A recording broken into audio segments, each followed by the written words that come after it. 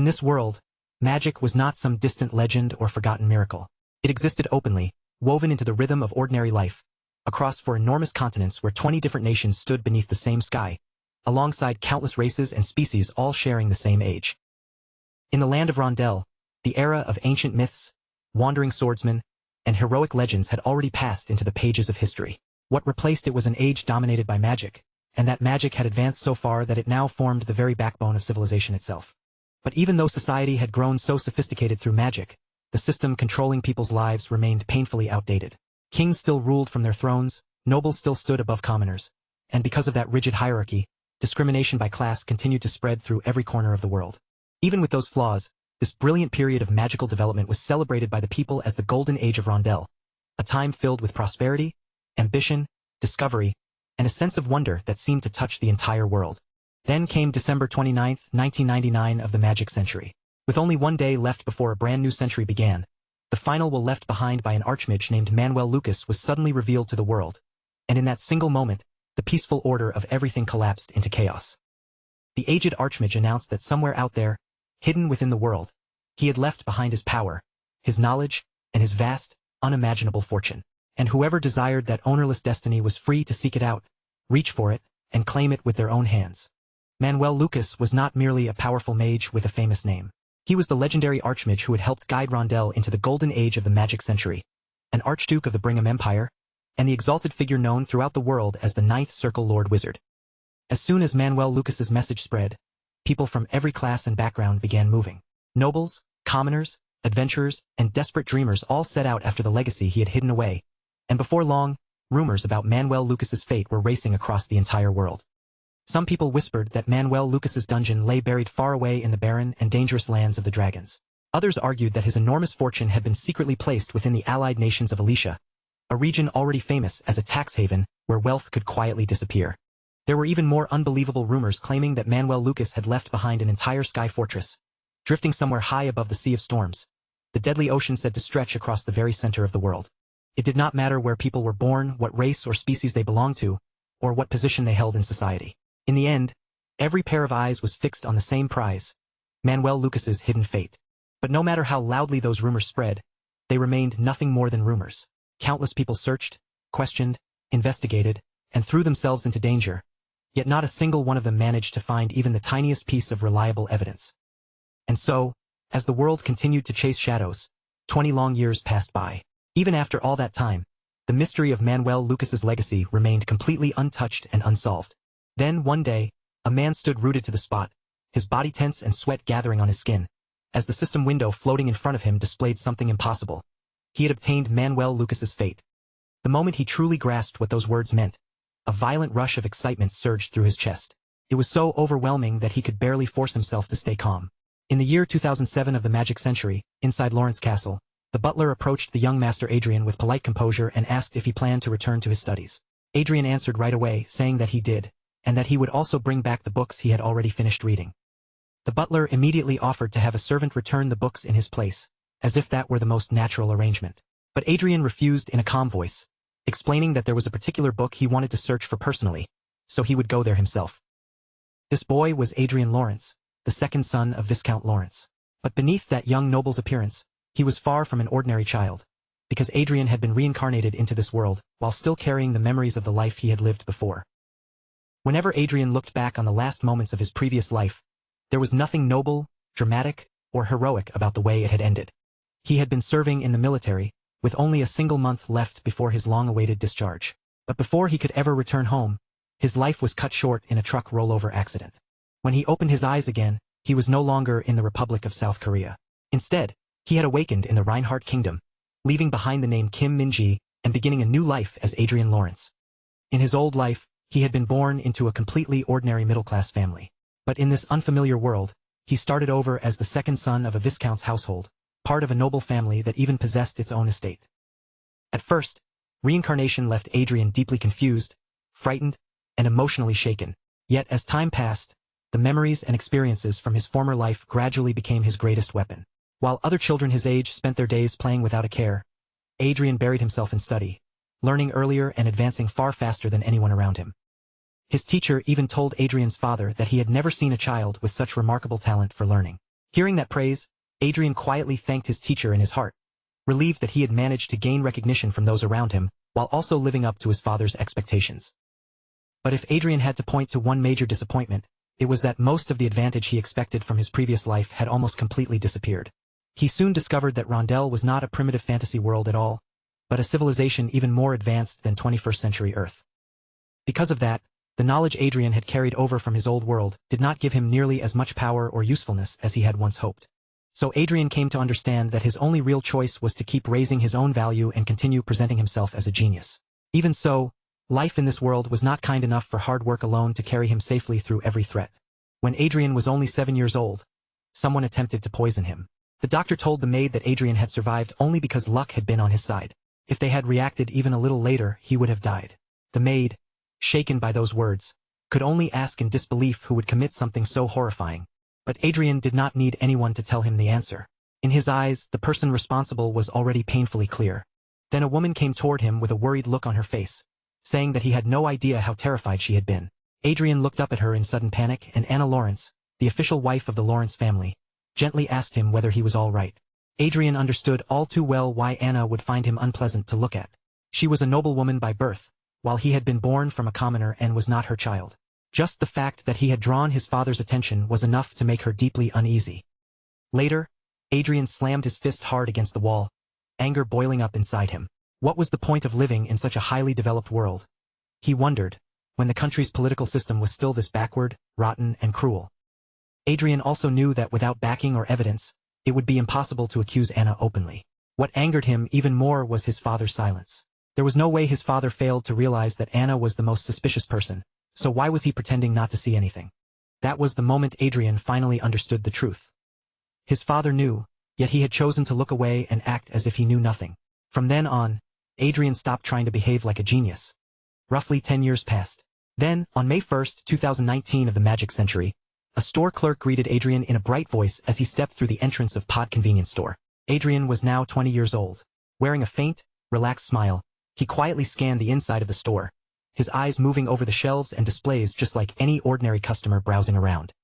One male clerk glanced at him with curiosity and quietly asked his coworker if she knew who that young man was, wondering if he might be some kind of celebrity.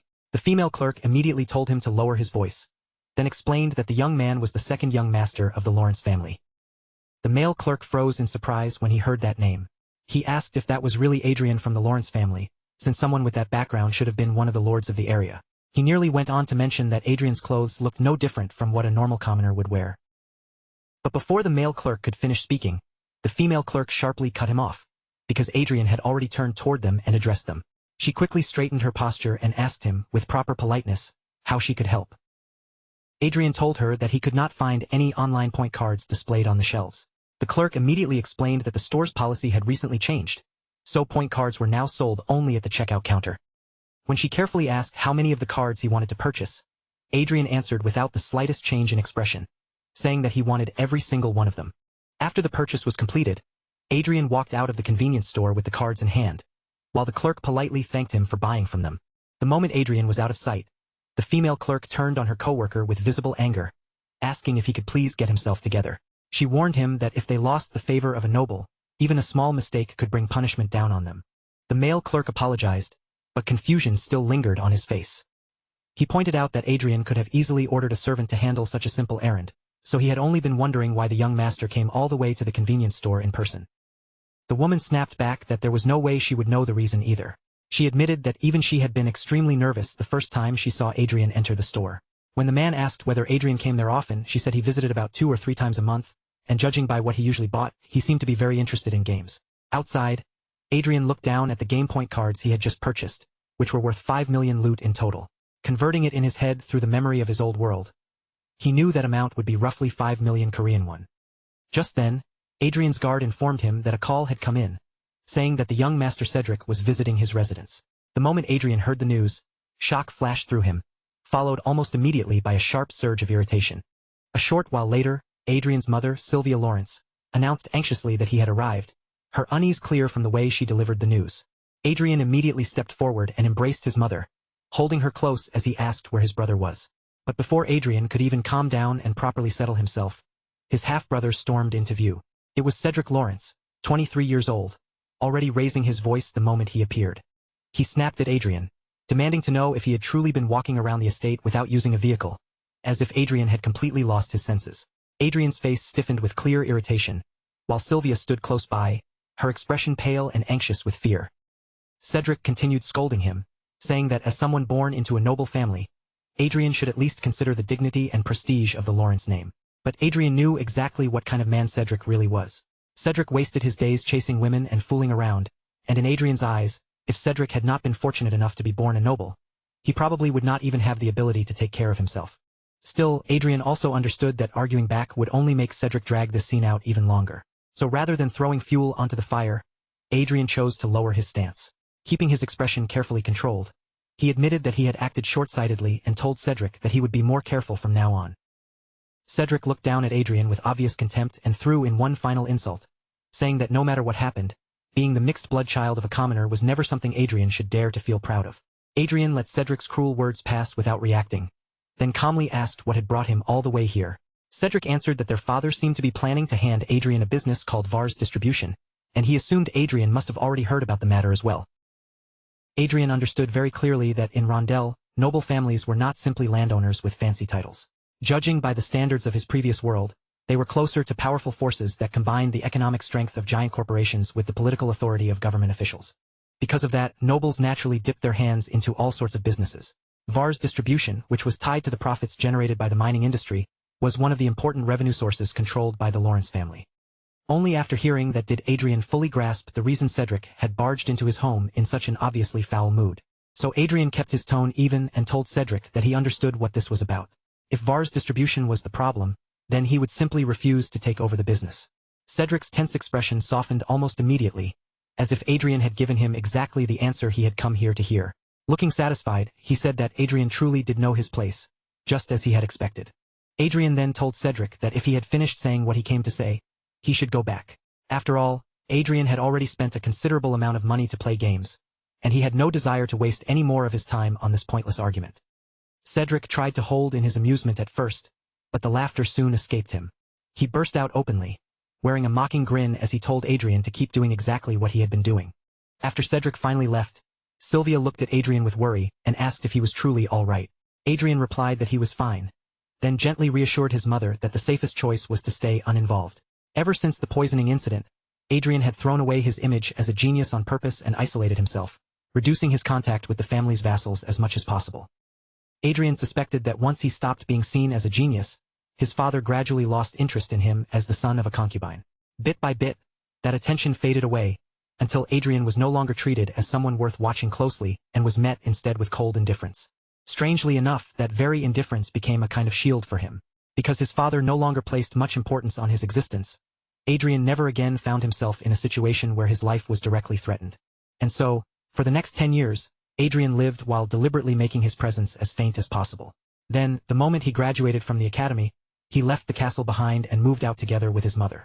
Even after moving into that new residence, however, life was far from peaceful or comfortable. Most of the servants working there were still under Anna Lawrence's influence, which meant Adrian could not even speak freely inside the place that was supposed to be his own home. As Adrian walked past, he overheard one of the maids whispering mockingly to the others, saying that he was acting desperate and doing nothing more than running away from reality. Adrian did not bother answering her. Without even turning his eyes toward the maid, he continued silently down the hallway and went straight into his room. Once he was inside, Adrian crossed over to the table and reached for the game device that had been left resting there. For a brief moment, Adrian wondered if the maids might actually be right. Maybe, without fully admitting it to himself, he really was using games as a way to escape from the heavy reality pressing down around him. The game screen lit up, revealing that Adrian had accessed Chronicle online.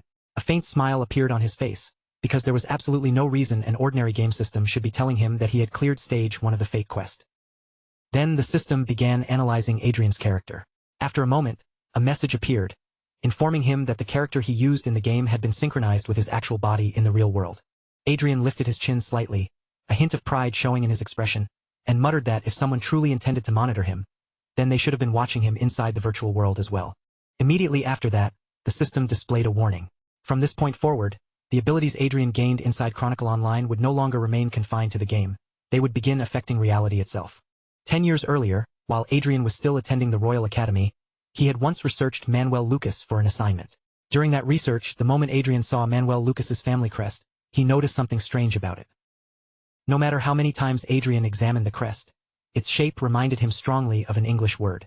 That single detail made him wonder how something resembling English could possibly exist in this world. Adrian considered the possibility that Manuel Lucas might have come from Earth, just like him. But he quickly stopped himself from reaching that conclusion too easily, since one small resemblance could still have been nothing more than coincidence. However, it did not take very long for Adrian to confirm that his suspicion had been right. Manuel Lucas really had been someone who came from Earth. Among the records, Adrian found the words Manuel Lucas had spoken before his death. His wish to walk once more along a California beach with Mary. To most people living in Rondell, those names meant absolutely nothing, and Adrian could have dismissed them as strange foreign words with no special meaning. But because they were part of the final story left behind by such a great man, Adrian could not simply ignore what he had discovered. Adrian recorded the Archduke's final message and began comparing it carefully against other documents. Before long, he found that those same names appeared in the records of the butler who had stayed by Manuel Lucas's side until the end of his life. That was enough for Adrian to understand that this was no coincidence. The great Archmage of Rondell, Manuel Lucas, had been an Earthling, just like Adrian himself. Once Adrian became certain of that truth, he began digging even deeper into anything and everything connected to Manuel Lucas. From that point onward, proof of Manuel Lucas's earthly origins began appearing one clue after another. Using the knowledge he carried from his previous life, Adrian carefully followed the path that Manuel Lucas had left behind. And in the end, Adrian finally succeeded in obtaining Manuel Lucas's legacy. The moment he realized what he had gained, excitement surged through him so strongly that he could barely keep it contained. For one brief instant, Adrian even allowed himself to think that from this point forward, he might finally be able to walk a smooth, bright, and beautiful path. But the moment that hopeful thought crossed his mind, something suddenly struck at him from behind, proving that the uneasiness he had felt was not wrong after all. A sword crashed into the wall behind Adrian, and at the same time, a wave of unbearable pain tore through him. In that instant, he understood that obtaining the legacy had not brought his suffering to an end. If anything, it had only opened the door to true hardship. Adrian clenched his teeth against the pain and wondered if he really had what it took to face the new threat now closing in on him. Manuel Lucas's legacy had been hidden in the last place anyone would have expected. It was not buried inside some dungeon or sealed away in a grand fortress. It existed online, inside a virtual world. Adrian had believed that no matter how realistic this world felt, it was still only a game, and pain should normally have been blocked or filtered out. But the pain tearing through Adrian was undeniably real. Every battle forced him to struggle as if his actual body were being pushed to its limits. The idea that a legacy acquirer could become synchronized between the game world and real life sounded so absurd that no ordinary person would ever believe it. As a goblin swung its weapon toward Adrian, he twisted his body aside and avoided the blow. Then, in the very next instant, he counterattacked, driving his sword forward until it stabbed straight into the goblin's face and landed a critical hit. The system announced that Adrian had reached level 10 and had cleared stage 1 of the Fate quest. At the same time, his injuries were restored, and another message informed him that reaching this level meant he was now eligible to change jobs. In the next moment, Adrian found himself standing in an entirely different place. The system notified him that the main god Ariel had moved him into a hidden secret space. Then the system began initializing Adrian's character and synchronizing that character with his real body, making it possible for the abilities he obtained in Chronicle Online to carry over into reality. Adrian could not stop himself from cursing under his breath, frustration slipping into his voice, because the synchronization process was taking much longer than he had expected. At that moment, a door suddenly appeared behind Adrian. The system then asked whether he wished to proceed to the second floor of Manuel Lucas's magic tower. Adrian turned toward the newly appeared door and walked straight up to it. Without hesitation, he gave a firm and unmistakable answer, yes. When Adrian stepped through the doorway, he emerged into a library. Unlike the empty first floor, this space was filled with bookshelves lined tightly with books, and as his gaze moved ahead, he noticed a chest sitting in front of him and wondered if it might be a treasure chest. A system window opened in front of Adrian, its glowing message announcing that he had obtained 5 billion loot, the currency used throughout Rondell. Right beneath that, the system informed him that if he wanted to receive the deposit, he would need to enter the account where the money should be transferred. The system then added another option, explaining that Adrian could choose to receive the amount as online currency instead if he preferred. Even so, Adrian felt a wave of relief wash over him, because a real reward had finally appeared before his eyes, and for the first time in a long while, it truly felt like all his effort had not been wasted. Adrian reached forward and claimed the reward, thinking with a slight regret that it was a shame he could not immediately take such an enormous amount of money for himself. But then the system displayed something far more important than wealth. One circle had been created, and through that creation, Adrian had officially received the job of a mage. And that was not all. A circle had also formed inside Adrian's synchronized real body. The moment he realized that, Adrian understood the truth clearly. The true worth of Manuel Lucas's fate had never been the money. From the very beginning, this power was the real prize.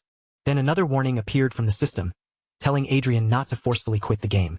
It explained that because his body was synchronized, disconnecting too suddenly could send a massive shock through him. As the circle began taking shape inside him, Adrian thought back to the mana points that had always appeared beside his health points on the screen. Until now, he had treated them as nothing more than part of the game interface, because in real life, he had never once felt actual mana moving inside him. When the system finally announced that circle creation was complete, Adrian felt it for the first time with absolute clarity. A steady current of mana flowed through his chest, as if something dormant had just awakened deep within his body. Adrian knew the process had been far from easy, but now he finally understood the real strength hidden inside Manuel Lucas's fate. Its true power was the ability to connect the virtual world and reality through synchronization. Now that Adrian had created his first circle, he naturally wondered whether there was a technique he could learn that suited his new level as a mage. After all, the bookshelves surrounding him were packed with books, and he was certain they had to be part of Manuel Lucas's work as well. Just as Adrian was about to reach for one of the books, the system issued another notice and asked if he wanted to search for materials. Adrian immediately realized how convenient that feature was. With so many books filling the library, he had been wondering how long it would take to examine them all. But this kind of convenience was exactly what one should expect from humanity's greatest mage. In that moment, Adrian could only acknowledge it. Manuel Lucas truly lived up to the weight of his legendary name. A little while later, Adrian was leaning heavily against a bookshelf, his face twisted from the crushing pain in his head. Learning skills and magic simply by touching a book was definitely convenient, almost like a perfect game system, but having the principles forcibly carved into his mind was an agonizing and deeply unpleasant experience. Even so, Adrian forced himself to endure the pain. With a strained breath, he reached toward another book, knowing that this one would be the last he needed to touch for now. The system identified the book as a circle concealment technique, a method created to hide both the user's circles and the mana they possessed. However, it also warned that the technique would not be effective against Aura Master level knights, mages above the 7th circle, or top-grade detection artifacts. The moment Adrian saw that description, he understood that this was the skill he needed more than anything else. It almost felt as though the system knew his exact situation and had placed the perfect solution directly in front of him. As soon as Adrian acquired the technique, a wave of dizziness rolled through him. Then another powerful headache struck deep inside his skull, even sharper and heavier than before. The world around him seemed to tilt and sway, and Adrian slowly collapsed onto the floor. Even then, a weak laugh slipped from him. He thought that he had never wished for anything grand through Manuel Lucas's fate. Lying there, he knew he had only taken the very first step, and countless things were still waiting ahead. All Adrian wanted was for himself and his mother to live comfortably, without fear or trouble, and in silence, he swore he would do whatever it took to make that happen. The next day, inside the mansion's training hall, Adrian's trusted friend and guard, Knight Weiss, watched him with close attention. After observing his movements, Weiss remarked that Adrian had more stamina than he had expected. Adrian looked back at him and asked if that was really true. Weiss answered honestly, admitting that when Adrian first said he wanted to improve his swordsmanship, he had been a little surprised. Adrian gave a casual explanation, saying that he had been feeling somewhat sluggish lately, so he figured getting some exercise and moving his body would be good for him. But the real reason was different. Adrian knew that strengthening his actual body would also benefit him inside the game, because his character's abilities were now synchronized with his real body. On top of that, Adrian could feel both his mana and stamina improving little by little. It seemed that the enhanced stats he gained inside the game were also changing what he could do in reality. In simple terms, the skills he developed in the game could now be applied outside of it as well. He smiled faintly to himself, reassured that the issue of his mana circle had already been handled thanks to the concealment skill he had learned in Manuel Lucas's magic tower. Weiss noticed the smile on Adrian's face and asked if something good had happened.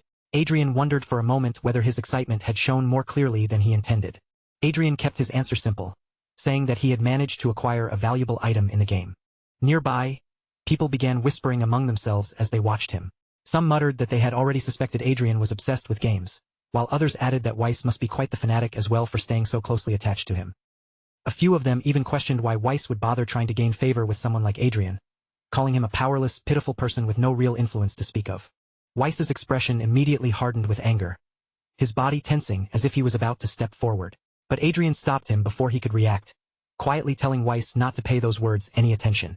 Even so, deep down, Adrian appreciated the fact that Weiss was willing to stand up for him. Adrian knew better than anyone that this helpless image was something he had created on purpose. In order to avoid drawing the attention of Anna Lawrence and Cedric Lawrence, he needed to look insignificant, and for the time being dismissed as worthless was the safest position he could occupy.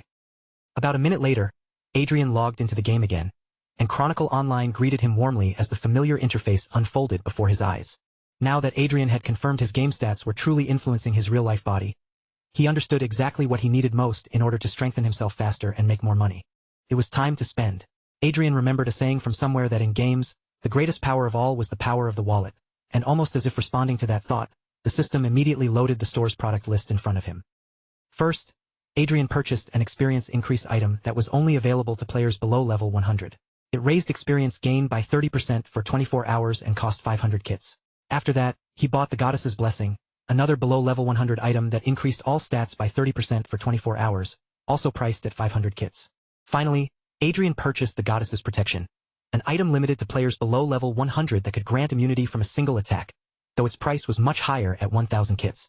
Adrian realized that buying these items earlier would have been incredibly useful, but the cash shop had only opened after he reached level 10.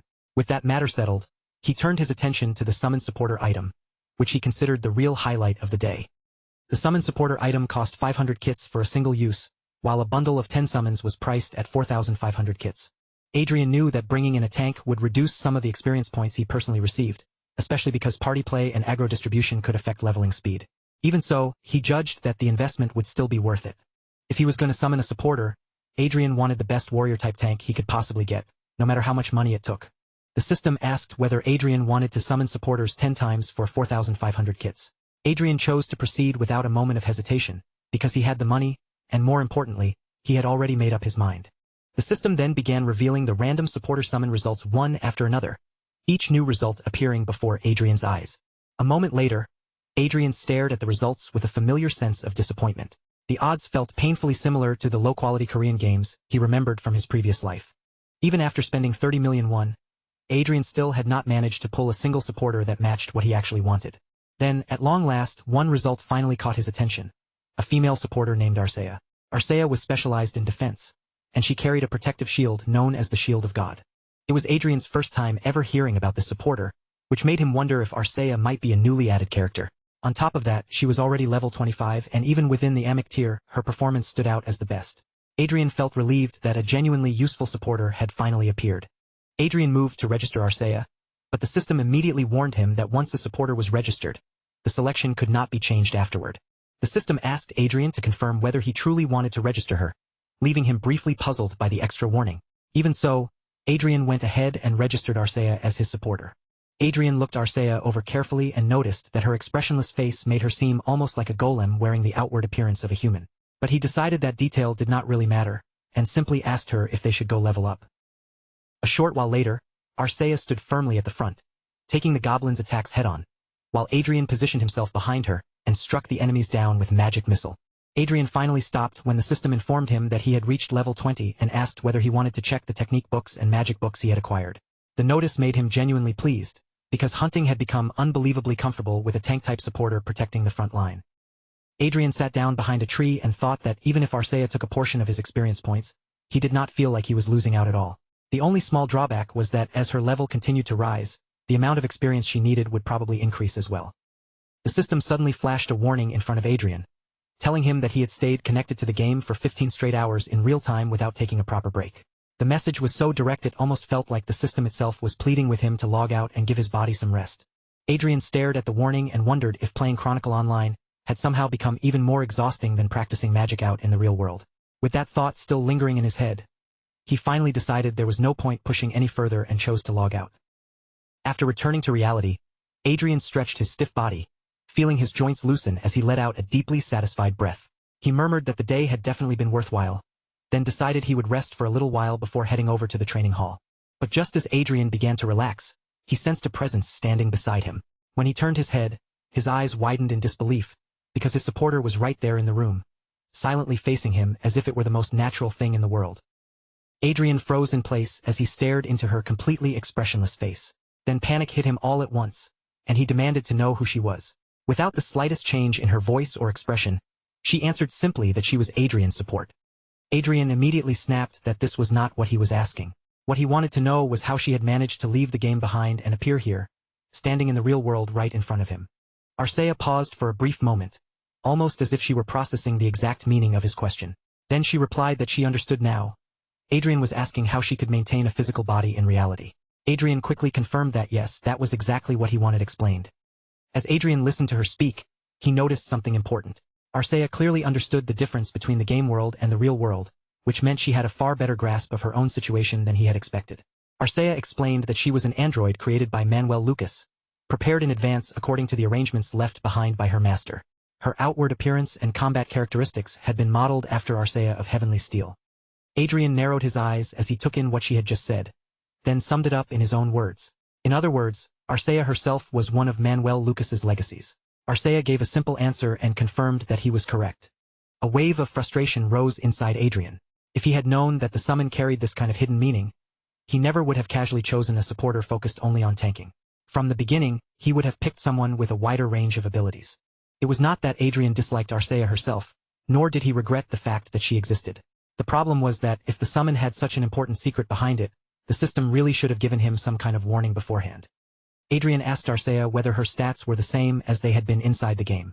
Arcea answered yes, then explained that her restricted stats would gradually recover as Adrian's level in Chronicle Online increased. Functionally speaking, she believed her maximum ability was comparable to that of a Grand Master, and that statement left Adrian utterly stunned. Adrian understood exactly how ridiculous that level of power was. If knight rankings were divided into 9 classes, then a Grandmaster belonged to the 8th class, the same realm as an 8th Circle Mage. That meant power comparable to the strongest beings on the continent.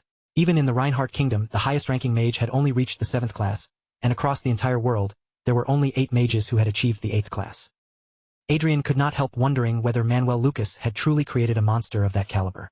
Still, no matter how unbelievable it sounded, having such an extraordinary and reliable ally, especially one who obeyed only his commands, was undeniably useful. The real issue now was figuring out how to hide Arcea's existence. Adrian asked where she had been before being summoned to him, and whether it was possible to reverse summon her back to wherever she came from.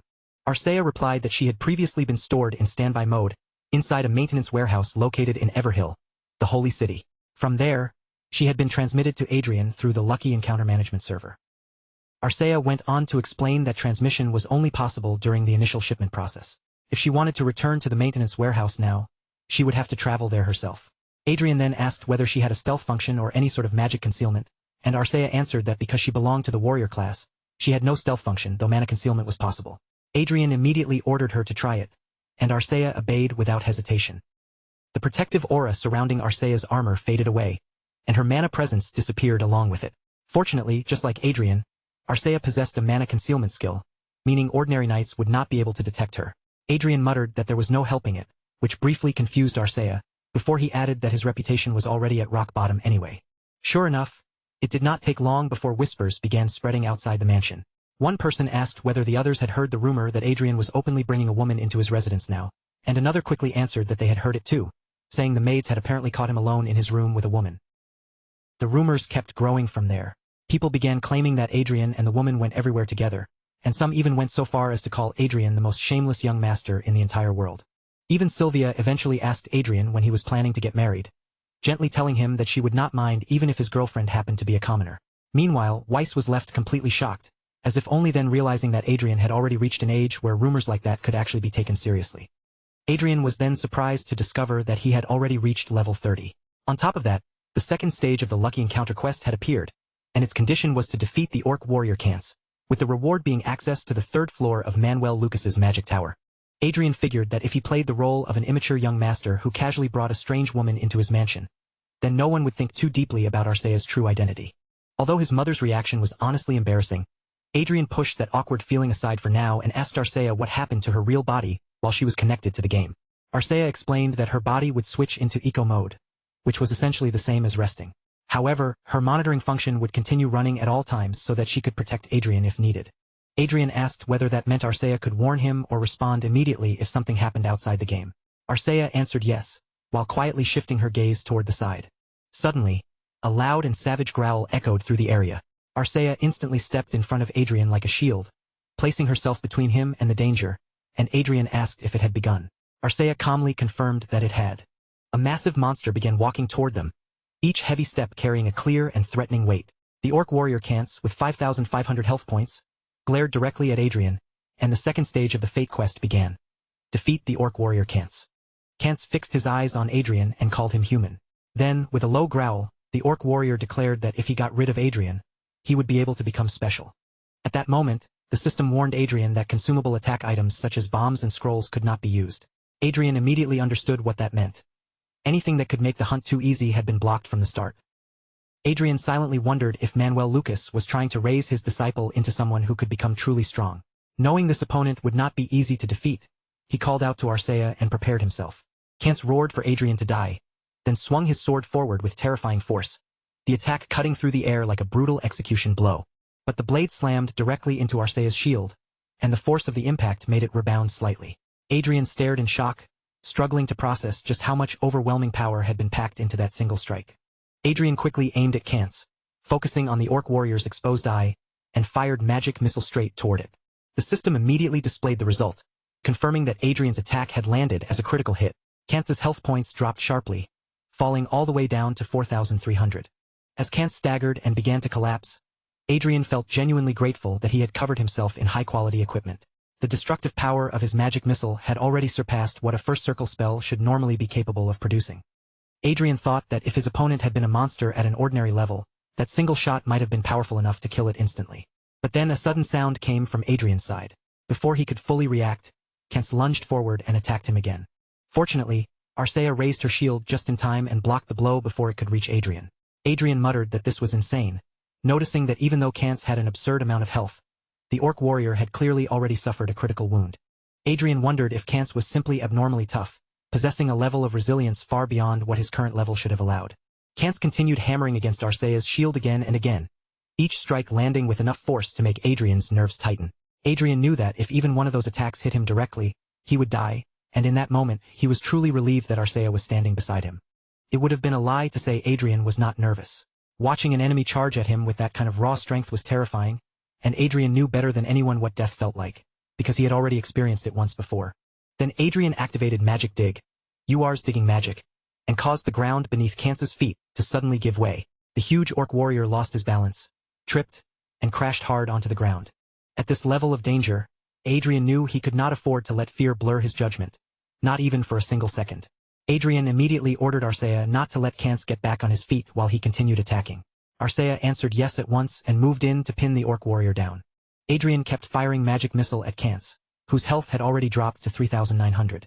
He continued the relentless assault until Kance finally forced himself back up with only 50 health points remaining. Adrian taunted Kance, saying the orc warrior was annoyingly persistent. Those words only enraged Kance even further, and he threw himself forward again, raising his sword for another attack. But Adrian simply raised his finger toward Kance and told him that it would have been smarter to drop the sword and try using proper ground techniques instead. Then Adrian activated his power once more and fired another magic missile. This final shot struck true, finally bringing down the orc warrior Kance. The system window appeared in front of Adrian, its message confirming that he had successfully cleared Fate Quest Stage 2. At the same time, it announced that the conditions needed to open the next area of Manuel Lucas's magic tower had finally been satisfied. With that confirmation, the third floor of Manuel Lucas's magic tower was unlocked, revealing a brand new path that would lead Adrian even deeper into the legacy he had been chasing. At that very same moment, inside Viscount Lawrence's office, Rayford Lawrence stood quietly near the window, gazing out through the glass as the dark night stretched endlessly beyond it. From behind him, Anna Lawrence watched his silent back for a moment before quietly asking what he was thinking about at such a late hour. Rayford slowly turned his head toward Anna, but he did not answer right away. For a brief while, he simply stared at her in silence, his expression difficult to read. Anna reminded him that the night had already grown late, yet he was still standing there alone, lost in thought instead of resting. Then Anna asked if the reason he looked so troubled was because of the rumor that Adrian had brought a commoner woman into his mansion. Rayford only called Anna's name in a low, restrained voice. Then, without giving her any explanation, he handed her an envelope. When Anna opened the envelope, she found a convocation order for the local forces inside. The document stated that the possibility of war breaking out against the Croixan Empire was growing increasingly high. The order explained that troops from each territory would be gathered together to form regional forces. Viscount Lawrence was expected to join the Western Command with 5 vanguards, 50 knights, and 1,000 soldiers. Anna immediately looked to Rayford and asked if he intended to send Cedric to the battlefield, but Rayford remained silent, his face giving away nothing. Anna then pleaded with him to send Adrian instead.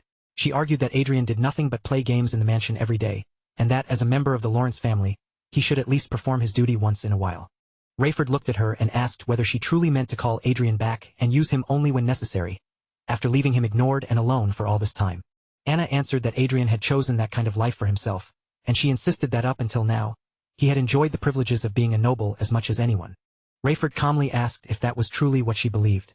Anna's eyes narrowed at his tone, and she asked what exactly he was trying to say. Rayford did not respond immediately. Instead, he continued staring at Anna in silence, allowing the tension between them to grow heavier with every passing second. Then Rayford told Anna that Cedric was the successor of the territory, and that he would make certain neither she nor his father-in-law would be troubled by anything from that point forward. Because of that, he told her to accept his decision this time, leaving Anna furious yet unable to say anything back. After that, Rayford said that, just as Anna had suggested, he would send Adrian to the battlefield. However, once Adrian returned, Rayford would make him completely independent, and from then on, he wanted both Adrian and Sylvia kept away from danger. Rayford made it clear that this included surveillance and secret investigations as well. He asked Anna if that should be enough, then told her to stop now and allow Adrian to live freely. The next day, inside the training hall, Weiss looked genuinely pleased as he watched Adrian move. He told Adrian that his physical strength had improved dramatically thanks to the steady training he had done over the past several days. Adrian found it difficult to believe that he had improved so quickly. Weiss then added that if Adrian had trained this seriously since his teenage years, he might have grown into a truly remarkable man. Adrian only smiled quietly at those words. Of course his abilities had improved, after all, he had already reached level 30 and cleared the second stage of the Fate Quest. Adrian also remembered how satisfying the reward from that Fate Quest had been. Not only had he received a large amount of money and formed his second circle, but he had also gained access to a subspace. The subspace function worked almost like an inventory from a game. It had become Adrian's personal treasure chest, a hidden place where he could secretly store whatever items he needed, and if he used it properly, it could serve purposes far beyond simple storage. Adrian thought again about how his game stats were being reflected in reality. Depending on how much effort he put in, he could become a mage while also developing physical ability comparable to a knight. And if he ever fully absorbed the stats granted by Manuel Lucas's fate, Adrian might become an even more terrifying monster than Manuel Lucas himself. With that thought in mind, Adrian told Weiss that he had rested enough and that they should continue training. But before they could resume, another knight approached them and informed Adrian that the Lord had summoned him to the castle. A few days later, inside Lawrence Castle, Adrian found himself wondering why his father had suddenly called him there. Cedric, unable to hide the anger on his face, demanded to know why Adrian was being chosen to represent the Lawrence family on the battlefield. Rayford explained to Cedric that he was the sole heir of the family, and because of that, Rayford could not allow him to stand on such a dangerous battlefield. Sylvia looked at Rayford in disbelief and asked if he was saying Adrian was not as important as Cedric. Rayford answered that Adrian's value was different from the value of the family's heir. Adrian could hardly believe that Rayford had summoned him here just to say something like that. The words left a bitter taste in his mouth, and irritation began to rise inside him. Even so, Adrian understood that this situation was not entirely bad for him. Anyone could enter the game as long as they had the headgear, and since he would be going to war as a substitute for the heir, no one would be able to interfere with him too easily. More importantly, once Adrian left for the battlefield, he would finally be outside Anna Lawrence's constant watchful gaze. So Adrian kept his expression calm and told Rayford that he understood. He would participate in the war as the representative of the Lawrence family. Rayford thanked him, but Cedric's expression remained sharp and displeased. Cedric said he would not argue any further, since this was their father's decision. However, Cedric warned Adrian that he would not stay quiet if Adrian brought shame upon the Lawrence family. Adrian found it almost funny that Cedric was saying this to the younger brother being sent to war in his place.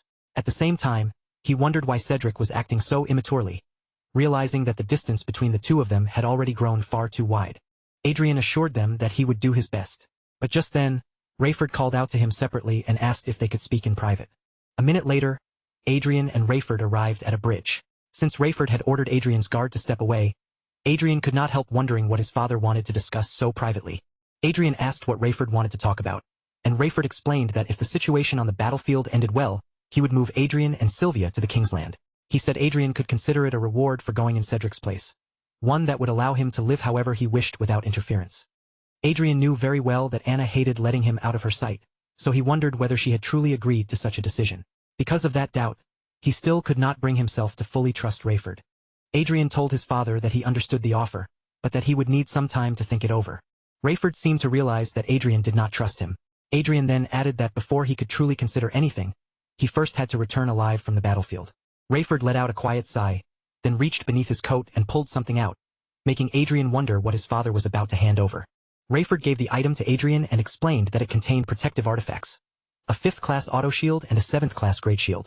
Since teleportation could not be used on the battlefield, he told Adrian that these would surely prove useful. Adrian was genuinely surprised when he saw what they were.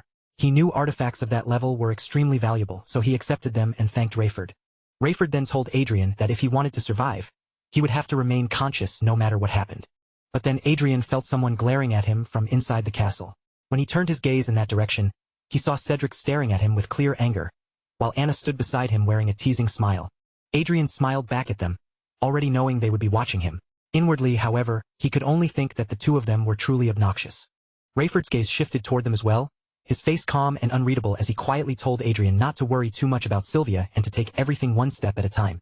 Adrian gave no immediate answer, but in the back of his mind, an old memory surfaced. The time he had almost been poisoned at only 7 years old, and the bitter disappointment he had felt when he saw how his father reacted.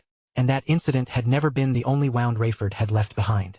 Still, with enemies pressing in from every direction and danger surrounding him on all sides, Adrian had to admit that the only person he could place even a fragile amount of trust in right now was his father. Adrian did not hesitate for even a second.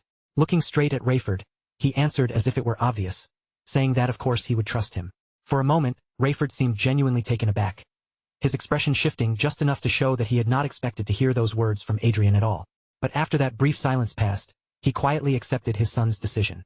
Some time later, Rayford returned to his own room, and the quiet closed in around him the moment he stepped inside. Once the door shut behind him and he was finally alone, a brutal headache suddenly tore through his skull, heavy and sharp, as if an invisible weight had dropped directly onto his head. Rayford could not simply endure that pain in silence, not with the pressure splitting through him so violently. He activated his pain mitigation magic, letting the spell spread through his body and dull the knife-like edge of the headache. Only after the magic took effect did the crushing pain begin to loosen, giving him just enough relief to breathe properly again. After his breathing slowly evened out and his usual composure returned to his face, Rayford pushed himself up and rose to his feet.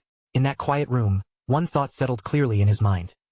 He had realized long ago that Adrian had not been the same child ever since the poisoning incident. Meanwhile, back at Adrian's mansion, Sylvia could no longer hold back her tears.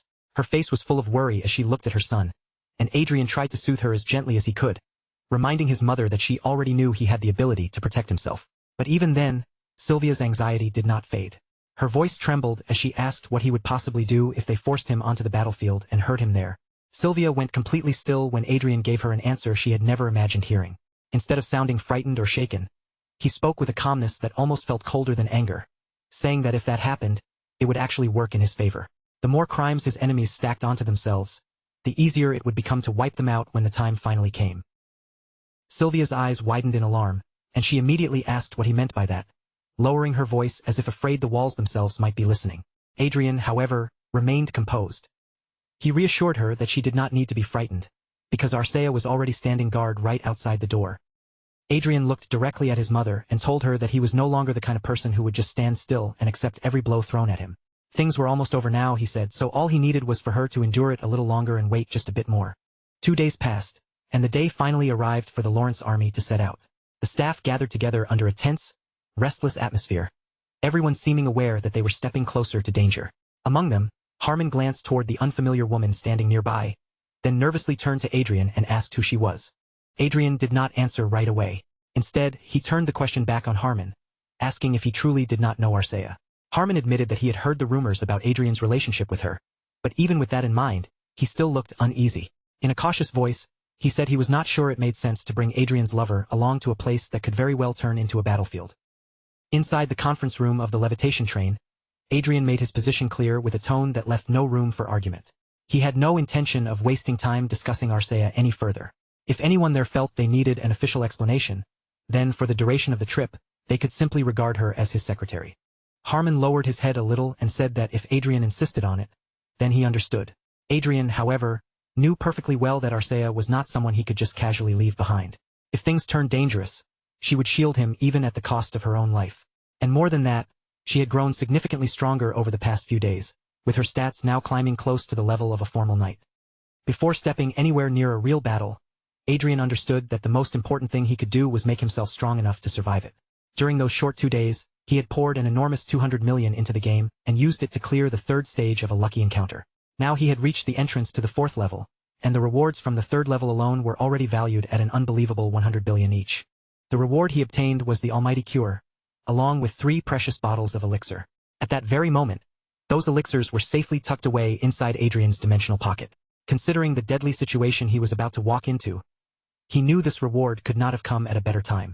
Adrian quickly understood that he did not have the luxury of wasting even a single extra minute. The fourth level was already waiting in front of him, and if he wanted to take advantage of this chance, he had to move before the opportunity slipped through his fingers. With that decided, Adrian informed everyone that he would be resting in his room for the time being. If anything urgent or important happened while he was away, they were to send him a message immediately. Harmon blinked, clearly confused, and asked what Adrian meant by sending a message. Adrian answered as plainly as possible, saying he was going to keep playing his game. That casual response left Harmon visibly stunned, but Adrian only looked back at him as if nothing about it was strange and asked whether there was a problem.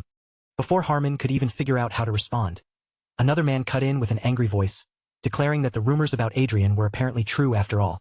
Harmon's expression tightened instantly, and he turned toward the man with visible caution, addressing him as Sir Dalton. Adrian recognized Dalton right away as a vanguard. Soldiers like him were not ordinary fighters. They were elite troops armed with force armor and force swords, making them far more dangerous and valuable than the average soldier on the field. In war, vanguards were the kind of soldiers who stood right in the heart of the battlefield, where the fighting was at its fiercest.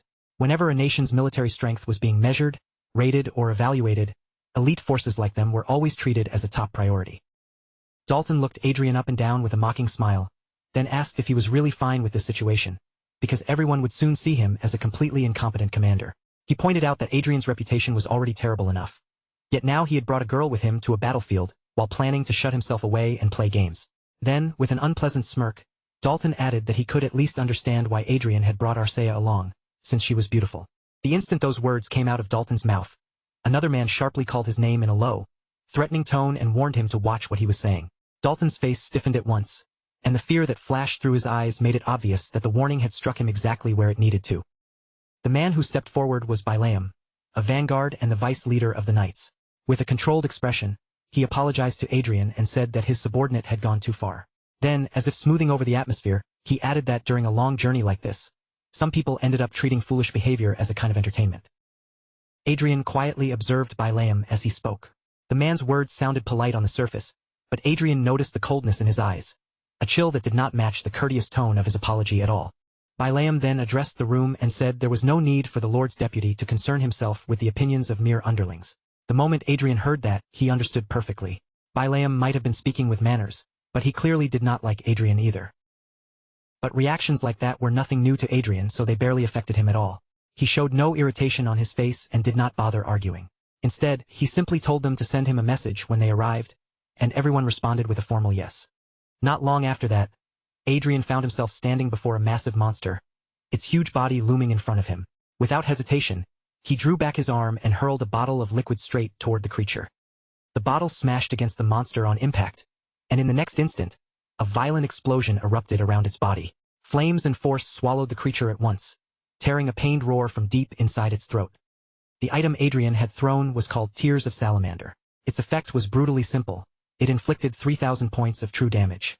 The downside, of course, was that it was an absurdly overpriced item, made with expensive materials that would make most people hesitate before ever using it. Even Adrian still thought the price was ridiculous, but he could not deny how useful it was. Being able to deal 3,000 true damage instantly, without taking the time to cast a spell, was simply too powerful to ignore. No matter how expensive it was, he would gladly accept that kind of immediate firepower. Then a system window appeared in front of Adrian's eyes. The moment he saw it floating there, he knew his plan had succeeded exactly as intended. The display showed that Adrian had finally reached level 80. At that same moment, the main god Ariel drew him back into the hidden room once again. Excitement surged through Adrian as he realized what this meant.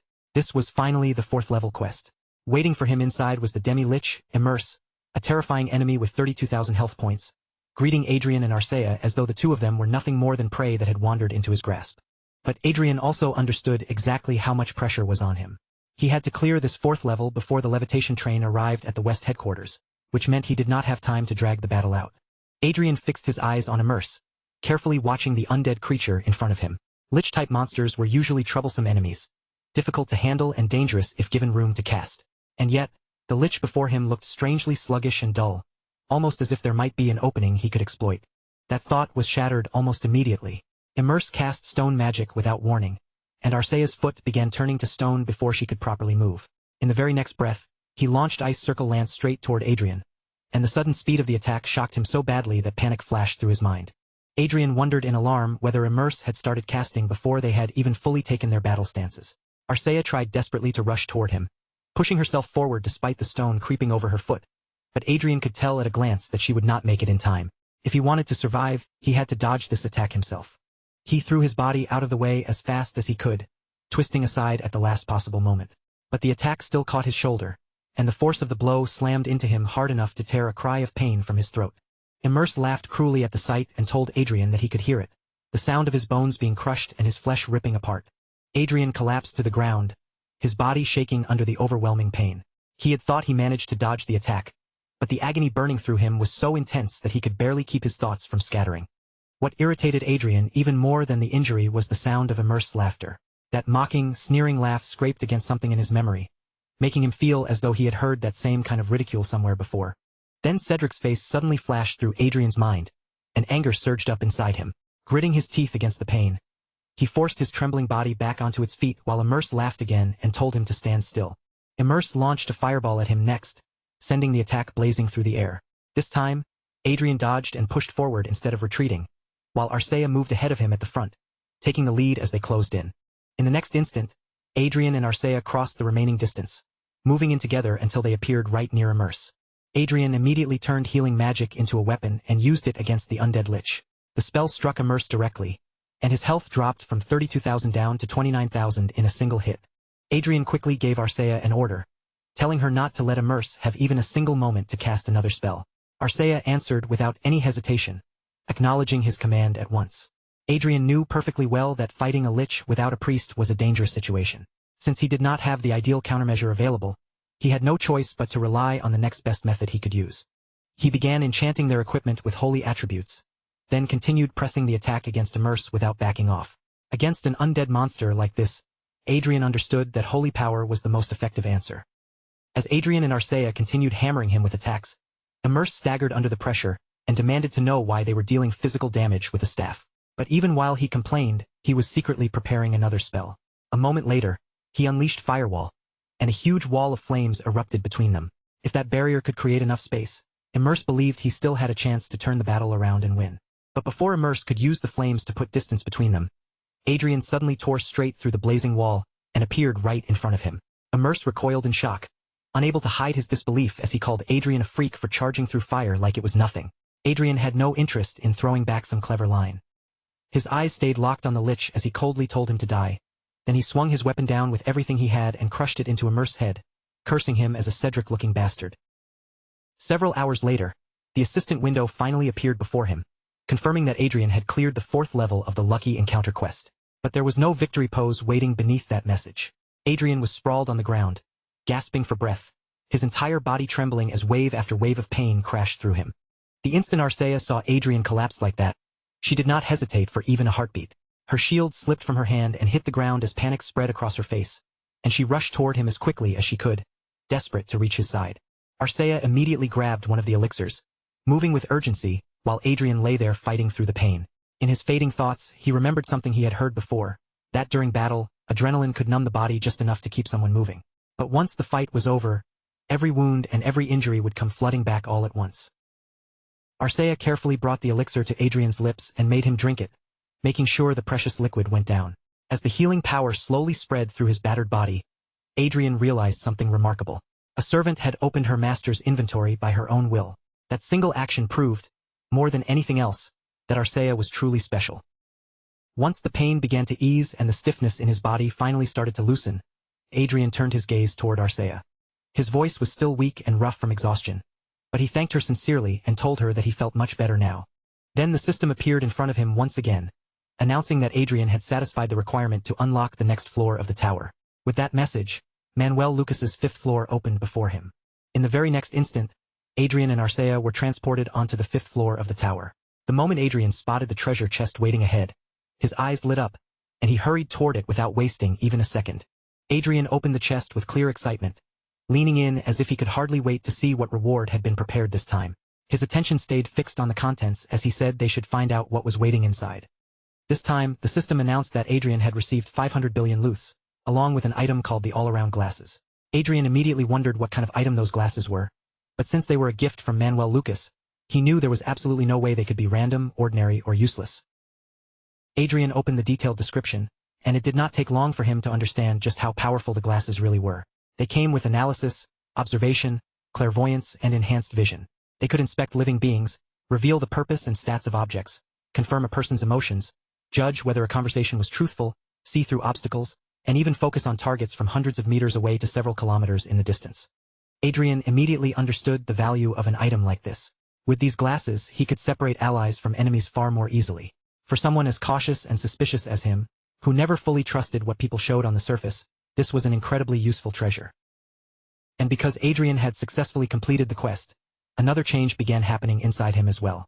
The fourth circle was finally starting to form within his body. The next day, at the West headquarters, one man looked Adrian over and asked if this was really the second son of the Lawrence family.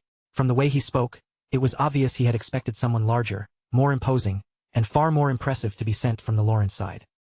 Another man replied that the famous son was called Cedric, or at least something close to that, and said he had heard Cedric had been drawing attention since childhood because of his talent. But the first man looked back toward Adrian and said this one was probably the younger brother instead. After all, he had heard Adrian became a fool after eating poison. Neither of them realized that Adrian could hear every single word. Wearing a bright, cheerful smile, Adrian stepped into the conversation and confirmed that yes, he was indeed the younger son who had eaten poison.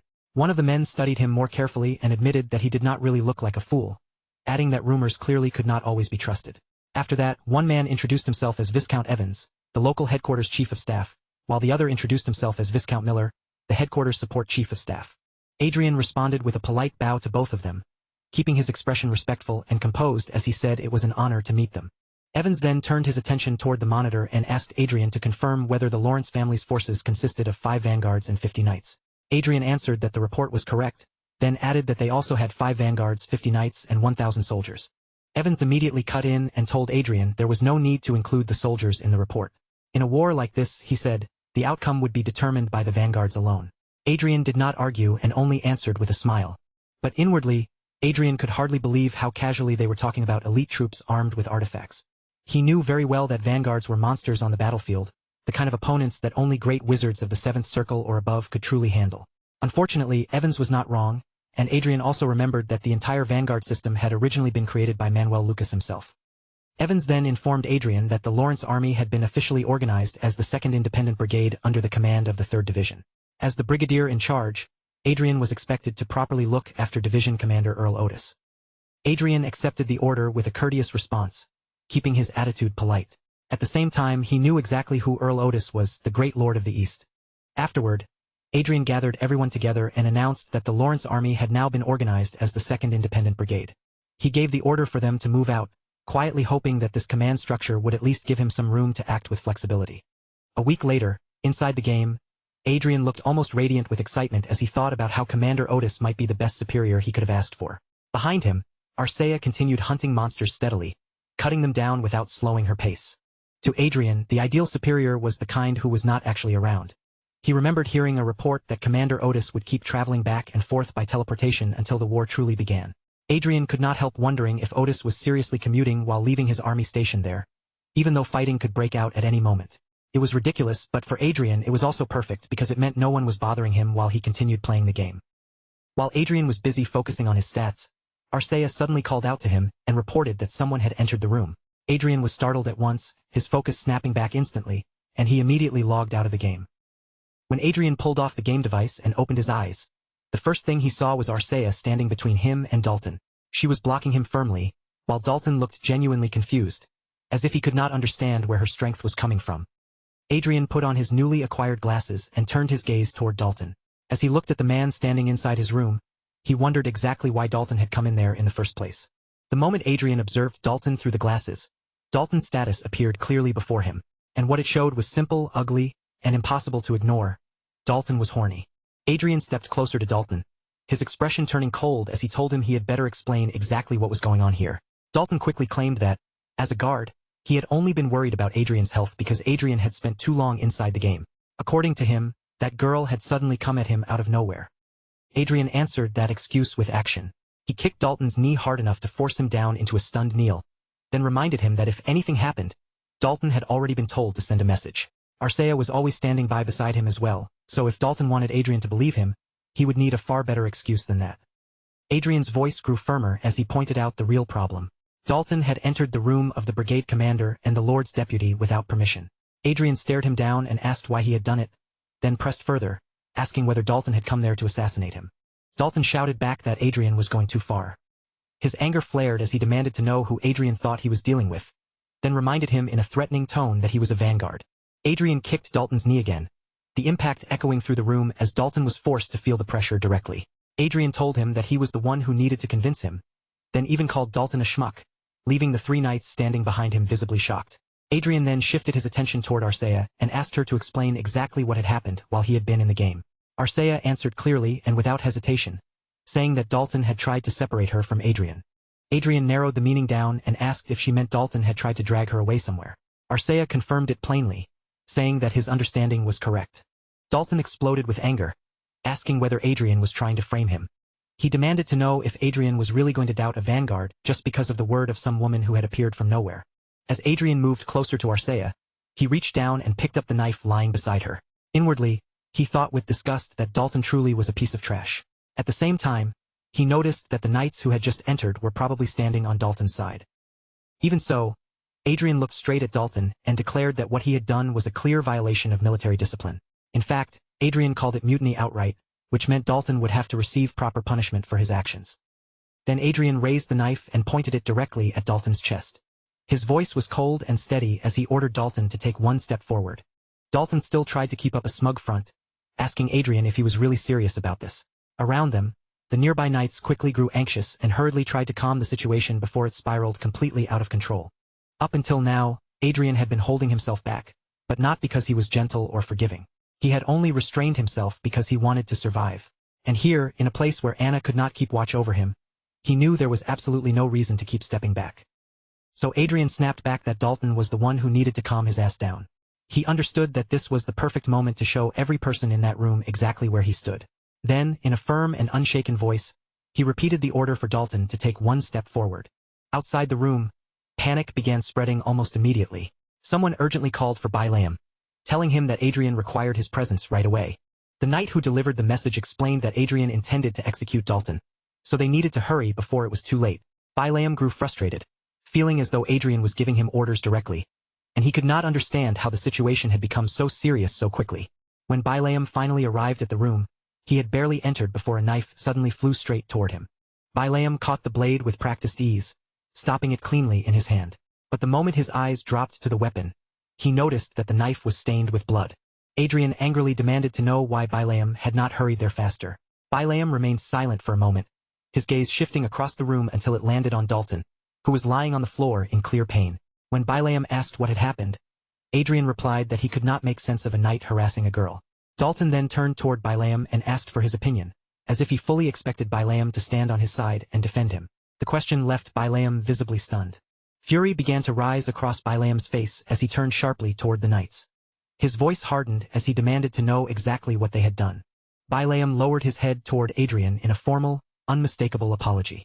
His voice was controlled, but there was no hiding the weight behind it as he admitted that this entire disgrace had happened because he had failed to properly manage the men under his command. Then Bilam turned that restrained fury toward Dalton, who was still injured and sprawled miserably across the floor.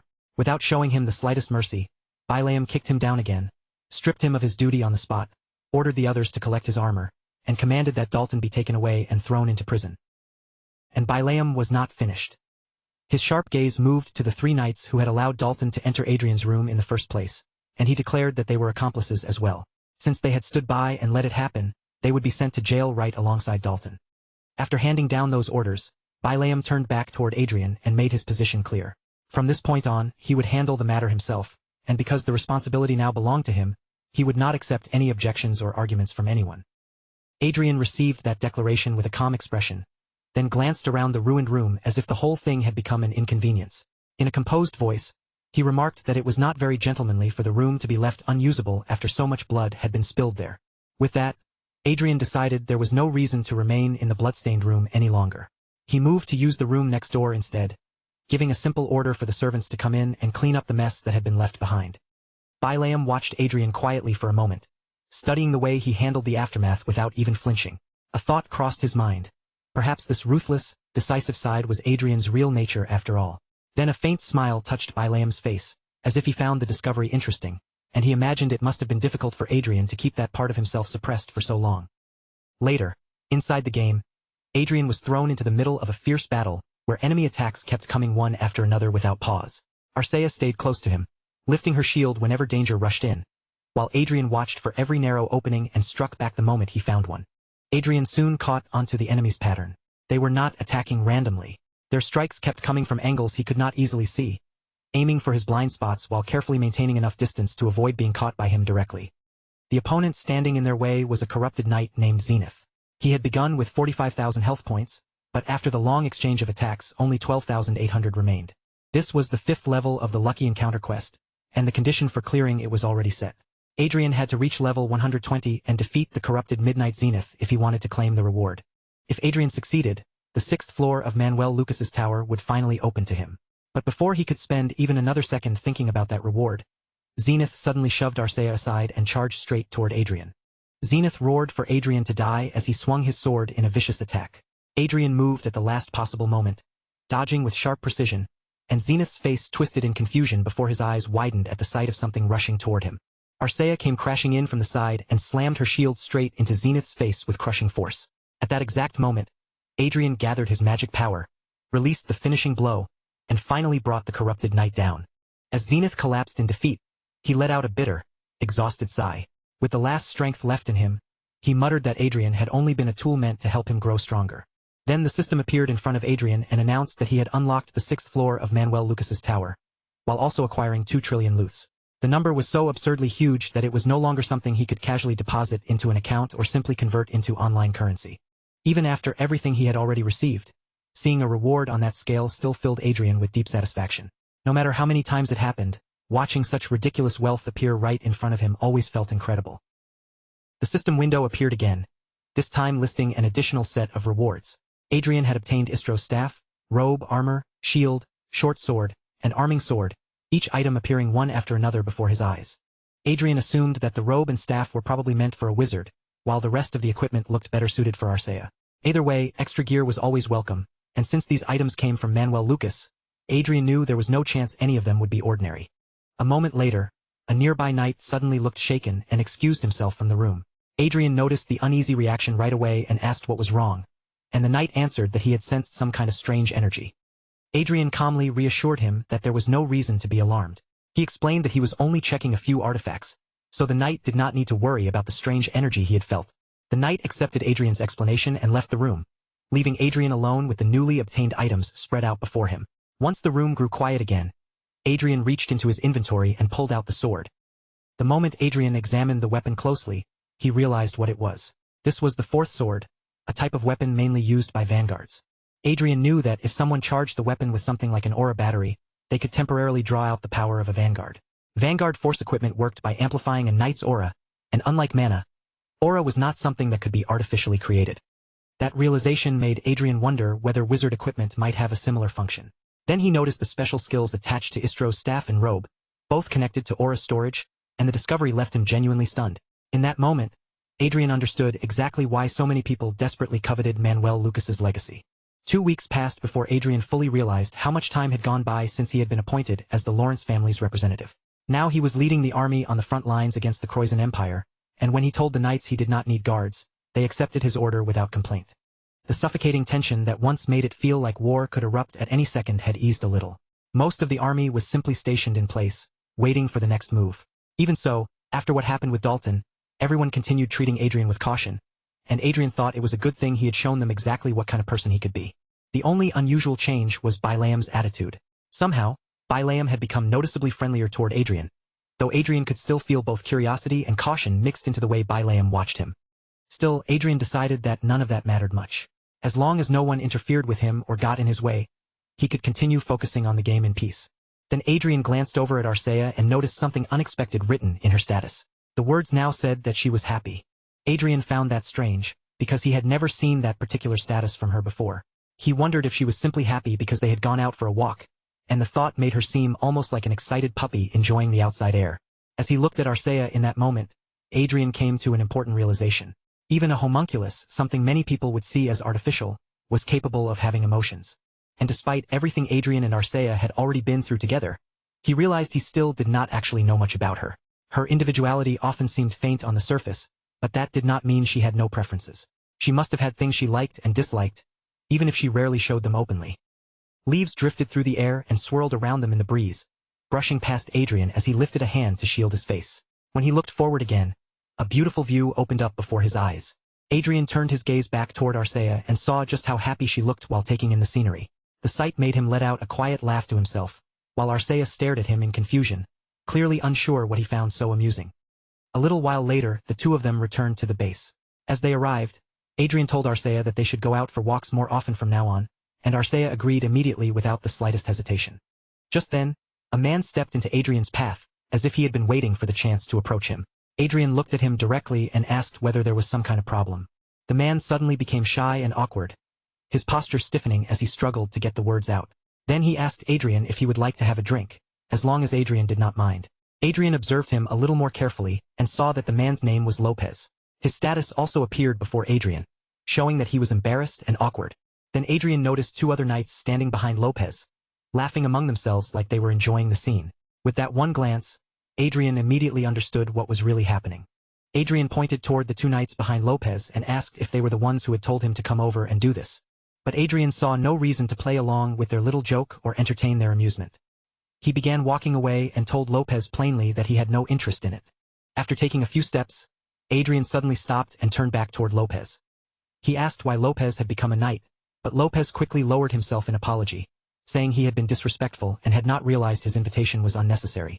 Adrian had not meant the question in that way at all. The real reason he asked was because, aside from a homunculus, this was the first time he had seen someone with more than two exceptional talents. Lopez had an extremely high aptitude for mana and even possessed rare traits. Adrian could not help wondering why a person with that kind of ability was serving beneath other knights, though he reminded himself that it was not truly his problem to solve.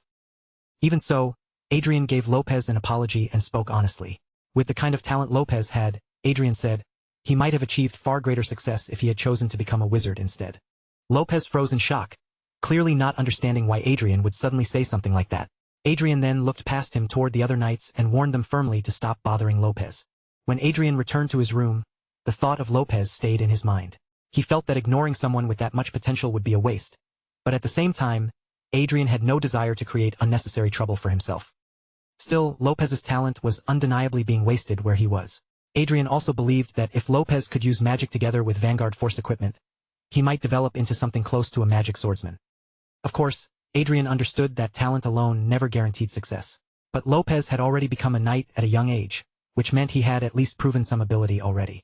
In Adrian's eyes, there was a real chance that Lopez could grow into something far greater. If Adrian could bring Alan Lopez under his own command, it would be an excellent gain for him. A talent like Lopez's was far too rare and valuable to be left buried under someone else's banner, especially when Adrian could already see just how much potential was being wasted. The real obstacle, however, was Earl Otis.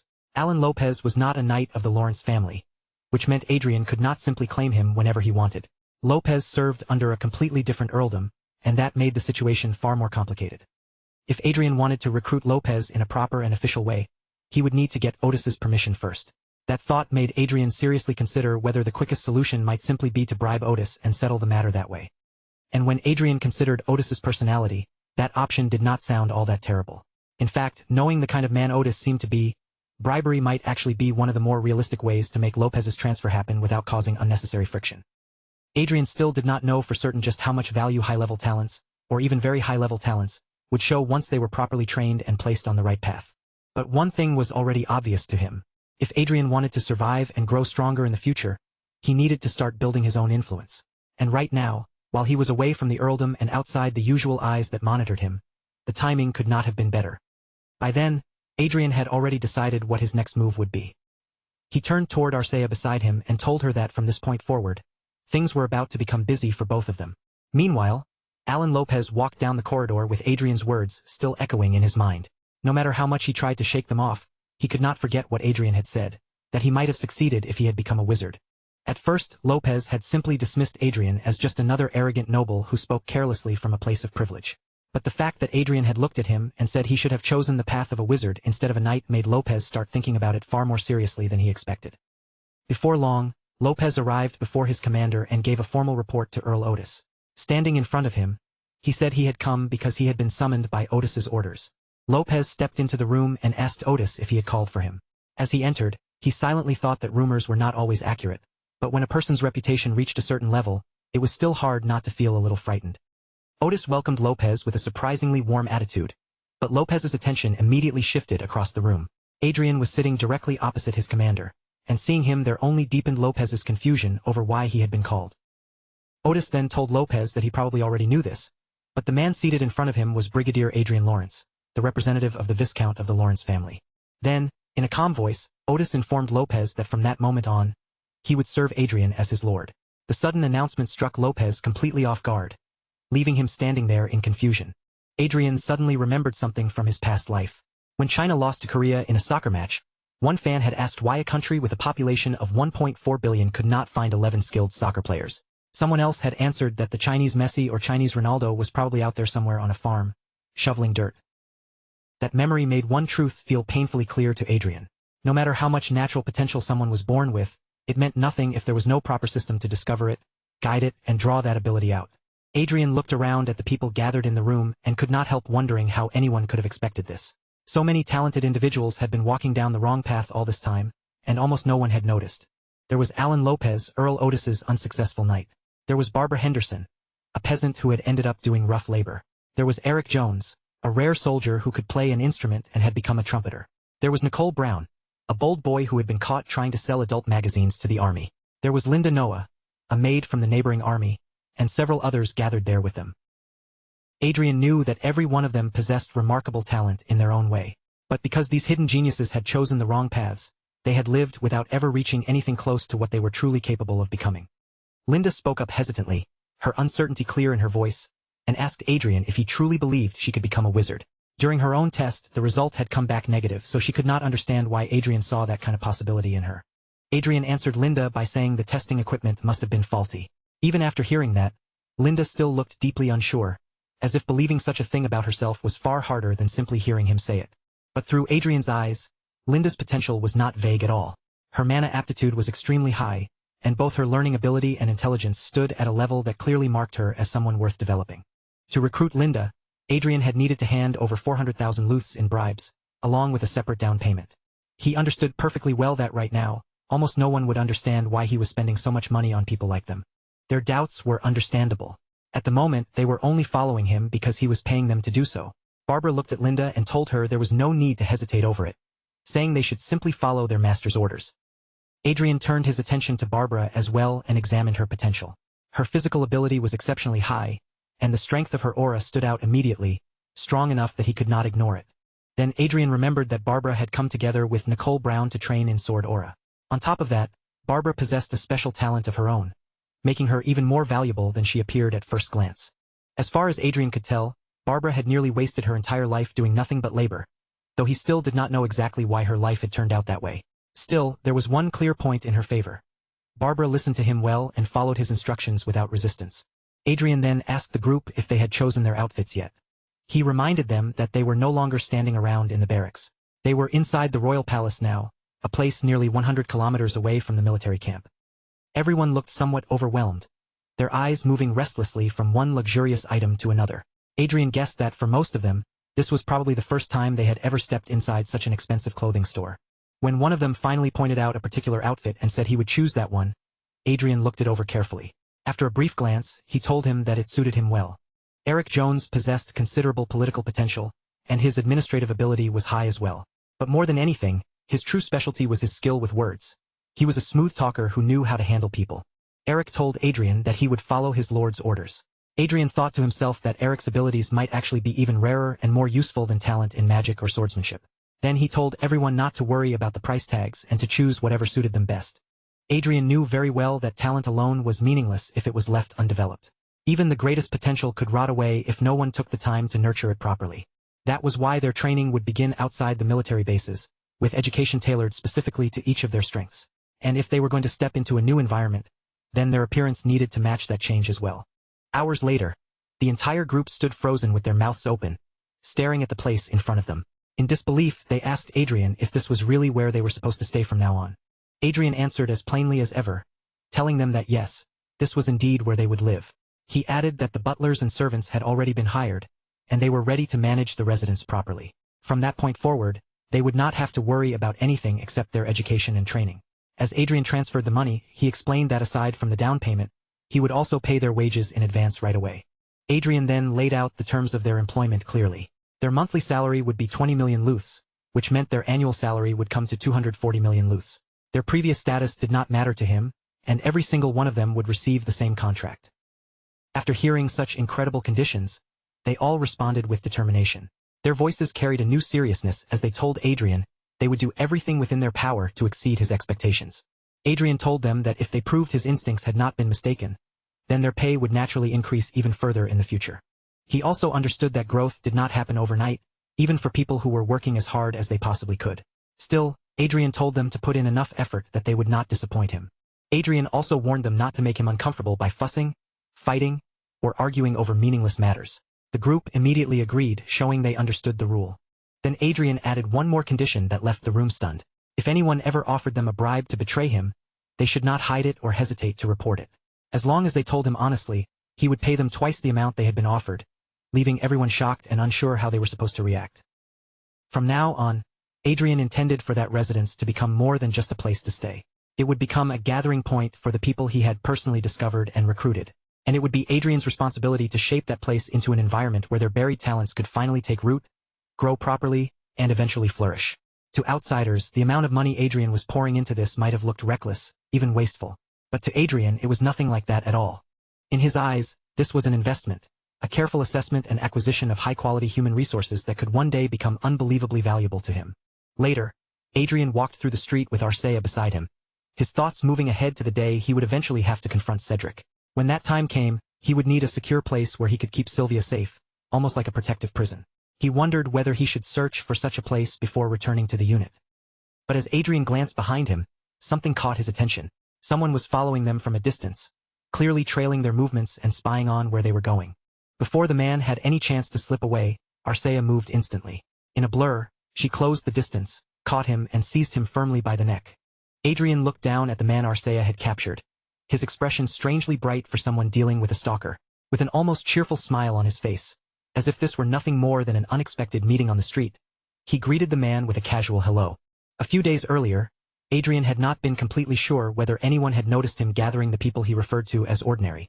But then Cedric contacted him directly and told him that someone like Adrian needed to mingle with people like himself, making the implication painfully obvious. To Adrian, that stupid bastard Cedric had practically confessed that he was monitoring every move Adrian made.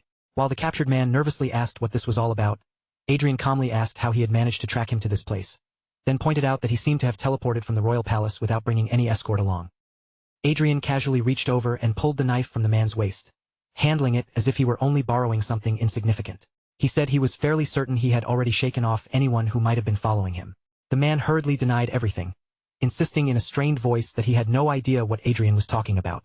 Adrian glanced toward Arcea for a moment, then turned his eyes back to the man and spoke plainly. There was no point pretending anymore. Adrian already knew the truth. This man was one of the rats Cedric had planted to keep watch on him. In the next instant, Arcea drove the man hard into the ground with overwhelming force. As his body struck the floor, Adrian looked down at him coldly and asked whether he wanted to die right there or answer his questions properly. The man trembled as fear spread through him, especially when he realized that raising his aura was doing absolutely nothing. No matter how much power he tried to gather, Arcea's grip did not loosen even slightly, making him wonder in terror whether she was some kind of aura expert. But then the man understood something even more frightening. Arcea was not just some ordinary woman standing beside Adrian. If he kept refusing to talk, there was a very real chance that he would die right there on the spot. So Berthaud finally broke under the pressure and told Adrian that he would say anything. A few minutes later, Adrian said he understood, confirming that Berthaud had found his location by using one of Cedric's rats stationed at the teleportation office. Adrian lightly pressed the very tip of his sword against Berthaud's neck and studied him closely. Judging from Berthaud's fear, his confusion, and the state Adrian could read from him, the information he had given was probably the truth. That made Adrian consider whether he should mix in a few lies of his own. If he twisted the situation just a little, he could scare Berthaud and the rest of Cedric's people even more deeply. Adrian then told Berthaud that he already knew how Cedric had been gathering information about him. But there was one part of the situation that Adrian found especially interesting, and that was what caught his attention most. As Adrian pulled the knife away from Berthaud, he said that Berthaud seemed to be following Cedric's orders rather than truly acting out of personal hostility toward Adrian. From the way he behaved, it looked more like he had been reluctantly collecting information because he had no real choice. Berthaud's frightened gaze flickered toward Arcea, unable to ignore the threat standing beside him. Then he looked back at Adrian and asked whether Adrian had already prepared himself to go against his master, Cedric. Berthaud started to ask how Adrian could possibly know that, but Adrian raised the knife toward his head and cut him off before he could finish. Saying that was enough, Adrian asked him one simple question. Did Berthaud want to live? Berthaud immediately answered that he did. Adrian gave him a choice that was simple and impossible to misunderstand. If Berthaud wanted to survive from this moment on, then he would have to stand on Adrian's side instead. Then Adrian pressed the very tip of the knife against Berthaud's forehead and explained that he was not asking for anything particularly difficult. Berthaud only needed to give Adrian daily updates, continue acting as if he were doing his usual work, and report to Cedric that there was nothing unusual or special about Adrian. Adrian asked if Berthaud understood what he was being told. Still trembling with fear and fully aware of the knife at his head, Berthaud quickly answered yes. Later, inside Lord Lawrence's castle, Cedric shouted in anger and demanded to know whether Sir Metz had truly been thrown in jail for spying.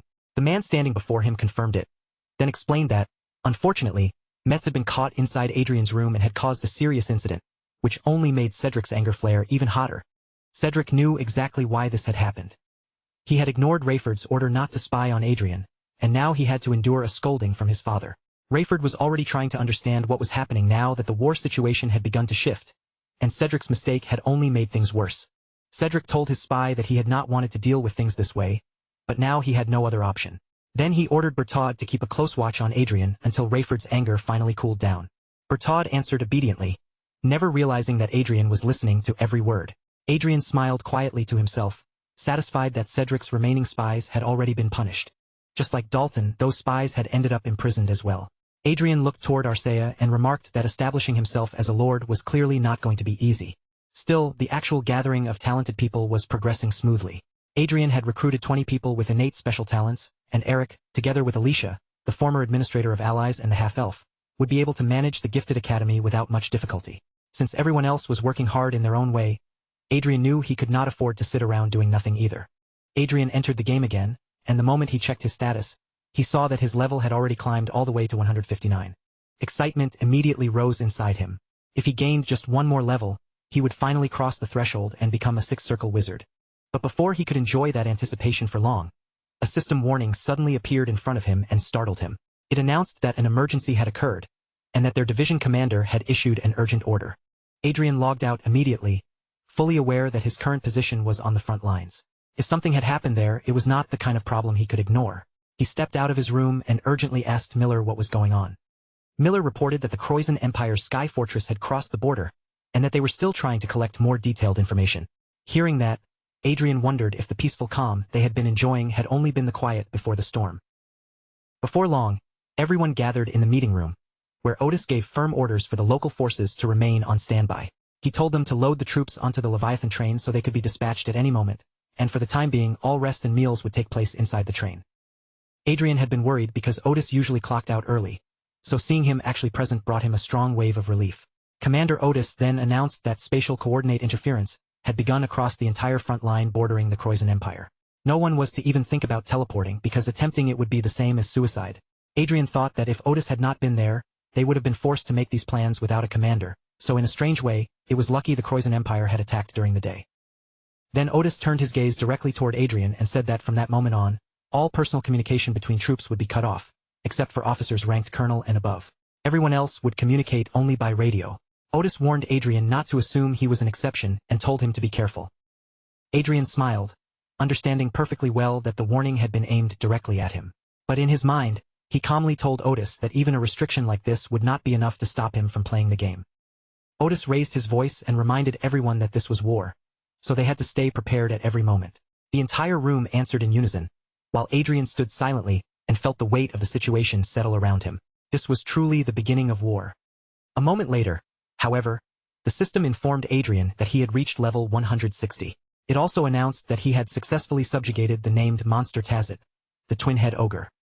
Adrian watched the ogre fade away before him and wondered if this was really how he had entered the sixth circle. Still, he had to admit that continuing to play the game had definitely paid off. Then he remembered Harmon asking if he was seriously still playing a game even now. Harmon warned him that he would be in serious trouble if he got caught gaming while everyone else had been banned from using their devices.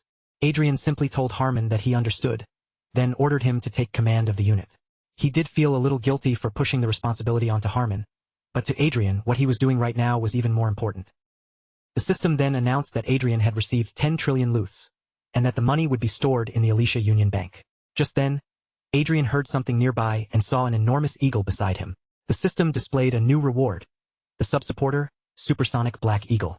Adrian knew there should not have been a sub-supporter in that game, though there was a combat support eagle that archers could obtain. Since the system interface was giving him too little information, Adrian decided to log out, thinking he might be able to gather better and more accurate details in reality than inside the game. But when Adrian sat up in the real world, there was nothing in the room with him. Guessing that the creature might have appeared somewhere outside instead, he quickly headed out to check. As Adrian walked outside and looked around, he imagined the chaos that would break out if a giant black eagle had appeared in reality, the same way Arcea had once appeared before. He searched the area carefully, scanning around for any sign of the creature. Then Arcea noticed something before he did, lifted her hand, and pointed toward the sky as she told Adrian that it was up there. The massive eagle came diving down from high above, its huge form cutting through the air. The nearby knights immediately panicked at the sight, shouting for Adrian to dodge before it reached him. But when the eagle spread its wings wide and beat them just once, the force of the wind blasted the surrounding knights backward.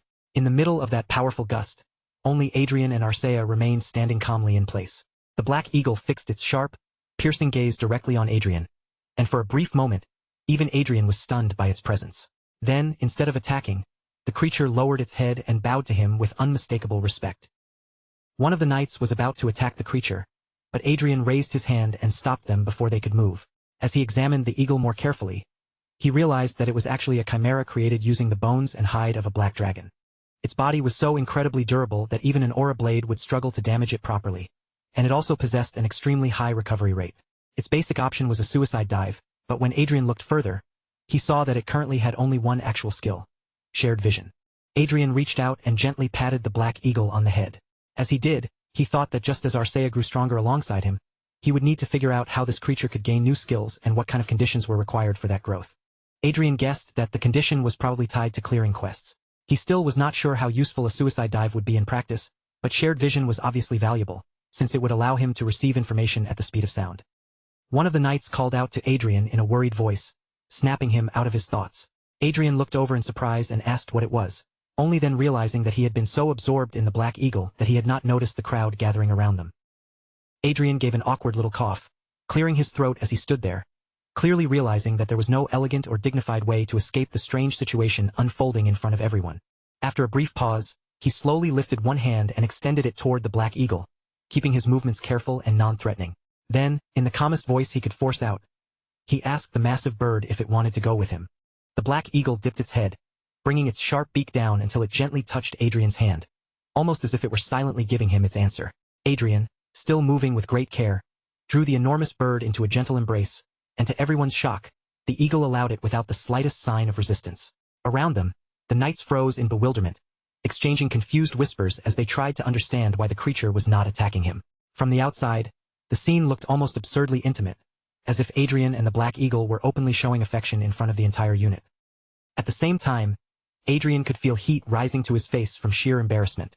Deep down, he was asking himself why he had actually gone along with such painfully awkward acting, and a bad feeling settled in his chest that this ridiculous moment might somehow come back to haunt him later. Once the war truly broke out, the situation did not remain limited to a few scattered skirmishes between small local forces. Instead, the fighting rapidly spread across the entire western border, turning the conflict into a full-scale war. Because of that sudden escalation, Adrian's brigade was finally forced to make its official appearance on the battlefield. But with the communication network completely cut off, Adrian could no longer log into his game, and that bothered him far more than he wanted anyone else to notice. Then, without warning, one of the knights rushed over in a hurry and reported that a platoon of Croizon Empire vanguards was closing in on their current position. Adrian kept his tone controlled and told the knight not to lose his head. He immediately ordered the men to pull back and reform their ranks, then turned his attention to Bileam and instructed him to take command of the vanguard unit. Bileam answered at once, his response firm and sharp. Adrian quietly clenched his teeth, reminding himself that even if this world had once seemed like nothing more than a game, the countless battles he had survived against monsters had changed that feeling completely. At this point, it no longer seemed like he would die so easily. Harmon was watching him with a strangely focused look, so Adrian glanced sideways and asked what he was staring at. Harmon simply looked away and replied that it was nothing. But as soon as Adrian turned his gaze back toward the monitor, his expression tightened. The enemy vanguard was already advancing, clearly moving into position to begin their attack. Adrian did not waste even a single second. His voice cut through the tension as he gave a sharp command for the 2nd Battalion to deploy the energy shield immediately. The soldiers of the 2nd Battalion responded without hesitation, moving exactly as ordered and activating the energy shield in perfect timing with Adrian's command. The enemy's attack shot forward, racing straight toward the glowing barrier that had just formed in front of them. The moment it collided with the shield, a deafening explosion erupted and shook the entire area, forcing everyone inside the formation to brace their bodies and hurry back into position. Adrian was taken aback by the sheer force behind the blast. An attack fired from that kind of distance should not have carried such overwhelming destructive power, and he quickly understood that this had never been a simple probing shot. Adrian also realized something else immediately. In a battle on this scale, if their side did not have a magician of at least the 7th circle or higher, the result would become painfully predictable. He quickly demanded a status report from the knights, and one of them answered that the 2nd Battalion's energy shield had completely gone down and would require 90 seconds before it could recharge. Adrian could barely accept what he was hearing. The very energy shield that was supposed to protect everyone had been broken apart by a single strike from the enemy vanguard. He muttered the thought to Manuel Lucas with clear regret in his voice, blaming himself for not preparing proper magical equipment for them ahead of time. Even so, Adrian knew there was no reason to be too jealous of the enemy vanguards. Once he finally reached the maximum level in his game, he would eventually stand at the 9th circle, and even by the 8th circle he would already be recognized with the title of Grandmaster. Harmon told him that they had truly avoided a catastrophe, adding that if Adrian had not reacted at exactly the right moment, the entire unit would have been in serious danger. Adrian did not let the compliment go to his head. Instead, he brushed it aside lightly, saying in a modest tone that he had only been fortunate. When Adrian looked back at the monitor again, he noticed that the scale of the enemy force preparing to attack was not actually much different from the size of their own troops. The real issue was not the number of soldiers on the battlefield. What bothered Adrian more was the enemy fortress itself, because it was far smaller than he had originally expected. Adrian knew that the Croizon Empire had 2 sky fortresses, but from what he could see, both of them appeared to be noticeably smaller than the fortress on their own side. Judging by their appearance and structure, those fortresses looked less like unique strategic weapons and more like machines that had been mass-produced specifically for invasion. Harmon pointed out that unless they had somehow overlooked a crucial piece of intelligence, this was probably the first time the enemy had ever deployed those fortresses in battle. On the ground, the vanguards were pushing forward relentlessly, while above them, fortified strongholds floated ominously in the sky. Down on the ground, the fighting had settled into a complete deadlock, with neither side gaining a clear advantage. That meant the true deciding factors of the battle were likely happening somewhere other than the front line itself. As Adrian continued watching the surveillance feed, his eyes narrowed with growing tension. In a low voice, he remarked that the situation was starting to become seriously intense. Then the system display suddenly shifted, revealing new information. The enemy was in the process of detaching a weapon unit from their bridge. All at once, the enemy fortress began to break apart and collapse, leaving everyone nearby staring in complete confusion as they tried to understand what had just happened. Something came plunging down from above, and their machines instantly opened fire on the objects falling into the fortress. The knights broke into relieved laughter, assuming that the enemy's sky fortress had finally been destroyed. But Adrian's expression drained of color the moment he saw the magical energy readings spike violently.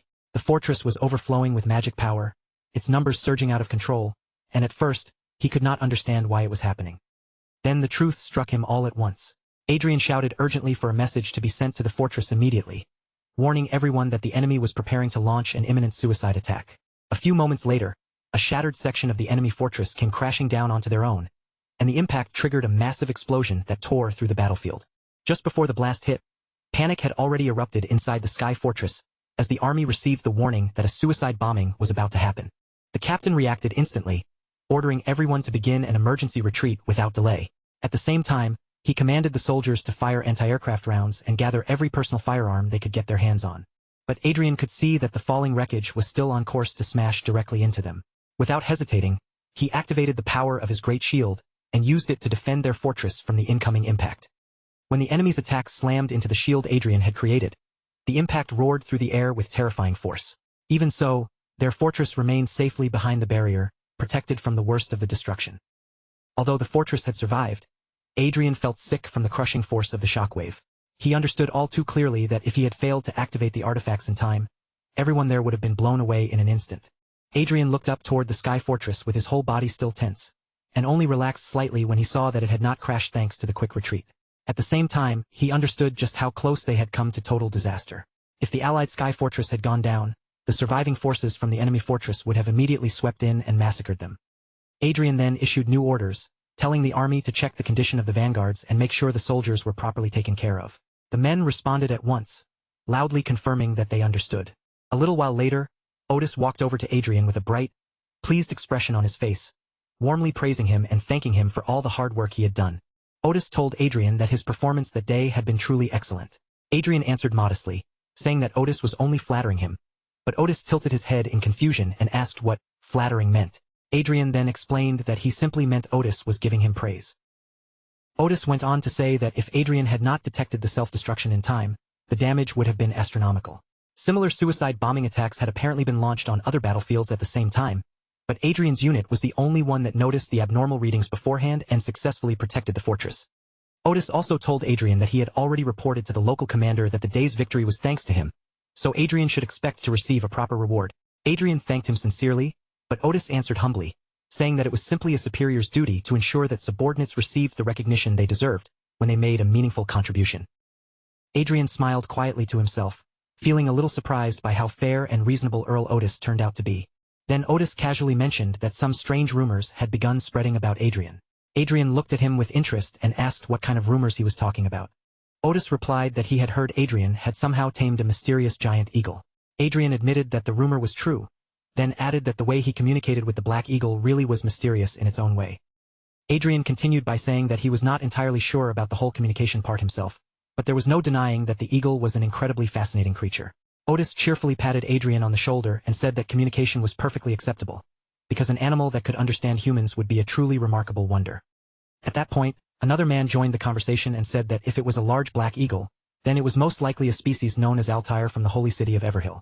According to him, Altairs were rare birds born with an unusually high amount of mana, and it was said they could fly 5 kilometers in one stretch. Adrian replied that he had not known that, though privately he understood that the information was accurate. The man then continued with obvious pride, explaining that once an Altair was tamed, it would never betray its master and would even risk its own life without hesitation to protect them. Adrian put on an impressed expression, while inwardly feeling genuinely relieved that Manuel Lucas had based the eagle on a real species. If the bird had been some flashy support creature with no believable explanation behind it, people would have kept pestering him with endless questions about what it was, making the whole situation much harder to handle. Otis, clearly delighted by the explanation, loudly declared that if that was the case, then the black eagle was practically no different from a dog. He called it a dog eagle, and the entire room burst into laughter. After that, Adrian asked Otis if he would be allowed to use personal communication now that the enemy had retreated. Otis agreed without making a fuss and told Adrian to think of it as part of his reward. The moment Adrian heard that, his face lit up with obvious excitement. He thanked Otis over and over again, thrilled by the fact that he could finally access Chronicles online. After all, there was absolutely no way he was going to let a chance to level up slip past him. 2 full weeks had already passed since the war first erupted, and Bilaam remained enclosed inside his combat suit as he spoke to Adrian in a careful, guarded voice. He explained that he found it hard to believe the enemy would expose themselves so plainly while coming down from the mountains, especially when the entire area was under heavy surveillance. Bilaam continued by warning that the entire setup felt far too suspicious, and that there was a real chance they were being lured into a trap. For that reason, he believed they should avoid advancing too close to the suspected enemy position and instead open the engagement from a safer distance, where they would still have room to react if anything unexpected happened. Adrian listened to Bilaam's assessment and accepted it without argument, saying they would move exactly according to his suggestion. Bilaam, however, could not help thinking that not long ago, Adrian's words would never have carried this kind of weight with anyone. Then he turned toward his comrades and asked if they had heard the order, firmly warning them not to trust only the signals appearing on the radar and to follow Adrian's instructions with caution. Bilaam gave the order for the unit to advance while keeping a careful distance from the suspected enemy location.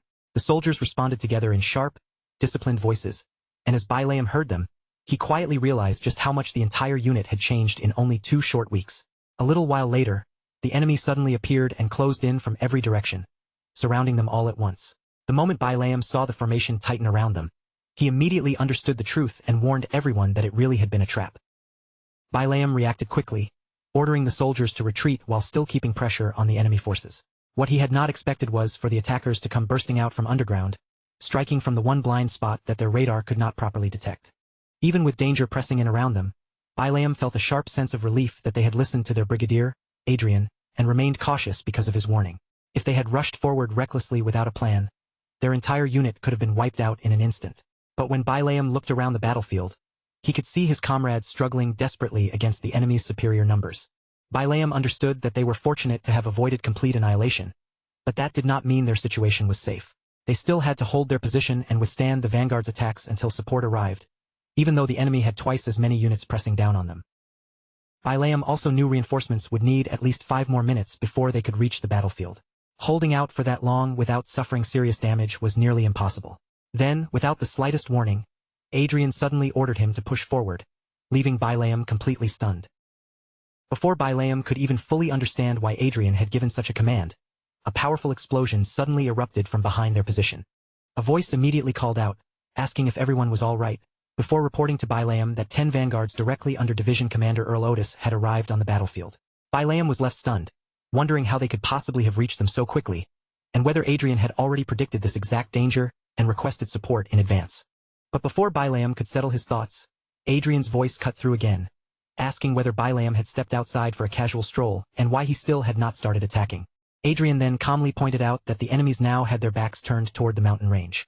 Hearing that steady voice coming from the computer once again, Bailam could hardly believe what he was hearing, and he found himself wondering who was really acting as if they had simply come out for a walk. Adrian simply told him that reinforcements were not something they could secure easily, so now that they had been given this rare chance, they should at least take down 5 enemy units while they were there. Meanwhile, inside the meeting room, one of the men asked if everyone had already heard the news that Adrian's unit, under his command, had destroyed 5 enemy vanguards. Another man immediately praised Adrian, calling him remarkable. Not only had he anticipated the enemy's surprise attack, but he had also transformed what should have been a deadly crisis into a perfect opportunity. And on top of that, while many other units across the battlefield were still being crushed under heavy pressure, Brigadier Adrian's unit continued to stack up real achievements one after another. At first, Otis had thought Adrian's success might have been nothing more than a fortunate coincidence.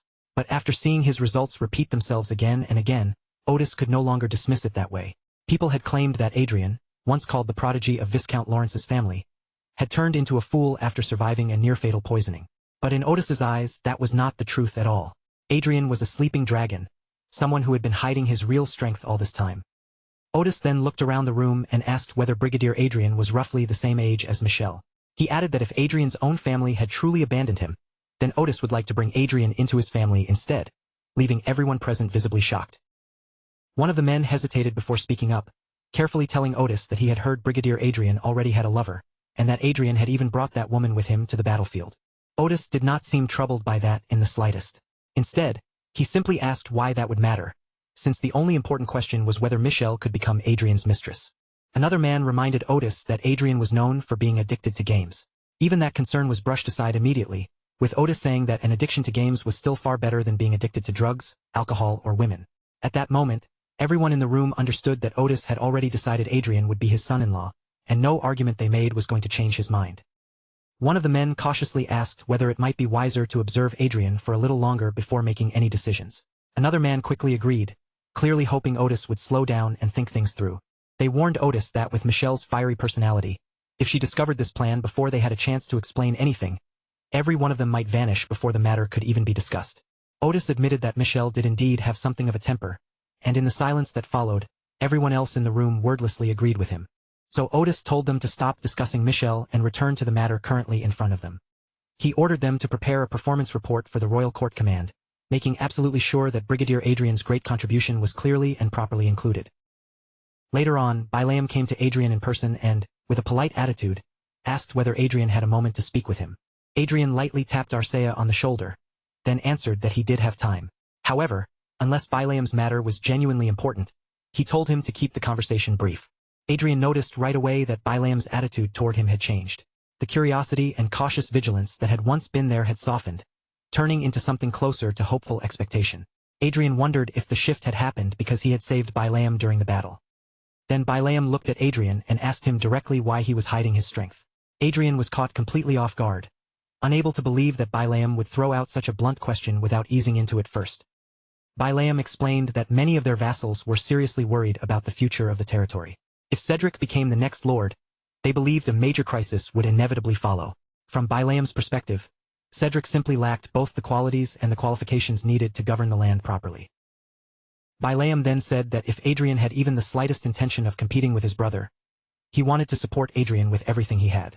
Adrian noticed that his magic glasses showed no change in Bileam's condition, which meant Bileam was not lying. Since Bileam was one of his father's closest aides, Adrian found himself wondering whether Bileam had been given some kind of instruction beforehand, or whether he was speaking this honestly simply because Adrian had saved his life. Adrian told Bileam that he appreciated his kind words, but that he would pretend he had never heard them. Bileam immediately froze in place, clearly shocked and shaken by Adrian's unexpected answer. Adrian lightly tapped Bileam, and Bileam's condition shifted into disappointment. Watching that reaction, Adrian realized that Bileam was surprisingly naive, and that he had spoken far too rashly for such a delicate matter. Adrian understood that no matter how carefully they tried to block information from reaching Cedric, there could still be surveillance systems he did not know about. The moment Cedric sensed anything unusual, he might do something reckless. Besides, Adrian considered eliminating Anna and Cedric to be his own personal task, and he had no intention of sharing that particular satisfaction with anyone else. Even so, Adrian glanced back at Bileam and quietly thought that, for now, he would remember there were still people who sincerely cared about the future and well-being of the territory. Then Adrian recalled hearing that he was supposed to receive a medal for what had happened in battle, though he still wondered whether the award would really turn out to be anything truly significant. The next day, an official announcement was made, declaring that Adrian, the second son of the Lawrence family, would be awarded the second-class Golden Lion Medal in recognition of his many contributions. The man standing before him was Calitz van Rigenhart, the 23rd king of the Kingdom of Rigenhart. Around them, a crowd erupted into loud cheers, while Adrian privately thought about how every piece of Vanguard equipment was worth about as much as a fighter jet. Even so, Adrian had never expected the kingdom to place such a high value on what he had done. Adrian figured that Otis must have chosen him as a public figurehead to help build momentum and push the war effort forward. So he told the king that receiving the medal was the greatest honor of his life and that he would treasure it forever. As reporters and spectators captured the ceremony from every angle, Adrian forced himself to wear a confident smile, already certain that Cedric would probably lose his mind if he saw this scene. Meanwhile, back at the Lawrence family mansion, Cedric slammed his fist down onto the table in furious humiliation and shouted that everyone was talking about that bastard Adrian. If Cedric had gone to war himself, he insisted, then every one of those achievements would have belonged to him instead. Cedric then turned to Anna and demanded to know what was going on with his father. Anna answered coldly that Rayford was staying with that lowly woman. Cedric said that Rayford seemed to be spending more and more time with that woman lately, then demanded to know why Anna was not doing anything about it. Irritated by his tone, Anna snapped back and asked if he expected her to poison Rayford as well, making Cedric call out to his mother in alarm. Anna angrily told Cedric not to raise his voice at her. She said Adrian was the reason Rayford was staying near that woman, because while Adrian was away on the battlefield, Rayford seemed determined to protect her from both Anna and Cedric. Cedric then asked whether it was true that Adrian planned to completely sever ties with their family once he returned from the war. Anna confirmed that it was true, saying that was exactly why Adrian had to be acting so desperately, since he needed to find a way to survive on his own. According to Anna, that was surely why Adrian saw the war as such a valuable opportunity. If he managed to make a major contribution, he might even be granted a title. Even so, Anna insisted that Adrian was not truly a competitor for Cedric. Anna then assured Cedric that his mother would make absolutely certain things stayed that way. Cedric accepted his mother's words without question. After all, they had his maternal grandfather standing behind them, and most of the Lawrence Viscounty was already under Anna's control. In Cedric's mind, Rayford was nothing more than a temporary proxy, ruling the territory only until the day he finally handed it over to Cedric.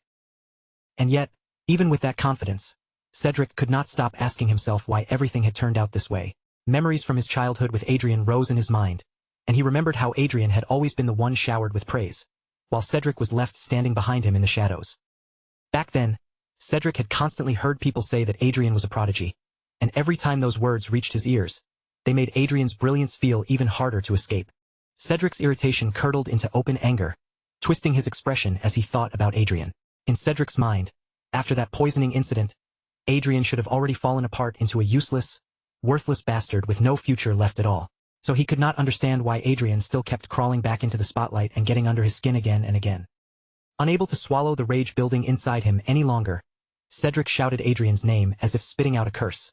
Meanwhile, far away from that fury, Adrian was still standing before the cheering crowd, wearing a practiced smile as he calmly waved his hand toward the people praising him.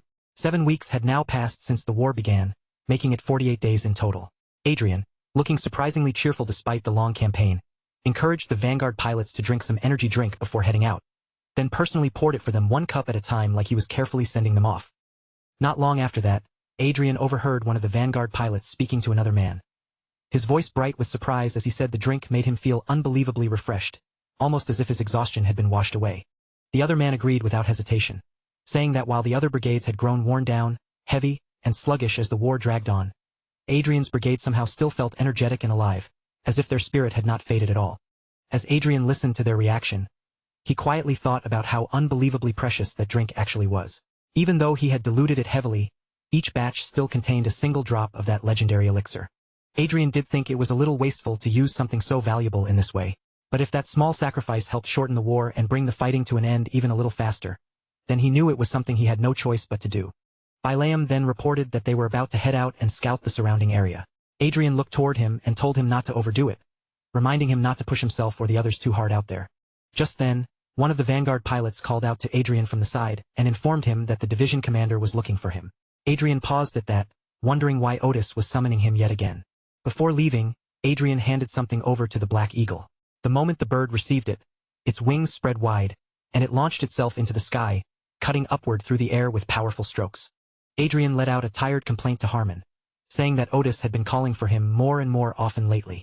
Harmon only laughed and said that must mean Otis trusted him a great deal, asking if that was not actually a good thing. Adrian did not answer, because he knew that even if being summoned around by a great aristocrat was troublesome, there was not much he could do to refuse.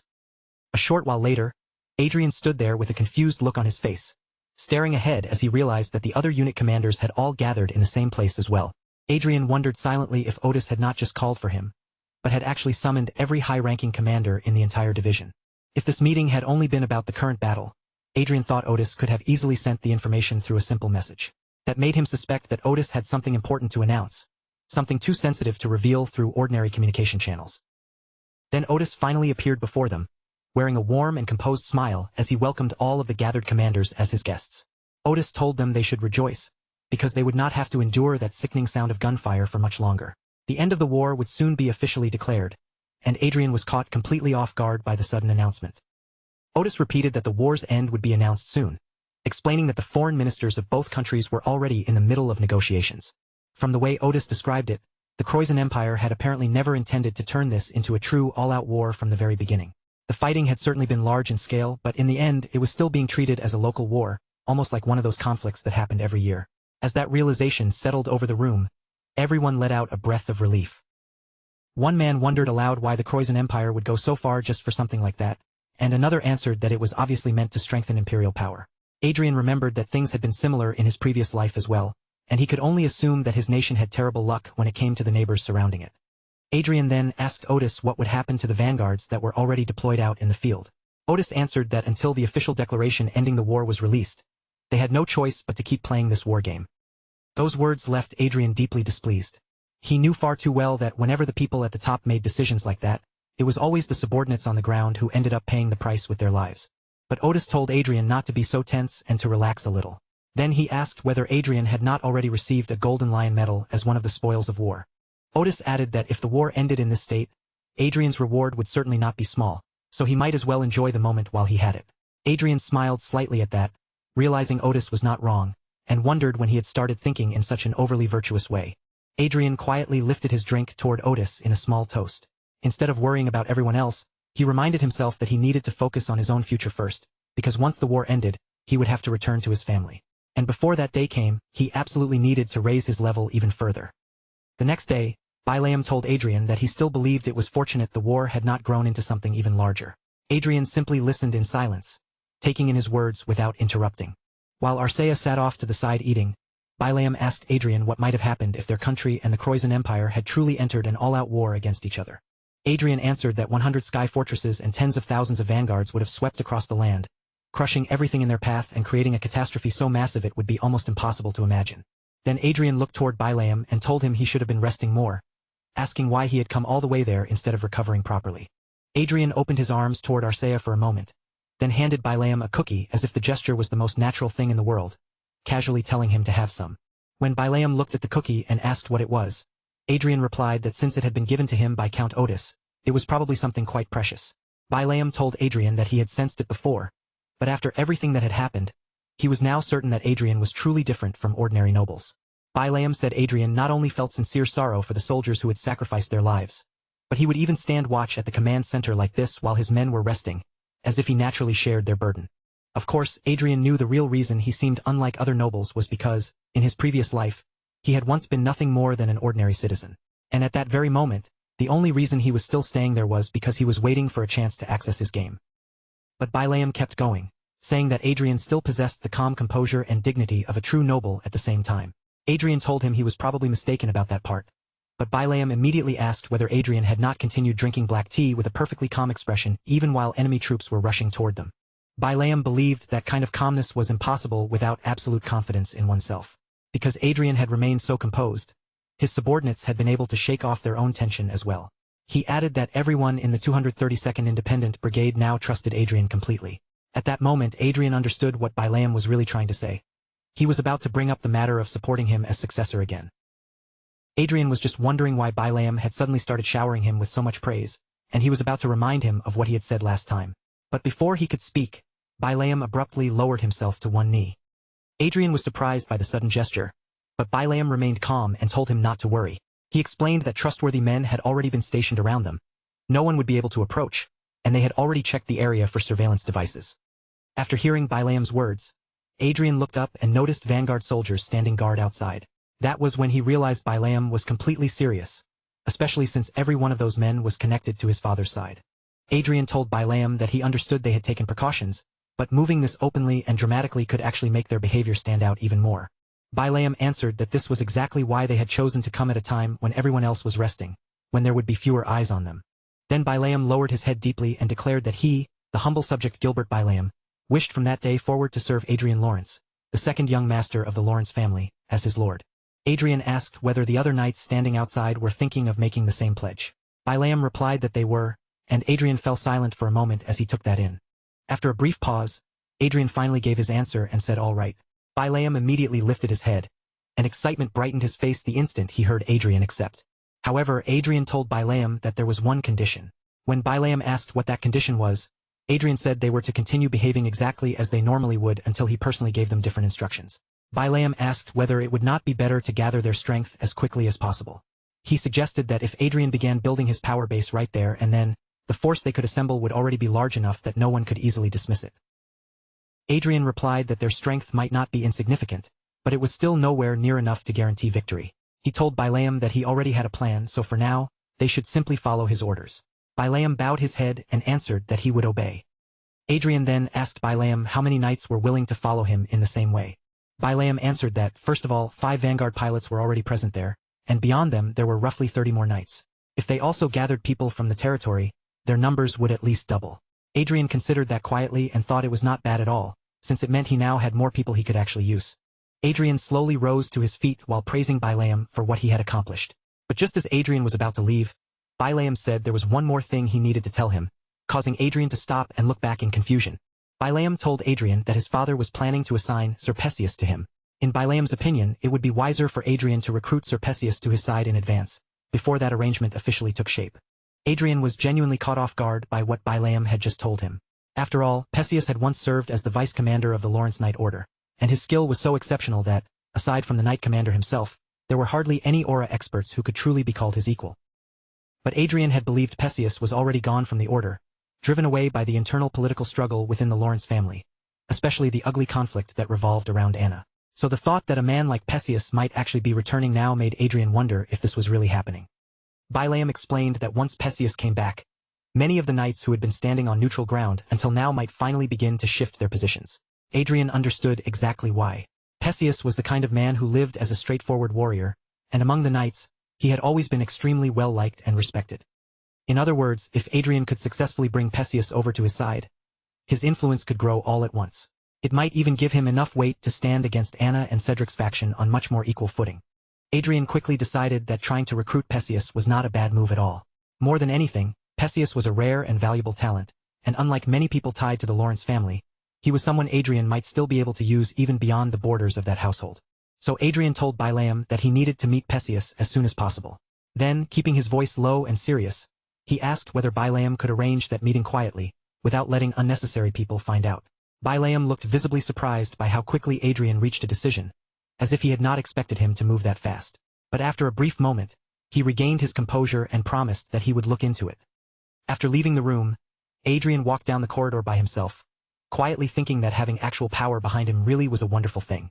However, building his own faction was not Adrian's most urgent priority at the moment.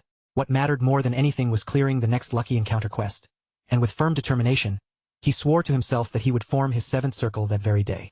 But before Adrian could even celebrate that resolve, the next thing he knew, he was lying in a pool of his own blood beside Arcea and the Black Eagle, while the system coldly delivered the message that he had died.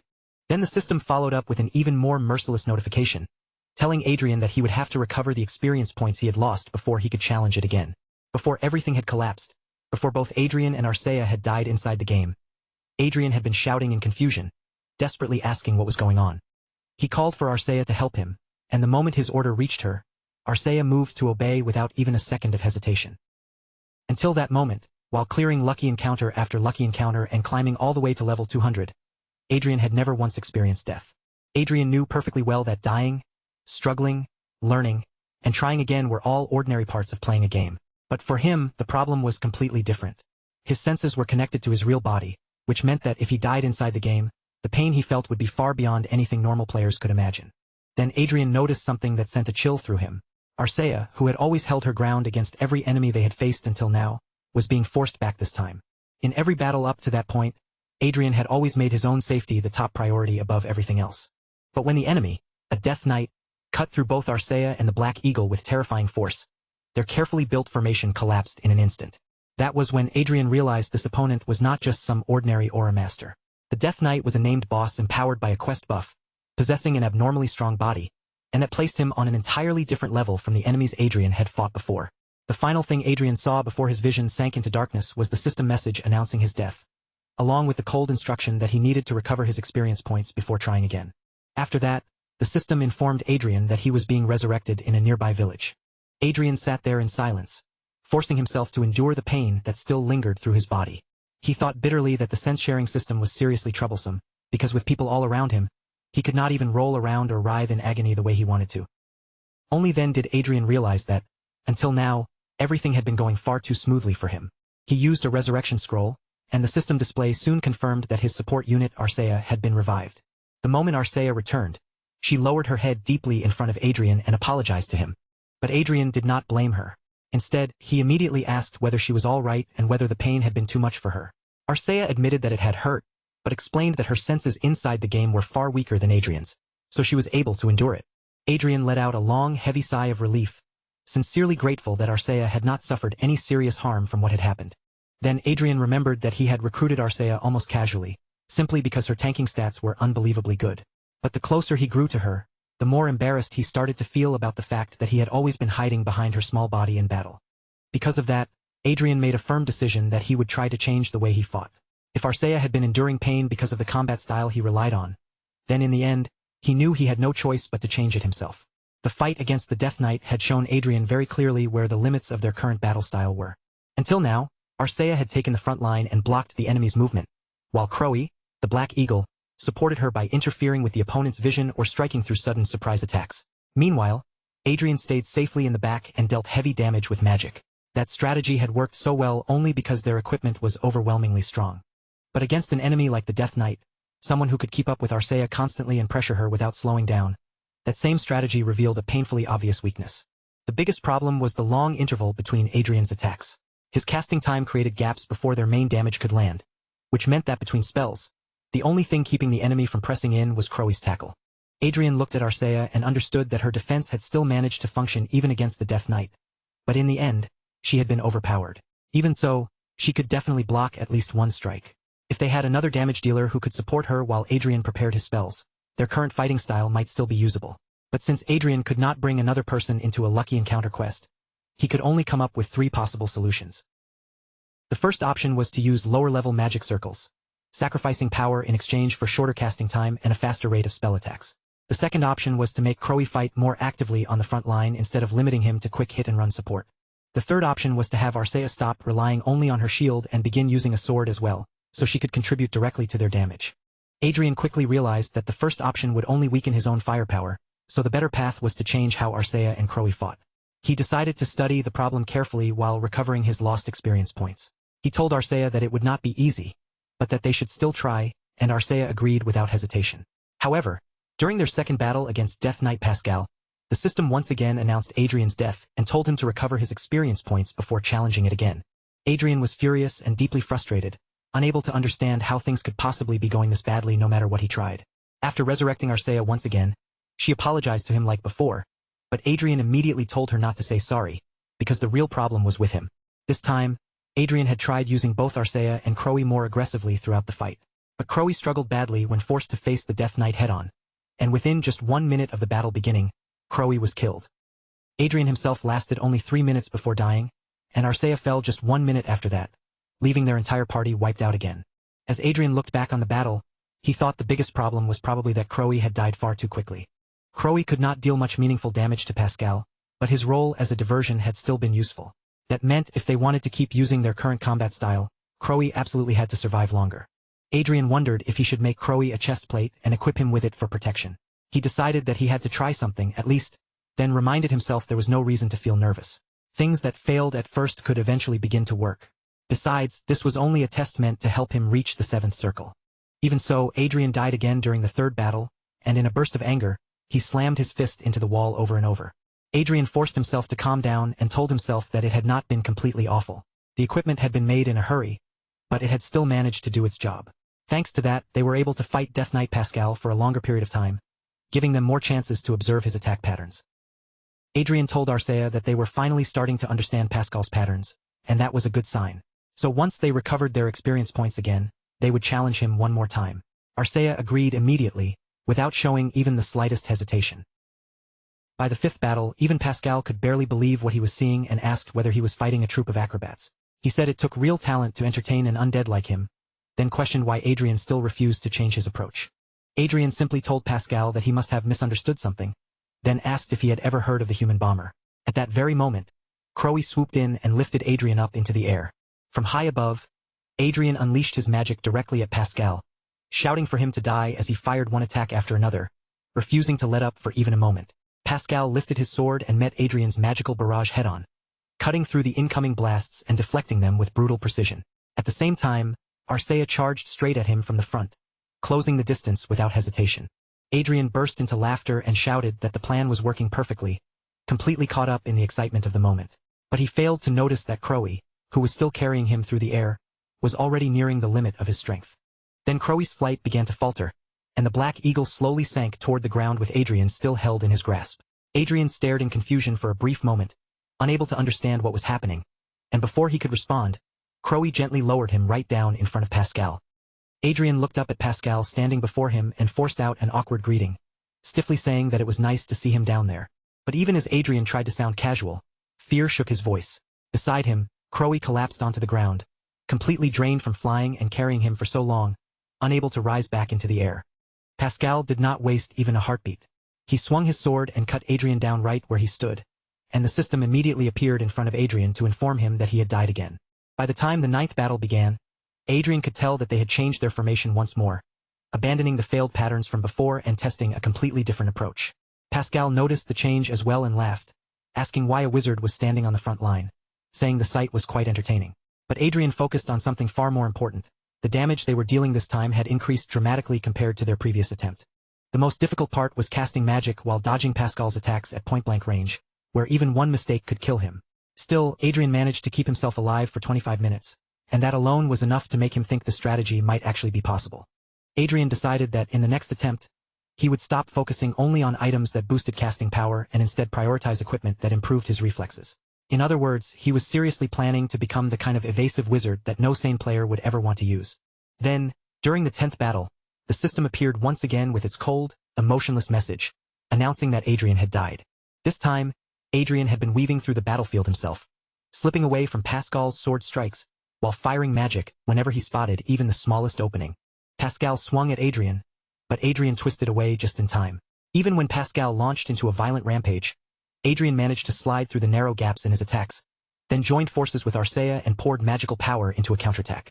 Their combined attack struck Pascal cleanly, but the moment Pascal raised his sword and swung back, both Adrian and Arcea were blown away by the force, completely defeated before they could recover. Even after being knocked down, Adrian found himself smiling. That battle had finally given him the answer he needed, and for the first time, he felt certain that this method really could lead them to victory. By trying to fight as an evasive wizard, Adrian's overall damage had dropped, but in exchange, he had gained the ability to survive without constantly needing protection. Because of that, Arcea and Crowe were able to move more freely and attack instead of devoting everything to keeping him safe. The battle had lasted 62 minutes, and they had managed to deal 84% damage to the Death Knight. To Adrian, that was proof that if they kept pushing, victory was no longer out of reach. Adrian finally removed the game device and only then realized that he had passed the connection time limit without even noticing it. He stretched his stiff, aching body and told Arcea that he had honestly thought everything would be settled once he reached level 200.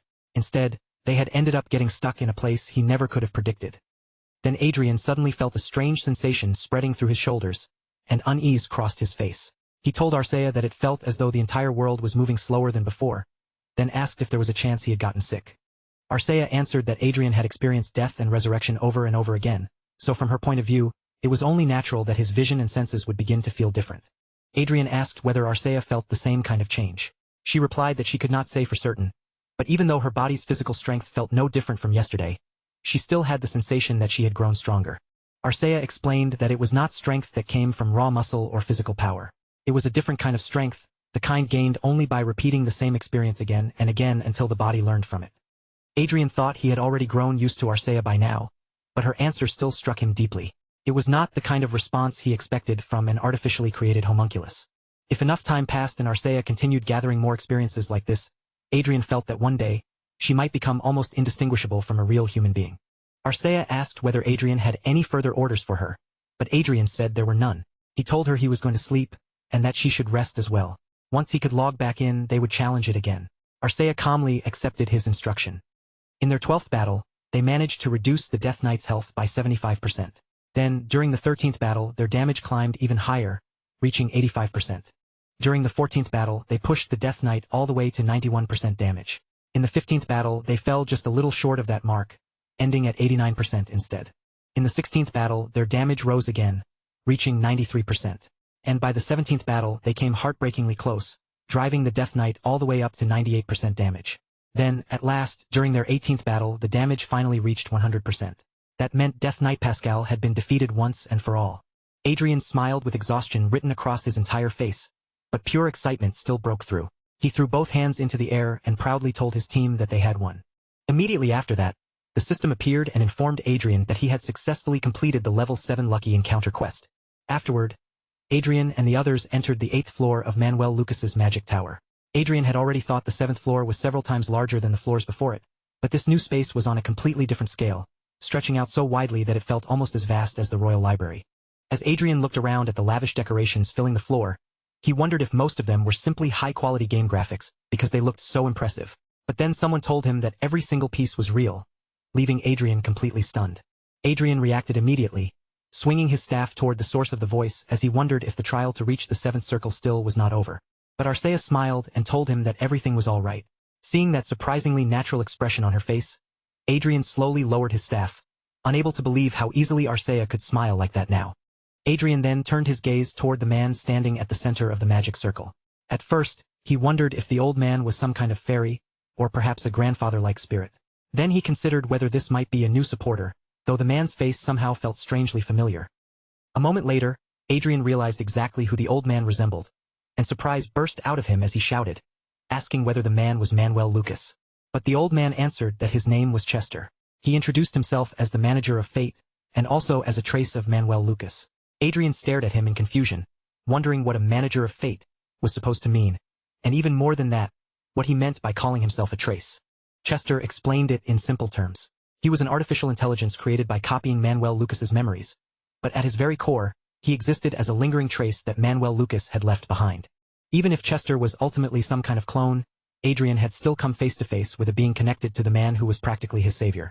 Instead of feeling simple happiness, Adrian's thoughts became complicated, though he understood that the best outcome would be for Chester to show him goodwill. But if Chester felt the opposite, Adrian had no idea how he would deal with it. Inside the Hollywood system, Chester would be like an all-powerful existence, practically no different from a god. Nervous sweat began to form on Adrian as he wondered whether Chester had appeared to reclaim everything Manuel Lucas had given him. Chester noticed the tension in Adrian's face and calmly told him there was no need to be so nervous. Adrian told Chester that being able to hold an independent conversation with him like this was incredible. From the way Chester spoke and responded, he did not seem like an ordinary artificial intelligence program at all. Chester replied as though that much was only natural. He explained that although he might not have a soul, he did contain data created from the life and memories of a real person.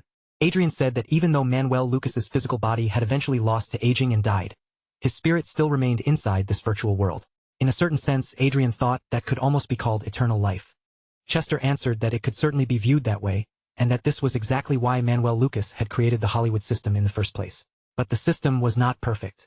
Memories converted into data could be lost during transfer or slowly degrade over time. More importantly, Chester said he could not truly consider himself alive, because his existence was closer to that of a specter than a person. Manuel Lucas had believed that even if a copy made from his memories somehow gained consciousness, that copy still would not be his real self.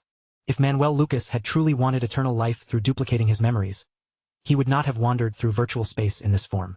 Instead, he would have created a homunculus like Garcia and engraved his memories directly into that body.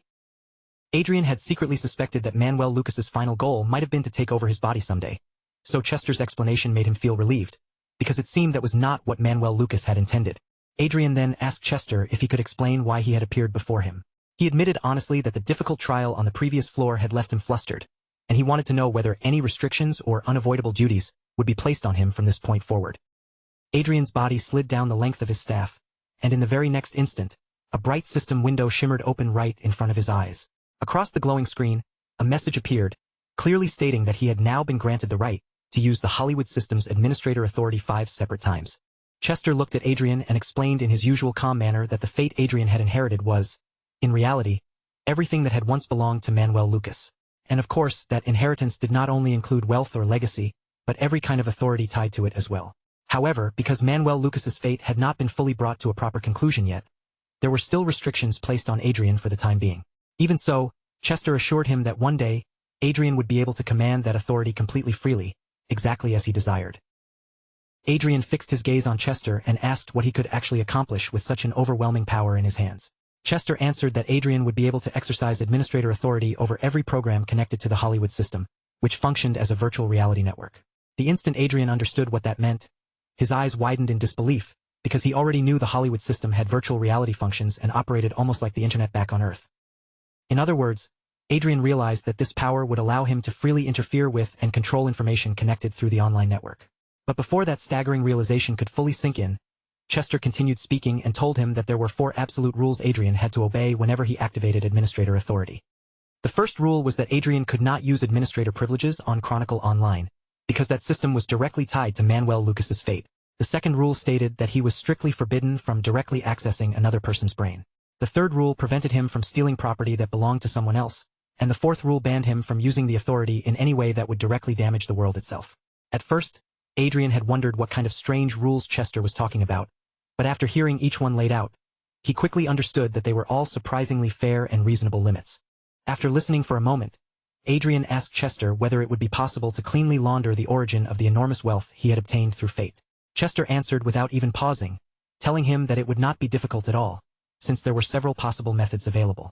Among those options, Chester said the most suitable approach would be to fabricate investment and stock trading records inside the online currency market. Adrian then asked if there was any real possibility that those fabricated records could be uncovered if someone launched an investigation. Chester replied that the chance of detection was so low it was practically zero. He explained that this was not as simple as altering a few numbers in a financial ledger. Chester would rewrite every piece of information connected to the process, making the records appear as though every transaction had truly happened from beginning to end. Adrian looked at Chester and told him that he wanted to use the administrator authority right away. Chester accepted the request at once, then calmly explained that Adrian's current assets totaled 12.625 trillion loots. Those assets had increased the moment Adrian opened the treasure chest on the 8th floor of the Magic Tower. After reporting that figure, Chester asked whether Adrian wanted him to organize those assets as well, and Adrian gave a simple yes. Once that was settled, Chester asked Adrian if there was anything else he wanted arranged. Adrian told him that Arcea needed a proper and legitimate family registration. And since they were already going to prepare one, Adrian said it would be best to register her background as someone who originally came from the holy city of Everhill. Chester responded smoothly, saying that such a request could be handled. He would create a family register stating that every member of Arcea's family had passed away, and that she was now living as an orphan. Hearing how easily Chester answered, Adrian could not help but feel as though Chester was no different from a genie who had just emerged from a magic lamp, granting every wish without hesitation. Adrian looked at Chester again and asked if his role was basically to grant Adrian administrator authority and then help him process whatever tasks or consequences came along with it. Chester gave him a clear and direct answer, confirming that Adrian had understood his function correctly. Then Adrian asked why Manuel Lucas had gone so far for his sake. Chester answered that this was Manuel Lucas's way of showing just how deeply he missed his hometown. At the same time, it was also his consideration for Adrian, because Manuel Lucas had not wanted Adrian to be forced into the same miserable kind of life that he himself had once endured. Those words made Adrian fall silent for a moment. He could not help wondering what Chester meant by saying that he would not have to live a bad life like Manuel Lucas had. After all, Manuel Lucas was remembered as a truly great existence, so that kind of statement did not immediately seem to match the image Adrian had of him. Still, there was one thing Adrian understood with absolute clarity.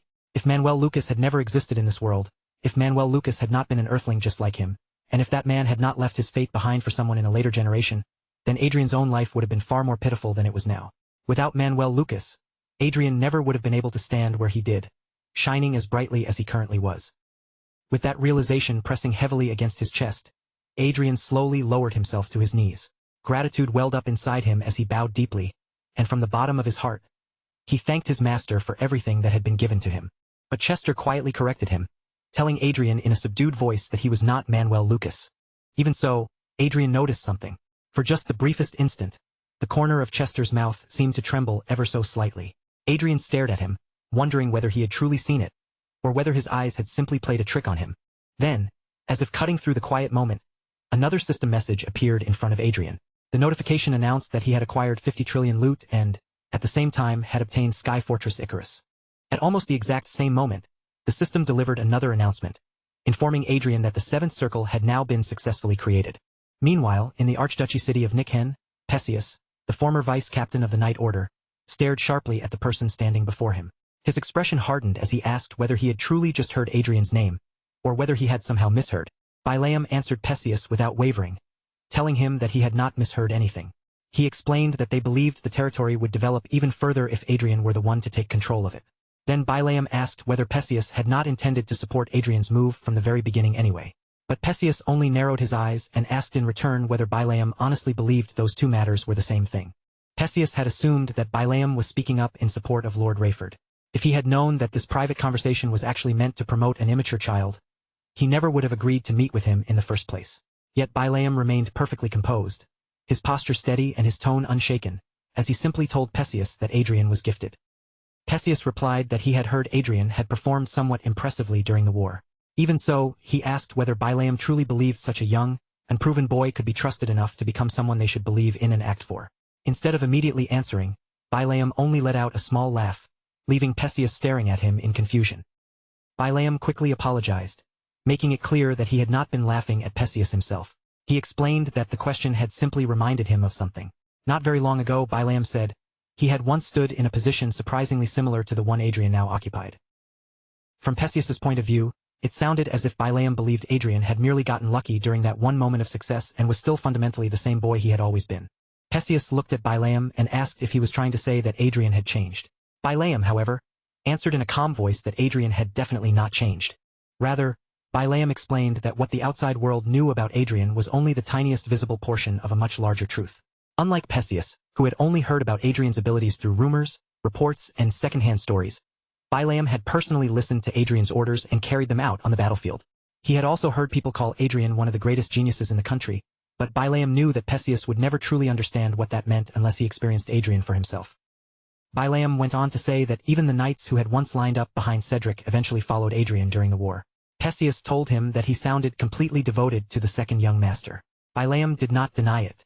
Instead, he replied that he had no choice but to devote himself to Adrian, then repeated that Perseus would not understand the reason until he witnessed Adrian with his own eyes. Perseus silently recalled the story he already knew. Adrian had once been praised as a prodigy, only to take poison and become an ordinary boy at the age of 7. In other words, at an age when most children knew almost nothing about survival, Adrian had already chosen the path that would allow him to stay alive, and he had actually carried that decision out. Even if Perseus set aside the intelligence that Bilaam praised so passionately, he had no choice but to acknowledge Adrian's patience and perseverance, especially after everything that had happened up to this point. After thinking it over, Perseus asked Bilaam what he wanted from him.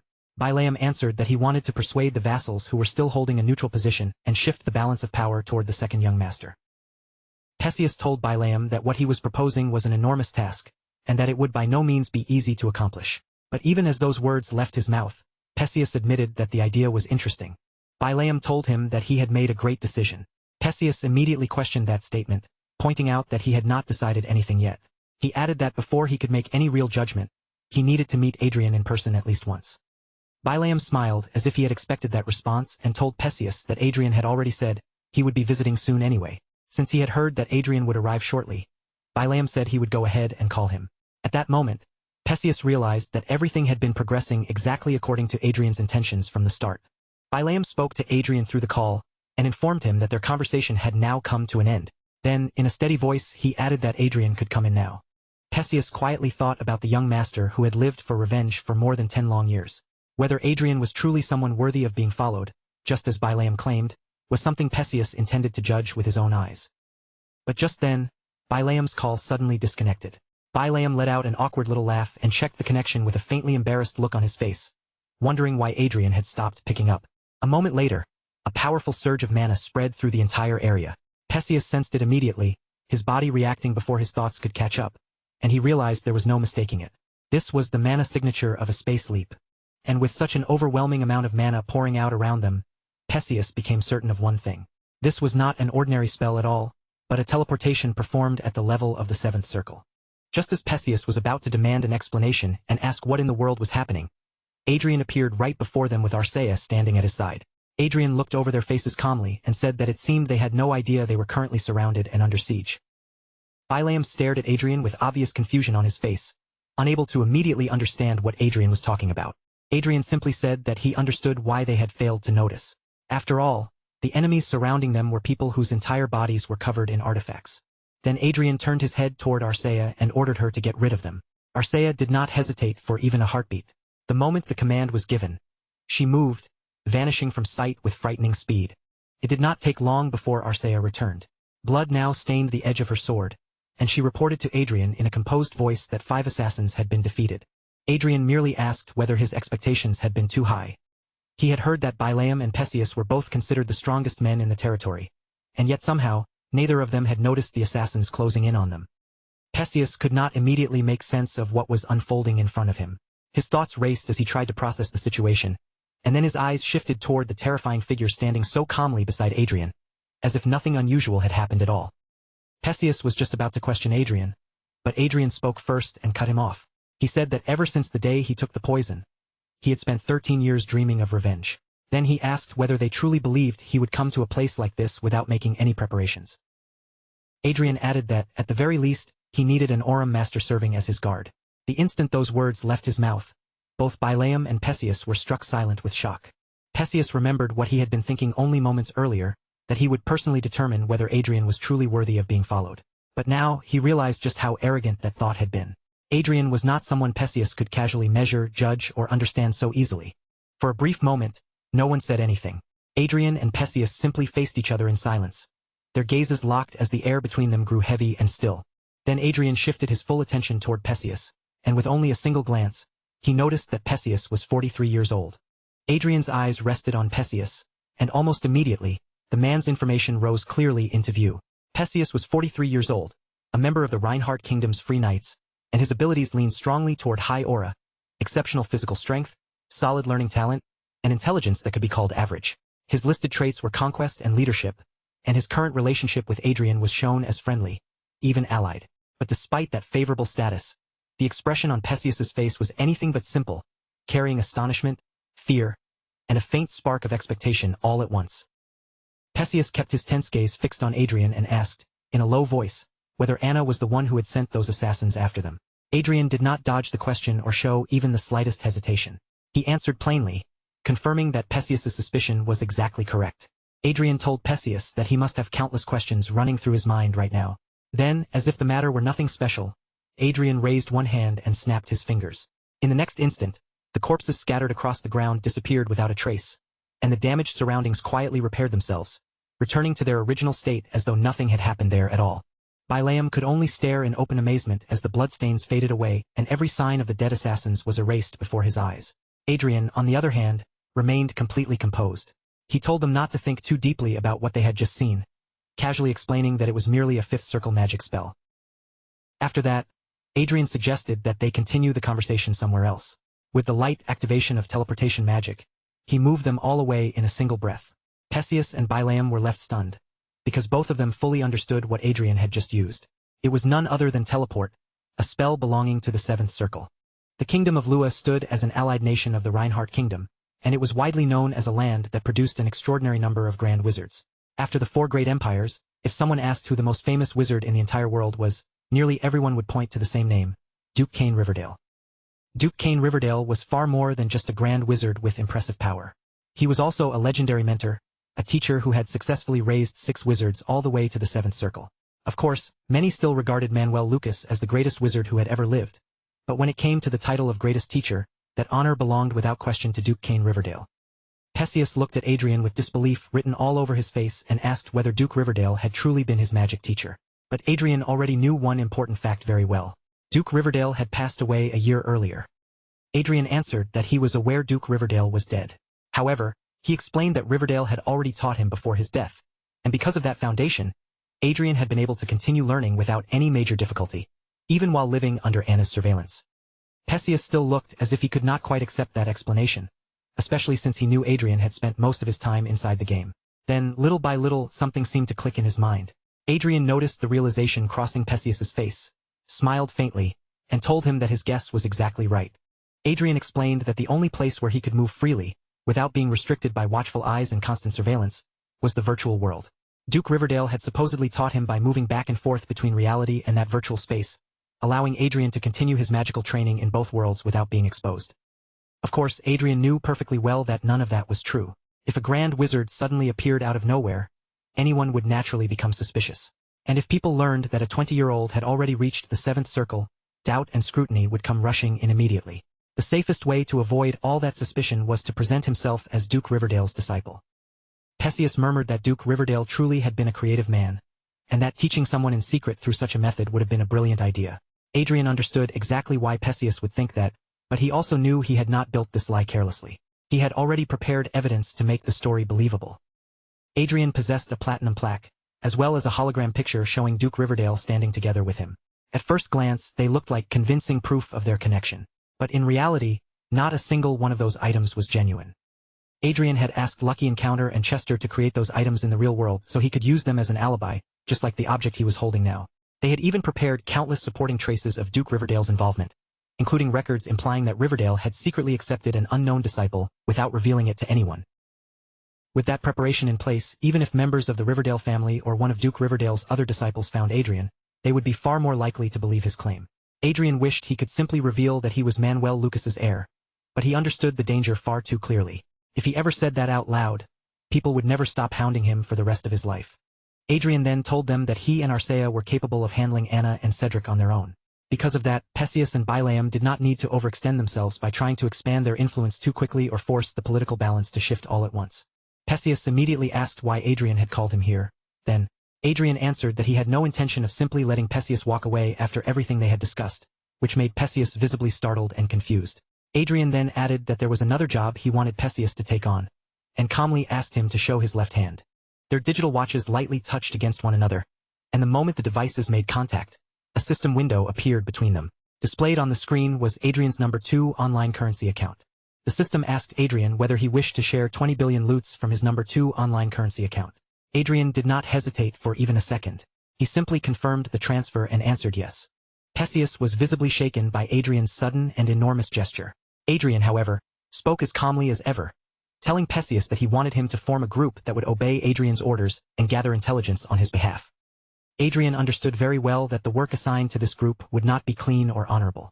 It would involve dirty tasks, the kind of shadowy work that became necessary when someone aimed for a higher position in the world. But he also knew it would be cruel to force proper knights, men bound by pride and duty, to carry that kind of burden themselves. Perseus told Adrian that if they were likely to stand against Margrave Raven, then a group like that would probably become necessary sooner or later. Even so, he looked at Adrian with concern and asked whether he was truly certain about this, because saving up such a tremendous amount of money could not possibly have been easy. Adrian answered that he had a talent for investing. 20 billion loots was certainly a huge sum by any normal standard, but to him it was not an amount worth losing sleep over. Hearing those words, Perseus could only stare back with stunned admiration. Adrian simply rose from his seat, keeping the rest of the truth to himself. After all, if Perseus learned that Adrian possessed nearly 3,000 times the amount he had just handed over, the man might actually faint on the spot. Then Adrian reached his hand out toward Perseus and declared his intention clearly. He would drive Cedric out of his position, inherit the family, and obtain enough power that no one in the entire nation would ever dare look down on him again. With his hand still extended, Adrian asked Perseus whether he would stand together with him. Perseus looked up at Adrian in silence, his expression heavy and unreadable as his eyes settled on the hand reaching down toward him. Then Perseus lowered his head and took Adrian's hand. With firm resolve in his posture, he bowed and declared that Adrian had earned his loyalty. Meanwhile, inside Anna's room, the air had become cold, tense, and suffocating. Anna stared down her butler with a chilling gaze and asked if he was truly telling her that 5 expert assassins had vanished without leaving behind even a single trace. Trembling under the weight of her stare, the butler answered fearfully that it was true. Anna asked whether those same assassins had not claimed they could kill anyone as long as their target was not an aura master or a grand wizard. The man quickly answered that they had indeed made that claim, and their abilities had been more than sufficient to make such confidence believable. Anna's anger exploded in an instant. She hurled the wine glass in her hand straight at the man's head and demanded to know why this had happened. The man could not defend himself or offer an excuse. He only lowered his head in silence as blood began to trickle down from the wound. Anna then asked where Perseus and Bilaam were now. The man answered that Bilaam had returned to his unit, while Perseus's current location remained unknown. Anna looked at the bleeding man and concluded that Perseus had to still be alive. If he had died, Bilaam would have already reported it to her husband. And if Perseus and Bilaam were together preparing something in secret, then there was no question that they were aiming directly at her. Anna realized that she should have kept a much closer eye on the situation. Then the memory of Rayford telling her to stop monitoring Adrian and Sylvia surfaced in her mind. That memory only sharpened her fury, because she had been forced to obey Rayford's words. If she had pushed him too hard back then, the entire situation might have turned against her even faster. What truly infuriated Anna was the report that Adrian's performance had surpassed expectations. Adrian had been distributing his rewards among his comrades and superiors, and once the war ended, he would likely be granted a title. On top of that, Bilaam had supposedly expressed a desire to side with Adrian, even though Adrian had rejected his offer. More and more knights had also begun showing interest in supporting Adrian. Anna understood the danger immediately. If Bilaam and Perseus joined forces, they could become an influence too powerful to ignore. She could not allow them to move freely, and above all else, she could not permit Cedric to face a serious rival. At this stage, there was no longer any room for keeping promises. The man cautiously asked what Anna intended to do about the Assassin Guild, explaining that they had promised to send more people and guarantee that the mission would be completed. Anna, however, ignored that path entirely and simply asked whether she should just kill Adrian outright. The blunt question made the man freeze in shock.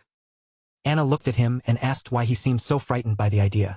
From her perspective, killing Adrian appeared to be the simplest and most direct solution. If that was the case, then there was no need to waste any more time overthinking the matter. The man warned her that if she crossed that line, there would be no going back with Rayford. He also reminded her, carefully but urgently, that Adrian was now attracting more and more attention from people around him. Before the man could say anything more, Anna cut him off by calling his name. Then she asked him how long he had been serving at her side. The man lowered his voice and answered that this year marked his 30th year in her service. Anna picked up a bottle of wine and began walking toward him slowly.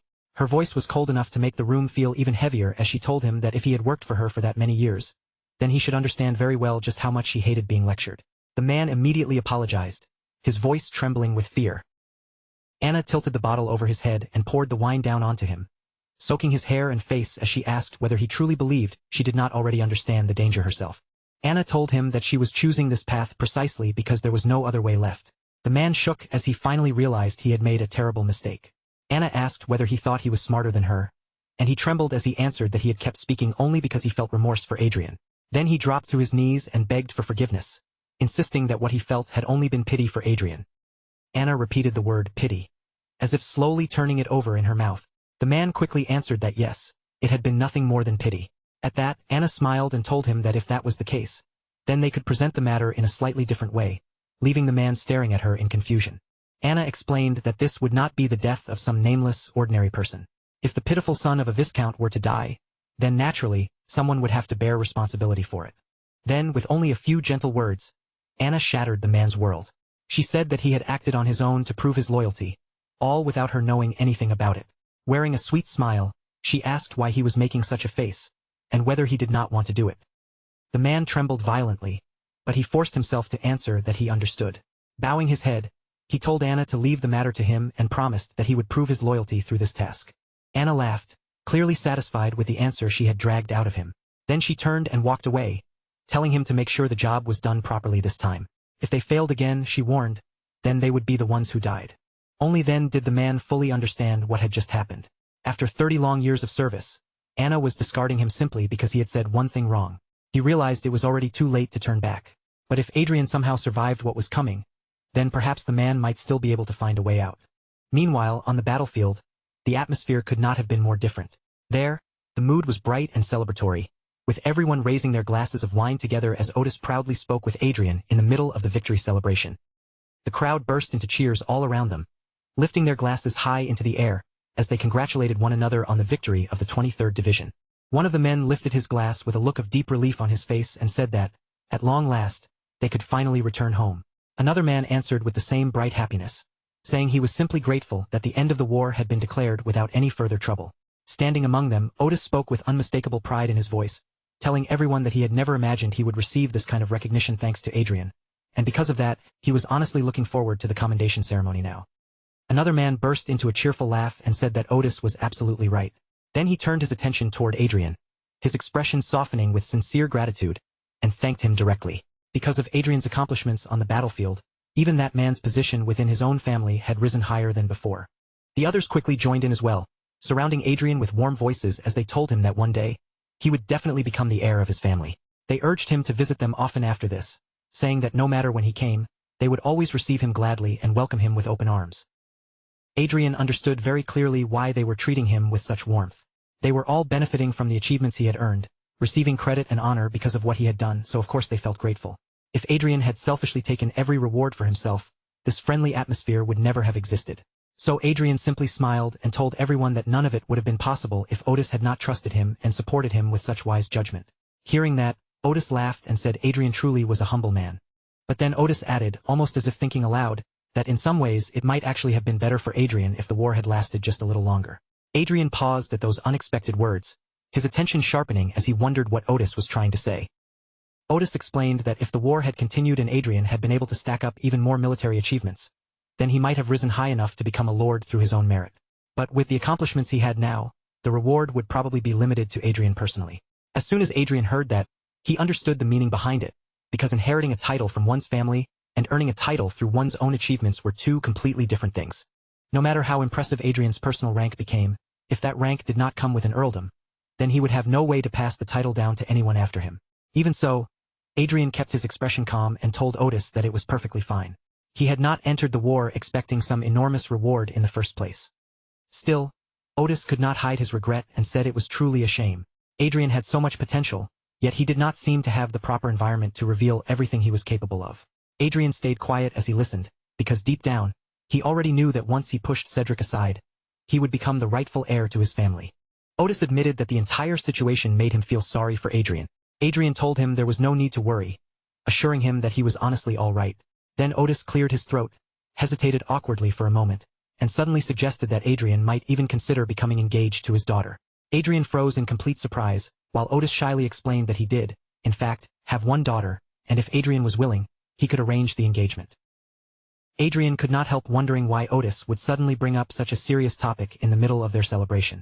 The proposal was far too heavy for him to accept on the spot, so Adrian answered politely, thanking Otis for the offer and telling him that he would take some time to think about it. Otis's face immediately brightened, and he told Adrian to give the matter serious consideration, adding that Adrian would always be welcome in his home. Adrian, however, quietly wondered whether Otis's daughter was the same girl who was rumored to be a maniac. Still, he decided that was not something he needed to worry about right now, and instead found himself wondering whether any of it mattered when he was finally able to return home. In the depths of his mind, Adrian thought of Anna and Cedric. Without saying it aloud, he silently warned them that once he returned, things they could never have predicted would finally begin. The very next day after the war between Reinhardt and Croisen officially came to an end, the provincial army was disbanded immediately. Evans clasped Adrian's hand firmly in farewell and invited him to visit his place whenever he wished, telling him with sincerity that Adrian would always be welcome there. After that brief farewell, the entrance to the ship closed shut. A moment later, the vessel slowly rose into the air, then began flying away, carrying its passengers off into the distance. Later, Adrian logged back into the game, but exhaustion pressed down on him heavily. Whenever he had even the smallest bit of free time, he had been forcing himself to level up as fast as possible, pushing his body and mind without much rest. Adrian knew the next condition all too well. In order to challenge the 8th level of the Lucky Encounter quest, he first had to reach level 250. Right now, however, his level was still only 202. Nearly 10 days had already passed since Adrian reached level 200, and yet his progress now felt painfully slow, almost as if he were crawling forward. Ever since the battle against the Death Knight, Adrian knew that his party's overall combat power had improved tremendously. But the stronger they became, the stronger the monsters they had to face became as well. On top of that, the amount of experience needed for each new level had increased too, making it impossible for him to gain at least one level a day like he had before. Adrian knew this was not simply a personal issue, either, because the monster they had just defeated was dangerous enough that a party of at least 5 people was normally required to take it down safely. For a brief moment, Adrian wondered whether he should search for another party member to make things easier, but he dismissed the idea almost immediately, because he possessed the Lucky Encounter ability. Drawing unnecessary attention would only create more problems, so he decided it was better to keep moving toward the max level slowly and steadily. In the end, Adrian chose to treat this difficult period as both a lesson and a valuable experience. Even if the progress was slower than he wanted, the struggle itself would help him grow stronger in the long run. Just as Adrian was about to say something to Arcea, he suddenly noticed that she had gone completely still. Concern flickered through him, and he asked her what was wrong. At that exact moment, Crowy landed behind him. Adrian turned toward Crowy and asked what was happening. Crowy flapped its wings in a frantic, urgent motion, desperately trying to tell him something. Panic began rising in Adrian's chest as he looked back toward Arcea, wondering if something serious had happened outside the game. Adrian immediately logged out. The moment his eyes opened in reality, he was caught completely off guard by the sight in front of him. Arcea was already locked in combat with someone.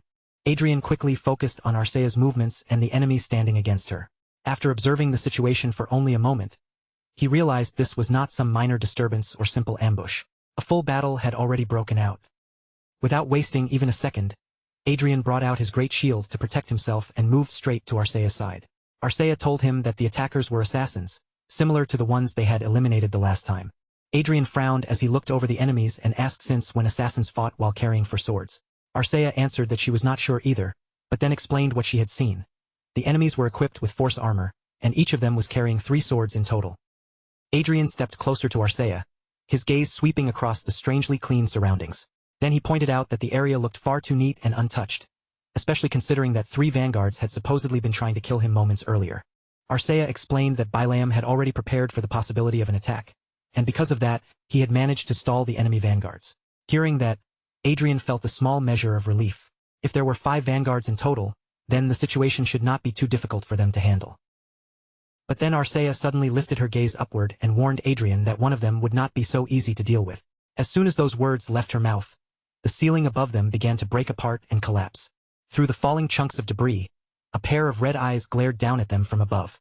The moment Adrian saw that eerie glow, he immediately understood what they were up against. These enemies were armored golems.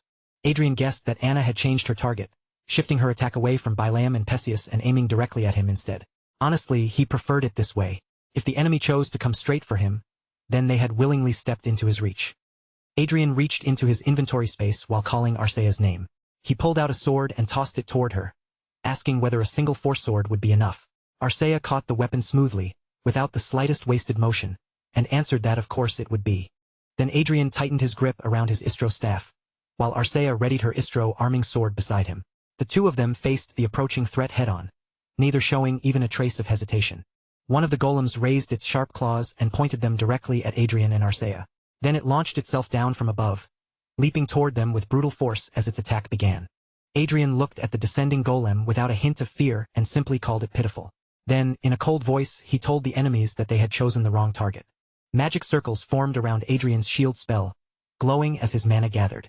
In the next instant, he unleashed flame blasts toward the golems with explosive force, and the blast tore through not only the enemies, but the ship itself, ripping a massive hole open in its side. Adrian immediately flew out through the hole he had just created. Wind rushed violently around him as he called to Arcea and told her they were moving. Arcea answered yes at once and followed him without the slightest delay. Meanwhile, inside the ship, one of the enemies shouted urgently to his captain that something had gone wrong, and that they had to retreat immediately. The enemy captain stared in disbelief, unable to understand how this was happening when the mission should already have been finished by now. Then, without warning, enormous explosions erupted near them. The blasts slammed into the enemy forces and their monsters, sending them flying as chaos swallowed the area. The enemy captain was thrown into panic, sweating hard as pain, fear, and confusion overtook him. The enemy captain shouted in disbelief, demanding to know why a monster like that had been hiding inside the Lawrence family all this time. Adrian flew closer to the enemies while continuously firing magic at them, while Arcea charged ahead at the front, cutting down monsters one after another.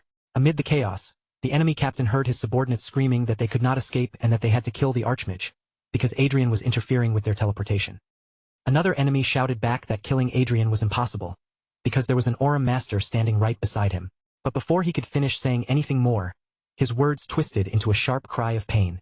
The enemy captain felt his mind beginning to unravel under the pressure of the impossible situation. As if dealing with an Archmage was not already a nightmare, there was also an Aurum Master fighting at his side. Unable to endure the battlefield any longer, the enemy captain turned and fled, shouting to his own people that they were on their own now. That desperate attempt to escape instantly drew the attention of both Adrian and Arcea.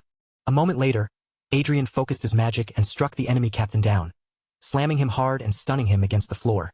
At the same time, Arcea rushed toward the fallen man with terrifying speed. Arcea sliced off the enemy captain's hand, drawing a scream of agony from him. Then she pulled her sword back and attacked again, the edge of her blade cutting in dangerously close as if she were about to take his head in a single clean stroke. But Adrian quickly called out to Arcea and ordered her to wait, telling her not to kill that man. Arcea stopped just in time, her blade halting right before it could sever the enemy captain's head. Adrian descended onto the ship and walked toward the man lying before him. Looking down at the enemy captain, he told him there was no point in trying to run. The man stared back at Adrian in horror, wondering whether his entire unit had truly been annihilated, because in his mind, such a thing should have been impossible. Adrian was just about to make a proposal to the enemy captain. In a calm voice, he prepared to suggest that the two of them help each other. But then Adrian noticed the enemy captain making a suspicious move. His expression sharpened immediately, and as he rushed toward them, he shouted for Arcea to stop the man. Arcea crouched beside the fallen enemy captain and checked his pulse. A moment later, she looked back at Adrian and calmly reported that the man was already dead.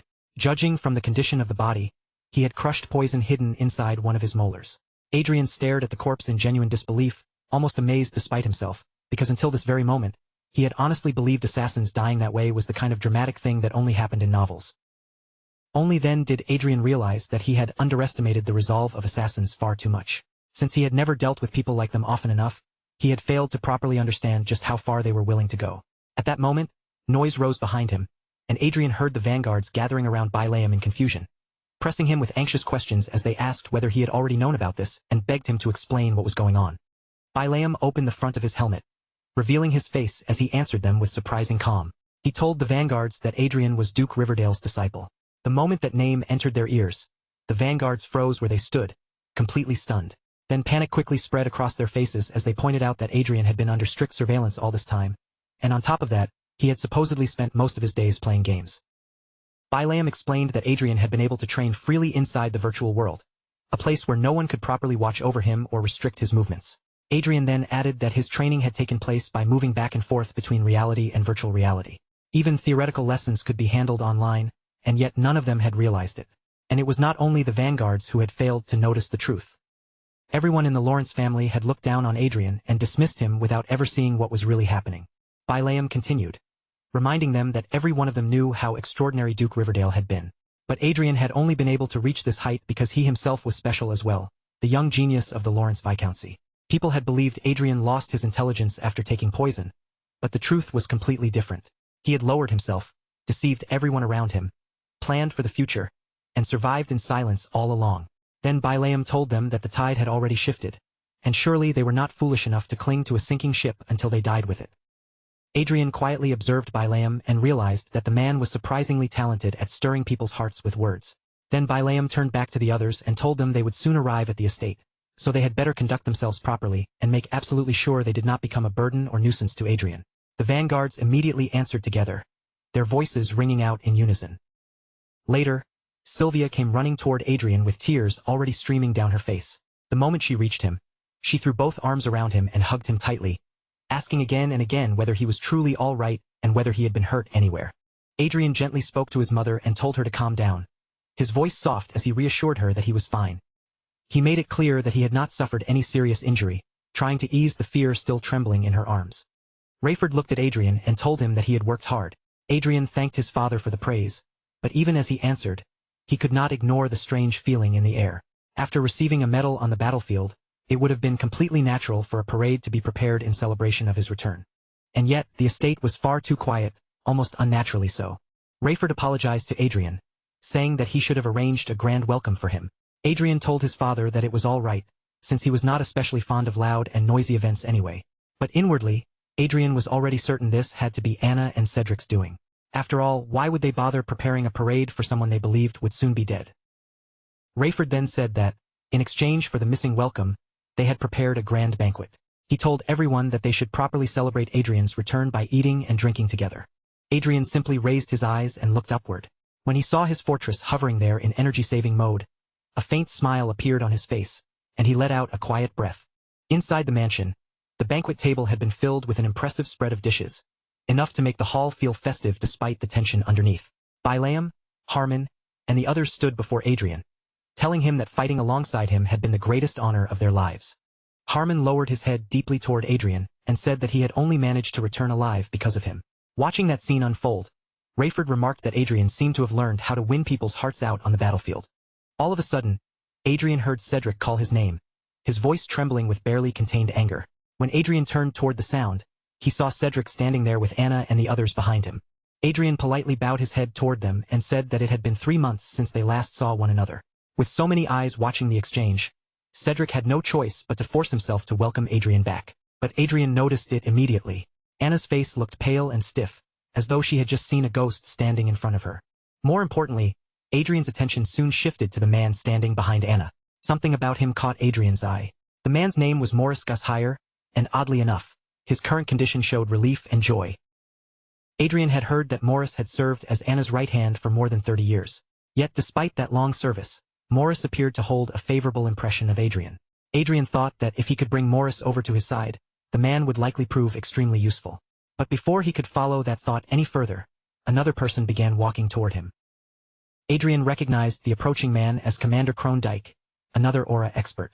As expected of a knight commander, Crone's condition displayed doubt and distrust toward him. His abilities were excellent, but Adrian found it difficult to believe that Crone's defining trait was authority-based management rather than pure combat skill. To Adrian, Anna and Cedric were not even worth taking seriously anymore. What truly irritated him was something else entirely. The fact that, at one point, he had actually been deceived and tormented by people like them. Cedric looked at Adrian and said that, as someone carrying the Lawrence family name, Adrian had done a reasonably decent job. Even if it was not particularly impressive, Cedric claimed that he should still offer Adrian at least some praise. Adrian merely smiled, while inwardly thinking that every word coming from them was nothing but empty nonsense. He would have loved to send their heads flying right then and there, but before that, he needed a proper justification. These bastards had made him suffer for far too long, and Adrian had no intention of giving them a quick, painless death. He would drag them down into a swamp so deep they could never crawl out, and only once they were drowning in despair would he finally strangle them. Cedric asked if Adrian felt pleased after receiving praise, then sneered and called him a crude person. Adrian looked back at Cedric and asked whether he truly thought Adrian would be happy to hear praise from him. Just because Adrian was smiling did not mean he was willing to endure everything Cedric had done, because that would make him far too much of a pushover. Then Adrian said exactly what he meant. It was simply absurd for Cedric to speak as if he were actually capable of accomplishing anything himself. The blunt insult struck Cedric so directly that his face filled with visible shock. What Adrian wanted was to create the right atmosphere, one that would give him the justification he needed, proof that Cedric and Anna deserved everything that was coming for them. So he told Cedric that if Cedric had been the one to lead those men onto the battlefield, every one of them would have been wiped out. Adrian could already picture it. Cedric ignoring tactics, charging forward recklessly, and getting himself killed. Cedric spat out a curse and demanded to know how Adrian dared speak to him like that. Adrian simply continued, asking whether people were not supposed to learn how to use their heads as they grew older. He told Cedric that the very fact Cedric mistook Adrian's smile for happiness was exactly why the vassals called him a moron and an imbecile. Cedric's face turned red with fury. Cedric was about to shoot something back, but Adrian cut him off as though another thought had suddenly occurred to him. Adrian asked whether Cedric's ignorance might have come from his mother's side. At that exact moment, a waiter accidentally tripped, and the wine glass in his hand slipped free, shattering loudly against the floor and making the already dark atmosphere even heavier. Anna stood there on the verge of exploding with anger, but Adrian turned his gaze toward her and spoke in a playful tone. He told her that if she had something to say, she should simply say it out loud. Then he added that she should stop pretending to be elegant, because that act did not suit her at all. Suddenly, Cedric burst into laughter. The unexpected sound echoed through the banquet hall and shocked everyone in the room. Cedric drew his sword and pointed the blade straight at Adrian. His eyes burned with anger as he said Adrian had become even more insolent after returning from the battlefield, accusing him of no longer understanding what fear was. Sylvia quickly spoke up in fear, saying that Adrian must be exhausted after returning from the battlefield and that he looked tired. Her voice trembled as she pleaded with Cedric to put the sword away for now. Rayford then shouted at Cedric, demanding to know what he thought he was doing on such a joyful occasion and ordering him to lower his sword immediately. But Adrian apologized to his father and calmly asked him to stay quiet for a moment and simply watch what happened. Cedric stepped closer, as if he had finally figured everything out. He said he understood now. Someone must have manipulated Adrian, and that was why Adrian was suddenly behaving this way. Cedric declared that this had to be the result of that rebel's instigation. Then, filled with anger, he demanded to know how Bileam dared try to overthrow the Lawrence family. Cedric turned his fury directly toward Bileam and shouted that Bileam must have completely lost his mind. Bileam looked genuinely startled by the accusation and pointed at himself, silently asking Adrian whether Cedric was really talking about him. Adrian shook his head no. Even so, Cedric kept accusing Bileam, claiming that he had persuaded Adrian to tear the family apart from within. Anna immediately went along with Cedric's accusation, acting shocked as she said the claim was absolutely absurd. Then she turned her gaze toward Bileam and asked him whether it was true. Adrian found their behavior so absurd that it almost defied belief. He could hardly believe they were twisting his intentions into something so ridiculous right in front of everyone. Cedric barked an order at the knights, commanding them to seize the rebel Bileam immediately. But not a single knight moved. A thick silence settled over the room. Cedric looked around in disbelief, then shouted at the knights again, demanding to know what they were doing and ordering them to hurry up and obey his command. At last, one knight answered Cedric, saying that if he wanted Vice Commander Bileam captured, then he should do it himself. Cedric's face flushed with embarrassment and rage as he snapped at the knight named Berto, demanding to know what he had just said. Adrian had to struggle to hold back his laughter as the air around Cedric seemed to darken with humiliation and fury. In the end, Cedric completely lost control, overwhelmed by anger and shame all at once, and rushed forward with his blade, shocking everyone gathered in the banquet hall. But before Cedric could reach his target, someone caught his wrist. It was Arcea, and she was still casually eating a huge chicken drumstick, as if stopping Cedric's attack were nothing more than a small interruption during her meal. Cedric furiously demanded to know what Arcea thought she was doing and ordered her to let go of him at once. At the same time, confusion flashed across his face, because he could not understand how she could possibly be strong enough to restrain him so easily. Cedric was about to yell at Arcea again and demand that she release him, but before he could finish, Arcea smacked him across the face with the chicken drumstick. The blow sent him collapsing, his body slowly dropping toward the floor. Crone, Bileam, Rayford, and Sylvia all stared in stunned silence at what had just happened. Adrian, however, watched the scene unfold with open delight, clearly enjoying every second of it. Then Cedric finally hit the ground, and the entire banquet hall sank into complete silence.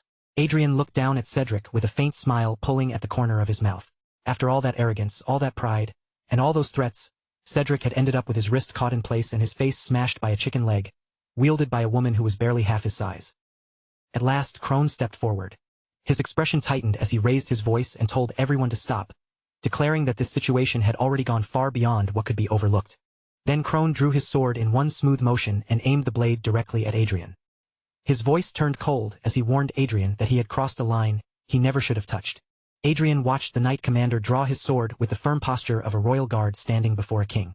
Then Adrian calmly asked Crone whether he was not the one crossing the line right now. He added that Cedric had committed so many shameless acts over the years that Crone either could no longer remember them all, or else Crone himself had simply lost all sense of shame. Cedric, still burning from humiliation and rage, shouted at Crone and demanded to know what he thought he was doing. Those people had dared to lay their hands on him, Cedric yelled, so every single one of them deserved to be killed on the spot. Crone answered Cedric in a surprisingly calm tone, saying that yes, of course they had to die. Cedric immediately shouted back in agreement, as if Crone had finally understood the proper answer. But Crone was not finished. He continued by telling Cedric that, as a vassal, he could not personally harm the second young master, because Adrian was still a member of the Lord's family. The moment Cedric heard that restriction, his face twisted even further, his fury almost boiling over as he realized Crone was placing limits on his revenge. However, Crone then shifted the tip of his sword toward Arcea, who was still peacefully eating her chicken leg as if the banquet hall had not just turned into a battlefield. With his gaze fixed on her, Crone said that in her case, the situation was entirely different. Crone declared that there was no need to show mercy to a commoner who had dared raise her hand against a noble. For that reason, he said he would deliver judgment on her right there and then, without even bothering with a trial. Crone lifted his sword higher, looking down on Arcea as he asked whether she truly believed she had become a noble simply because she was the lover of one. But just as Crone prepared to strike, Bilaam and the other vanguards moved at the same time. Steel flashed as they drew their swords and aimed every blade directly at Crone. Crone glared at Bilaam and demanded to know what he thought he was doing, ordering him to step back immediately. Bilaam did not flinch. He answered that if he had intended to retreat, he never would have drawn his sword in the first place, then warned Crone to move away from Lady Arcea at once. Crone repeated the title Lady Arcea, as if the words themselves sounded strange in his mouth. As his eyes swept across the room, he noticed that even some people who had once belonged to Cedric's faction were now standing on Adrian's side. Most of those people were the kind who valued profit more than loyalty, so Crone could not understand why even those cunning, self-interested individuals were choosing to follow Adrian. The more he took in the scene, the more deeply wrong the entire situation felt. Then, all at once, a large group of knights appeared inside the hall, and Cedric immediately rushed toward his mother as if seeking protection behind her.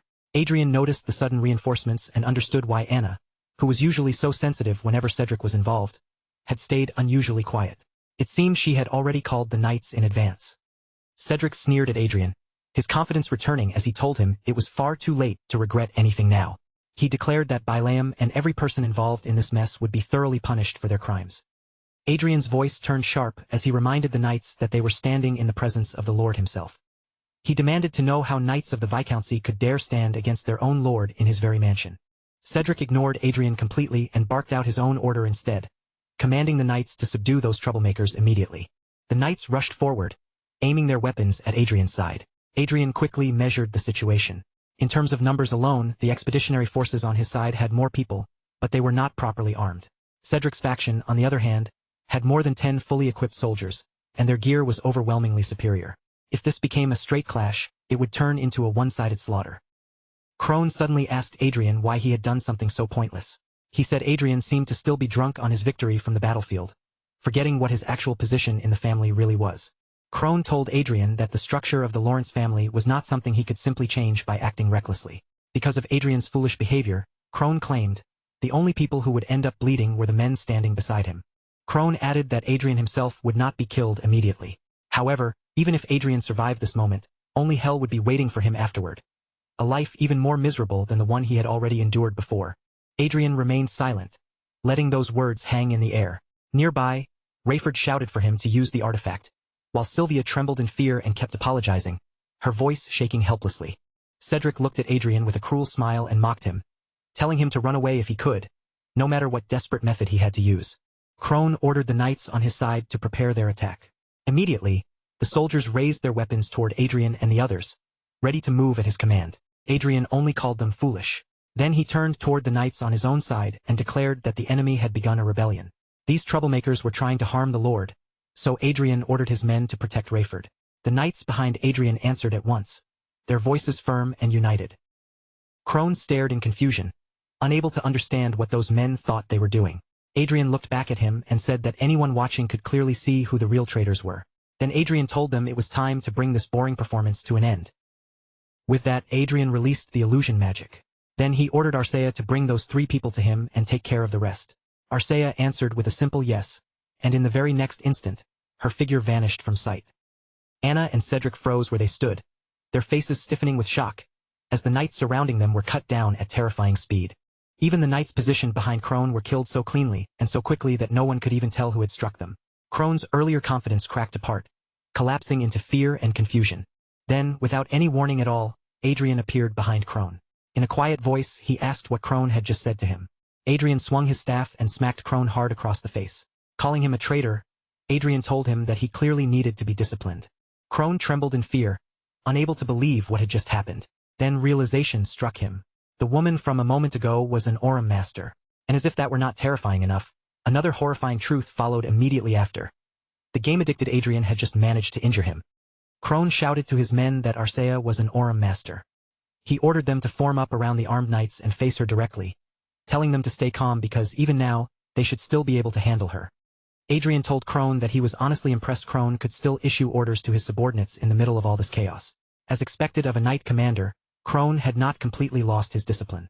Unfortunately for him, Adrian added, that discipline would not change the final result. Crone demanded to know what the hell Adrian really was. Adrian answered as if the question were obvious, saying he was simply a teacher who had come to give them a valuable life lesson. At the same time, Adrian strengthened himself by increasing his agility, physical power, mana, and defense. Crone knew very well that wizards could use magic 2 classes below their own level without needing to cast. In other words, a 7th circle wizard could instantly unleash 5th circle magic. That was proof of an archmage's existence, and it was exactly the sort of power that allowed them to overwhelm vanguards, even those known as wizard killers. That meant that the moment a wizard reached the level of an archmage, the usual weaknesses people associated with wizards almost completely disappeared. Adrian activated one of the spells he had stored through memorized casting and struck Crone with Flame Blast. The explosion hit him with brutal force, and Crone screamed in pain as the flames swallowed him.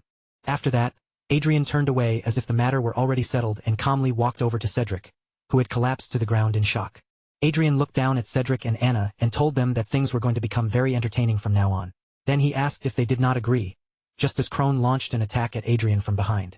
Crone, still burning from the flames, cursed Adrian through the pain and swung at him, but Adrian simply shifted his body to the side, avoiding Crone's attack with effortless ease. Adrian looked at Crone and told him he should have stayed lying on the ground. Then he asked why Crone had bothered getting back up at all, causing Crone to glare at him with fury burning in his eyes. Anna and Cedric trembled where they sat, fear spreading across their faces as they watched Adrian strike back against Crone. Then Crone collapsed to the floor once again, his body dropping heavily as the fight slipped even further out of his control. Anna and Cedric could not understand what they were seeing. How was any of this possible? How had Adrian Lawrence, of all people, become an archmage? Adrian simply smiled at them, and in that moment, Anna and Cedric finally understood just how badly they had been driven into a corner. Later, inside another mansion, a man slammed his hand down onto a table in a furious outburst. He was Margrave Raven, Anna's father.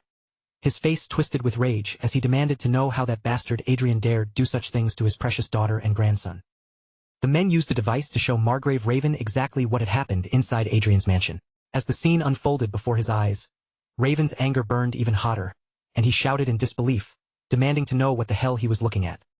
One of Raven's men finally stepped out from the others, his posture stiff as he carefully reported that the video was not slowing down in the slightest. Instead, it was racing through portals and spreading across every major platform without pause, gathering more viewers with every passing minute. If things continued like this, he warned, by tomorrow almost everyone in the kingdom would know what had happened. Worse than that, whispers had already begun to spread, claiming that Cedric Lawrence and Anna Lawrence's treason might not have been their own doing alone, and that Raven himself may have been supporting them from the shadows. Raven brushed the warning aside with a cold, arrogant voice, as if the outrage of ordinary people meant nothing to him at all. He said there was no reason to fear whatever commoners were shouting about in the virtual world. But the man remained tense, unable to let the issue go, and carefully reminded him that the rumors were no longer just idle gossip among the lower classes. Even among the nobles, there were already people beginning to show signs that they believed those suspicions might be true. Raven lowered his gaze toward the man, looking at him as though the concern itself was ridiculous. With a dismissive edge in his voice, he asked what it mattered even if some of them did believe it. In Raven's eyes, the most those people could do was make a little noise, submit a few complaints, and put on some meaningless display of protest. None of it was enough to truly threaten him. To Raven, the whole situation was painfully simple. No matter how precious an archmage and an aura master might be, a war could never be decided by 1 or 2 superhumans standing alone on a battlefield. And anyone who chose to shield those two would be making a choice far greater than mere protection. They would be openly placing themselves against Raven, a Margrave whose military power could rival the combined strength of both a duke and a marquis. Raven understood that things might become annoying if someone with authority on the level of a duke or a marquis chose to stand beside Adrian. But to him, that possibility was so unlikely it was almost laughable. Those high-ranking nobles, more than anyone else, would never welcome the sudden rise of a new rival, especially one with enough potential to threaten the positions they had fought so hard to secure. After a short hesitation, the man carefully raised another concern. warning Raven that the royal family might eventually involve themselves. If the uproar continued to grow this loudly and spread this widely, there was a genuine chance that the crown would no longer be able to pretend it had seen nothing. Raven answered as though that possibility was already obvious to him. A young archmage and an aura master appearing at the same time would naturally attract attention from every corner of the kingdom. But then his expression sharpened, his eyes narrowing with calculation, and he added the one condition that mattered most. All of that attention would only become dangerous if the video itself was accepted as the truth. The moment Raven said that, the man froze where he stood. His eyes widened slightly, and confusion spread across his face, as he struggled to understand the meaning behind those words, and what kind of plan Raven had already begun to form. Raven then explained in a calm, almost casual tone that they only needed to turn Adrian and the others into frauds. If the public could be made to question whether they were truly an archmage and an aura master, then all of the attention gathering around them would begin to crumble.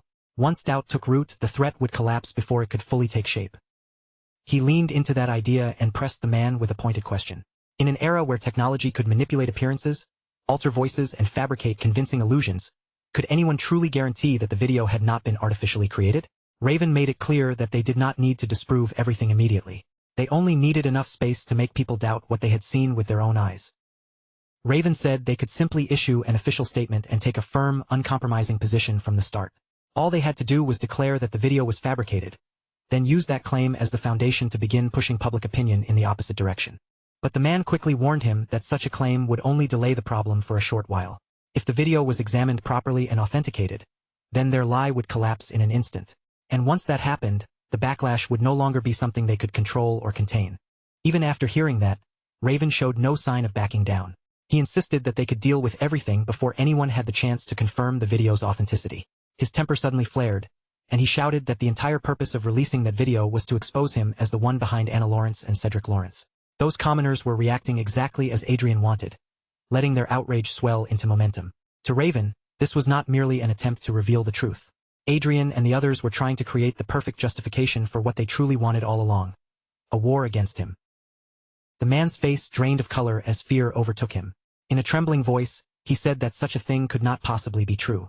He could barely process what Raven was suggesting and asked whether Adrian and the others had completely lost their minds. From his perspective, it sounded as though they were deliberately provoking the Margrave himself into a direct fight. Raven paid no attention to the man's panic and moved straight to the practical question. He asked how much of their Margrave forces could be mobilized for a territorial war. One of the men answered at once, explaining that under ordinary conditions, they could move roughly half of their total military strength. For their territory, that meant either 3 sky fortresses with 150 vanguards, or 2 sky fortresses accompanied by 200 vanguards. Raven then asked what they could deploy immediately, without any delay or further preparation. One of the men replied that they could move 200 vanguards and 1 sky fortress right away.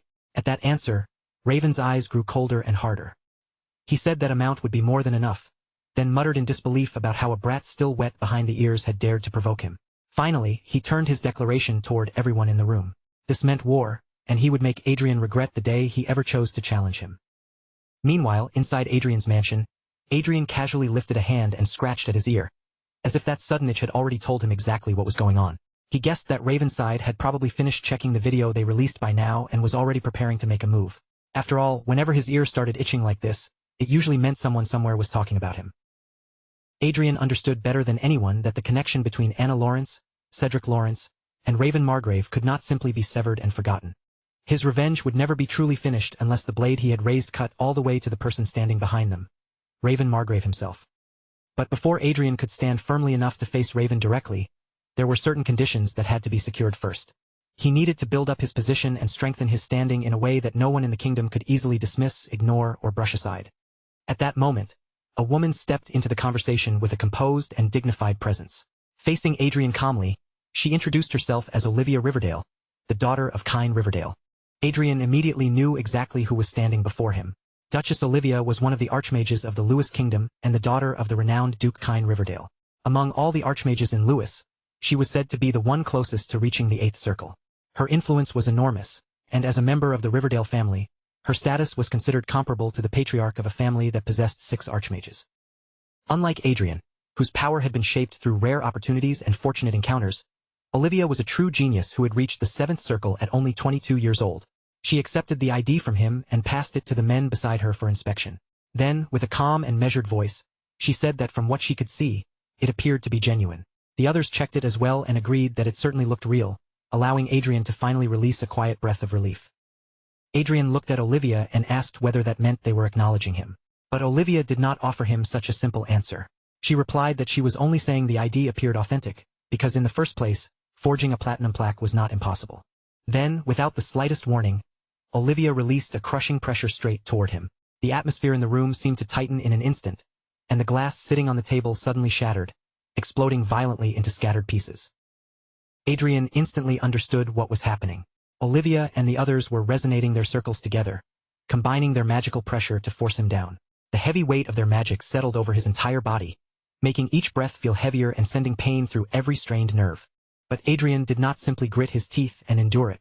He immediately pushed back with his own magic power, releasing enough force to stop their pressure from overwhelming him. The moment Olivia felt his resistance clearly, her expression shifted, surprise flashing across her face. Adrian's irritation showed plainly as he demanded to know what that was supposed to mean. Yet Olivia did not apologize or look the least bit guilty. Instead, she studied him with clear interest in her eyes and told him that what he had just done was incredible. Around them, the men began cheering for Adrian, their voices rising with excitement after witnessing his strength. Olivia, however, behaved as though the entire incident had been nothing more than a minor test. With a calm movement of her hand, she restored the shattered glass cup and explained that they had simply wanted to personally confirm his abilities. Adrian was not convinced by that explanation.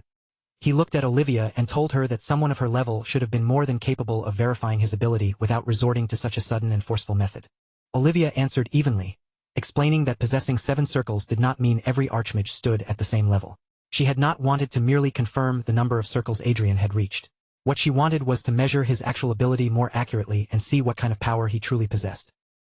Adrian thought to himself that although Olivia looked refined, graceful, and delicate on the outside, her methods were surprisingly aggressive. Still, he did not dwell on it for long.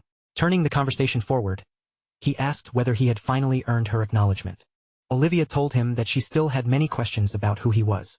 However, there was no real reason for Riverdale to reject a genius archmage who claimed to be her father's disciple, especially when that same person was already helping expand the influence of her family. Adrian noticed that Olivia did not seem especially fixated on whether every single part of his identity was perfectly genuine. To him, it felt more as though she was simply welcoming the arrival of another archmage, especially one whose existence could bring clear benefits to Riverdale.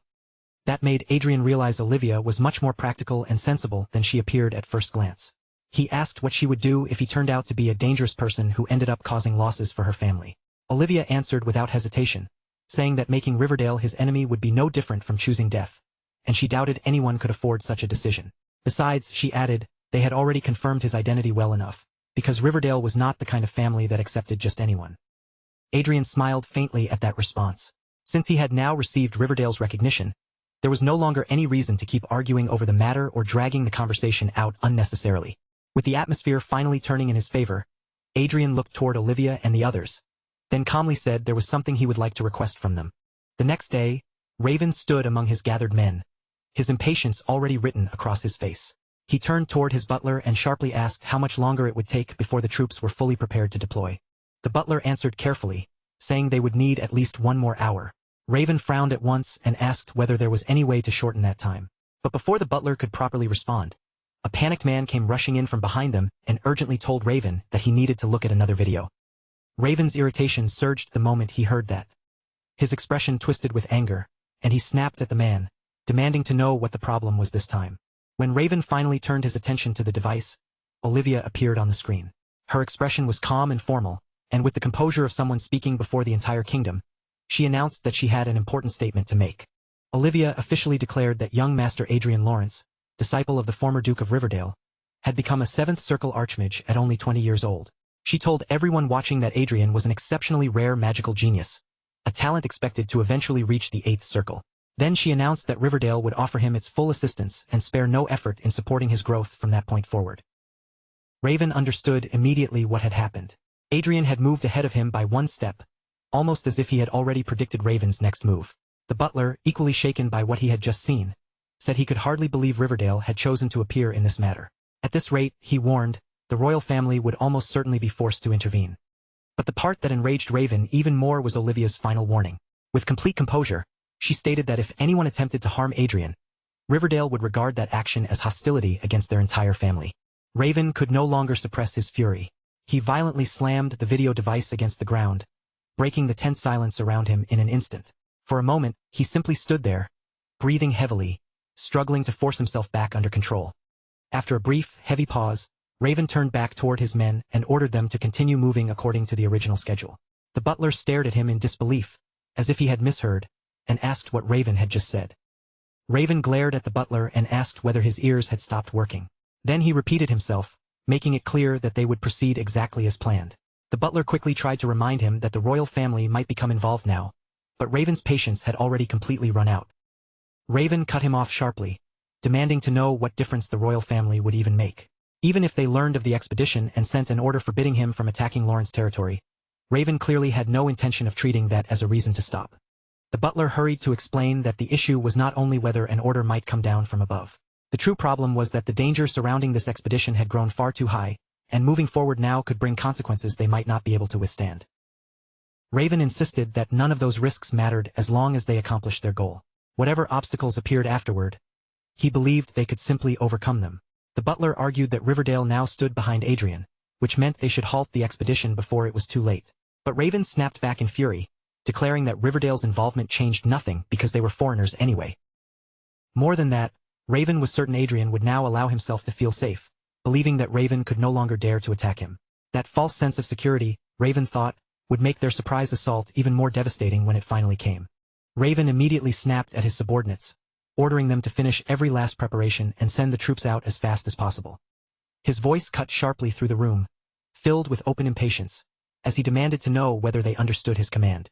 But none of them realized that high above their heads, Crowley had already taken position, silently watching every movement from overhead. The butler lowered his head at once, his posture stiff and obedient as he answered that he understood. He no longer dared to push Raven any further, so he quickly promised that they would increase the pace of the preparations and force every remaining step to move faster. But thanks to the shared vision between Crowley and Adrian, not a single movement from Raven's side remained hidden. Every order Raven gave, every reaction from his men, and every step the enemy took was being observed clearly from Adrian's side, as if Raven's entire mansion had been laid bare before him. Before Olivia ever released the video to the public, she had looked at Adrian and asked if he truly wanted her to hold a press conference. She also questioned whether that was really the only request he wished to make of her. Adrian, however, answered with calm certainty, saying that yes, that was exactly what he wanted from Riverdale. Olivia told Adrian that she understood very well how dangerous his current position had become.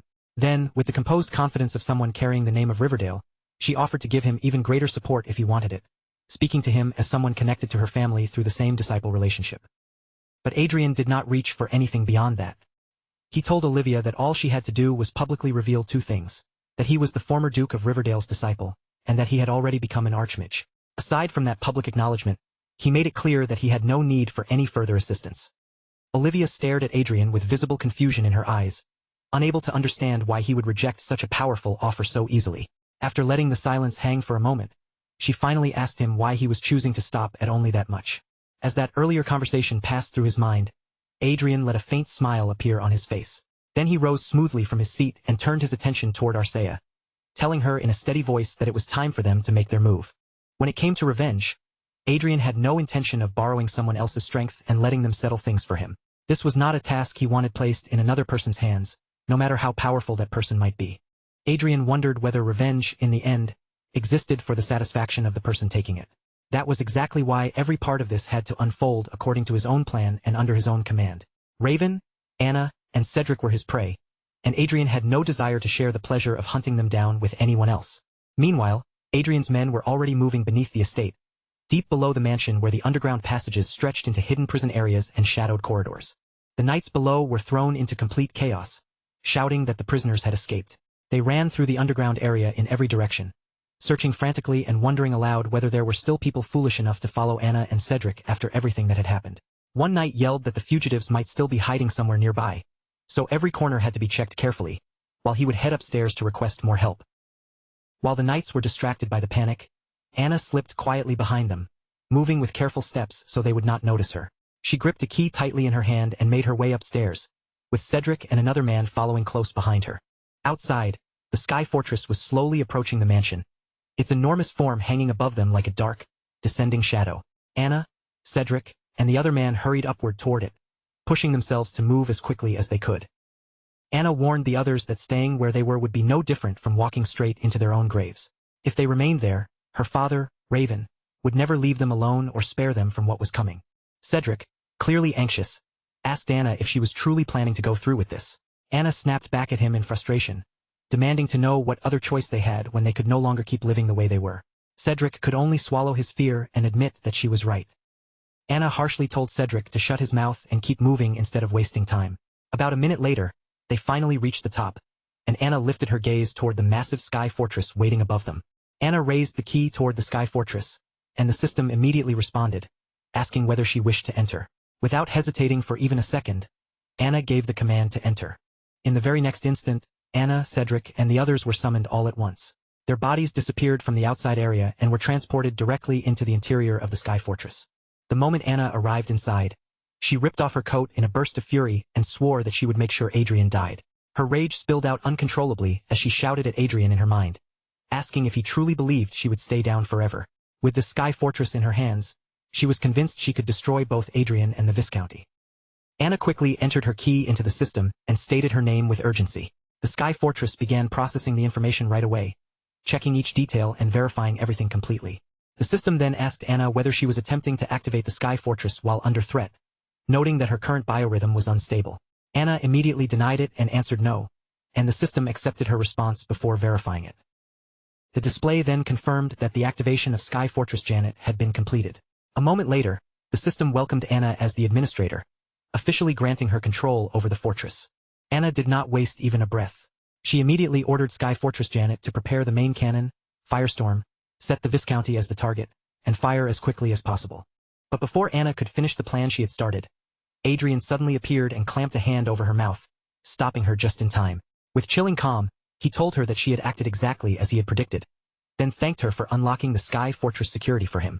Anna's eyes widened in panic as she wondered when Adrian had managed to get inside.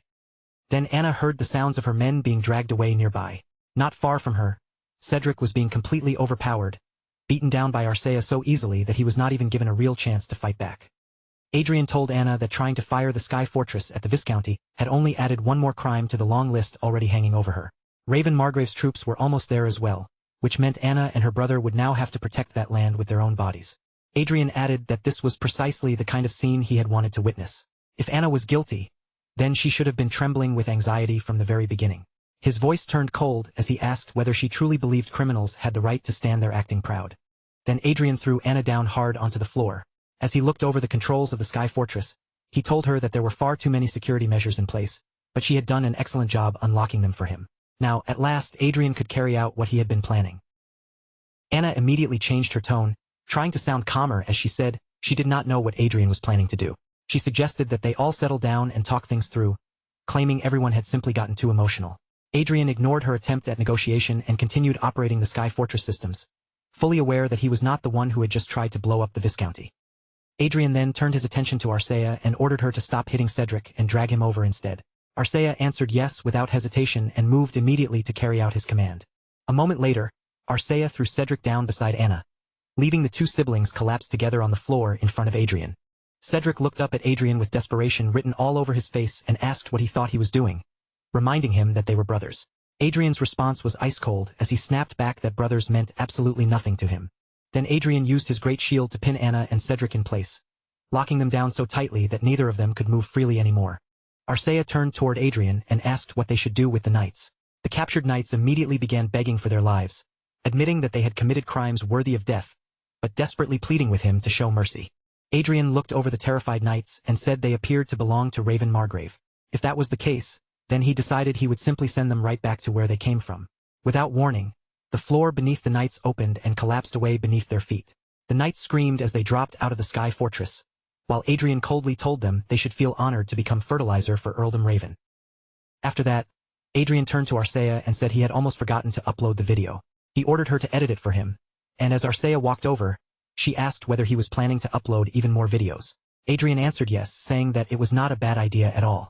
Behind them, Anna and Cedric struggled desperately against his shield, twisting and fighting as they tried to break free.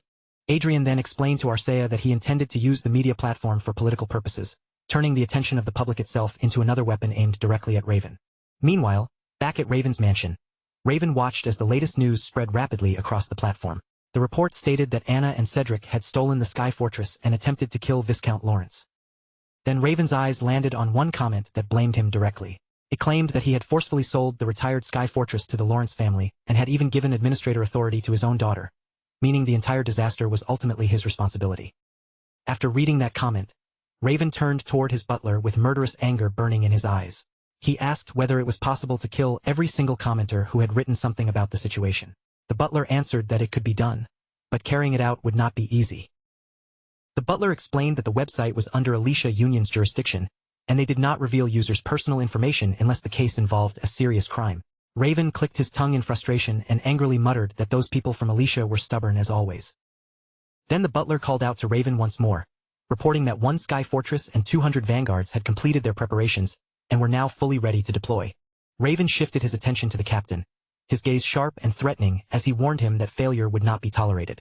The captain stiffened under that pressure and answered that he would keep the order firmly in mind. With his anger still burning inside him, Raven finally gave the command. He ordered the troops to move out immediately. The mages began activating the teleportation magic circle, pouring mana into the formation as the glowing pattern prepared to send the vanguards and the Sky Fortress toward their destination. Little by little, the troops and the Sky Fortress disappeared into the light of teleportation, fading from the area and leaving Raven behind with only his butler and Nan standing at his side. Raven bitterly thought to himself that he should have gone there in person. At that very moment, Anna, still trapped inside Adrian's shield, screamed desperately for her father not to come. 1 minute later, a circle of teleportation mana appeared above Anna's Sky Fortress. Adrian sensed the distortion in the air immediately, and he shouted that Raven's forces had arrived. Adrian did not waste a single second. The moment he sensed Raven's forces arriving, he gave the order to begin the mana surge. At his command, the Sky Fortress rumbled violently, releasing a brutal wave of energy through its enormous frame. Electric power crackled across the fortress like lightning crawling over metal, and the air surrounding it began to twist and distort under the pressure. Cedric was already shaking so badly he could barely keep himself together, tears streaming down his face as he called out to Adrian and asked if Adrian could hear him. His voice cracked again and again while he apologized desperately, begging Adrian to forgive both him and Anna. Beside him, Anna fell into a panic and shouted at Cedric, demanding to know what he thought he was doing. Adrian answered with chilling calm, his expression showing no hesitation at all. He told Anna that he was simply making use of something he had learned during the war. Then, in that same steady voice, he explained exactly what this method was called, a suicide bomb. The instant Adrian said those words, both Anna and Cedric went completely still. Shock washed over their faces, their skin turning pale as the meaning finally sank in. At last, they understood what Adrian intended to do with the Sky Fortress they were trapped inside. Adrian lifted his glass of wine with an almost playful farewell, casually saying goodbye to them as if he were watching the final scene of a performance from somewhere safe. And in the next moment, a tremendous explosion burst open across the sky, blooming like enormous fireworks above the land. Beneath the glow of that blast, Adrian remained perfectly calm and took a slow sip of wine. Adrian thought that some people might say revenge was pointless, that it was hollow, meaningless, and incapable of giving anyone real satisfaction. But at that moment he could not have disagreed more. Under that exploding sky, with the light of the blast reflecting around him, the alcohol in his glass tasted sweeter than it ever had before. Then Adrian turned toward Arcea with a relaxed look on his face, as if the terrible scene above them were nothing more than a festival display. In a light tone, he told her that they should make a wish. Arcea looked back at Adrian in confusion, clearly not understanding what he meant, and asked what kind of wish he was talking about. Adrian answered casually, saying that when people watched fireworks, they were supposed to make a wish. The date was August 15, 2019, in the Age of Magic. On that day, Adrian erased Anna and Cedric, the two people who had continued to torment him and bring trouble into his life in this world. With both of them finally gone, the chains around him were broken, and he gained the absolute freedom he had been fighting to claim. Meanwhile, inside Raven's mansion, the atmosphere had sunk into a heavy, suffocating silence. Raven and his men sat there with tense expressions, every person in the room waiting for news from the troops that had already been sent out. Raven's patience finally reached its limit. His anger burst out as he demanded to know why they still could not contact the deployed forces. By now, the operation should have already been finished, so he could not understand why no report had come back. One of the men cautiously suggested that it might simply be a communication failure. But another man immediately pointed out that even then, the troops should still have been able to reach them through personal devices. A third wondered if the problem came from the large-scale teleportation being rushed too quickly, and someone else anxiously asked whether that meant a space disconnection had occurred. Raven then turned the question toward the spies they had planted in advance. The man answered that they had not been able to reach any of those spies either, especially since the silence had begun right after those people took Anna into custody. The man carefully admitted that their hidden information might have been exposed, and that the spies were probably already arrested. Raven shot him a furious glare and asked if he was making some kind of joke. But the man answered that if that was not what had happened, then he honestly could not think of any other explanation. That possibility struck Raven like a spark falling into dry gunpowder. His rage began to boil as he considered the idea that this entire situation may have been prepared in advance. The more he thought about it, the more he wondered just how long Adrian had been setting this trap. If that was true, Raven thought bitterly, then he had allowed himself to be played by a brat young enough to be his grandson. He then told his men that aside from the Lord's castle, there had to be at least one person in an ordinary residential area they could still contact. But one of the men answered that, possibly because of the space disconnection, even the general communication lines were failing to connect. Suddenly, another man called out to Raven in a panic. He explained that he had been searching online for articles connected to Lawrence territory, and one new article had just been posted only 3 minutes earlier. Raven immediately focused on the screen. What appeared before him was footage of a massive explosion swallowing the sky, while down below, vanguards struggled to protect the surrounding area from the force of the blast. The video showed the vanguards attacking the fortress that had been transported there, but one after another they were caught in explosions. Their units shattered apart in the chaos, scattering across the battlefield as the disaster unfolded in full view. The room went completely silent as everyone stared at the footage. Then Raven's butler explained that according to the article posted with the video, an evacuation advisory had been issued roughly an hour earlier, and every resident of the Lawrence Viscounty had already been moved to safety. The article also stated that while communication had been completely cut off, a tremendous explosion suddenly erupted in the sky. Communications had only been restored a short while ago, and soon after that, an official announcement had been released from the Lord's castle. That report was enough to make Raven's fury explode. With just one hand, he smashed the table in front of him, splintering it apart in a single violent blow and leaving his men frozen in shock. Still burning with rage, Raven grabbed a nearby vase and hurled it aside, then flung his chair toward his men as well. After glaring at them in a tense silence, he finally asked how many additional troops could be deployed immediately. One of the men answered carefully, clearly afraid of provoking him further. He said they could immediately deploy either 75 vanguards, or 25 vanguards together with one sky fortress. Anything beyond that, he warned, would cross the line and violate the law. Raven began calculating the damage in his head. If the forces he had dispatched earlier had possessed combat power equal to 5 sky fortresses, then after the catastrophe shown in the footage, their remaining military strength had been cut down severely. Judging from the video alone, Raven estimated that the effective strength he had left was now only around 1.5. The answer was painfully obvious. Adrian had sacrificed his own sky fortress and used it as a suicide bombing weapon. No matter how outdated the sky fortress from the Lawrence estate had been, Raven knew his forces could not have remained whole after being caught at close range in a mana surge explosion.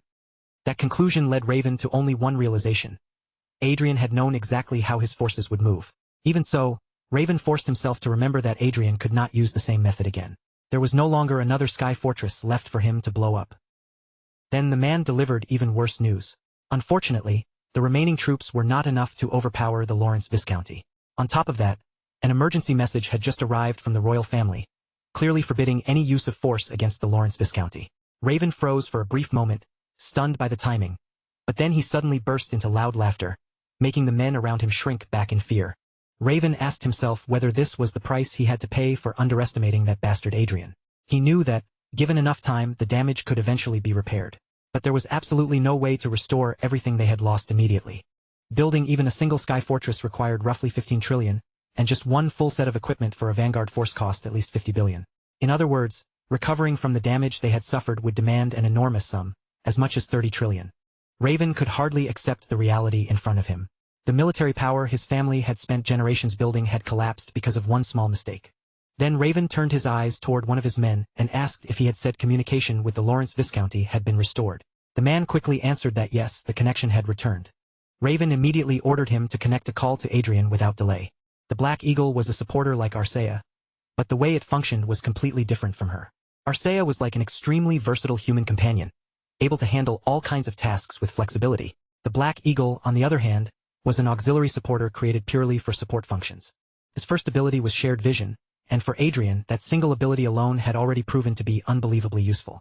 When the call finally connected, Adrian looked at Raven and said he could hardly believe Raven had the nerve to contact him after everything that had happened. Raven, however, acknowledged Adrian's skill, and admitted that Adrian's trick had worked well this time. Then he warned him not to assume that kind of luck would keep protecting him. Adrian calmly told Raven not to worry, because his revenge would only be complete after Raven was dead and his family had fallen. Raven narrowed his eyes and asked what Adrian meant by revenge. Adrian answered that Raven might not know this, but since Anna and Cedric had loved the Sky Fortress so much, he had kindly allowed them to stay inside it until the very end. Adrian added that they must have been satisfied, especially since he had gone so far as to prepare such an expensive cremation ceremony for them. Raven responded in a cold voice, saying that just because Adrian's strategy had succeeded once, he had clearly forgotten how terrifying this world could truly be.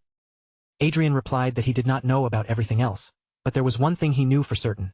He was not afraid of Raven. Raven swore that he would never forget the humiliation of this day and would make Adrian pay for it 1,000 times over. Hearing that, Adrian smiled, because Raven seemed far more furious over insults directed at himself than over the deaths of Anna and Cedric. Adrian guessed that Raven had already shoved Anna and Cedric's deaths to the back of his mind.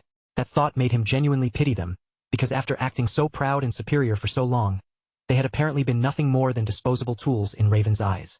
Then Adrian abruptly changed the subject and asked Raven whether he was currently on the 80th floor of the Lord's castle. Raven's expression shifted at once, and he demanded to know what Adrian was talking about.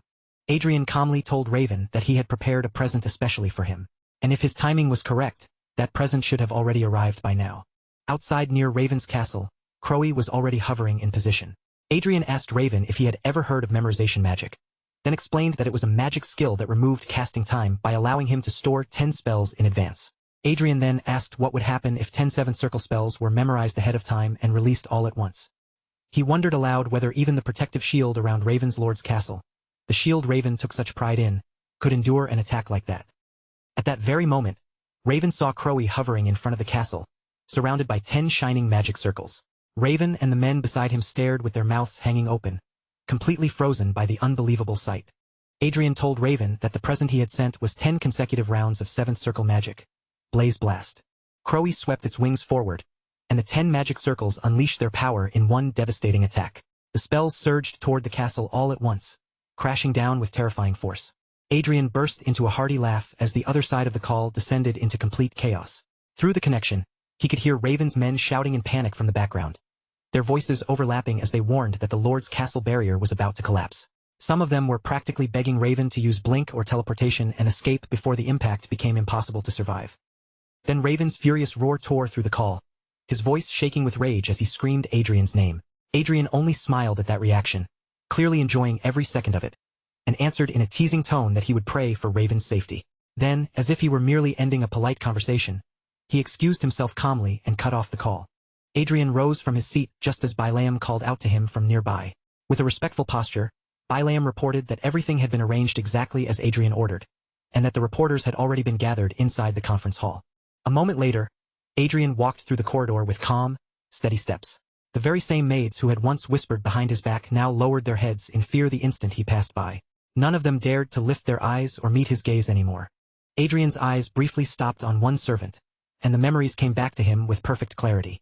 In the past, among the maids and servants of the Lord's castle, there had not been a single person who had not looked down on him. As Adrian continued down the hall, the servants and maids around him trembled in place, barely daring to move. The sight almost made him laugh. These were the same people who had once mocked him freely, and now they were so frightened they could hardly even breathe loudly in his presence. Adrian knew, with absolute certainty, that the time had finally come to part ways with the past. The days when he had been forced to play the fool in front of everyone were over. From this moment onward, the second act of his brilliant life had truly begun. Before long, the news began reporting that young Master Adrian Lawrence had held a public conference regarding the Sky Fortress suicide attack incident. The report revealed that Raven Margrave had secretly dispatched one Sky Fortress along with 200 vanguards, only for that entire force to be reduced to ash in a single devastating instant. Some people criticized Adrian, claiming that he had copied the same tactic once used during the war against the Croizon Empire. Others, however, admitted that the result came from Adrian's sharp prediction, his careful planning, and his overwhelming advantage in information warfare. Adrian emphasized that none of this would ever have happened if Raven Margrave had not plotted a malicious attack first. He firmly stated that his actions were nothing more than the necessary measures to protect his land. Meanwhile, Raven Margrave's castle had collapsed, and although Raven himself survived, he had suffered enormous damage from Adrian's unexpected counterattack. The headlines spreading everywhere was impossible to ignore. Young prodigy Adrian Lawrence had shut down Raven Margrave. The Post asked viewers to share their thoughts on the shocking news, and the comments quickly filled with mixed reactions. Some said the stolen sky fortress deserved to be destroyed. Others praised Adrian's intelligence and called it the beginning of a new era for the Reinhardt kingdom, while some dismissed the whole thing as just another ugly feud between noble families. Adrian smiled as he scrolled through the comments, thanking everyone for their support and saying he would never forget their encouragement. His excitement only grew when he realized that in just one day, he had already reached 1 million followers and become a true full-fledged influencer. Bilam, however, looked far less relaxed. With concern in his voice, he pointed out that some people were still blaming Adrian for bringing down a famous noble family. Adrian brushed that concern away without hesitation, making it clear that he had no intention of backing down anymore. Bilam remembered how Adrian had lived his entire life being suppressed, underestimated, and pushed around by others. But the young master standing before him now no longer looked like someone trapped by fate.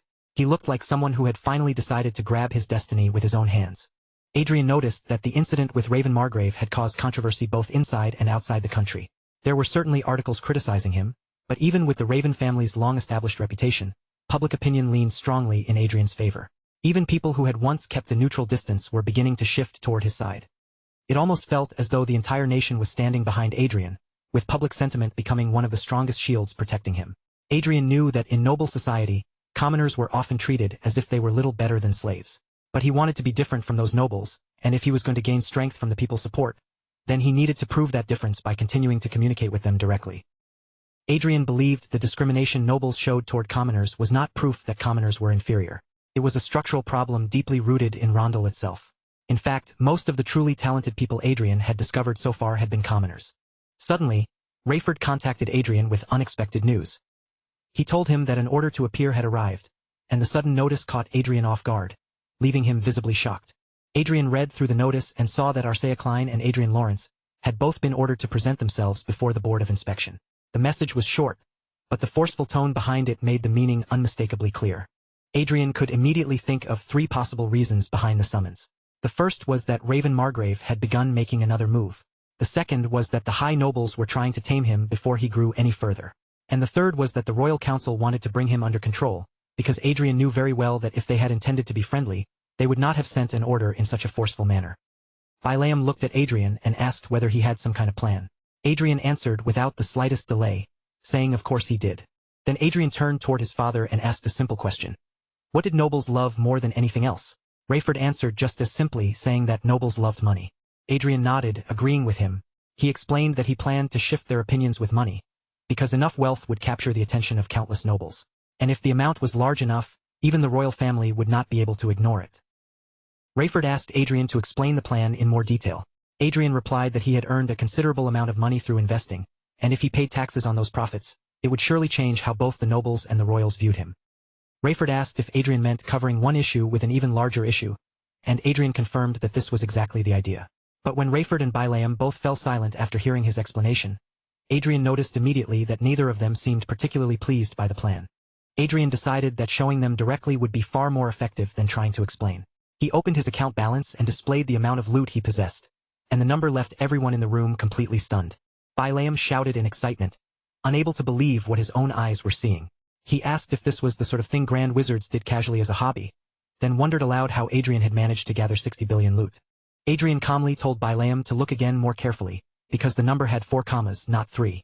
Bilam stared at the figure once more, and his confusion quickly turned into disbelief as he realized Adrian did not have 60 billion, but 60 trillion loot.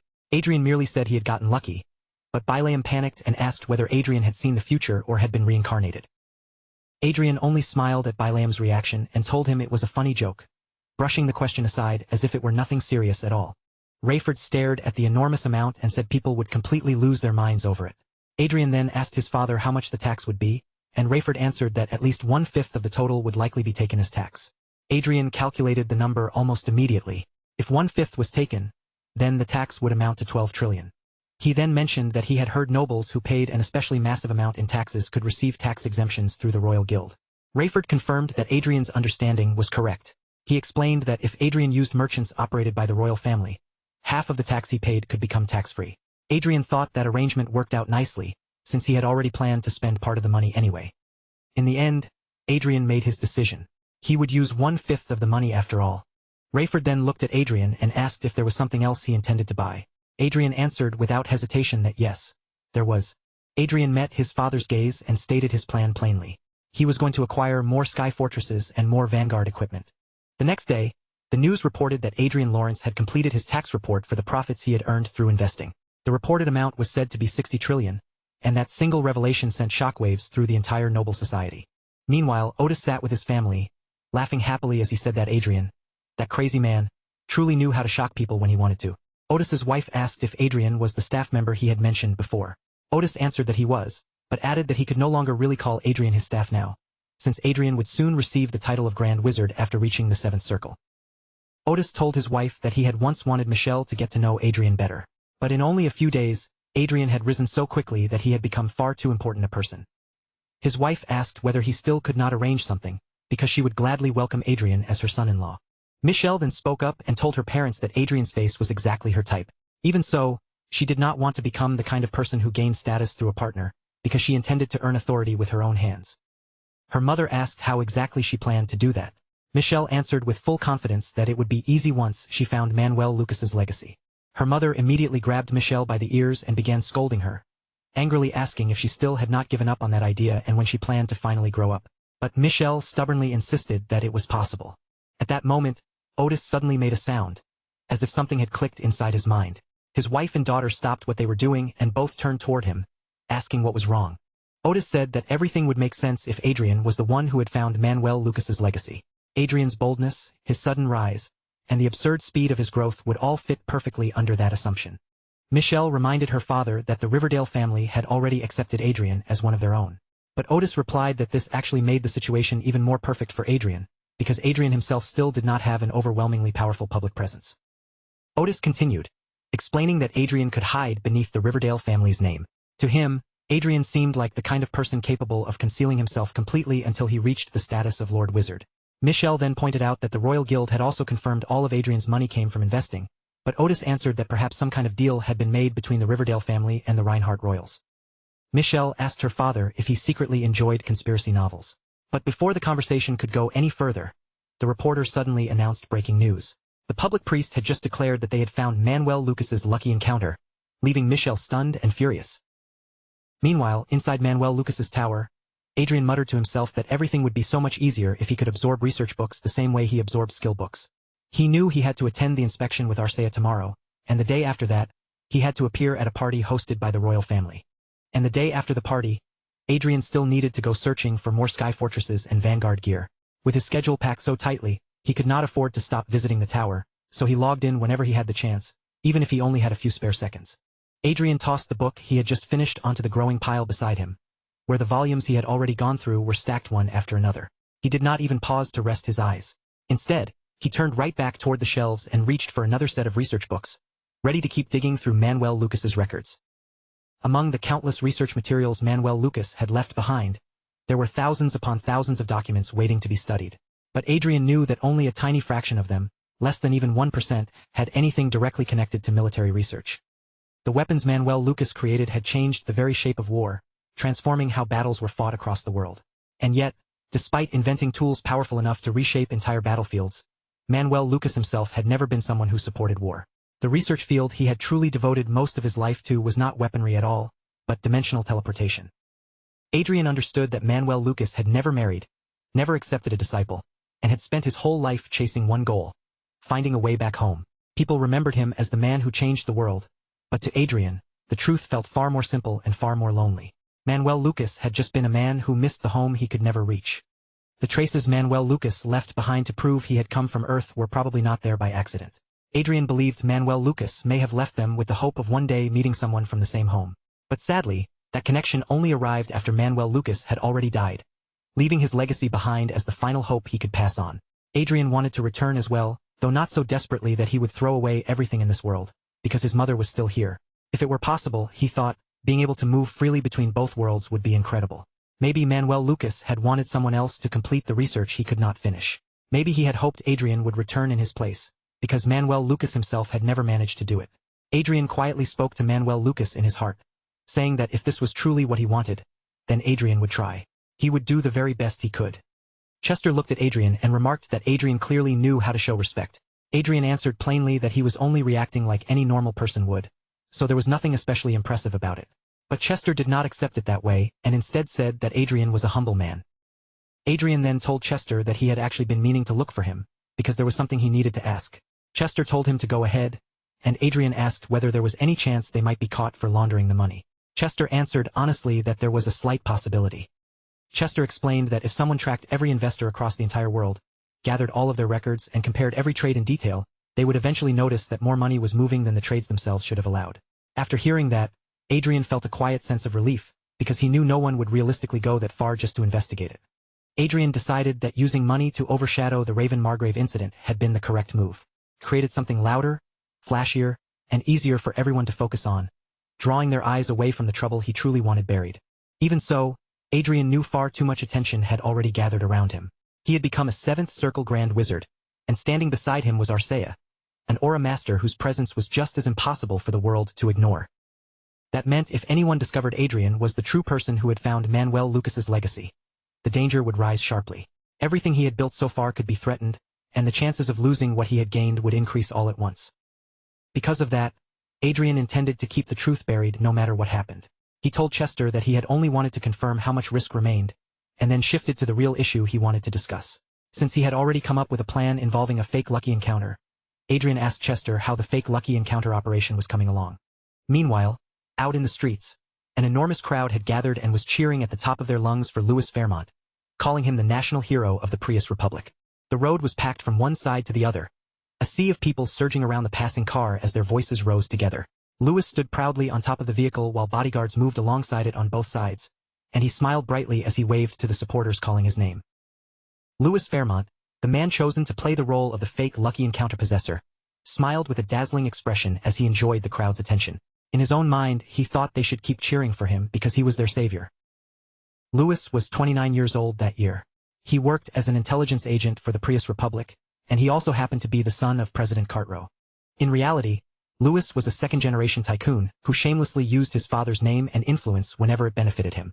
The entire fake lucky encounter possessor operation had been designed to make someone pretend to possess Manuel Lucas's lucky encounter, pulling the world's suspicion and attention away from Adrian. Through that operation, Adrian would be able to shake off the doubts surrounding him, and by the time he needed to grow stronger, if everything went as planned, he could continue developing until he eventually reached the 9th circle.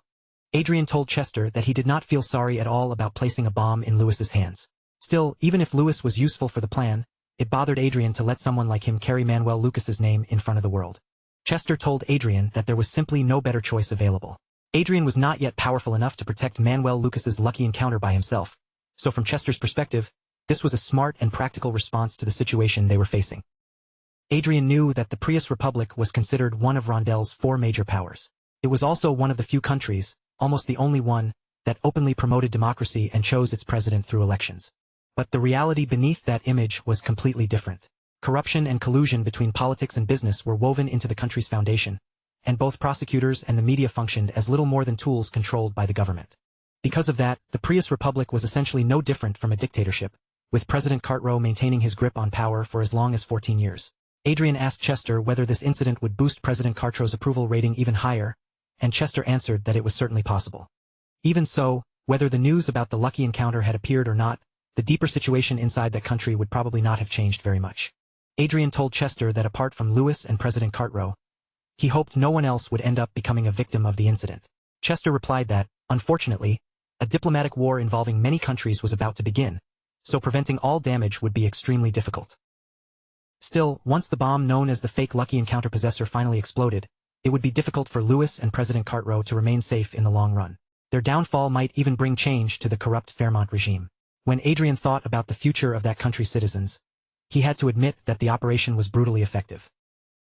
Adrian told Chester that if innocent victims appeared because of the operation, he wanted Chester to identify them. Chester replied that under normal circumstances, he would have refused that request, but this time he would accept it. After all, Chester admitted, the reason things had reached this point was partly because his side had failed to consider certain matters carefully enough. Adrian was surprised that Chester accepted so easily, especially since he had only asked just in case. He looked at Chester and asked what he meant by a lack of consideration, because Adrian did not think Chester's side had done anything wrong. Chester said that even so, this response from Adrian was truly unexpected. He had not imagined that Adrian would care this much about the lives of people who had no direct connection to him. Then Chester asked whether Adrian had not burned Anna, Cedric, and Raven Margrave's forces without the slightest hesitation. Adrian answered firmly that those people had been his enemies, and that was an entirely different matter. Chester told Adrian that this was a good mindset to have. Prevent innocent casualties whenever possible, but show no mercy at all toward enemies. Adrian thought that in moments like this, Chester seemed less like an artificial being and more like an actual human. Then Adrian wondered whether, once he reached the 9th circle, he would someday be able to create beings like Arcea or Chester himself, just as Manuel Lucas had done. Chester reminded Adrian that he still had one final administrator privilege left and asked whether he did not want to use it yet. Adrian answered that he would hold off for now and save the last privilege for an emergency. Then he turned to Arcea and Crowe, telling them they should go hunting, while thinking to himself that he was currently level 205 and still had a long way to go before reaching level 250. That level requirement was the first condition for the 8th Lucky Encounter quest. The next day at Lawrence's mansion, one servant whispered to his friend, asking whether he had heard that Adrian was planning to purchase 5 sky fortresses this time.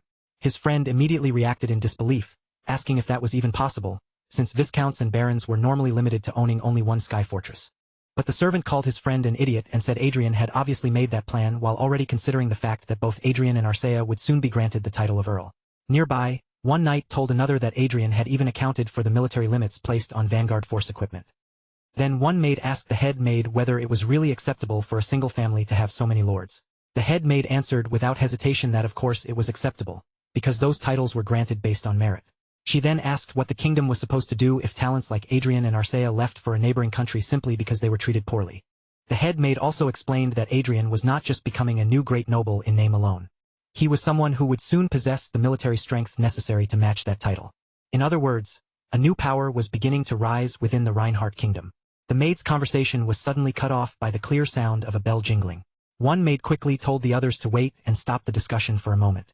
When another maid asked why, she replied that Arcea had just called for her, so she had to hurry over right away. The other maids immediately protested, asking what she was talking about when it was supposed to be their turn this time. One of them even complained that she wanted to go as well. But the maid who was already moving forward shut them down firmly, saying there was no chance, because she was the one assigned to Arcea today. Pushing a trolley loaded with food, the maid moved down the hallway, while feeling annoyed that the younger maids kept trying to cut ahead of their seniors. Most of the servants who had worked in the Lord's castle had once belonged to Anna's side. Now that Anna was dead, they felt as if they were stepping across thin ice every single day. The people of the Lawrence family did not want to face the young master, knowing full well how many wrongs they had committed against him. But at the same time, none of them wanted to give up such a good job, especially one with a comfortable working environment and a secure future. Because of that, the servants had started arguing among themselves over who would get the chance to serve Arcea. Compared to standing directly in front of Adrian, attending to Arcea felt much less frightening and far easier to bear. The maid placed a pancake carefully onto the table, then shyly stole a glance at Arcea. Even though Arcea carried the terrifying title of Aura Master, her personality was gentle, and she often wore a soft, reassuring smile that made people feel less afraid around her. The maid quietly looked at Arcea and found herself thinking about how Arcea had come from the same commoner background as she had. That made Arcea's rise feel even more incredible. Through nothing but her own power, Arcea had climbed all the way up until she reached the rank of an earl. Arcea noticed the maid's lingering gaze and gently asked if there was something she wanted to say. The maid trembled slightly, then carefully asked if she could ask a question. Arcea answered that she could, as long as it was something Arcea was able to answer.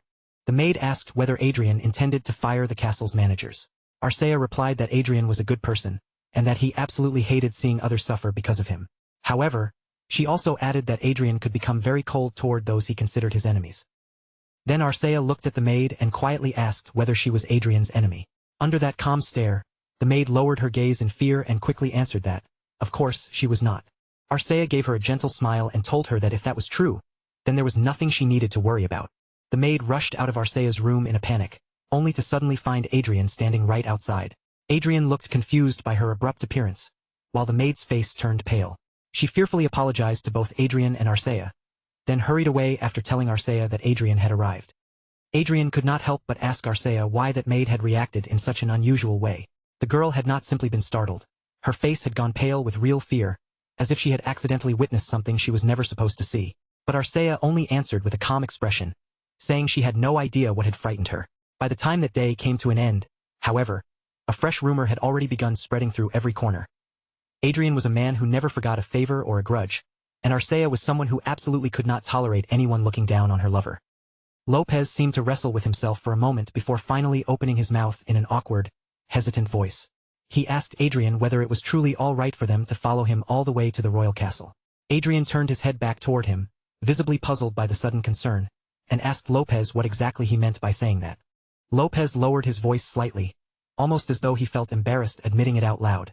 He explained that he and Eric were still far too inexperienced. From his point of view, they lacked skill, polish, and confidence in too many areas, so being taken somewhere as important as the royal castle felt like stepping into a world far beyond what they were prepared to handle. Those words made Adrian quietly remember the oath he had sworn back when the war against the Croizon Empire had been at its most intense. In those days, aside from pushing himself to level up as if he were inside a game, there had been one other mission constantly weighing on his mind. Using his magic glasses to search for talented people who held tremendous potential for the future. Eric, who had been listening without interrupting, finally spoke to Lopez in a much steadier and calmer tone. He said he did not believe Adrian would ever call them along for no reason. If Adrian had chosen to bring them here, then there had to be some purpose behind it, even if they could not see the full plan yet. Adrian then explained the reason plainly.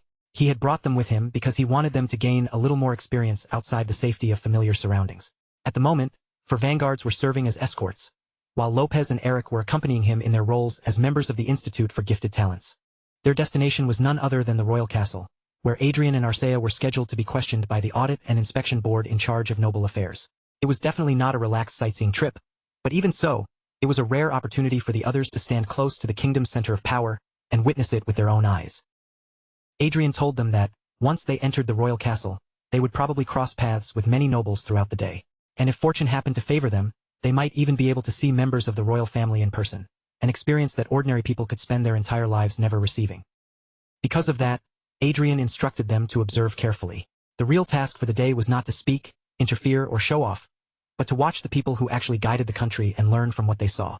Lopez, still looking somewhat shy and unsure of himself, answered that he would do his best.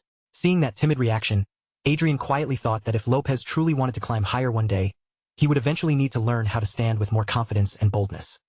Just then, the knight informed them that they had arrived at the teleportation gate. Adrian gave the order immediately, telling him to depart without wasting another moment. The knight responded at once, carrying out the command with the disciplined speed expected of someone serving under him. In the very next moment, the group departed through the gate and emerged in a place surrounded by enormous buildings. Each structure rose high over the streets, broad and imposing, carrying the unmistakable atmosphere of a capital filled with wealth, authority, and political weight. Lopez could not hide his amazement as he stared outside, his eyes naturally drawn to the impressive cityscape beyond the window. Adrian, meanwhile, only looked out in silence. He already understood exactly where they had arrived. Liano, the capital city of the Reinhardt kingdom. Not long after they arrived, several maids stepped forward to receive them. The moment their eyes landed on Adrian and the group beside him, surprise flashed across their faces. They tried to keep their voices down, but their excited whispers still slipped out as they murmured that Adrian looked far better in person than they had expected. Inside the Royal Administrative Building, the atmosphere felt even more lively and heated. Nobles who had gathered there openly cheered for Adrian and Arcea, their voices rising through the space as the pair entered under a flood of attention and curious stares. A man standing nearby casually told Adrian that he and Arcea had become incredibly popular. Adrian merely shrugged it off, as if the whole thing was not worth getting worked up over. He said the media had simply exaggerated everything, turning them into figures far grander than they actually were. The man then commented that things had been completely chaotic lately because of the two of them, but Adrian immediately picked up on the tone hidden beneath those words. This was not the kind of chaos people celebrated. It sounded far more complicated, and definitely not entirely favorable. The man continued, explaining that, just as expected, the major power class was not happy with Adrian at all. On the other hand, among nobles who had not inherited their rank, people who had earned their positions through talent, effort, or service rather than bloodline, Adrian's name had become remarkably well known. The man was Baron Harris Walker, a high-ranking administrator and one of the leading figures among the noble inspectors. His abilities were impressive across the board. Outstanding intelligence, powerful administrative talent, firm leadership, and a sharp capacity for learning. What stood out most of all was his integrity as a leader, while his relationships with others appeared mostly friendly or neutral. Yet at that moment, Baron Harris Walker looked mentally exhausted and deeply skeptical, as though he himself could not quite understand why someone like him possessed 4 high-end talents, along with the trait of an integrity-driven leader. Adrian called out to Baron Harris Walker, and the Baron immediately snapped back to attention. He straightened his posture and bowed in apology, quickly saying he was sorry for talking too much, as if he had only just realized that his words might have crossed a line. But Adrian did not reprimand him for being talkative. Instead, He calmly held out his card and told Baron Harris Walker that this was not about his chatter at all. Adrian insisted that he take it, making it clear through his composed expression that there was another reason behind the gesture. Baron Harris Walker stared at the card with obvious confusion and asked why Adrian was handing him something like that, wondering if it was not supposed to be personal. Adrian answered in a steady voice, explaining that once he became a viscount, he planned to appoint a capable administrator to manage his territory. So, Adrian told Baron Harris Walker that if he had any interest in the position, he should contact him. He also added that he would make sure the Baron received the best possible treatment. The unexpected offer struck Baron Harris Walker speechless, leaving his face frozen somewhere between confusion, disbelief, and complete surprise.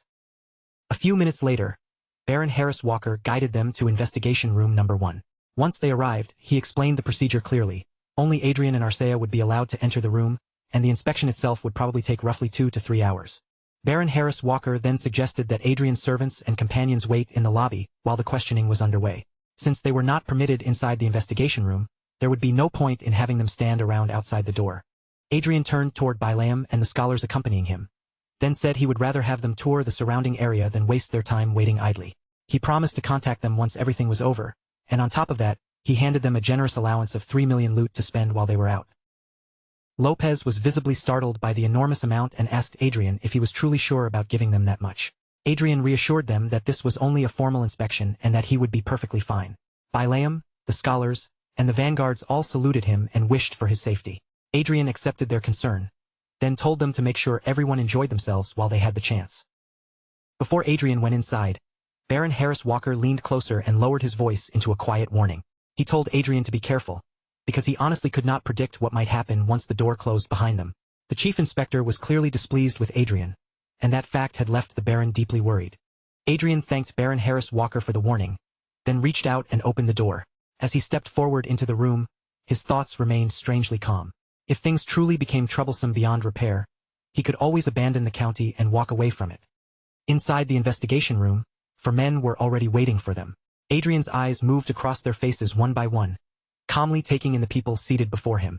But the moment he recognized one of them, he was genuinely caught off guard. In that instant, Adrian immediately understood why Baron Harris Walker had looked so uneasy outside the room. The Baron's concern had not been exaggerated at all.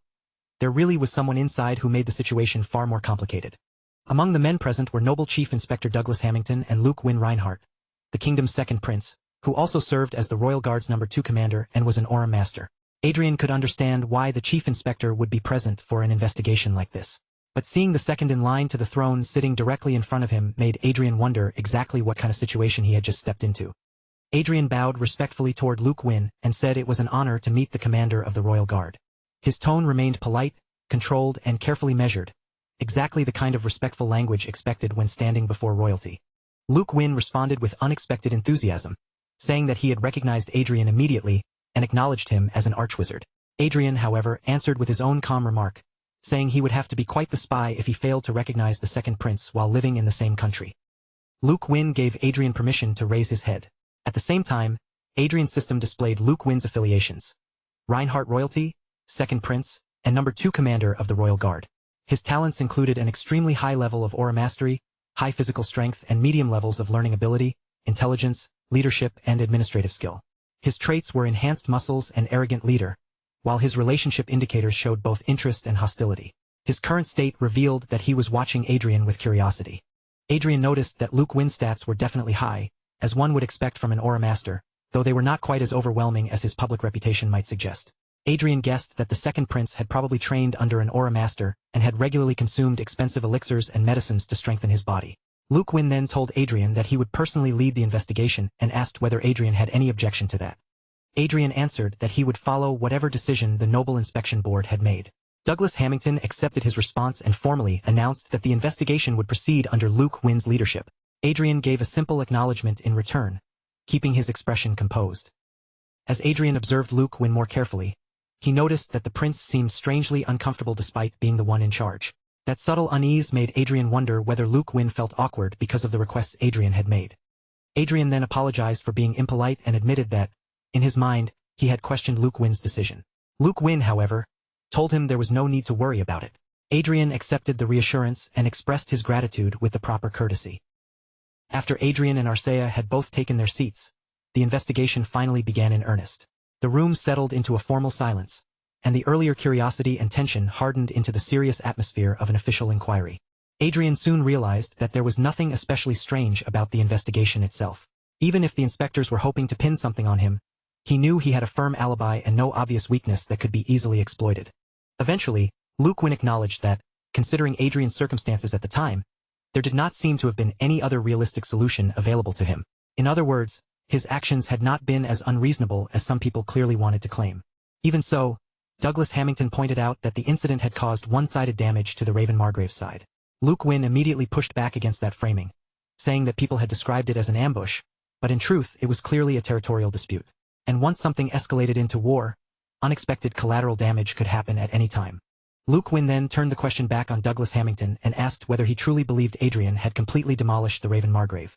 Douglas Hamilton immediately backed down, bowing his head and apologizing as he explained that he had misspoken. Adrian remained cautious because his relationship with Luke Wynn had been marked as hostile. Even so, the prince's behavior was unexpectedly fair and restrained. Then Luke Wynn declared that there was no reason to continue the investigation any further, since there was nothing meaningful left to uncover. But Douglas Hamilton leaned toward Luke Wynn and whispered that the Raven Margrave was an important force on their side. Adrian heard the whisper clearly. As he looked around the room, he noticed that most of the noble inspectors seemed to be aligned behind Luke Wynn, while a smaller number appeared to represent the Raven Margrave's interests. That made Adrian suspect that Luke Wynn's strained relationship with him might not have come from the prince himself, but from the people surrounding him. At first, Adrian's impression of Luke Wynn had not been especially positive. But after watching how the prince handled the room, Adrian began to think Luke Wynn might actually be a fairly decent person. Luke Wynn then asked Douglas Hamilton whether he expected him to act unreasonably, and firmly told him to stop, because the matter had already been settled. Then Luke Wynn called Adrian by name. Adrian responded immediately, giving him his full attention. Prince Luke said that he preferred conversations that were direct and honest, without tricks, loopholes, or unnecessary games. Adrian calmly invited him to continue. Luke Wynn explained that he was currently competing against his brother for the crown. Until recently, the two of them had been evenly matched, with neither side gaining a clear advantage.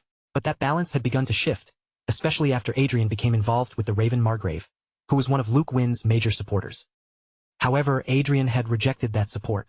By refusing it, he had cut off what could have become a powerful political connection, one that might have tied him closely to Luke Wynn's faction.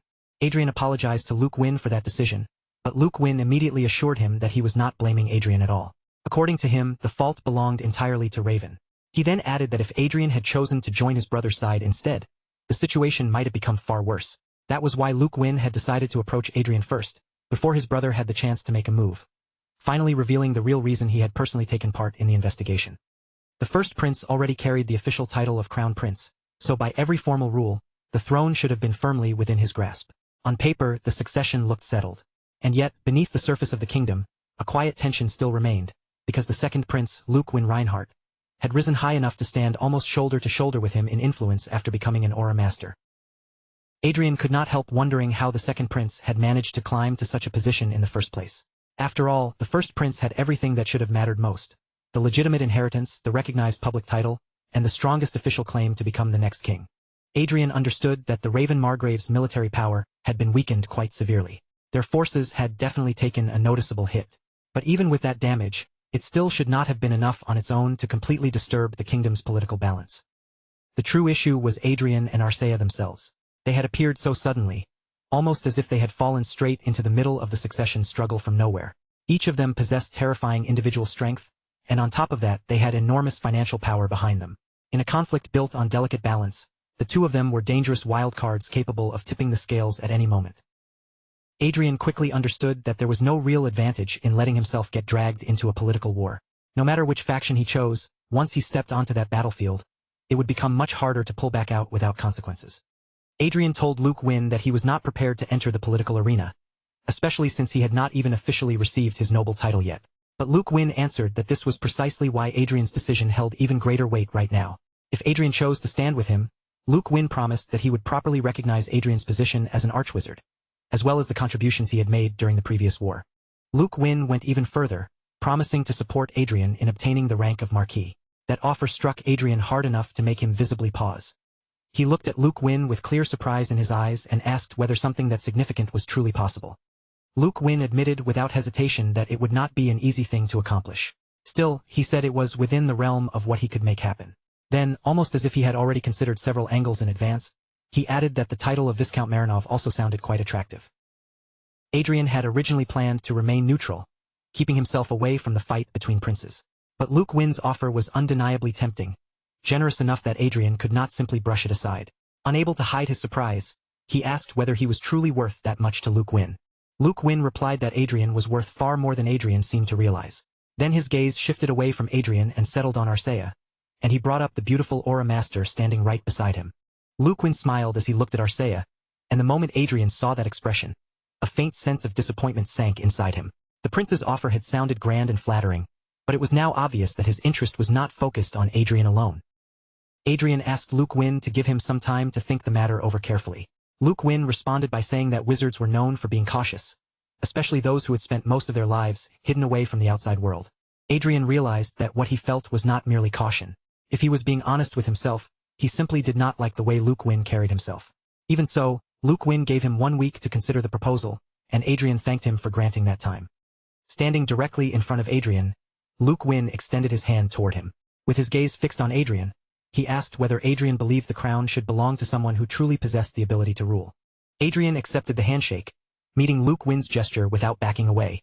Luke Win then spoke in a firmer tone, insisting that if the crown prince took the throne, the Reinhardt kingdom would begin to decline. He urged Adrian, as a noble, to seriously consider the future of the nation, and Adrian answered that he would keep those words in mind. Luke Win then turned to Arcea and shook her hand as well. Looking at her smaller frame, he remarked that he was surprised by how petite she was, to the point that it was almost difficult to believe she was an Aura Master. Arcea thanked him politely. Luke Win then suggested that the two of them should duel someday, saying he had never seen a female Aura Master before. Arcea accepted the idea without hesitation, while Adrian quietly watched their exchange from the side. As Luke Win began to leave, he glanced back toward Arcea one more time and commented that she seemed extremely emotionless. Then, in a casual tone, he said he would see her again next time before finally walking away. Douglas Hamilton moved behind Adrian and quietly advised him not to overthink the matter too much.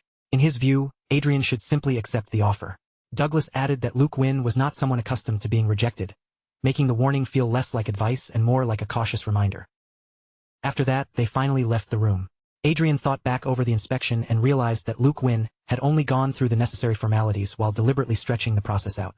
Now that everything was finished, Adrian considered whether they should return immediately or take a little time to look around first. Adrian turned to Arcea and asked if she was hungry. Arcea answered that she was not exactly hungry, but for some reason, she strongly wanted to eat something right then. Adrian could not help wondering in silence whether that was actually any different from being hungry. Then Adrian remembered Luke when shaking Arcea's hand, and an unpleasant thought surfaced in his mind, as if something filthy had touched her. Because of that, he suggested that they wash their hands first. Arcea, still perfectly calm, added that Luke Win had also touched her left shoulder. Adrian then suggested that since they were already outside, they might as well enjoy a proper meal before heading back. He mentioned that he knew a few restaurants nearby, but just as he was speaking, an unexpected voice came from behind them and addressed them directly. The man behind them said that sounded like a good idea. Then, in an easy and casual tone, he added that he also happened to know quite a few excellent restaurants in the area. Another man with a handsome face raised one hand and waved at them in a friendly greeting. His relaxed expression and casual posture made him look far too comfortable for someone suddenly appearing in a place like this. At first, Adrian was simply confused. He stared at the man, trying to make sense of the strange impression he gave off. He looked relaxed and ordinary at a glance, yet somehow seemed far more capable than his appearance suggested, like the sort of overpowered person who could never be judged by looks alone. Then Adrian's confusion sharpened into genuine shock as he realized who the man actually was. The person standing in front of him was none other than the first prince, Michael van Reinhardt, a Fifth Circle High Wizard. Michael van Reinhardt's affiliations showed him as the first Prince of Reinhardt and a member of the Reinhardt Kingdom Ministry of Foreign Affairs. His talents were astonishingly high, very high intelligence, very high learning ability, and very high administration, along with high command and high political ability. By contrast, his mana, aura, and physical capabilities were all low. His traits included photographic memory and conductor of stratum, while his relationship toward Adrian was marked as curious and neutral. At that exact moment, Michael was using a face alteration spell, leaving Adrian stunned by just how capable and unusual he truly was. Adrian noticed that the first prince was moving around without attracting attention from anyone nearby. He wondered whether the people around them were failing to notice him because of the face alteration spell. Michael van Reinhardt then remarked that Adrian and Arcea made quite the pair, an archwizard and an aura master together. Adrian, however, guessed that the spell probably would not work on people who were sharp enough not to be fooled, such as Michael's younger brother. Michael van Reinhardt's behavior did not match the image Adrian had of a typical first prince at all. He was far too casual, far too unpredictable, and much too comfortable slipping through the area unnoticed, as though this kind of thing was completely normal for him. Adrian realized very quickly that making an enemy of someone like Michael van Reinhardt would be extremely dangerous. So rather than resisting the situation, he chose to go along with it and asked whether they could expect a fine meal. Michael agreed immediately and told them to follow him, saying he would personally guide them to the place. As they followed Michael van Reinhardt, Adrian could not stop thinking about how strange the prince's stats were. They seemed almost too exceptional for a normal human being, especially with his talents so heavily concentrated in politics and administration. Aside from Arcea, Adrian had never seen anyone possess 3 very high talents before, and yet, in terms of overall talent distribution, Michael seemed to surpass even Arcea. Arcea's stats were not especially high in every single category because her abilities were centered almost entirely around swordsmanship. But the first prince, Michael van Reinhardt, possessed 2 high-grade talents in addition to 3 very high-grade talents, making him frighteningly well-rounded in a completely different way. Even though Michael van Reinhardt's mana was low, he had still managed to reach the level of a high wizard through sheer wisdom, knowledge, and capability. That fact alone was enough for Adrian to understand that this prince was anything but ordinary. Michael van Reinhardt noticed Adrian staring at him and lightly remarked that Adrian seemed to have quite a number of questions about him. His tone made it sound as if he had expected Adrian's curiosity from the beginning. Adrian answered honestly, saying that Michael van Reinhardt was far more mysterious than his younger brother. He could not help wondering how someone like the first prince had managed to stay relatively unknown to the public despite possessing such extraordinary ability. Michael van Reinhardt did not answer that directly. Instead, he simply pointed toward a door ahead of them, silently indicating that this was the route they needed to take. When they stepped inside, Adrian immediately recognized the room as a teleportation room. Confusion crossed his face, and he voiced the question right away, saying he had believed teleportation spells could not be used inside the castle because of the interruption barrier surrounding it. Michael van Reinhardt asked whether Adrian had not known about the reason behind it. Then he explained that beneath the castle lay an underground electric stone mine, and the electric stones sometimes clashed with mana, causing teleportation spells to become disrupted. Michael van Reinhardt then reached into his coat and pulled out a small device. With one simple click, the interruption spell protecting the castle slowly began to fade away, as though the castle's security system had just been switched off effortlessly by his own hand. Adrian was shocked as he watched the barrier disappear before his eyes. Michael van Reinhardt, however, acted as though this was not unusual in the slightest. He simply told them it was time to go, as casually as if he had only opened a door. They teleported away, the scenery shifting around them in an instant. But even as they moved, Adrian could not shake the thought that Michael van Reinhardt was nowhere near an ordinary person. A little later, they arrived at their destination, and Michael van Reinhardt invited them inside. The room beyond was filled with golden, gleaming objects that caught the eye from every direction, creating an atmosphere of quiet luxury. Once they were inside, Michael told them they could speak freely now. Then Michael van Reinhardt suddenly seemed to remember something important. He clicked the device in his hand once again, and the interruption barrier spread back across the entire castle. Michael gave a light chuckle and said that the interruption spell was working again. In his mind, Adrian immediately accepted the truth of what he had just witnessed. Michael van Reinhardt was the one who held control over the castle's interruption barrier. Adrian doubted that the second prince knew anything about the first prince casually handling the castle security like this. Luke Wynn probably had no way of noticing it, especially when he seemed so busy marching along to the rhythm of his own song all the time. Adrian and Michael van Reinhardt then properly shook hands. Adrian said it was an honor to meet the crown prince in person. Michael replied that the honor was his as well, adding that it was a pleasure to meet both Adrian and Arcea. A butler soon approached Michael van Reinhardt and asked whether he had returned. Michael confirmed that he had, then instructed the butler to prepare a meal, explaining that he would be having lunch with his guests. The butler assured him that everything would be prepared right away. Adrian watched the man closely and found himself quietly amazed, thinking that people with high-end talents seemed to move through the world as though their abilities were nothing special at all. Adrian asked Michael van Reinhardt whether this place was his palace. While offering them juice, Michael confirmed that it was. He then mentioned that he had personally hired the palace chef, making sure to bring in one of the finest chefs in the entire country. Adrian nodded, fully agreeing that good food was something worth taking seriously. Then Michael van Reinhardt suddenly asked whether Adrian knew that he followed him on social media, causing Adrian's expression to shift with visible surprise. Michael van Reinhardt turned his device in Adrian's direction as if it were the most casual thing in the world, then opened his own social media account right in front of him. And there it was on the screen, his absurdly powerful-looking profile picture, eyes closed, expression calm and untouchable, like someone who somehow looked regal even while hiding inside the virtual world. Adrian stared at the image for a beat, visibly thrown off, before admitting that he never would have guessed the Crown Prince himself would actually have a social media account. With a relaxed smile, Michael van Rigenhart explained that many nobles still treated the virtual world with open contempt, looking at it like some childish amusement far beneath their status. But he did not share that attitude at all. In fact, he genuinely enjoyed spending time there. Adrian was fully aware that the man sitting across from him was the Crown Prince, yet Michael's tone felt oddly easygoing, almost like an old acquaintance chatting comfortably over a meal. It came across as natural and sincere, nothing like the stiff, calculated friendliness Luke Wynn had shown him. Adrian looked Michael van Rigenhart over with a small grin tugging at his mouth, then remarked that the Crown Prince had a better sense of humor than he had expected. Michael did not even try to act modest about it. He simply smiled and cheerfully agreed, then added that he had particularly enjoyed reading Adrian's posts where he openly made fun of Raven Margrave. Adrian blinked, genuinely surprised, and immediately asked whether Michael van Rigenhart had actually seen those posts, especially since those very posts had caused his follower count to shoot up by an unbelievable amount. Michael only answered with an amused smile, suggesting that Adrian's appearance had probably contributed quite a bit to that sudden rise in popularity as well. Adrian raised his chin with shameless confidence, accepting the compliment instantly and agreeing that his looks must have played their part. Michael laughed at how easily Adrian embraced the praise, then nodded and said he had already known Adrian was a handsome man. As the two of them continued tossing jokes back and forth across the table, Arcea made no attempt to join the playful exchange. Her gaze stayed lowered toward the dishes in front of her, her focus completely locked on the meal, as if the food deserved far more attention than whatever teasing argument was unfolding beside her. Adrian then turned the teasing back on Michael van Rigenhart and asked how he could possibly be unaware of his own good looks, especially after an entire fan club had practically greeted him the moment he entered the castle.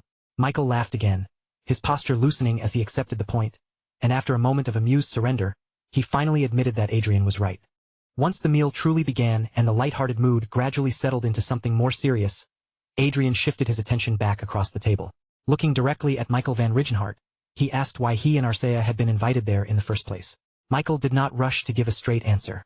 Instead, he calmly met Adrian's eyes and asked whether Adrian truly did not already know the reason. Adrian leaned into the conversation, his tone turning more direct, and said he had assumed the invitation was meant to recruit him. Michael van Rigenhart confirmed that assumption without dancing around it. Once Adrian heard the answer, he went straight to the most important part, asking what exactly Michael wanted from him, and just as importantly what the Crown Prince was prepared to offer in return. Michael van Rigenhart's expression softened with a trace of regret as he admitted that, at that exact moment, he had nothing solid or immediate to place on the table. Adrian did not let the answer pass vaguely. He pressed further, asking whether that meant the promised benefits would only come after Michael successfully took the throne. Michael answered honestly, confirming that yes, that was exactly the kind of arrangement he had in mind. Still, Michael van Rigenhart made one point very clear from the start. He would not stand in Adrian's way when it came to obtaining the Viscount title. He explained that a noble title of that rank was not something that could simply be handed out on a whim, and under the current political divide, the process had become even more difficult and delicate than it normally would have been. Michael van Rigenhart went on to say that Luke Wynn had most likely promised Adrian the title because he believed he had enough influence to make it happen. However, if the nobles supporting Luke Wynn refused to back that decision, they still had the power to obstruct it. The moment Adrian heard that explanation, the entire political situation clicked neatly into place. Adrian immediately understood what separated Michael van Rigenhart's offer from Luke Wynn's promise. Michael could not casually guarantee him the title in the same way, because he knew such a promise would be empty if the surrounding factions refused to cooperate. No political camp would simply sit back and allow its rivals to grow stronger without trying to interfere.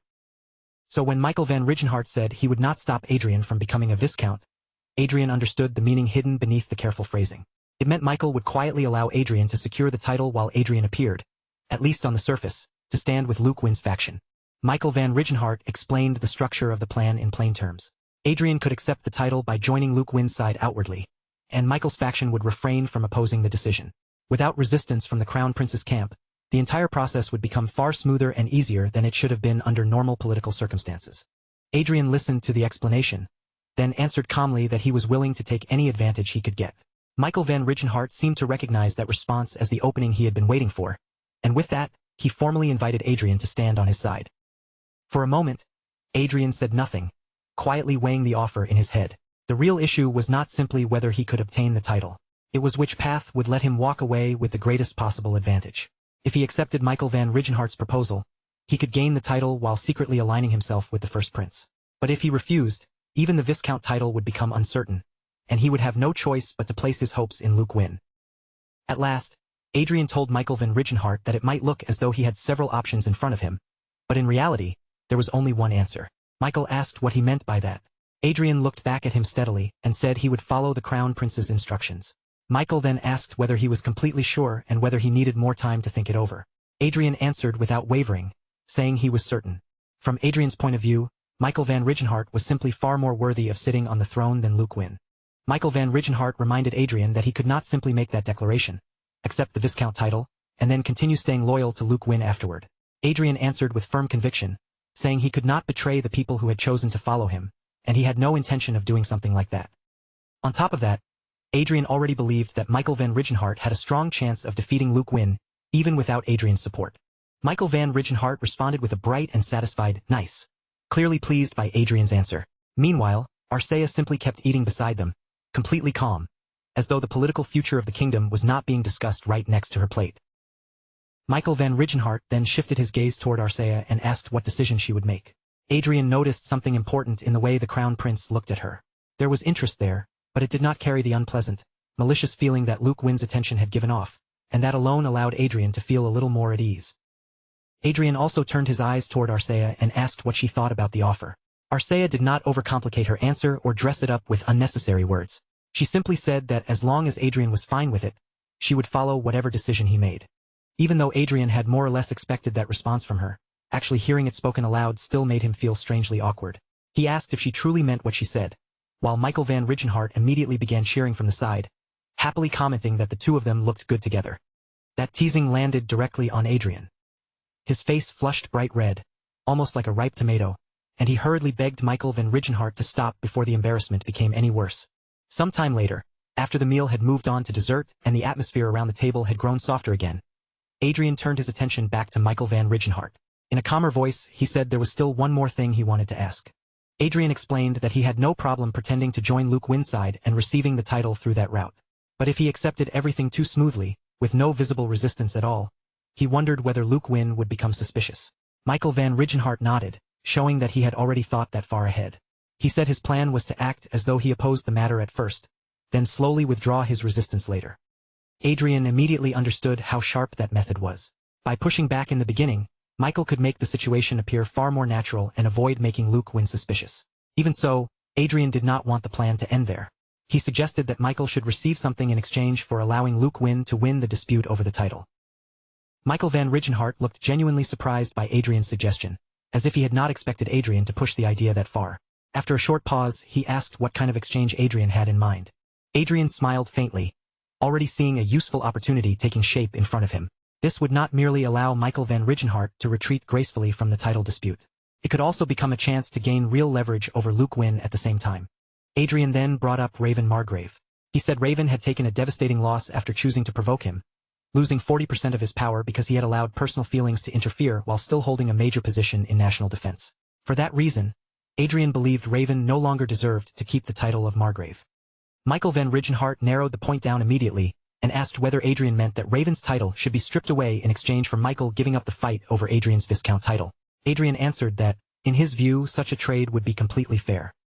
If Raven Margrave were pushed down to the rank of Earl, the blow to Luke Wynn's faction would be enormous. Michael van Rigenhart pointed out that the proposal sounded rather personal. Adrian did not bother pretending otherwise. The truth was, there was a definite satisfaction in striking back at an enemy who had gone out of his way to cross him, and if he had a chance to weaken Raven while also bringing him under control, there was no reason to let that opportunity slip away. Michael van Rigenhart then asked what they should do if Luke Wynn refused to accept that deal. Adrian answered smoothly, without missing a beat, that promoting one of Michael's own men to Margrave would be another strong option. Adrian then explained the reasoning behind it. Since he had earned the Viscount title as a reward for his military achievements, this same moment could also be used to promote one of the earls on Michael's side who had performed well during the war. After all, there was a huge difference between a newly raised noble becoming a Viscount for Luke Wynn's benefit and an earl already aligned with Michael van Rigenhart climbing all the way up to Margrave. Adrian also emphasized that he would not be an ordinary Viscount with nothing special behind his name. He would be a Viscount who possessed an aura master. If Michael van Rigenhart accepted the plan and everything played out smoothly, they could turn Adrian's apparent betrayal into a way to squeeze out the greatest possible benefit.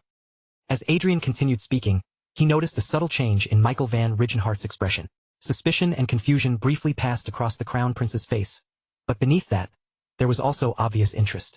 That reaction caught Adrian's attention, so he called Michael's name, drawing him back into the conversation. After a short pause, Michael Van Rigenhart apologized, explaining that Adrian's words had taken him a little by surprise. Then Michael Van Rigenhart asked Adrian if he could tell him exactly who he had met from Luke Winside before arriving there. Adrian noticed Michael Van Rigenhart's sharp green eyes fixed directly on him, and the intensity of that stare startled him for a moment. Even so, he answered honestly. He had met Baron Walker, who had guided him there, then Luke Wynne, Viscount Hamilton, and 6 additional inspectors who had been involved in his interrogation, making 9 people in total. After giving that answer, Adrian glanced toward Michael Van Rigenhart, wondering for a moment whether he had somehow said something wrong. But as Adrian watched Michael more carefully, he saw the earlier suspicion fade from the Crown Prince's face and gradually shift into curiosity instead. That small change in expression helped Adrian realize what was actually happening. Adrian told Michael Van Rigenhart that he understood now, and that the two of them had been thinking along similar lines. Michael laughed at how quickly Adrian had caught on and asked whether he could read people's minds. Adrian admitted that he could not literally read anyone's thoughts, but with his glasses, he could make reasonable guesses based on the clues in front of him. For a moment, Michael Van Rigenhart looked confused, even faintly concerned, as though he was wondering whether his plan had somehow leaked before he ever explained it. After all, Adrian had described the idea almost perfectly without Michael laying it out word for word. Then Michael admitted that it was impressive and said those were exactly the 2 plans he himself had been considering. Only then did Adrian realize that he had confidently suggested a strategy Michael Van Rigenhart had already worked out ahead of time. The realization made him feel a little embarrassed, even though the plan itself had been perfectly sound. Michael Van Rigenhart quickly reassured him, saying there was no reason to be embarrassed at all. If anything, it proved just how sharp Adrian's judgment really was. Reaching the 7th circle at only 20 years old was not something an ordinary person could accomplish, and his ability to make decisions clearly matched that extraordinary talent. Michael Van Rigenhart then spoke plainly, saying that he had no desire to become Adrian's enemy. Rather than turning against each other, he suggested that the 2 of them should remain friends. The 2 of them shared a quiet laugh, and in that brief exchange, they seemed to agree with the sentiment without needing to say anything more. A few moments later, Michael Van Rigenhart handed Adrian a small gadget. Adrian took it in his hand and asked whether it was some kind of communication device. Michael confirmed that it was, then explained that the device was secure and could not be bugged. If there was anything else they needed to discuss, he would contact Adrian through it. With that settled, Michael thanked him for a meal that had been both useful and genuinely enjoyable. Adrian pressed the small device in his hand, and almost immediately, a transportation magic circle bloomed beneath their feet. Pale magical light spread outward from the floor, rising in soft waves around Adrian and Arcea, until both of them were wrapped in a shimmering glow. Just before the spell fully carried them away, Michael Van Rigenhart looked at Adrian with that same calm composure and told him they would meet again. Adrian answered that he would be looking forward to that next meeting. The words had only just left his mouth when the transportation spell activated completely, and in the next instant, both Adrian and Arcea vanished from the chamber. When the light disappeared, Michael Van Rigenhart was left standing alone in the quiet room, the space suddenly still around him. Roughly a minute later, the glow surrounding Adrian and Arcea finally began to fade. As the last traces of light dissolved from around them, Adrian realized at once that they had not returned to Michael Van Rigenhart's chamber, but had been transported somewhere entirely different. Adrian slowly looked around the unfamiliar space, taking in the stored goods and the cramped surroundings, then asked Arcea where they had ended up. Arcea answered in her usual calm manner, saying they were in a storage room near the entrance. She then added that this was one of the locations Michael Van Rigenhart had prepared ahead of time. Adrian could not help but wonder just how many hidden places like this Michael Van Rigenhart had secretly arranged throughout the castle. The more he thought about it, the more obvious it became that the Crown Prince was an extremely careful and meticulous man. With that thought lingering in his mind, Adrian said they should get out of the storage room, and Arcea quietly moved after him. But just as Adrian and Arcea were about to leave, Adrian suddenly noticed 2 familiar figures inside the storage room. Bilam and Lopez were standing there with their arms full, each of them carrying several different items as though they had been caught right in the middle of doing something they did not want anyone to see. Bilam and Lopez seemed every bit as startled to see Adrian as Adrian was to find them there. They quickly straightened their backs and greeted him with proper respect, but their movements were far too stiff. At the same time, both of them awkwardly tried to slip the things in their hands behind their backs. Adrian immediately caught the suspicious movement. His eyes narrowed with curiosity as he glanced from Bilam to Lopez, clearly noticing how unnatural they looked. Then he asked them, in a pointed tone, what exactly they were trying so hard to hide behind them. Before either of them could come up with a proper answer, Arcea lightly tapped Adrian to draw his attention. When Adrian turned toward her, she pointed farther into the storage room, where small figurines modeled after both Adrian and Arcea were scattered among the other stored items. Adrian stared at the sight in complete astonishment. Apparently, the Reinhardt Kingdom had already prepared star figurines based on him and Arcea, stocking them in advance so they could be sold as souvenirs inside the castle shops. Arcea then noticed the paper bags that Bilam and Lopez were holding and looked at them with quiet curiosity. She asked whether they had bought the figurines.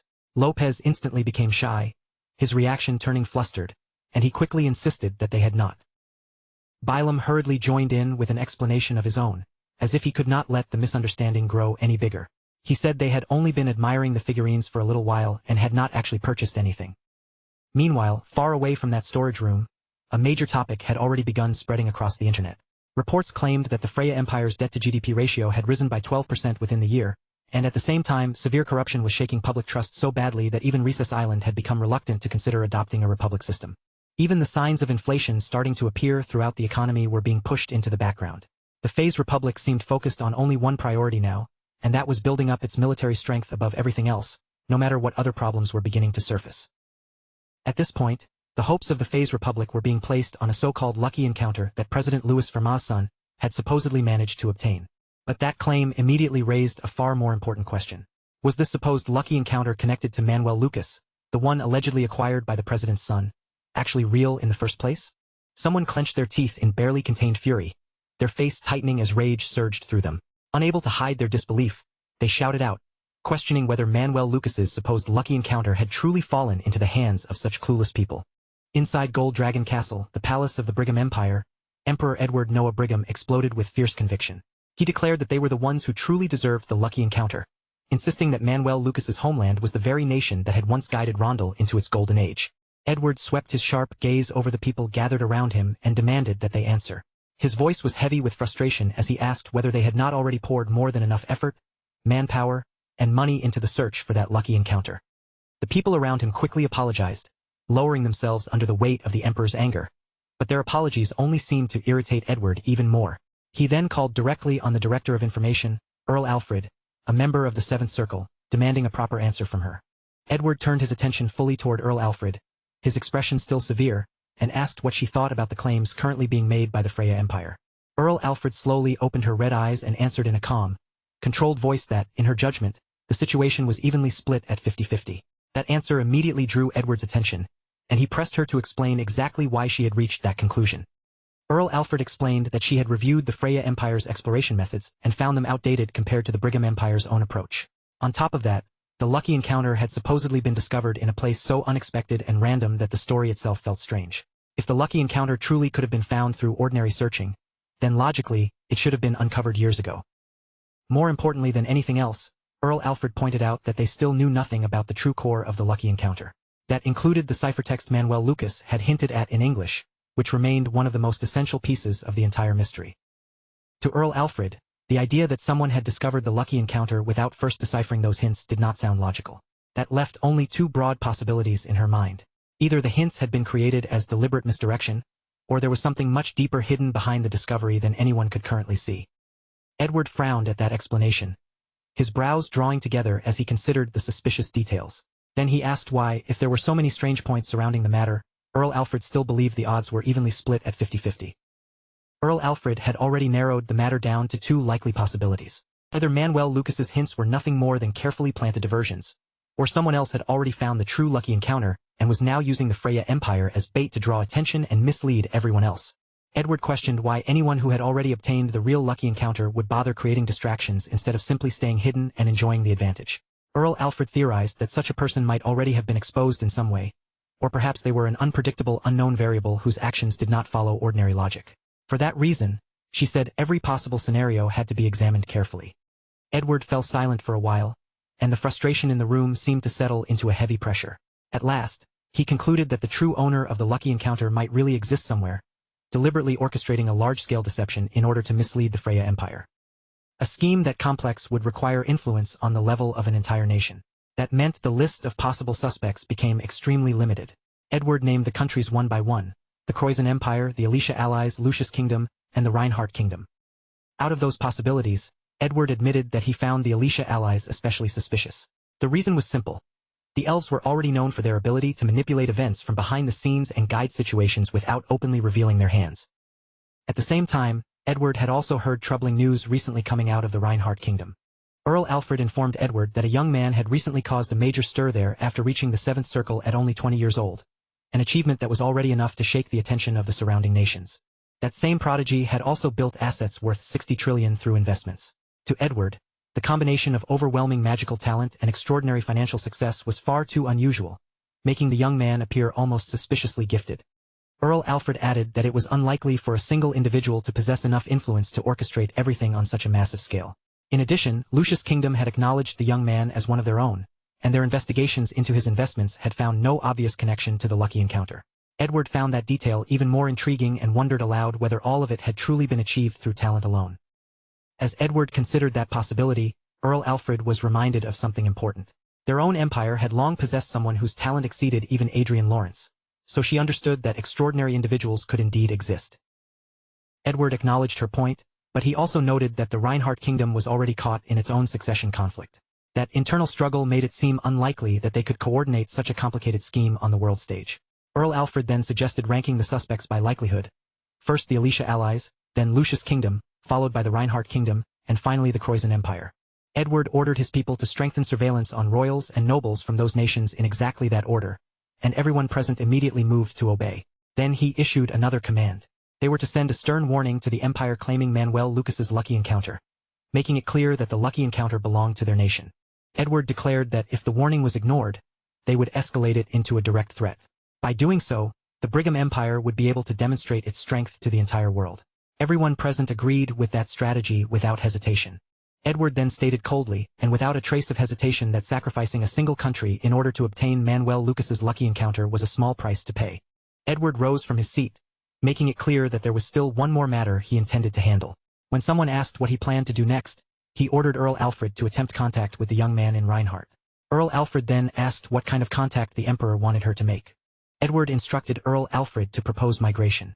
In his eyes, becoming an earl in the Brigham Empire would offer that young man far greater benefits than remaining in his current position where he was now. Elsewhere inside a castle, unsettling rumors about Adrian were already spreading among the nobles in hushed voices. They whispered that Adrian had imprisoned his half-brother and his mother inside a flying fortress, and that he had ultimately caused their deaths simply because they had dared to trouble him. The nobles listening to the story were left frozen, their faces stiff with horror. One noble hesitantly questioned whether those rumors were actually true. Another immediately described Adrian as a lunatic, claiming that he had coldly watched his own family meet their end, and had even posted celebratory images online while drinking wine afterward. One of the men exclaimed that if they had known this earlier, they never would have dared to provoke Adrian in the first place. Another person admitted that they had assumed Adrian was simply arrogant and empty, never realizing that he was actually the Duke of Riverdale's disciple. A worried lady asked whether they could truly consider themselves safe when Adrian was not only a grand wizard, but also had an aura master close by his side. She even speculated that both of them might soon receive earl titles. One nobleman stressed just how dangerous that would become, explaining that the combined strength of 2 earls and 1 viscount would create a power base nearly equal to that of a margrave or marquis. For someone who had only recently entered the aristocracy, he questioned whether that level of influence was simply too much.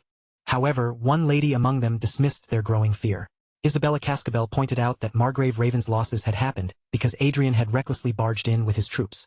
Then she challenged the others, asking whether the result would truly have been the same if it had been a proper, direct confrontation. One of the men nodded and agreed with Isabella Cascabel's view, supporting her argument without hesitation. But another noble turned toward her and asked whether she was not worried herself, especially since she had antagonized Adrian more openly than anyone else present. Isabella Cascabel sharply rebuked them for even asking such a thing. She called them cowards and told them to use basic common sense instead of trembling over every rumor that reached their ears. She emphasized that the times had already changed. There was no need for them to shake in fear simply because Adrian was a grand wizard and had an aura master standing near him. Their defenses were not so weak or fragile. In fact, she explained that the flying fortress was durable enough to withstand multiple attacks from a grand wizard. On top of that, Isabella Cascabel insisted that even an aura master should not be treated as some untouchable monster. If the battlefield was prepared correctly, if enough troops were moved with the right tactics, then even someone at that level could be surrounded, pressured from every side, and eventually neutralized. In the end, Isabella Cascabel reminded them that the total strength gathered on their side was not far off from an alliance made up of a Margrave family, 1 earl, and 4 viscounts. She warned the nobles not to underestimate the power they already possessed, and for a brief moment, her words left the entire room quiet. Eventually, one noble admitted that if Adrian Lawrence truly became an earl, then directly harming him would indeed become difficult. Another noble nodded in agreement, adding that even if Adrian rose to earl, he would still be nothing more than a high aristocrat in name for a while, without a properly built foundation supporting him. Once the nobles realized that their fear had grown larger than the actual threat in front of them, the heavy tension in the room slowly began to ease. They started teasing one another, trying to cover their earlier nervousness with forced laughter and casual jokes. Isabella Cascabel, however, only looked more exasperated by the second and bluntly called them foolish for letting themselves become so frightened of Adrian Lawrence. When someone wondered aloud why they had been so scared in the first place, one noble answered that, unlike Isabella Cascabel, the rest of them did not have a powerful and prestigious family standing behind them. The room filled with joking voices again, but at that exact moment, Isabella's watch suddenly lit up. She glanced down at the glow, then rose from her seat and told the others that she had to leave. One of the men complained that she was walking out just when things were finally getting fun, even mentioning that Lotus had gone to the Alicia allies and returned with valuable medicine. Isabella Cascabel explained that her father had called for her, so even if she wanted to stay longer, she could not remain with them this time. One of the ladies urged her to come back quickly once her business was finished, and Isabella gave a light, almost casual promise that she would try. As Isabella Cascabel stepped out of the room and began moving down the hallway, Adrian Lawrence slowly rose into her thoughts, almost against her will. She remembered his striking silver hair and those clear blue eyes, a combination so sharp and eye-catching that even among the noble students of the academy, Adrian Lawrence had always managed to stand out from the crowd. Then another memory surfaced in her mind. One from the day Adrian Lawrence had finally lost his temper and demanded, with open anger, what they thought they were doing. Back then, Isabella Cascabel had answered him without the slightest sign of guilt. In a calm, almost cold voice, she had told Adrian Lawrence that he had chosen to be there himself, and that the commoner had been the one who dared to offend her first. Two young ladies nearby had whispered to each other, surprised that Adrian Lawrence was finally reacting after ignoring everything up to that point. They wondered if it was because he came from a humble background, just like the commoner. Isabella Cascabel had then looked at Adrian with a smug smile and asked whether he was finally glad to understand what happened when someone mocked an aristocrat. Adrian Lawrence had responded with a terrifying vow, with fury burning across his face. He swore that he would torment Isabella Cascabel in the cruelest way possible and make her regret ever being born into that world. As Isabella Cascabel remembered that moment, a small laugh escaped her lips. There had always been something entertaining about Adrian Lawrence to her, especially the way his handsome face twisted with rage whenever she pushed him past his limit. Even now, Isabella Cascabel arrogantly wondered what a mere earl without any real political foundation could possibly do to her. After all, she was a dominant figure within the social circle of the 6th Margrave family, and in her mind, that status alone gave her more than enough protection. But Isabella Cascabel's confidence broke apart the moment she heard her father's words. She stared at Margrave Cascabel in complete disbelief, her expression stiffening, and asked him to repeat what he had just said. Margrave Cascabel, who stood as an ally of second Prince Luke Wynne, revealed that Luke Wynne had promised Adrian Lawrence the title of Marquis. He explained that Luke Wynne considered Adrian more than worthy of such an offer, because Adrian had reached the 7th circle at only 20 years old, which meant there was a real chance he could climb even higher one day and become an 8th circle great wizard. And that was not the only reason. Adrian Lawrence also possessed the talent of a grandmaster, a level that could be compared to a 9th circle wizard. Someone with that kind of potential could completely shift the balance of power, and having Adrian on their side would bring an enormous advantage. Margrave Cascabel then told Isabella Cascabel that he wanted her to use her position in high society to build a connection with Adrian. Then Margrave Cascabel added that the best possible outcome would be for Isabella Cascabel to marry Adrian Lawrence. Isabella went silent the moment she heard that, instantly understanding just how difficult, awkward, and unpleasant that task could become. Not long afterward, Isabella Cascabel hurried down the corridor, her footsteps quick and uneven as a single thought hammered through her mind. Adrian Lawrence had become the 6th Marquis of Reinhardt. She knew very well that, on paper, an earl and a marquis were separated by only one rank. But in the real world of noble society, the difference in political weight and influence between those two positions was so enormous that it could barely be compared. The more Isabella Cascabel thought about Adrian's sudden rise, the more anxious she became, especially when she considered what this change might mean for her own future. In a panic, Isabella Cascabel pushed open the door and loudly called out to her friends.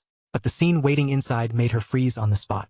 They were already drunk, laughing loudly, and completely absorbed in their own little party. At that moment, Isabella Cascabel understood with painful clarity that these friends would be absolutely useless when it came to helping her deal with the crisis now hanging over her head. Meanwhile, inside the game, Arcea's hair changed right before Adrian Lawrence's eyes. The color shifted into a bright, shining white, giving her whole appearance a fresh and completely different impression. Arcea looked toward Adrian Lawrence and asked whether this new appearance was acceptable. Adrian studied the changed hair color for a moment, then complimented her by saying it suited her well. After returning from the royal palace and properly expressing his gratitude, Adrian had logged back into Chronicle once again. Because Arcea looked far too similar to the famous celebrity Arcea, Adrian Lawrence decided that it would be safer to give her a simple disguise. Changing her hair to white was the easiest and most convenient way to keep her from attracting unnecessary attention. A little later, someone asked Adrian Lawrence whether he was thinking about entering the military industry. When Perseus turned toward the speaker, he was visibly startled by the man's casual presence. Perseus immediately questioned how the man could act so freely in front of Adrian, but the man shot back just as quickly, asking what was wrong with Perseus's own behavior. The man was Grant Norton, a first-class accountant despite being only 22 years old. He belonged to the Green Accounting Office of the Reinhardt Kingdom and had excellent skill, intelligence, administrative ability, and academic talent, even though his political power was still low. His special quality was quick analysis, and his relationship with Adrian Lawrence was built on interest and alliance. Even his current status was impressive enough to surprise anyone who looked at him closely. Adrian Lawrence was surprised to learn that Perseus's son had inherited 3 high-ranking abilities that were almost identical to his father's. Curious about how that had happened, Adrian asked for an explanation. Grant Norton replied that the industries Adrian had recently taken over, Cult Steel Manufacturing, Zenith Artifacts, Konya Magic Tower, Panic Mana, and the others were like giant hippos. They did not produce immediate profit, but they consumed capital at a frightening speed. Adrian Lawrence had acquired all 5 of those companies, and Grant Norton believed that such a decision could only make sense as part of a long-term investment strategy. Adrian grinned when he heard that observation, clearly pleased that Grant Norton had understood the true intention behind the acquisitions. Adrian Lawrence explained that the Lawrence estate's main industries, mining and distribution, were stable enough and profitable enough to keep the family secure. However, both industries had clear limits when it came to future growth. That was why Adrian saw the military industry as a much more promising direction for expansion. Grant Norton could not completely hide his surprise. After listening to Adrian Lawrence's reasoning, he remarked that such a bold and ambitious plan truly suited someone worthy of being called a Grand Wizard. Grant Norton then asked whether Adrian Lawrence already had specific products in mind. Instead of answering right away, Adrian looked back at him with a measured gaze and asked whether those questions were being asked out of simple curiosity. Grant Norton clarified that he wanted to understand Adrian Lawrence's priorities, so he could properly prepare for future instructions. Perseus let out a faint sigh at how direct his son was being. Adrian, however, only smiled and said they would begin with Vanguard equipment. Both Perseus and Grant Norton were stunned by that answer, and Perseus quickly asked whether producing something like that was truly possible. Adrian Lawrence confirmed that it was possible. He explained that they already understood the principles behind the force system and had also secured a rough manufacturing method for Vanguard equipment. As long as their assistants followed those guidelines carefully and worked through each step without cutting corners, Adrian said, producing that equipment was absolutely within reach. Adrian Lawrence knew very well that, at present, the production of Vanguard force equipment in the Reinhardt Kingdom was firmly controlled by 3 powerful families. Those 3 powers were the family of the second prince's mother, the Duke of Enerheim, the family of the current king's mother and distinguished magic master, the Duke of Haines, and finally, the House of Reinhardt itself. In other words, the creation of Vanguard force equipment was being handled by some of the most influential and untouchable forces in the entire kingdom. Looking at it from another angle, Adrian Lawrence believed that if his own side could also produce that equipment, then they would be able to step onto the same stage as those enormous powers. Grant Norton, however, could not ignore the danger and voiced concern over how the existing forces might react. Adrian Lawrence reassured him that he had already considered that reaction after visiting the royal palace.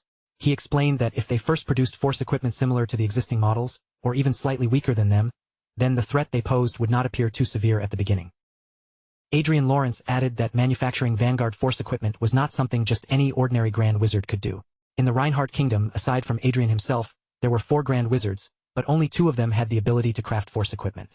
So if a 20-year-old Grand Wizard suddenly began producing Vanguard force equipment, it would naturally attract public attention. That attention would force the established powers to split some of their strength, and once their focus became divided, mistakes and failures would inevitably begin to appear. Adrian Lawrence then made it clear that he had no intention of being satisfied with the current level of Vanguard equipment. He told them that if a good magic tower ever became available for purchase, they were to inform him immediately. At first, Perseus and Grant Norton were confused by Adrian Lawrence's dissatisfaction with Vanguard equipment. But before long, they understood what he was truly aiming for: flying fortresses. Their feelings toward Adrian shifted from simple respect and admiration into genuine goodwill and loyalty.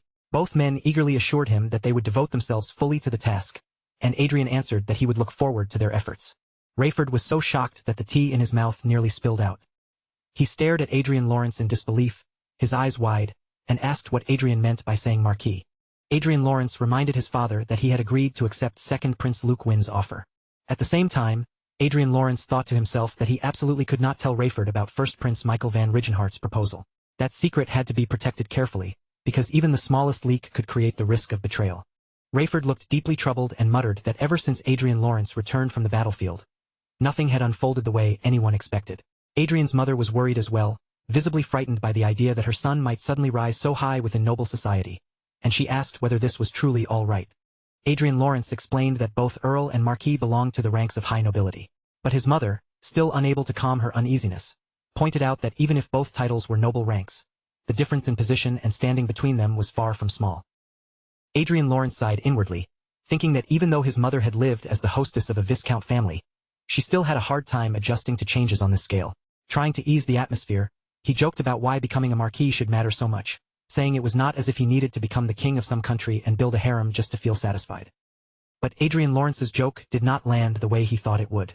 Rayford reacted with sudden anger, while Adrian's mother turned pale with shock. Seeing both of their expressions change so dramatically at once, Adrian was left completely confused by their response. Rayford's expression tightened with utter disbelief, his face stiffening as he passionately demanded to know what kind of ridiculous thing Adrian Lawrence had just said. To him, the careless joke was bad enough on its own, but what made it even worse was that Adrian had said it while Arcea, the woman they believed to be his lover, was sitting right there beside him. Only then did Adrian Lawrence suddenly remember the situation he had created himself. For convenience's sake, he had allowed his family to believe that Arcea was his lover, even though their relationship was not actually like that. Realizing how badly his joke had landed in front of everyone, Adrian hurriedly tried to pull the words back and insisted that it had only been a joke. Rayford did not soften in the slightest. His face remained stern, and his voice carried a heavy seriousness as he warned Adrian Lawrence that there were some matters a person should never treat so carelessly, even as a joke. Adrian Lawrence tried to shift the awkward atmosphere by telling Rayford to look at Arcea's reaction instead. But when Adrian glanced over at Arcea himself, what he saw through her status was strangely subtle and complicated, so unclear that it only made the situation feel even harder for him to understand. Then, in the brief moment Adrian Lawrence blinked, Arcea's status seemed to return to normal as if nothing unusual had appeared there at all. That sudden change happened so quickly and cleanly that it only left Adrian even more confused than before. Adrian's mother gently advised him to treat Arcea well, her tone soft but sincere. She also told him not to look at Arcea strangely or treat her differently without any proper reason. Adrian Lawrence nodded obediently, accepting his mother's words, then turned toward Arcea and offered her a small apology. Arcea, however, simply continued eating with her usual calm expression, showing no visible reaction at all, as though the entire conversation had nothing to do with her. Feeling the awkwardness still hanging heavily in the air, Adrian Lawrence cleared his throat and deliberately changed the subject. He said it was finally time to handle an important matter they had been putting off, something that would allow the Lawrence family to make a clean and proper new beginning. Rayford looked at Adrian Lawrence with clear curiosity, his attention shifting away from the earlier argument. He asked what kind of matter had been delayed for so long. Adrian Lawrence explained that he was talking about the employees who had caused harm to both him and his mother. This time, Adrian Lawrence intended to clean everything up properly, both within the family and outside of it. He wanted to remove the lingering rot completely, so the Lawrence household could finally move forward without carrying those old problems behind it. The next day, inside the royal castle, one noble stood before the king and argued that even the rank of Margrave would already be far too much for this situation, never mind the title of Marquis. But before that opinion could fully settle in the room, another man raised his voice and shouted that it was not too much at all. That man argued that Adrian Lawrence was not simply a rare genius who had become a grand wizard at only 20 years old. He was also an economic expert who had built wealth worth tens of trillions through his own ability. Other nobles immediately joined in, shouting that Adrian's achievements in the war alone would already be enough to grant him the title of Viscount or Baronet, so his other accomplishments had to be considered as well. Another man added that Adrian also had the Aura Master Arcea as his fiancée. If Adrian left for another country that valued him more, Reinhardt would not only lose Adrian, but Arcea along with him. The opposing side still insisted that fairness had to be respected, but Luke Wynn countered that giving Adrian only a count title after such overwhelming achievements would be the truly unfair outcome. Second Prince Luke Wynn addressed the king directly, his voice firm as he explained that many foreign countries were already trying to approach Adrian Lawrence, because they had recognized just how valuable his talent was. Some people had even begun calling Adrian someone who might become the next Manuel Lucas. If Reinhardt treated such a capable young man half-heartedly, Luke Wynn argued, it would be no different from throwing away a person who could lead the future of the kingdom. However, Michael van Rigenhart calmly reminded the king that in almost 200 years, there had never been a single case where someone with no previous noble title had risen all the way to Marquis in one step. Luke Wynn then argued that he had personally succeeded in winning Adrian Lawrence over, and that his intention was only to strengthen Adrian and give him more authority for the benefit of the kingdom. Michael van Rigenhart simply asked why they needed to cover the discussion in such pretty words. Then he questioned whether Luke Wynn truly believed Michael would allow the matter to pass so easily, even if Adrian Lawrence was someone who could bring clear benefits to Luke's side. Luke Win's expression hardened with anger, his eyes sharpening as he asked Michael van Rigenhart what he meant by that. He then warned him that, as the Crown Prince, Michael should understand just how inappropriate such a remark was. Michael van Rigenhart answered without losing his calm. He said that if Luke Win accepted their requests, then Michael's side would also accept Luke Win's argument. The request itself was simple, but its weight was devastating. Earl Raven would have to step down from his position as Margrave. Luke Win immediately asked whether Michael van Rigenhart was telling them to surrender their existing influence just to gain a new source of influence. Michael replied that he did not see the proposal as a bad one, since Raven would still be able to retain his position as an earl. Then Michael asked whether, in practical terms, Luke's side would not simply be adding one more marquis to its faction. Luke Win shouted that such a thing was impossible. He declared that he could never do something so despicable as sacrificing the well-being of his own people for personal gain. That, he insisted with conviction, was exactly why people trusted him and chose to follow him. Michael van Rigenhart laughed softly and told Luke Win that he truly was impressive, just as expected from someone who stood as a leader. Inwardly, however, Michael had already predicted this reaction. Because of Luke Win's nature, there had never been much chance that he would accept the proposal in the first place. So Michael smoothly told him that, if that was the case, he would present a different offer. Michael van Rigenhart then proposed that Earl Otis, who had made significant contributions as Adrian Lawrence's superior during the war, should be appointed as a Margrave.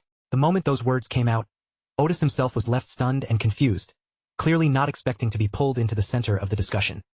Michael van Rigenhart addressed everyone present and acknowledged that Adrian Lawrence had made tremendous contributions during the war.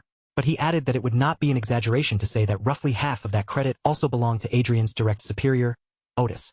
Michael framed the suggestion as a reasonable answer to the rather excessive Marquis proposal, while also offering a way to overlook Margrave Raven's mistakes. Luke Win fell silent, unable to find an immediate answer to Michael van Rigenhart's new proposal. At that point, the king finally stepped in and brought the heated debate to an end, making his decision before the argument could continue spiraling any further.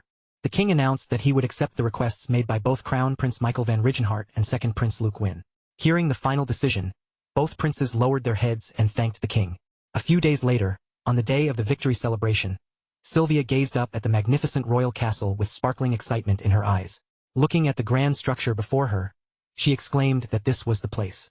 Then Sylvia turned toward Adrian Lawrence with a nervous look, her hands almost fidgeting as she asked whether she seemed strange. She wondered aloud if her dress looked too flashy for the occasion. Adrian Lawrence gently reassured his mother and told her there was no need to worry. To lighten her nerves, he even added that there would probably be plenty of distinguished young men asking her to dance without realizing she was already a noblewoman. Sylvia then looked toward Arcea and commented that Arcea would surely look beautiful in a dress as well. Arcea answered in her usual calm and straightforward way, saying that she liked her current outfit very much. Sylvia explained that the official ceremony would take place first, but she hoped there would still be enough time for Arcea to change into a dress before the actual party began. Suddenly, several nobles appeared in front of Adrian Lawrence, looking surprised to have run into him there. Adrian recognized their faces immediately. They were Viscount Doherty, Viscount Pharma, Viscount Karma, and Viscount Ronier.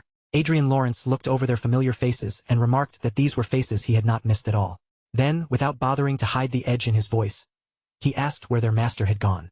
One of them responded sweetly, asking what was wrong and reminding Adrian that they were Academy alumni too. Adrian Lawrence simply turned away from them and said he would visit them later when he had time, so they should enjoy themselves for now. His casual dismissal left them looking confused, but Ronier quickly added that Isabella Cascabel would be arriving later as well. Sylvia watched the brief exchange with curiosity and asked whether those people were Adrian Lawrence's friends. Adrian answered plainly that they were his former classmates from the academy. Doherty asked the others whether they had noticed Arcea's gaze, saying it looked as if she wanted to kill him. Arcea, quietly observing everything, remarked that Adrian Lawrence had not forgotten them after all. Pharma grew irritated and wondered aloud whether Isabella Cascabel would have to cover for them again this time. Karma agreed and said it would be fine, because there was nothing aristocrats could not handle. Ronier suggested that they should find Isabella Cascabel first and ask why they had not been able to reach her, completely unaware that Arcea was listening to every word.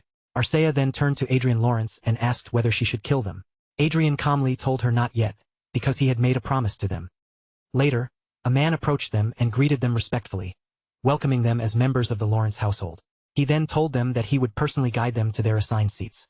The man led them toward the front row, and Adrian Lawrence quickly realized that these were not ordinary seats at all. They had been given VIP table seats placed right at the very front of the venue. All of a sudden, what looked almost like a horde of demon-like figures rushed toward them. But no, they were actually a large group of noblewomen, gathering eagerly as they asked whether these were the Lawrence Viscounts. The noblewomen quickly surrounded them, their voices overlapping as they showered the family with congratulations for seizing such a wonderful opportunity. Several of them turned their attention toward Sylvia, asking where she had bought her jewels and praising how beautifully they matched her elegant dress. One nobleman greeted Rayford warmly, saying it had been a long time since they last met and asking whether Rayford might be interested in visiting their estate. Seeing the nobles gather around his family so quickly and eagerly, Adrian Lawrence guessed that the higher-ranking nobles had already heard about his upcoming marquis title. Then Adrian Lawrence suddenly noticed Margrave Raven. The man was staring straight at him with a gaze so sharp and full of hatred that it felt almost like a dagger pointed directly at Adrian. Adrian Lawrence suspected that Raven had already been warned by Luke Wynn. That would explain why Luke was discreetly keeping his distance and avoiding any obvious contact with Adrian in public. Later, the host stepped forward before the gathered nobles and announced that the victory celebration would now officially begin.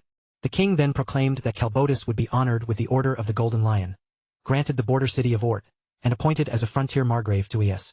Adrian Lawrence was pleased to see that Earl Otis had also ended up on Crown Prince Michael van Rigenhart's side. However, Adrian Lawrence soon noticed Luke Wynn quietly whispering something to the man standing beside him. Judging from the man's presence alone, Adrian guessed that the person next to Luke Wynn had to be the kingdom's most famous swordmaster, Marquis Vincent. Adrian Lawrence also noticed that the aura masters gathered in the kingdom were paying clear attention to Arcea. Their eyes kept drifting toward her again and again, quietly measuring the strength, pressure, and presence she gave off. But just as Adrian had expected, Arcea did not seem like someone who would fit naturally with second Prince Luke Wynn's side at all. A moment later, the king called Adrian Lawrence and Arcea forward. As every gaze in the grand hall shifted toward them, the atmosphere grew still, and the king ordered both of them to kneel before the throne. With the entire hall watching in silence, the king made his announcement. Adrian Lawrence would be granted the title of Marquis, and along with that new rank, the Marinkov area would be given to him as his official estate. Arcea was rewarded as well for her strength and her achievements. The king granted her the title of Countess, and the Glendale area was assigned to her as her own territory. On top of those noble titles, both Adrian Lawrence and Arcea were each awarded a fortified fortress. Looking down at them with a solemn expression, the king expressed his hope that the two of them would devote themselves to guarding and protecting the kingdom. Adrian Lawrence and Arcea both offered their gratitude to the king. But around them, the nobles immediately began whispering in low voices, stunned by the sheer speed of Adrian's rise to Marquis. Some of them quietly questioned whether there had ever been another case where someone had been elevated to such a high rank so abruptly.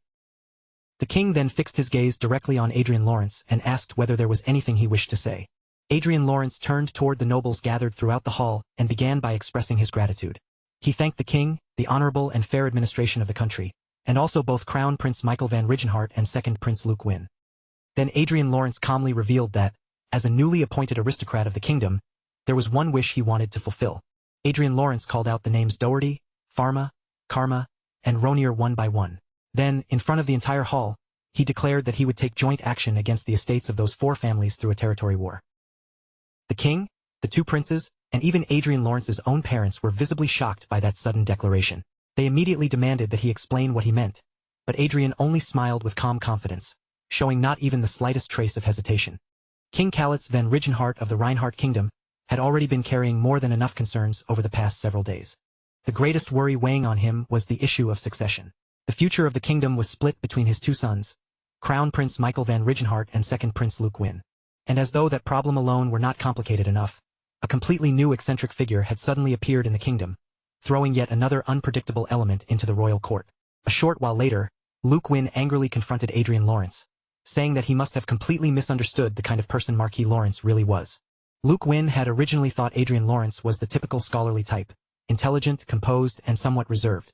But Adrian's sudden and aggressive move had caught him completely off guard. In the back hall, away from the ceremony's main crowd, second Prince Luke Wynn asked Adrian Lawrence whether he understood that a newly appointed lord was not permitted to expand his territory for an entire year. Adrian Lawrence answered that if that rule applied, then he would simply dismantle those four families and return their territories to royal authority. Luke Wynn asked whether Adrian had no intention of backing down, and Adrian made it firmly clear that he had none at all. Luke Wynn placed a hand on Adrian Lawrence's shoulder, seeming to realize that trying to persuade him any further would be pointless. With visible disappointment in his expression, Luke said that Adrian's behavior was deeply regrettable. Luke Wynn then suggested that, from that point on, they should simply wait and see how the situation unfolded. Adrian Lawrence had expected Luke Wynn to respond in that manner. Even so, he could not help wondering whether Luke would actually be able to succeed if he tried to push him out.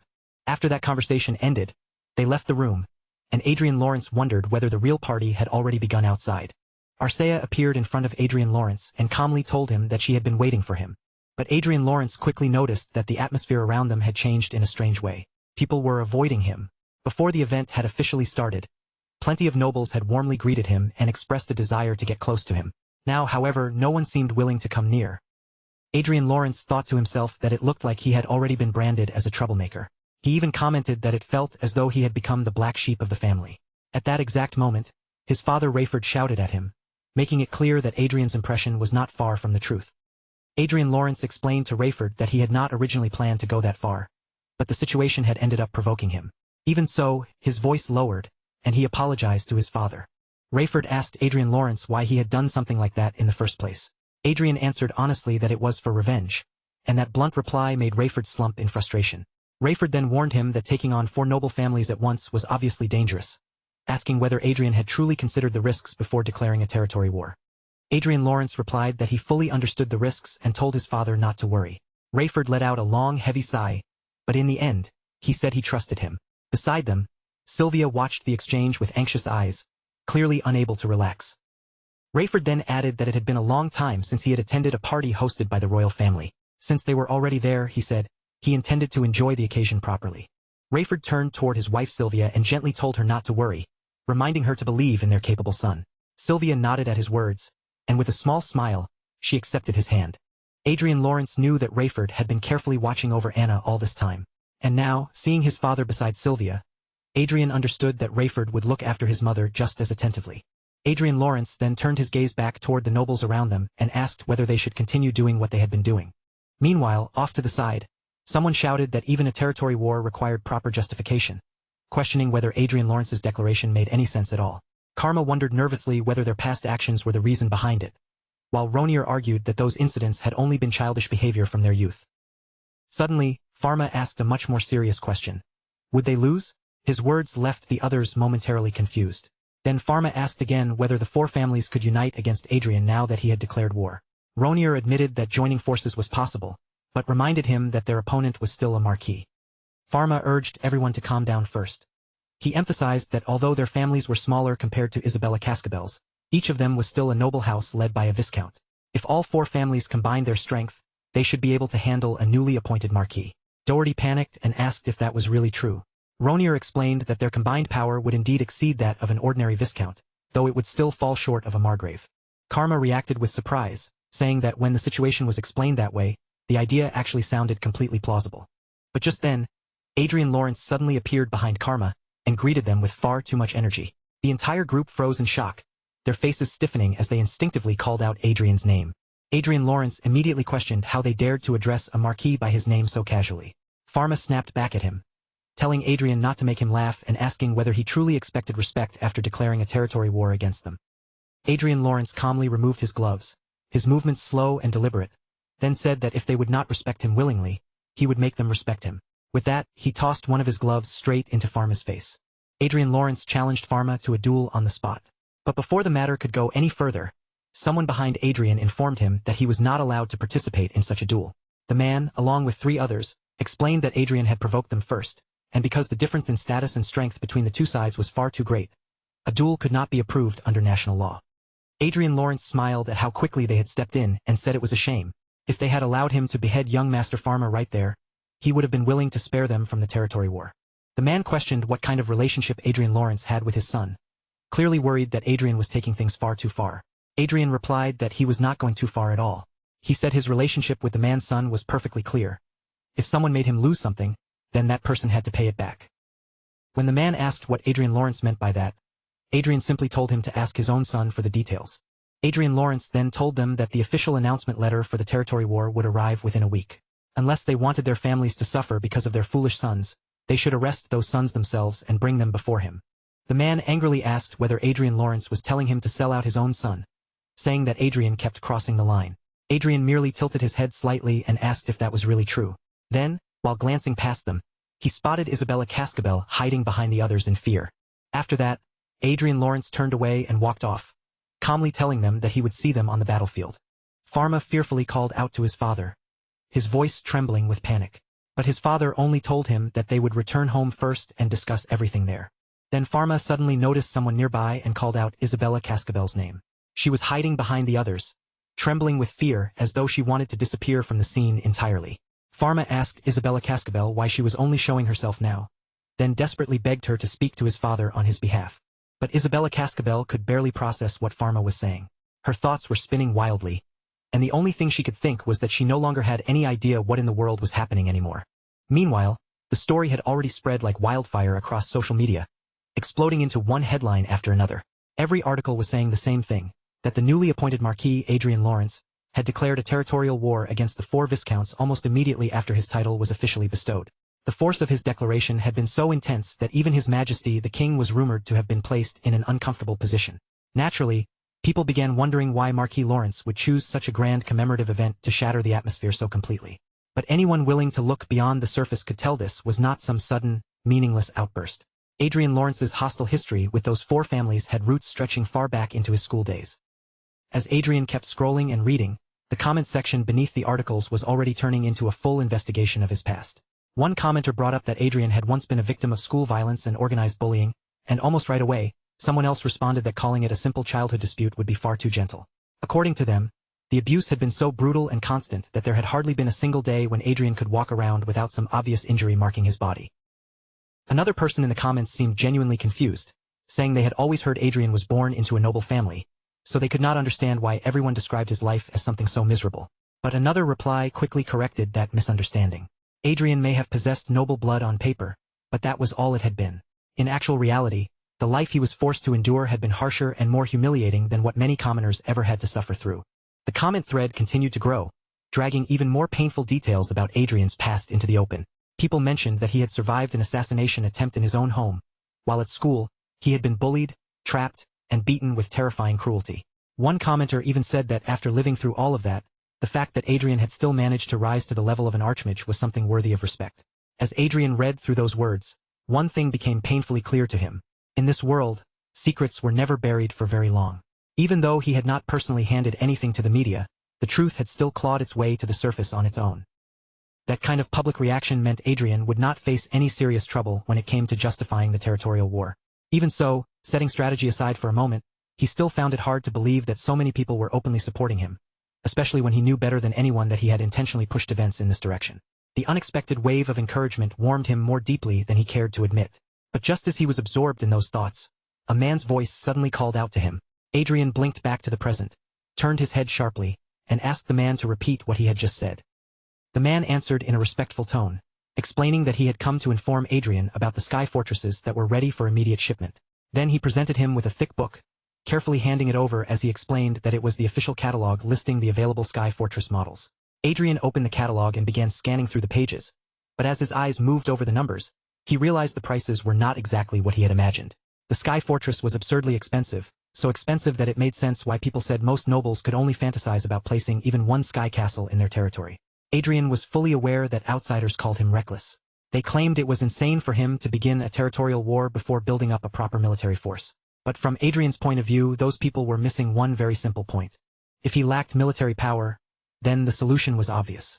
He simply had to purchase enough strength to fill the gap. With that calm and almost outrageously straightforward conclusion settled in his mind, Adrian looked at the man in front of him and said without hesitation that he would buy everything. At that moment, Adrian already had a precise sense of how much money he could move. In cash alone, he had 48 trillion at his disposal. And if he added in the property seized from the vassals who had belonged to Margrave Raven's faction, including the assets taken from Anna, Cedric, and their families, the total amount easily rose to somewhere around 70 trillion. On top of that, Adrian still had the option of using installment payments backed by his credit rating. The man, however, explained with great caution that because the transaction was on such an enormous scale, half of the total selling price would need to be paid in advance. Adrian listened calmly, then casually brought up the fact that he had recently paid an unbelievable amount in taxes, asking whether some kind of tax exemption might be possible. And right beside him, Arcea stood there in silence, though her mind was nowhere near war, money, or military equipment. She was simply thinking about cake. The moment the purchase was settled, the man immediately reached out and clasped Adrian's hand with both hands, his expression overflowing with gratitude and barely contained excitement. He thanked Adrian sincerely, clearly overwhelmed by the sheer scale of the order he had just received. Adrian smiled quietly to himself, because even after purchasing 8 entire sky fortresses, he would still have 20 trillion remaining as spare funds. The size of the deal was so ridiculous that the numbers almost stopped feeling real. And even after paying the massive advance payment, he would still be carrying an unbelievable 50 trillion in installment payments afterward. But then Adrian noticed Otis standing nearby. The instant their eyes met, both of them paused in surprise, Adrian looking just as startled to see Otis there as Otis was to run into him. Adrian's face brightened almost immediately, and he called out to him with clear excitement, addressing him as Margrave Otis. Otis looked equally pleased and answered by calling Adrian Marquis in return. Adrian quickly waved off the formality, telling him to speak more comfortably, before asking whether the two of them were not going to be heading to the battlefield together anyway. Otis, however, hesitated for a moment instead of relaxing right away. With a slightly uncertain expression, he reminded Adrian that Adrian was now a Marquis. Since there was a difference in rank between them, Otis asked whether it was truly appropriate for him to speak so casually. Adrian answered easily, saying that if Otis were still only Earl Otis, then yes, it might have been difficult. But now that he had become Margrave Otis, there was no reason to be so stiff about it. The moment Otis heard that, he burst into hearty laughter, and the awkward tension between them dissolved almost instantly. Then Otis seemed to suddenly remember the reason they had both come to that place in the first place.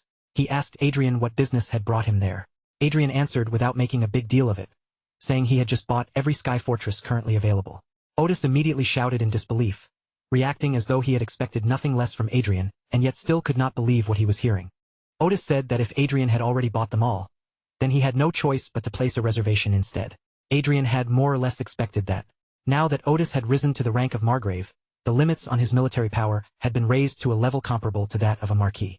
So it was only natural that he would come here himself, hoping to purchase more sky fortresses for his own forces. Then Otis turned the conversation and asked Adrian whether this was his first time meeting her, before introducing the daughter he had mentioned before. The moment Adrian understood who the woman was, the rumors came rushing back into his mind, the infamous daughter people whispered about as a lunatic. Michelle stepped forward with polished elegance, her posture graceful and her expression composed as she introduced herself to Adrian.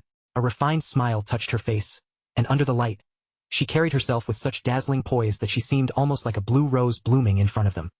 Adrian returned the greeting politely, then introduced his fiancée, Arcea, to Michelle.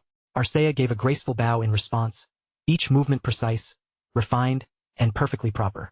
Still, Adrian could not shake his confusion. According to the rumors, Michelle was supposed to be some dangerous psycho with a terrible reputation. But the woman standing before him looked nothing like the frightening image those rumors had painted. Her posture was elegant, her expression remained calm, and from the outside, there was not a single obvious sign of instability or madness about her. Then Adrian checked Michelle's status. Her talents revealed an exceptionally high level in exploration, along with impressive learning power and intellectual ability. Her listed traits included English, interpretation, and reasoning ability. As for her relationship indicators, they showed interest and neutrality, while her current state displayed favor and fascination. But then Adrian's gaze caught on one particular talent, and his entire body seemed to freeze. He read the word once, then again, then over and over as disbelief spread through his mind. His thoughts began racing, trying to understand what it really meant, and whether that word, English, was truly the same English he knew from his own experience. Margrave Otis then revealed that Michelle had been obsessively chasing the fate of Manuel Lucas, following every clue she could find until the trail was eventually discovered in the Prost Republic. With a teasing smile, he lightly mocked his daughter, joking that she had fallen into despair after hearing that the fate had already been found. Michelle immediately denied her father's words, and without hesitation, she stepped firmly on his foot. She insisted that the fate discovered there was fake. According to her, the real fate absolutely existed, but it had been concealed somewhere in an undisclosed location. Adrian listened closely, thinking that if he had not possessed the advantage of being born on Earth, then Michelle, with her English interpretation trait, might have been the one to uncover the fate first. Michelle's claim immediately drew Adrian's attention. His expression grew a little sharper, and he asked her directly where that hidden location was supposed to be. Michelle did not reveal the answer outright. Instead, she kept the secret tucked away behind a knowing look and only gave him a hint, saying that it was the sort of place nobles would have an incredibly difficult time finding. Adrian began running through the possibilities in his head, and before long, one likely answer came to mind. It might be Hollywood, the virtual reality system that nobles dismissed as nothing more than an escape for commoners. If that was truly what she meant, then her clue made sense. To nobles who looked down on such things, a place like that would naturally be hard to recognize, let alone locate. Adrian still felt that Michelle's prediction was somewhat vague and uncertain, not clear enough to call a complete answer. Even so, he could not deny that she had come surprisingly close to discovering the real location. Michel then openly praised Adrian's achievements, admiring the fact that he had climbed to his current position through his own ability. She said that she preferred people like Adrian and Arcea, people who earned their place through talent and effort instead of depending only on noble blood. Meanwhile, Margrave Otis could only hold back tears as he rubbed the foot Michel had stepped on, looking wounded in more ways than one. With a bright, almost eager look on her face, Michel suggested that the three of them should play online diaries together sometime. Then she turned her gaze toward Adrian and asked for his permission. Adrian accepted without hesitation, answering gladly, since he had no real reason to refuse her request. Michel went on to say that she especially enjoyed watching over people who had carved their own path through skill, talent, and hard work. Her tone was sincere, and she clearly meant every word, but the comment struck her father's heart all over again, leaving Margrave Otis emotionally wounded once more. After that, Adrian and Arcea began to leave. Behind them, Michel and Margrave Otis bowed respectfully, seeing the pair off with the proper manners expected of nobles. As they walked away, Arcea quietly suggested that they should kill Michel because of what she knew. Adrian, however, decided there was no need to take things that far right now. For the moment, he thought it would be better to keep observing Michel and see how she moved. Adrian understood clearly that Michel's future actions would need to be watched with care. Around that same time, elsewhere, the heads of the four families, Viscount Doherty, Viscount Karma, Viscount Rani, and Viscount Pharma, had gathered for a tense meeting. Their discussion focused on the unbelievable purchases Adrian had made while touring the capital. Adrian had ordered 8 sky fortresses, 400 pieces of Vanguard exclusive equipment, 400 Vanguard exclusive hoverboards, 8 high-speed Vanguard combat support ships, and 100 teleport artifacts. And that was not all. He had also purchased 4,000 sets of effect armor and swords for knights, along with 20 medium-sized transport ships, each capable of carrying 500 people. The family heads stared at the list in front of them, stunned and unable to accept that Adrian had gathered such a massive amount of military supplies in a single day. Viscount Pharma slammed his anger down into the room, insisting that Adrian was clearly preparing for a territorial war. At the same time, he called Adrian completely insane for spending 70 trillion on weapons in just one day. Viscount Doherty corrected him in a grim voice, saying the exact transaction was actually 140 trillion, with 70 trillion paid immediately and the rest arranged through installment payments. The family heads around the room fell into stunned silence, as they realized the figure was comparable to the kingdom's entire defense budget from the previous year. Only then did Viscount Pharma seem to truly understand the scale of what they were up against. His expression twisted with agony as the weight of the situation finally settled over him. Viscount Doherty, however, emphasized that even with all those weapons in hand, Adrian should not be able to use them properly without trained knights. As a newly appointed lord, Adrian was not supposed to have the military foundation necessary to operate forces on that scale. But Viscountess Rani questioned whether anything had actually gone according to their expectations since Adrian appeared. She warned them that Adrian was not the kind of man they could measure using ordinary common sense. She continued in a firm voice, warning them that they must not underestimate someone who was already standing right on the verge of becoming an archmage. Viscount Pharma asked whether she was telling them to assume the worst possible outcome. Viscountess Rani agreed without the slightest hesitation, stressing that only by preparing for the worst could they avoid being thrown into total chaos once the war actually began. At that moment, a butler stepped in and interrupted with even more troubling news. Before Adrian had even been formally granted the title of Marquis, he had already posted a knight recruitment notice on online diaries, and nearly 4,000 people had responded to it. The family heads were visibly shaken by that report. Then the butler added another alarming detail. Adrian had also obtained a magic tower and an artifact production company. That meant he might be able to make use of the magicians and technicians connected to both institutions. Viscount Karma clicked his tongue in irritation and criticized Adrian's arrogance, saying that Adrian had already been behaving like a lord before he had even officially received his title. Viscount Pharma, now forced to acknowledge the truth of Viscountess Rani's warning, began to fear that the coming territorial war might not be a normal conflict at all. It could become a one-sided massacre. With Adrian charging from the front and his Auramaster fiancée standing beside him, the danger suddenly felt far more immediate and terrifying. Viscount Doherty then proposed that their best strategy would be to expand the territorial war into a civil war. If they could draw in the surrounding territories and gather enough allies around them, they might be able to change the scale and direction of the entire conflict. But Viscountess Rani immediately rejected the idea. She stated that Adrian would not be especially cautious of the royal family, and because of that, there was no dependable way for them to build countermeasures based on that assumption. Viscount Pharma finally lost control of his fury. Unable to hold back any longer, he ordered the butler to bring in the person responsible for the humiliation they had suffered. Meanwhile, at Marquis Lawrence's estate in Marinko Metropolitan City, Cowie soared happily through the open sky. From the terrace of his building, Adrian stood quietly and looked out over the city spread beneath him, feeling the heavy reality of his new status settle onto his shoulders. Perseus turned his attention toward Adrian, his gaze settling on him with quiet expectation, and asked what he thought of the newly organized knight troupe that had just been assembled. The moment Adrian met Perseus, he greeted him in a natural, familiar way, then gave his assessment without trying to dress it up. The newly formed knight troupe was quite impressive, he admitted, even if it would have been better if they had been prepared a little earlier. Perseus nodded, looking visibly pleased by that answer, and said that creating such a well-shaped knighthood in such a short amount of time could only be called a miracle. To him, this was exactly the sort of result one would expect from the Riverdale family. Adrian quietly exhaled, feeling a small wave of relief pass through him as he realized something he had not fully expected. Far more people were looking at him with approval and goodwill than he had originally imagined. Baroness Helena, who served as the head of security and commander of the night troop dispatched to Marinko City, also gave her own praise. With a calm and composed expression, she spoke highly of Adrian's unexpected accomplishments, especially the sharp strategic judgment that could be seen behind each of his movements. Adrian grew a little awkward under the steady stream of praise. Slightly flustered, he tried to wave it off and said that a lot of what had happened was simply thanks to good luck. But both Perseus and Baroness Helena rejected that modest explanation. From their point of view, nothing Adrian had done looked like random chance or meaningless coincidence. Each decision seemed carefully chosen, every move appeared to connect cleanly to the next, and every result had built on top of the previous one. Adrian, meanwhile, could only think to himself that he had merely sketched out a rough outline. The finer details had fallen into place almost too perfectly, making everyone around him believe he had been carrying out some brilliant master plan from the start. Adrian then shifted his focus back to Perseus and Baroness Helena, asking for their thoughts on sending the knights into the territorial war immediately. Perseus answered with calm confidence, saying that Adrian had already made the necessary decisions while holding enough information in hand, so he did not see any major problem with moving forward. Baroness Helena also agreed with Perseus. Her expression remained steady, and she supported Adrian's decision without showing even the slightest hesitation. After listening to both of their opinions, Adrian slowly lifted his gaze toward the sky above them.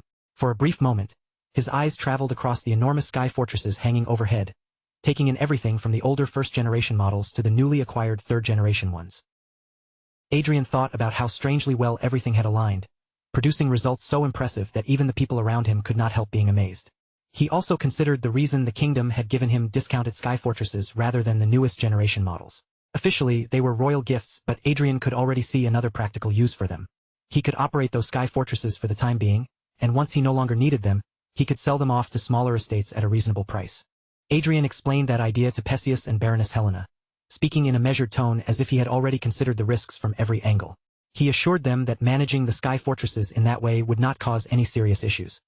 As Adrian looked over the sky fortresses once more, his expression settled, and he decided that the time to move had finally arrived. Perseus and Baroness Helena both seemed puzzled by the sudden change in his atmosphere, but Adrian answered their confusion directly. In a firm voice, he announced that they were going to war. Perseus immediately asked when they would begin. Adrian replied that every preparation would be finished within 3 hours, then calmly laid out the operation. Their forces would be divided into 4 groups, each one moving to lock the enemy inside their own territory before capturing those territories one by one. And naturally, the main force would advance with Adrian and Arcea standing at its center. Perseus raised a practical concern right away, pointing out that they still needed formal permission from the royal family before they could launch an official attack. Adrian acknowledged that point without denying it. However, he stressed that the royal family's permission would come sooner or later. Until that moment arrived, they could simply describe their movements as training exercises, a convenient excuse that plenty of others had already used countless times before. Adrian then declared that he would personally stand at the very front of the battlefield. He planned to display his military strength with his own actions, fighting alongside Arcea where every soldier could see them clearly. By doing so, Adrian intended to win the loyalty of his subordinates early. From the very beginning, he wanted to engrave the image of himself as their leader deep into their hearts. Meanwhile, the heirs of the Viscount families were already being hit by a harsh public backlash, all because Adrian's declaration of war had shaken the world around them. And as Adrian prepared to leave the estate and set the war itself into motion, the opening stage of the conflict had finally been arranged. The scene then shifted away from Adrian's estate and moved to a cafe located within Pharma Viscounty. All across Pharma Viscounty, people were running through the streets in fear, terrified that war might erupt at any moment. Yet inside the cafe, one woman sat calmly with a fruit shake in hand, sipping it as if the panic outside had nothing to do with her. Her expression remained thoughtful as she considered just how troublesome the situation had become. She had never expected Adrian to actually receive the title. The Emperor had ordered her to recruit him, but before she could properly make her move, Reinhardt had already stepped in ahead of her. What shocked her even more was what Adrian had done immediately afterward. The moment he received his title, He requested a territorial war against all 4 viscounties at once. Earl Alfred of the Brigham Empire found the entire situation deeply difficult to understand. She needed to determine whether Adrian was truly a madman, or whether he was simply an eccentric whose actions followed a kind of logic that ordinary people could not easily grasp. Just then, another woman appeared beside her. It was Duchess Olivia Riverdale, and she looked genuinely surprised as she commented on the unexpected visitor sitting there in front of her. Back at the Lawrence residence, Adrian and Arcea were seated together in a room, facing the representatives who had arrived from Pharma Viscounty.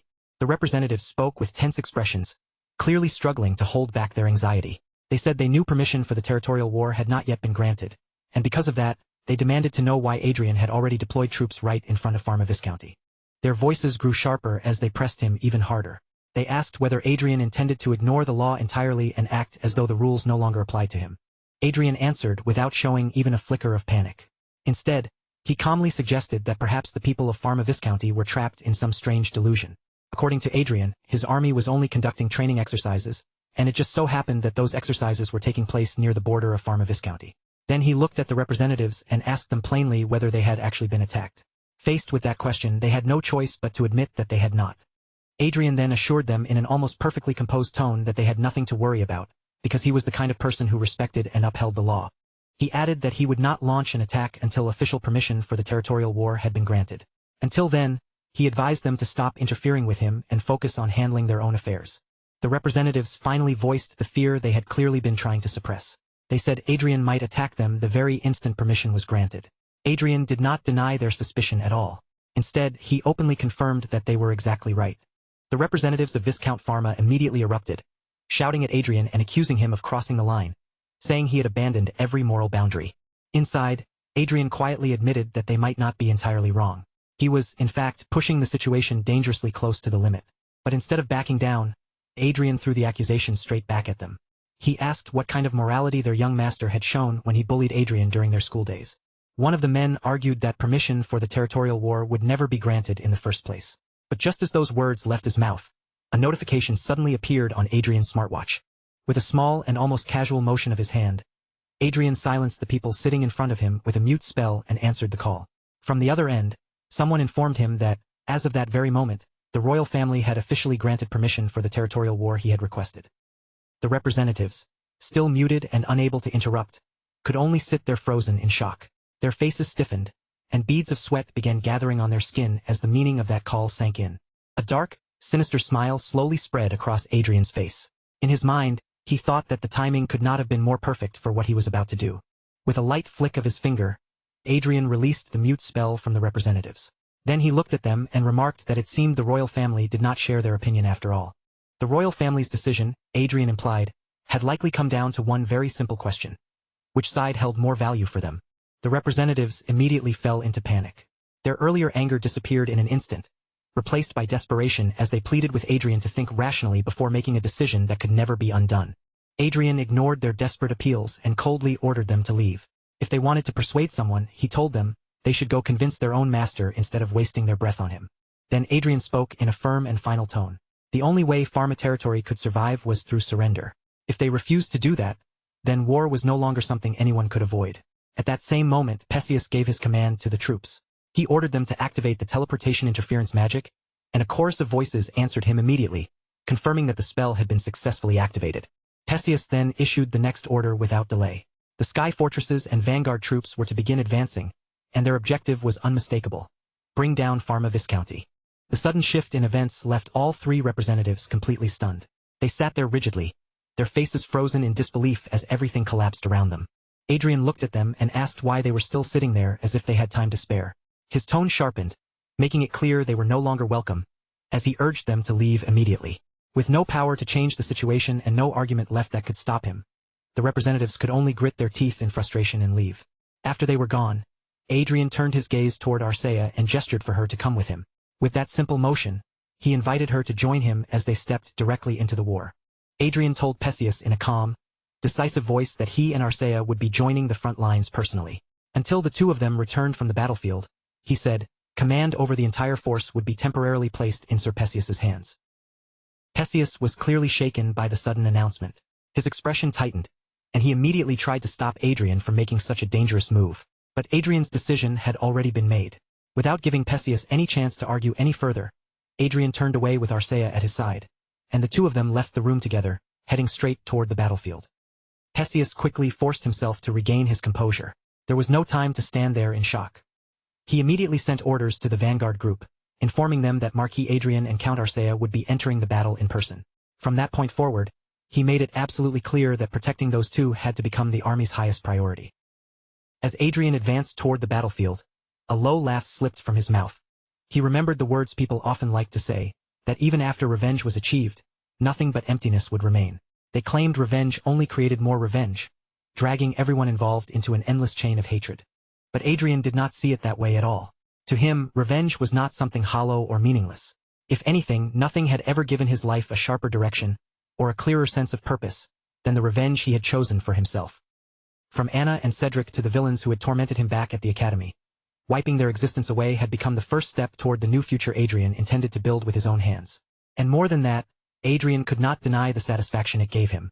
Watching his enemies tremble, listening to them scream, and seeing their faces twist with fear and regret, was something he found genuinely enjoyable.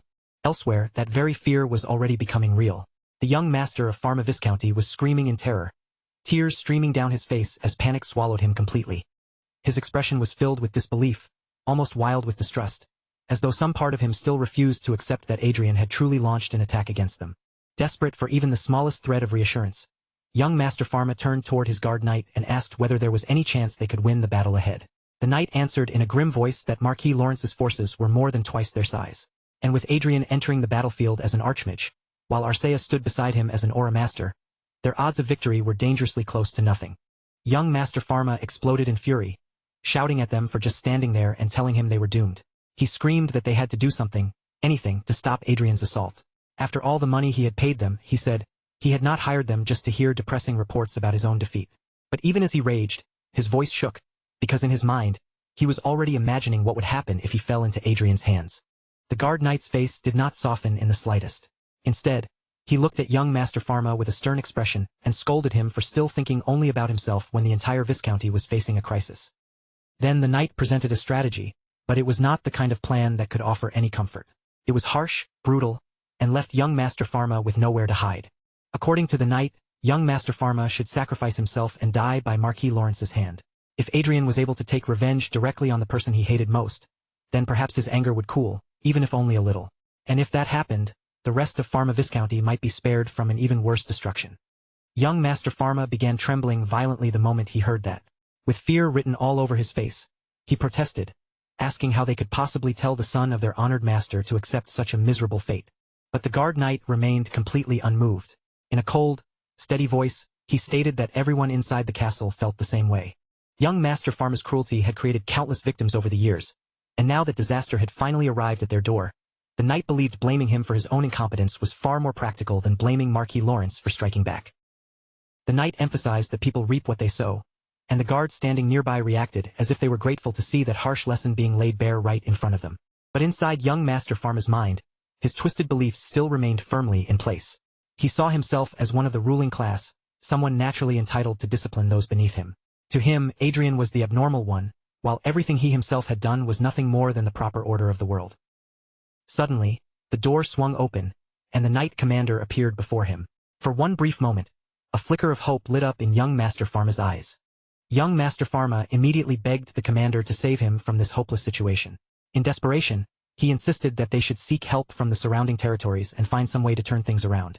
But the commander did not respond to his plea.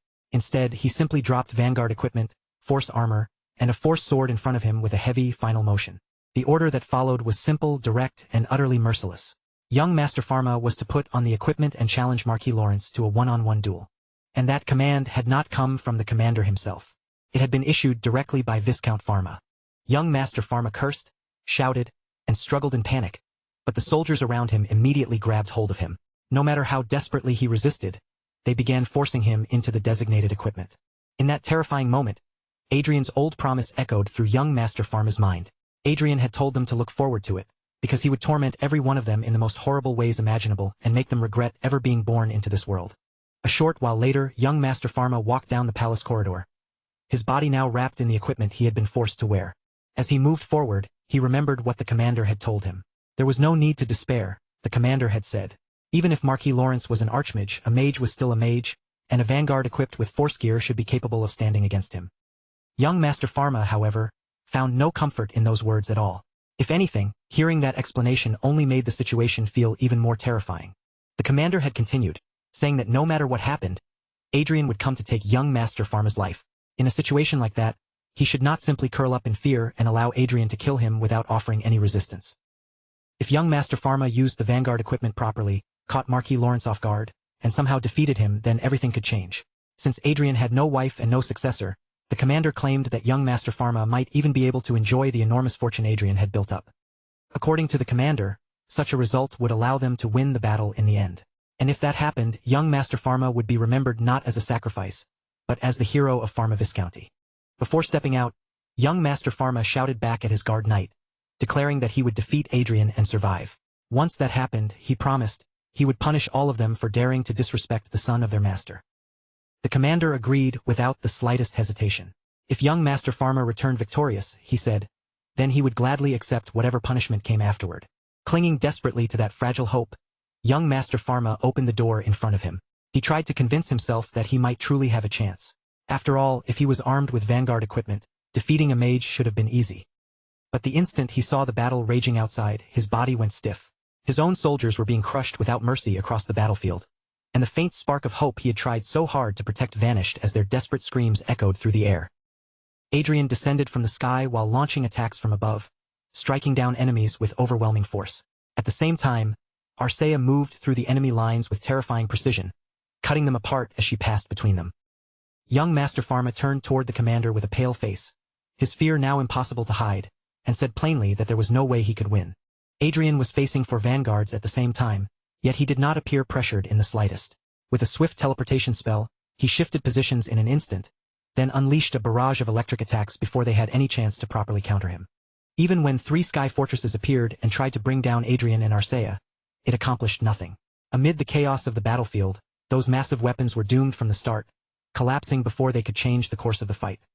After cutting his way across the battlefield, Adrian finally landed directly in front of young Master Pharma. Looking at him, Adrian remarked that he had finally decided to come out. With a smile resting on his face, Adrian said that he had honestly expected young Master Pharma to be hiding somewhere. Seeing him appear so openly was, to Adrian, genuinely unexpected. The guards standing behind young Master Pharma surrendered almost at once, throwing away any idea of resistance. Young Master Pharma himself, however, simply stood there shaking, fear gripping his entire body. He glanced back toward the commander, the very man who had pushed him into this hopeless situation and forced him toward a duel he never wanted. Then, with no other path left in front of him, young Master Pharma challenged Adrian Lawrence to a one-on-one duel. Adrian looked genuinely surprised by the declaration, as though he had not expected young Master Pharma to show even that small amount of courage. Wearing a smug expression that barely managed to cover the terror underneath, young Master Pharma continued speaking. He said that if Adrian was truly a noble who valued honor, then surely he would not ignore a formal duel. Adrian stared at him with a cold look and called him a crazy incompetent, asking what kind of ridiculous scheme he thought he was trying to pull. Then Adrian flicked his finger. In the next instant, a sharp ray of blue light shot forward, slicing through young Master Pharma before he could even react. Before young Master Pharma could understand what had just happened, his arms separated from his body and dropped heavily to the ground. Young Master Pharma screamed in unbearable agony, his remaining hand clutching at himself as the pain tore through him. His voice shook so badly it barely sounded like his own, and through the panic, he cried out that if this kept going, he was truly going to die. Adrian only laughed as he watched that miserable sight unfold in front of him. Then, in a calm tone that made the situation feel even colder, he said that this time, he had paid 70 trillion liden up front, along with an enormous amount in installment payments, just to buy all those weapons. But as Adrian looked down at young Master Pharma's pathetic condition, he became even more convinced of one thing. With enemies like this, he would be able to earn back every bit of that money in no time at all. Young Master Pharma completely broke down. Tears poured down his face, and his eyes turned red from the pain, fear, and humiliation crushing him all at once. Nearby, Cowie was carrying young Master Pharma's severed hand, holding it up as if it were some strange little trophy picked up from the middle of the battlefield. Adrian continued speaking in that same unhurried voice, pointing out that vanguard equipment and sky fortresses were now dropping from the sky one after another, almost as if valuable military assets had turned into rain. At that point, the battlefield hardly looked like a proper war zone anymore.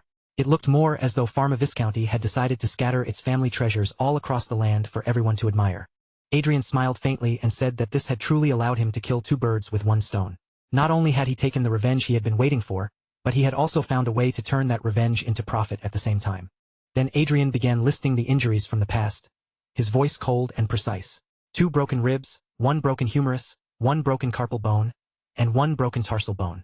Those were the bones young Master Pharma had broken when they were still at the academy. Adrian said that if the damage had stopped at those fractures alone, he might have swallowed it and endured. After all, he considered himself someone with more than enough patience. But young Master Pharma had not been satisfied with physical violence. He had gone further, tormenting Adrian's mind until the suffering became unbearable, and that was something Adrian could no longer simply overlook. Without saying a word, Arcea drew her sword from its sheath. The blade slid free with a sharp, quiet sound as she stepped toward young Master Pharma, ready to cut him down then and there. But before Arcea could bring the sword down, Adrian lifted one hand and stopped her from striking. Adrian looked down at young Master Pharma and told him plainly that he had no intention of allowing him to die in peace. Then Adrian healed young Master Pharma just enough to stop the bleeding, adding that it would be far too boring if he died simply from losing too much blood. Once that was finished, Adrian ordered young Master Pharma's underlings to take very good care of him. After handling that, Adrian turned his gaze toward the Knight Commander of Pharma Viscounty and gave his next order. He told the commander to guide him straight to the Lord's office. 30 minutes. That was all the time it took. The battle between Marquis Lawrence and Pharma Viscounty came to an end in only 30 short minutes. Meanwhile, near Pharma Viscounty, Earl Alfred turned to Olivia and asked whether it was true that Adrian belonged to the Riverdale family's social circle. Olivia answered that if he did not, she would never have come all this way to support him. Then she wondered aloud whether Earl Alfred had come personally because she suspected Adrian might not truly be part of the Riverdale circle after all. Olivia told Earl Alfred not to twist the situation into something so strange. Adrian was indeed connected to their social circle. Still, Olivia admitted that she could at least use cheering him on as a convenient excuse for showing up there. Then Olivia asked what had brought the head of the Brigham Empire's intelligence department to a place like this. Her smile remained polite, but her words carried a clear warning. If Earl Alfred was thinking of taking Adrian away from the Empire, she should abandon that idea now. The two women smiled at each other, yet beneath those graceful expressions, a sharp killing intent flickered silently between them. Olivia was the first to let the tension ease, telling Earl Alfred that they should leave things there for now. Earl Alfred agreed, saying that even if the two of them fought, they would only exhaust each other without gaining anything worthwhile. Suddenly, both of them sensed the spread of teleportation interference magic across the area. In that instant, Olivia and Earl Alfred understood at the same time that the war had truly begun. They focused their eyesight skills toward the battlefield, intending to judge Adrian's abilities with their own eyes. But the sight that entered their view immediately startled them. A mage was fighting at close range, standing right in the middle of the battlefield's chaos.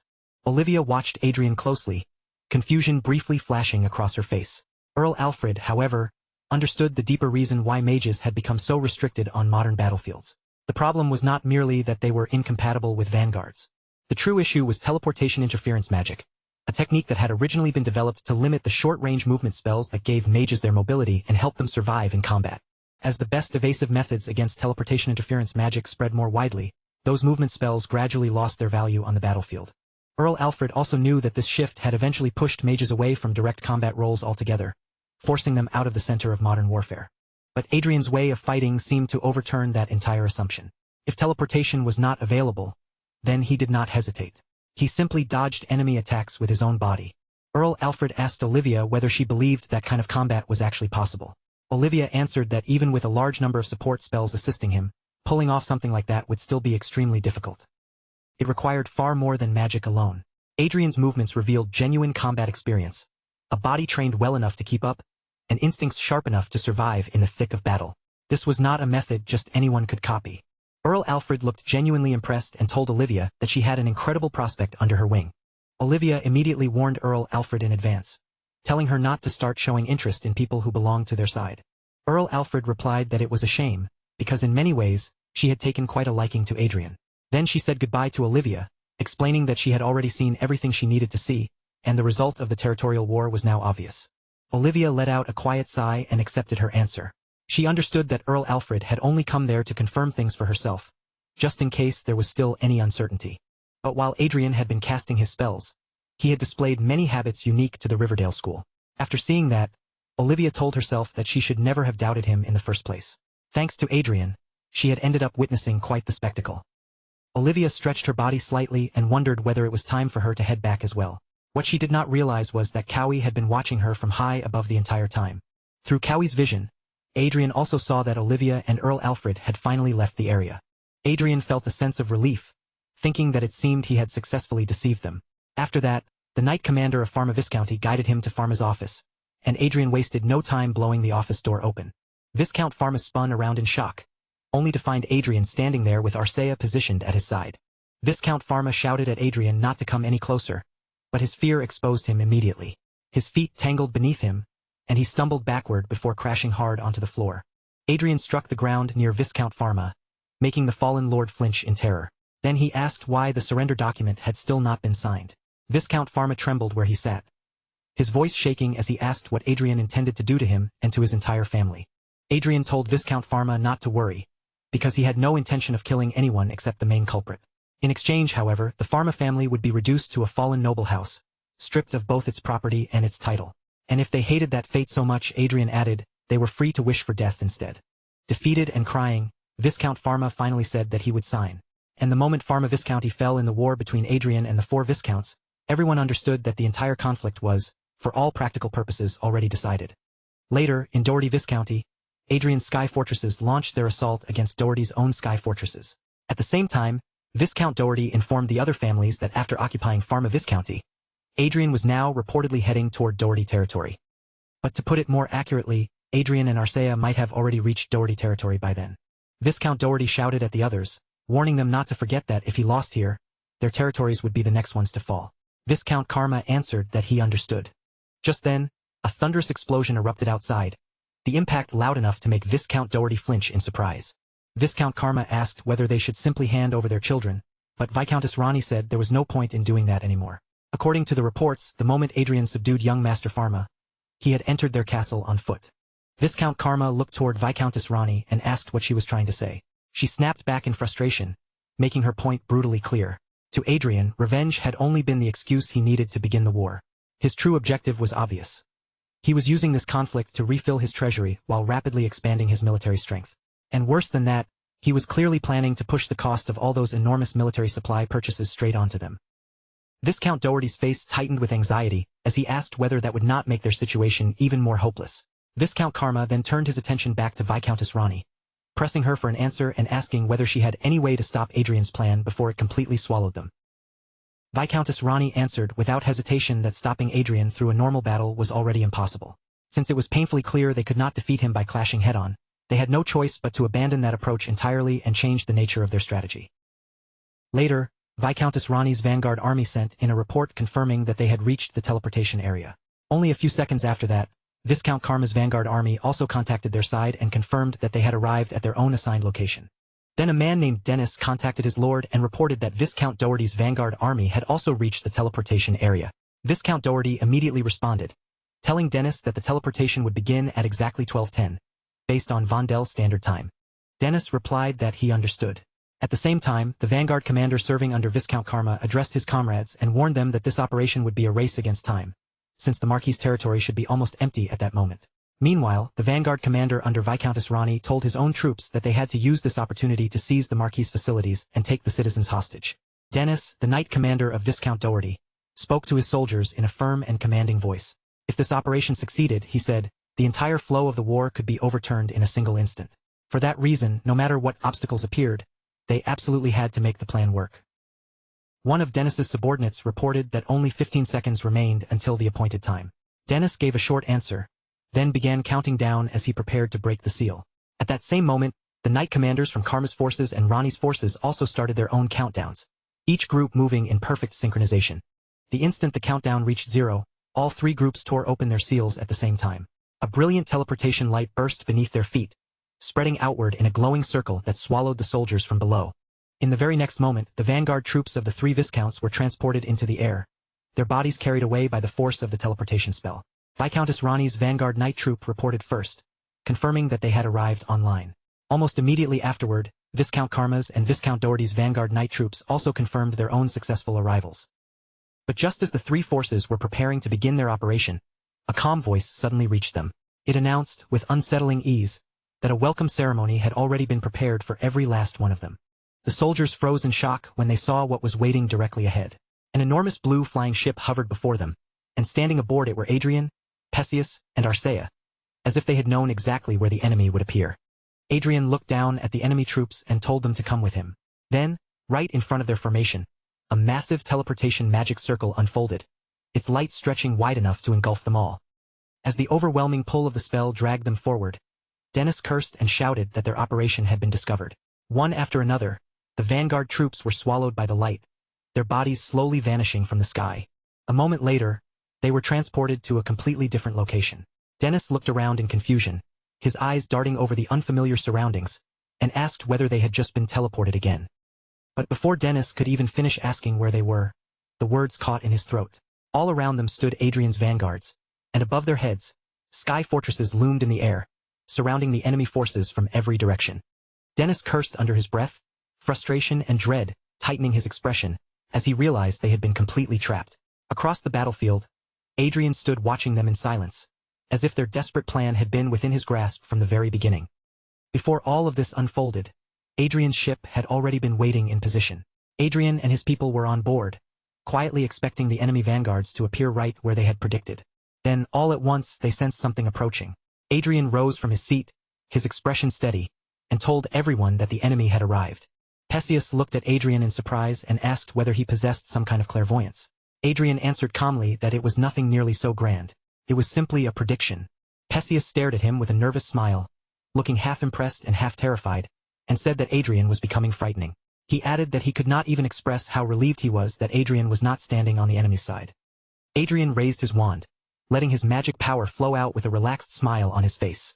He admitted that the enemy's strategy was not terrible, but if their thoughts could be read ahead of time, then no matter how clever the plan seemed, it became useless.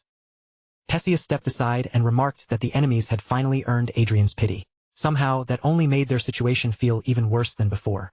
Then the enemy vanguards appeared directly in front of Adrian, just as expected. Adrian told them that a welcome ceremony had been prepared for them, ordered them to come with him, and teleported every last one of them away, bringing everything back to the present moment. Adrian jumped down from his ship and landed directly in front of the enemy vanguard troops. Even with the tension thick around him, his posture remained calm, as if he had stepped onto the battlefield simply to finish a small task. He ordered them to throw down their weapons immediately and surrender. If they obeyed, Adrian said, then their lives would be spared. But Dennis clenched his teeth in fury and shouted Adrian Lawrence's name. Adrian paused slightly, his expression turning puzzled as he looked at Dennis and wondered what had provoked such a sudden outburst. Dennis then shouted to the others that if they could capture Adrian, the war would end. Adrian was genuinely surprised by that choice, because he had not expected them to make such a reckless and desperate decision in that situation. Perseus called out to Adrian in alarm, worry sharp in his voice. At almost the same instant, Arcea moved without hesitation, rushing forward and landing in front of Adrian to place herself between him and the enemy. One of the vanguards leapt toward Adrian to attack, and Dennis immediately shouted that this was their chance. He ordered everyone to rush Adrian at the same time, hoping to overwhelm him all at once. A vanguard from Viscount Doherty's forces launched himself forward, charging straight toward Adrian, while shouting that Adrian should surrender obediently. Before the man could reach him, Adrian responded with magic. His voice was cold as he told them that they had things completely backward. The ones who should be surrendering were them. The attacking vanguard collapsed to the ground, already dead. Adrian looked down at the fallen man and remarked that this situation was not even worth taking seriously. Then Arcea moved like a blur across the battlefield, cutting through the enemy troops with fierce and terrifying precision. Wherever she passed, thunderous explosions erupted, shaking the ground and scattering the enemy formation. Dennis cursed in fear, but even then, he forced himself to shout another command. He told everyone to stop trying to subdue Adrian and kill him instead. If they could bring Adrian down, he insisted the territorial war would end right there. Adrian cut down the vanguards attacking him while briefly wondering why he had even bothered showing them mercy. Then he released his flame blast, sending a roaring wave of fire crashing toward the enemy forces. Dennis immediately realized he had no way to dodge the attack. With no other option left, he raised his force sword and prepared to meet the flames head-on, trying to offset the spell through sheer force. Dennis swung his sword with all his strength, attempting to split the fire apart. But even after the flames were cut, the remaining heat surged over him anyway, engulfing his body and making him scream in pain. A moment later, when the flames finally faded, Dennis's armor was left shattered, scorched, and ruined. Before he could even regain his footing, he saw Adrian already rushing toward him at a frightening speed. Dennis shouted at Adrian not to come any closer and began swinging his sword again and again. Each strike was desperate, meant only to keep Adrian away from him for even a few seconds longer. But Adrian blocked the attacks with a magic shield and slipped smoothly past Dennis's powerful swings. Dennis stared in shock, stunned by how easily his desperate offense had been handled. Dennis could not believe what he was seeing. Adrian was making the aura force from Vanguard equipment bounce away with nothing more than a fifth circle hard shield. Sweat ran down Dennis's face as he gritted his teeth and shouted, unable to understand how a magician could possibly fight like this. Adrian simply raised his wand and told Dennis that he had been hearing that same line all day. Then, without giving him another chance to speak, Adrian ended Dennis's life. Some time later, Adrian had returned to his mansion, casually drinking soda as the system appeared beside him. As he looked over the information, he noticed article after article claiming that once Adrian had gathered enough military power, the outcome of the battle had already been decided from the start. Some nobles had even raised concerns with the royal family, arguing that granting permission for the territorial war may have gone too far. At first, people had been alarmed by Adrian's unreasonable request to fight 4 territories at once, but the result had completely overturned their expectations. Now, many were wondering whose direction Adrian's sword might point in next. One article in particular caught Adrian's attention. It stated that the territorial war between him and the 4 viscounties had ended in only half a day, confirming that the conflict was truly over. The final stage had practically become a solo operation. Adrian had already known the viscounts had no real path to victory, so he moved without hesitation and captured the remaining castles one after another. The system showed Adrian that his relationship with the vanguards was now marked by favorability and obedience, almost like an employment bond. Their current feelings toward him were fear and awe, because every single one of them understood that, in the end, Adrian had handled everything himself. Then someone knocked on Adrian's door, and he allowed them to enter. Arcea opened the door and stepped inside, while the maid commented that she was covered in dirt. Arcea answered simply that her mouth was bored, and she wanted cake. The maid gently reminded Arcea in a careful voice that snacks were meant to be enjoyed after a proper meal, not before one. She also pointed out that Arcea had already eaten more than enough cookies earlier that morning, so reaching for more so soon was absolutely not a good idea. Arcea lowered herself onto the sofa as casually as if nothing at all was wrong, but the maid instantly went pale and rushed into a panic, warning her that the blood on her clothes could seep into the fabric and leave a stain. Adrian thought the maid's frantic fussing was a little too loud, but when he saw Catherine already moving so naturally within the household, as if she had found her place there, a quiet sense of relief settled in his chest. A few days before that, not long after the territory war had finally ended, the people who had once surrounded Catherine came to her in a completely different state. With their heads lowered and their confidence gone, they admitted that they had been wrong, apologized for everything they had done to her, and desperately begged her to lend them her help. Catherine looked toward Adrian with clear fear trembling in her eyes, unable to understand what was happening in front of her. In a calm, even voice, Adrian told her that the situation was exactly as it appeared. The 4 people standing there were the very same ones who had tormented her and bullied her in the past. Adrian reminded Catherine that all she had done back then was speak to him when he was the one being bullied. And yet, just that small act of kindness had been enough to drive her out of school. He forced her to confront the cruel truth that she had suffered for something so painfully unfair. Adrian then explained that, because of the political situation surrounding them, he still needed a little more time before he could act completely freely. But eventually, he intended to make Isabella Cascabel and Philo Brooks lower their heads and apologize to Catherine as well. Catherine pleaded with Adrian to stop, her voice shaking with desperation as if she could barely get the words out. Adrian only released a quiet sigh, then gently took her hand in his, telling her in a soft but firm voice that this was the one request he simply could not accept. Adrian carefully tended to Catherine's wounds, his hands steady and controlled as he healed each injury without rushing. Once he finished, he looked at her with a gentleness in his eyes and quietly told her that she probably had no idea just how much her existence had meant to him. To Adrian, Catherine had not merely been someone kind who reached out to him. She had been his savior when he needed one most. And from that point onward, he wanted both of them to keep walking forward together, not with pain on their faces, but with smiles. Back in the present, Adrian called Catherine's name. The moment his voice reached her ears, she quickly turned toward him, her posture straightening at once as she asked whether he had summoned her. Adrian asked Catherine how she had been spending her days recently, watching her face carefully as he spoke. Catherine answered with a bright smile that every day had been genuinely fun, her expression making it clear that she meant it. For a brief moment, the two of them simply looked at each other without saying anything. Then Adrian's gaze softened, and with a quiet warmth in his voice, he told Catherine that he was glad to hear that.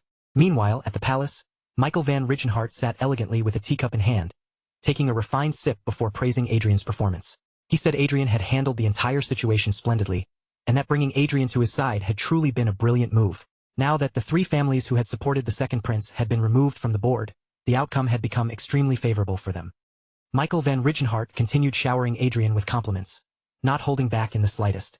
His tone made it seem as though he was deeply moved by everything Adrian had accomplished, and he kept praising him as if Adrian's success had exceeded even his expectations. Adrian responded with a carefully controlled look of regret, making sure his expression appeared properly modest. He pointed out that Michael van Rigenhart had also suffered some damage from the matter, since one of the families involved had been supporting him as well. The prince simply laughed the concern away, as if it was hardly worth dwelling on. He said that such losses could not be helped, because those families had committed sins, and worse than that, they had caused trouble for Adrian. In his eyes, paying the proper price for their karma was only natural. Then Michael van Rigenhart asked whether Luke Wynn had said anything to Adrian about the matter. Adrian replied that Luke had seemed rather bitter, and added that Luke had questioned whether Adrian truly needed to go so far against nobles who were technically on the same side, even if revenge was the reason behind it. Michael van Rigenhart leaned deeper into the conversation, his interest clearly growing. He wanted Adrian to continue, as if every detail of what had passed between him and Luke was something worth hearing. Adrian went on, explaining that he had answered Luke without dodging the issue. The Earl of Brooks and Cascabel Margrave had committed the same kinds of sins as the 4 Viscounties, and Margrave Raven was Adrian's archenemy. So Adrian had asked whether Luke really expected him to hold back purely for the second prince's convenience. From Adrian's perspective, letting them remain untouched for now while sacrificing 3 Viscounties was already more than generous. After hearing that logic, Luke had stayed silent for a while before eventually saying he would overlook the matter this time. Prince Michael van Rigenhart burst into loud laughter the moment he heard that. Then, wearing a deeply satisfied expression, he said that either way, this had narrowed the gap between their faction and the second prince's faction even more.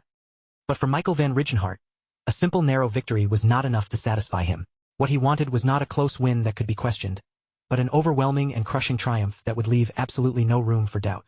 Michael van Rigenhart then told Adrian that if a civil war erupted over the succession to the throne, the damage would not be limited to the royal family. It would tear apart the lives of countless people and leave deep wounds across the entire country. Adrian fell silent as he considered the meaning behind those words. If the kingdom's national power became unstable because of a civil war, then the Croizen Empire would almost certainly show its ambitions once again and seize the chance to invade.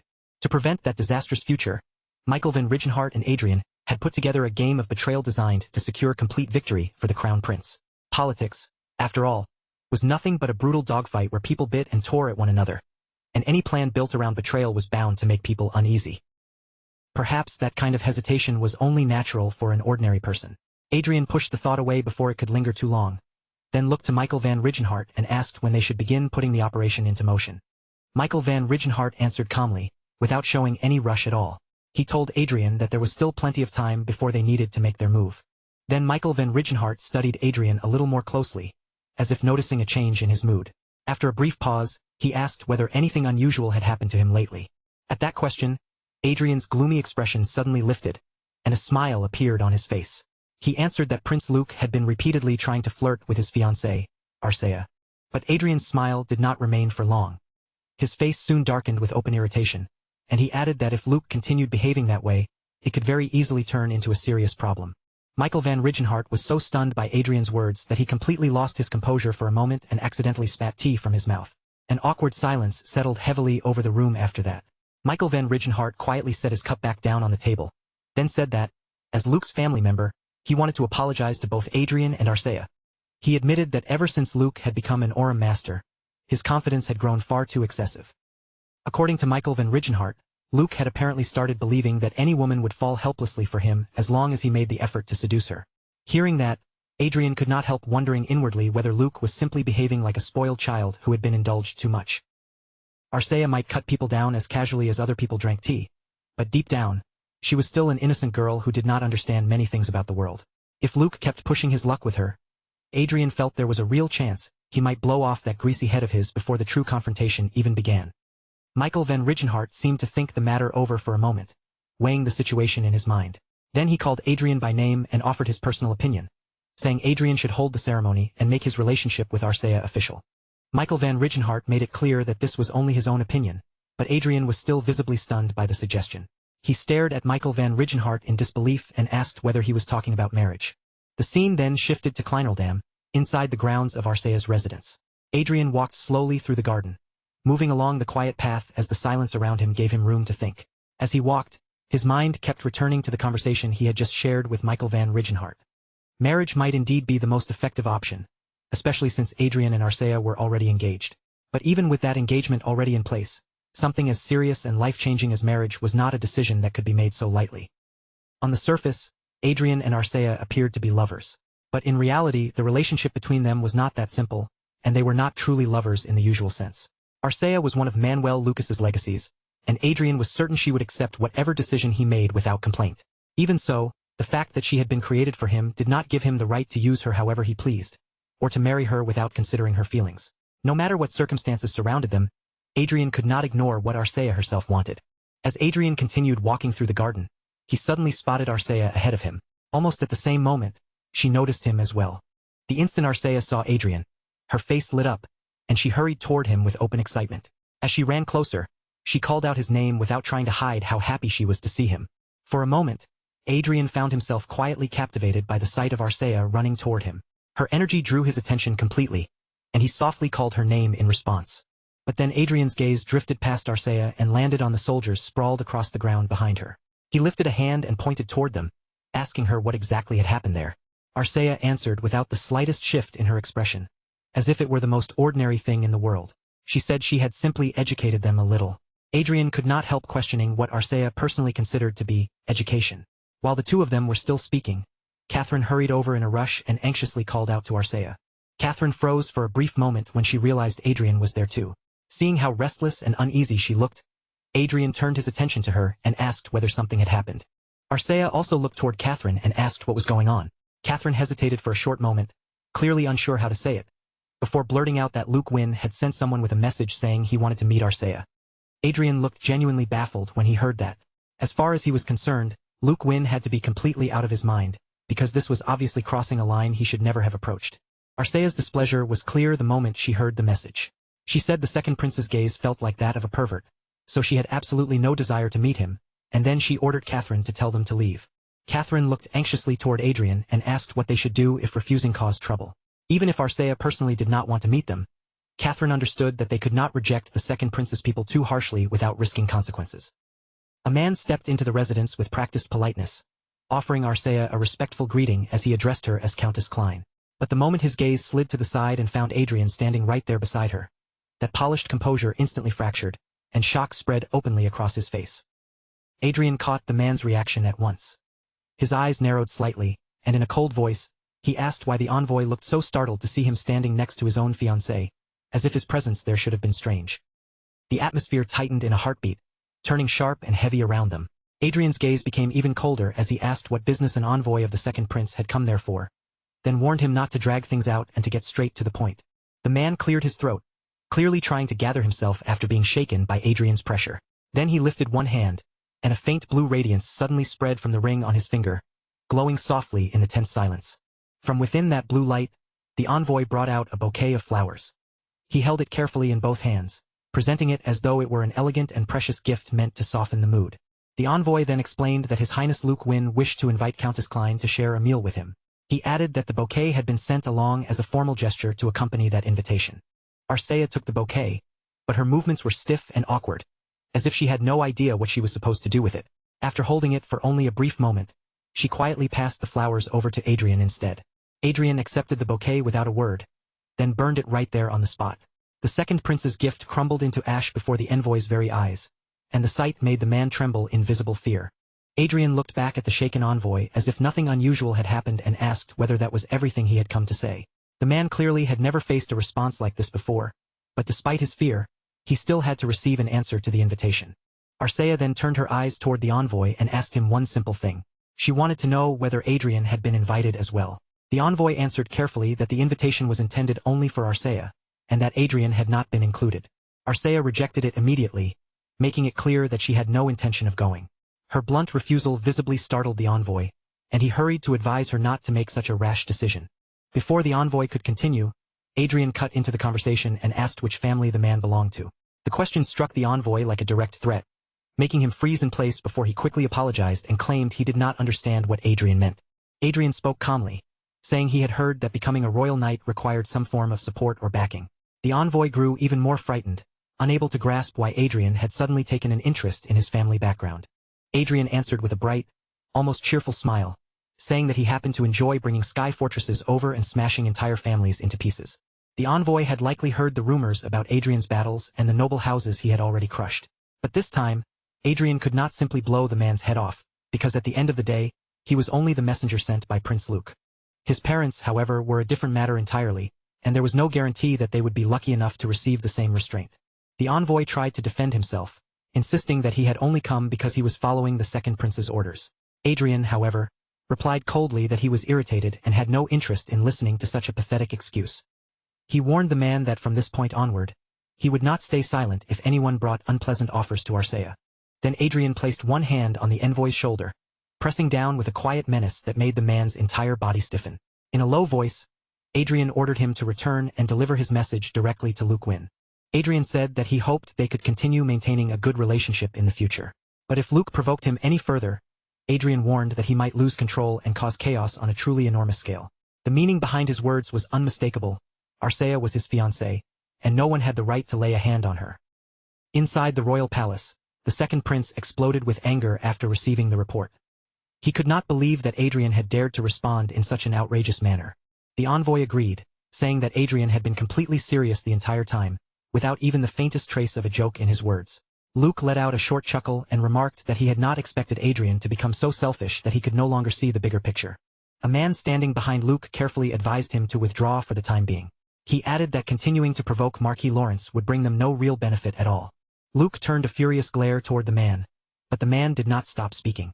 He explained that if Luke truly wanted that woman, then it would be far wiser to wait until after he had taken the throne and become king. At that suggestion, Luke's anger began to ease. His expression shifted, and he praised the man's advice, saying that he had brought forward a truly wonderful idea. Luke thought to himself that Adrian would need to be educated sooner or later, but for now he decided to leave him alone. And with this, Luke had gained yet another reason to climb to the throne. A status window appeared in front of Adrian, showing the remaining balance as 42,625 trillion won.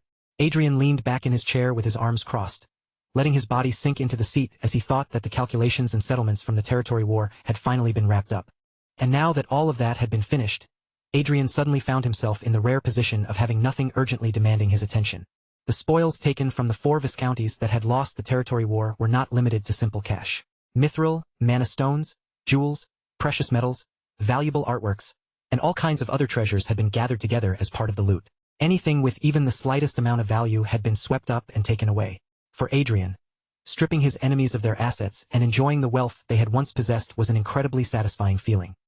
But in Adrian's eyes, the greatest reward gained from the territory war was something entirely different. With that thought in mind, he brought a certain item out from storage.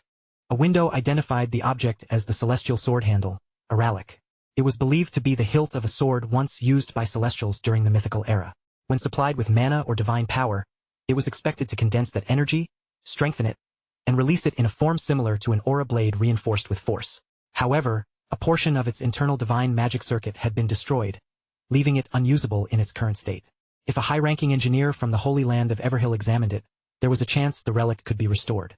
The material used to create it was orichalcum, also known as sacred bloodstone. Adrian gazed at the object with obvious admiration in his eyes. Even at a glance, it was clear that this was not some ordinary treasure that could be found just anywhere. After all, the handle had been made from orichalcum, an incredibly rare mineral that was produced only in tiny quantities within the Holy Land of Everhill. A single piece of orichalcum like this was said to carry a value equal to an entire sky fortress. Adrian set the item down carefully on the table, thinking that if he ever visited the Holy Land, he would need to investigate how to repair it. But for the moment, his most immediate priority was not the relic, it was raising his level. Inside the game, Arcea called out to a vampire monster, drawing its attention. The creature reacted to her voice and turned back toward her. The instant the monster turned around, Arcea moved in and drove a sharp knee kick straight into its face. The impact landed hard enough to break its teeth. Adrian raised his hand and formed a pentafireball magic circle, the spell taking shape before him. As he watched the monster, he casually remarked that it looked quite a lot like the second prince. Then Adrian released his attack. The flames slammed into the vampire monster, and it cried out in pain as the fire engulfed it. Arcea clenched her fist while Adrian swung his magic wand, and the two of them struck together in perfect momentum. Their combined attack sent the monster flying through the air, leaving it completely defeated. After the battle ended, Adrian and Arcea celebrated their victory together. To Adrian, that simple moment of crushing an enemy and winning cleanly felt unbelievably refreshing. Adrian said that lately he had been buried so deeply in work that he could barely play games for even 3 hours a day. Between the territory war, His new businesses, the recruitment of talented people, and the constant trouble involving the second prince. Everything had piled onto him at once. Because of that, Adrian had only just managed to reach level 205, so he decided it was finally time to focus seriously on leveling up. To lighten his workload, Adrian first handed over every matter that did not absolutely require his personal attention to his aide, cutting away anything that could be handled without him. As for recruiting talent, Adrian put a pair of glasses on Arcea in the real world and had her take charge of the process, allowing him to keep playing the game while she handled that side of things. With this momentum, Adrian planned to raise his level as quickly as possible and finally break through to the 8th circle. While Adrian was thinking through that plan, Arcea called out to him as Sir Adrian and reported that they had discovered an exceptionally high-grade talent. Adrian showed almost no interest in the report. Without giving it much thought, he simply told Arcea to recruit that person quickly. Arcea gave a small nod, accepting Adrian's instruction with the same calm expression she always wore. Then she added that, when it came to the actual negotiations, she planned to leave that part to the attendants accompanying her. Only then did Adrian's attention finally sharpen. He looked at Arcea and asked what kind of talent had been impressive enough for her to call it exceptional. Without the slightest change in her face, Arcea answered in her usual flat voice that the talent was divine power. Arcea continued by explaining that the person also carried an extremely rare trait known as the nature of a saintess. Adrian paused at those words, the weight of the report finally beginning to register, and he quietly remarked that this was truly something unique. But in the very next moment, the full meaning behind Arcea's words slammed into him all at once. Adrian's eyes widened, and he suddenly shouted in complete shock. The scene shifted to the front of a shop, where Arcea stood with 2 attendants positioned beside her. All 3 of them were focused on one young girl, their gazes fixed directly on her. The girl stared back at Arcea with a cautious, uncertain expression. After a brief hesitation, she carefully asked whether Arcea needed something from her. Beside the girl stood another young woman, trembling nervously as she took in the sudden attention surrounding them. She looked completely overwhelmed by the unexpected situation. The girl's name was Evren Barnett, a 15-year-old commoner. Her talent was divine power, and not just at an ordinary level, it was graded extremely high. On top of that, her special trait was none other than the nature of a saintess. In Rondel, there was only one god and only one officially recognized religion. The people worshipped Sepia, the creator of the world and the being revered by all as the one and only God. The teachings of that single god were known as Sepiaism. At the heart of that faith stood the holy land of Everhill, the central headquarters where the highest leaders of the religion resided. It was a golden and sacred nation with so much power and authority that even the Brigham Empire would not dare invade it. The Holy Land was ruled by 3 great figures: the Holy King, the Saint, and the Saintess. Among them, the Holy King held responsibility for overseeing the overall administration and operation of the Church. The Saint was placed in charge of the Church's military power, including the Holy Knights who served under its banner. The Saintess, on the other hand, presided over the priests who carried out divine miracles across the world. Adrian asked Arcea where this potential Saintess was currently being kept. Arcea answered calmly that Sir Eric had escorted Evren to the Gifted Talents Hall. Not long after that, Adrian and Evren finally met face-to-face for the very first time. Evren and Eric both greeted Adrian politely, but Evren could not fully hide how nervous she was. Standing before someone with such a commanding presence made her shoulders tighten, and her voice came out stiff despite her effort to remain composed. Adrian welcomed Evren without any hesitation, then immediately checked her status himself. He wanted to confirm with his own eyes whether the details Arcea had reported were truly accurate. Adrian recalled that Arcea had discovered Evren, while the girl was working part-time at a convenience store. She had been doing whatever she could to help support her family through their difficult financial situation. Once Adrian fully understood just how valuable Arcea's discovery was, he openly praised her work. Arcea accepted the compliment with her usual simplicity, responding with only a brief word of thanks. After that, the group moved into a meeting room and took their seats across from one another. Once everyone had settled in, Adrian looked toward Evren and asked whether her dream was to become an administrative official. Evren answered with a worried smile, doing her best to hold herself together. She admitted that yes, becoming an administrative official was exactly what she had been hoping for. Adrian then told her, unfortunately, that her talent was not suited for the administrative branch. Evren's expression sank almost immediately. For a brief moment, she had started to believe she might finally become something more, only for Adrian's words to crush that fragile hope. But Adrian continued, explaining that Evren possessed a talent for divine power, and that her nature was so extraordinary she could even aim for the position of Saintess. His words landed in the room like a sudden explosion. Evren looked completely lost, unable to process what he meant, while Eric, sitting nearby, stared in disbelief at what Adrian had just declared. Adrian calmly set his cup down, making it clear that he meant every word. However, He also added that having the potential for the position did not automatically guarantee Evren would truly become a saintess. Adrian explained to everyone gathered in the meeting room that the Holy King, who received the blessing of the holy god Sepia, was chosen through bloodline from among the holy royal family. But the remaining 2 positions followed a different rule. The saint and the saintess were chosen once every 50 years by God's will, regardless of social status. That meant a saintess could be born among commoners, nobles, or even someone living as a beggar. Because of that, anyone entering the contest to select the next saintess had to perform well enough to stand out before God. Evren listened with visible anxiety, then carefully asked Adrian what he believed she should do in a situation like this.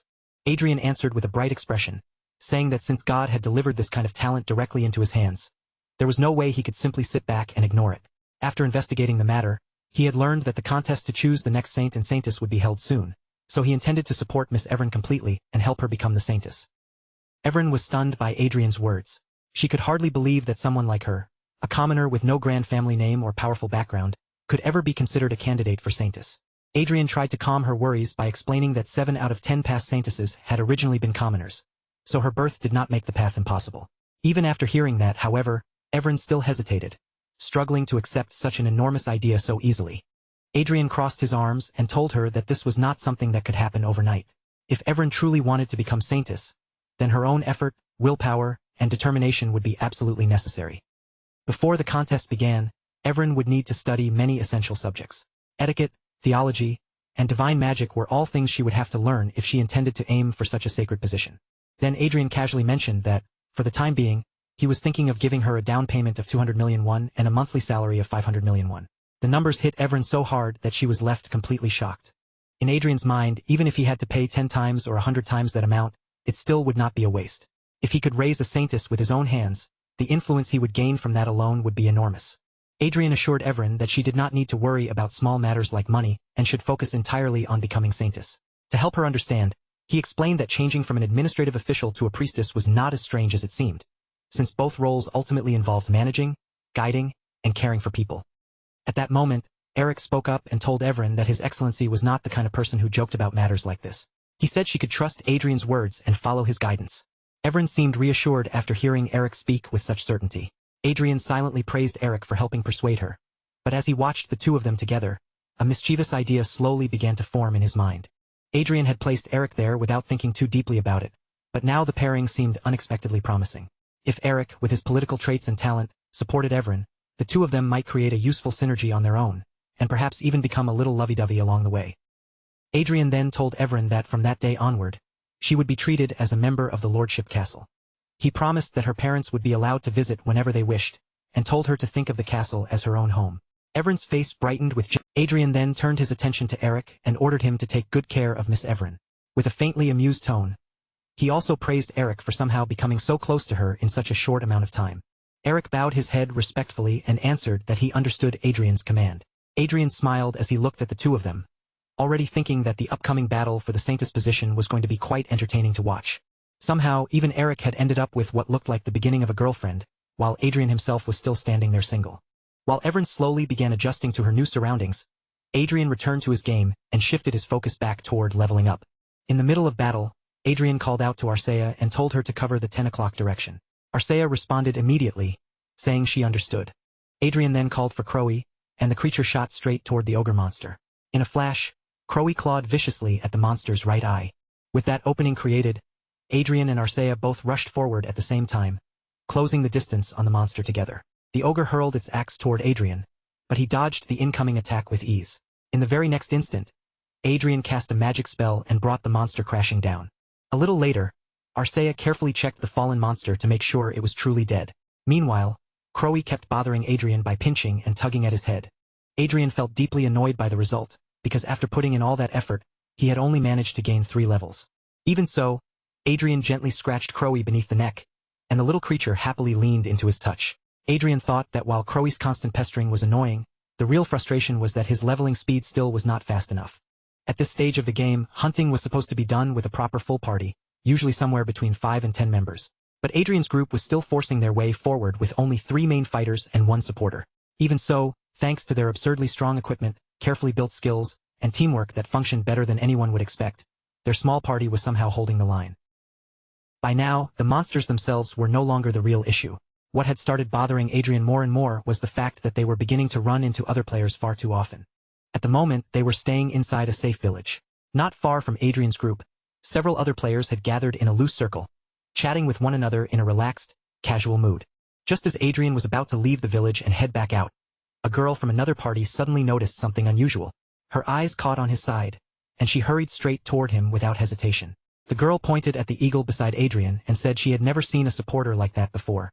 Her voice was full of curiosity as she asked how she could get one of those creatures for herself. Adrian, who had already been preparing to move on, answered with very little enthusiasm. He told her that Crowy was only a wild animal temporarily tamed through taming magic. Then Adrian added in a plain, almost dismissive tone that Crowy was not actually a supporter at all. The girl looked awkward after hearing that and turned away, still wondering to herself where she might be able to catch a creature like Crowy. Adrian had no desire to get involved with other players, and this was not even the first time he had been forced to explain Crowy this way, so he deliberately kept the conversation short and avoided drawing any more attention. A little later, Adrian was out in the field on a quest mission. But instead of focusing completely on the battle in front of him, his thoughts drifted elsewhere, toward the market capitalization of Chronicle Online's production company. Meanwhile, Arcea was cutting through monsters without the slightest trace of mercy. She slaughtered them one after another, moving so naturally that it looked as if wiping them out was just part of her normal routine. Then, all at once, an idea flashed through Adrian's mind, and he inwardly praised himself for being a genius. He was not exactly short on money, so buying the entire company outright did not sound like such a terrible idea. If the game's main user base was made up mostly of commoners, there was a chance the company might be undervalued, which meant the purchase might actually be possible. At that moment, the system displayed the market capitalization of World Games, showing Adrian that the company's value was approximately 102 trillion gold. Adrian stared at the number for a moment in disbelief, then awkwardly cleared his throat. Apparently, the company was not undervalued at all. 102 trillion gold was not an impossible amount for Adrian personally, but spending that kind of money in the outside world was an entirely different problem. Even as a noble, if Adrian spent that much money on something everyone else would see as nothing more than a game, it would draw an absurd amount of attention. And that was exactly the kind of attention he did not want. At first, Adrian considered buying slaves and turning them into a gaming workshop, but that idea immediately felt wrong to him as someone who had come from a democratic country. Then he thought about using his final remaining wish ticket, but he rejected that just as quickly, since he did not want to waste it unless a real emergency appeared. In the background, Arcea gently petted Crowy to cheer the eagle up, while quietly watching Adrian become more and more frustrated over whatever problem he was wrestling with. Adrian started thinking again, searching for a method that would let him level up efficiently without constantly bumping into other users. Then, suddenly, a new idea struck him. There was a way to achieve what he wanted without buying the entire game company. The solution was to monopolize the hunting grounds. Adrian suddenly shouted the idea out loud, while Arcea and Crowy both turned to look at him, clearly having no clue what he was talking about. The scene then shifted to the building of the Black Dragon Guild. Inside the guild's executive building, the top members of the Black Dragon Guild had gathered in one place. Their expressions were serious as they discussed a matter that clearly affected the guild's future. One of the men said he had heard that their country was planning to double the game's access time limit. The man sitting across from him responded with a grim expression, saying that if this happened, it would put them in a very difficult position. Another woman pointed out that item cash transactions had recently been blocked, which meant they would have no choice but to work much harder from now on. The woman beside her wondered whether they could indirectly sell items through a country where cash transactions were still legal, but someone immediately shouted at her, asking if she had lost her mind, and reminded her that getting caught would mean paying a fine 10 times greater. The guild leader listened to the noisy argument unfolding around her for a while. Then, in a dry voice, she commented that simply playing the game seemed to become more difficult with every passing day. Just then, a woman entered the room and informed the guild leader that someone was looking for her. When the guild leader asked who it was, the woman explained that the visitor was a magician above level 200, and that he had requested a meeting with the guild leader because he wanted to propose a deal. The two men sitting nearby smiled knowingly, as if they already understood what kind of person this visitor must be. The guild leader told the woman to send him away, assuming he was obviously trying some trick to get into the guild. But the woman still looked concerned and insisted that they should meet him. When the guild leader asked why, she revealed that the visitor had brought 10 decathlon hearts as a gift. And that was not all. The visitor was also wearing the finest hybrid gear available for someone at level 200, making him look anything but ordinary. One of the guild members cursed in surprise, saying that decathlon hearts must have cost an incredible fortune. Anyone who could casually bring something like that as a simple gift had to be ridiculously rich. Considering the performance of the equipment he was wearing, the guild members began to wonder if this magician might actually be stronger than most top-level users, despite only being around level 200. Inside the meeting room, Adrian sat across from the guild leadership. He greeted them politely and introduced himself as Kim Minji. The guild leader remarked that his name was rather unusual, then returned the greeting and introduced herself as Penny. Penny kept studying the flashy version of Adrian sitting in front of her. Every piece of equipment he wore looked absurdly expensive, and from that alone, she began to suspect that he might be some kind of noble. Penny then asked what kind of deal had brought him all the way there. Adrian answered calmly that he wanted to rent one of the hunting grounds currently monopolized by the Black Dragon Guild. Penny blinked, unsure if she had heard him correctly, and asked him to repeat himself. Adrian confirmed it without hesitation, explaining that he wanted the guild to keep blocking other users from entering the hunting ground, just as they were already doing, and then lease it to him under the condition that only he would be allowed to use it. A shadow passed over Penny's face as she processed the words, rent a hunting ground, and monopolization. She had never heard of such an idea before in her life. On top of that, Adrian wanted the guild to manage the place for him while being forbidden from using the hunting ground themselves, which made the whole proposal sound almost like a joke. Adrian easily noticed the doubt written across their faces. With a calm expression, he told them that, of course, he intended to pay proper rent for it. Adrian raised his open hand and said he would pay 5 times the total profit they would normally earn from that hunting ground, all in cash.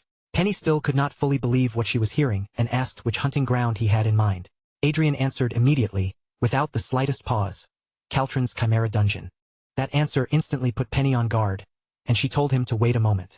Caltron's Chimera Dungeon was visited by more than 200 people a day, and even max-level players could still make solid profits from hunting there. If each person earned at least 50,000 loot from that hunting ground, then the dungeon's total daily profit easily rose beyond 10 million loot. Adrian simply laughed after hearing that, as if the number did not matter to him at all. He said the amount was not a problem, but in return, the guild had to make absolutely certain that no one else was allowed inside. The mood in the room immediately grew more serious. Penny asked whether there was some treasure, special item, or hidden quest connected to the dungeon that Adrian was trying to keep all to himself. Adrian answered cheerfully that he only wanted to level up. Everyone else in the room fell into stunned silence, wondering whether he was seriously planning to burn through 50 million loot a day just to raise his level, with no other hidden purpose. Adrian explained that he was solo leveling and simply wanted to enjoy the game without anyone getting in his way. Then he added that, if they wanted, he could pay in advance, and he did not even mind if they handled the transaction through online currency trading. A clear spark of greed appeared on Penny's face as she realized just how profitable this deal could be. Leaning into the opportunity, she asked how long Adrian intended to rent the hunting ground. Adrian replied that he wanted to rent it for 1 month first. If his leveling progressed the way he expected, he would continue renting it under the same arrangement. But if Adrian felt that his growth rate was still too slow, then he would simply rent another hunting ground controlled by the Black Dragon Guild as well. Adrian said he planned to keep doing that until he finally reached max level. The moment Penny heard those words, her face lit up with pure joy. Penny immediately ordered the other guild members to bring tea for their special guest. Adrian had no idea how anyone was supposed to enjoy tea inside a game, but the guild members were already rushing around like maniacs, completely blinded by the smell of money. The man sitting beside Adrian quickly pulled out a chair for Arcea as well, politely inviting her to sit down. Penny and the others opened their account window and could barely contain their happiness when they confirmed that 350 million had already been deposited for the next week. The guild members stationed at the hunting ground were then given new orders. Master Kim Minji wanted to inspect the area personally, so a message had to be sent to the rest of the guild immediately, telling everyone to clear out Caltron's Chimera Dungeon. After that, countless ferocious beasts and monsters began falling by Adrian's hand, one after another, as he tore through the hunting ground without interruption. Adrian told Arcea to pay close attention to the speed at which he was gaining experience points, making sure she watched the numbers rise as the hunt continued. With the hunting ground completely secured and no other players getting in his way, Adrian's level began rising at a shocking speed. Before much time had even passed, he had already pushed himself all the way up to level 220. Even Arcea seemed a little surprised by how quickly the numbers were moving. As she watched Adrian's experience gain climb, she pointed out that his speed had become almost twice as fast as it had been before. At this pace, Adrian felt certain that reaching level 250 would happen far sooner than he had originally expected. For once, his leveling plan seemed to be moving exactly the way he wanted. But of course, even for someone like Adrian, things never stayed that smooth for long. Back in the real world, Perseus came to him with urgent news. The selection contest in the Holy Land was going to be held earlier than expected. The moment Adrian heard that report, the air around them seemed to grow heavy. The relaxed satisfaction he had felt from his leveling progress disappeared almost instantly. Just when Adrian had finally believed he could enjoy a few uninterrupted days devoted entirely to leveling up, another problem dropped right in front of him and demanded his attention. Perseus reported that the Saint and Saintess selection contest had been moved forward by a much larger margin than they had originally planned for. Adrian had heard that, if everything followed the original schedule, The contest was supposed to take place in the second half of next year. But now, the Holy Land was already searching for candidates and intended to finalize the list within the month. Hearing that made Adrian deeply irritated, especially because he had just been hoping to enjoy a few peaceful days of uninterrupted leveling. Still, Adrian quickly regained his composure. He steadied his expression and reassured Perseus, saying that although the timing was sudden, the situation was not necessarily bad for them. Since the contest schedule had been accelerated, the number of competing candidates might also be reduced. What they needed now was a strategy that would let everyone stand out above the others, and Adrian did not see that as an impossible problem. Perseus studied Adrian's face carefully, trying to read how serious he was. Then he asked whether Adrian already had a specific plan in mind to make everyone stand out. With a confident smile, Adrian answered that their first move would be to make everyone the Saintess candidate representing the Reinhardt Kingdom. 2 weeks earlier, Adrian had already taken action by sending a donation in everyone's name to the Archdiocese of the Reinhardt Kingdom. And on the very next day, an archbishop from the Reinhardt Kingdom would be visiting their territory. Adrian explained that he and Everin would personally go out to greet him. Perseus cut in, saying he understood Adrian's intention now. Adrian planned to bring the kingdom's archbishop onto their side first. Adrian agreed, then explained that once they had secured the archbishop's support, the next step would be requesting backing from the royal family. Perseus looked genuinely amazed as he listened to the strategy unfold. His eyes practically sparkled, as if he was watching Adrian build the path to victory right in front of him. But in the next moment, concern returned to Perseus's face. He lowered his head slightly and asked whether Everin would truly be able to meet such expectations. Adrian told him not to worry, because he had already assigned someone to remain by Everin's side and keep motivating her. According to Adrian, that person was the best possible choice to prepare Everin for the difficult contest that was coming. As Adrian said this, he indicated Eric. Perseus immediately let out a sigh and muttered that Eric was a sly man. Adrian wondered what exactly Perseus thought was sly about Eric, assuming he must have been talking about Eric's political traits. Then Perseus handed over the materials Adrian had requested. Adrian took the documents and silently prayed that all the effort he had already poured into this matter would produce the result he wanted. Perseus explained that, among the candidates participating in the Saintess contest, the names listed in those materials were considered the most influential. The first candidate was Grace Hygelvin from Elfries. She was a supreme elementalist of the 7th Circle, 210 years old, and the granddaughter of Queen Elvenheim. The second candidate was Everil Francis, an aura expert and high-class knight. She was 21 years old and known as the third daughter of the Everil Duchy of the Brigham Empire. The third candidate was Judy Esther, a laywoman from Everhill. She was 19 years old and, on the surface, came from the background of an ordinary commoner.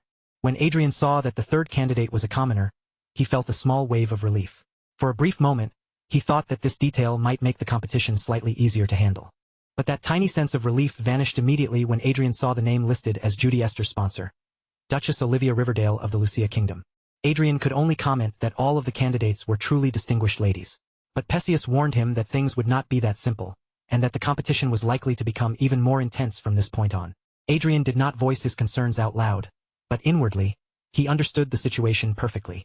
Even if he ignored their powerful sponsors, every candidate on that list looked far more impressive than Everin on paper. To be honest, the moment he finished reading it, he almost wanted to raise both hands and surrender. Even so, Adrian told Perseus that he had already expected strong candidates like these to appear. There was no reason for them to lose heart now. The road ahead would not be easy, but it was certainly not impossible. Perseus was startled by Adrian's confidence, and almost wondered whether Adrian was taking the matter too lightly. But Adrian was not being careless at all. More than anything else, he believed in the potential Everin possessed. With a steady and confident look on his face, Adrian declared that he had no intention of giving up the honor of becoming the sponsor who created the next Saintess. Sometime later, after finally finishing his work, Adrian yawned and thought that he could at last return to playing his game. But just as he was about to relax, Perseus called out to him again. Adrian asked what Perseus still wanted to say. Perseus lowered his posture respectfully and asked how much Adrian had donated to the archdiocese. Perseus was curious because, as far as he knew, the Archbishop of the Reinhardt Kingdom was not the type of person who would move simply because money had been placed in front of him. Adrian did not give Perseus a direct answer. He only laughed, leaving the question hanging in the air. Elsewhere, Duchess Olivia sat quietly with a book in her hands. Without lifting her gaze at first, she asked the person nearby whether the amount was truly 10 trillion. The man seated there confirmed that she had heard correctly. Marquis Adrian Lawrence was Everin Barnett's sponsor, and he had also made a massive donation of 10 trillion gold. Hearing that, Duchess Olivia slowly closed her book. Then she remarked that their cute priest was apparently planning to take a serious shot at the Saintess contest. A mischievous smile spread across Duchess Olivia's face as she said that Adrian was quite an interesting priest. The two men seated nearby did not feel good about the situation at all. That uneasy feeling only grew stronger because Duchess Olivia was smiling in exactly that way. The scene then shifted to a priest laughing with pure joy. His face lit up as he praised what he had just witnessed as marvelous. He said he had never imagined Evren would be able to use divine magic so skillfully. Calling himself an old man, Archbishop Fred declared that he believed Evren would surely become the new saintess. Evren could hardly believe she was receiving such praise, especially when her confidence was still painfully low, while Adrian silently thought that bringing Archbishop Fred to their side had been an excellent decision. Archbishop Fred clapped enthusiastically as Evren demonstrated her ability, reacting as if she had shown him something truly incredible. It almost looked like a child performing proudly in front of relatives. While the adults applauded and praised every little effort, behind them Arcea was clapping along as well. Afterward, Adrian told Archbishop Fred that there was something he wanted to discuss, and Fred agreed to hear him out. Adrian explained that Judy Esther's side had suggested forming an alliance during the contest, and that the proposal had come from her sponsor, the Riverdale Duchy, rather than from Miss Judy herself. Archbishop Fred listened quietly until Adrian finished speaking. Then he said that Miss Esther was also a fine candidate, and in his opinion, they should seriously consider the alliance proposal instead of dismissing it. Adrian replied that he had been thinking the same thing. Their priority should be increasing Evren's chances of being selected first, and only after that should they compete directly against Miss Esther. Nearby, Evren nervously asked Eric whether her performance had truly been good. Eric answered gently, complimenting her in a calm voice and reassuring her with words that seemed to ease her anxiety. Archbishop Fred added that the Riverdale Duchy probably had no desire to directly clash with someone as ominous as Marquis Adrian Lawrence. But in truth, the situation was the complete opposite of what Fred believed. Adrian had been the one to suggest forming an alliance first, and because of his connection with the duchy, they had received the proposal favorably. After all, Adrian was also the fake disciple of the former Duke Riverdale. Now, the only thing left was to bring the royal family of the Reinhardt kingdom onto Evren's side. The scene returned to Luke, who remained perfectly composed as he acknowledged that, realistically, he had no solid reason to reject the proposal. If a true saintess were to emerge from within their own kingdom, then the entire nation would gain an enormous boost in prestige. Its reputation would spread, its influence would grow, and its position among neighboring countries would rise to a completely different level. Luke looked Adrian straight in the eye with a calm, measured expression and promised that he would raise the matter with the king himself. Adrian responded with a polite word of thanks, but inwardly, he had already expected this outcome. From Luke's perspective, there was nothing to gain by refusing, and making their already awkward, fragile relationship even more strained would only create trouble for both of them. Adrian lowered his head respectfully, giving a proper bow before preparing to leave the room. But just as he was about to step away, Luke suddenly called after him and stopped him with another question. In a casual tone that made the news feel even more jarring, Luke asked whether Adrian had heard the latest report. Margrave Otis's daughter and Earl Akers had both vanished without leaving a single trace behind. The moment those words reached him, Adrian stiffened as if he had been struck in the chest. He froze where he stood, his mind struggling to catch up with what Luke had just revealed, unable to immediately make sense of the sudden disappearance. Luke's lips curved into a faint smile as he continued, adding that because of the disappearance, the First Prince's faction had been thrown into absolute disorder. Adrian could only stare back at him, stunned and speechless, still trying to understand just how serious the implications of that single statement truly were. Adrian hurriedly began sorting through the names in his mind. Margrave Otis's daughter could only mean Michelle, and if Earl Akers had disappeared along with her, then Luke was almost certainly referring to the second-ranked master, the formidable figure who stood directly beneath Marquis Vincent in strength and status. Seeing the shock written all over Adrian's face, Luke seemed to realize immediately that the information had not reached him yet. Of course, it was not all that surprising. Even Luke himself had only been informed of the disappearance about an hour earlier, so it made sense that Adrian was only hearing the news now. Worry tightened Adrian's expression as the reality of the situation sank in. He simply could not believe that Michelle and Earl Akers, two people with such strong backing and importance, could both disappear at the same time as if they had been swallowed by the earth. Even with concern pressing heavily on him, Adrian forced himself to view the situation from their faction's standpoint. After a brief pause, he congratulated Luke, saying that for their side, this unexpected development could only be treated as good news. The instant Luke heard Adrian say that, he tilted his head back and broke into loud, unrestrained laughter. His reaction made it obvious that he found Adrian's blunt honesty amusing, and that he was more than pleased with the situation. Adrian, however, could not bring himself to feel relieved. His thoughts were already racing in every direction. The Saintess contest had suddenly begun moving forward in a completely unexpected way, and now, at the exact same time, Michelle and Earl Akers had vanished. With one crisis piling on top of another, Adrian could not shake the feeling that something even worse was waiting just around the corner. Not long afterward, Adrian rushed into Michael van Rigenhart's room with such sudden urgency that Michael immediately looked up in surprise. The abrupt arrival clearly caught him off guard, as if he had not expected Adrian to appear so quickly or in such a state. Michael van Rigenhart seemed to understand the situation almost at once. From Adrian's tense expression and hurried entrance, he guessed that Adrian had already heard the news as well, most likely because Luke had given him a rough explanation of what had happened. Adrian had clearly run the entire way there. By the time he stood before Michael van Rigenhart, his breathing was uneven and heavy, his chest rising and falling as he tried to calm himself enough to speak properly. After a brief moment, Michael van Rigenhart began laying out the connection between the missing pair. Margrave Otis and Earl Akers, he explained, were cousins through the same maternal family line, which made their relationship close enough to resemble that of real brothers. And because they also shared similar political views, that personal bond had only grown stronger over time. Michael van Rigenhart continued by explaining that Earl Akers cared for Lady Michelle Otis almost as though she were his own child. So when he learned that she intended to go on a vacation alone, he could not simply stand aside. He volunteered to accompany her personally, taking on the role of her guard during the trip. Adrian immediately followed the logic. If an Aurum Master had been by her side as protection, then the real danger must have appeared after they reached their destination. Michael van Rigenhart agreed with that conclusion. But the place they had chosen was no ordinary holiday retreat. It was a volatile region filled with hostility toward the Brigham Empire, an area where war could erupt at any time.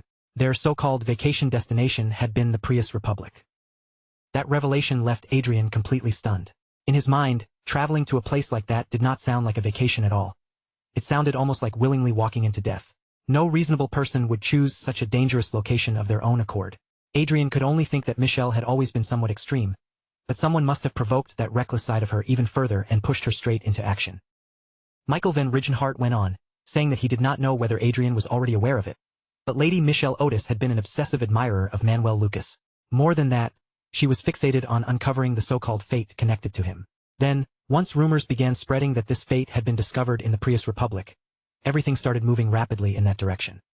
Adrian flinched slightly the moment those words hit him. Michael van Rigenhart added that Michelle had apparently been unable to accept the rumor calmly. Overcome by emotion and unable to control herself, she impulsively arranged the entire journey under the convenient excuse of it being a vacation. For a brief instant, it felt as though all the color drained out of Adrian's world. Everything before his eyes seemed to fade into stark black and white, as if time itself had come to a stop. A terrible realization settled over him, heavy and cold, and he understood that this disaster might actually be his fault. After all, Adrian was the one who had added fuel to Michelle's already dangerous obsession. He had been the one to stir that reckless lunatic into motion, setting the fire that may have driven her straight toward this disaster. Meanwhile, in another place, Arcea was sitting down for a meal with Crowe. The atmosphere around them was much lighter, and Crowe looked completely delighted, happily singing to himself as he enjoyed the food in front of him. While Arcea ate quietly, she thought back to how worried Adrian had looked before leaving her behind.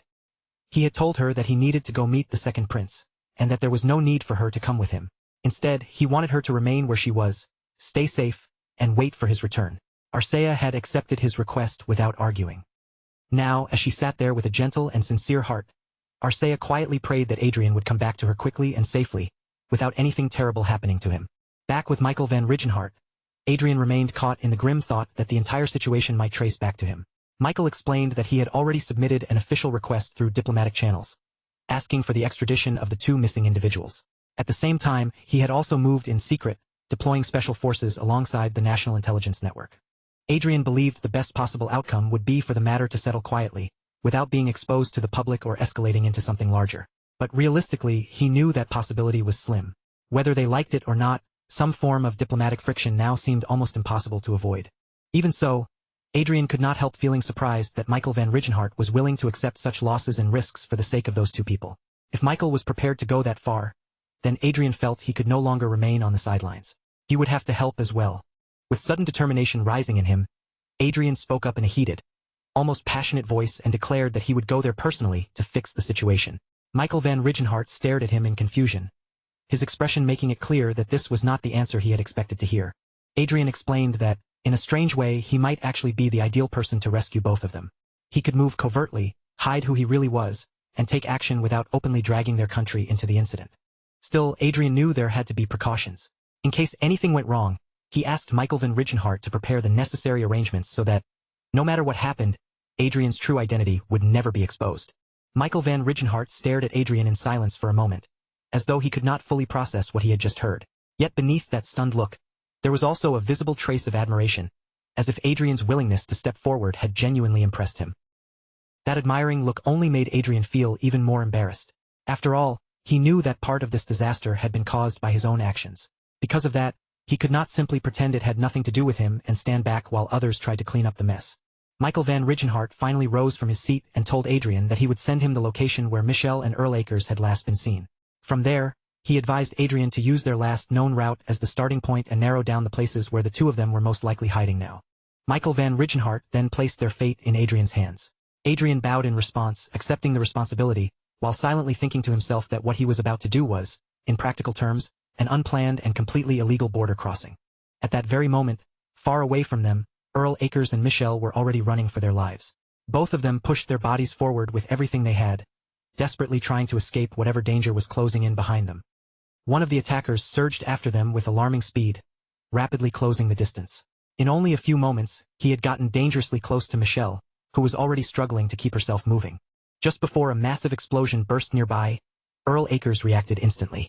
He grabbed Michelle and threw himself down with her, diving hard toward the ground and using his own body to shield her from the force of the blast.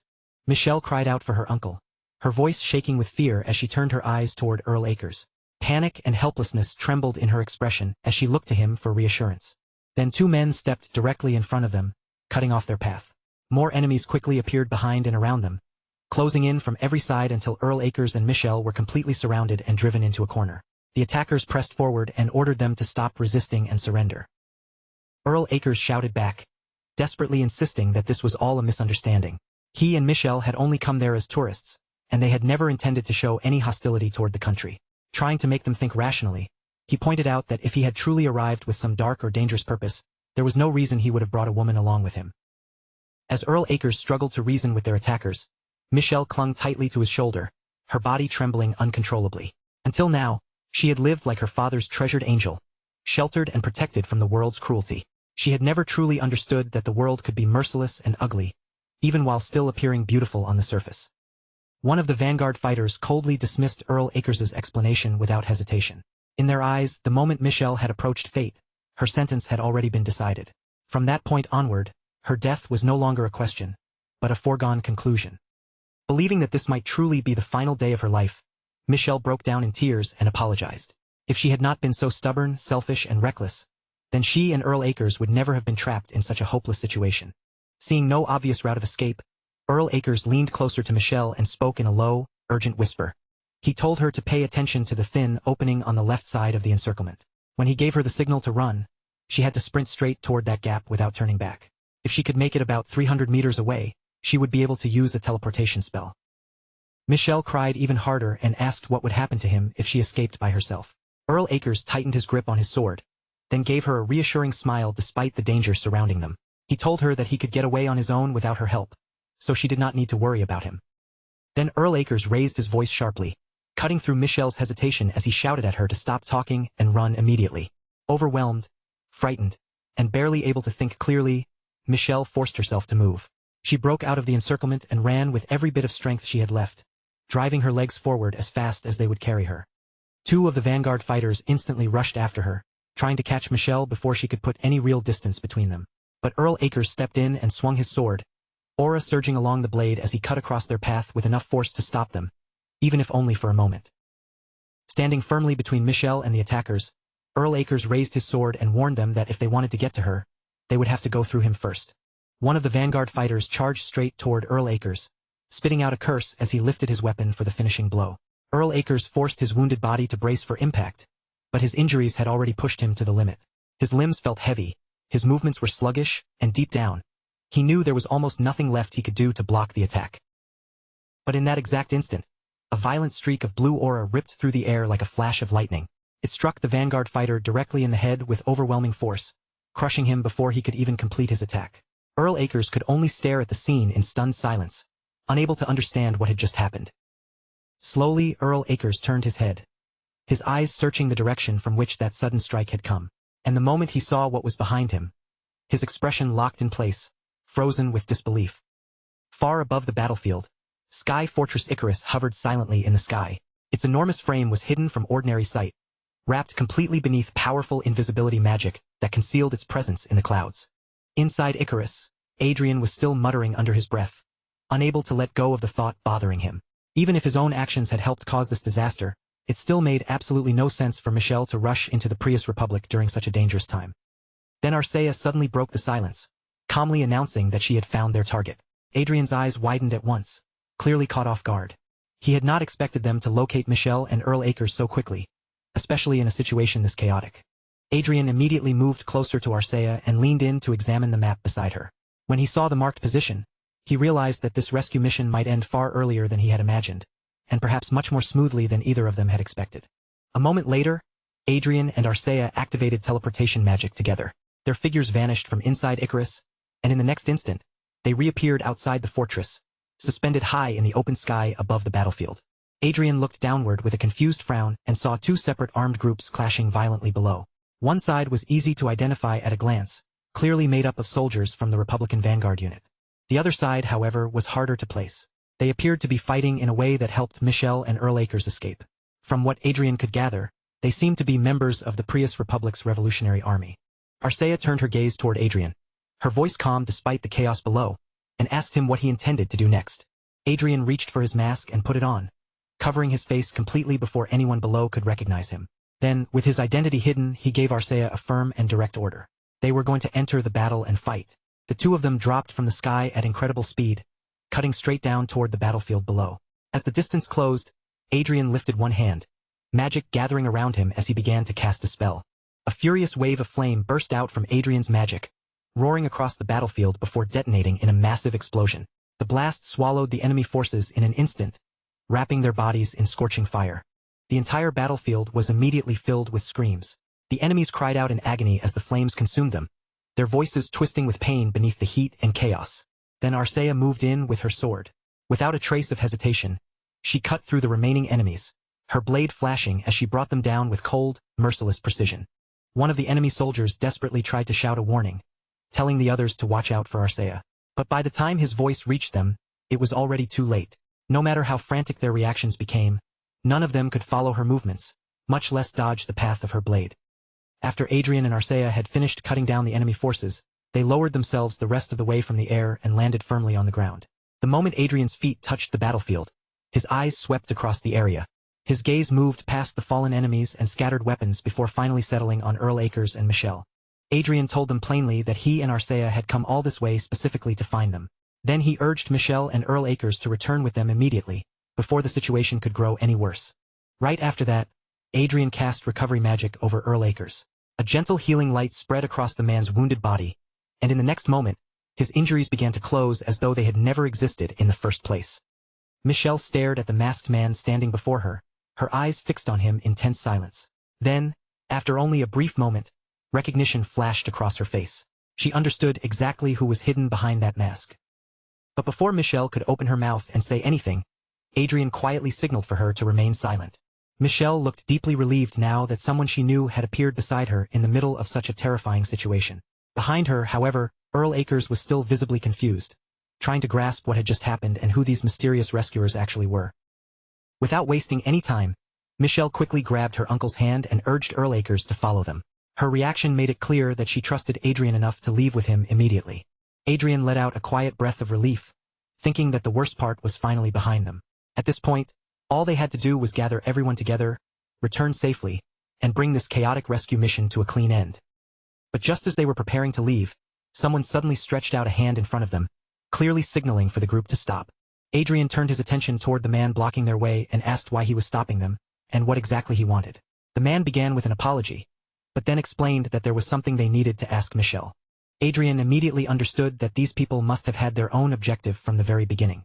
That was probably why they had protected Michelle and Earl Acres, even going so far as to fight against the Prius Republic's Vanguard unit.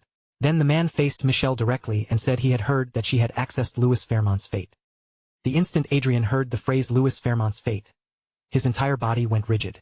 Shock ran through him so sharply that he stiffened where he stood. The man continued in a grave, serious voice, asking Michelle whether that fate she had accessed was genuine or not. Adrian stood there stunned as the situation began clicking into place in his mind. Michelle had not reached the true fate after all. What she had found was the fake one. Michelle answered with caution, choosing her words carefully. Judging only by its outer shape and structure, she admitted that it had seemed believable at first glance. But once Michelle examined it more thoroughly, she realized something was wrong. The contents were far more lacking, hollow, and incomplete than she had originally expected. The man in the Vanguard suit said there had been a small possibility that it was real, but Michelle's explanation had now confirmed the truth. Just as their commander had predicted, the fate was a fake, likely created by someone who had already discovered the real one. That conclusion immediately sent a wave of unease through Adrian. A cold sense of danger crept over him, making him feel as though the situation had suddenly become far more dangerous than before. Without letting anyone notice, Adrian began secretly preparing a magic spell. His intention was simple and ruthless. He would kill them before they could uncover anything more. The spell gathered silently in Adrian's hand, the magic power compressing tighter and tighter as it swelled into a larger, more dangerous form. But just before Adrian could release the spell, he forced himself to stop. He still had no clear idea how large the Revolutionary Army truly was, how much influence they had, or what kind of people might be backing them from the shadows. Acting recklessly without knowing any of that would be far too dangerous for Adrian. For the moment, no one knew he was the person who had discovered the real fate, and no one knew he was its true owner, so staying silent remained the safest choice. Then the man turned back to Michelle and asked how she had approached fate in the first place, pointing out that she should never have been able to break into the president's palace. Michelle replied that she had approached fate through the online world. In her view, fate had not been hidden somewhere in physical reality, but rather concealed inside a virtual space. When Michelle remotely accessed Louis Fairmont's terminal, she discovered that he had been visiting a certain domain again and again. Because of that repeated activity, she concluded that the domain must have been the entrance leading to fate. Adrian watched her closely as she explained, once again realizing that Michelle was every bit as extraordinary as he had suspected. Adrian could hardly believe she had managed to trace the trail that far on her own. If he had not claimed the real fate before she reached it, then Michelle might very well have become its owner instead.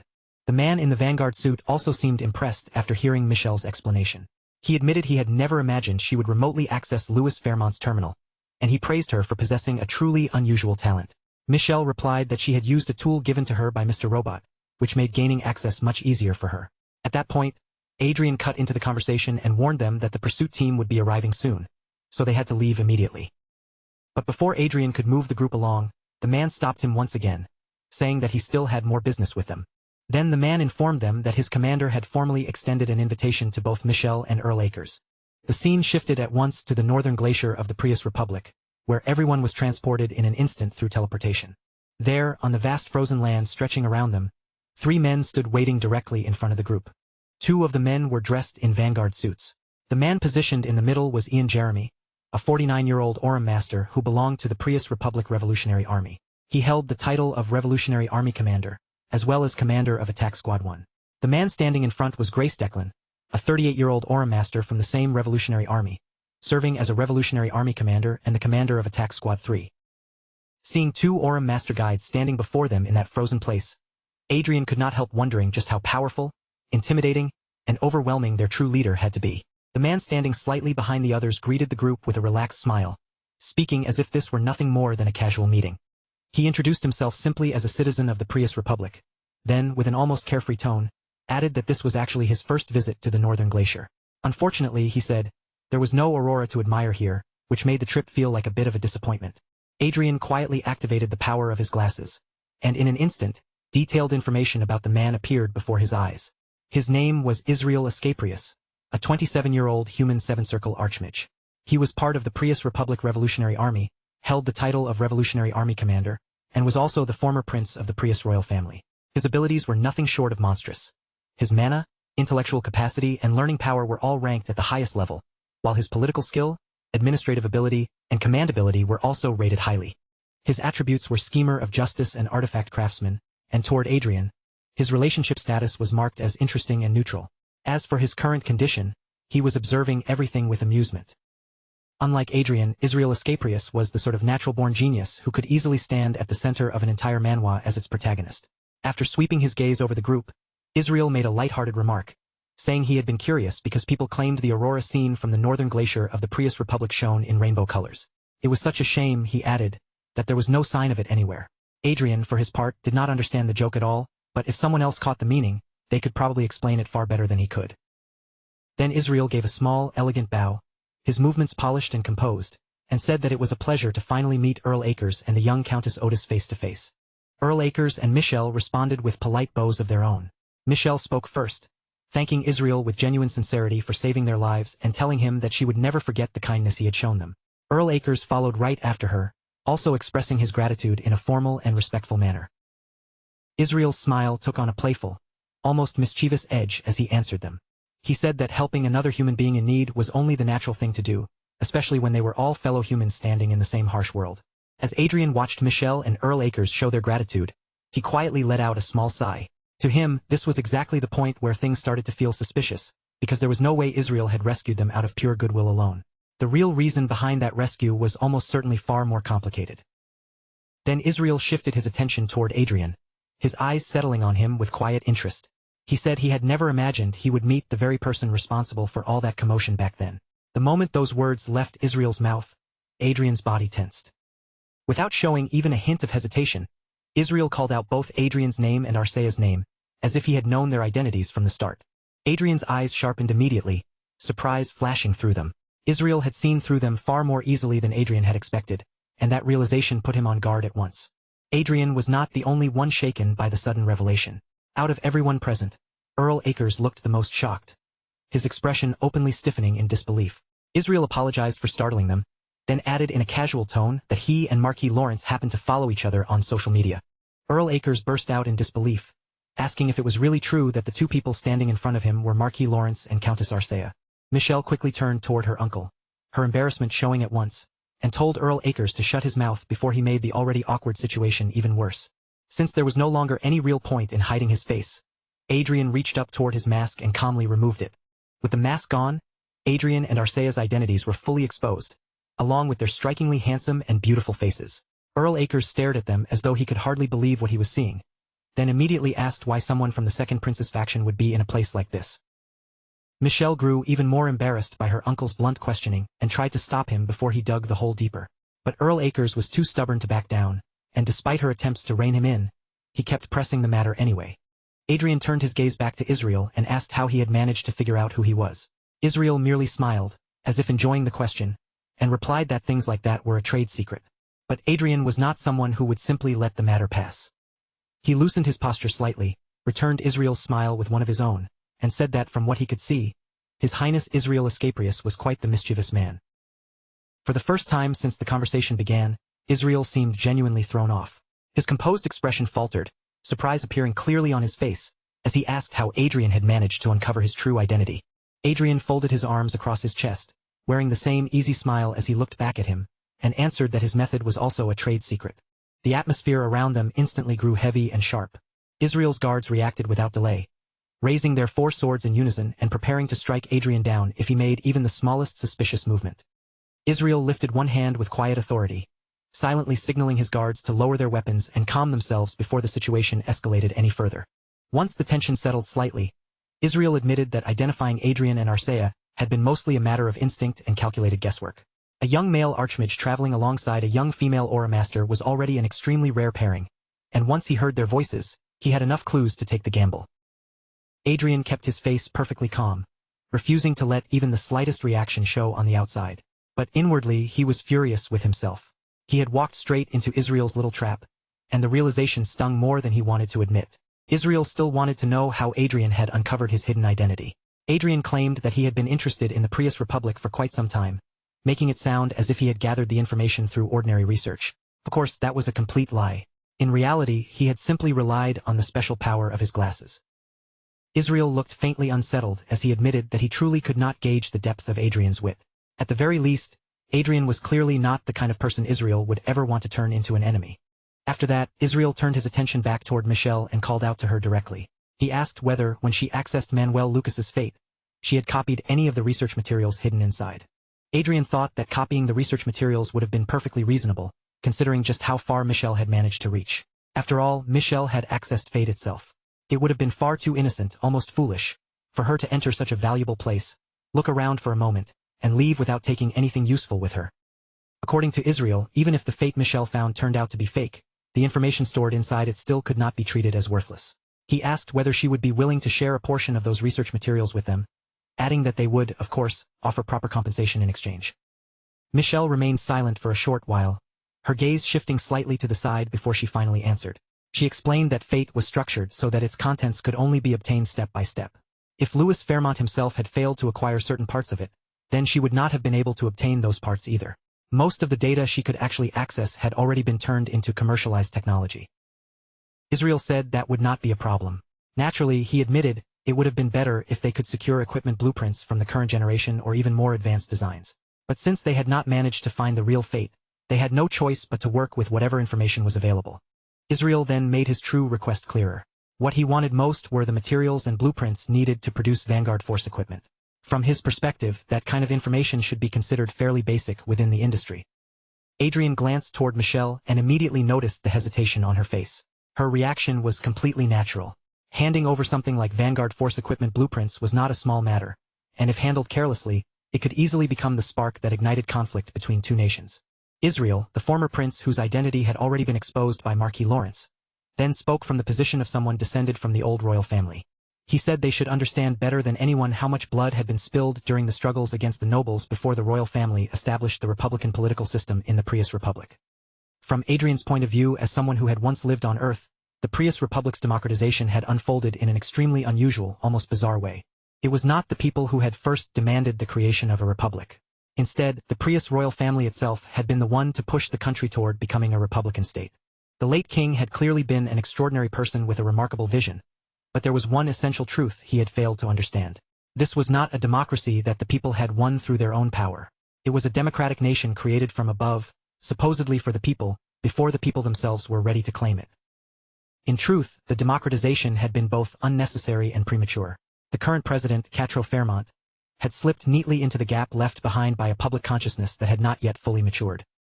As a result, the Prius Republic had ended up transforming into a dictatorship even harsher and more oppressive than many old feudal kingdoms. Israel said that the future envisioned by the former king was nothing like the damaged, twisted state the country had fallen into now. Adrian then said that this must be why Israel, as a descendant of the royal family, had made up his mind to correct the former king's mistake. Israel agreed, explaining that they intended to enlighten the people of the Prius Republic, introduce a proper democratic republican system without distortion, and rebuild the nation's foundation from the very beginning. In Adrian's eyes, no matter how sincere Israel's determination might be, the road stretching ahead of him was still incredibly long and difficult. Even so, when compared to the current regime ruling the Prius Republic, Israel and his people seemed to be doing far better, both in purpose and in direction. Then Israel turned his gaze back toward Michelle and said directly that, from what he could tell, she had no intention of making a deal. His blunt assessment caught Michelle off guard, making her hesitate for a moment. Michelle apologized in a soft voice, explaining that the matter was simply too enormous and too serious for her to decide on her own authority. Israel fixed his eyes on Michelle, and the instant he did, Earl Akers stepped forward in front of her as though shielding her with his own body. In that moment, the atmosphere tightened again, turning tense enough that one wrong move could set everything off. Adrian cleared his throat lightly and took a moment to think. If the conversation continued like this, there was a strong chance the negotiation would shift into something closer to forced bargaining, backed by intimidation and pressure. In that case, Adrian decided that stepping in himself might be the best way to prevent both sides from ending up in an even worse situation. As a former citizen of the Republic of Korea, Adrian felt that offering a helping hand here and showing a bit of goodwill would not be a bad choice. At the same time, this could also become an opportunity to gain a new business partner. So Adrian looked at Israel and said that if he did not mind the fact that the source was not Manuel Lucas's fate, then Israel could try making a deal with him instead. Israel answered immediately, without even a moment of hesitation, saying that what he wanted was the blueprint for Vanguard Force equipment. But before Israel could even finish putting his request into words, Adrian smoothly cut him off and said it did not really matter. After all, he had already been planning from the beginning to manufacture force equipment and put it on the market himself. Then Adrian let out a quiet laugh, as if Israel had simply confirmed something he already knew was coming. With an almost casual confidence, he admitted that Israel's guess had been completely correct. He already possessed the production blueprints necessary to create force equipment. That sudden confession hit Earl Akers and Michelle even harder than it seemed to hit Israel. Both of them stared at Adrian with wide eyes, their faces frozen in disbelief, as though he had just casually announced something that should have been impossible. Israel slowly closed his eyes for a brief moment, as if taking in the full meaning of Adrian's words. Then, with a faint smile tugging at his lips, he praised him, saying that Marquis Lawrence truly was a man who existed far outside the boundaries of common sense. Adrian accepted that flattering evaluation with a calm thank you, showing no sign of being shaken or embarrassed. Israel then shifted the conversation straight to the practical matter, asking Adrian what level of performance he expected from the Vanguard equipment he planned to manufacture. Adrian answered without hesitation, his voice steady and confident. He assured Israel that the vanguard equipment he intended to produce would not be inferior to anything currently being manufactured inside the Reinhardt kingdom. For Earl Akers and Michelle, the conversation had already gone far beyond anything they could comfortably follow. They could only stand there in stunned silence, watching Adrian and Israel casually discuss matters on a scale that felt completely removed from ordinary reality.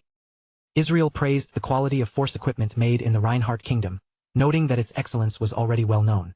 Then he asked whether Adrian happened to have a prototype on hand. Adrian replied that he did not have a complete set prepared with him, but he did have a force communication device. Adrian then reached into his belongings and took out a small hexagonal device. Its surface was covered with various mathematical shapes and delicate, intricate patterns, giving it the appearance of something both highly technical and carefully designed. Israel accepted the device and began examining it closely, turning it over from different angles as his eyes traced every detail on its surface. After a moment, he commented that the design was quite distinctive. Adrian explained that performance was obviously important, but he also wanted the device to have an attractive, polished appearance. Israel seemed satisfied with that answer, and after inspecting it further, he praised the communication device for its excellent quality. But then Israel lifted his gaze and looked directly at Adrian, his expression turning more thoughtful. He said that Adrian choosing to help him was an unexpected development, and asked why Adrian would reveal such a well-hidden secret just to assist the Revolutionary Army. Adrian answered in the simplest way possible. He said he liked Israel and the people of the Revolutionary Army. The directness of that reply surprised everyone present, leaving the group momentarily caught off guard. Israel gave a quiet laugh at first, as though Adrian's answer was both amusing and completely outside his expectations. But soon, Israel could no longer hold his laughter back, and it grew louder. He said he had never imagined that he would one day catch the interest of Marquis Lawrence, and for a former prince like him, that was an unexpectedly valuable gain. Adrian responded smoothly that if Israel wanted to see it that way, then the Revolutionary Army had better be ready to pay a proper price. At that moment, Earl Akers suddenly raised his hand and shouted for them to stop right there. Looking genuinely alarmed, he asked whether this was really acceptable, because trading technology without approval from the royal family was obviously illegal. Adrian answered him with complete calm, as if the issue barely bothered him at all. He said it would not matter so long as everyone standing there understood how to keep their mouths shut. Earl Akers looked completely lost, his face filled with bafflement. He admitted honestly that he did not understand what Adrian meant by that. Adrian explained that the situation was actually very simple. Everyone present was holding on to someone else's dangerous secret, which meant every single person there had a reason to act cautiously. There was the true identity of the Revolutionary Army, a group treated as rebels by the Prius Republic government. There was Michelle Otis, the young lady of Margrave Otis's family, who had obtained information connected to a treasure, and given the current circumstances, it would not even be strange if the Brigham Empire decided to move against them. On top of all that, there was Adrian himself, preparing to conduct an illegal trade with the Revolutionary Army. In other words, everyone there was now bound together by dangerous secrets, and if even one secret came to light, the rest would almost certainly be dragged out along with it. Michelle suddenly became excited, her mood shifting so quickly that she almost bounced toward her uncle. With bright, eager eyes, she asked Adrian whether this meant they had entered the kind of relationship where they shared secrets with one another. Adrian felt a little embarrassed by how Michelle phrased it, but he still admitted that, in a sense, she was not wrong. Michelle immediately promised him that she would protect their shared secret and never let it slip. Adrian gave a mischievous laugh inwardly, thinking that even if someone uncovered his secret later, he could always invent a convenient excuse to cover it. More importantly, he had spent 10 trillion gold on the plan to turn Miss Everill into a saintess, and that enormous expense had carved a painful hole in his finances. Now it was finally time to start filling that hole back in. With that decision settled in his mind, Adrian turned his attention back to Israel and said they should begin discussing the actual transaction amount. Some time later, the scene shifted to the First Prince's palace. Adrian and Arcea were seated calmly, sipping tea as they relaxed after completing the rescue mission. In front of them, Michael van Ridgenhart stood facing Earl Akers and Michelle, greeting the two people he had not seen in quite a long time. Michael van Ridgenhart laughed as he said he had heard the two of them had returned from the Prius Republic. And not just any foreign land but the Prius Republic itself, the very country where the fake user had appeared, where war could break out at any moment, and where rebels had turned the region into one of the most dangerous places in the world. His laughter deepened as he pointed out that they had gone there without even bringing vanguard escorts. Under the weight of his words, Earl Akers and Michelle could only lower their heads, sweating nervously. Michael van Ridgenhart continued scolding them, his tone sharp beneath the polite surface. He said that while the whole world was tense and the battle for the throne was becoming more intense, an uncle and niece had somehow decided to visit a dangerous territory, get attacked, and then return alive. He called it truly wonderful in the most cutting tone imaginable. Then he added that they were lucky Marquis Lawrence had intervened, before asking what they would have done if something had happened to either of them. Michelle apologized sincerely, while Earl Akers thanked Michael Van Rigenhart for worrying about them. After thoroughly scolding them until there was nothing left to say, Michael Van Rigenhart warned both of them to behave more carefully from now on. Watching the scene unfold, Adrian finally understood what people meant when they said words could cut even deeper than swords. Although Adrian doubted he could ever imitate the first prince's terrifying skill with words, Earl Akers suddenly called out to Michael Van Rigenhart. He asked whether Marquis Lawrence and Countess Arcea were not supposed to belong to the second prince's side. In other words, Earl Akers still could not understand why the two of them had appeared there at all. Adrian could only stare inwardly and wonder how one person could possibly be that dense. Michael Van Rigenhart answered him plainly, without dressing it up at all. Marquis Lawrence and Countess Arcea, he said, were actually on their side. Even after hearing that, Earl Akers still failed to grasp the meaning.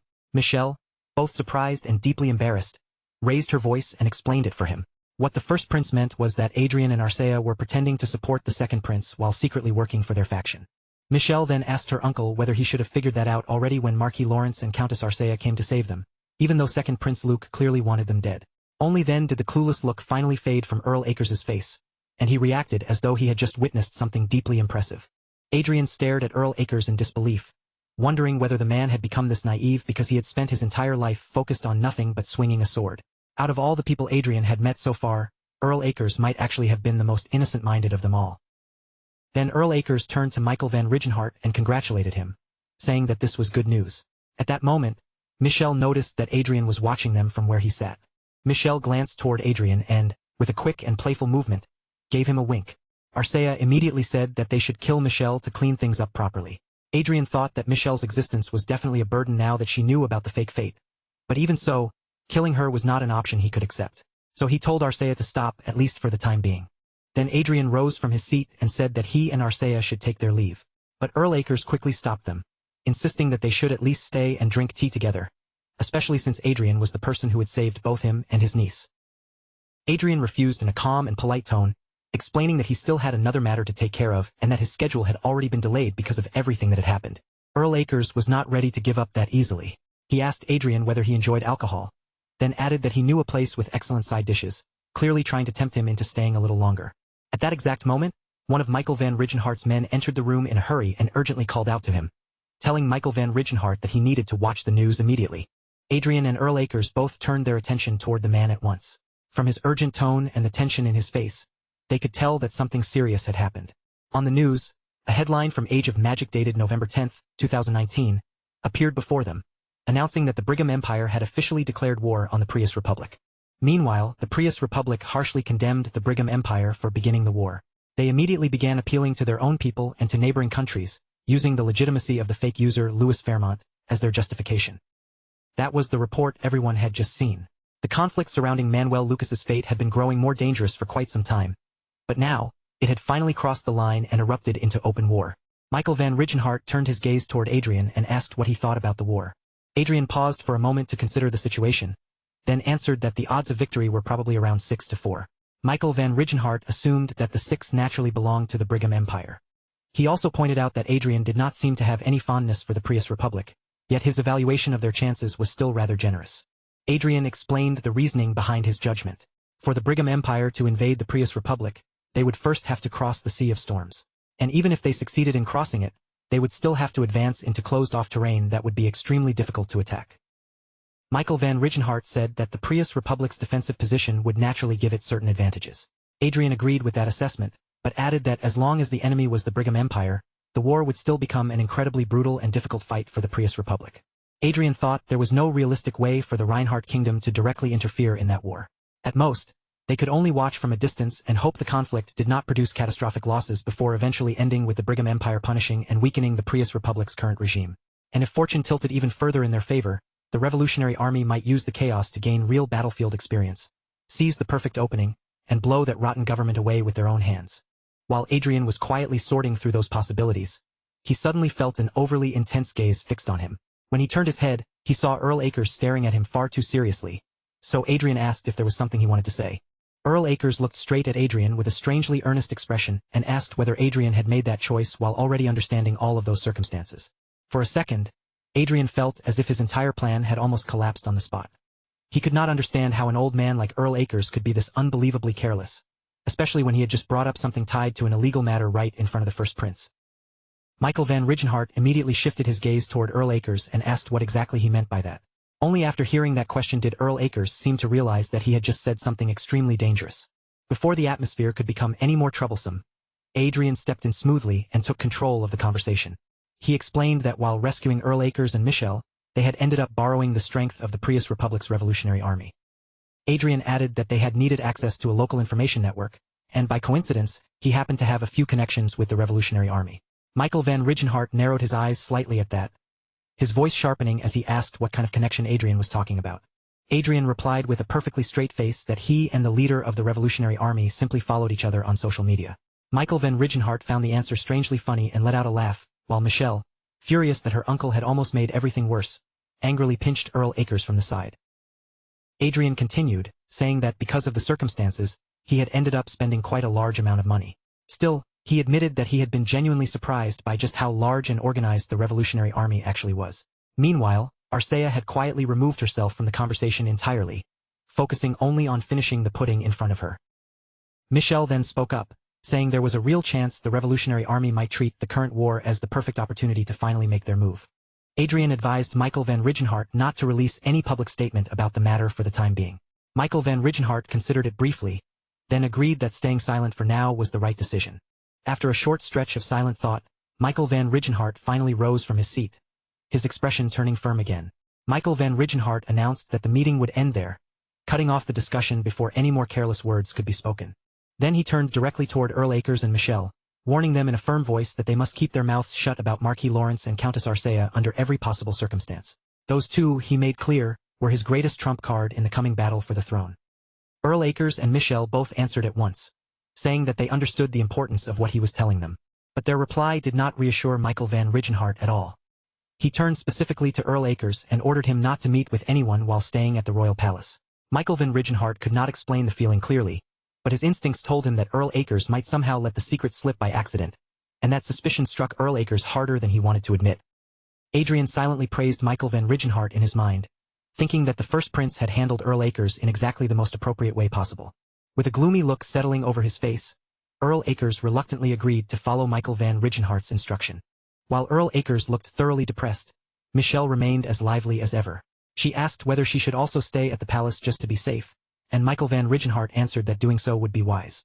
Michael Van Rigenhart thanked Michelle for being so considerate, but Michelle smiled lightly and said she only wanted to repay the kindness that had been shown to her. Then Michelle turned her gaze toward Adrian and gave him a playful, affectionate wink. With a bright smile, she said she somehow had a feeling she would be seeing Marquis Adrian and Countess Klein much more often from now on. The moment Arcea heard those words, jealousy flared inside her like a sudden burst of fire. She had absolutely no intention of sharing Adrian with anyone, no matter how casually Michelle said it. Meanwhile, outside the palace and far beyond their little conversation, the war between the Brigham Empire and the Prius Republic began escalating at a terrifying speed. Almost at the exact moment the declaration of war was announced, the Brigham Empire's expeditionary force moved out with frightening speed. Their deployment was so swift that it felt as though they had already been waiting for the chance to tighten their grip around the Prius Republic. In response, the Prius Republic immediately made full use of its familiar home terrain, quickly forming a firm defensive line to meet the incoming invasion. Although the two armies had not yet clashed head-on, military experts predicted that the first battle could break out immediately at the earliest, or within 3 days at the latest. And while the whole world grew heated over the Brigham Empire's war with the Prius Republic, Adrian appeared on a broadcast. The host of the program was a young man with glasses, a bright on-screen presence named Anthony. With a cheerful voice and practiced energy, Anthony announced that he had returned once again. He welcomed the audience to Anthony's show, a comparative variety program created to satisfy the curiosities of its viewers. Anthony then introduced the 10th anniversary special project, the Magician in Night episode. Representing magicians, they had invited none other than the 20-year-old genius archmage currently causing a sensation around the world, Adrian Lawrence. Adrian walked out onto the stage with a bright, confident smile, raising one hand toward the audience in greeting.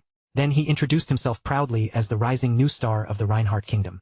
A few days earlier, Eric had told Adrian that what Everil lacked most compared to the other Saintess contest candidates was public recognition. Eric suggested that Adrian and Everil should put in some effort to overcome that weakness. Then he sent several documents to them through a smartwatch, and Adrian immediately grew nervous, because he knew better than anyone just how terrifyingly competent Eric could be when it came to work. The documents turned out to be an appearance proposal for both Adrian and Everil to go on a famous television program. When Adrian read through the proposal, he could not help thinking that Eric truly was a promising talent. Even so, he had never imagined Eric would demand something this outrageous just to reach their goal. In the end, Adrian had no choice but to praise him inwardly, because as bold as the plan was, it was also undeniably perfect. Back on the show, Anthony asked Adrian whether he was aware that he was good-looking. Adrian laughed easily and agreed without hesitation, saying it was all thanks to his mother, and that he was grateful to her for giving him such looks. Anthony looked a little puzzled by that answer and asked whether Adrian was not grateful to his father as well. Adrian let out a sigh and answered honestly that his father was not particularly handsome. Then Adrian smiled with a smug look on his face and added that if his father had not been a noble, there was no way he would ever have managed to marry a woman as beautiful as Adrian's mother. Anthony could only force out an awkward laugh in response to that incredibly bold statement. Meanwhile, back at the Lawrence mansion, Adrian's parents were watching the broadcast together. Count Lawrence looked deeply embarrassed, his face stiffening after hearing his own son say something like that on live television. Anthony then announced that, as he had mentioned earlier, the day's topic was something society often treated as taboo. They would be carrying out a comparative experiment between magicians and knights. Anthony asked Adrian whether he already knew what kind of experiment they would be doing. Adrian looked genuinely interested and answered with visible excitement. Anthony then explained that many experts had already assessed the topic, and most had concluded that it would be disadvantageous for Adrian, since he would be participating as a magician. Scratching his head with a slightly troubled expression, Anthony admitted that if Adrian performed well during the test, everything would be fine. But if Adrian lost, then his reputation could tumble straight down to rock bottom. Adrian reassured Anthony and told him there was no need to worry. With calm confidence, he said he would sweep away the mistaken prejudice people held against magicians. So Anthony did not need to feel burdened and could simply continue the show as planned. Hearing Adrian answer with such confidence, Anthony visibly relaxed, relief spreading across his face. Anthony then announced that they had invited someone special to appear as the representative of the knights. That knight was Earl Felix, a proud warrior from the Lucia kingdom, who had recently been recognized as an aura master. Adrian looked at Felix with a trace of doubt in his eyes. For some reason, the man's appearance seemed strangely familiar, and Adrian found himself wondering whether Felix resembled someone he had seen before. Anthony turned toward Felix and said that he would be compared against Marquis Lawrence during the program. Then he asked what had made Felix decide to participate in the show. Felix remained completely relaxed as he answered, saying he had accepted the offer because he thought he would simply come by and enjoy himself.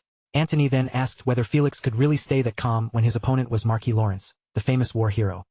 Felix turned his gaze toward Adrian and said he had heard Duchess Riverdale praise Adrian for his extraordinary talent. But now that he had seen Adrian in person, Felix felt that the Duchess's affection for her junior had clouded her judgment.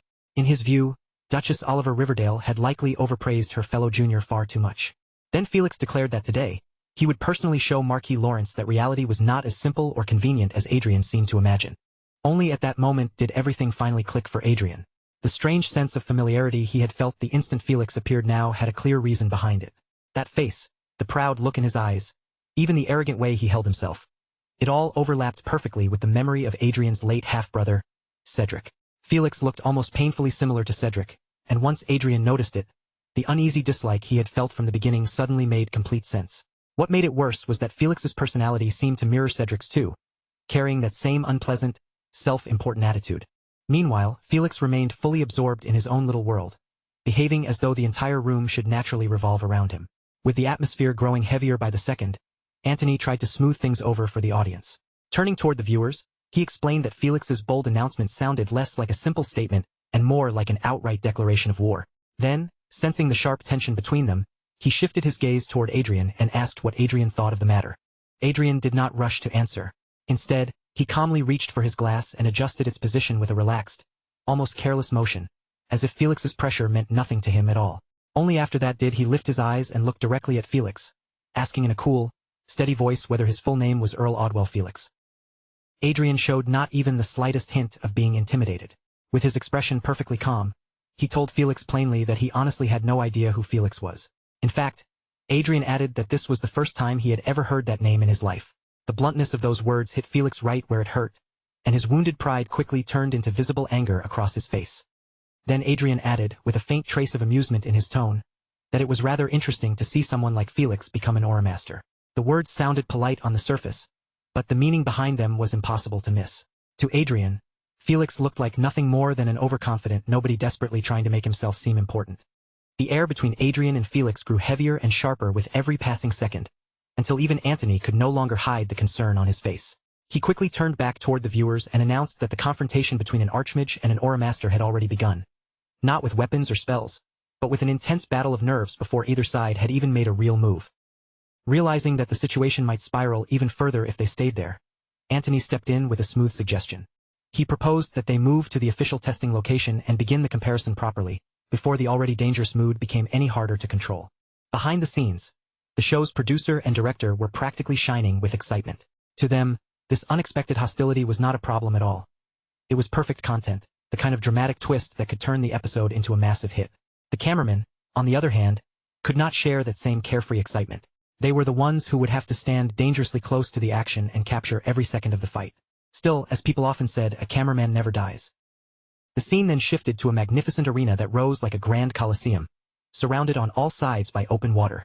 With a dramatic voice suited for the moment, Antony introduced the location to the audience, explaining that this was where Felix and Adrian would face each other in a sparring match. The arena stood on an island in the middle of a beautiful lake, a place known among the people as the Island of Duels. To make the match even more thrilling and easier for the audience to follow, the program had brought in several experts as well. Their role was to watch the duel closely, analyze every exchange as it happened, and explain the flow of the battle in real time.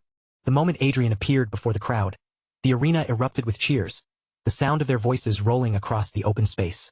Felix watched all that attention pour toward his opponent, and his expression slowly tightened. No matter how much he tried to hide it, a clear flash of jealousy appeared in his eyes. Antony stepped forward and positioned himself between the two competitors, making sure both sides could hear him clearly. Then he suggested that, in the name of fairness, they should avoid using force equipment during the match. His reasoning was simple. Knights were usually at their strongest when equipped with force gear, while magicians generally entered combat without relying on that kind of equipment.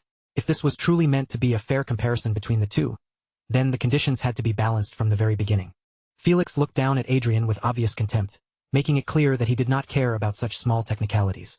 If Adrian wanted, Felix said, then he was perfectly willing to fight using nothing but ordinary equipment. Adrian, however, did not seem grateful in the slightest.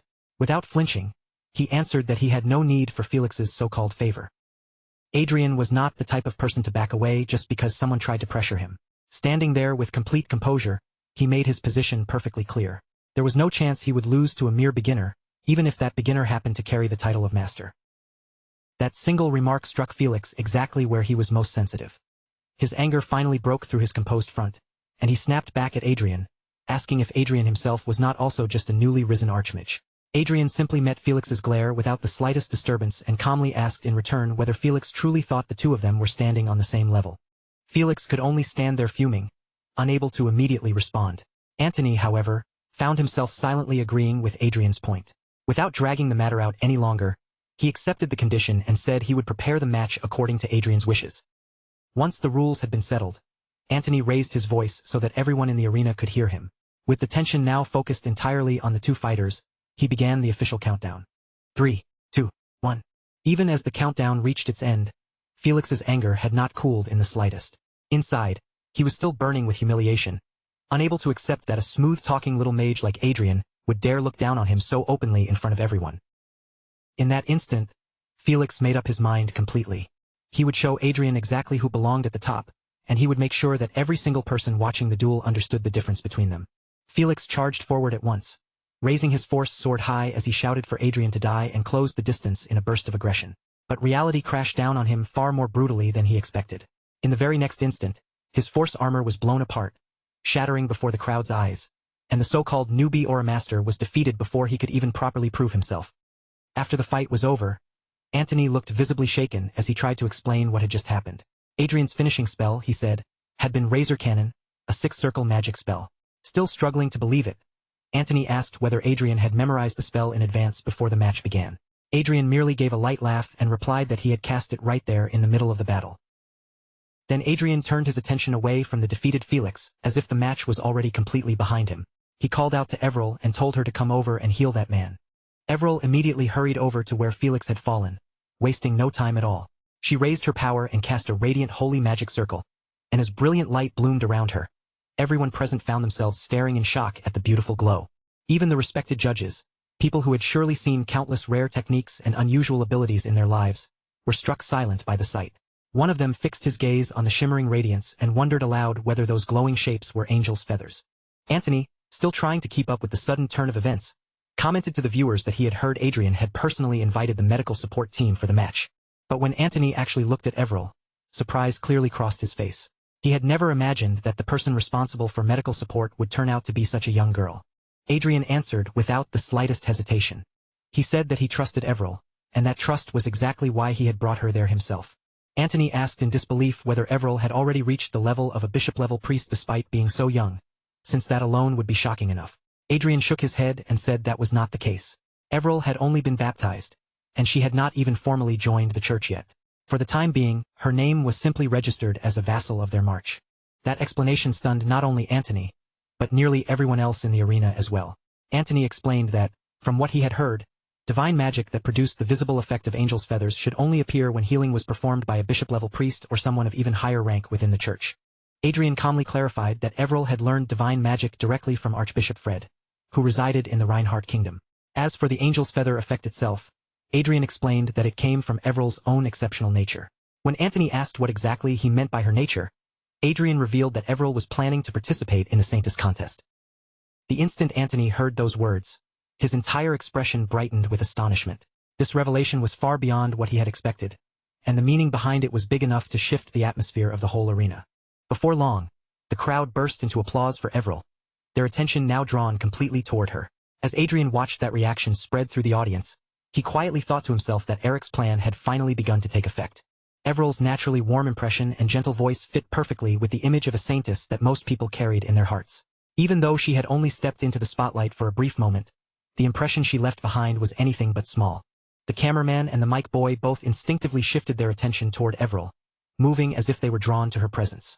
They made sure to capture every expression on her face and every word that came from her mouth. Facing everyone with a polite and gentle manner, Everil introduced herself as Everil Barnett. She explained that she was in charge of medical support for the event, then softly promised that she would do her very best.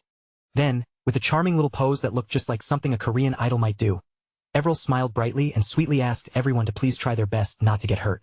The sheer cuteness of that moment was more than the people watching could handle. Their faces practically melted on the spot. Their hearts gave out all at once, and it almost looked as if their souls had floated right out of their bodies. Seeing the crowd react exactly that way, Adrian silently praised Eric once again. The man had truly done an excellent job setting everything up for this moment. After the show finally came to an end, Everil was seen walking alone down the road, leaving the noise and excitement of the event behind her. As she passed by, a man noticed her and asked whether she was the young girl who had appeared beside Lord Adrian. The woman walking next to him confirmed it, then quickly warned him to watch what he said, reminding him that Everil might become a saintess in the future. Everil could hear every word they were saying, each comment reaching her clearly as she walked. But rather than filling her with pride, all that attention settled heavily on her shoulders, making the weight of everyone's expectations feel painfully real. She was following Adrian's words and doing her best to walk the path toward becoming a saintess. Even so, doubts kept slipping into her heart. Could someone like her truly reach such an incredible position? Not so long ago, she had been nothing more than a part-time worker at a convenience store. Still lost in those uncertain thoughts, Everil kept walking until she eventually arrived at a residence. When she stepped inside, her mother greeted her warmly and welcomed her home. But almost immediately after that, another voice spoke up, saying that they were truly lucky because Everil had happened to come by. The unfamiliar voice instantly drew Everil's attention. A middle-aged man looked toward her, called her Eve, and said with a casual familiarity that it had been such a long time since they had last seen each other. But when Everil finally saw who was sitting there, happiness was not the emotion that appeared on her face. Instead, her expression tightened as irritation began to rise. The man threw his head back and laughed loudly, acting as if the awkward mood in the room did not bother him in the slightest. Then he asked Everil whether she remembered him, reminding her with a shameless air that he was her uncle. Everil's aunt soon noticed her shoes and immediately commented on how incredibly expensive they looked. She said they came from a royal elven brand, and from what she remembered, they were crafted by elves and cost 5 million gold for a single pair. At the same time, Everil's cousin seemed completely captivated by her clothes and the other luxurious items she was wearing. The two of them began talking as though Everil had received all of it simply because she was a saintess candidate. For Everil to be dressed in such elegant, high-priced things, her relatives naturally assumed that Lord Adrian must value her a great deal. But the way they stared at her from head to toe, whispered among themselves, and hovered around her with greedy curiosity did not make Everil feel special at all. Instead, Their sudden warmth and interest only sent a deep sense of discomfort crawling through her. Unable to keep ignoring the strange mood inside the room, Everil finally turned toward her parents and asked why these relatives had suddenly shown up now of all times. Until this very moment, they had barely treated Everil's family like relatives at all, acting almost as if they were complete strangers. At Everil's question, her uncle slowly rose from his seat, holding a thick bundle of papers tightly in one hand. His face shifted into a heavy, pitiful expression, almost as though he had practiced looking miserable, and he began explaining that their family had been going through terribly difficult times. According to Everil's uncle, that hardship was exactly why he had come to visit them today. He claimed he wanted to bring the family back together again, to repair the distance between them.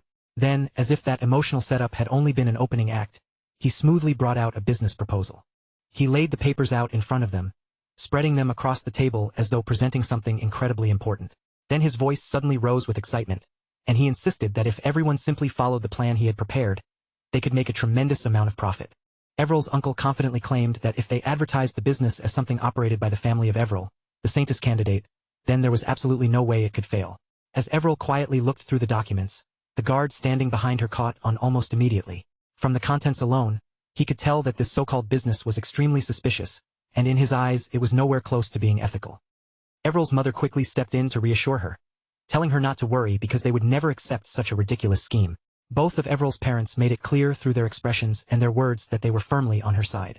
Then Everil's father looked straight at her uncle and asked the most obvious question. If the plan was really that amazing, why did they not simply carry it out themselves? Everil's mother immediately supported her husband's words without hesitation.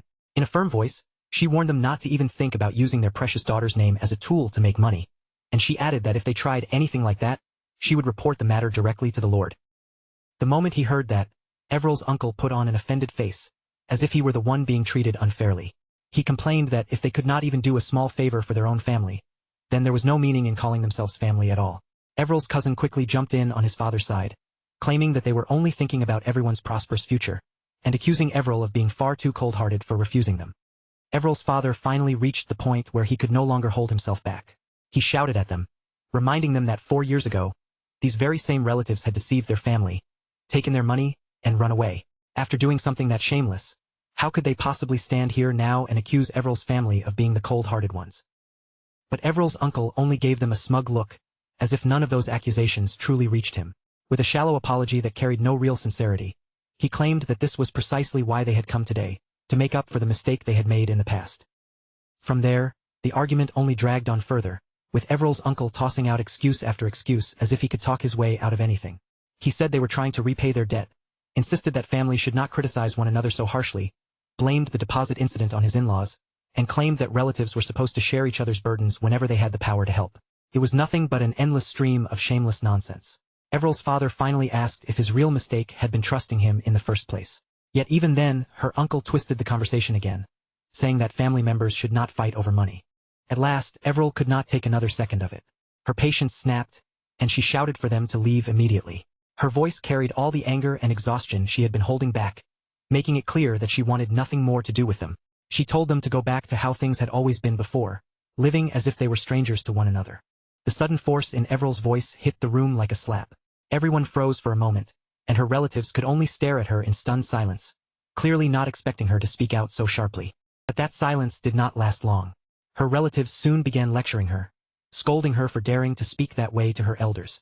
They reminded her that they were the siblings of the very parents who had brought her into the world, and they insisted that all they had done was ask for a little help, nothing more. They even started dragging up old memories, telling Everil to remember how much her aunt had supposedly adored her when she was little, piling emotional pressure on top of one excuse after another. The guards standing nearby could no longer endure their shameless behavior. Their hands moved toward their weapons, ready to step forward if the situation went any further. Just then, a familiar voice cut cleanly through the tense room, asking who these parasites were, clinging on with the stubbornness of beggars. Everyone in the room froze in surprise as Adrian appeared behind Everil, his presence instantly changing the atmosphere. Everil was just as startled as the others. She turned toward him with wide eyes, clearly caught off guard and never expecting Adrian to appear in that place at that exact moment. Everil quickly greeted Adrian, and the guards immediately straightened their posture to do the same.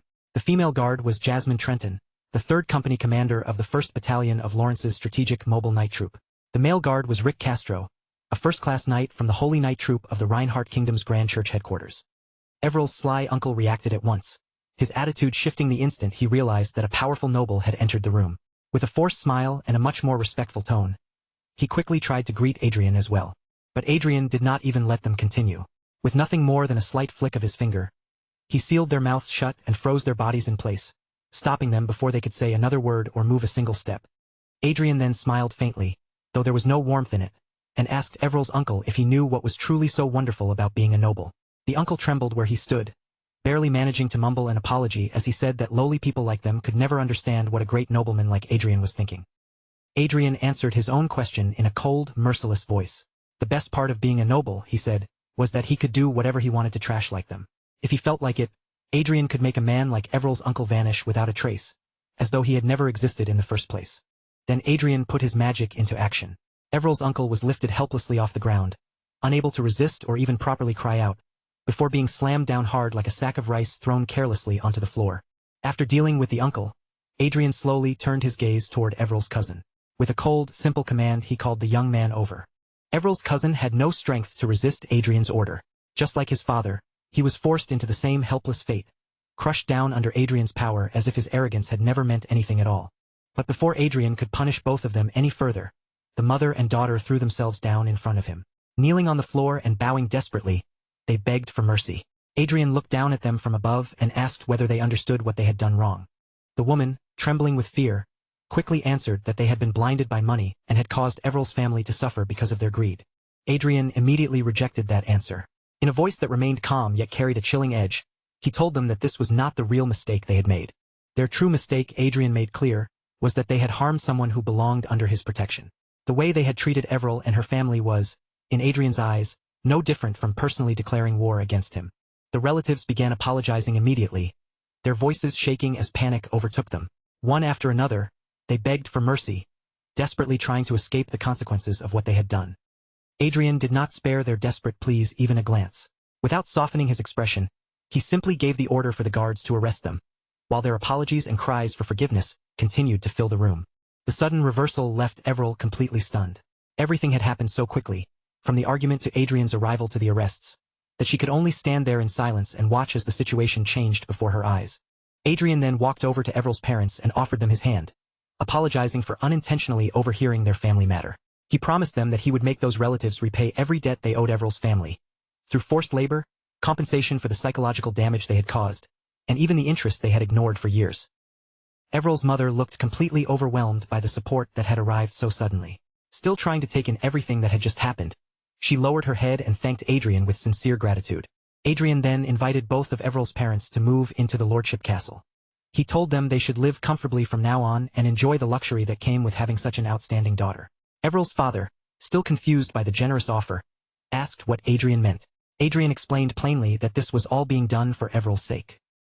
Everil's parents hesitated for a little while, unsure whether it was really all right for them to accept such kindness. But after considering Adrian's words and seeing his sincerity, they eventually agreed to follow his suggestion.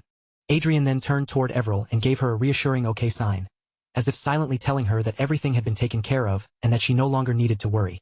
He told them to allow him to escort them personally to the lordship castle. Behind him, Everil stood with her cheeks flushed, shy and deeply moved, unable to fully hide the emotion rising inside her chest. As Everil looked at Adrian, he seemed stronger and more dependable than he ever had before. In that moment, her heart quietly filled with the desire to become someone useful to Sir Adrian, someone who could stand beside him and truly support him. With a determined light in her eyes, Everil made up her mind that she wanted to chase after Adrian. Yet a small, uncertain thought crossed her heart, making her wonder whether such feelings would only trouble him, especially since he already had a fiancée. But almost as soon as that thought appeared, Everil shook it away. If she acted carelessly or let her emotions lead her too openly, those feelings might only end up creating problems for Adrian. So Everil steadied her heart once more and chose the path in front of her. For now, she would support Adrian properly as his aide and do everything she could from that position. The scene then shifted far away from Everil and Adrian, all the way to the Francis Duchy of the Brigham Empire. There, in a room far removed from the earlier commotion, someone sat tapping a finger against the table while watching Everil appear on Antony's show. On the screen, Everil smiled sweetly as she asked everyone to please try not to get hurt. The person watching was Duke Francis, one of the 4 greatest dukes of the Brigham Empire. As he stared at Everil's image on the screen, irritation was written clearly across his face. If events continued unfolding this way, His grand plan to turn Everil into a saint would be thrown into disorder. That thought alone enraged him, and with annoyance burning in his voice, he called out for Gregory. Gregory appeared so silently that it was almost as if he had materialized from empty air. Without making a sound, he dropped to one knee before Duke Francis and waited for his orders. Gregory was an assassin in the service of the Francis ducal family. Looking down at him with cold authority, Duke Francis gave a ruthless command: eliminate both Adrian and Everil. Adrian was alone in his study, seated quietly behind his desk as he worked through the mountain of matters waiting in front of him.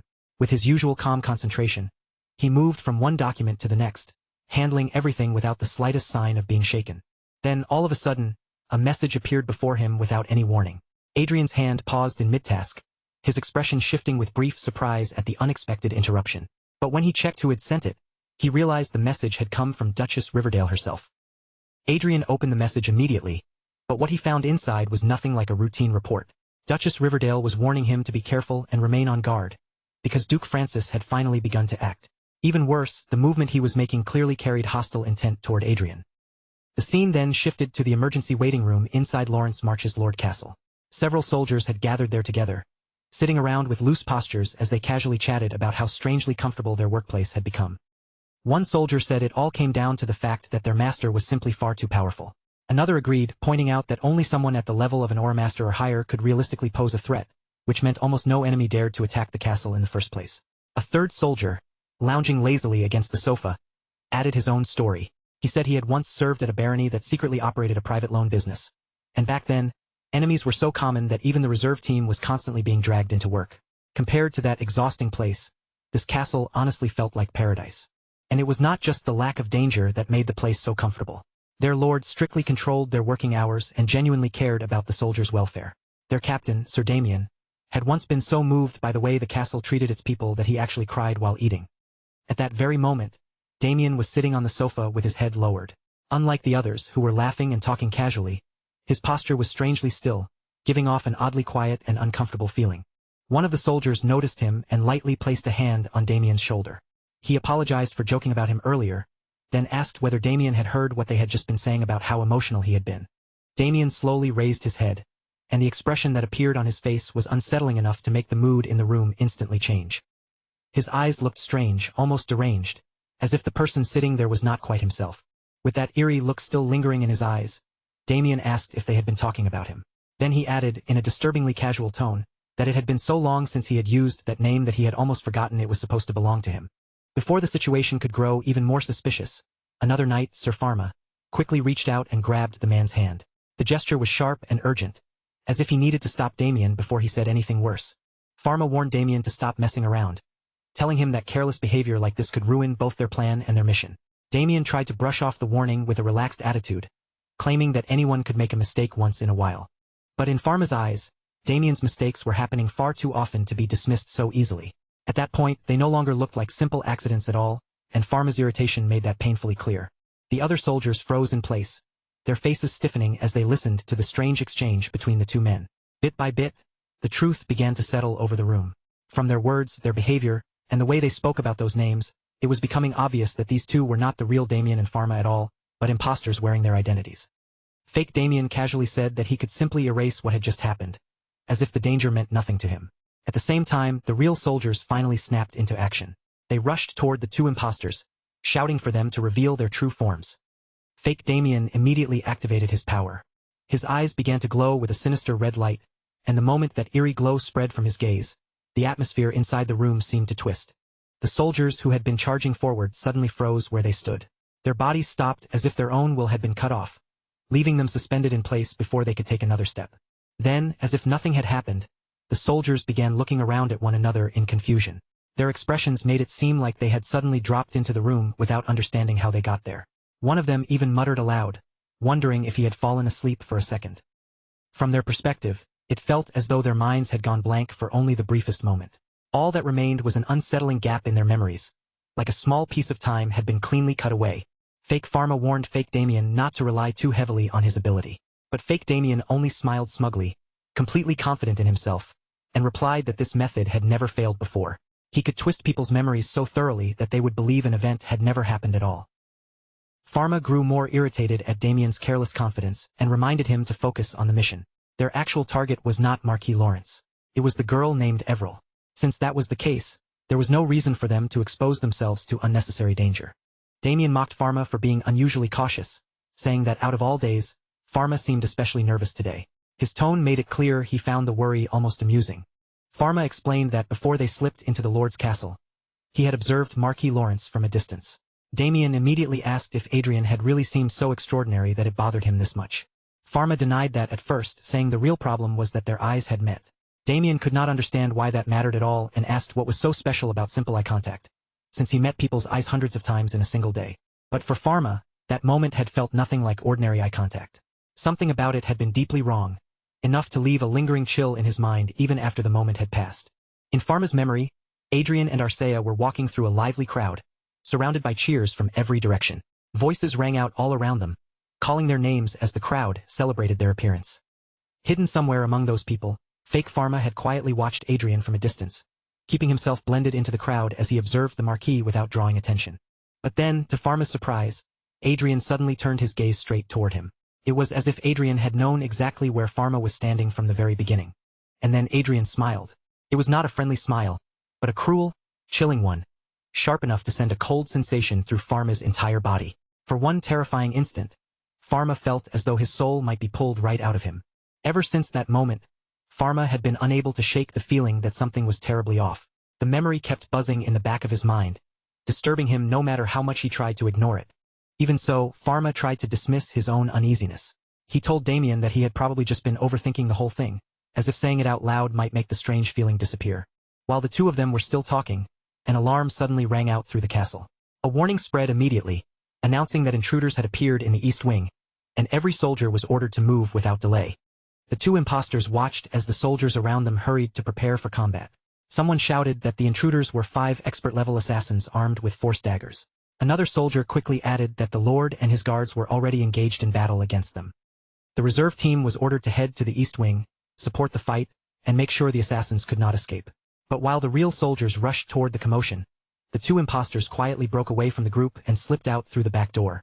Damien looked pleased, convinced that everything was unfolding exactly according to their plan. Pharma then reminded him of the target's location, saying that Everil was staying in the very last room of the East Building, close to the Lord's office. After moving through the castle corridors, the two impostors finally arrived at the room where Everil was supposed to be staying. Pharma opened the door, and inside, he saw 2 guards seated on the sofa, keeping watch over Everil. The female guard reacted immediately, questioning them the moment they entered. She asked whether they were from the reserve team and demanded to know why they were here when their duty should have been protecting the Lord.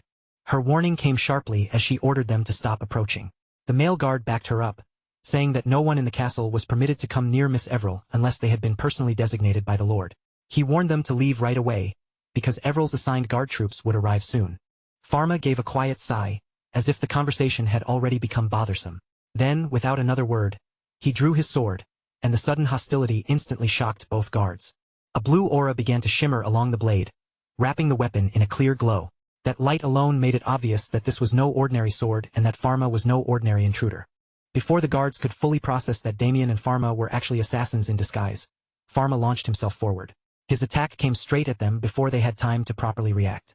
From behind him, fake Damien activated his power once again. His hypnotic influence spread toward the 2 guards, reaching for their minds just as Pharma moved in. Everil's guards were caught by the trick almost instantly. Before they could fully resist or defend themselves, Damien's ability seized their minds and pulled them under its control. Taking advantage of that opening, Pharma moved directly toward Everil. With the guards unable to interfere, he prepared to strike her down and complete the assassination. But before Pharma could reach her, something completely unexpected happened. A powerful blow suddenly landed against him, and his body was sent flying backward before crashing hard into the wall. Damien froze in shock, and everyone else in the room was just as stunned. The person who had punched Pharma away was none other than Miss Everil herself. Pharma groaned in pain, still completely unable to understand what had just happened. He could not believe their attack had failed so suddenly, and only then did the impostors begin to realize the terrifying truth. They had gone after the wrong person. Meanwhile, Everil calmly reached beneath her skirt and pulled out a sword, as though she had been hiding the weapon there the entire time.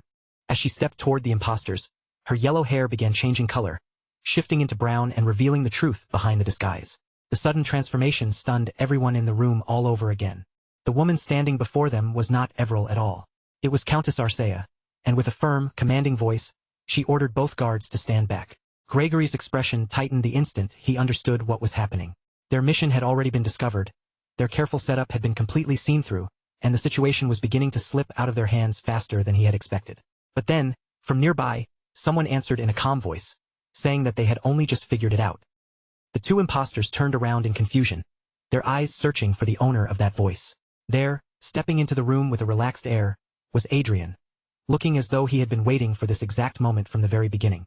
He fixed his gaze directly on Gregory and asked whether Gregory remembered the moment their eyes had met. With a faint smile resting on his face, Adrian welcomed the two intruders into the Lord's castle. His voice was calm and almost polite, but that very composure made the room feel even more dangerous than before. Then Adrian called one of them by his true name, Gregory Hayden. Without stopping there, he also named August Knox. The two men immediately stiffened, shock flashing across their faces. Gregory Hayden was a 39-year-old human aura master, currently serving under a temporary affiliation with the Francis Duchy of the Brigham Empire. But more importantly than that, he was a special member of Blue Moon. As for August Knox, he was no ordinary opponent either. He was a 33-year-old human and a top-level spirit user who controlled a mental class Geist. Like Gregory, he was temporarily connected to the Francis Duchy, and he too held the position of a special member within Blue Moon. Adrian had never expected that an organization he had only ever heard about in fairy tales could truly exist in the real world. Yet here they were, standing right in front of him. Looking at the two men with a calm, assessing gaze, Adrian asked whether they would agree with that evaluation. Once August realized that Adrian already knew far more than he should, his expression changed at once. There was no point pretending anymore, so he immediately suggested that they move straight to Plan B. Gregory agreed with August without the slightest hesitation.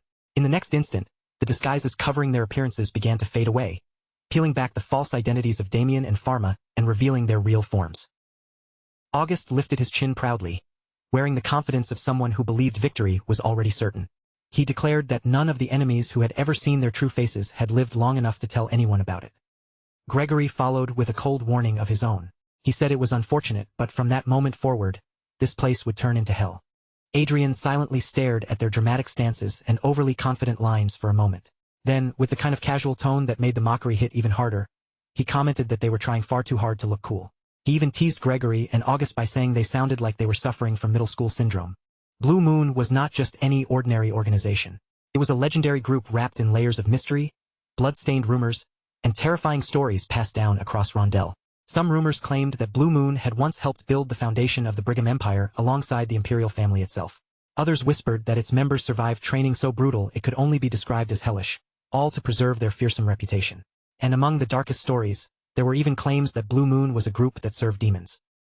Other tales insisted that Blue Moon had existed long before the Age of Magic, and from there, the rumors only became stranger and harder to believe. People wondered if the organization was real, where it could possibly be hiding, or whether it had ever existed in the first place. Everyone knew the name Blue Moon, but almost no one truly knew what Blue Moon actually was. Maybe because of that frightening mystery and infamous reputation, Blue Moon often appeared in Rondell's fairy tales as a villainous organization. In those stories, they filled a role much like witches did in Tales from Earth. For most of his life, Adrian had assumed Blue Moon was nothing more than fiction. To him, it had always been a fabricated group that belonged in children's bedtime stories, not something that could actually stand before him. When Adrian was young, his mother had often warned him that children who refused to listen to their mothers would be taken away by Blue Moon. Even back then, Adrian had never truly believed it, because he understood that those kinds of stories were meant to frighten children into behaving. But now, right before his eyes, that supposedly imaginary organization had stepped into reality. And beyond that, these two formed an extremely rare and dangerous combination. An assassin-type aura master and a top-level spirit user. Gregory Hayden possessed extremely high aura talent and exceptional physical ability. His learning ability was also strong, while his intelligence, command ability, and mana all sat around the mid-level. His traits were high-speed movement and shadow fairy tale, and his relationship with Adrian was clearly hostile, with his current state marked by nervousness. August Knox, meanwhile, had an extremely high talent for elemental power. His empathy and physical ability were both strong, while his learning ability and intelligence were roughly mid-level. His traits were enhanced spirit magic and madness, and just like Gregory, his relationship with Adrian was hostile. At that moment, his condition showed both nervousness and flustered agitation. Adrian asked whether Blue Moon was acting like the Francis Duchy's loyal dog, or whether the Francis Duchy itself was being used without realizing that these men belonged to Blue Moon. His guess was that the two were probably treating the Francis Duchy as a temporary base. But even if that connection was only a convenient disguise, the most important question still remained. What was their true purpose, and what exactly did Blue Moon want? Then August suddenly asked whether Adrian was that person's partner, clearly referring to someone important hidden behind the situation. But before he could continue and reveal anything more, Gregory sharply cut him off and ordered him to shut his mouth. Adrian wondered who August had nearly mentioned, and whether that person was the real power standing behind the two of them. As the thought crossed his mind, Adrian summoned his magical wand into his hand. Judging from the way they were acting, these two might have been more naive than they looked. Adrian lifted his wand and aimed it toward them, his posture steady and unshaken. Then he said that he was not exactly that person's partner, but he was someone who understood them quite well. August glared back at Adrian with a smug, vicious expression. His face twisted with hostility as he told Adrian to die. Adrian answered without fear, asking whether they truly had the power to kill him. At the same time, Arcea moved into position beside him and brought out her shield, calmly preparing to defend against whatever came next. August's lips curled into a wicked smile as he prepared to unleash his attack. The malicious confidence on his face made it clear that he believed he still had the upper hand. Then August summoned a strange humanoid butterfly spirit. The creature spread its wings wide, and without waiting another second, it launched an attack directly toward both Arcea and Adrian. Even Adrian found the sight somewhat surprising, his attention drawn to the unusual form of the spirit. Arcea, however, remained as expressionless as ever, calmly facing the incoming attack without a trace of panic. August and the spirit he had called forth both smiled with a crazed kind of excitement. August asked whether this was Adrian's first time seeing his spirit, then confidently declared that he would play with Adrian in moderation. But before August could even finish getting those words out, Adrian moved first. His attack slammed in with tremendous force, cutting August's speech short in an instant and shattering the rhythm of his arrogance. August only survived because Gregory reacted at the very last possible moment. Moving in quickly, Gregory pulled him out of danger just before the attack could properly finish him. Even after being saved, August was clearly shaken. For the first time since the fight began, he had been pushed into real trouble before he could properly take control of the battlefield. Adrian casually blew across the tip of his wand, like someone cooling the barrel of a gun after firing. The gesture looked almost playful, as if he were brushing away imaginary smoke from the attack he had just released. August and Gregory immediately shifted away from where they had been standing, creating distance as their expressions tightened. In that short exchange, both of them had realized that Adrian's strike had not been ordinary magic, it had been a force attack. With a soft thud, Adrian rested the wand against his shoulder and looked at them with calm confidence. He told them not to overestimate themselves because the world was vast, and there were far more talented people in it than they could possibly imagine. Gregory narrowed his eyes and asked whether Adrian was a magic swordsman, since the attack just now had clearly been based on force.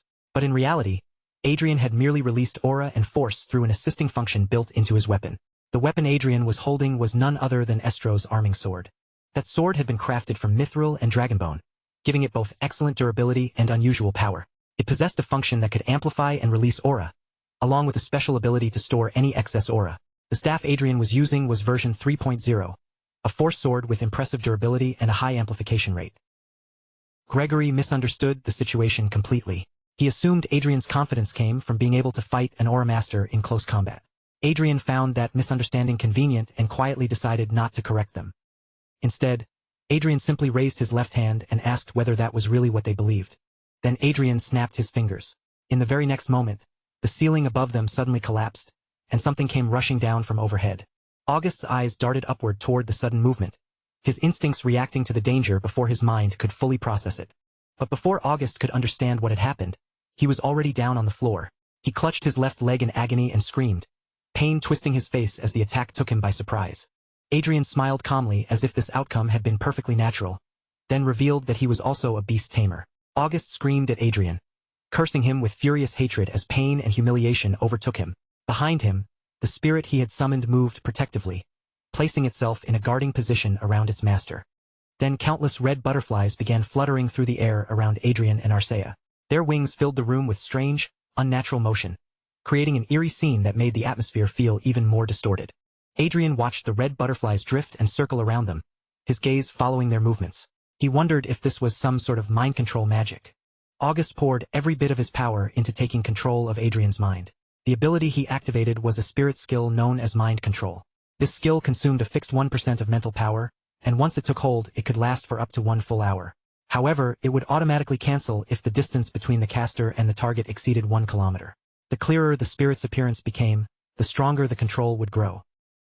And in that very moment, Adrian fell under the effect of August's mind control. But in the very next instant, Adrian simply looked at them with a calm, almost bored expression and asked what they thought they were trying to do. Behind him, Arcea did not seem affected in the slightest. If anything, she looked so relaxed that she even let out a small yawn, as if the enemy's desperate trump card had brushed past her like nothing more than a dull breeze. August and Gregory could only stare in disbelief as Adrian and Arcea casually spoke to each other, completely untouched by the tension in the room.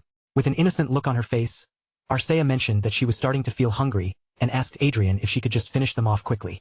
Adrian, still smiling, told her to hold on for just a little longer. That relaxed conversation finally made August lose his temper. Being treated like a minor inconvenience instead of a deadly threat enraged him, and with anger twisting his expression, he rushed straight toward Adrian while unleashing his mind control ability once again. But just like before, August's attack failed without leaving even the faintest result. His power washed over Adrian and vanished as if it had never existed, unable to make so much as a ripple in Adrian's mind. Adrian looked at August again and repeated the same question, asking what exactly they were trying to accomplish. August could not make sense of it at all. Even Duke Francis, a powerful grandmaster, had been unable to escape his mind control, and yet Adrian was standing there completely unaffected, as if August had done nothing. The truth was that the abilities belonging to Fate users from Chronicle Online had carried over into reality. And for Adrian and Arcea, whose resistance to debuffs was already nearly at the maximum possible level, attacks like mind control were practically meaningless from the very beginning. Adrian smiled at the two men as if he were watching their confidence crumble in real time. Then, with a sharp edge hidden in his voice, he asked what had happened to all their arrogance, and whether their combat ability dropped straight to zero the moment their mental attacks stopped working. August's face hardened with shock. Adrian had pointed out their weakness so casually and so accurately that it felt as though he had already seen straight through the very core of how they fought. Gregory was shaken as well. Adrian seemed to understand everything about them, from their abilities to their habits, yet Gregory still could not grasp who Adrian truly was, even with the man standing right in front of him. Marquis Adrian Lawrence was publicly known as a genius mage who had become an archmage at only 20 years old. He was also the final disciple of Duchess Riverdale, the woman praised as the greatest teacher in history.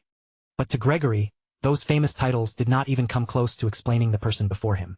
Adrian was looking at him as if every move he might make, every thought crossing his mind, and every secret he tried to hide had already been laid bare. It felt as though Gregory had been trapped inside Adrian's palm from the very start, with no real chance of escaping. A monster, that was the only word that seemed fitting for the man standing in front of him. Gregory's hand began to tremble, and his grip on his sword weakened little by little until the weapon slipped from his fingers and clattered onto the floor. Adrian observed the two Blue Moon members carefully. Killing them and getting rid of their bodies would have been a waste, so instead, he had chosen to play a trick on them. And judging by their reaction, that trick was working even better than he had expected. Both Gregory and August had already sunk into fear. The fighting spirit that had filled them moments earlier was gone, drained away until neither of them had the will to resist. Adrian slowly walked toward the two shaken men. Then, without any hurry, he raised one hand. The moment they saw him move, both men shouted at him not to come any closer. Their voices cracked with panic, making it painfully clear how frightened they had become. But Adrian did not attack them. Instead, he cast a recovery spell over Gregory and August, and the unexpected act of mercy left both of them completely stunned. Adrian then told them calmly that he had no intention of fighting them. To be more precise, he had no desire to turn Blue Moon itself into his enemy. With a sweet smile that somehow made his words even more unsettling, Adrian said he would like to meet the leader of Blue Moon. If Gregory and August could kindly deliver that message to their leader, then that alone would be more than enough. Gregory, still trembling from the pressure, quickly said that he understood. Beside him, August nodded just as fast, no longer showing even a trace of his earlier arrogance. Seeing that everything was unfolding exactly the way he wanted, Adrian then apologized for killing everyone in the detached force. He said he hoped they would understand, since those people had belonged to Duke Francis anyway. All around the Lord's castle, the bodies of the defeated attackers were already scattered across the grounds, making the result of the battle impossible to miss. Then Adrian casually waved his hand at Gregory and August, as if he were shooing away a pair of dogs that had wandered too close. The two of them immediately began backing away, repeatedly begging for forgiveness as they retreated. In the next moment, they disappeared from the castle as quickly as they possibly could. As Gregory and August fled, Adrian and Arcea remained where they were, quietly watching the two men run away. Adrian turned toward Arcea and asked what she thought of his performance. He wanted to know whether he had managed to look like some powerful big shot. Arcea watched the retreating figures with a faint smile and simply said that it had been amusing.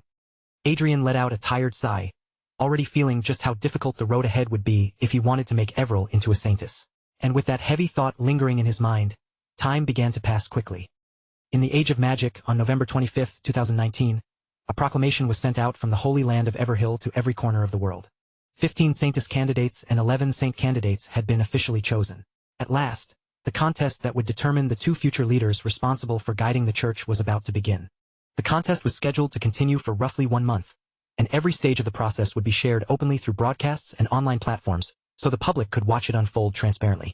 Everil was watching the news as well, her eyes fixed on the announcement as the reality of the upcoming contest slowly began to settle over her. Adrian, Marcia, and Eric were there beside her too. As the announcement continued, Everil turned her gaze toward Adrian and called out to him. Although Adrian still had not received any reply from Blue Moon, the real Saintess contest had finally begun. The scene then shifted to the Holy Land of Everhill, where a grand mansion was alive with celebration. Under elegant lights, people sang, danced, and chatted among themselves, filling the hall with music, movement, and excitement.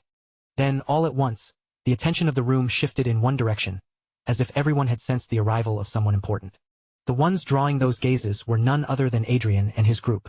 Someone in the crowd wondered if the young man walking in was the rumored Adrian.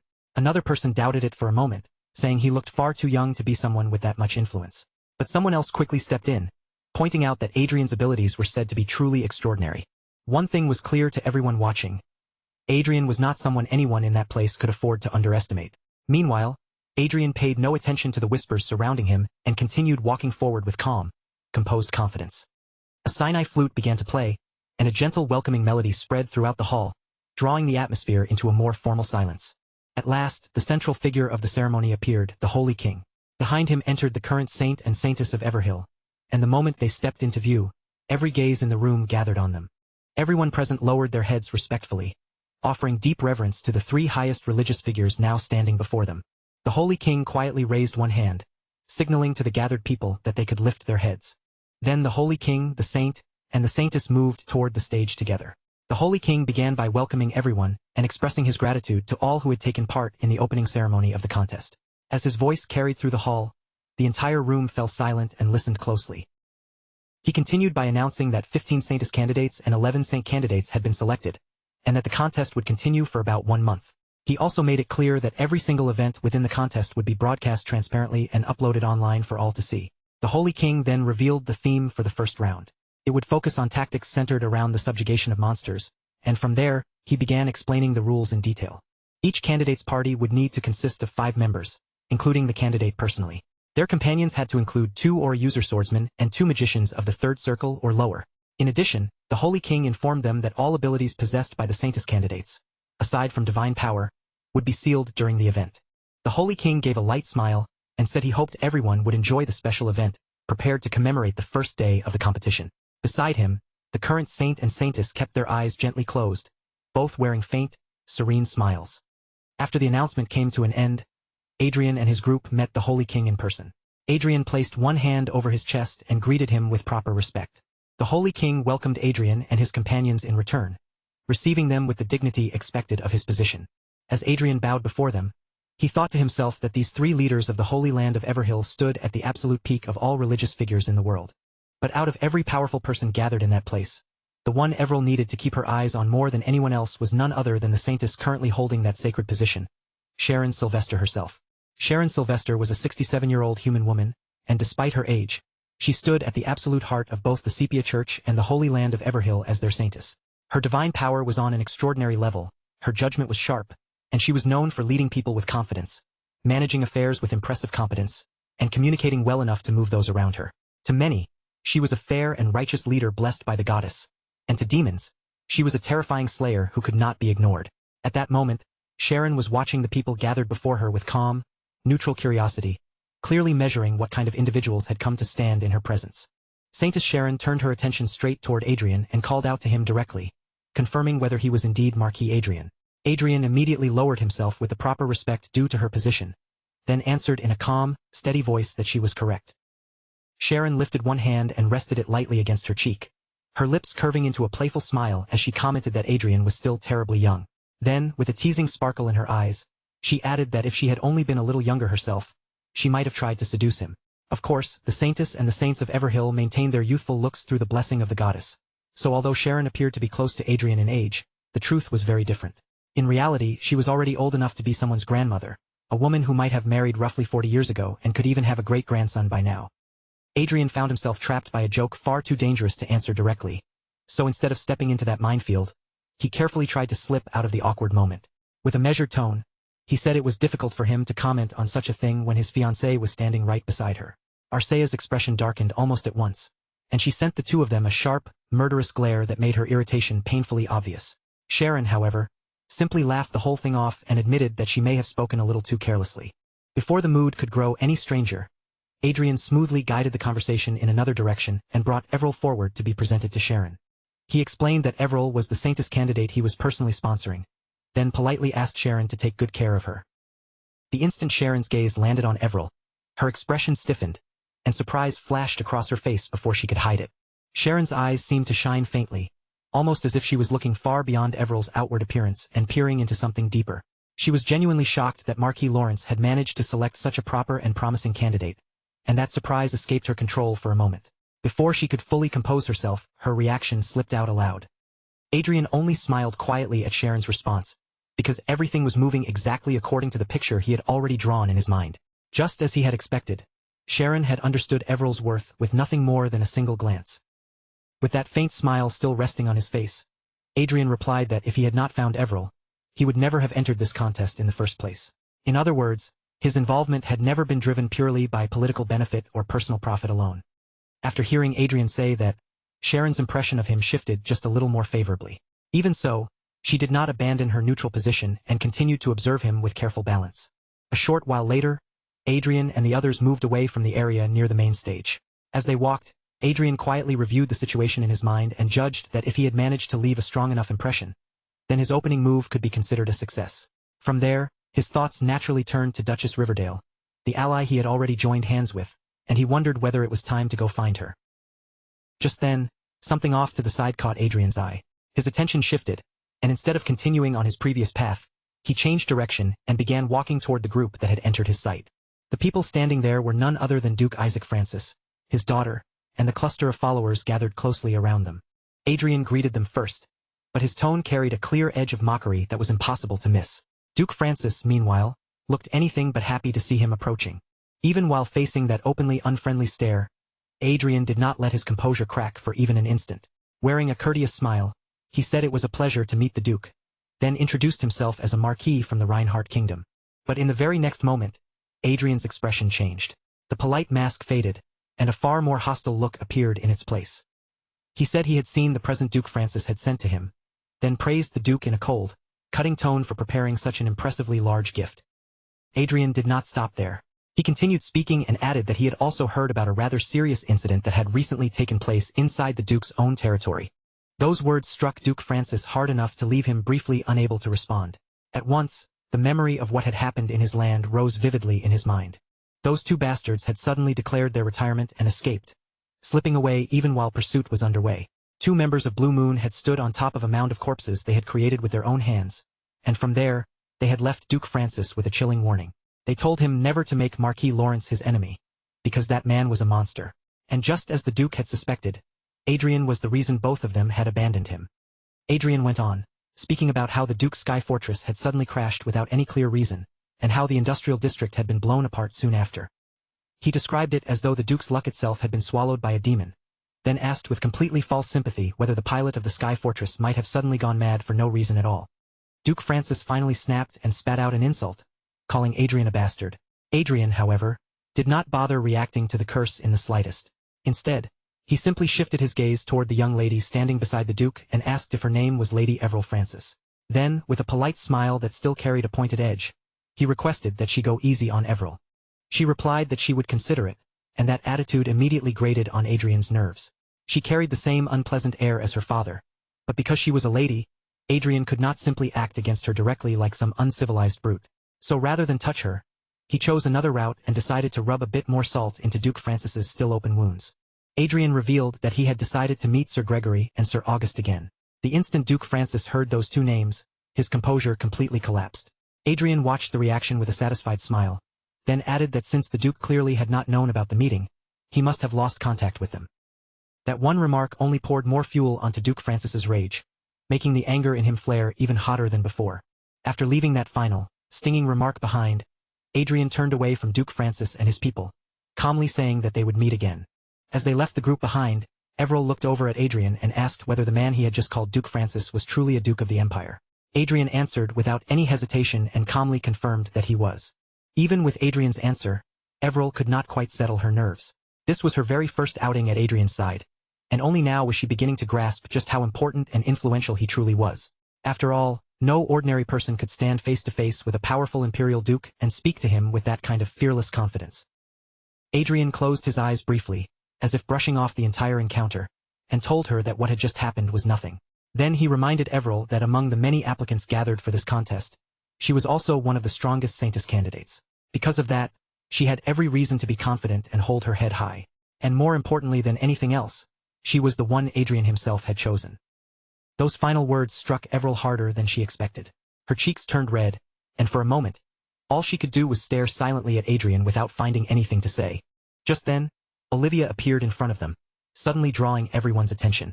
Everil hesitated, clearly unsure how she was supposed to react to this new arrival, while Adrian turned his gaze toward Duchess Olivia. Adrian looked slightly taken aback by Olivia's sudden appearance, then told her that he had actually been just about to go looking for her. Olivia smiled at him warmly and told him there was no need to keep calling her Duchess Riverdale anymore. Instead, she said he should call her senior sister Olivia, and in exchange she would call him junior brother Adrian. Then Olivia shifted slightly and introduced the candidate she was sponsoring, Judy.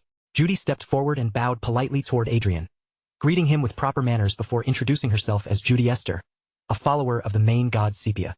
Still feeling a little puzzled by the situation, Adrian checked Judy's abilities. Her talent for divine power was exceptionally high, and her listed trait was Great Holy Lady.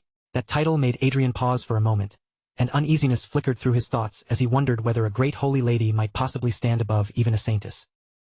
A little later, Arcea could be seen devouring desserts with the unstoppable force of some kind of giant.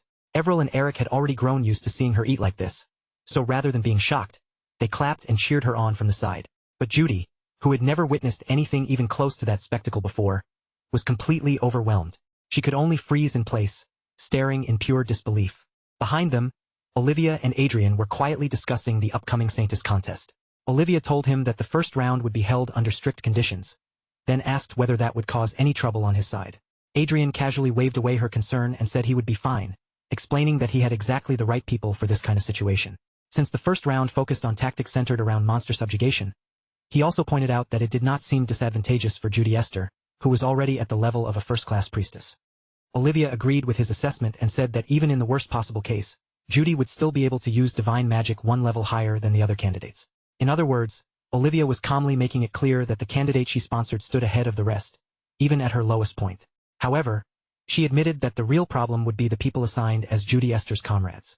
She had already prepared 2 knights, but what she lacked was a magician with genuine field experience. When Adrian heard that, he reminded himself that in the current era, magicians were generally treated more like researchers than soldiers meant for the front line. Seeing Olivia act so helpless in front of him, Adrian decided to extend some courtesy as her strategic ally and offered to help. The moment Adrian said those words, Olivia seized the offer almost immediately, as if she had been waiting for him to say exactly that from the very beginning. She smiled brightly and thanked him in advance, and only then did Adrian understand why she had been acting so weak and troubled in front of him. Her real goal had been to make him offer his help on his own. Adrian then told Olivia that he would find 2 capable third-circle combat mages with decent character and send them over to her. Olivia smiled and said that although they had sworn an alliance with one another, it felt as if she was the only one receiving all the benefits from it. Adrian's expression turned sly and cunning as he told Olivia that she was looking at the situation the wrong way. He explained that the simple sight of the 2 of them standing together, laughing and talking so comfortably, was already putting heavy pressure on the other candidates around them.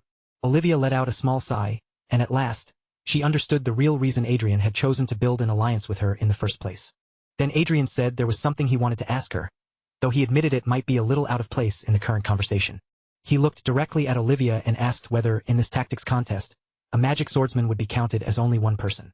The participant list for the first round of the contest showed Everil Barnett as the representative candidate, and the first swordsman position had already been assigned.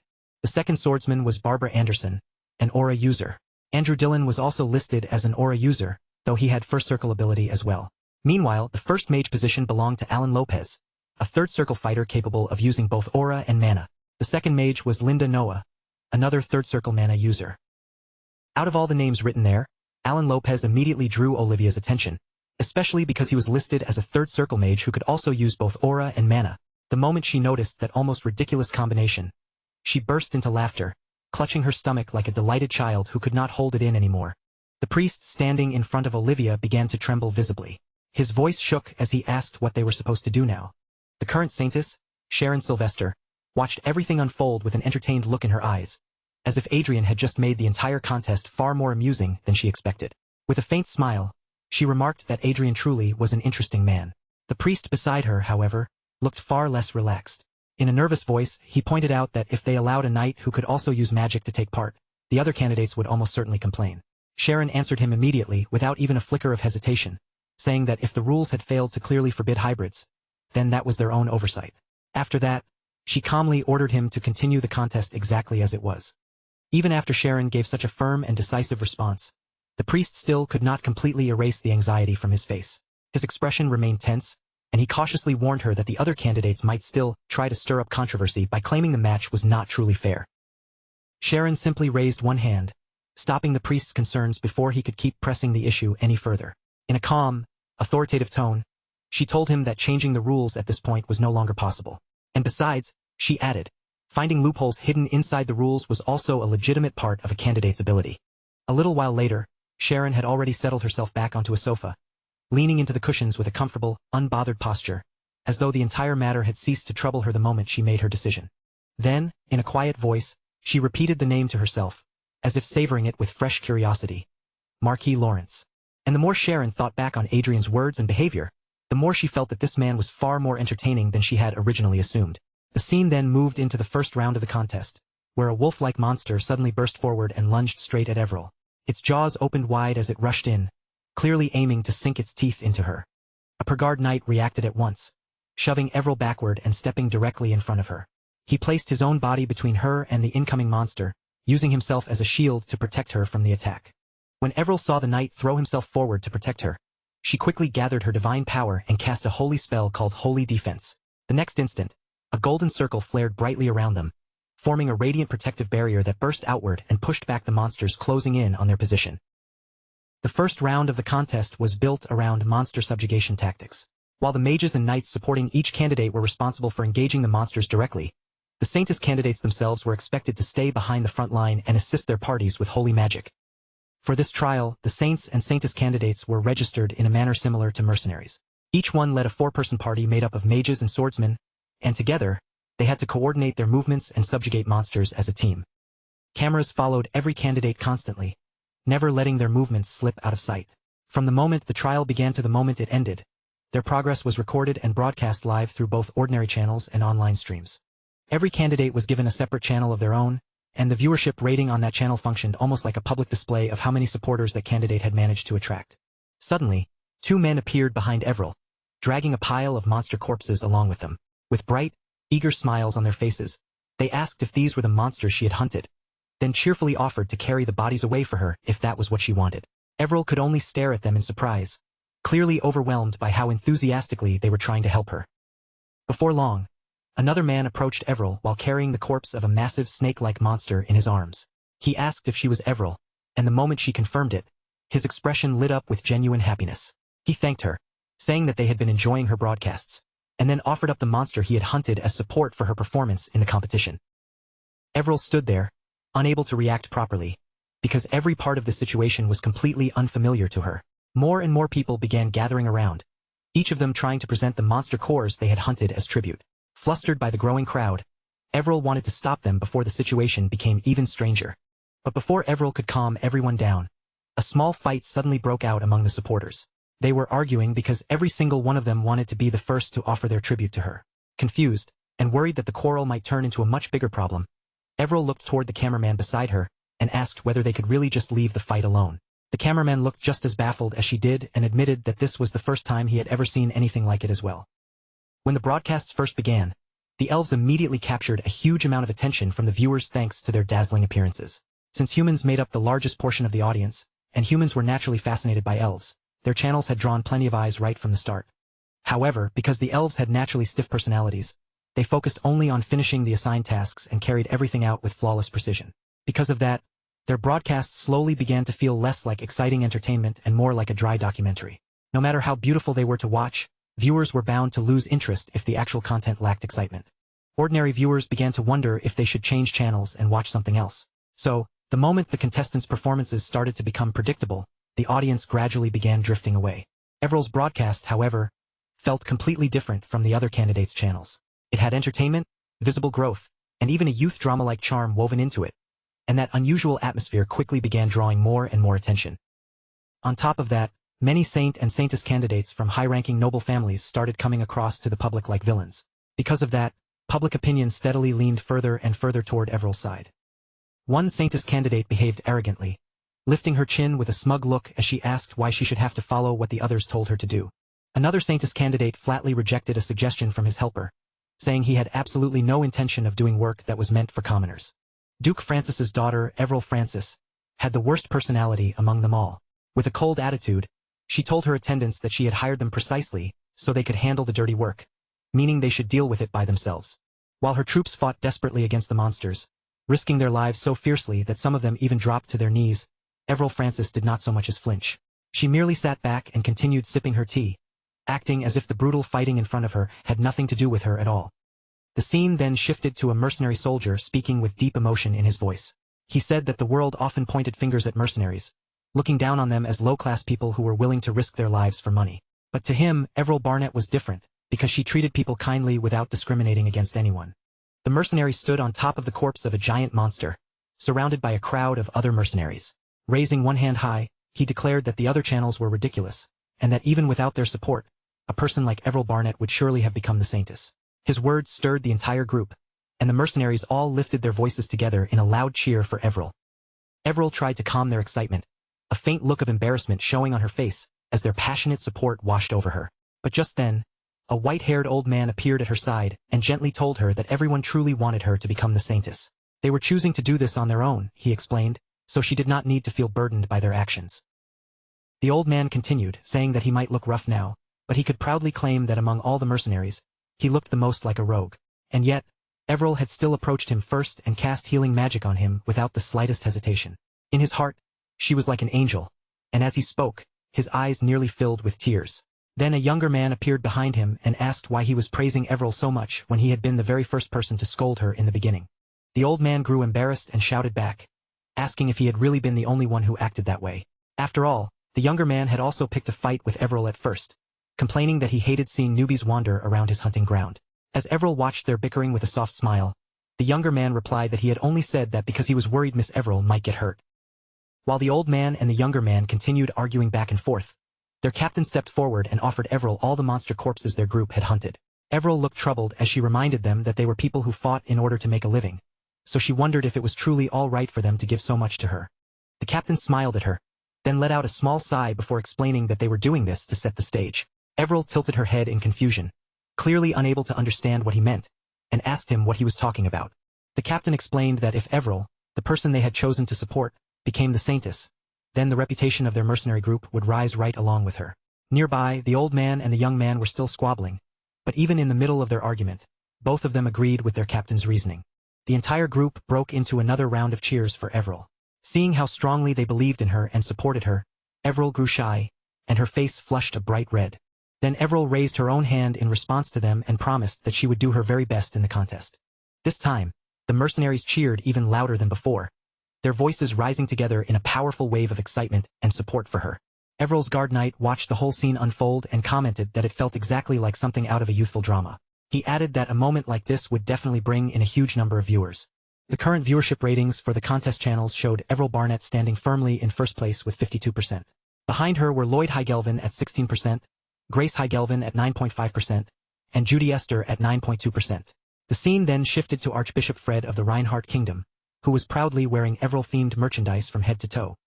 Archbishop Fred looked completely satisfied while dressed in all of that merchandise, because in his mind, money had the power to make people do almost anything. Adrian could only answer the sight with an awkward smile, clearly unsure what kind of reaction would even be appropriate. Then Adrian quickly pulled himself back together and revealed the real reason he had wanted to meet Archbishop Fred in the Holy Land. While Adrian and Archbishop Fred discussed their matter, Arcea was staring curiously at the Everil banners displayed nearby. She asked the priest standing there if these kinds of items were called merchandise goods, then mentioned that she had seen something similar back in the capital, Lionel. Adrian took out the orichalcum and placed it directly on the table. The moment it appeared, Archbishop Fred's attention snapped toward it immediately.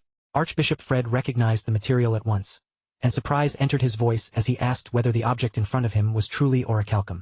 In the next moment, Archbishop Fred's shock deepened even further as he realized this was not simply a lump of orichalcum. There was a subtle flow of divine power moving inside it. Adrian nodded, confirming that Archbishop Fred's guess was correct. The object before them was a relic, and it was estimated to be 20,000 years old. Archbishop Fred immediately suggested using it for publicity. Inside his mind, Adrian noted that everything was unfolding exactly as he had expected. The moment Archbishop Fred saw the relic, his first instinct was to think about how it could be used to benefit Everil. But Adrian had no intention of wasting the relic on such a shallow purpose. Instead, Adrian suggested that if they could find an exceptional artificer, there might be a chance to repair the relic itself. Archbishop Fred studied him closely and asked whether Adrian was planning to revive an ancient relic. Archbishop Fred picked up the relic and began examining it carefully, turning it over and studying the object from multiple angles. After a moment, he said that restoration might indeed be possible. Inside it was a sacred magic circuit that appeared to date back to the mythical era, and only one section of that circuit had been destroyed while the rest remained clean. Then Archbishop Fred turned his attention back to Adrian and asked whether he wanted him to recruit a skilled artificer for the job. Adrian answered firmly, making it clear that was exactly what he wanted. Archbishop Fred received Adrian's request with a face that practically lit up, his expression brightening as though he had just been handed a rare and joyful opportunity. To him, this was not simply a small favor Adrian was asking for. It was an honor great enough to make him feel genuinely pleased, and on top of that, the discovery itself was so valuable and intriguing that interest shone clearly in his eyes. After that, Adrian brought up another point and asked whether the relic would need to be turned over to the church. Archbishop Fred did not answer immediately. He stopped for a brief moment, carefully weighing the matter, and then calmly explained that Adrian did not have to take things that far. After all, royal families and imperial households in many different nations already kept at least one sacred relic under their own possession. If Adrian only wanted to use the relic as a way to draw attention to Everil, then donating it to the church would definitely create the biggest impact and make the most dramatic impression. However, if the object truly was a relic from the mythical era and still had real power, then giving it away just for publicity would be an enormous waste. And besides, even if Adrian kept the relic, there were still more than enough methods to use its existence to help promote Everil. Hearing that, Adrian smiled lightly and gave a quiet laugh, clearly agreeing with Archbishop Fred's judgment. In truth, he had never actually planned to donate the relic from the beginning. The only reason he had even raised that possibility was because he wanted Archbishop Fred to see him as a noble, generous, and respectable man. By the time their conversation finally came to a close, Archbishop Fred assured Adrian that he would personally look for a talented artificer capable of examining the relic properly. Adrian, satisfied with that promise, accepted the offer without hesitation and left the matter safely in the Archbishop's hands. Nearby, Arcea was still caught up in a lively discussion with the priests. Judging from the warm smiles on their faces and the way they leaned forward as they spoke, the priests seemed to be enjoying the conversation every bit as much as Arcea was. Once everything had been settled, Archbishop Fred offered his farewell with the calm dignity expected of someone in his position, sending Adrian off with a polite and respectful goodbye. Before Adrian left, he looked back at the people gathered there and quietly reflected on everything he had seen. So many people were already moving behind the scenes, working hard in their own ways to help Everil rise and become the saintess. Seeing that effort with his own eyes, Adrian silently promised himself that he would do everything in his power to make sure their dedication did not go to waste. And yet, in the middle of that serious, heartfelt moment, there was one strangely funny detail. Somehow, Arcea had gotten her hands on a piece of Everil hand fan merchandise. On the broadcast channel, someone sat in front of the screen, watching Everil with their gaze fixed closely on every movement she made. As the broadcast filled with the sound of people loudly cheering Everil's name, the watcher bit down on her nail.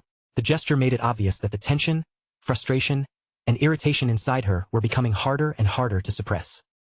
A few days later, Archbishop Fred arranged for Adrian to meet one of the 3 greatest holy artifact artificers in the entire world. The man who appeared before him had a broad, imposing physique and dark-toned skin, and when he spoke, his voice was calm and grounded as he introduced himself as Kobe Vintry.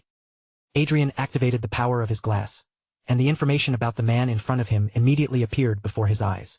His name was Kobe Vintry, a master engineer and a half-dwarf who had already reached the age of 98. He was a highly skilled artificer of the Sepia Church, gifted with outstanding technical ability, excellent communication skills, and a moderate level of intelligence. His talents were especially focused on equipment appraisal and learning new techniques. As for his current relationship with Adrian, It was labeled as interesting but neutral, with his attitude showing a mixture of goodwill and curiosity. Adrian extended his hand and shook Kobe's firmly, introducing himself as Adrian Lawrence from the Reinhardt Kingdom. Kobe responded in a relaxed tone, saying that he had already seen Adrian many times through broadcasts and online news, so meeting such a well-known figure face-to-face was, in its own way, quite an interesting experience. But almost as soon as those greetings were finished, Kobe's focus drifted toward Adrian's robe. His eyes narrowed slightly, not out of suspicion, but with the sharp concentration of a professional studying unfamiliar equipment. Adrian noticed the stare and wondered what exactly had caught his attention. Then Kobe remarked that the robe was not something he could easily analyze, and from the faint impression he could gather, Adrian seemed to be carrying an extraordinary treasure. A moment later, Kobe realized how intently he had been staring and offered an apology. He explained that, for an artificer, curiosity was almost impossible to restrain whenever an unfamiliar piece of equipment appeared right in front of them. Adrian, however, was genuinely surprised. Kobe had only taken a rough glance, yet he had still managed to sense that the robe was far from ordinary. Seeing just how sharp Kobe's eye was when it came to artifacts, Adrian silently felt grateful to Archbishop Fred. The Archbishop had truly introduced him to exactly the kind of expert he needed. Then Adrian took out the orichalcum and carefully presented it to Kobe, explaining that this was the item he wanted him to examine with particular attention and care. After taking the object and inspecting it more closely, Kobe identified it as the handle of a sword engraved with ancient divine magic. He looked back toward Adrian and asked whether his judgment was correct. Adrian confirmed that it was, then immediately requested that Kobe repair the item so it could be used properly again. Kobe did not answer right away. He fell silent for a short time, examining the relic's condition with a serious expression as he considered the possibilities. Then, after that careful pause, he finally said that repairing it should be possible. He went on to explain that he had once seen similar items stored somewhere deep within the church. But compared to those relics, the handle Adrian had brought was shockingly close to its original, undamaged state. The instant Adrian heard those words, joy surged through him so strongly that he almost jumped in place. For one brief moment, he came dangerously close to breaking the calm and refined composure expected of a noble. Adrian quickly asked if mithril could be used to form the blade, since obtaining more orichalcum would be extremely difficult. Kobe rejected that idea immediately and explained that the handle did not need a blade at all. Adrian stared at him in confusion, unable to grasp what he meant, and asked Kobe to explain it more clearly. After a brief pause, Kobe gave his answer in a firm and certain voice. This object, he said, was already a complete product exactly as it was. Kobe repeated himself more clearly, making sure Adrian understood. The sword handle did not require any physical blade to be attached to it. The handle itself was already the finished weapon. He continued his explanation, saying that weapons of this kind had been known by many different names throughout history. Some called it the sword that defeated evil, others called it the sword that cut through darkness, and there were several more titles spoken with reverence and awe. But out of all those grand titles, the name that had spread the farthest and become the most widely recognized was the Holy Sword. Adrian stood there listening quietly to Kobe's explanation, absorbing every word, right up until that final name reached his ears. The Holy Sword. That revelation hit Adrian so hard that his entire body seemed to freeze. Deep inside, disbelief rose up immediately. He could hardly accept that something as legendary as a holy sword had somehow landed in his hands so suddenly, almost as if it had dropped out of nowhere. Kobe explained that holy swords could differ greatly in both appearance and function, but there were surprisingly few objects in the world that truly deserved to be called by that name. At present, the church possessed only 3 holy swords, and from what Kobe had heard, only 6 holy swords existed across the entire world. If Adrian's relic was included among them, then this would become the 7th. However, Adrian's attention was not really on how many holy swords existed in the world. What bothered him most was something much more immediate, so he quickly asked Kobe what he meant when he said the weapon did not need a blade. In response, Kobe pointed directly at the red stone embedded in the sword handle. He explained that once the sword was fully restored to its complete state, that divine bloodstone would generate a blade made entirely of divine light. Adrian asked if that meant it would resemble a magic sword. Kobe denied it at once, his tone firm, saying that this weapon was far more sacred and beautiful than that sort of low-grade sword. According to the old literature Kobe had studied, the blade created by this type of holy sword could rival an aura blade in power. And when the weapon was used against demons, its output would rise even higher, becoming far more effective against them. Adrian was so overwhelmed by the information pouring in that he could not even manage to form a proper reply. All he could do was remain standing there, stunned, while he continued listening to Kobe's explanation. Kobe went on, explaining that the weapon was astonishingly versatile. It could convert almost any kind of energy into a blade, whether the source was magic, aura, divine power, or even elemental power. Meanwhile, Adrian was still struggling to process how such an absurdly powerful weapon could have been hidden away in a countryside viscountcy. Kobe then added that if he had not once received the opportunity to study literature related to holy relics through the grace of the previous saint, even he might have passed right by it without ever realizing what it truly was. Because of that, Kobe believed there was a strong chance that even Adrian's 3 subordinates had no idea what the object really was. In that sense, it was not hard for him to understand why ordinary people had mistaken it for nothing more than a plain lump of orichalcum. Adrian then moved to a more practical question. Looking at Kobe, he asked just how valuable this relic would be if it were fully activated and restored to its complete form. Kobe looked momentarily startled by the question, then slowly exhaled as if even estimating the price was difficult. In the most conservative, worst-case scenario, he said, Adrian could probably buy an entire large city with it. And even that was only a rough approximation, because assigning an exact price to something like this was nearly impossible.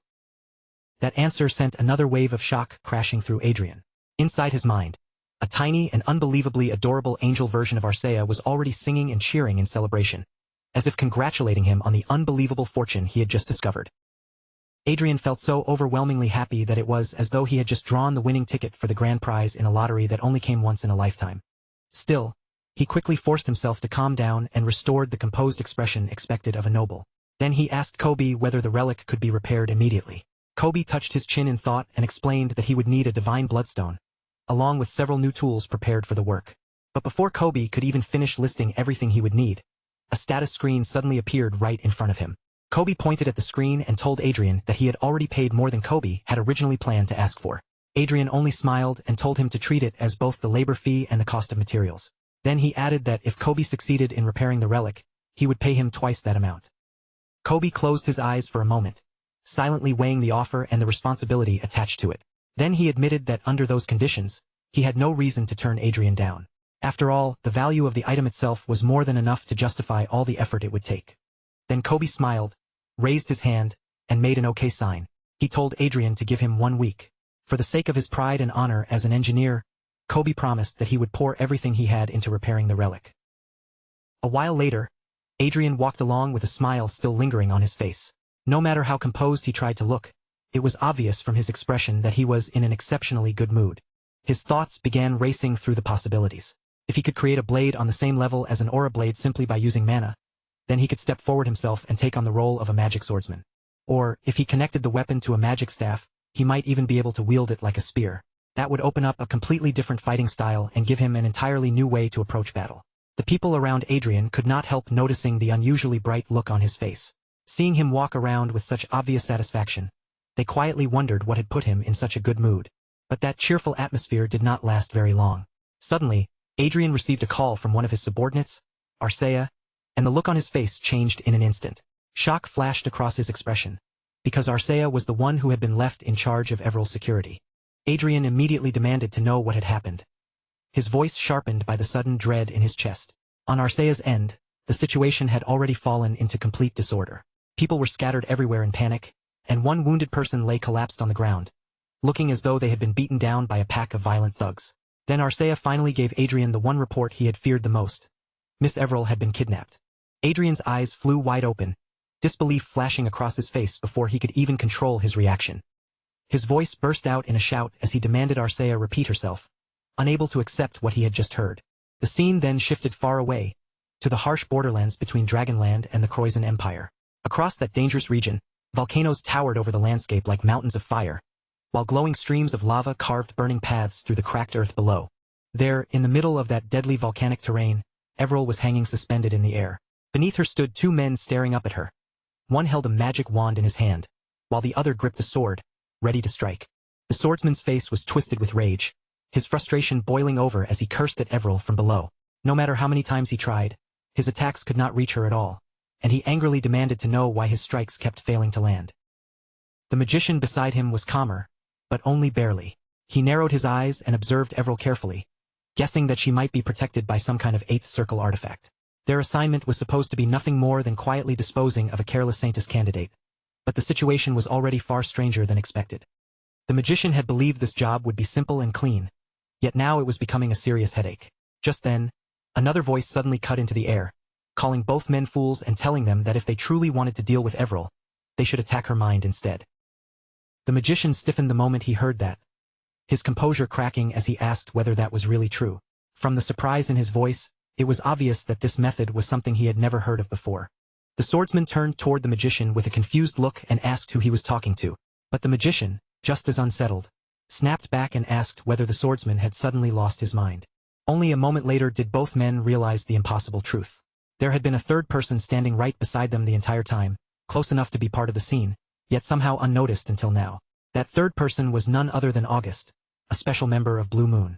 Adrian and the viewers might recognize him, but the two attackers had no idea who the stranger was, so they immediately turned on him and demanded to know his identity.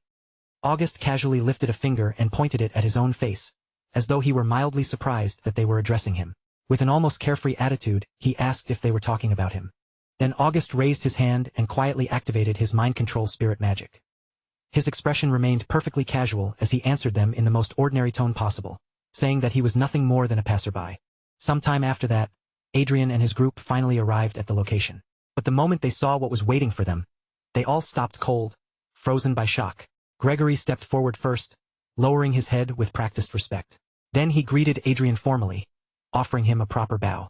Adrian looked at them with an awkward, guarded expression and said that he sincerely hoped Blue Moon was not the organization responsible for Everill's kidnapping. August visibly flinched at Adrian's words, clearly startled, and quickly explained that they had already captured the real culprits behind Everill's abduction. As he spoke, he pointed toward the two attackers who had been tied up nearby. Standing in front of Adrian, August looked noticeably shaken, especially because their last meeting had ended in a very unpleasant way. Nearby, the two kidnappers were bound tightly, left helpless on the ground with no chance of moving freely. Adrian did not waste time and immediately asked where Everill was. Gregory answered that she was resting inside the cabin, and thanks to Adrian having prepared for danger in advance, Everill had remained safe and unharmed. Gregory then quickly added that they still had not identified who was truly behind the kidnappers. However, after conducting a brief investigation, they had confirmed that the attackers had been hired through a middleman. Adrian was not especially surprised to hear that. Unless the people behind the kidnapping were complete idiots, they would never expose themselves directly or leave behind an obvious trail. Even so, Adrian's attention had already shifted toward a different concern. He looked straight at Gregory and asked why Blue Moon had chosen to help him in the first place. After all, Adrian had dealt with them harshly during their previous encounter. Gregory replied that this region was their playground, and they had simply happened to be passing through. But Adrian was not the kind of person who accepted convenient coincidences so easily. He responded that if Blue Moon had really just happened to appear at the perfect moment and save Everill, then Everill must be the luckiest person in the entire world, making it clear that he found Gregory's excuse ridiculous. Hearing that, Gregory finally understood that there was no use trying to deceive Adrian with such a flimsy explanation. The excuse was too weak, and Adrian had seen through it immediately. So Gregory revealed the real reason. This had been an order from their leader. According to that order, Everill appeared to be in danger. So Blue Moon had been instructed to save her and make up for what had happened before. Adrian immediately caught on to that wording and asked what Gregory meant by make up. Gregory admitted that, for the first time, he had seen their leader become truly furious. The memory seemed serious enough that even Gregory's tone changed as he spoke. Their leader had declared that the Francis Duchy no longer held any value for Blue Moon. Then, without hesitation, the leader ordered them to move their base somewhere else. In other words, the conflict Adrian had faced back then had not come from the direct will of Blue Moon's leader, but from Gregory and the others acting according to their own judgment. Gregory confirmed that Adrian's guess was right. Within Blue Moon, members were usually allowed to act independently unless a truly necessary order was issued. However, ever since the previous assassination attempt on Everill, the entire organization had been told not to harm anyone connected to Marquis Lawrence or Earl Klein. Adrian listened in stunned silence. The more he learned about Blue Moon, the stranger the whole situation seemed. Their leader was acting far too cautiously around him, almost as if Adrian himself had become someone they could not afford to treat lightly. Gregory lowered his head again and said that by saving Everill today, they had now washed away the matter that had happened between them before. Adrian closed his eyes for a brief moment, then responded calmly by thanking them for saving Miss Everill. He said he would let go of the unpleasant feelings from their last encounter. Behind Gregory, August's face brightened with genuine relief, clearly happy to hear those words. But Adrian then added, with complete honesty and without a trace of malice, that their previous ambush had never actually been dangerous to him in the first place. Because of that, he could not really call what he felt a grudge. That blunt statement left both Gregory and August standing in awkward silence. Neither of them seemed to know what kind of expression they were supposed to make, much less how they should answer. Adrian then shifted the topic and asked whether, judging from how things were unfolding now, their leader had accepted his request. Gregory confirmed it and said their leader welcomed Adrian's visit. They had originally come to deliver that message after the kidnapping situation had been dealt with. Inwardly, Adrian found the situation rather interesting. Blue Moon was inviting him to their base far more obediently than he had expected. At the same time, he could not completely ignore the possibility that the invitation might be a trap. Still, when Adrian studied Gregory and August's expressions, neither of them looked like they were trying to lure him into danger. And even if it did turn out to be a trap, Adrian had enough confidence in his own abilities to believe he could escape without too much difficulty. Gregory then handed Adrian a small device and explained its purpose. It served as both a password and a terminal used by Blue Moon, and because it was linked to Gregory's and August's own terminals, Adrian could contact them at any time without hesitation. Adrian stared down at the device in his hand and could not help feeling that his collection of secret communication tools was steadily growing larger and larger. Then Adrian said that he understood and told them they could leave. However, before he had even fully finished speaking, Gregory and August vanished from sight, disappearing so cleanly that it was almost as if they had never been there at all. After the two of them disappeared, Arcea asked whether she should follow them and track down Blue Moon's base. Adrian replied that since he now had a way to contact them directly, there was no need to chase after them. For the moment, Everill's safety had to take priority over everything else. The kidnapping of a Saintess candidate during the contest had been broadcast live, making it an unprecedented incident that had already thrown the entire world into an uproar. Adrian told Arcea that it would be better to call in the church's investigation team. As he was saying this, Everill slowly began to wake up, and after realizing she was in an unfamiliar place, she quietly asked where she was. Adrian tugged lightly at his shirt, trying to steady himself as he drew in a slow breath. Beside him, Arcea noticed the tension in his reaction right away.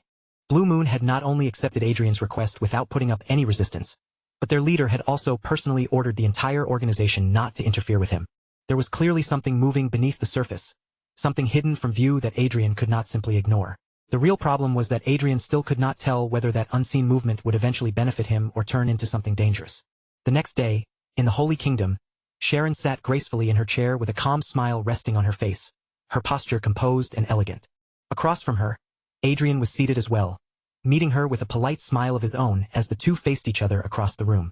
Sharon asked Adrian if he knew what the higher-ranking members of the church had started calling him. Adrian answered with a half-joking guess, saying they were probably calling him a young, handsome, incompetent man.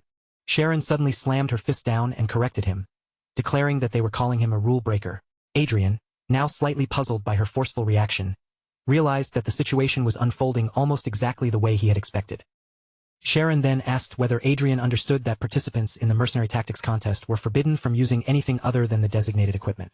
Her gaze sharpened as she brought up the necklace, saying that she did not remember ever giving permission for an item like that to be used.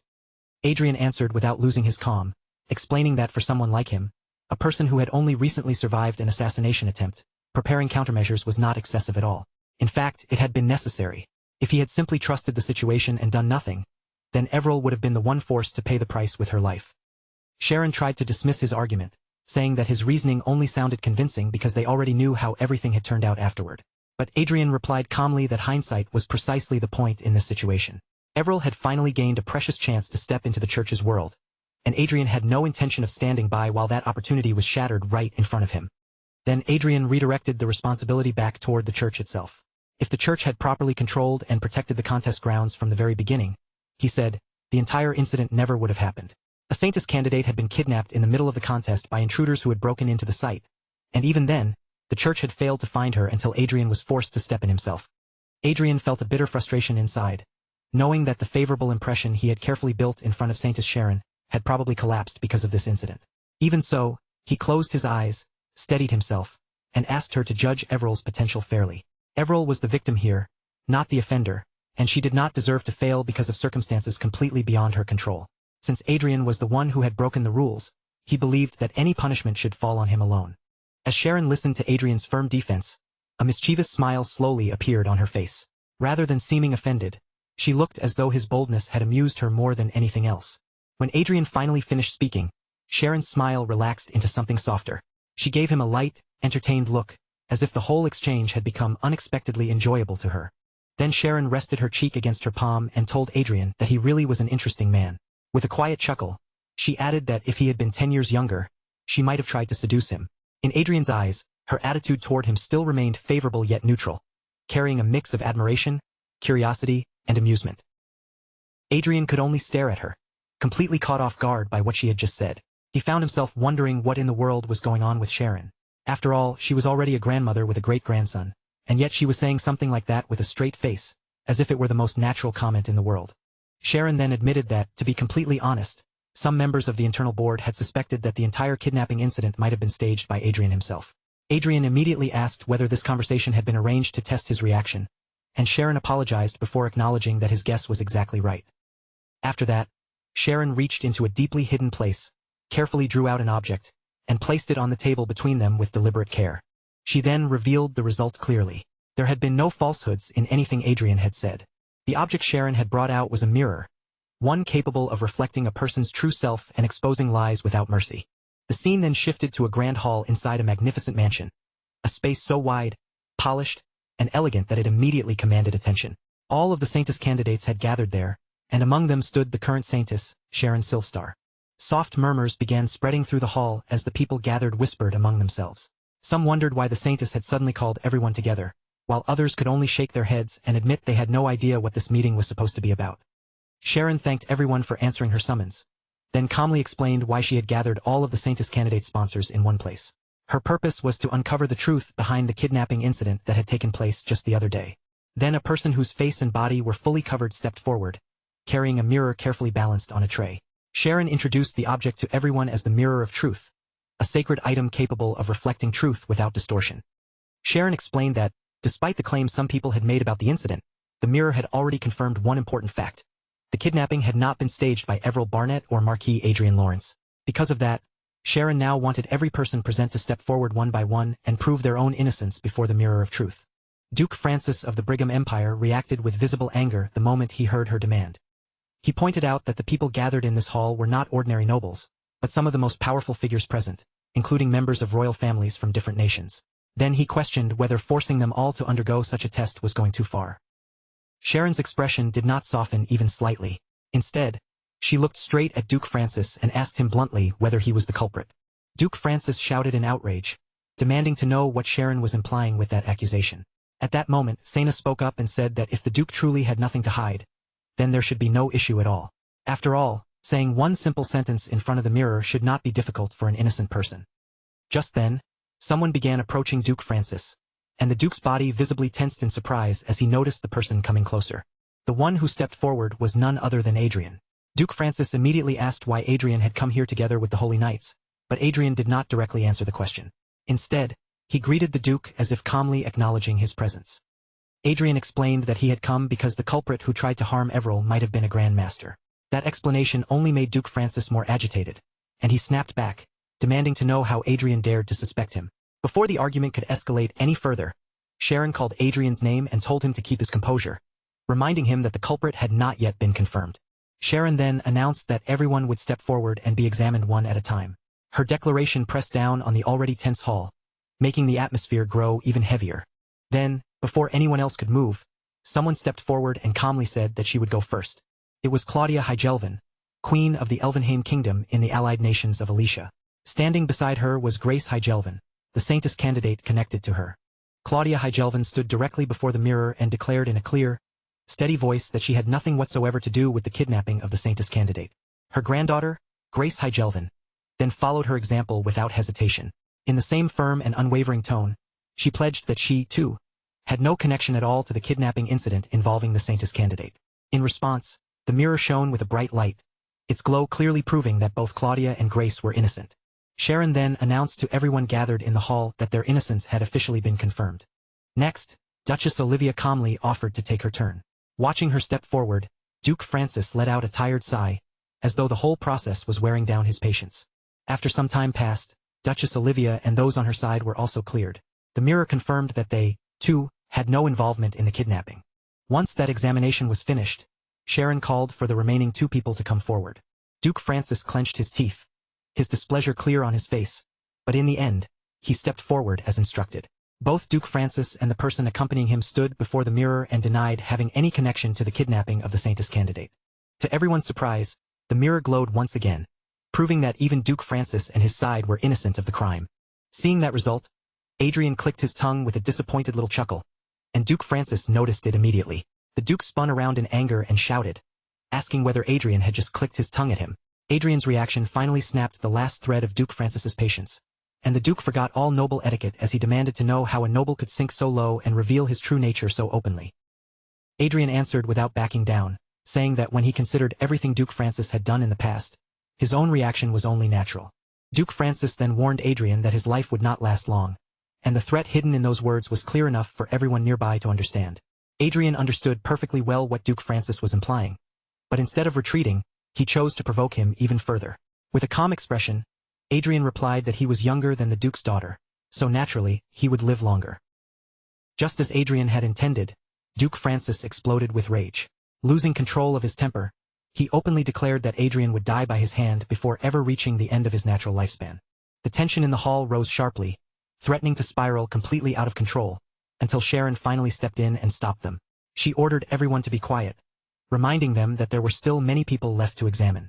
The people gathered in the hall were stunned after learning that Duke Francis was not the culprit. If even he had been cleared, then the remaining suspects had to be the final ones left. All eyes turned toward Prime Minister Trino Ost of the Prius Republic and the Saintis candidate, Miss Mille Austral. The instant their names were called and the attention shifted to them, both of them looked visibly frightened. They immediately began insisting that they had done nothing wrong. But Sharon warned them to stand before the mirror of truth, making it clear that if they refused, there would be no other option left to consider. Then Sharon announced, in front of everyone present, that from that moment onward they were under arrest for the kidnapping and attempted murder of Saintis candidate Everil Barnett. Even Adrian could hardly believe that the culprit had turned out to be connected to the Prius Republic. Duke Francis let out a sigh and called them idiots for daring to do something so reckless during the Saintis contest. Then, all of a sudden, Duke Francis burst into a manic laugh, saying that this had turned into an unexpected gain for him. After all, attempting to murder a Saintis candidate during the contest was unquestionably an act of apostasy. Because of that, the Prius Republic would now be shaken both from within and from the outside. Adrian realized at once that this was an unexpected advantage for the Brigham Empire, especially since it was currently at war with the Prius Republic. But at the same time, the incident could also become a valuable opportunity for the Revolutionary Army, and Adrian wondered whether this might bring them some much-needed relief as well. The kidnapping incident that had thrown Adrian, the church leadership, Saintis Sharon, and even countless viewers across the world into confusion finally came to an end in a surprisingly ordinary way. The conclusion was so plain that it almost felt anticlimactic, considering how much chaos the case had caused. Even so, the effects of the incident did not simply disappear, and the first Saintis selection contest began to shift in a very clear direction afterward. Among all the candidates who managed to remain in the competition, 5 names gradually began rising above the rest. These 5 were now seen as the strongest contenders for the position of Saintis. First, there was Grace Hygelvin, the granddaughter of the Elf Queen, a girl who naturally possessed the qualities people expected from a Saintis. Then there was Everil, the candidate Adrian had chosen to support and stand beside. There was also Esther, the daughter of Duke Francis. And from the powerful eastern nation on the Triton continent, the Roberto Kingdom, Princess Xiaolin had also entered the spotlight. After the Prius Republic's candidate was eliminated in disgrace, the Republic suddenly changed direction and began pushing its support behind Princess Xiaolin. They claimed they would stand with the friendly forces of the Triton continent, and just like that, what had originally seemed like a 4-sided battle unexpectedly expanded into a 5-way contest. From Adrian's perspective, the Prius Republic's government was already trembling under pressure from both inside and outside its borders. Because of that, they probably needed anything they could use to turn public attention away from their own humiliation. Still, Adrian believed the Republic's downfall was only a matter of time, whether it came through the Revolutionary Army or at the hands of the Brigham Empire. Once that collapse happened, Princess Xiaolin would lose the support holding her up, falling like a kite whose string had been cut, so Adrian did not see her as a threat worth worrying about. After sorting through that thought, Adrian rose from his seat and told Arcea that they should go level up together. Arcea accepted the order immediately, without the slightest hesitation. Following the kidnapping incident, Everil's name spread even farther than before. Her recognition among the public soared, and her popularity rose sharply along with it. At the same time, Adrian officially released the force equipment he had developed, unveiling it under the name Fincer 1.0. For once, the territory was not being shaken by some major crisis.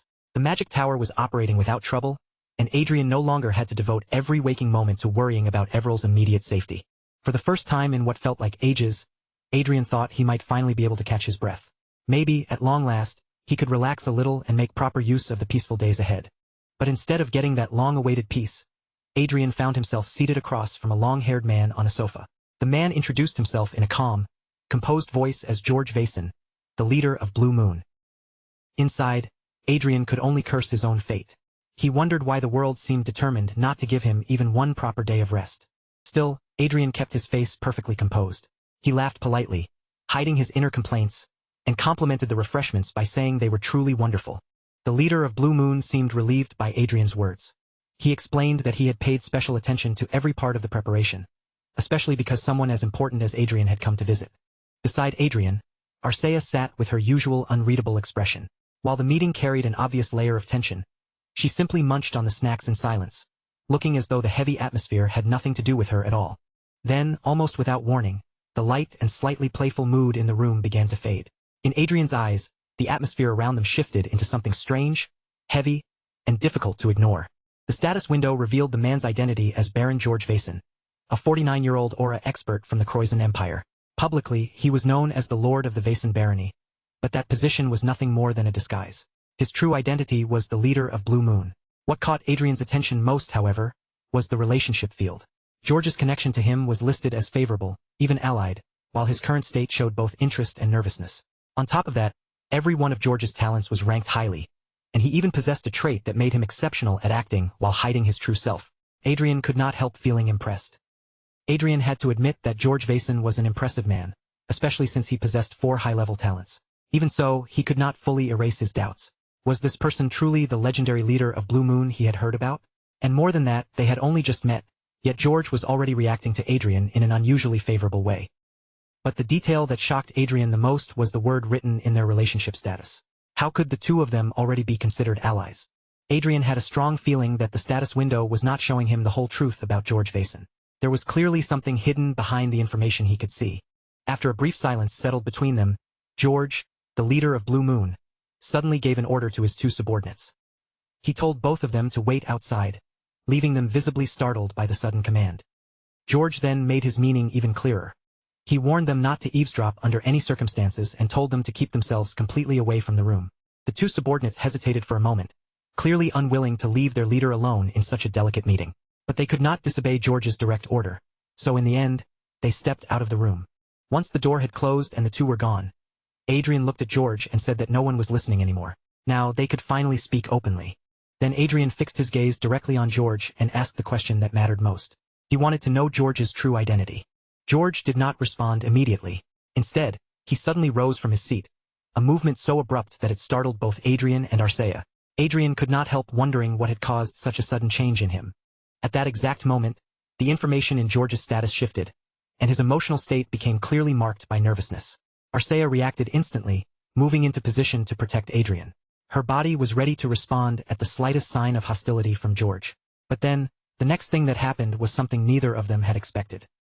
To Adrian and Arcea's shock, George lowered himself onto one knee in front of Adrian. With deep respect in his posture and voice, he said that it was a true honor to meet Adrian, the one who had inherited the legacy of the great magician, Manuel Lucas. Adrian's mind nearly went blank from the shock of those words. All he could think was how George could possibly know about something like that. After a little time passed, the tight tension in the room eased ever so slightly. Adrian broke the silence and asked whether George was connected to Manuel Lucas. George confirmed that Adrian's guess was correct, and while remaining on one knee, he revealed that Manuel Lucas had been the previous master of Blue Moon. Adrian felt his nerves tighten as he listened. At that point, he admitted that he understood this meeting had never been arranged merely for the sake of forming a simple partnership between them. Then Adrian looked at the leader of Blue Moon and asked him to explain exactly what was going on. George agreed without resistance. Then he brought out an object that looked like a small box and placed it before Adrian. To Adrian's eyes, the item looked like a high-performance terminal rather than an ordinary box. When George opened it, a voice suddenly came from inside, saying that this was their first time meeting in this particular form. The instant Adrian heard that voice, shock ran through him to his core. It was Chester, the artificial intelligence version of Manuel Lucas, greeting Adrian through the terminal. Adrian began to understand at least part of what was happening. He asked whether all of this was connected to fate as well, and Chester answered that it was. With a sour look on his face, Adrian was able to piece together the rough outline of the situation just by seeing Chester appear. Chester explained that Blue Moon had originally been designed as part of the Fate Quest, meant to serve as the clear reward for reaching the 8th level. Adrian then realized that they had ended up making contact earlier than planned. Chester admitted that this was true and said the fault lay with him. 5 years ago, when Adrian began the final route toward obtaining Fate, several assignments had resumed activity, and Blue Moon had been one of them. Adrian was somewhat surprised by that detail, because 5 years ago was exactly when he had first discovered traces of Manuel Lucas in Chronicles Online. Chester continued his explanation. The sleeping Blue Moon had awakened and started conducting external operations to expand its influence. Because of that, the organization had regained stability. But as a result, Blue Moon came into contact with Adrian sooner than originally intended. The organization had chosen this route for the sake of efficiency, and that decision had caused an error. Adrian then turned his attention back to the man in front of him and asked who George Vason truly was. Chester answered that George was an assistant, as well as the manager in charge of Blue Moon. Adrian began thinking through what that meant. If Blue Moon was supposed to be the reward for reaching level 8, then did approaching them at this point mean nothing could actually be gained? But then another thought struck him. If that were really the case, Chester should have simply told him so inside the game. Adrian wondered why Chester had gone so far as to make him come all the way here in person. Chester replied that there was nothing he could do about spilled milk. Chester explained that he still could not officially recognize Adrian as Blue Moon's master. However, for the time being, he would allow Adrian to establish a relationship with Blue Moon. The moment Adrian heard that, happiness surged through him so strongly that he nearly sprang up from his seat. Chester let out a sigh and admitted that everything had happened because of his own failure in management. He told Adrian to consider this arrangement compensation for the damage caused to the user by an administrator, and then Chester offered Adrian a sincere apology for the entire situation. Inside, Adrian smiled and immediately withdrew every harsh word he had ever aimed at Chester. After all, with a return this generous, the whole situation had suddenly become far more profitable than he had expected. Then Adrian settled his posture properly and told George that he would be in George's care from now on. George bowed respectfully in response, expressing that he was truly happy to be able to serve him. But just as Adrian was settling into the situation, Chester suddenly cut in with information so outrageous that Adrian nearly felt his jaw drop. Blue Moon was not merely some secret group hiding in the shadows. It possessed 8 special members made up of Aura Masters and Archmage-level powerhouses, 1,200 elite fighters on the level of professional assassins equipped with Force Daggers, 450 Vanguards, and on top of all that, 5 Sky Fortresses. And the surprises did not end there. Blue Moon also owned luxury hotels and resort chains spread across the world, along with clubs, casinos, and a wide range of businesses covering lodging, entertainment, shipping, and trade. Even the Pacific Hotel where Adrian was currently staying turned out to belong to Blue Moon. The moment Adrian heard that, his expression brightened at once, and he began smiling warmly at George, speaking with the attitude of someone who absolutely intended to get along with him from now on. A business empire worth nearly 100 trillion, combined with military strength powerful enough to surpass most ducal houses. Just thinking about it made Adrian feel deeply reassured. Blue Moon was only an ally for the moment, not an organization fully under his command, but even that level of connection was already enough to give him a strong sense of security. The next day, Kobe Vintry could not hide his surprise when he saw Adrian appear before him practically glowing with happiness. Kobe looked at Adrian's unusually bright expression and asked if something good had happened. Adrian simply smiled back at him and answered smoothly that he was just happy to see Kobe again. As the first round of the Saintus competition was approaching its end, Kobe Vintry, the master engineer from the Holy Land, came to visit the hotel penthouse where Adrian was staying. His reason for appearing there was simple and important. Kobe had completed his work perfectly. Kobe admitted that the repair had taken longer than he had originally expected. With a sincere look, he apologized to Adrian for making him wait longer than planned. But Adrian was far too delighted by Kobe's success to care about any delay. The fact that the repair had been completed mattered far more to him than the time it had taken. At first glance, the relic still appeared to be nothing more than a lavish and beautifully crafted sword hilt. Adrian examined it with obvious interest, turning his attention toward Kobe as he asked how the item was supposed to be used. Kobe began explaining that Adrian only needed to pour some form of energy into it, whether that energy was aura, mana, divine power, or elemental power. However, before Kobe could even finish giving his explanation, Adrian had already acted. Without waiting, he injected mana directly into the hilt. In the very next instant, a radiant blade of light burst out from the handle. The empty hilt transformed at once into a glowing weapon that looked exactly like a lightsaber. Adrian stared at the shining blade in front of him and could not help wondering whether this had somehow been influenced by Star Wars. Kobe, looking completely confident in the result of his repair, then told Adrian to try swinging it. Adrian swung the glowing weapon through the air. Whether it should be called a sword, a beam, or a blade made of pure light was hard to say, but its edge sliced cleanly through a small innocent tree and even cut into a nearby statue without resistance. Then Adrian flipped the radiant weapon through the air with a flourish and caught it smoothly in his hand, showing off a graceful little display of swordplay as the blade gleamed around him. Afterward, he lowered the sword and admired its cutting power, clearly impressed by how effortlessly it had carved through everything in its path. But while he was handling the weapon with that casual confidence, Adrian accidentally cut himself. In an instant, blood spread across his white suit, staining the clean fabric with a vivid splash of red. Kobe immediately panicked, his face paling as terror shot through him. Afraid that Adrian might have suffered a fatal wound, he shouted Adrian's name in alarm. Adrian, however, still seemed strangely aware of what was happening to him. He even laughed faintly and said that he had not felt the moment he was cut at all. Arcea rose from her seat and began walking toward Adrian with an utterly calm expression, as if nothing unexpected had happened. Meanwhile, Kobe's panic only grew worse when Adrian collapsed onto the floor. Without the slightest hesitation, Arcea picked Adrian up and then reached into her dimensional storage space, pulling out a potion. She poured the potion directly over Adrian's wound, treating the bloody injury with such calm efficiency that Kobe could only stare in stunned disbelief. A moment later, Adrian suddenly sat upright, as if he had just returned from the edge of death.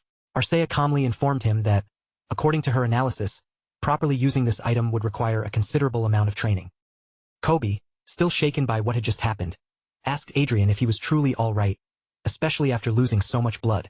Adrian reassured him and said there was no need to worry, because a wound like that was not enough to kill him. Only after hearing Adrian say that did Kobe finally manage to relax a little. The tension in his body eased, and relief showed clearly on his face now that Adrian's life did not seem to be in immediate danger. Even so, Adrian admitted that aside from the attempted poisoning by Rondell and Anna, this was probably the closest he had come to dying since his reincarnation. Then, without any warning, a system window appeared in front of Adrian, prompting him to choose a name for the holy sword. Adrian picked up the hilt once again and asked Kobe if the sword already had an existing name. Kobe shook his head and told Adrian that he should be the one to name it. Since Adrian had originally come from Earth, he decided that a weapon this legendary deserved a name with the right kind of weight behind it. So he named it Excalibur. From that moment on, the weapon was officially recognized as the holy artifact known as Holy Sword Excalibur. Excalibur had the ability to embody all forms of energy, including aura, magic, divine power, and elemental power, before converting that energy into a holy blade.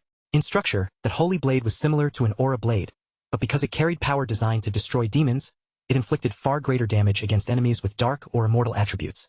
And by pouring in a large amount of energy, much like using force, Adrian could unleash the holy blade at full strength. Now that Adrian examined it more carefully, he realized this was not simply a relic that created a sword. Functionally, it was not all that different from a force sword, except this one could release attacks on the level of an aura blade. Adrian silently thanked the Pharma Viscounty for giving him the chance to obtain such an incredible treasure through looting.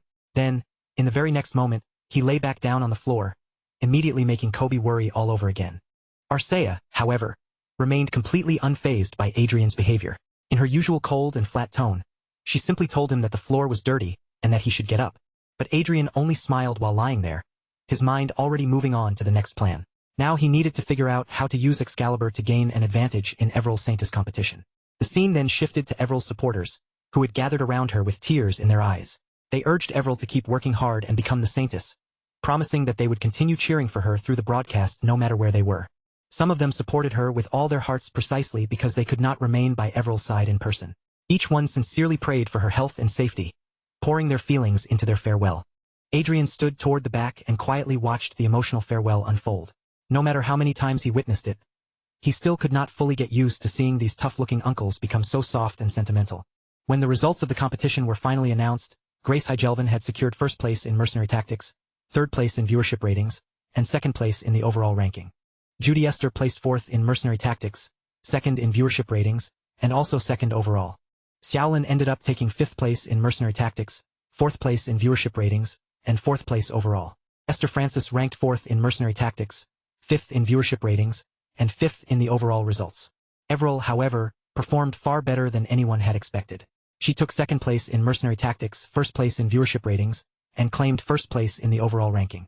Facing the loyal supporters who had stood by her with such devotion, Everill promised that she would continue giving everything she had, and do her very best from then on. While all of that was happening, Adrian's thoughts were focused somewhere else. Setting aside the other candidates, he had honestly assumed Princess Xiaolin was only fortunate because the Prius Republic had chosen to support her first. But in the end, she had even surpassed Lady Francis and risen all the way to fourth place. Xiaolin was becoming an unexpected dark horse, one Adrian had not anticipated.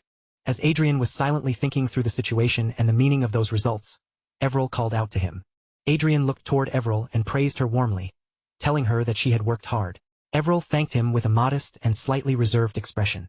Everill seemed a little shy as she said that she hoped she had managed to live up to Adrian's expectations. Adrian gently reassured her, telling her not to worry, because she was already doing more than well enough. The purpose of the Saintus contest was to choose candidates who could be selected by God. The God watching over the competition would eventually pick the person who best matched his taste from among the highest-ranked contenders. If the contest continued at this pace, Everill would most likely become one of the 5 people elected as Saintus candidates. Just as Adrian and Everil were about to head back and begin preparing for the second round, a priest approached them. The priest called out to Adrian respectfully, then informed him that candidate Xiaolin wished to meet with him. Adrian couldn't quite keep the surprise from showing on his face. As far as he understood the situation, there was no clear reason for them to go out of their way and set up a private, face-to-face meeting like this. Inside her residence, Princess Xiaolin received Adrian and Arcia with a bright, perfectly practiced smile. Her welcome was graceful from the very first moment, and every elegant word she offered sounded almost overflowing with polished praise. Adrian responded just as smoothly, meeting her courtesy with courtesy of his own. With an easy smile, he praised Princess Xiaolin in return, saying that with someone as sharp-minded and intelligent as her, the future of the Roberto Kingdom was surely in good hands. Once that exchange was finished, Princess Xiaolin naturally shifted her attention toward Arcia as well, making sure she was not left standing outside the circle of etiquette. The two women greeted one another with calm, refined smiles, each one matching the other's poise without missing a beat. From that point on, the room became filled with smooth, flattering words passing back and forth. The atmosphere remained soft on the surface, but beneath that gentleness, the formality was impossible to miss. This was the very first time Adrian had ever met Princess Xiaolin in person, but even from their brief exchange, he could tell she was clever and quick on the uptake. More than that, her direct and open way of carrying herself left Adrian with a surprisingly good impression. Alongside Everil and Esther, Princess Xiaolin was one of the few candidates who had not hesitated to use sacred magic on others. Considering she had been born into royalty, that kind of candid and unguarded behavior was not something Adrian had expected from her at all. In any case, the so-called dark horse he had been quietly watching had now come to meet him of her own accord, and for Adrian, that alone was already a very welcome development. Then Princess Xiaolin raised her hand and gestured toward a blonde, middle-aged man standing close by. With a composed tone, she explained that he was her sponsor, and that he was actually the one who had requested this meeting. The man stepped forward without hesitation and offered his hand for a handshake.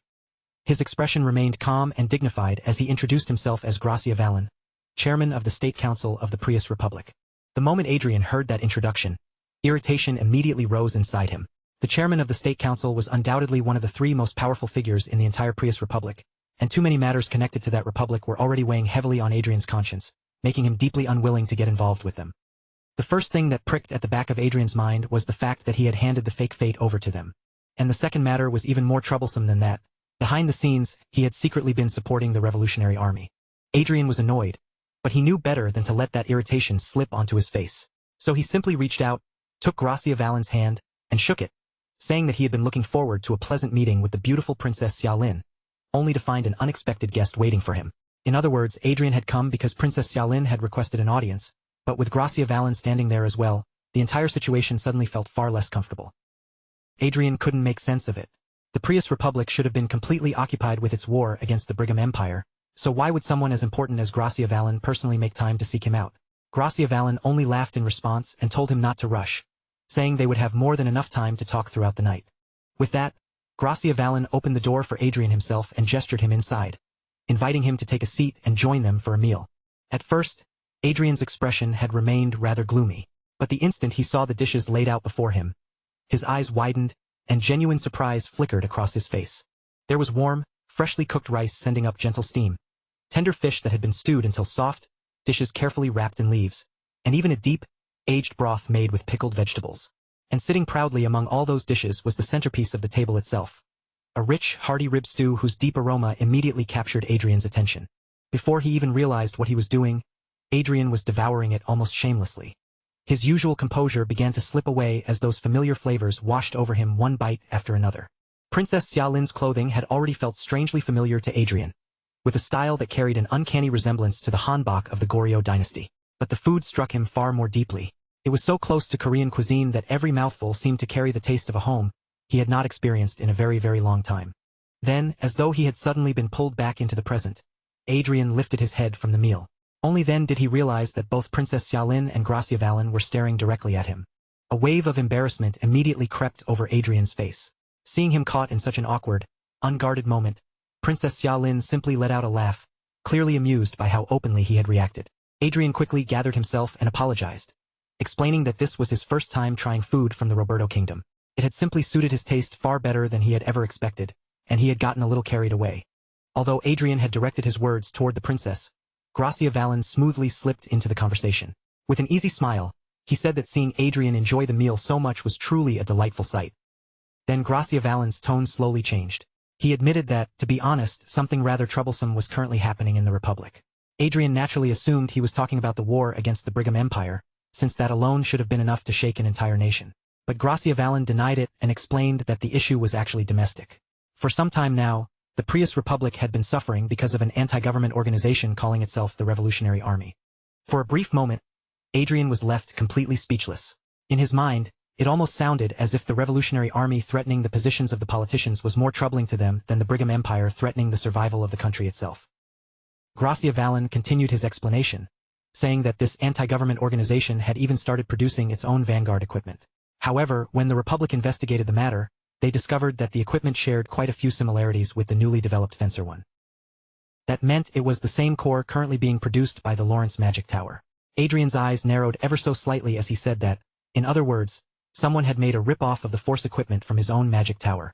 Gracia Valen apologized in a calm, measured voice, then added that government organizations around the world may have copied such technology, whether they had done so knowingly or unknowingly. Adrian had already expected that much, at least. Besides, even if they had somehow obtained the core itself, they most likely had not succeeded in analyzing it properly because of the password protection. So Adrian decided that his safest move was to play innocent. He apologized and said he could not know exactly what kind of resemblance the Revolutionary Army's equipment had to the devices made by the Lawrence Magic Tower, but he was certain they could not be the exact same items. Gracia Valen quickly tried to smooth over the misunderstanding, saying that he had not requested this meeting because he personally suspected Adrian. However, simple suspicion was not enough for the Republic to make an official accusation. What they needed instead was a clear public claim that the Revolutionary Army had stolen Marquis Lawrence's technology. Adrian quietly set his glass down on the table, folded his fingers together, and looked at Gracia Valen with a much sharper gaze than before. In other words, what Gracia Valen wanted was for Adrian to publicly accuse the Revolutionary Army of the Prius Republic of stealing his technology. Gracia Valen laughed and confirmed that Adrian had understood perfectly. Since the Republic was currently at war with the Empire, this immoral organization was shaking an already crisis-stricken nation from the inside. At last, Adrian understood the true purpose behind this meeting. They wanted a scandal strong enough to destroy the people's trust in the Revolutionary Army. Adrian couldn't help thinking that, when it came to underhanded schemes, these people were certainly clever. A mischievous smile slowly tugged at the corner of his mouth, and he asked what he would be getting in exchange. Gracia Valen immediately promised him generous compensation. In the name of the Republic Army, they would purchase 100 force units from the Lawrence Magic Tower, and on top of that, they would buy them at a price 10% higher than the normal rate. After listening to the offer, Adrian shifted his gaze toward Princess Xiaolin and asked what she thought about it. She answered with a carefully unreadable expression, acting as though she did not quite understand what he was asking. So Adrian made the question more direct. He asked whether she thought he should accept the proposal or not. Was it truly right to strike a blow against the Revolutionary Army for the sake of the politicians of the Prius Republic? Princess Xiaolin looked visibly troubled by the question. She could not openly speak against the Republic, especially when those very people were the ones supporting her. And yet, as a human being, she also could not bring herself to casually cause trouble for the Revolutionary Army without even a moment of hesitation. In the end, Princess Xiaolin gave a clear answer, saying that she did not dare interfere in this matter. Hearing that, Gracia Valen immediately raised his voice at her, reminding her that the Republic was supporting her and demanding how she could refuse to stand on their side. But the princess continued calmly, saying that as a representative of her country, she respected the decisions made by the government of the Prius Republic. To Adrian, that answer was absolutely perfect.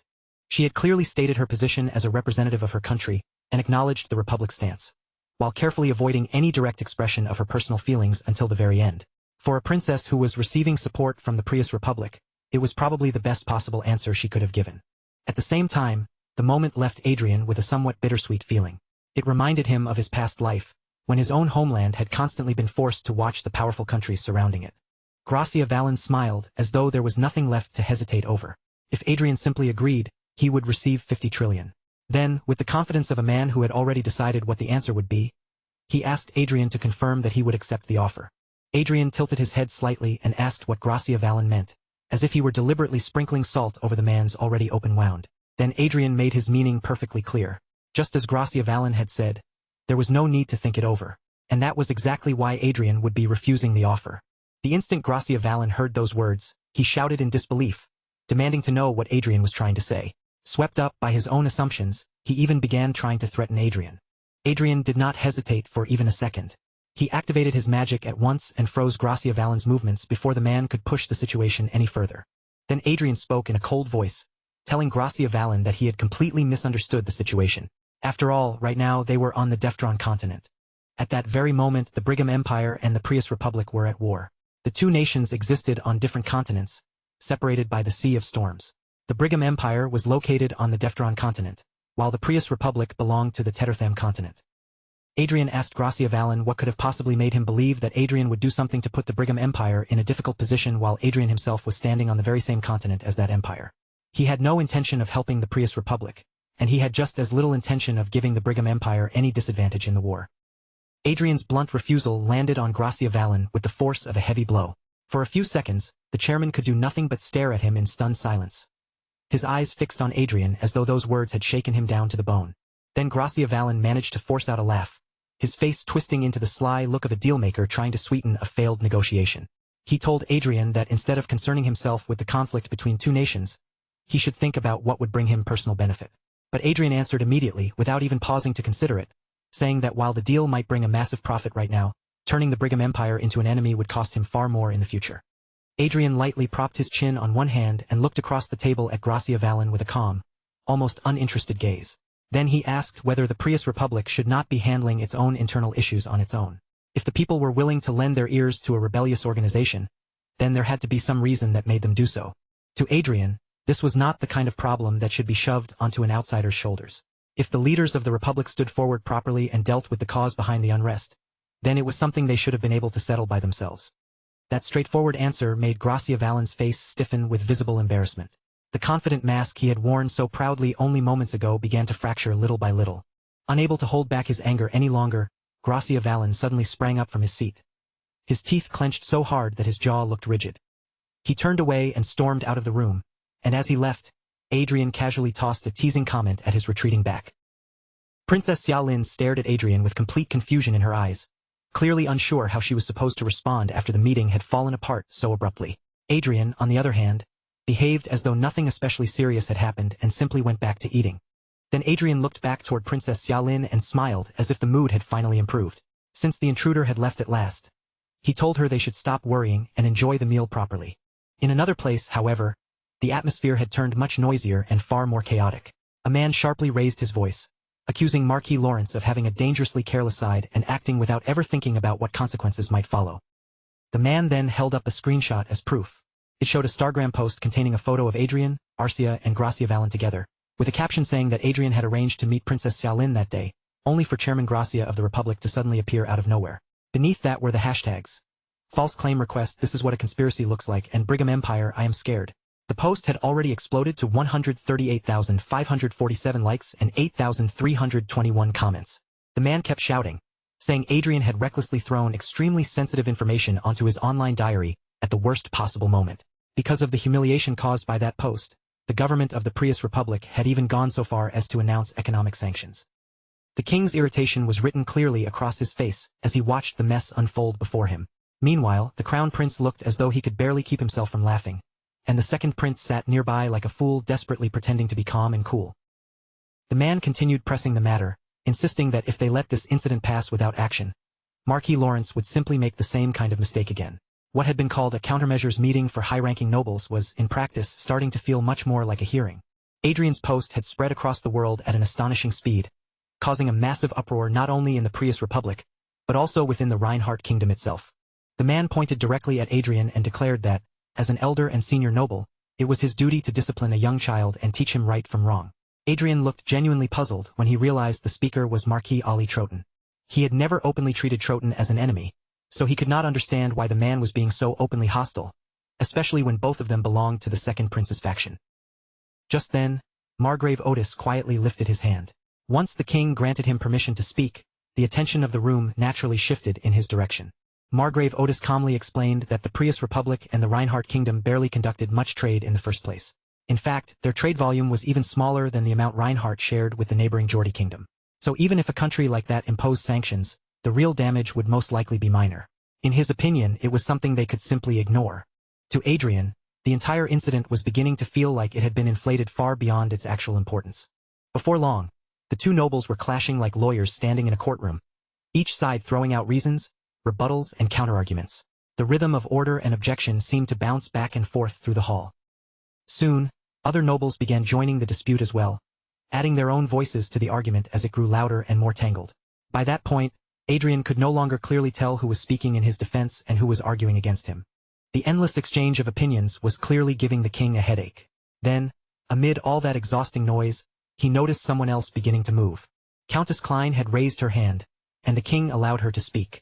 Adrian was honestly surprised, because Arcia usually kept quiet during meetings like this. Even the nobles around them began whispering among themselves, wondering whether she was about to step forward to protect her fiancé. Arcia spoke in a calm but unmistakably firm voice, saying there was something she wanted to ask because she simply could not understand it. Her question was direct and simple. What exactly had Adrian done that was so wrong that he needed to stand in the middle of the court like a criminal? Marquis Troughton answered that Adrian had carelessly exposed the secrets of the Republic government to the entire world. But Arcia immediately defended Adrian, pointing out that he had not told a lie. He had only revealed the truth exactly as it was. Marquis Troughton snapped back that this was precisely the problem, because Adrian's post had placed the Republic government in a difficult position. Arcia did not back down. If the truth becoming public caused trouble, and that trouble existed only because of the Republic's own wrongdoing, then why should Adrian be blamed for their misdeeds? Adrian was stunned as he watched her stand there and defend him so directly. Marquis Troughton could no longer argue as smoothly as before, and even the king himself appeared to agree with Arcia's reasoning. Still, Troughton tried to resist, claiming that no matter how dishonest a transaction might be, exposing it and putting another party in a difficult position was morally wrong. The king corrected him immediately, making it clear that something being morally uncomfortable and something being illegal were two completely separate matters. And even if the king were to punish Adrian, he could only do so if Adrian had actually agreed to take part in that dishonest transaction. Then the king offered a simple example. If Marquis Troughton had his money stolen, and the king told him who the thief was, would Troughton then turn around and blame the king for causing trouble for the thief? Only then did Marquis Troughton realize he had been backed into a corner. His expression tightened as he understood that the king's words had trapped him completely. Meanwhile, the foolish prince suddenly burst into wild laughter like a maniac, not even trying to hide how much he was enjoying the situation. The second prince then took Arcia's side, saying that Marquis Lawrence's post had indeed put the Republican government in an awkward position. However, the blame belonged to the ones who had committed the wrongdoing in the first place. Even if Adrian's post could be considered a personal protest, responding to it with national sanctions was an excessive show of anger. Adrian was not happy to receive that support at all. If anything, it only irritated him, because it was obvious that this idiot prince had understood the situation from the very beginning and had deliberately kept quiet until now. The second prince leaned back in his chair and began to say, "Therefore?" But before he could finish his sentence, the crown prince smoothly cut in and took over the conclusion, saying that he saw no reason to bring charges against Marquis Lawrence. If the Prius Republic intended to look down on the Reinhardt Kingdom and impose sanctions, then the kingdom could confront them directly and work together with its allies. The second prince looked both furious and frustrated, clearly upset that the crown prince had stolen the line he had meant to say. The crown prince continued calmly, stating that their first step should be issuing a statement criticizing the Republic's decision. As the discussion continued around him, Adrian found his thoughts drifting back toward Arcia. He had never imagined, not even for a moment, that she would raise her voice in a place like this. Seeing her speak so firmly made him feel as though she had grown far more than he realized. While Adrian was still caught in those thoughts, a lady seated among the panel chairs turned her attention toward him and directed a question his way. She asked what Adrian was relying on that allowed him to stay so relaxed, even while the room was discussing whether or not to punish him. She was Princess Diana, the fourth child of the kingdom, the first princess, and third in line to the throne. Naturally, Netigen would probably describe her as yet another possible candidate for Adrian's harem. Returning to the issue before them, Adrian answered that he had prepared something just in case things turned troublesome. Princess Diana narrowed her eyes with interest and asked what kind of preparation he was talking about. Adrian pressed a button on his smartwatch, then calmly revealed to everyone in the room that he had recorded everything that happened during his meeting with Gracia Vallon. The entire room reacted with surprise. The nobles stared at him, murmuring and exchanging looks with one another, clearly shocked to learn that Adrian had been holding such decisive evidence the whole time. The crown prince suddenly burst into loud laughter and asked whether this was what Adrian had meant when he wrote the hashtag, Brigham Empire, I'm scared, on Stargram.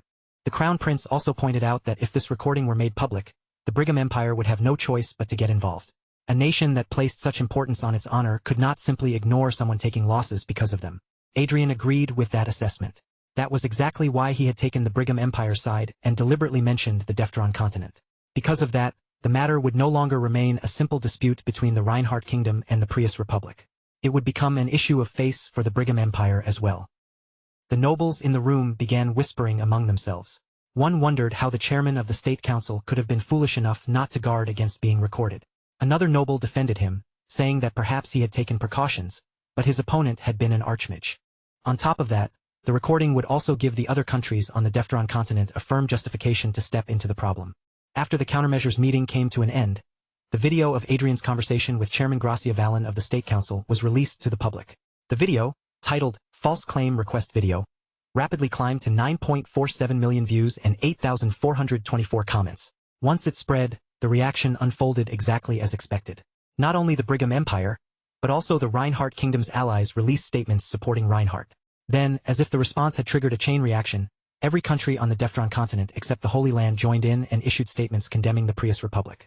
The Brigham Empire issued its own statement, declaring that the Prius Republic's economic sanctions against the Reinhardt Kingdom were unacceptable. They also announced that they would actively provide support to protect the Kingdom of Reinhardt.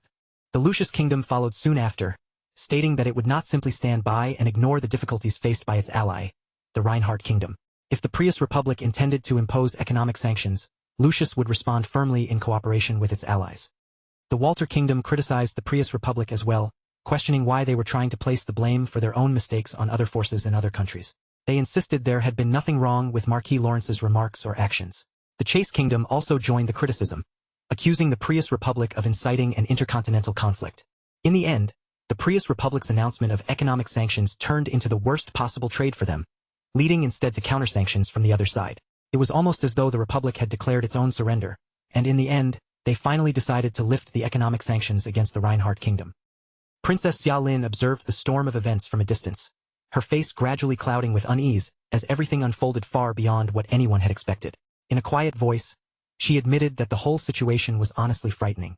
When her maid, standing nearby, asked what part of it scared her so much, Xiaolin answered that Marquis Lawrence was only 1 year older than she was, and yet he was already capable of shaking the entire world.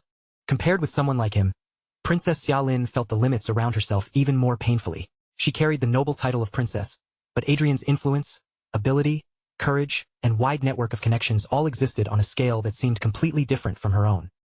Her maid listened quietly at her side, then smiled with a faintly teasing warmth. In her opinion, a man with that kind of power and presence would actually be the perfect match for a princess. Princess Xiaolin nearly nodded along without thinking, almost letting the agreement slip out naturally.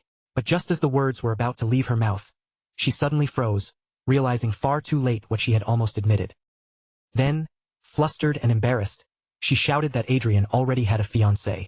Her maid immediately shrank back in surprise and hurriedly explained that she had only meant it as a possibility, and that the princess really did not need to react with so much intensity. Princess Xiaolin puffed out her cheeks, looking both irritated and painfully embarrassed at the same time. With her face still flushed from the exchange, she told her maid not to joke about that sort of thing again. Right at that moment, another maid stepped into the room and interrupted the awkward atmosphere, reporting that a message had arrived from the Holy Land. According to the contents of that message, the second round of the competition would be conducted with 2 participants performing at the same time. On top of that, the round would take place in an active performance environment.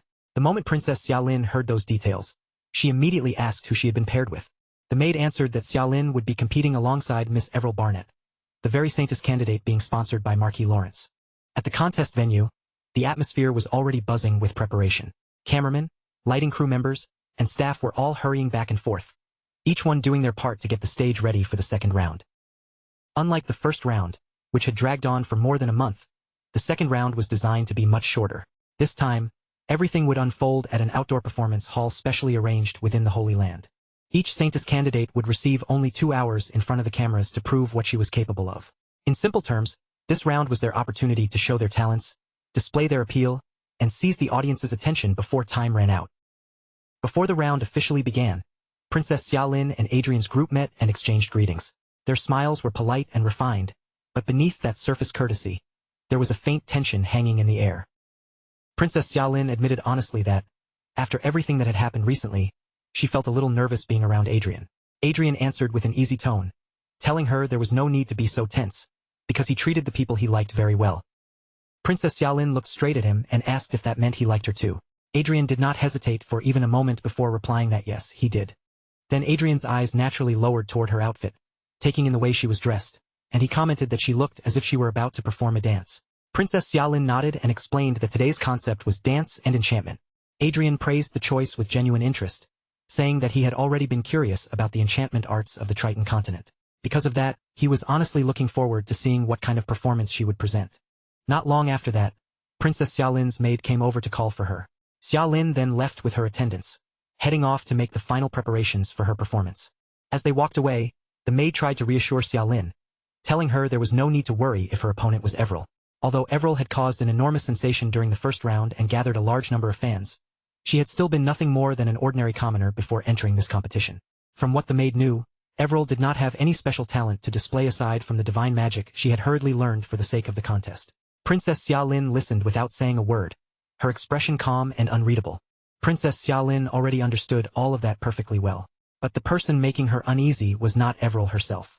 What truly worried her was Adrian, the man standing behind Everil as her sponsor.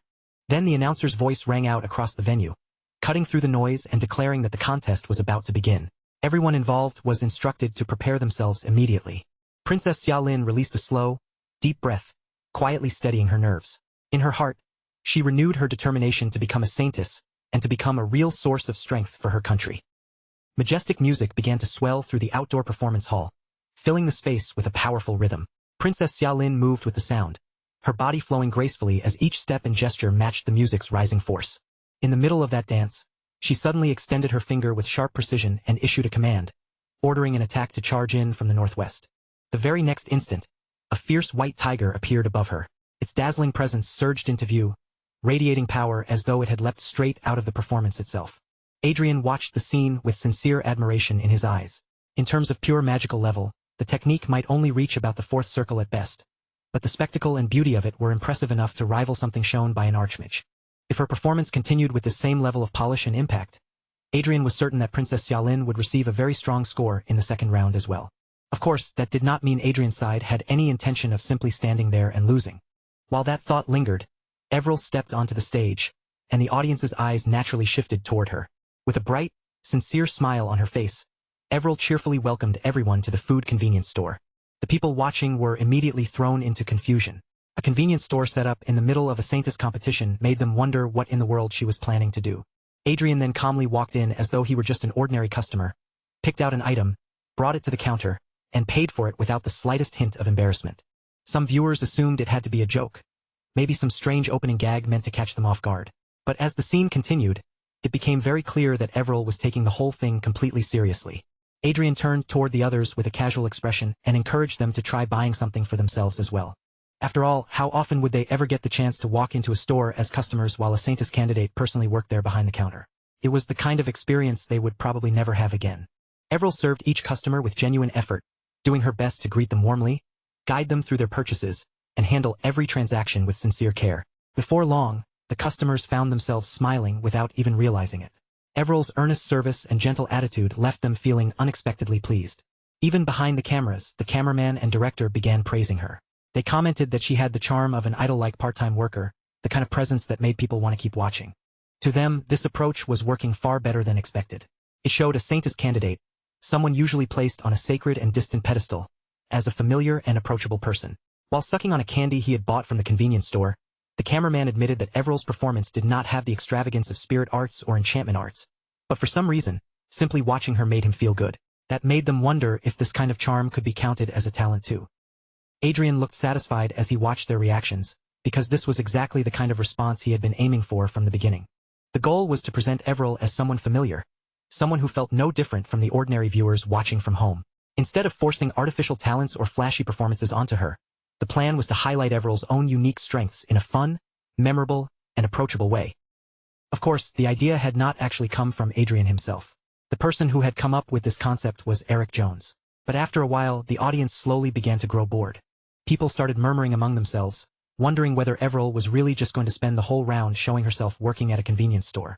Aside from the novelty of the part-timer being saintess candidate Everil, nothing particularly special seemed to be happening, and some began to question whether they were expected to watch the same routine for the full 2 hours. On the other side of the venue, Princess Xiaolin continued displaying her dance and enchantment arts. She judged that Everil had at least succeeded in making herself feel familiar to the audience. But that was all. Viewers who had grown tired of the repetitive store routine were already drifting back towards Xiaolin's side of the stage. Princess Xiaolin had been nervous because Everil was sponsored by Marquis Lawrence. But before that thought could fully settle, Adrian suddenly announced that they could not keep showing Everil simply working forever. According to Adrian, every matter needed a beginning, a development, and finally, a proper conclusion. Then Adrian flicked his finger, and in the very next instant, red and blue beams suddenly burst across the stage where Everil was working. The entire venue went completely still, as if every person there had frozen in place at the same time. No one had expected that quiet little convenience store stage to suddenly explode with red and blue flashes like the opening of an action scene. But that shocking burst of light was only the first surprise waiting for them. Because Adrian had never intended to stop at a simple routine of Everil working behind a counter. What he had prepared for the audience was something much bigger. A full variety show-style performance, packed with strange twists, sudden turns, and moments no one could predict. The people gathered around the stage stared in total disbelief as another figure appeared under the lights.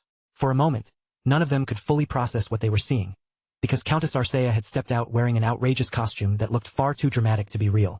Then Arcea tilted her head back and burst into a wicked, exaggerated laugh, throwing herself fully into the role. She played it like a true villain making her grand entrance, confidently taking over the spotlight. With a theatrical pose, Arcea loudly declared herself to be the gluttonous Aura Master Demon, a terrifying being who demanded 3 full meals every day, with snacks added on top as if that were only natural. Then, speaking in the name of the devil, Arcea announced that she would claim everything in the store for herself, as though every snack and item on the shelves already belonged in her hands. Everyone around the stage could only stand there in confused silence, completely unable to react to such a bizarre turn of events. Adrian, however, remained perfectly calm and simply raised one hand, giving an okay sign as if everything was unfolding exactly according to his script. The cameraman looked over at Adrian with a completely bewildered expression and asked what in the world was going on.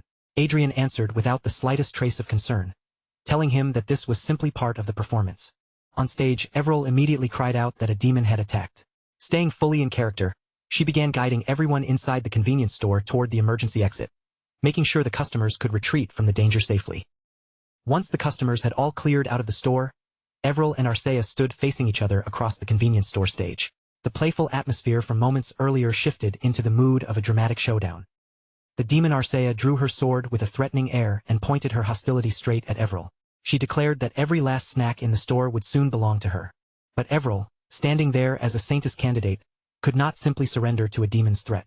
To stop Arcea from taking over the store, she drew out her own shining lightsaber and firmly took her stance. Arcea rushed straight toward Everil, charging in while shouting that she should stop talking and start working harder.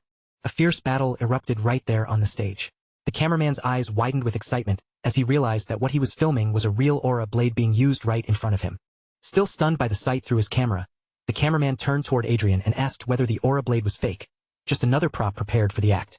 Adrian answered with complete calm, making it clear that the aura blade was entirely real. The cameraman's face immediately went pale with confusion and worry. In a hurried voice, he asked what would happen if Miss Everil got injured in the middle of the fight. Adrian reassured him without changing his expression, saying there was no need to worry about Everil's safety. Back on the stage, Everil ignited her lightsaber. The brilliant blade flared to life in her hands, casting a bright glow around her as she prepared to meet Arcea's attack head-on. Adrian added that Everil could protect herself using her Saintess blade, so she was not nearly as helpless as the cameraman seemed to fear. Then Everil and Arcea charged toward each other once again, closing the distance between them in a sudden flash of movement. Their blades slammed together with a thunderous impact, sending a powerful wave of energy bursting outward across the stage. Adrian immediately raised a protective shield to keep the crew members from being caught directly in the blast. Even with Adrian's shield protecting them, the force of the collision still startled several people badly enough that they lost their balance and tumbled to the ground. As Everil continued fighting against Countess Arcea, she began to feel herself growing a little tired. She wondered if the pressure of performing in front of so many eyes was affecting her, because battling on a stage felt far more draining than she had expected. Even so, Everil was still able to keep going. Arcea was carefully matching her movements, adjusting her pace to Everil's level, just as they had practiced together beforehand. During their practice sessions, Adrian had guided both of them on how to control the flow and rhythm of the fight. He had even warned Arcea to slow herself down, reminding her that she was not facing a real swordsman, but a Saintess candidate.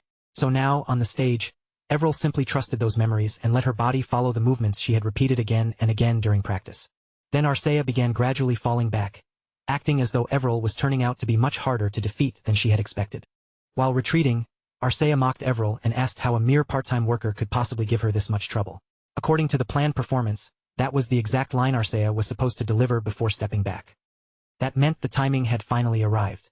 It was now Everil's turn to take the spotlight and deliver the finishing blow. Evril gathered all of her divine power into the very tip of her sword, concentrating the light until the blade began shining with overwhelming force. Then Evril shouted the name of her attack with everything she had, letting her voice ring out across the stage. Excalibur. The crew members, the audience, and even Princess Xiaolin were shaken to their core as they watched that power surge from Evril's glowing blade. With one decisive slash, Evril cut straight through Arcea's demon act, creating the illusion that she had split her cleanly in half. Outside the studio, the weather was bright, sunny, and full of lively warmth, almost painfully peaceful compared to the chaos unfolding on the stage. But Evril's slash produced such a massive explosion that Arcea was blasted straight out of the studio. Even after being defeated, Arcea kept her face completely expressionless. In a flat, almost robotic voice, she declared that one day she would return and take her revenge. And just like that, the convenience store that had nearly fallen into the hands of the snack demon was safely protected by Evril Barnett. The director stared at Adrian in disbelief, still trying to process what he had just witnessed, and asked what exactly they had done. Adrian put on the most innocent expression he could and replied that if there were no twists and turns, the performance would have been far too dull. Then he casually asked whether they had enjoyed it or not. The director admitted that it had definitely been entertaining. Even so, he still could not help asking what the story was actually supposed to be about. Adrian answered as if the meaning should have been completely obvious, saying it was the story of Evril protecting a convenience store from demons. Then Adrian casually dropped an even bigger surprise on them, telling everyone that there was one thing they needed to understand. The sword Evril had used was a real holy sword. Out of everything that had happened during that chaotic performance, that revelation may have been the most shocking part of all. Meanwhile, on the other side, Princess Xiaolin and her tiger were left in an indescribably awkward situation, especially because the proud white tiger had somehow ended up looking more like a drenched white cat. Outside the studio, the Saintess was clearly furious with Adrian and his team after witnessing the ridiculous chaos they had caused. But Adrian and Evril simply looked at one another and smiled, as though they had already expected this exact reaction from the start. The Saintess kept her voice calm, but the meaning behind her words was sharp and unmistakable. She informed them that points had been deducted from Evril's score. Meanwhile, chameleon-like reporters quietly snapped photos of the scene from the sidelines. The next day, Adrian checked the daily news about the incident from the Saintess candidate selection, and the headline reported that the contest committee had deducted points from candidate Evril Barnett's second-round performance because it could not be considered entirely her own effort. The post had already drawn 2,316 comments, all revolving around the same news. The Saintess contest committee had deducted points from candidate Evril Barnett's second round because the performance could not be viewed as something achieved solely through her own efforts. The comments section was already overflowing with laughter. People were writing things like, "LOL, this is way too funny. Was the Saintess election contest always this entertaining?" Others said the whole thing felt even crazier now that the young Marquis Lawrence had joined in as a sponsor, because when it came to bizarre ideas, nobody could beat Adrian. Some even admitted they probably should have felt sorry that the candidate he supported had lost points, but no matter how hard they tried, they could not stop laughing. Even the image of Marquis Lawrence being scolded by the Saintess had turned into comedy gold, and plenty of viewers were still asking where on earth Adrian had managed to find a real holy sword. Other comments were focused entirely on Arcea, with people laughing non-stop while begging to see Arcea Uni's passionate acting one more time. But then the mood in the comments took a strangely ominous turn. Someone whispered that the last person who had joked about Arcea's acting had mysteriously disappeared, and another commenter claimed that his neighbor had seen a woman carrying a sword wandering around near his house. In other words, anyone planning to make fun of Arcea's performance needed to choose their words very, very carefully. Returning to the matter at hand, Adrian checked the results and asked if Evril had really ended up in 6th place for the second round. Evril lowered her head with a guilty expression and apologized for not doing better, but Adrian immediately told her not to blame herself. From the very start, the second round had placed her in an unfavorable position, so considering the circumstances, she had actually performed quite well. Although the point deduction had turned out to be larger than Adrian had expected, Evril's performance had once again taken first place in viewership ratings. Because of that, Adrian encouraged her in a warm voice, telling Evril to keep moving forward and give everything she had in the third round. Adrian felt a small sense of relief settle over him. The long Saintess contest was finally approaching its end, and once the third round was finished, he thought he might at last be able to take a few days to rest. But just as Adrian allowed himself to think that way, a knock sounded at the door. When the door opened, Perseus stepped inside. Perseus reported that the Saintess contest, which everyone had expected to conclude after the third round, had suddenly been placed on hold because an unexpected incident had occurred. The reason was that the Prius Republic had achieved a major victory over the Brigham Empire in the ongoing war between the two nations. The scene then shifted to the throne room of the royal palace in the Brigham Empire, where the air was thick with rage, humiliation, and a tension that felt almost suffocating. Inside the throne room, the emperor gave a cold order to his commander, instructing him to mobilize the main army immediately. Then the Emperor's voice sharpened with fury as he commanded them to use every bit of power they had to wipe the Prius Republic from the map of the world. Meanwhile, Gracia Vallon was walking down the corridor of his mansion with a bottle of alcohol in his hand. His shoulders sagged heavily, and the timid, depressed look on his face made him seem nothing like the confident chairman he had once pretended to be. Suddenly, a voice called out to him from the shadows, and Gracia Vallon jolted in fear. Still drunk and badly startled, he spun around and demanded to know who was there. A strange hooded man answered him in a calm voice. He said that Gracia Vallon, as a public official who was supposed to serve the people, had instead built up enormous wealth by plundering them. Then, in the name of the Revolutionary Army, the hooded man declared that Vallon would be held responsible for his crimes and punished. The moment Gracia Vallon heard the name of the Revolutionary Army, his entire body froze. Panic rushed through him as he wondered if these were the very assassins who had recently been rampaging through the Republic and targeting its leading figures. Without thinking, Gracia Vallon hurled the wine bottle toward the hooded figure and tried to run. His voice cracked as he shouted desperately for the guards to come and save him. But Gracia Vallon had already lost his chance to escape. Along the very path he tried to flee through, another person was waiting for him. The first hooded figure stepped up behind him and spoke with a faint hint of regret, saying that unfortunately, they had no choice but to kill Gracia Vallon. And with that, the task was carried out with frightening ease, ending Gracia Vallon's desperate struggle almost immediately.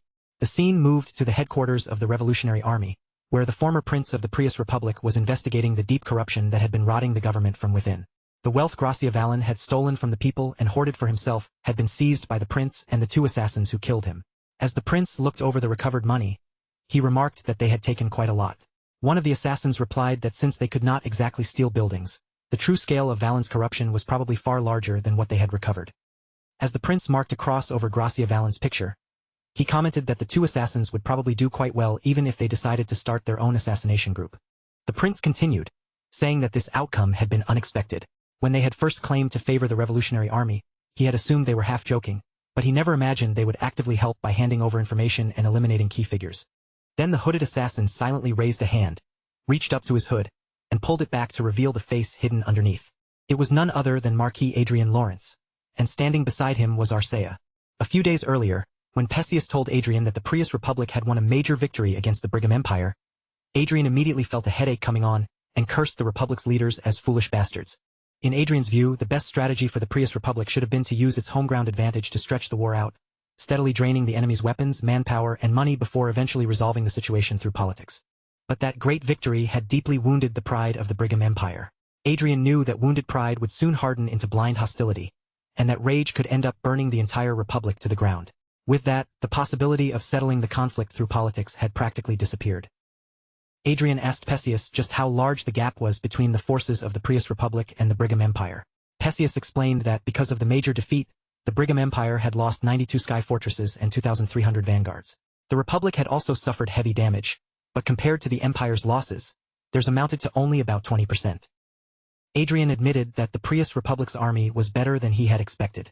He wondered aloud whether Marshal Anson, the commander of the National Guard, truly lived up to his impressive reputation. Perseus confirmed that Marshal Anson did indeed deserve that reputation. He added that Anson's original intention had only been to prolong the war while minimizing the consumption of his troops. Perseus explained that the overwhelming victory appeared to have happened because the government had issued orders with the upcoming elections in mind. Adrian, clearly annoyed, said those fools were placing the preservation of their own positions above the safety of the country. Perseus then reported that the Brigham Empire's forces now moving toward the Prius Republic were 3 times larger than the first dispatched army, including 600 sky fortresses and 15,000 vanguards. Adrian calculated that once those forces joined with the Empire's remaining troops, the Brigham Empire would have around 708 sky fortresses. Even if the Prius Republic gathered every sky fortress it possessed, Adrian estimated that they would only have about 500. Perseus corrected him, saying the real number was closer to 460. Everil looked uneasy as she listened to the conversation, the scale of the crisis clearly weighing on her. Arcea, on the other hand, remained as indifferent as ever, showing almost no visible reaction. Adrian thought to himself that no matter how selfish he might be, his own wrong choice had now placed the survival of 500 million people in the Prius Republic in danger. After all, the beginning of this war could be traced back to Adrian planting the fake fate inside the Prius Republic. Since he had helped create the mess in the first place, Adrian felt that he had a responsibility to clean it up. That was why he decided to support the Revolutionary Army more actively. Back in the present, Adrian turned toward the former prince and asked whether their contact with Marshal Anson had gone smoothly. The prince answered that they had agreed to meet around midday tomorrow, and that Marshal Anson was someone they could actually communicate with. On top of that, Marshal Anson despised the current president and the politicians so deeply that he had joined hands with the Revolutionary Army without much resistance. Hearing that, Adrian let out a quiet breath of relief, glad that at least that part of the plan was moving forward without trouble. The prince went on to say that, up to that point, everything had been progressing smoothly. But then he opened a screen in front of them, showing the real obstacle they still had to overcome.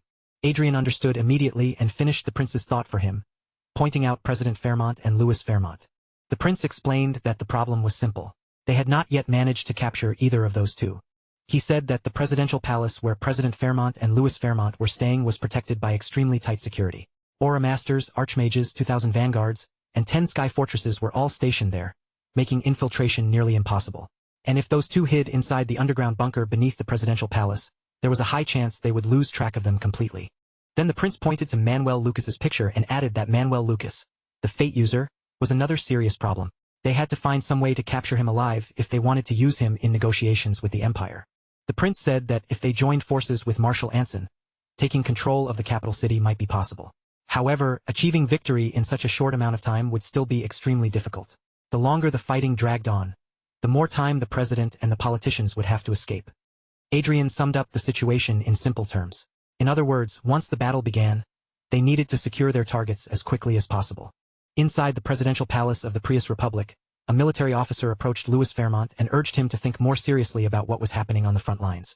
The officer pointed out that far too many troops were stationed at the presidential palace and pleaded for at least some of them to be sent out as reinforcements to the battlefield. President Fairmont coldly dismissed the officer's concerns, saying that war was the responsibility of soldiers and that they should deal with it themselves. He then brought up the recent assassinations of leading figures by the rebels, insisting that reducing the defensive forces around the palace was absolutely out of the question. In response, the officer suggested allowing high-ranking officials and politicians to stay inside the presidential palace. That way, at least some of the forces assigned separately to protect each of them could be gathered together, which might help improve the worsening situation on the front line. But before the officer could push the issue even one step further, President Quatreau Fairmont cut him off with a sharp, icy interruption. His face hardened at once, and his tone made it perfectly clear that he had no intention of making a foolish change to palace procedure when he still had no way of knowing which people brought inside might secretly be connected to the rebels. As far as he was concerned, the presidential palace had stayed standing precisely because it operated under those rules, and that system would not be bent for anyone. At that exact moment, a sudden knock rang out from the door, slicing through the tense air inside the office. A voice called in from the other side, and it was Secretary Kostya who had arrived. When the president asked what the matter was, Kostya respectfully reported that young Master Louis wanted to use the presidential palace's square hall, and had sent him ahead to request formal permission. President Quatreau Fairmont's eyes narrowed just a little, his gaze sharpening as he held back his answer. Rather than approving it immediately, he first questioned why Louis needed access to the square hall at all. Secretary Kostya quickly gave the explanation, saying that Louis planned to hold a party there, and gather the heirs and successors of major companies, so they could socialize, mingle, and strengthen their connections. Then Kostya added that Louis also intended to invite celebrities and entertainers, making sure the atmosphere would be lively enough for the guests. As soon as President Quatreau Fairmont heard the details, the tightness in his expression began to soften, and a faint look of satisfaction slowly surfaced on his face. But the military officer standing nearby reacted in the completely opposite way, his features darkening as though he could hardly believe such a request was being entertained. President Quatreau Fairmont gave his approval without delay, saying that Louis should be allowed to go ahead with it. The military officer instantly raised his voice, unable to swallow his outrage, and asked how the president could possibly permit something like this while the country was in the middle of a war. But the president merely turned his gaze back on him and asked whether he honestly believed wars could be fought without money.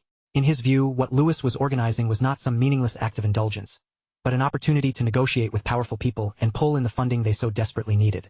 The military officer clenched his teeth so hard that his jaw visibly trembled. To him, this was exactly the kind of shameless move Louis Fairmont would make, and it could not have been further from the conduct expected of someone claiming to lead a desperate resistance. Inviting wealthy businessmen into the presidential palace while conveniently leaving other politicians out looked far too suspicious. In the officer's mind, the answer was obvious. The Fairmont family was quietly preparing a mountain of escape money, ready to abandon everything and run if the situation collapsed. President Quatreau Fairmont's face twisted into an ugly, impatient scowl, and the last of his tolerance finally snapped. He stated coldly that there was nothing more for them to discuss, then ordered the officer to leave the room at once. Meanwhile, in the presidential palace's square hall, a luxurious party was already unfolding in full swing. The grand hall glittered with noise and movement, packed with beautiful women, actresses, laughter, music, and the carefree energy of people acting as if the war raging outside the palace walls simply did not exist. A young woman seated close beside Louis leaned toward him and glanced up with a hint of concern, softly asking whether it was truly all right to hold such a party while the imperial army was invading. Even so, she admitted that for people like them, a celebration like this was rather convenient. Louis only burst into a foolish, careless laugh, brushing her worry aside as if it were nothing worth thinking about. War had nothing to do with him, he said, because fighting battles was the soldier's job. Louis then puffed himself up with exaggerated confidence and boasted that even if the enemy came charging straight into the palace, nobody there had any reason to fear. As the user of Manuel Lucas's fate, he declared that he would protect every single one of them. The girl immediately threw her arms around him, her eyes shining as she called him unbelievably cool, and the people gathered around them erupted into cheers for Louis Fairmont, the so-called fake user. By the time the party finally came to an end, Louis was so thoroughly drunk that he had collapsed onto his bed like a lifeless body, lying completely still as he sank into a deep, heavy sleep. When Louis eventually began to stir awake, the first thing that reached his ears was a wave of loud commotion coming from outside. Still dazed, groggy, and barely aware of what was happening, he lifted his head in confusion and asked why everything had suddenly become so noisy. A vanguard rushed into the room in a panic and delivered an urgent report. A surprise attack had already begun, and a large vanguard unit was charging directly into the presidential palace, forcing its way forward while pushing aside the Capitol Defense Force in its path. The man standing beside Louis immediately fell into panic, his face losing color as he wondered aloud whether the Brigham Empire had already broken into the palace. Others started shouting that they needed to run, and the same girl who had been clinging to Louis during the party now begged him desperately to save them. But Louis was trembling so violently that whatever courage he had pretended to possess vanished in an instant. Terrified to the point that he wet himself, he shoved the girl away without hesitation and screamed for the presidential palace vanguards to protect him first. He shouted that he was the future of the Republic, and for the sake of the nation itself, they had to make sure he survived no matter what happened to anyone else. Everyone around him went completely still, struck speechless by what they were seeing. They could only stare at Louis in disbelief. The very same man who had proudly promised to protect them not long ago was now ready to abandon them without even a moment's hesitation. When one of the guards nervously asked what they were supposed to do about the others, Louis answered with chilling, heartless indifference. He told the guard to let them find their own way to survive, then turned and ran, leaving his supporters behind while their furious shouts chased after his fleeing back. The people he had abandoned screamed after him in rage, their voices filled with betrayal as they called him a coward and a worthless jerk while he fled deeper into the chaos. Soldiers hurriedly formed up around Louis and guided him through the palace, surrounding him on all sides as they rushed him toward the underground bunker. As he ran, Louis ground his teeth together and cursed under his breath, furious at the disgrace crashing down around him and completely unable to accept just how humiliating the situation had become. Then, without warning, the path ahead erupted in a violent explosion. Fire and smoke burst across the corridor in a roaring blast, swallowing the way forward and cutting off their escape route in an instant. When the smoke finally started to thin, Louis peered ahead and saw another group of vanguards standing in their path. Confused, he wondered why presidential palace bodyguards had suddenly appeared there. But then one of those palace bodyguards pointed straight at him and shouted that Louis was right there. The entire group immediately charged toward him, shouting that they could no longer tolerate the corruption poisoning the country. For the sake of the Republic's future, they declared, even the corruption of the Fairmont family had to be completely wiped out. Louis stumbled backward and crashed hard onto the ground, panic spreading clearly across his face. One of his own bodyguards quickly grabbed him and hauled him back up, urgently calling him Your Excellency, while trying to pull him toward safety. As Louis struggled to get his feet under him, he cursed the guards who had turned against him, furiously demanding to know how they dared betray their loyalty. Louis then snapped out a demand to know where General Lamina's was, since he was supposed to be responsible for defending the presidential palace. One guard guessed that the general might be near the bunker. The moment Louis heard that, he immediately ordered a soldier to bring Laminas to him, snarling that traitors had hidden themselves among the palace vanguard. A soldier hurried over to Louis with a tense, uneasy expression and delivered an even worse report. The National Defense Forces, under Marshal Anson's command, were now advancing together with the Revolutionary Army. Louis froze in stunned disbelief at the report. He asked whether that meant the troops attacking the capital were not the Brigham Empire Army after all, but the Republic's own National Defense Forces.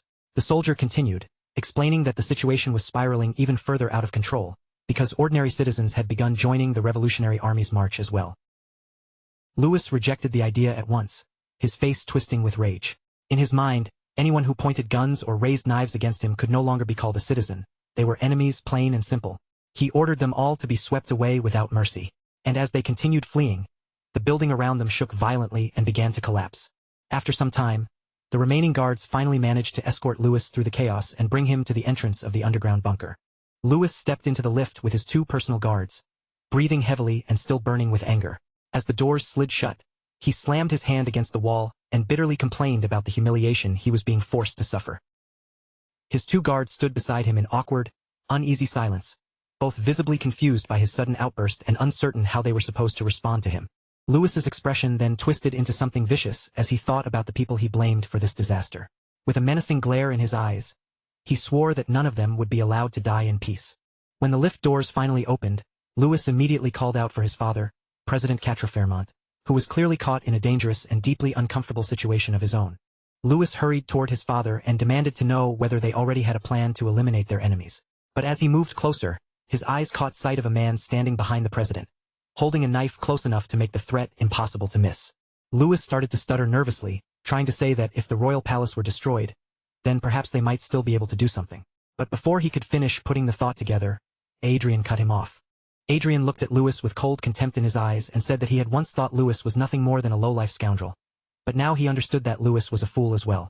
Louis demanded to know who he was, and Adrian introduced himself calmly as Marquis Adrian Lawrence, standing there together with Count Arcea, his fiancée. Then the commander of the Revolutionary Army stepped forward and revealed his own identity, making it clear that Adrian was not alone there. He was his friend. Louis stared at him in shock and recognized him as Asriel Oscar, but Asriel immediately corrected him, stating his full name as Asriel Oscar Prius. He then questioned how Louis dared omit the very name that formed the foundation of the country itself. Only at that moment did Louis fully realize that he had walked straight into a trap. Fear tightened across his face as he asked how they had managed to get inside. A few hours earlier, inside the presidential office of the Prius Republic, President Quatrefairmont had received Marquis Adrian Lawrence under circumstances that were anything but ordinary. The president acknowledged that under normal conditions, the 2 of them would never have been sitting across from each other like this. Adrian admitted that he had not expected to come to the president's office of his own accord either. Still, he noted that meeting President Quatrefairmont had turned out to be easier than anticipated, mainly because there were quite a few areas where their interests happened to overlap. President Quatrefairmont recalled that Adrian had come to propose a deal, since he had gone out of his way to meet with a marquis whose relationship with him could hardly be described as friendly. The president said he hoped the offer would prove worth listening to. Adrian calmly reached into his pocket, his expression remaining composed from start to finish, and assured the president that the offer was one he would likely find very pleasing. Then Adrian placed 2 hexagonal plates in front of him. The moment President Quatrefairmont recognized what they were, his eyes sharpened, and he asked whether the objects on the table were force cores. Adrian confirmed it without hesitation, explaining that one of the 2 was the force core used for Fencer 1.0. He went on to explain that Fencer 1.0 had been developed in the Lawrence Magic Tower, while the other plate was the force core installed in the Revolutionary Army's vanguard equipment. President Quatrefairmont was visibly shaken by this revelation and asked whether that meant the core technology used by the Revolutionary Army had truly originated from Adrian's own research. Adrian confirmed that it had, showing no sign of hesitation. He admitted that at first, he had believed the story was nothing more than a rumor, but after carrying out his own investigation, he discovered that the revolutionaries had indeed stolen technology from him. President Quatrefairmont's mouth curled into a smile, and he immediately asked Adrian to issue a statement condemning the Revolutionary Army. But Adrian went even further than that. He offered an apology, acknowledging that his oversight had caused the president to suffer unfair accusations, and then presented him with 2 gifts. Adrian's next move caught Fairmont completely off guard. He revealed information about companies whose stock prices were expected to rise sharply in the near future, explaining that Fairmont would only be able to make use of that information a limited number of times, somewhere between 2 and 10 at most. President Quatrefairmont's mood changed almost instantly, as if a heavy cloud had been lifted from over his head. A wide, satisfied smile spread across his face, and after receiving compensation on such an enormous scale, the anxiety and suspicion weighing on him only moments before seemed to dissolve completely. Then Adrian, still looking perfectly composed, passed him another sheet of paper with a smooth and almost casual movement. As President Quatrefairmont reached out and accepted it, Adrian calmly remarked that this was merely the second gift.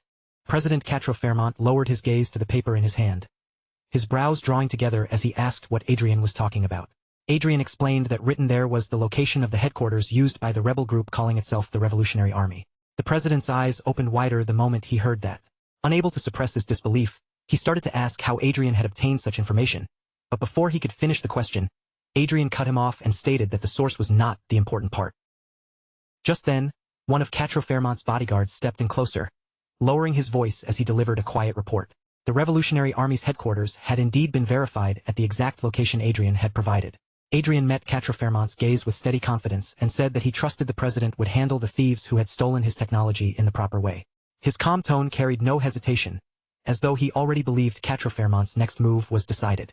Quatre Fairmont broke into a pleased laugh and assured Adrian that he would most certainly take care of it. After all, they were talking about a criminal organization, and people like that could not simply be left alone. He admitted that Adrian had provided them with an extraordinary amount of assistance. Adrian answered with modest restraint, saying that the matter also concerned his own honor. Quatre Fairmont chuckled at that response, commenting that honor truly was something nobles valued deeply. Adrian allowed a faint smile to rest on his face, though there was a sly sharpness tucked beneath that calm expression. Inside, he understood perfectly that he had now erased every trace of suspicion Quatre Fairmont might have directed toward him. In the president's eyes, Adrian had become a convenient blessing, someone who had appeared at the perfect moment and cleared away every problem troubling him. Quatre Fairmont then stood from his seat and suggested that they continue their conversation somewhere more comfortable. But before his words could fully settle, the entire palace suddenly shuddered under their feet. His expression stiffened in an instant, and with visible unease, he demanded to know what was going on. One of the vanguards on duty hurried into the room, his face tense as he delivered the urgent report. A surprise attack had begun, and a large vanguard force was now assaulting the city with enough force that it looked as if they intended to surround it completely. Quatre Fairmont immediately became alarmed, suspecting that the Brigham Empire might have started the attack. Without losing another second, he ordered the guard to escort them straight to the underground bunker. Adrian quickly interrupted him, urgently asking whether the teleportation restriction could be lifted, but Quatre Fairmont answered at once that he could not permit it. Adrian held the frightened Arcea close as she clung tightly to him, then turned a sharp, accusing look toward Quatre Fairmont. He asked whether the president seriously expected him to escape by himself, cutting through what might be a Brigham Empire siege with no help at all. Deep down, Adrian understood his own position very clearly. At that moment, he was no longer someone Quatre Fairmont could treat as a stranger. He was an important acquaintance, a person the president could not abandon without consequences, and no matter what Quatre Fairmont wanted, he could no longer pretend Adrian had nothing to do with him. Quatre Fairmont was trapped by the situation, his options closing in around him until refusal became difficult. In the end, the president had no choice but to reluctantly give way, suggesting that they should all move together. Back in the present, Adrian explained everything to Louis in a calm, almost effortless voice, saying that once they had successfully entered the bunker, everything that followed became far easier to handle. Adrian described it plainly. They had sparked conflict inside the presidential palace, turned the security forces against one another, and then used the confusion to seize the president as a hostage while their own allies were brought inside. As Louis listened, his teeth ground together, his face twisted with rage, humiliation, and helpless disbelief. Former Prince Asriel Oscar Prius looked straight at Louis and told him not to make such a miserable expression. To Asriel, Louis was still an incredibly valuable asset, a gift he intended to hand over to the Brigham Empire in exchange for bringing the war to an end. Louis instantly lost his composure and tried to run, his voice cracking as he screamed for the guards to save him. In desperation, he shouted that he was the user of Archduke Manuel Lucas's fate and the son of the president, as if those titles alone should protect him. Asriel Oscar Prius left President Quatre Fairmont behind and strode directly toward Louis. He seized Louis firmly by the shoulder and said he had wanted to punch him several times for a long while now, especially after watching him act so unbearably arrogant simply because he was the president's son. Louis's face drained pale with terror, as if something truly horrifying had just appeared in front of him. And in the next moment, shouting and the sounds of violent commotion echoed throughout the entire presidential palace. After some time had passed and the chaos had settled somewhat, Prince Asriel Oscar Prius turned toward Marquis Adrian Lawrence and suddenly asked what he thought about becoming president. Adrian was visibly taken aback by the unexpected suggestion, his expression briefly freezing in surprise. But Asriel went even further, asking whether Adrian had any interest in becoming a naturalized citizen as well.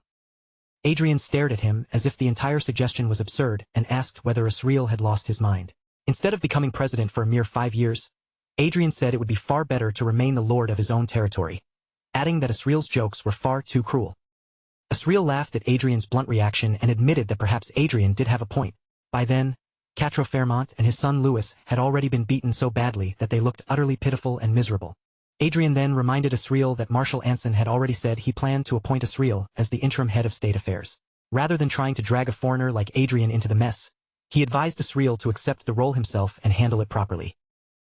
Asriel answered honestly, admitting that he was still uncertain whether it was truly acceptable for him to step into such a position. Since he had once belonged to the royal family, He worried that people might protest and accuse the Republic of slipping back into a bankrupt old system. Adrian replied that, realistically speaking, it would be dishonest to claim there would be no objections at all. Even so, it was also true that no one was better suited for the role than Commander Asriel. Adrian added that Marshal Anson himself disliked the idea of placing a military leader directly beside the remains of a dictatorship. Asriel let out a tired comment in response, saying it felt as if someone had just handed him a bomb and expected him to carry it. As Adrian lifted his wand and prepared to leave, he told Asriel that from his point of view, Commander Asriel becoming president would actually be ideal. It would make it far easier for Adrian to receive the compensation he had been promised. Asriel asked if Adrian was already going, and Adrian replied that he was, since there were still plenty of matters he needed to take care of. Just as Adrian turned to leave, Asriel called out to him as Marquis Lawrence, making Adrian pause in place and glance back over his shoulder. Asriel and the guards standing beside him all raised their hands in a formal salute toward Adrian. With serious faces and sincere voices, they told him that they owed him an enormous debt. Adrian looked visibly uncomfortable beneath the weight of their gratitude and said that such a gesture felt far too burdensome. But Asriel answered firmly that Adrian deserved at least that much courtesy from them. Adrian felt his conscience sting a little, because he knew very well that he had also played a part in making the entire situation spiral into such a complicated mess. Of course, he could never say that aloud, so instead he simply told Asriel that he had acted for his own benefit as well. Asriel smiled at that honest but evasive answer and replied that even if Adrian had his own reasons for acting, it did not change the simple fact that he had helped them. Adrian turned his eyes toward the gathered public and quietly thought to himself that even if Asriel rose to power, the path waiting ahead of him would be anything but easy. The citizens who had successfully carried out their revolution would surely place enormous expectations on the future, and conflict with Louis Fairmont's supporters was almost guaranteed, especially with those who only accepted what they wanted to see and hear. Still, Adrian did not believe there was any need to worry excessively. After all, Asriel was an exceptionally capable man. All around them, the public was swept up in the joy of the moment. Cheers for the Prius Republic rang through the air, and people shouted their hopes for the country's future with bright faces full of excitement. Adrian then told Asriel that if he truly felt that grateful, he should show it through proper rewards. Asriel laughed in response and said he would do his best. A few days after the revolution in the Prius Republic, Adrian was at the royal hunting grounds of the Reinhardt Kingdom. He sat calmly in place, looking composed as ever, while Arcea stood close beside him at his side. The revolution had finally ended with the capture of the wealthy and corrupt Fairmont family. After leading the revolutionary forces through the crisis, Asriel temporarily took charge of state affairs until the next presidential election could be held. Marshal Anson, who now possessed the highest authority in the Republic, appointed Revolutionary Army Commander Asriel as the head of administration. Until the next presidential election arrived, Asriel would oversee state affairs in place of the collapsed Fairmont government. Former President Quatre Fairmont, who had long been known as a symbol of corruption and deceit, was sentenced to death through a jury trial. Louis Fairmont was given a prison sentence of 1,350 years, and once his appeal was rejected, his fate was completely sealed. Quatre Fairmont's son, Louis Fairmont, was then handed over to the Brigham Empire along with the fake fate, becoming part of the exchange used to bring the war to an end. Emperor Edward of the Brigham Empire officially announced the end of the war with the Prius Republic. Even though the empire had held an overwhelming strategic advantage, the war was abruptly concluded through a formal declaration.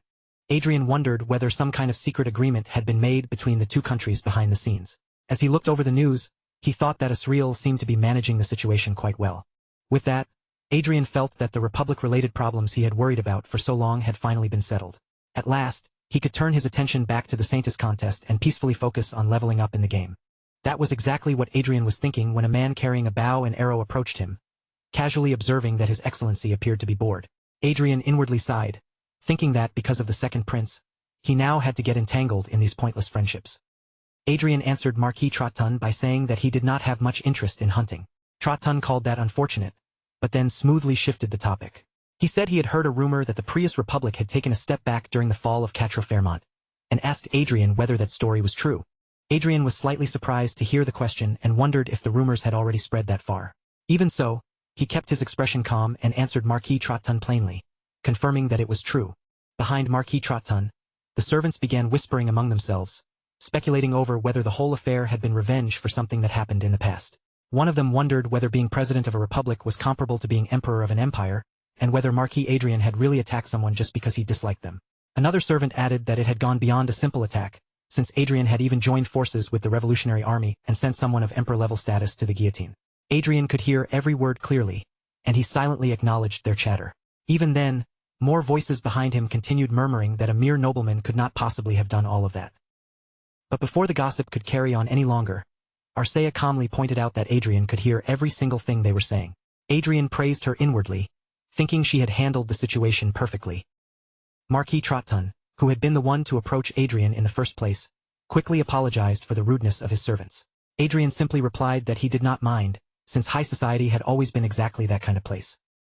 Adrian had once thought of high society as nothing more than a grand masquerade, a place where every noble wore a graceful smile on the surface, while keeping their real thoughts buried far behind an elegant mask.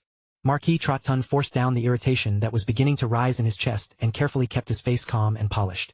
Then, with a controlled smile, he asked whether Marquis Lawrence rarely appeared at social gatherings, adding that many nobles were eagerly waiting for a chance to form a friendly connection with him. Marquis Trotton continued by saying that Adrian was a 7th Circle Archmage, just like the distinguished people gathered there, so there should be no issue with him interacting more actively with noble society. But at that very moment, a red-haired man stepped into view and bluntly accused Trotton of having no shame at all. The red-haired man pointed out that during their previous meeting, Marquis Trotton had openly attacked Marquis Adrian, and even argued that Adrian deserved to be punished. Yet now, that very same man was acting as though none of it had happened, trying to get close to him with a friendly face. That direct accusation left the blonde-haired Marquis Trotton visibly embarrassed, his expression stiffening under the eyes of everyone around them. Adrian then shifted his gaze toward the newcomer and asked whether Marquis Vincent had also approached because he wanted to become close to him. Marquis Vincent immediately told Adrian not to get the wrong idea. He made it clear that he would never come near Adrian with such an obvious purpose, unlike Marquis Trotton. Marquis Trotton snapped back at once, angrily telling Vincent to watch what he said. Seeing the two men clash so naturally, Adrian became curious and wondered aloud what sort of relationship Marquis Trotton and Marquis Vincent had, asking whether they simply did not get along. Marquis Vincent then turned his attention away from Trotton and looked toward Arcea, remarking that this would be her first time participating in a hunting competition. With a confident expression, Vincent encouraged Arcea to use the opportunity to show everyone the dexterity and skill that had already made her name so famous. Vincent added that Arcea's military arts had become widely known after her televised victory over an Aura Master. Even so, plenty of people were still curious because they had never actually seen her abilities with their own eyes. And while that conversation continued, someone stood some distance away, silently observing the scene. It was the idiot prince. Adrian noticed him almost at once, and inwardly guessed that the second prince had most likely ordered him to come to this place. Marquis Vincent then declared that he would prepare 2 ogres for the match, saying that a challenge of that level should be more than enough for Arcea to display the strength expected of an Aura Master. Arcea accepted the challenge without the slightest hesitation. Adrian, standing nearby and watching her calmly, simply told her to finish it quickly and not waste too much time dragging the fight out. Arcea quietly readied herself for battle, standing there with only a shield in one hand and a sword in the other, her posture steady despite how lightly equipped she looked. Marquis Vincent frowned slightly when he saw how little protection she was wearing and suggested that she at least put on a headpiece, just in case something went wrong. But Arcea answered with unwavering confidence, insisting that the equipment she had now was already enough. The idiot prince looked openly excited, saying that they would finally be able to watch Countess Klein fight with their own eyes. Adrian hinted that the prince would probably be surprised once he witnessed her skill, and the prince immediately leaned in with interest, asking whether she was truly that impressive. In front of Arcea, a massive ogre waited inside an enormous cage, its huge frame and intimidating presence alone making the entire arena feel heavy with tension. The instant the gates opened, 2 enormous ogres burst out together, their heavy bodies charging forward as they rushed straight toward Arcea. Arcea lifted her shield, tightened her grip around her sword, and stepped directly into the attack without retreating. Yet despite the ogre's overwhelming size and brute force, the fight ended in her favor with an ease so shocking it barely felt real. Both the idiot prince and Marquis Vincent stood frozen in complete bewilderment, struggling to understand what they had just witnessed. Beside them, Adrian quietly watched their stunned reactions with a deeply satisfied smile. Arcea had cleanly defeated both monsters in front of everyone, proving her strength without needing any flashy performance or dramatic display. Later, inside the car, Adrian sat in his seat, desperately trying to hold back the laughter bubbling up inside him. Eventually, Adrian could not contain himself any longer and burst into loud laughter. He said he really should have recorded the way their jaws dropped, because the more he replayed those stunned faces in his mind, the funnier the whole thing became. Arcea, however, showed no reaction to his amusement and simply turned her gaze away. Adrian thought back on how those people had quietly looked down on Arcea simply because she was the only female Aura Master in the country, and he felt they had received exactly the lesson they deserved. He had gone to a place he never wanted to visit in the first place, but somehow, the day had still rewarded him with an unexpectedly satisfying laugh. Still wearing a smile, Adrian reached over and gently patted Arcea, praising her for handling the entire situation so well. But then Adrian noticed that something about Arcea seemed wrong. He looked at her more closely, and in the next instant, she suddenly collapsed as if every bit of awareness had left her body at once. When the driver heard Adrian call Arcea's name in alarm, he was startled and quickly turned to look back.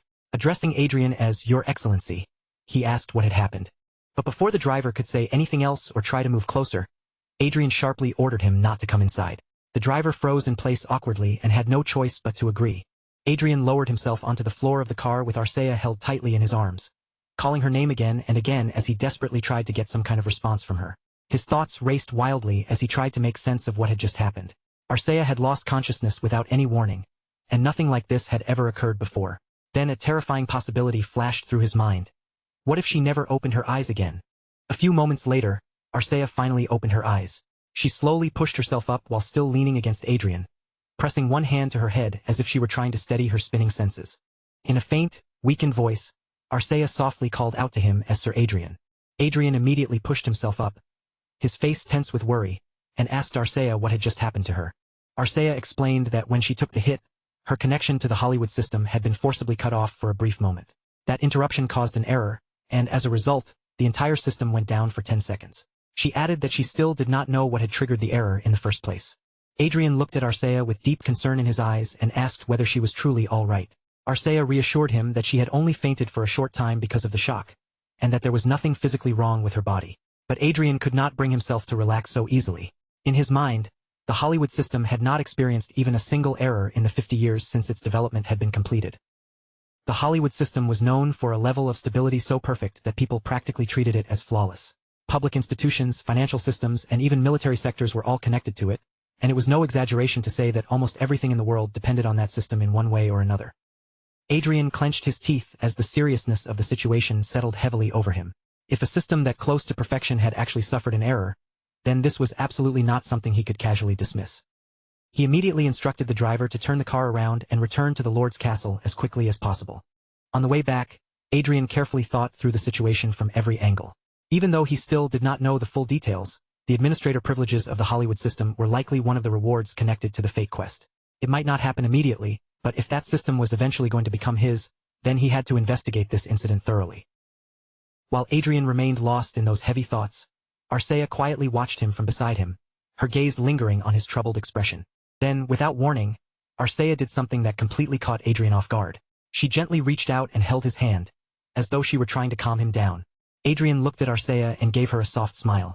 More than anything else, what truly worried him was the danger these strange incidents might pose to her if they ever happened again. After returning to his mansion, Adrian wasted no time at all. He went straight to his room and put on his goggles, immediately entering the game. Adrian arrived on the 8th floor of Manuel Lucas's magic tower and called out for Chester without delay. Chester appeared from behind him and noted that Adrian had logged in earlier than expected. Adrian quickly told Chester that Arcea had just collapsed, and that she had mentioned an error in Hollywood that caused every system to go down. With worry plainly showing on his face, Adrian asked Chester what exactly was happening. Chester began by speculating that if Hollywood operated anything like Earth, then it would likely have something similar to an internet communication network, along with the hardware and software needed for people to use it conveniently. Chester then explained that Hollywood was different from Earth because its signals were transmitted through mana spread throughout the atmosphere. Because of that, there was no need for separate base stations or physical communication lines.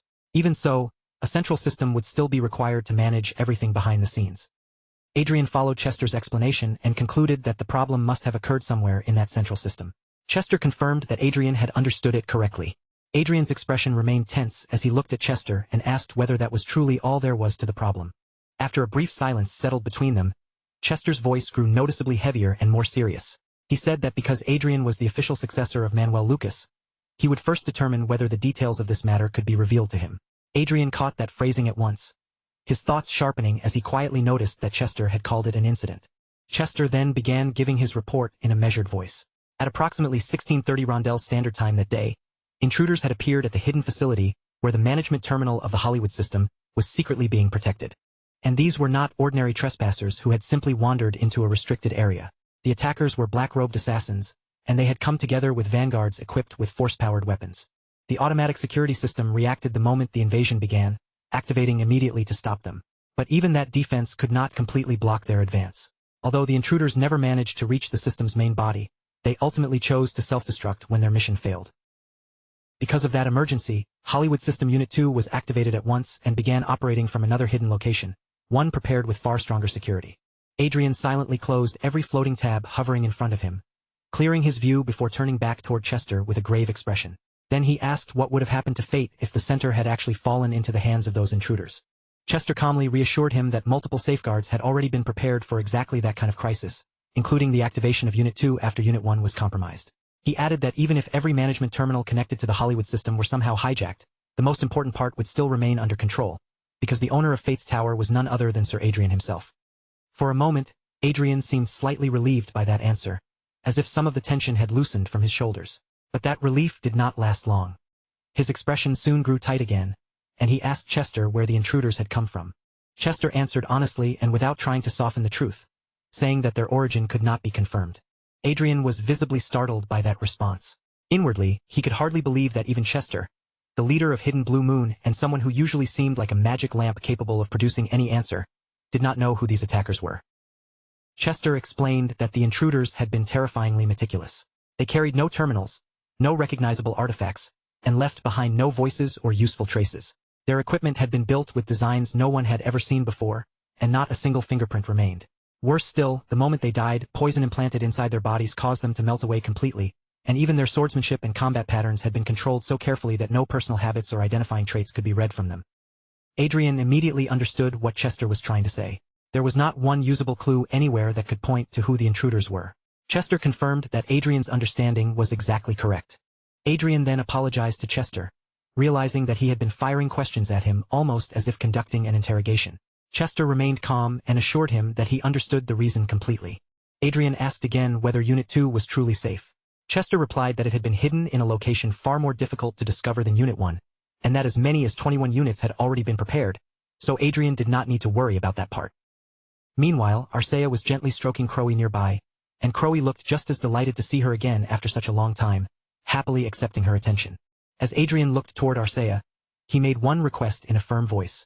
If anything like this ever happened again, Chester was to cut Arcea's connection to Hollywood before anything else, so she would not self-destruct or be forcibly shut down by the system. Adrian admitted to himself that this had happened because he had not been cautious enough. From now on, he resolved to respond properly according to the instructions. For the moment, however, the only thing he could truly feel was relief that both Arcea and Hollywood were still safe. Even though Adrian still had no idea who the enemy was, their reason for targeting the Hollywood system was painfully obvious. If they could freely manipulate that system, the benefits would be almost the same as obtaining Fate itself. With that thought weighing on him, Adrian decided that he would have to spend even more time inside the game, even if it meant cutting down on sleep. Chester agreed that this was a wise decision. Adrian silently calculated his own progress and realized he still needed 14 more levels before reaching the next stage. At his current pace, it would take roughly 4 to 5 months, but if he pushed himself harder, he could probably shorten that to 3 or 4. He decided he had to reach the 8th circle as quickly as possible, just in case something even worse happened. Chester assured Adrian that he would continue sharing any information connected to the incident as soon as it became available. Adrian nodded and agreed to leave that matter in Chester's hands. Somewhere deep inside the Hollywood system, a tiny crack quietly appeared.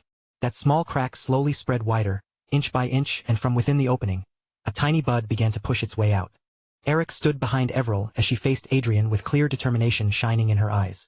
Everil spoke firmly, saying that she would do everything she could for His Excellency's sake. Adrian gave her a gentle smile and answered that if it was Miss Everil, then he was certain she would handle everything well. 1 month after the Prius incident had been brought to an end, the war between the two great nations had also concluded, and a short period of stability finally began. With that, the Saintus contest, which had remained suspended for quite some time, was at last set in motion again. After their conversation finished, Eric turned toward Everil and told her it was time for them to leave. At this point, the only thing Everil still needed was real practical experience. That was something Adrian could not directly provide for her, so he had no choice but to place his trust in both Everil and Eric. Adrian waved them off and said his goodbye, but inwardly, he understood exactly what this meant. Since he could no longer interfere with that part of the process, he suddenly found himself with much more free time than he had expected. Adrian threw himself into a fierce battle against a swarm of wasp monsters. With Arcea and Crowley fighting alongside him, he pushed through the dangerous fight and managed to wipe out the entire horde. Even in the middle of such an intense battle, Adrian allowed a small smile to tug at his face. Now that he had reached level 240, he only needed 10 more levels to satisfy the requirement for entering the 8th circle. If everything continued according to plan, he believed he could manage it within 3 months, or at least that was what he thought at the time. Of course, life would be far too dull if unnecessary trouble never showed up. Without warning, a system message appeared, announcing that Adrian had been murdered by a user named Velter. In the game, Adrian, Arcea, and Crowe all lay dead on the ground. Beside their fallen bodies, a little girl character stared at the system window in amazement, marveling at how expensive the materials were. After rummaging through their loot, she cheerfully celebrated, thrilled that she had just hit the jackpot. Adrian stared at the system window in complete disbelief, struggling to understand what had just happened to him. The message informed him that he had been resurrected at the starting point, and as a penalty for resurrection, a portion of the EXP he had earned had been taken away. Arcea lowered her head in embarrassment, her voice filled with shame as she admitted that the entire situation was humiliating. Adrian tried to comfort her, saying there was nothing they could have done when something like that happened because of some insane lunatic. He then asked whether she had lost any items. Arcea replied that one bracelet was gone, saying they had simply been unlucky. The two of them were still inside the game, now safely returned to a village. As Adrian checked his status window, he thought over just how large their losses had been and became certain that the culprit was a rogue from the thief world. He wondered whether Velter made a fortune as an expert in player killing. Most likely, Velter had heard rumors about some pushover spending a massive amount of money to rent a hunting ground from the Black Dragon Guild. The rogue had already started selling the stolen items through the auction house. When Adrian saw the listings, anger surged through him at once. Among the stolen goods was a level 19 enhanced Phantom Tiger's bracelet, listed under Velter's name with a price of 52 million loots. Adrian was not the kind of person who obsessed over every small amount of money, so he tried telling himself he could simply think of it as helping someone less fortunate. 50 million loots was not an especially huge sum to him anyway. Besides, he believed recovering the lost EXP would be a far more productive use of his time than chasing after revenge. Adrian handed Arcea another bracelet to replace the one she had lost. At the same time, he decided that the issue was separate from the money itself, and that he still needed to file a complaint with the Black Dragon Guild, since he had paid them specifically to secure the hunting ground. The guild master apologized deeply to Adrian and asked for the user's nickname, promising that she would issue a kill order against the culprit. Adrian told her that the user's name was Velter, and added that Velter was already selling the equipment dropped by Adrian's party.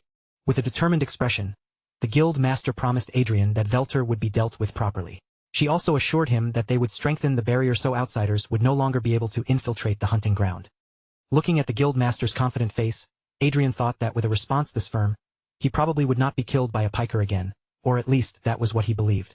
But reality proved him wrong almost immediately. Before long, Adrian and Arcea were being chased by an entire gang of pikers. As they ran for their lives, Adrian shouted in disbelief, demanding to know why the enemies were suddenly swarming after them in herds this time. Unfortunately, luck was still nowhere on their side.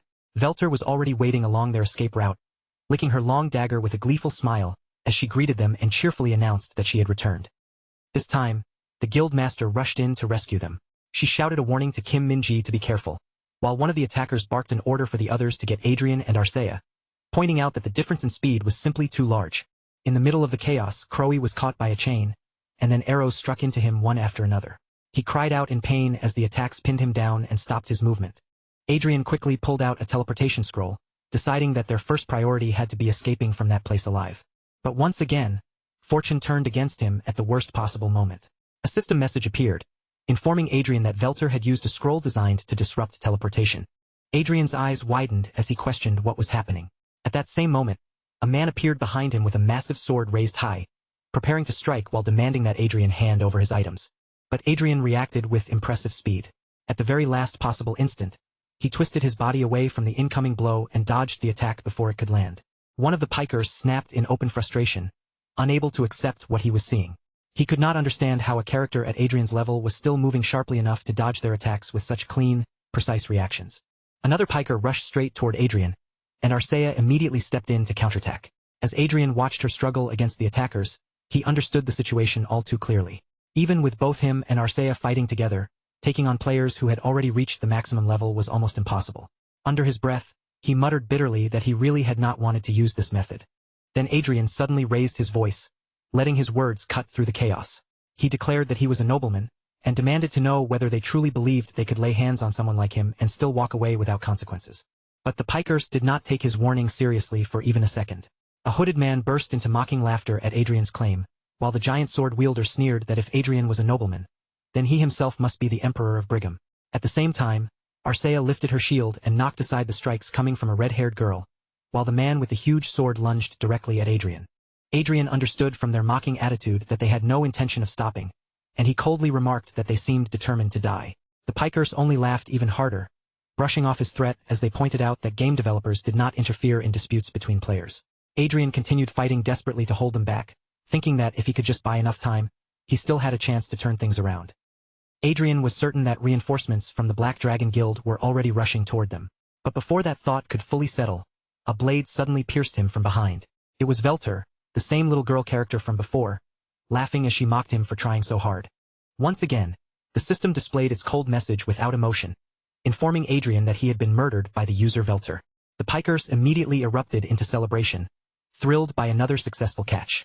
Without wasting even a moment, they quickly stripped Adrian of his dropped items and fled the area before anyone could stop them. Adrian's character lay motionless on the ground like a discarded corpse, while the system informed him yet again that he had been resurrected at the starting point. And as if that were not enough, another portion of his EXP had been taken from him as a resurrection penalty. The scene soon shifted back to the guild master apologizing in a strained voice, explaining that she had never imagined the pikers would gather in such a large group. Kim Minji, also known as Adrian, said absolutely nothing. He sat silently on a bench, his head lowered and his hands folded together, giving off a terrifyingly still aura. After a heavy pause, Adrian finally spoke in a low, chilling voice. He said it had taken 3 hours to recover the EXP he lost from the previous PK, and now it would take another 3 hours to recover the EXP stolen this time. 6 hours in total had been taken from him, and as he counted that out, a bitter laugh slipped from his mouth.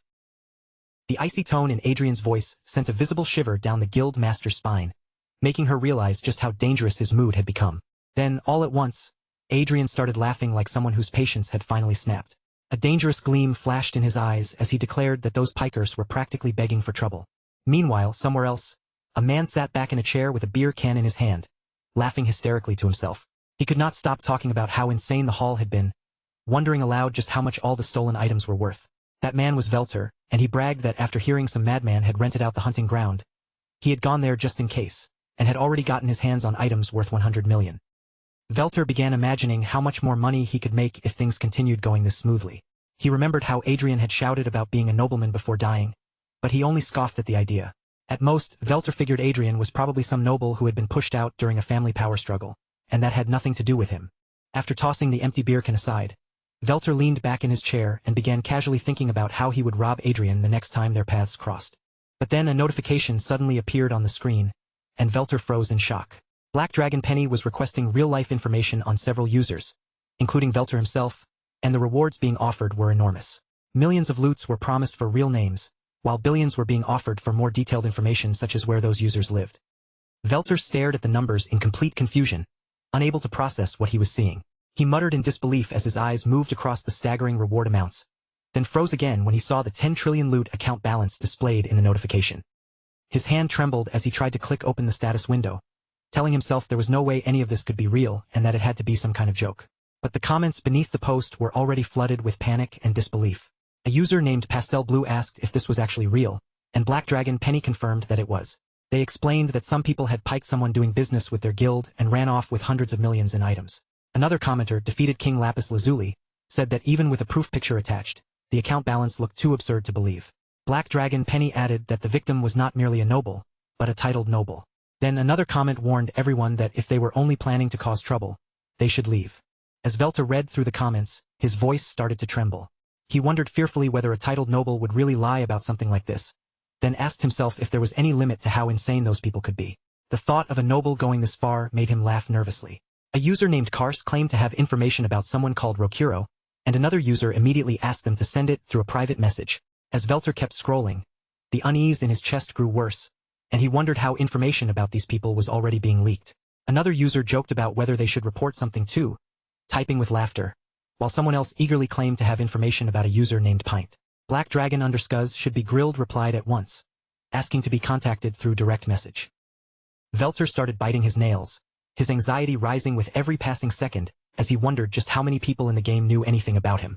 He considered returning the money and apologizing, wondering if doing it immediately might still help. Maybe, if he begged hard enough, they would let the matter slide. But that hope disappeared almost at once, because Velter knew how nobles behaved. There was no way people like that would quietly listen to excuses. Then Velter suddenly realized what he had to do. He needed to contact the customer center. No matter how badly the game company usually neglected its users, he thought, they could not possibly ignore actual criminal behavior. When the call connected, a polite voice thanked him for contacting the World Games customer center and asked how they could help him. Velter shot up from his chair in alarm and quickly explained that he had a request related to Game Chronicle Online. The voice on the other end asked for his nickname so they could confirm his identity. Velter answered that his name was Velter, and the customer center acknowledged the confirmation before asking what kind of assistance he needed. Velter rushed through his explanation, saying that someone in the community was openly searching for his personal information with the obvious intention of harming him. He insisted that it was wrong to overlook such clear criminal activity. The customer center representative asked whether he wanted the post removed and whether they should take action before contacting him again through his current phone number. Velter immediately confirmed that this was exactly what he wanted. After ending the call, Velter vented his frustration out loud, then sank back into his chair as relief washed over him. He convinced himself that everything would be fine now. He believed the customer center would delete the post soon, and that the people hunting for him would eventually give up once nothing came of it. Feeling calmer, Velter opened another can of beer and glanced back toward the screen. But the next thing he saw made his entire body lock up in place. A new comment claimed that someone had found Velter's contact number. Even worse, the information had come from the person at the customer center. Unable to resist the temptation of earning billions, that person had revealed Velter's address and phone number. Velter instantly realized the scale of the mistake he had just made and panicked. He shouted that the customer center was not supposed to do something like this. But before he could even finish screaming, a massive explosion erupted behind him. Through the wreckage, someone stepped into the room and calmly declared that they had found him. In that instant, Velter understood everything. Trembling with terror, he stammered in disbelief, asking why Adrian Lawrence was standing there in front of him. Adrian revealed that he was actually the user Kim Minji. Then, cursing Velter with cold fury, he moved, and blood splattered across the building. On the game's social media, everyone soon began talking about the recent incident. The chats filled with users pointing out that every account belonging to the players who had been publicly wanted last time had suddenly vanished. Some users began wondering whether the whole thing had been staged, questioning if those accounts had ever truly existed in the first place. Another user firmly insisted that the accounts had definitely been real, saying someone had even investigated those players through a personal livestream.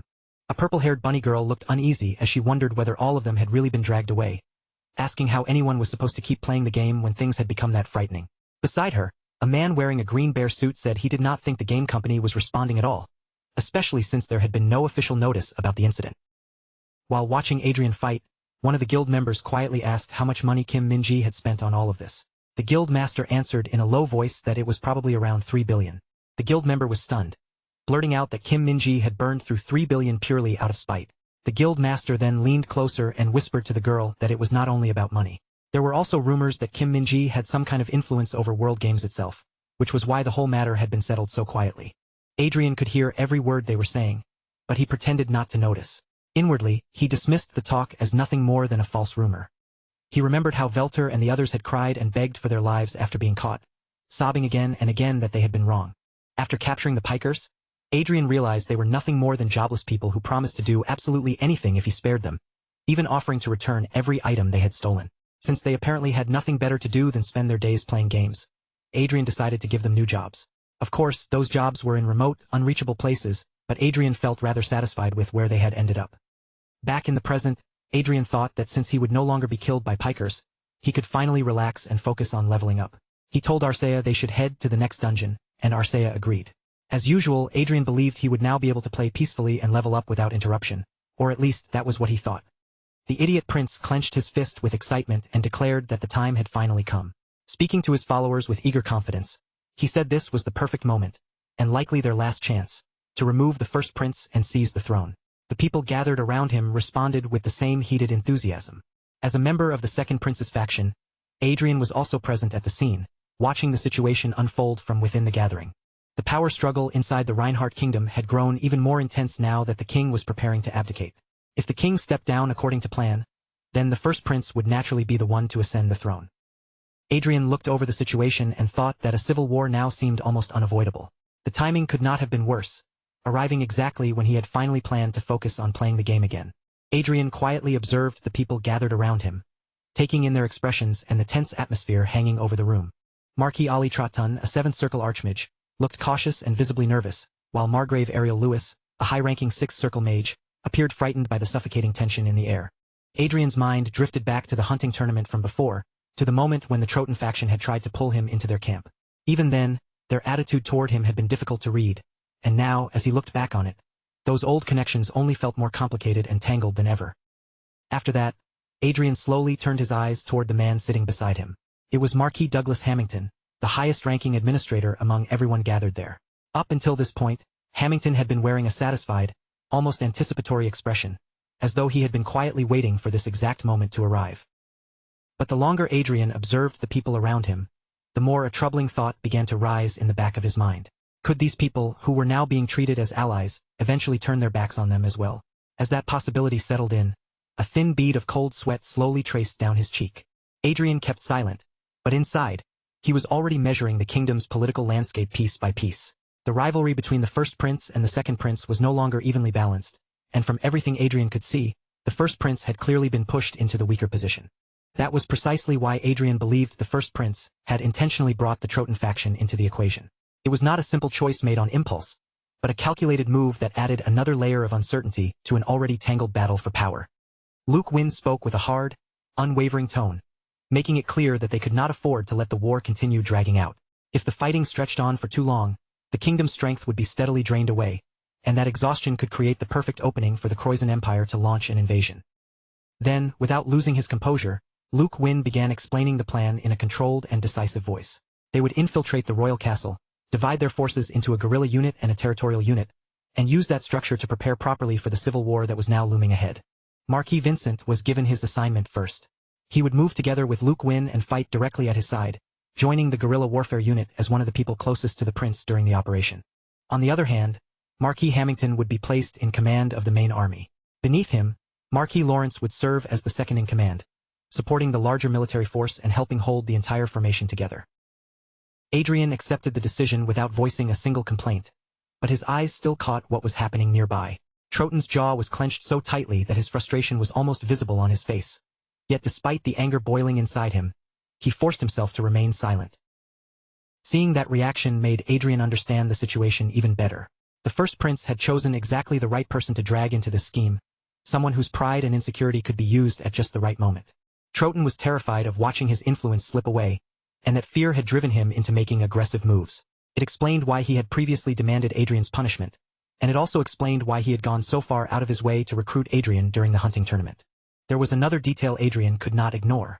Although Trotan held the same noble rank as Adrian, he had been given no meaningful responsibility in the operation ahead, leaving him pushed aside while others received real authority. Adrian released a quiet sigh under his breath. The more he turned the situation over in his mind, the more obvious it became that the second prince's strategy almost seemed designed to tempt betrayal from within their own ranks. Luke Wynn then declared that the operation would begin 2 days from now, precisely at midnight.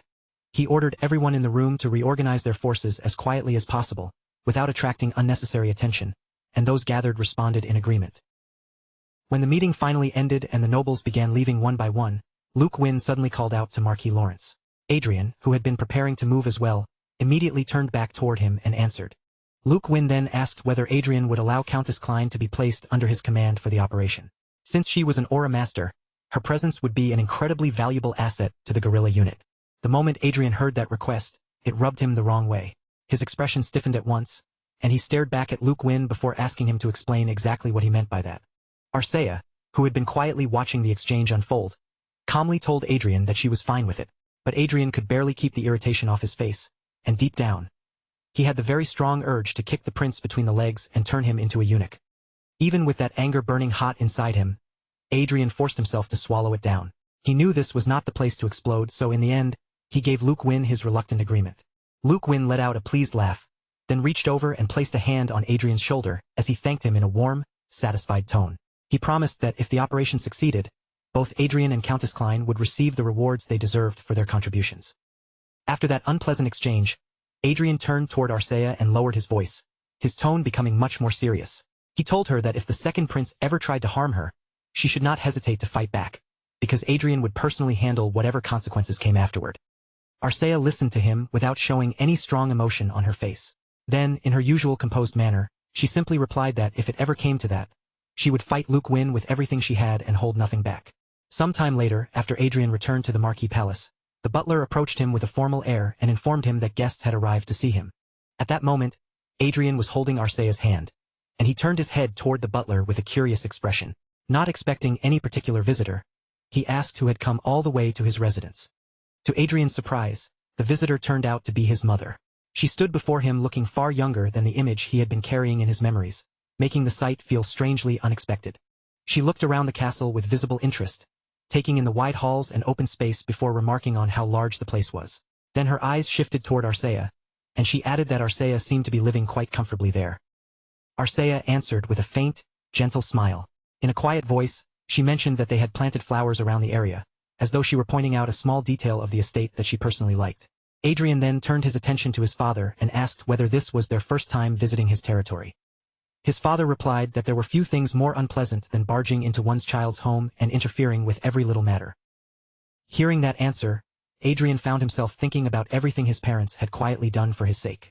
They had stayed back in their own territory and refused many invitations from nobles in the capital, all to keep him protected from unnecessary attention. Only then did Adrian truly realize how thoroughly his father had withdrawn from noble society. He had even cut off connections with nearby lords, stepping away from social life so completely that he had almost vanished from the public eye. After a short silence, Adrian looked at them again and asked what had brought them here so suddenly, especially after all that time spent keeping their distance. His father's face grew noticeably more serious as he answered. He had heard rumors spreading that a civil war was about to break out, and that news had been enough to make him come personally. Adrian was caught off guard by that response. Considering how isolated his father had been from outside affairs, it was surprising that a rumor of that scale had still managed to reach him. Even so, Adrian did not try to hide the truth. He explained the situation plainly, telling his father that the king was preparing to abdicate the throne, and that Luke Wynn had already begun making his moves in response. His father listened closely, his expression tightening with concern. Then he pointed out that if events continued in that direction, Adrian would almost certainly end up standing at the front of the second prince's faction. Adrian confirmed his father's concern without hesitation. He had been appointed as the second-in-command of the larger force, while Arcea had been assigned to move with the guerrilla unit. For a moment, his father fell completely silent, and the worry on his face became even clearer. Then he warned Adrian that if His Majesty's personal troops ever appeared on the battlefield, he must never, under any circumstance, engage them directly. Count Lawrence repeated the warning with a seriousness that left no room for misunderstanding. If His Majesty's personal troops showed themselves during the battle, Adrian was not to oppose them no matter what happened. Hearing that, Adrian could not help wondering what sort of force those troops truly were. His father continued, explaining that His Majesty was far more terrifying than most people understood. The king was not some powerless ruler sitting on a decorative throne. Even after what had happened with the Prius Republic, any major power would naturally keep hidden safeguards to defend its royal or imperial household, and the Reinhardt kingdom was no exception. Adrian asked whether such a force could really be enough to change the entire flow of the conflict. His father, Viscount Lawrence, answered that it could, even if a Grand Master became involved. Adrian was stunned by that because a Grand Master stood on the same level as an Eight-Circle mage, and as far as he knew, none of the 5 Grand Masters on the continent belonged to their kingdom. His father admitted that he could not say he was absolutely certain, but then explained how he had learned about it. While organizing records left behind by Adrian's grandfather, who had once served as a chief butler in palace affairs, he had discovered a hidden diary that contained the secret. The Lawrence family had long served the king through the palace affairs department. However, after Adrian's grandfather suddenly passed away, their access to the palace was cut off without warning, and his father had been forced into a risky marriage just to keep the weakened family from collapsing. That revelation struck Adrian harder than he expected. He could not stop himself from wondering whether his grandfather's knowledge of royal secrets had somehow contributed to his downfall. By that point, Adrian understood that he could not treat his father's warning as simple overcaution. Adrian then reassured his father that if such a situation ever happened, he would run away no matter what it cost him, so there was no need to worry too much. His father accepted that answer, saying that honor was important, but Adrian's life was far more precious than any reputation. Then suspicion suddenly flickered across Adrian's face. He asked why his father was talking as though the matter had nothing to do with him, since he was also part of the second prince's faction and should have been expected to join the conflict. Looking somewhat embarrassed, his father admitted that he had no intention of participating. Adrian stared at him in clear confusion and immediately asked why. His father awkwardly cleared his throat, still looking a little embarrassed, and after a brief pause, he finally explained that Sylvia was pregnant. Adrian froze where he stood. The shock hit him so suddenly that for a moment he could hardly process the words, and all he managed to do was stammer out a question in disbelief. His mother simply smiled, speaking as casually as though she were sharing ordinary household news. She told Adrian that he was going to become a big brother, leaving him completely stunned by the announcement. Meanwhile, Arcea remained off to the side, quietly admiring the flowers without noticing the emotional earthquake happening right beside her. While Adrian stood there overwhelmed, she was still calmly focused on the peaceful little details around the estate. The scene shifted to another private meeting, where the first prince suddenly burst into laughter so hard that the tea in his cup sloshed over the rim. Still smiling with open amusement, he congratulated Adrian on the news, joking that Marquis Lawrence was now going to have a brand new little brother or sister. After the first prince's laughter finally began to die down, Adrian guided the conversation back toward the matter at hand. His expression settled, and he reported that his father would not be participating in the war that was about to begin. The first prince did not look angry, disappointed, or even especially surprised. He kept that relaxed smile on his face, gave a simple nod, and said he understood, accepting the situation as something that could not be helped. Then the first prince's gaze sharpened just a little, and the mood in the room subtly changed. He asked Adrian what he thought was the second prince faction's biggest weakness, and Adrian answered at once without needing time to think. Their operation had already been discovered. The first prince lightly spun the spoon between his fingers as he agreed with Adrian's answer. In war, he explained, information could determine the outcome before swords ever clashed, and from that point of view, they had already taken a meaningful step toward victory. From there, the first prince revealed how their counterattack would unfold. They would intentionally leave a gap open and let the second prince slip inside, even surrendering the crown prince's palace and the main palace where the king resided, the exact prizes Luke Win wanted most. Then, once Luke Win grew intoxicated by the feeling of victory and convinced himself that he had seized everything he desired, they would snap the trap shut around him. A siege from the outside, betrayal from the inside, and total destruction would all strike him at once. Adrian immediately understood how dangerous that bait really was. If Luke Win wanted to claim traditional legitimacy, he could not simply abandon the royal palace or the throne after taking them. He would gather his people inside the castle, isolate himself from the outside world, and step directly into the worst position possible, only to be betrayed from within. As the idea settled in his mind, a faint smile appeared on Adrian's lips. In this era, the strategy was almost like their own version of a Trojan horse. Adrian told the first prince that Luke Win would most likely feel as though victory was already in his grasp. He would assume the crown prince had run away in fear, never realizing that every step around him had already been prepared. The first prince nodded with satisfaction, clearly pleased that Adrian had grasped the plan so quickly. He praised how well they understood one another, but even while agreeing, he made it clear that one serious problem still remained. Adrian understood the issue right away. He, Countess Klein, and the other insiders would be standing in the most dangerous position because their task was to betray the second prince from within. The first prince agreed and warned that Luke Win's faction might be careless for now, but once betrayal erupted and their side began to crumble, Adrian and the others would become the targets of desperate attacks. To increase their chances of survival, the first prince intended to show Adrian several hidden passages within the castle, giving him possible routes to confuse the enemy and escape if the situation turned deadly. Adrian quietly turned the plan over in his head, weighing the risks one by one. But the more he thought about it, the less secure it felt, because secret passages alone were not enough to guarantee that everyone would make it out alive. So Adrian brought up another possibility. He reminded the first prince that he had played a major part in the recent crisis inside the Prius Republic, and that his contributions to their revolution had been significant enough for the Republic to promise him certain rewards in return. The first prince asked what kind of reward Adrian was referring to. Adrian then explained that if a civil war ever broke out in their kingdom, the Prius Republic had agreed to provide military support, just as Adrian had once supported them during their own upheaval. The moment he heard that, a trace of unease flickered across the first prince's face. He hesitated briefly, and Adrian immediately understood the concern forming behind that troubled expression. Adrian quickly reassured him that this was not some overwhelming foreign intervention, like a fleet of sky fortresses descending over the kingdom.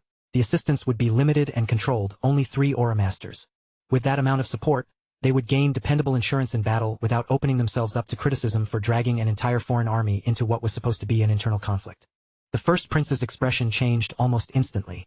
The worry that had tightened his eyes just moments earlier vanished, and in its place came a bright look of open delight. He nearly rose from his seat in excitement, realizing that the strange incidents connected to the Republic might not have been random after all. Adrian calmly lifted his teacup and confirmed the idea with a composed face, though in his own mind, he knew the truth was not quite that impressive.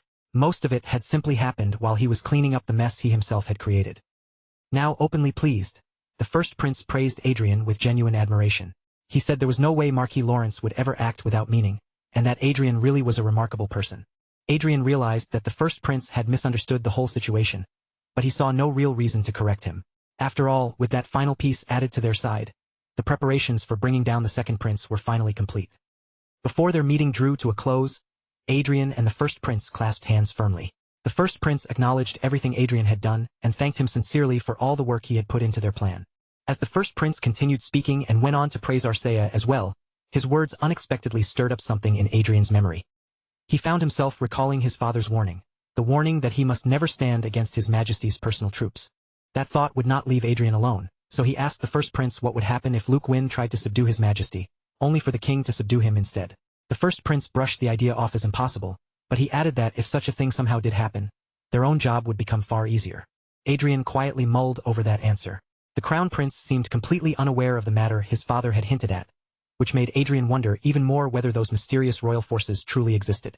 As the day of battle approached, Adrian stood before Arcea with a serious look on his face. Once again, he reminded her that if the second prince made any attempt to hurt her, she must not hesitate to defend herself. Arcea accepted the warning, but Adrian was not finished yet. He explained that Crowe, their magical flying ally, would be circling above the palace, and if an emergency occurred, all Arcea had to do was send a telepathic message for Crowe to immediately support her with magic. Arcea nodded quietly, taking in his words without argument or complaint. Then she turned as if to leave, telling Adrian in her calm, steady way that she would return soon. But before she could depart, Adrian stopped her.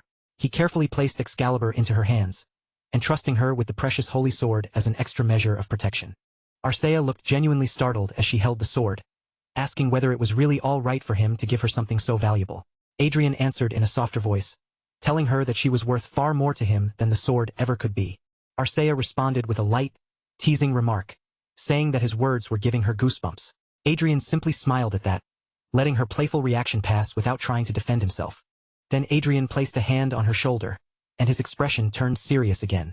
If she encountered a Grand Master, he warned her, she had to surrender immediately, no matter how the situation looked. And it was not only a Grand Master she needed to be cautious of. If anything unexpected happened, anything at all that placed her in real danger, Adrian urged her to surrender right away instead of taking a needless risk. Arcea looked directly at him and asked if he wanted her to put her own safety first. Adrian answered with firm, unmistakable determination, making it clear that to him, nothing mattered more than her survival. A small smile touched Arcea's lips. Then, just before she teleported away, she reminded Adrian in return that he needed to be careful as well. After Arcea vanished from sight, Adrian remained standing there for a brief moment. Then, almost to himself, he quietly muttered that she really was cute. The scene then shifted to Luke Win, who now stood before his assembled forces.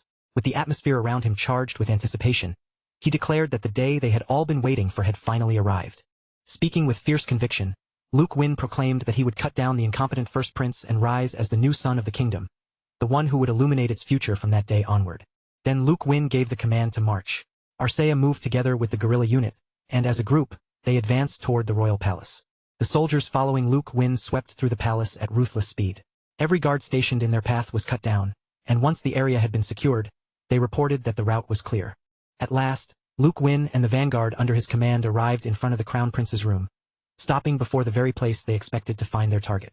One of the vanguard soldiers kicked the door open with brutal force, and Luke Win entered alongside his men. But the instant they stepped inside and looked around, they found the room completely empty. A vanguard soldier quickly scanned the room from side to side and reported that no one was there. The crown prince had disappeared, leaving no one for them to capture. The soldier guessed that the crown prince must have sensed something was wrong and fled before their arrival. Luke Win clenched his teeth hard, frustration and anger twisting across his face. But Luke Win forced himself to move past it. If the crown prince had escaped, he ordered, then they would advance to the next objective and secure his father, the king.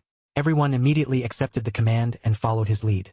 At that very moment, the king had been in the middle of speaking with his secretary when the door suddenly burst open with violent force.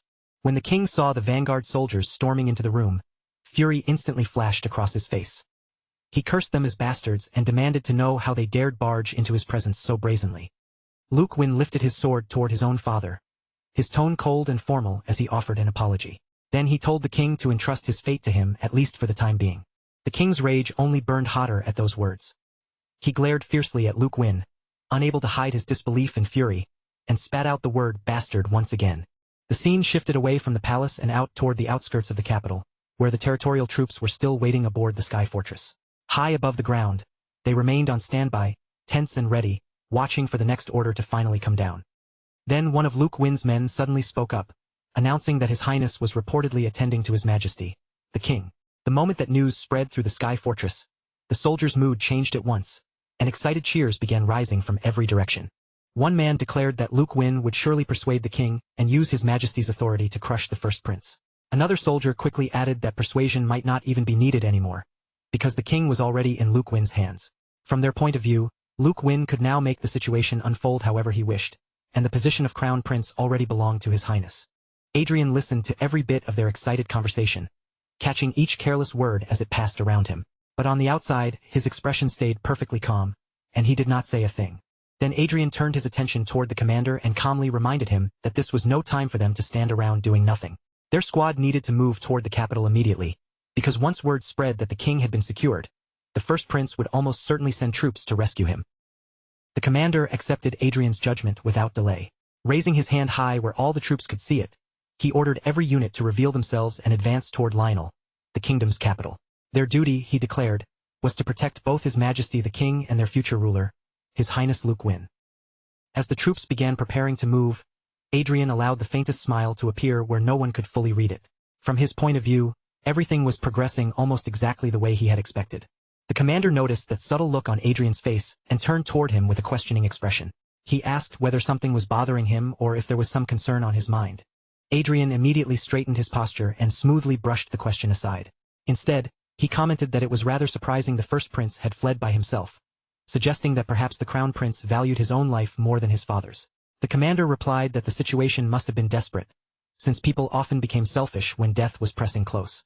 Adrian nodded along as though he agreed with that answer, but his real thoughts were somewhere completely different. Even with the commander smiling at him so openly, Adrian already understood that once the war was over and his usefulness had run out, these people intended to eliminate him. That friendly smile meant almost nothing to Adrian. The status window made it clear that their connection was based on mutual benefit, but beneath that convenient alliance, there was unmistakable malice directed straight toward him. The commander then said that they would need both Adrian and Dame Klein to stop the first prince's desperate counterattack, and asked whether Adrian could be trusted. Adrian gave him a smooth, reassuring answer on the surface, but inside, his thoughts were far colder. If these people intended to betray him, then he would kill them first, and he had certainly not forgotten the others who had wronged him. In the middle of that exchange, Adrian shifted his gaze toward Margrave Raven and addressed him directly. With a composed tone, he suggested that it was about time Raven let go of his old hostility, asking how long he planned to keep pretending to be indifferent. Margrave Raven gave an awkward cough, clearly caught off guard by the sudden remark. Then he denied understanding what Adrian was talking about, acting as if the subject had nothing to do with him. Adrian then turned his eyes toward Margrave Cascabel and Count Brooks as well, telling them that they no longer needed to keep acting cautious around him because of what had happened with their sons. Both men responded with stiff laughter, visibly surprised that Marquis Lawrence had chosen to speak to them first. But deep in Adrian's mind, his thoughts were ice cold. He might have been able to overlook certain people, but he would never forget what those men had done to him. Hiding every trace of resentment behind a calm face, Adrian said that they were all in the same boat now. After all, Cedric's grandfather and Anna's father, the very man who had controlled the Lawrence family and made Adrian's childhood so miserable, was none other than Margrave Raven himself. And then there were Count Brooks and Margrave Cascabel, men tied to the people who had relentlessly bullied both Catherine and Adrian during their academy days. Adrian had only postponed his revenge because he needed to preserve his role as an insider within the Second Prince's faction. Now, with a composed smile resting on his face, Adrian suggested that they should leave the past behind them. After all, he added, no one would want an ally suddenly driving a blade into their back. Margrave Raven looked visibly startled by that remark and asked who would ever do such a thing. Adrian said nothing out loud, but inside, he answered without the slightest hesitation. He would. The commander, who had been listening to the conversation from nearby, smiled brightly and stepped in with agreement. He said that leaders within the same faction should never keep clinging to old grudges. Then he patted Adrian on the shoulder in a friendly, almost encouraging manner. With a broad smile, he suggested they use this opportunity to bury the past and build a future together. The others around them responded with applause, voicing their agreement as though the moment had truly brought everyone together. For anyone watching from the outside, it almost looked like unity had finally been achieved. Meanwhile, somewhere aboard the ship, a soldier's expression had turned troubled. His face tightened as though something unexpected had begun to go wrong. Back inside the palace, the situation had already become far more dangerous. Two soldiers had seized the king and were holding him firmly under restraint. One of the vanguard soldiers approached Luke Win and reported that everything had been dealt with, making it sound as though their objective had already been secured. Luke Win raised his sword and pointed the blade directly toward the king. In a cold, commanding voice, He declared that his father's era was now over and demanded that the king quietly hand the throne over to him. The king glared back at Luke Win with blazing fury. Even restrained, his anger did not weaken at all, and he spat another enraged insult at his own son, calling him a bastard. While the others were caught up in celebrating the success of the raid, one of the vanguards noticed Arcea watching something carefully. Seeing her tense focus, he asked what she was preparing for, and Arcea answered in her usual calm voice that she was preparing just in case. The vanguard frowned, clearly unable to understand her meaning.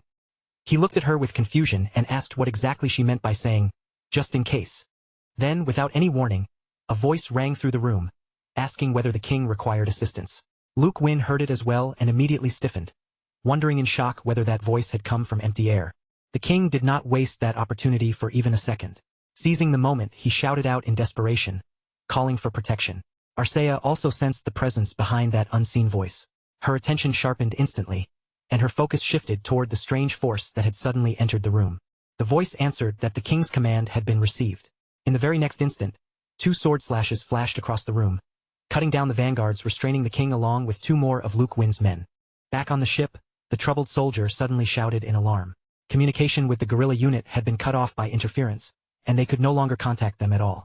Adrian's eyes widened slightly at that report. A dangerous possibility flashed through his mind, and he wondered if the thing he had suspected was finally happening right now. Inside the palace, Luke Win fell backward onto the floor, left sitting there in stunned disbelief. His mind struggled to catch up with what had just happened, unable to understand how 4 members of his special forces had been killed so quickly. Still shaken, Luke Win lifted his gaze toward the brown-haired man who had appeared before them. With anger and shock mixing in his voice, he demanded to know who the man was. The man answered without the slightest hesitation. In a steady voice, he stated simply that he was the king's knight. Luke Win's shock only deepened at that answer. He stared at the man in disbelief and asked why he had never once heard of such a knight before. The man replied coldly that the second prince had never possessed the right to know. With a stern, overwhelming presence pressing down on the room, he asked whether Luke Win had truly believed the king of the great Reinhardt kingdom could be assassinated so easily. Luke Win clenched his teeth and turned his anger toward the king. Bitterly, he remarked that his father was truly terrifying for keeping such a powerful card hidden, even from his own son. That thought gnawed at Luke Win from the inside. Resentment twisted through him as he wondered whether he had been the only one left completely in the dark. Then Luke Win forced himself back onto his feet, raised his sword, and ordered the remaining vanguards to kill the man and secure the king. But before his command could even fully settle in the air, a single sword slash ripped through the vanguards behind him and cut them all down. The attack happened with such terrifying speed that Luke Win did not even have time to react. One moment his men were there, and the next they had been erased before his eyes. One of Luke Win's vanguards who was still standing immediately took a defensive stance. His mind raced as he recalled the sight of 2 swords streaking through the air like blue blades of aura. Arcea raised her shield to guard herself, her eyes narrowing as she carefully studied the man's swordsmanship. The more she watched the way he moved and controlled the battlefield, the more impossible one conclusion became to ignore. He had to be a Grand Master. The Grand Master was not merely fighting with the sword held in his hand. At the same time, he was controlling 2 additional swords in midair, moving them with such precision that they seemed like extensions of his own body. The rebels could only stare in disbelief, shaken by the impossible sight unfolding before them. No one there could easily accept that something so overwhelming was actually happening right in front of their eyes. Luke Win stood frozen in place, unable to move a single step. All the confidence had drained from his face as he stared at the Grand Master in complete and utter shock. Among the rebel vanguard, Viscount Vincent let out a low, frustrated groan as the danger of their situation became impossible to ignore.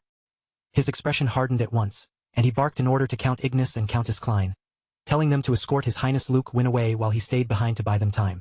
Count Ignis responded immediately, making it clear that he understood. The Shadow Knight standing before the king looked toward Viscount Vincent and acknowledged his loyalty.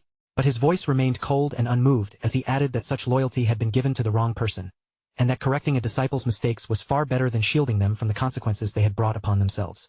The first vanguard snapped at those words, anger bursting out of him as he shouted for the Shadow Knight to shut his mouth. Without wasting another second, he charged straight toward the king and the Grand Master, pouring all his strength into the attack as he drove forward. The Shadow Knight did not show even the slightest hint of panic. He simply raised his shield into position and received the first vanguard's attack head-on, blocking it with such calm control that it looked almost effortless. The vanguard's strength was undeniable, yet the knight pushed back against him with frightening ease.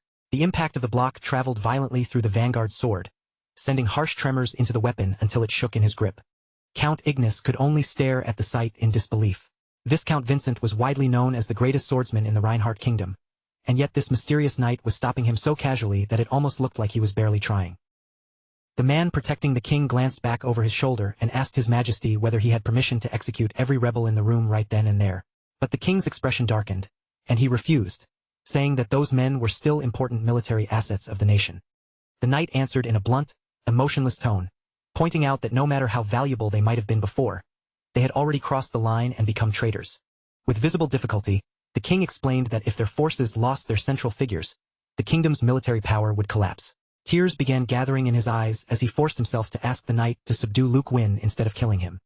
The king told the Shadow Knight to spare Luke Wynn despite the rebellion, because even after everything, Luke was still his son. His Majesty's heart was clearly being torn apart between rage and grief, while Luke Wynn, now fully aware that his plan had failed, was already trying to prepare an escape from the palace. But Luke Wynn's escape route was blocked almost immediately. A sword slammed into the ground ahead of him, releasing a huge burst of aura that tore across the path and sealed the way forward. Count Ignis cursed under his breath, furious that their retreat had been cut off. The Grand Master accepted the king's order without the slightest hesitation. His stance and tone made it clear that he would obey His Majesty's will exactly as commanded. Back inside the Sky Fortress, where Adrian and the territorial troops waited, anxiety was spreading rapidly through the ranks because no one could contact the team inside the palace. One man shouted in frustration that even the encryption devices were not working, but another immediately corrected him, explaining that encryption devices only prevented eavesdropping and were never designed to break through communication barriers. A third voice insisted that they still had to find some way to reach the palace unit. Adrian stood motionless for a moment as the truth settled over him like a heavy weight.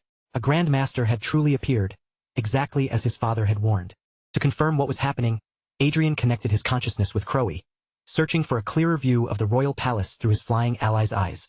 The moment he grasped the situation, he began moving toward the palace himself. Through Crowe's shared vision, Adrian saw the Grand Master manipulating two swords formed from aura. The sight made Adrian's expression tighten, because it proved beyond doubt that his father's warning had been completely accurate. Even so, a wave of relief passed through him when he confirmed that Arcea was still safe. In his mind, he urged her to surrender if the situation became too dangerous, then forced himself to trust her judgment for the time being and focus on the role he needed to play. Adrian turned to face the Sky Fortress commander and pointed out that scattering their forces now would only make communication even more difficult. He suggested that they hold their position and assess the situation first, then asked for permission to infiltrate the royal palace again. The commander looked at him in surprise and asked what he meant by that. Adrian reminded him that he was not an ordinary magician who could only stand helplessly behind the lines. He was a battle mage, and in direct combat, his ability could rival even an Aura Masterclass Vanguard. On top of that, Adrian emphasized that he was also an archmage. If His Highness needed reinforcements inside the palace, there was no one better suited to go than him. One of the commander's men leaned in closer and whispered advice into the commander's ear. He urged him to accept Marquis Lawrence's display of loyalty while it was being offered. After weighing the situation for a brief moment, the commander finally gave his approval. He then offered to assign elite knights to accompany Adrian into the palace. Adrian, however, asked for only 3 subordinates who were already used to working in sync with him. The commander accepted the request, handed Adrian authority over the operation, and briefly deactivated the teleportation shield magic, just as Adrian had asked. Back inside the palace, Luke Wynn was being steadily pushed back under the crushing pressure of the Grand Master. Every movement made it clearer that the situation was slipping further out of his control. His guards called out in concern, clearly worried about his safety. Luke Wynn looked at them grimly and realized that even with 4 Aura Masters rushing toward the Grand Master, escape still seemed almost impossible. Luke Wynn's mind raced as he stared at the terrifying opponent standing before him. He could not understand where such a monstrous Grand Master had suddenly appeared from, or how a hidden force like this had existed without his knowledge. Then something unexpected happened in the middle of the chaos, something sudden enough that even Arcea was caught off guard. A sharp warning rang out about the ground beneath them, revealing that an aura sword had moved in to block Luke Wynn's escape route. Luke Wynn understood enough about the Grand Master's power to recognize the truth instantly. There was no way he could block that sword by himself. But Arcea moved in a flash. With one swift, precise swing of her sword, she knocked the telekinetic blade aside with surprising ease, leaving both the Grand Master and Luke Wynn visibly stunned. Arcea released a cold breath, steadying her body as the tension in the room sharpened around her. Her posture remained controlled, but the air around her had clearly changed. Even while blocking Viscount Vincent's attacks, the Grand Master could not completely hide his surprise at Arcea's skill. Nearby, one of the rebels praised her performance, clearly impressed by the way she had handled such a dangerous strike. The Grand Master began watching Arcea with much greater care. He realized that he had underestimated her, having assumed that because she was young, she would be the easiest opponent in the room to handle. But her stance told a very different story. Her defense was remarkably solid and stable, almost as though she were a defensive knight rather than a swordsman who relied only on attack. He also noticed that the equipment she carried was far from ordinary. The sword in her hands, Excalibur, gave off a presence that marked it as something truly exceptional. Luke Win watched Arcea closely, and a twisted mix of pride and greed began stirring inside him. In his mind, the woman he believed he had already claimed was finally showing just how valuable she truly was. Her military ability, her beauty, and her strength only fed Luke Win's possessiveness even further. He convinced himself that he could never allow anyone else to have her. Even though the plan had collapsed into disaster, Luke Win still believed there was a way to turn everything around. If he could escape and set the royal palace on fire, he could drag the entire kingdom into civil war and eventually seize control. And once everything was finished, Luke Win imagined making Arcea Klein completely his own, as though she were one more prize waiting at the end of his victory. While Luke Win was drowning in those ugly schemes, Arcea looked back at him as if she could sense the filthy thoughts running through his mind. Without hesitating for even a heartbeat, she swung her sword. At the same time, Adrian made his own move with a single sharp flick. Before his enemies could even react, he cut them down, including Margrave Raven and the others who had been standing in his way. Back in the palace, blood scattered across the room in an instant. The greed that had been twisting Luke Win's expression disappeared completely, replaced by pure shock. Adrian and Arcea moved as though their timing had been perfectly matched, each carrying out the task they had set for themselves. With that, the execution of the three offenders was declared complete. Viscount Vincent dropped to his knees, his face twisting with desperation and grief as he cried out for the prince. The king was just as stunned by what had happened. His voice broke under the weight of shock as he called out Luke Win's name. After several heavy moments of silence, the Grand Master turned his attention toward Arcea and asked whether she had only pretended to side with the second prince while waiting for the right moment to kill him. Arcea answered calmly, explaining that the original plan had been more complicated than that, but thanks to the Grand Master's interference, everything had been resolved far more easily. The Grand Master then asked why, if her goal had been to kill the second prince, she had blocked his sword earlier. Arcea paused for a brief moment before explaining that she had been waiting for the perfect chance to eliminate Luke Win herself without facing consequences, and she simply had not wanted someone else to take that opportunity away from her.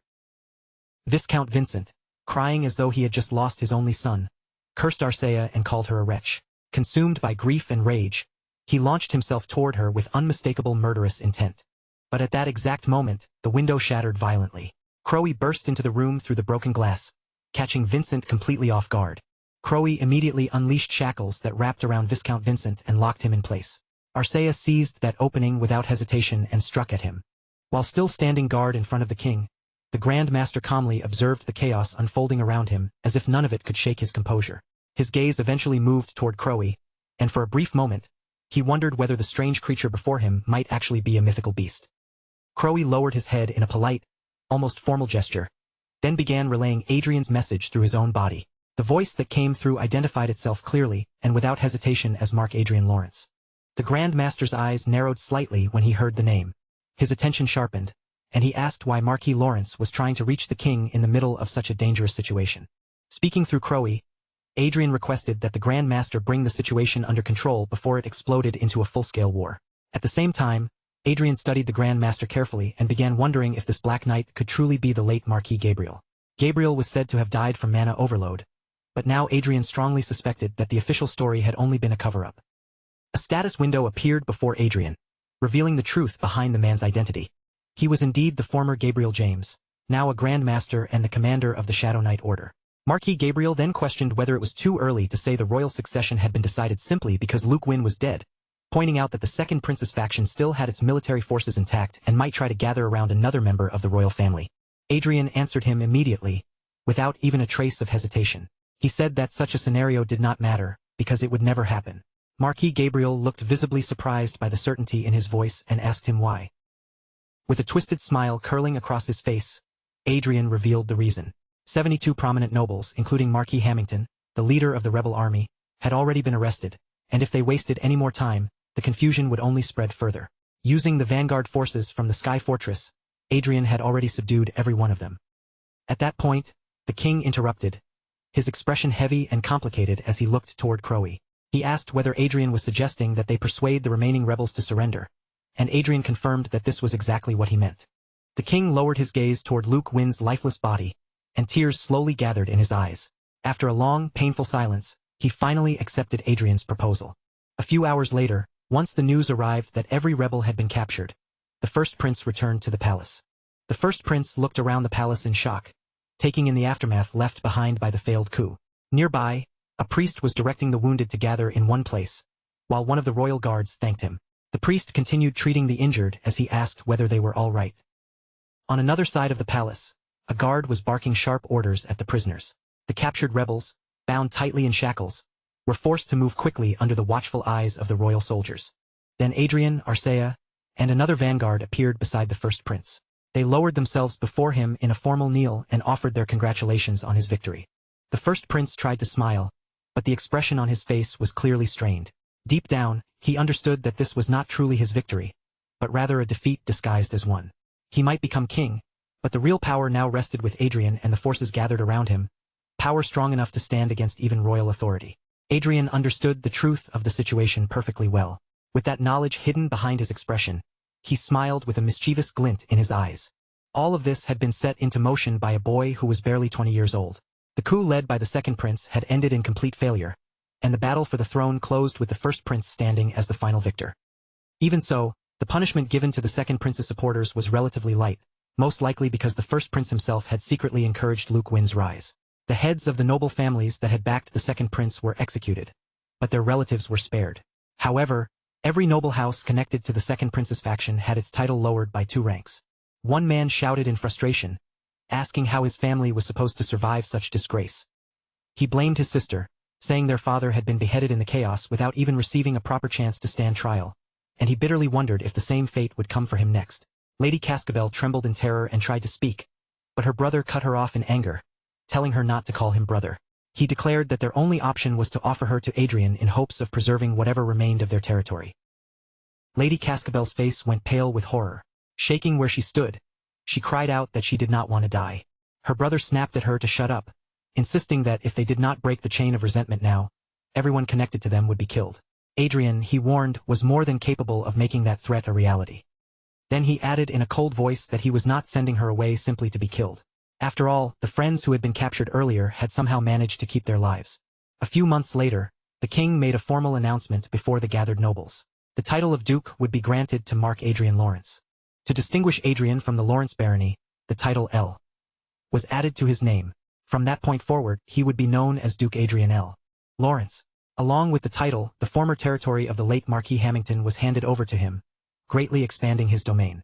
The king expressed his hope that Adrian would become a just ruler who cherished his people, and the crowd erupted into cheers as Adrian received both his new title and his new lands. Soon after, a post on Stargram spread the news of the title bestowal ceremony, naming Duke Adrian L. Lawrence and Marchioness Arcea Klein. The post drew more than 3,450 comments, with people saying Adrian was rewriting the kingdom's history and speculating about the result of the Saintis competition.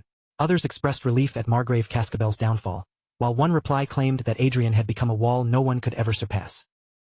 The phrase "never surpass" seemed to echo somewhere far beyond the kingdom itself, reaching into a place no ordinary person could see, where the bug virus stirred inside the fate system. Meanwhile, deep within the virtual world, the bug virus continued moving through the fate system. It remained active, driven by an endless hunger to consume and collect even more data. Complaints had already begun flooding in about strange malfunctions inside the game. Players were reporting that accounts were disappearing without warning, and even NPCs were vanishing as if they had never existed. Chester began investigating the strange failures one by one, following the trail of damage through the system. Eventually, he discovered the source of the chaos. A bug was responsible for the spreading breakdown. When the bug tried to attack Chester, he caught it with almost no difficulty at all. But what truly surprised him was not the attack itself, but the fact that the bug was actually capable of speaking. The bug demanded to know who he was, and Chester stared at it in genuine astonishment. He realized that during the system downtime, an error must have allowed the bug to develop the ability to express itself, accidentally creating something close to artificial intelligence. Chester admitted inwardly that he would have loved to keep the bug around and experiment on it for a while. Unfortunately, it had already caused far too much destruction to be safely left alone. After Chester captured it, the bug suddenly began to change. Right before his eyes, it transformed into a strange heart-shaped creature. Seeing that new form, Chester began thinking that the bug might still have some use after all. He considered placing it inside a doll so it could serve as an errand boy in the real world. The moment the bug heard that idea, Its heartbeat quickened in terror, as though it had just been caught by a demon obsessed with putting people to work. A few days later, inside his mansion, Adrian smiled with quiet satisfaction while Arcea and Catherine stood behind him. As he looked over the scene before him, he reflected on how pleasant it felt to finally hold real power in his own hands. In front of him, Isabella and another man were kneeling on the floor, both of them trembling visibly. Adrian looked down at them with calm eyes and noted that even the worst enemies from his past were now bowing before him. The kneeling man begged Adrian for mercy, but Adrian cut him off with a sharp snap of his fingers. He asked whether the man knew how his friends were doing, then told him that he would soon be working alongside them. At Adrian's command, soldiers grabbed the man by the hands and dragged him away toward the mine, where he would spend the rest of his life laboring. Even as he was pulled away, the man kept shouting and pleading for forgiveness. Adrian then shifted his gaze toward Isabella, silently considering what kind of punishment would suit her best. After all, she had been one of the most prominent bullies from his past. Isabella was so frightened that she could not even form proper words, her entire body shaking uncontrollably. Adrian then turned his attention toward Catherine, who had also once been one of Isabella's victims, and asked what she wanted to do. Catherine answered with a bright smile, saying that she was already satisfied just seeing Isabella kneeling before her like this. As for everything else, she told Adrian that he could decide what to do. Adrian considered Catherine's answer for a moment, quietly weighing the choices in his mind. Then, as though a useful idea had suddenly come to him, he remembered a possibility that could serve his purposes. The scene shifted to the game world, where Adrian reminded Chester about his earlier request for an animal that could be turned into a doll. Chester combed his long beard with his fingers and asked whether Adrian had already prepared one. Adrian replied that he had happened to find something suitable. Chester's curiosity grew at that, and he asked what kind of beast Adrian had brought for him this time. Instead of calling out loudly or giving some complicated order, Adrian simply snapped his fingers. He explained that he had originally considered using a flying beast like a black eagle, but in the end, he had decided that a human would be a better choice. A girl suddenly collapsed onto the ground, startled and disoriented by the abrupt change in her surroundings. She looked as though she had been dropped into a nightmare without any warning. Chester looked slightly surprised by the sight. He had been planning to erase the creature's mind and turn it into a puppet, but now he wondered why Adrian had brought a human instead. The choice was so unlike Adrian's usual methods that Chester suspected it had something to do with revenge. The girl was none other than Isabella. She looked around in panic and confusion, unable to understand where she had been brought or what was about to happen to her. Adrian admitted that Isabella had been a major villainess in his life, someone comparable to Anna or Cedric. Chester closed his eyes and ran his fingers through his beard again, remarking that the situation had become more complicated than expected. He had assumed Adrian would bring a flying beast, and altering a human brain would be far more difficult. Adrian answered that humans were capable of performing much more complicated tasks, then asked Chester if he agreed. As Isabella listened to their conversation, her terror grew even worse, and she asked Adrian what he meant by words like brain and doll. Her voice trembled as she admitted that she was scared. Meanwhile, Adrian received the bug virus from Chester, taking possession of the strange being that had been pulled out of the fate system. Adrian moved in closer to Isabella, his steps slow and deliberate, while the insect twisted lazily between his fingers as if it were floating in the air on its own. From its tiny body, a heavy black aura began to seep out, thick and poisonous looking, and the moment Isabella saw it, every trace of color vanished from her face. She tried to push herself backward, desperate to get away from him, but her legs had already lost all strength. She collapsed onto the ground, shaking uncontrollably, and could only beg Adrian through her fear, pleading for him to forgive her. But before her cries could rise any higher, Adrian leaned down over her and pressed his hand firmly over her mouth, swallowing her voice before it could escape. Keeping his hand clamped over her mouth so she couldn't scream, Adrian quietly reminded Isabella that this was not the first time he had warned her. He had already told her what would happen if she crossed the line. Then his expression curled into a smile so cold and merciless that Isabella felt it crawl through her entire body, as he told her he would make her regret ever being born in the most terrifying way she could possibly imagine. Isabella's eyes trembled wildly, filled with nothing but raw terror, while tears spilled down her cheeks without stopping. She sobbed through Adrian's hand and struggled with everything she had, twisting her body as she tried to escape from under him. But Adrian did not leave even the smallest opening for her to run. Holding her in place, he forced the bug virus into her mouth, while Isabella shook helplessly beneath him, unable to resist what was happening. Right before Isabella's consciousness began to sink into darkness, pieces of her past suddenly flashed across her mind, scattered and broken like shattered glass. In that last brief moment where she could still think clearly, an overwhelming regret crushed her heart. She finally understood that what she should have given Adrian was real affection, honest and gentle, instead of twisting her love into something ugly, jealous, and possessive.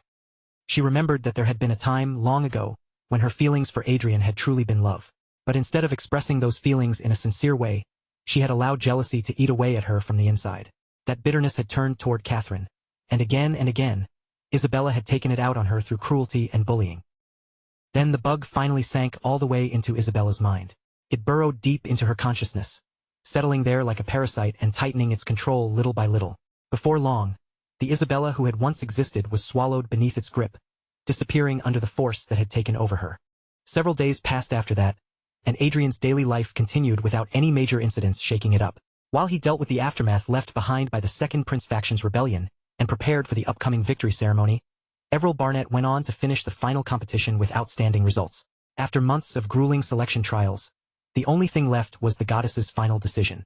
In the Holy Land of Everhill, Adrian walked together with Duchess Olivia and the others, following where their eyes and hands pointed as they showed him the sacred place where that final choice would be made. Adrian lifted his gaze toward the enormous altar that rose up in front of them, his eyes slowly following its massive structure from bottom to top. The scale of it was so overwhelming that he paused for a moment, then wondered aloud whether the thing before them was not actually an altar, but some kind of pyramid. A voice from behind him calmly explained that the path of the goddess was a sacred road, and that only the saintess and the saint were permitted to climb it. Adrian turned when he heard that familiar voice, and there stood Duke Francis. With his usual composed expression, Francis added that anyone who did not have permission would not be able to advance at all, as if an unseen wall were blocking the way forward. Duke Francis then brought up what he had heard, mentioning that Adrian had recently risen to the title of Duke. With a faint but controlled look on his face, he remarked that Adrian must have found himself surrounded by far more work than before. Adrian answered with a courteous smile, keeping his tone polite as he thanked him. Beside Adrian, Olivia leaned a little closer, lowering her voice so only he could hear. With a hint of amusement in her whisper, she said Adrian had become surprisingly bold, especially when compared to how cautious and careful he used to be whenever he had to speak with Duke Francis. Adrian answered her in an equally quiet voice, whispering back that he was not being bold in the slightest. Since Duke Francis had approached him first and opened the conversation himself, Adrian was only responding naturally, nothing more than that. Duke Francis gave a small sigh, as if he wanted to make absolutely sure there would be no confusion about the sacred path. He explained once more that anyone rejected by the goddess could not set foot beyond that point. It did not matter whether the person was a grandmaster or even a grand wizard. Power alone would not allow them to enter. His gaze shifted toward the goddess's path, which stretched upward before all of them in solemn silence. Then Francis continued, explaining that only the candidates who were able to climb all the way to the altar at the very top would be granted the opportunity to receive the goddess's grace. Adrian looked over the saintess candidates gathered at the base of the stairs, studying them one by one. At a glance, every one of them seemed capable enough to make the climb. The staircase itself did not look so difficult that it should be able to stop them so easily. Then Duke Francis began telling a rather unusual story. He said that aside from the saintess, the saint, and those officially chosen as candidates, there had once been one exceptional person in history who had successfully climbed the goddess's path. That immediately caught Adrian's attention, and he asked who that person had been. Duke Francis raised his chin slightly, his expression carrying just a touch of pride, and revealed that the person was Manuel Lucas, a legendary figure from their Brigham Empire. Duchess Olivia reacted with clear disinterest, her tone dry as she remarked that it must be wonderful to be from such an impressive nation. Adrian, hearing that, instantly regretted asking the question in the first place. It finally hit him that Duke Francis had probably been waiting for the perfect opening to boast about his empire. The atmosphere around them turned strangely uncomfortable, with an awkward silence settling between the group. At that moment, a girl standing behind them muttered in irritation, saying almost exactly what Adrian had been thinking. Adrian glanced back toward the voice, and the instant he saw who it was, he let out a quiet sigh of relief. It was Bug. Adrian understood right away that Bug had been the one to speak his thoughts out loud. Now occupying Isabella's body, Bug casually toyed with her hair in a loose, trendy, almost careless manner, speaking in a bored tone as if none of this really mattered to her. On the outside, she still looked exactly like Isabella, but the person inside was no longer Isabella at all. She was Bug, the AI born from the Hollywood system. After taking control of Isabella's emptied mind, Bug had started forming a rough, uneven personality by drawing from the countless stories stored inside the system. Duke Francis stared at her with obvious confusion, his mouth slightly parted as though he had absolutely no idea how to respond to her behavior. Bug, however, did not care in the slightest and simply yawned in front of him, completely unfazed. Still wearing that deeply bored expression, Bugged Isabella asked if she could just leave already, as though the sacred ceremony were nothing more than a tedious errand. But the moment the words left her mouth, Arcea struck her sharply on the head without hesitation. Bug immediately grabbed her head with both hands, her face twisting with a mix of pain and irritation. She snapped at Arcea in a loud, offended voice, demanding to know why she had suddenly been hit like that. Arcea, looking thoroughly annoyed, pointed straight at the bug-shaped necklace hanging around Bug's neck. She warned her that the smack had been for her own good, because Bug might actually die if she acted too carelessly. The warning made Bug flinch at once, her expression twisting between fear, frustration, and wounded pride. Adrian quickly turned back toward Duke Francis and offered an apology, explaining that the girl was somewhat lacking when it came to common sense. Because this was such an important day, Duke Francis decided not to press the matter any further. Meanwhile, Duchess Olivia stood behind Adrian, quietly chuckling to herself at the whole situation. At the very top of the goddess's path, the saintess finally revealed herself before the gathered crowd. Her clear voice carried across the sacred space, as she announced the numbers of the saintess and saint candidates who had received the calling of Goddess Sepia. Once she had finished naming the candidates chosen by the goddess's call, the saintess gave her next command. In a solemn voice, she ordered those selected candidates to come forward. The saintess then explained that if the candidates truly possessed the necessary qualifications, and if the goddess accepted them, then the goddess herself would open the path before them and allow them to proceed. Olivia watched as the candidates began to move toward the sacred stairs. In a quiet voice, she remarked that the long-awaited event had finally begun. One after another, the saintess candidates stepped onto the sacred staircase and began climbing the goddess's path. Grace High-Gelvin, Judy Esther, Xia Lin, the princess of the Eastern Kingdom, Everil Barnett, and the others all advanced under the watching eyes of the crowd, each one moving toward the altar above. Then, without any warning, one of the girls was suddenly stopped by something no one could see. Her body jerked as if she had slammed into an invisible wall, and frustration immediately broke across her face. Unable to move forward, she cried out, demanding to know why the goddess was blocking her path. Down below, among the supporters gathered for the saint and saintess candidates, uneasy murmurs began to spread as more and more disqualified candidates appeared in different places along the path. Duke Francis watched the scene with calm eyes, then turned toward Adrian and asked who he believed would be the one to succeed. Adrian answered immediately, without showing even the slightest hesitation.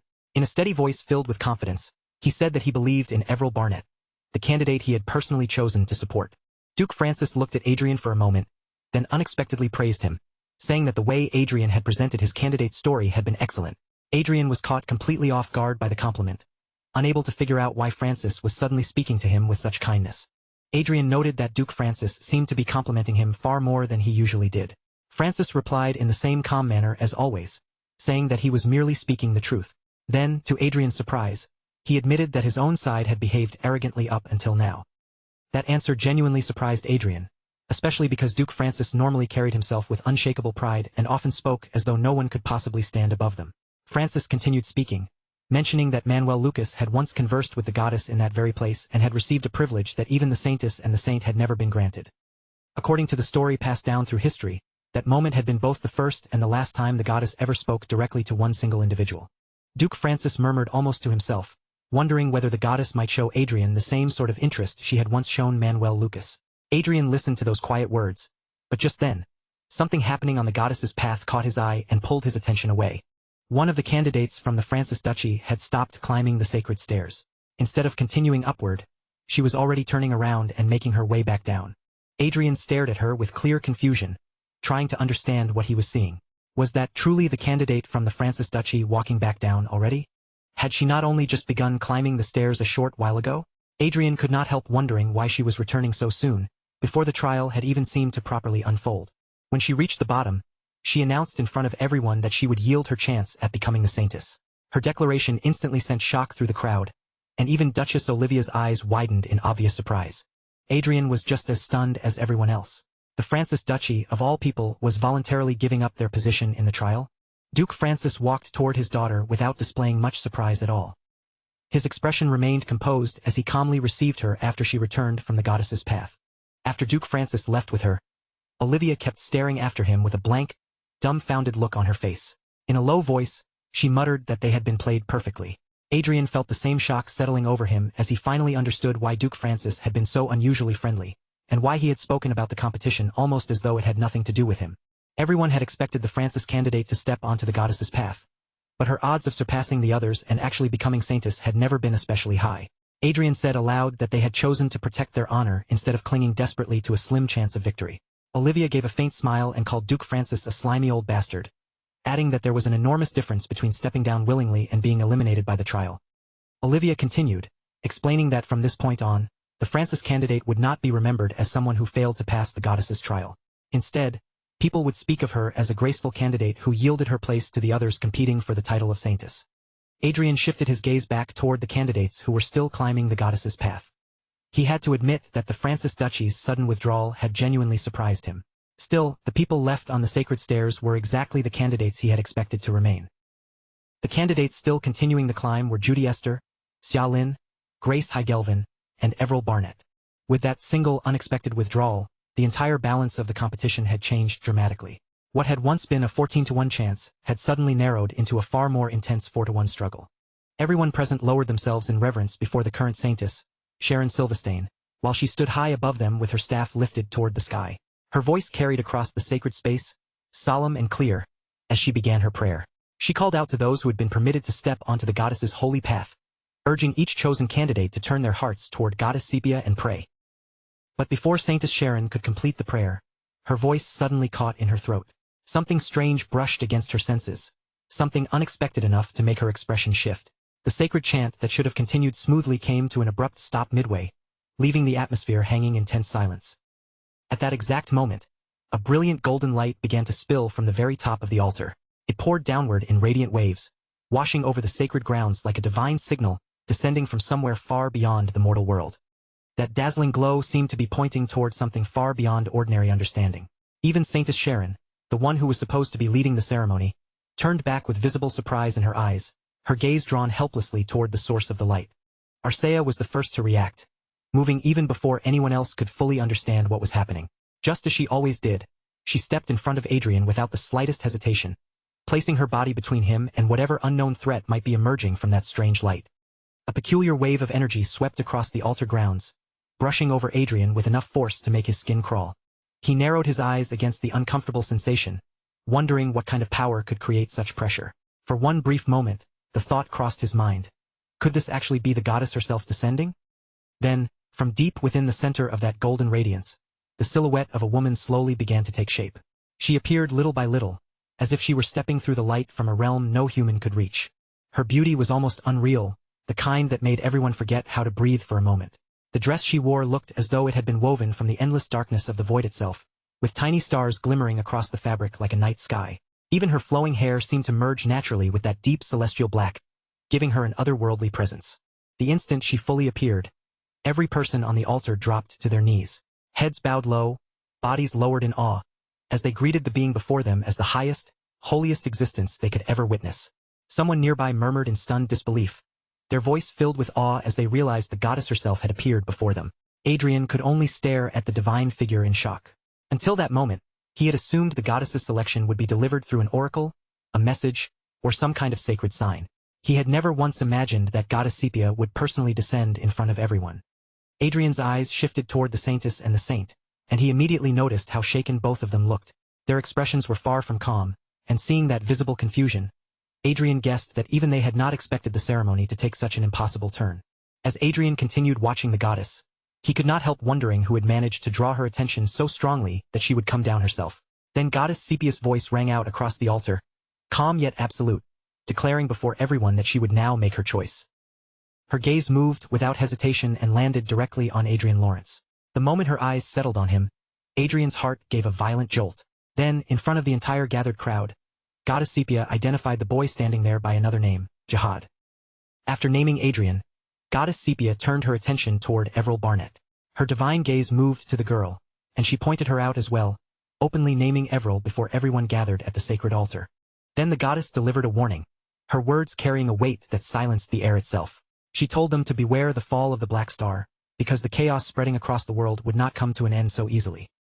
Once that ominous message had been spoken, Goddess Sepia withdrew toward the heavenly gate that had opened above the altar.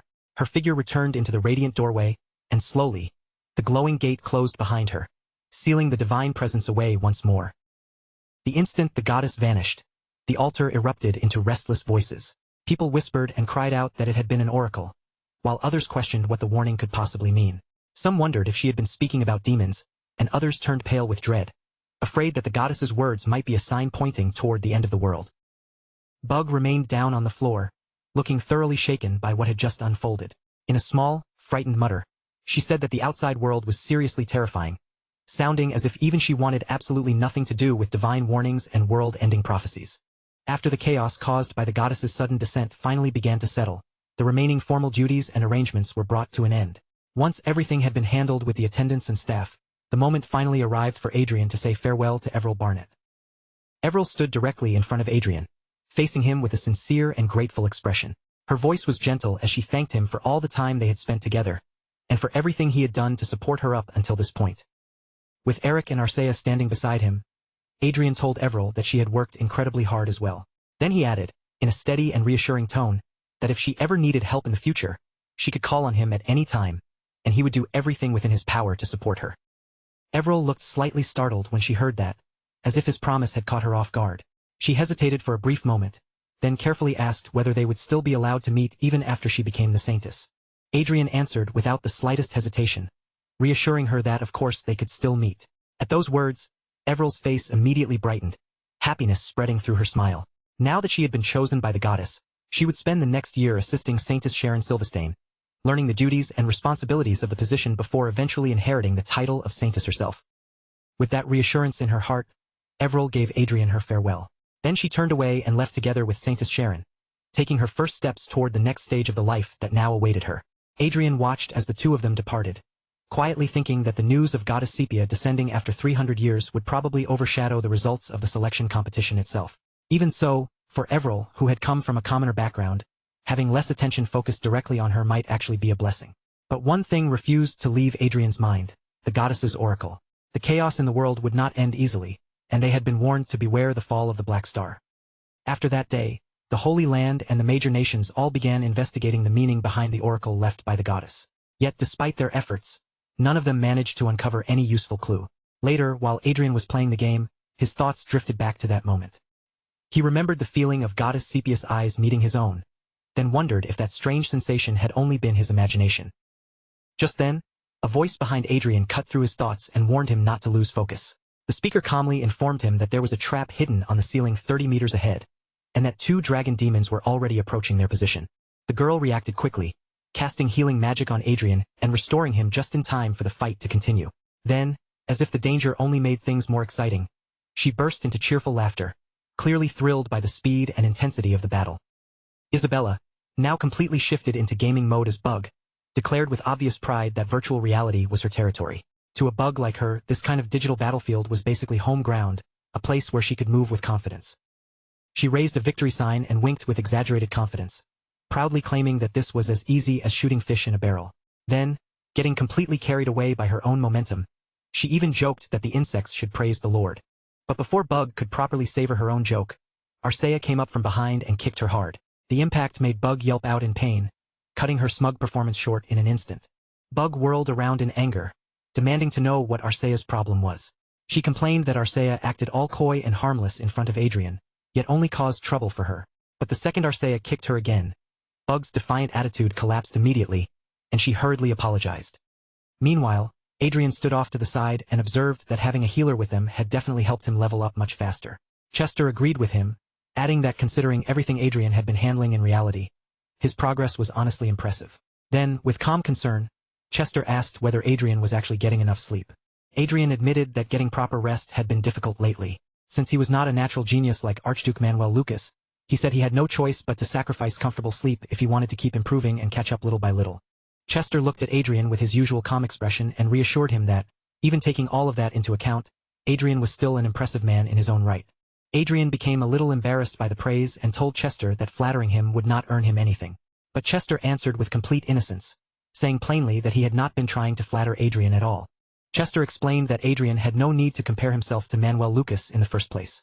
After all, Adrian had managed to develop magical ability despite originally being an ordinary person, and that achievement alone was an undeniable fact. Chester added that Manuel Lucas had been born into a special environment, one where becoming skilled in magic was almost inevitable. The moment Adrian heard those words, his expression sharpened. He immediately asked what Chester meant by a special environment that naturally pushed Manuel Lucas toward magic. Chester replied as though there was no particular reason to keep the matter hidden. His tone stayed calm and casual, making it sound like the answer was simple enough to explain. Then Chester revealed the truth that Adrian had never expected to hear. Manuel Lucas had been a magician from the very beginning.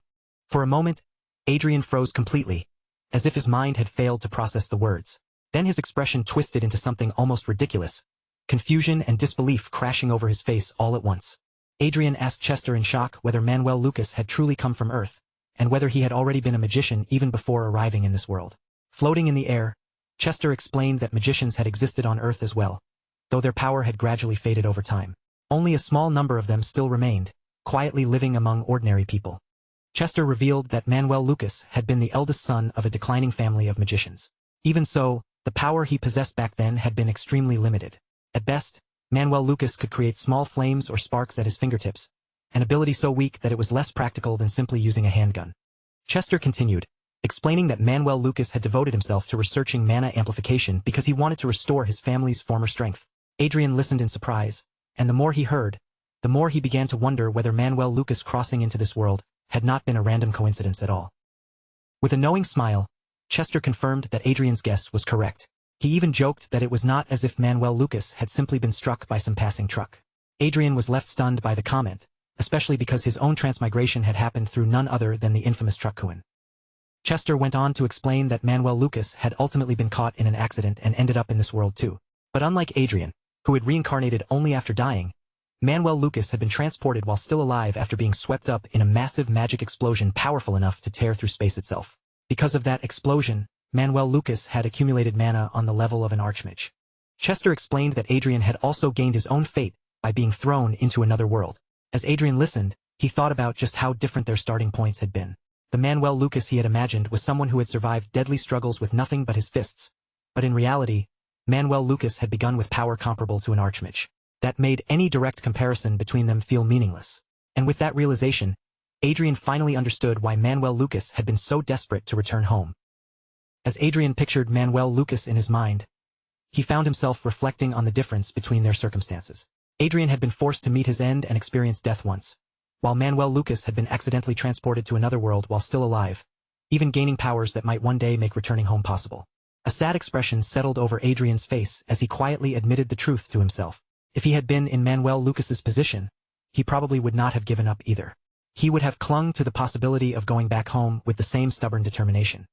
Chester noticed the heaviness that had settled over Adrian and cleared his throat, gently pulling his attention back. Then he reassured Adrian that he was walking a path even greater than Manuel Lucas, the man once considered the very best, and that Adrian had every right to feel proud of how far he had already come. Adrian looked at Chester quietly, his expression softening with genuine gratitude. The reassurance Chester had given him had eased some of the heaviness sitting in his chest, so Adrian thanked him sincerely, making it clear that those words had truly reached him.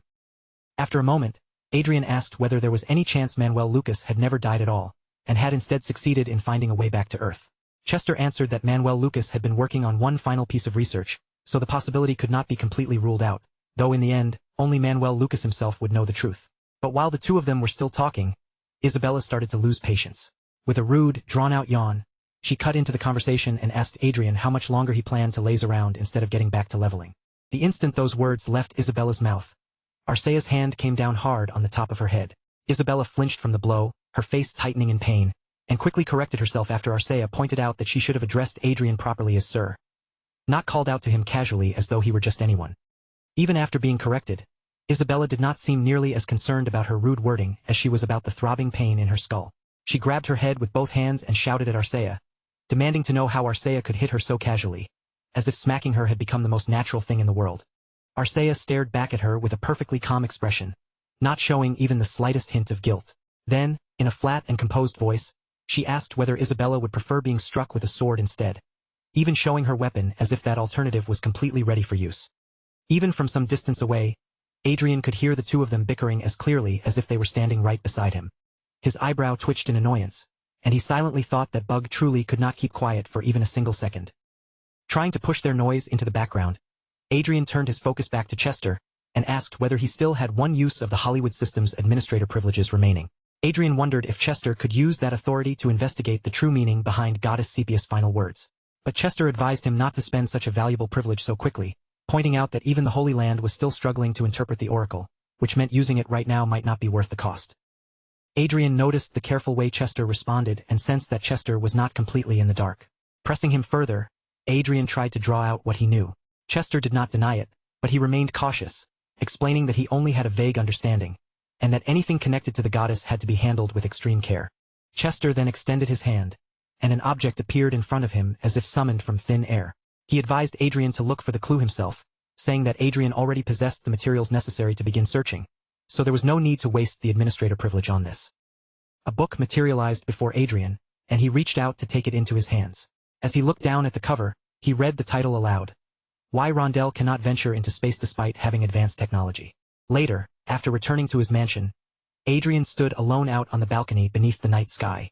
The book Chester had handed him in the game world had now been copied and saved into his smartwatch, allowing him to access and read it even here in reality. As Adrian began going through the contents, he realized something about himself. Up until now, he had been so busy simply trying to survive the dangers in front of him that he had never had the spare room in his mind to think about space, the sky, or whatever might exist beyond the world he could see. Beneath the full moon and the countless stars glittering overhead, Adrian gazed out across his dukedom and began reading Manuel Lucas's diary. In its pages, Manuel Lucas wrote that physical force was only a subconcept when compared to powers such as magic, aura, divine power, and elemental power. Rondell, unlike Earth, possessed conditions that should have made space exploration far easier, and yet the world had never even attempted something as basic as launching a satellite. After digging into the issue, Archduke Manuel Lucas had concluded that the reason for this limitation was somehow connected to Goddess Sepia. The diary continued even further, speculating that other planets might exist where beings possessed different kinds of power, much like the people of Rondell.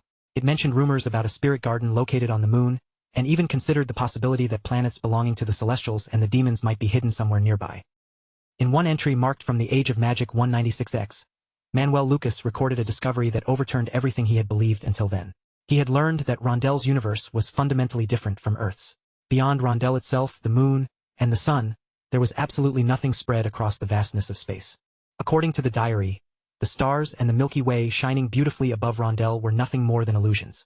When Adrian reached that passage, a cold chill ran through his body, and he slowly lifted his eyes toward the night sky, realizing with unease that every sparkling point of light above him might be fake.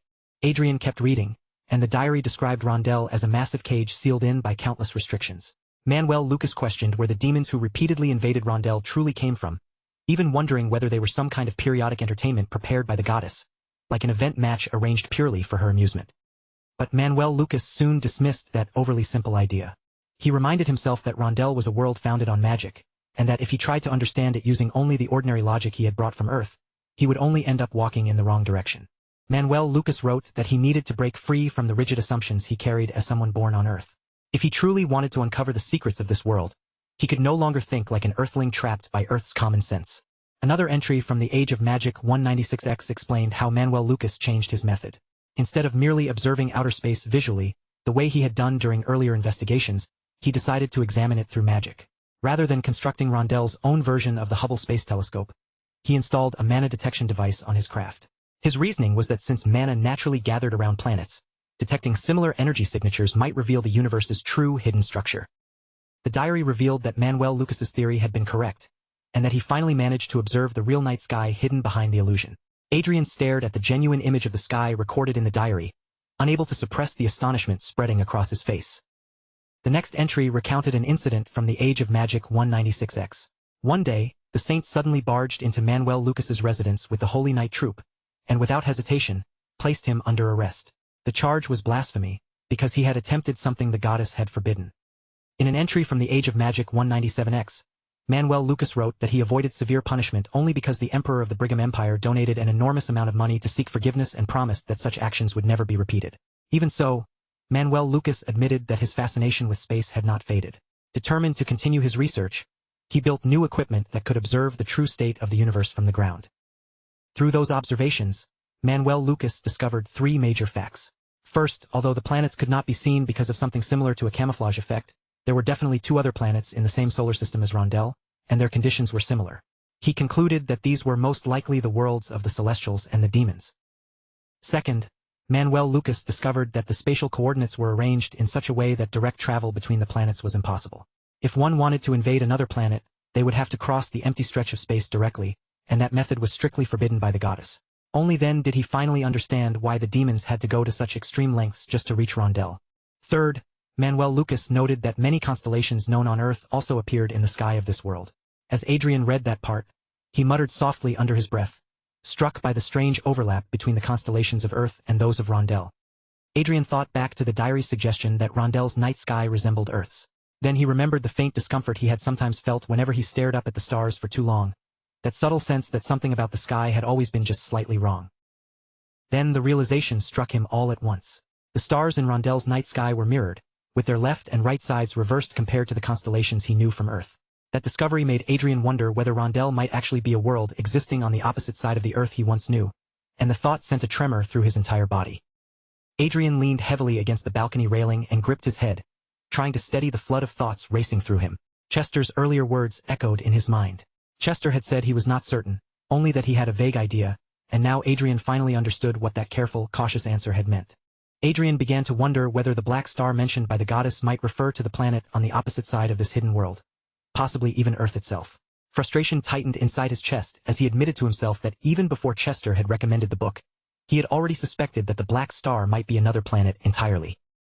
But that only led to an even heavier question. If Rondel truly was connected to the other side of Earth, then the goddess's prophecy could mean that some kind of crisis was rising between this world and Earth. And if that were true, then this was not merely a local disaster, but a threat that could endanger the entire world. Adrian could not understand why Goddess Sepia had chosen to speak in such vague and cryptic words. The more Adrian tried to reason through it, the more twisted and tangled everything became. Irritation surged through his mind, and inwardly he shouted in frustration, wondering what he was supposed to do when no one would simply tell him the truth about what was really happening. A helpless feeling slowly settled over him. It was not as though Adrian could simply bring this material to others, reveal everything he had discovered, and expect them to understand. Because of that, he found himself questioning what exactly the goddess expected him to do with such a vague warning. In the end, Adrian decided that there was nothing he could solve right away. If the answers were not going to come to him no matter how hard he thought, then the only option left was to return to the game and continue leveling up. Inside the game, Adrian stood near the rear of the party while the battle raged on ahead of him. Isabella, oddly cheerful and full of energy, kept casting healing magic on Arcea again and again, happily chanting heal, heal, as if she were enjoying the job far more than she should. But Adrian's mind was still knotted up with thoughts about the prophecy, making it difficult for him to focus on the battle in front of him. His head spun as he thought that if the warning had simply been about demons descending, then at least the problem would have been easier to understand, even if it was still a massive disaster. While he remained lost in his own thoughts, he faintly heard someone calling his name. It was Arcea's voice, sharply calling out, "Sir Adrian!" Directly ahead of him, two enormous monsters were already preparing to unleash a magic beam, and by the time Adrian finally noticed what was happening, he realized he was already too late to dodge. At that exact instant, a desperate idea flashed through Adrian's mind. Without wasting even a second, he cast bind magic and locked Isabella in place before she could react. Isabella barely had time to let out a confused sound before Adrian teleported her directly in front of him. Using her as an emergency meat shield, he shouted, "Fatal Friend Shield," with the energy of someone who had just invented a brilliant new survival tactic on the spot. In his mind, Adrian apologized to Isabella with a guilty but firm resolve. No matter how bad it looked, he simply could not afford to lose the experience points he had worked so hard to earn. Isabella, horrified and furious at being sacrificed in such a ridiculous way, screamed curses at Adrian with every bit of rage she could gather. She called him a little piece of trash, her voice exploding with anger as the attack came crashing in. A few minutes later, the system informed Adrian that he had finally reached level 250. Adrian let out a long sigh of relief, while Arcea clapped happily, pleased that he had managed to defend himself at the very last second. Crowley was delighted as well, glad that Adrian had avoided losing any experience.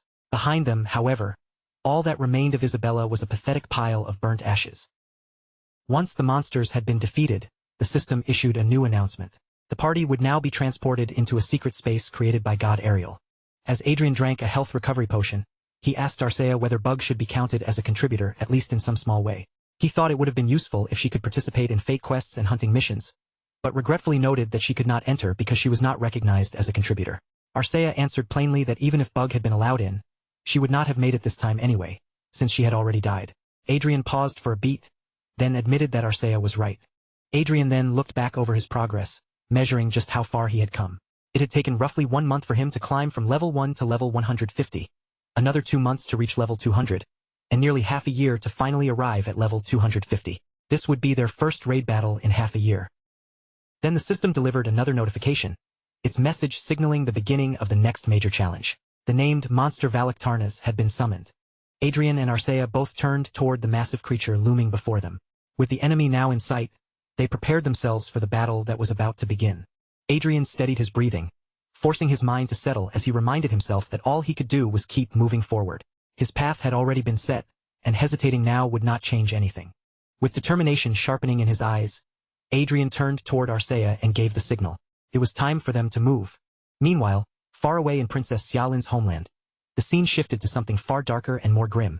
Several people lay dead across the ground, their bodies scattered in silence as an ominous stillness settled over the area. A woman stood frozen in place, the sharpened tip of a soldier's sword aimed straight at her, close enough to make it clear she had no path left to retreat. Just ahead of her, an ugly, heavy-set man looked on with a warped smirk spreading across his face, taking obvious pleasure in seeing her trapped, cornered, and unable to defend herself. And the woman being held at sword point was none other than Princess Xiaolin herself, the royal princess of the Roberto kingdom. Tears welled in Princess Xiaolin's eyes, but the fear trembling across her face did not last for long. It was quickly consumed by a fierce, burning hatred. Even with a blade threatening her life and nowhere to run, she swore through her pain that she would kill that man and take revenge, no matter what price she had to pay. Back inside the raid battle, Valak Tarnaz, the lava dragon, still had his entire health bar glowing ominously above him. Flames roared from his open jaws as he breathed fire again and again, hurling blistering attacks toward Adrian and Arcea without giving them even a moment to relax. Arcea planted herself at the front of the party like a true tank, placing her body directly between Adrian and the incoming flames. As the dragon's fire surged toward them, she raised her shield at just the right moment, blocking the blast and keeping Adrian from being swallowed by the scorching attack.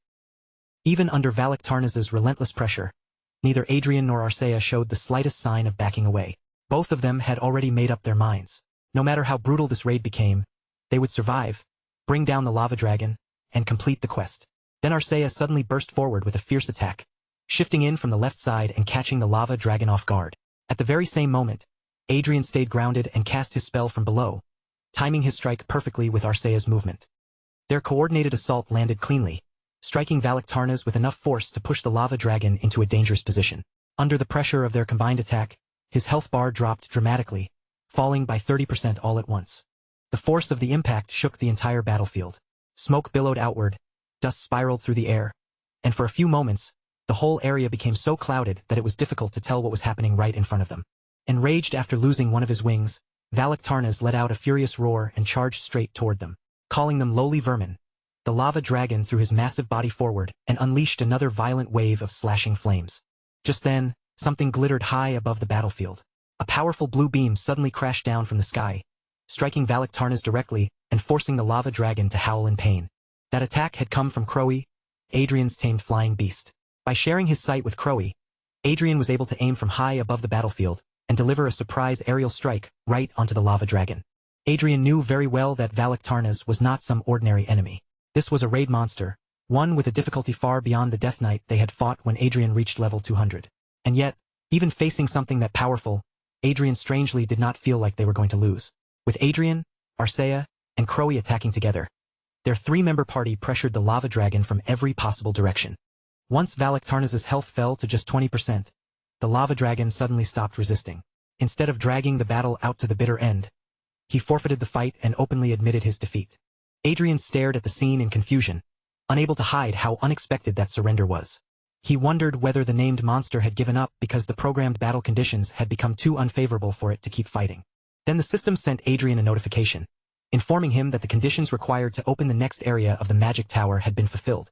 At the same time, another announcement appeared, stating that the 9th floor of Manuel Lucas's magic tower was now open. Back in the library, Chester welcomed Adrian with words of praise.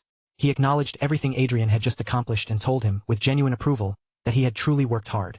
Adrian replied that Chester must have been watching the battle unfold. Chester confirmed that he had, then said Valak Tarnaz had ultimately been no match for Adrian and Arcea. He admitted he was surprised by the result, since he had expected the raid to turn into an extremely difficult and exhausting fight. Chester let out a quiet sigh before warning Adrian that the next challenge would not be nearly so simple. The final gateway, he explained, was deeply tangled up with Manuel Lucas's usual strange antics, and that alone made it far more troublesome than the battle they had just cleared. Chester also mentioned that Arcea's growth had now reached its limit. But even after hearing that, Adrian did not look particularly shaken or worried. Chester studied Adrian with clear interest and asked if he truly felt that way. It was as though he wanted to see whether Adrian had really accepted the news so calmly, or if he was only pretending not to be concerned. Adrian smiled and said he had felt it clearly during the battle. Their teamwork had been trained to such an extreme degree that the synergy between him and Arcea had grown far beyond anything he had ever imagined. Adrian assured Chester that the day would never come when he considered Arcea useless. To him, Arcea was no different from a human being, and her potential to keep developing was not something anyone could measure so easily with a simple limit. Adrian truly believed that Arcea would continue growing in her own way, and when Arcea heard him say that so naturally, she could not hide the happiness that spread across her face. Chester turned away with a complicated expression, as if he were sorting through several emotions at once. He remarked that watching his successor grow made him feel both sad and happy at the same time. Still, he admitted that such progress was only natural for the successor of Manuel Lucas.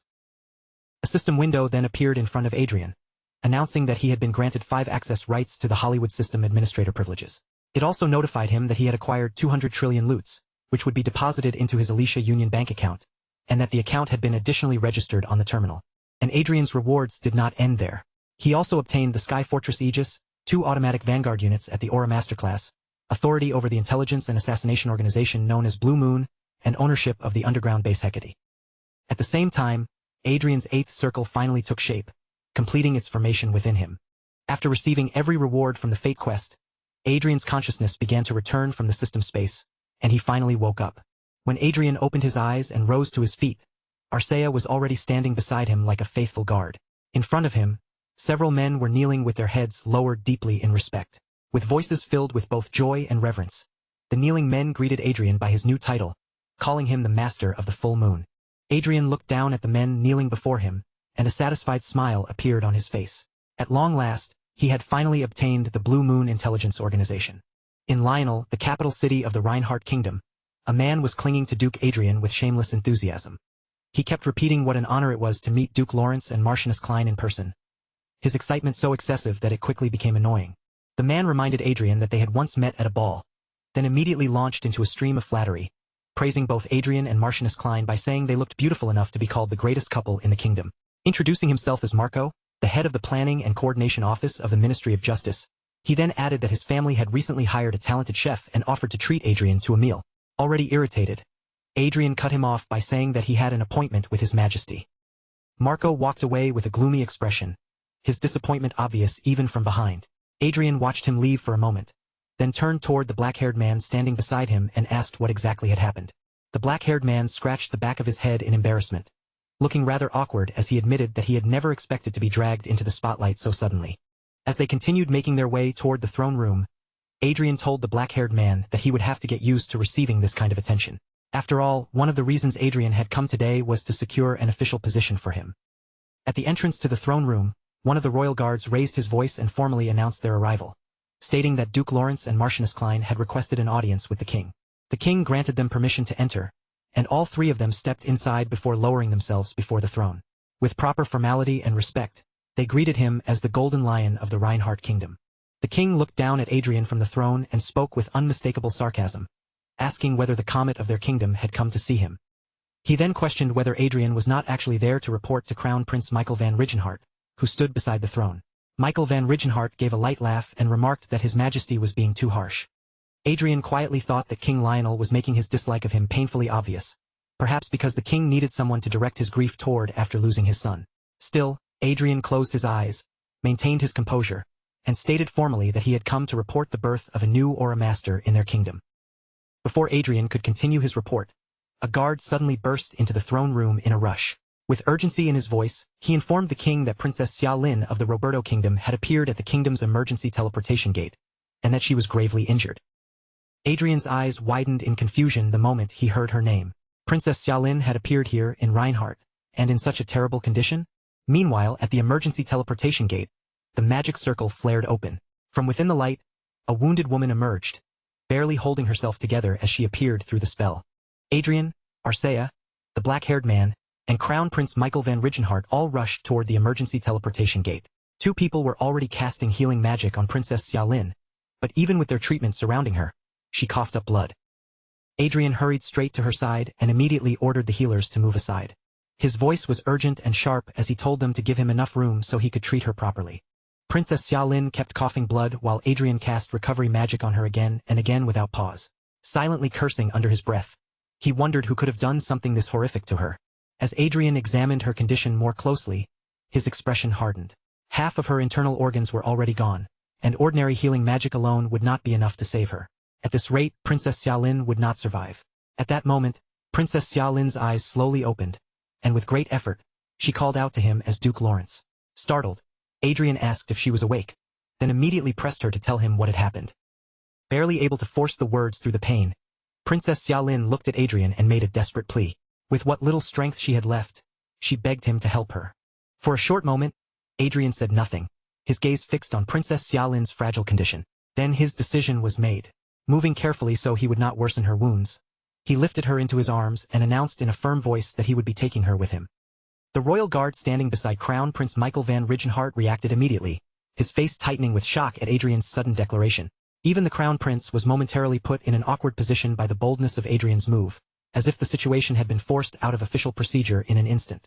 But after that brief hesitation, Crown Prince Michael van Rigenhart raised one hand and stopped the guard from stepping in.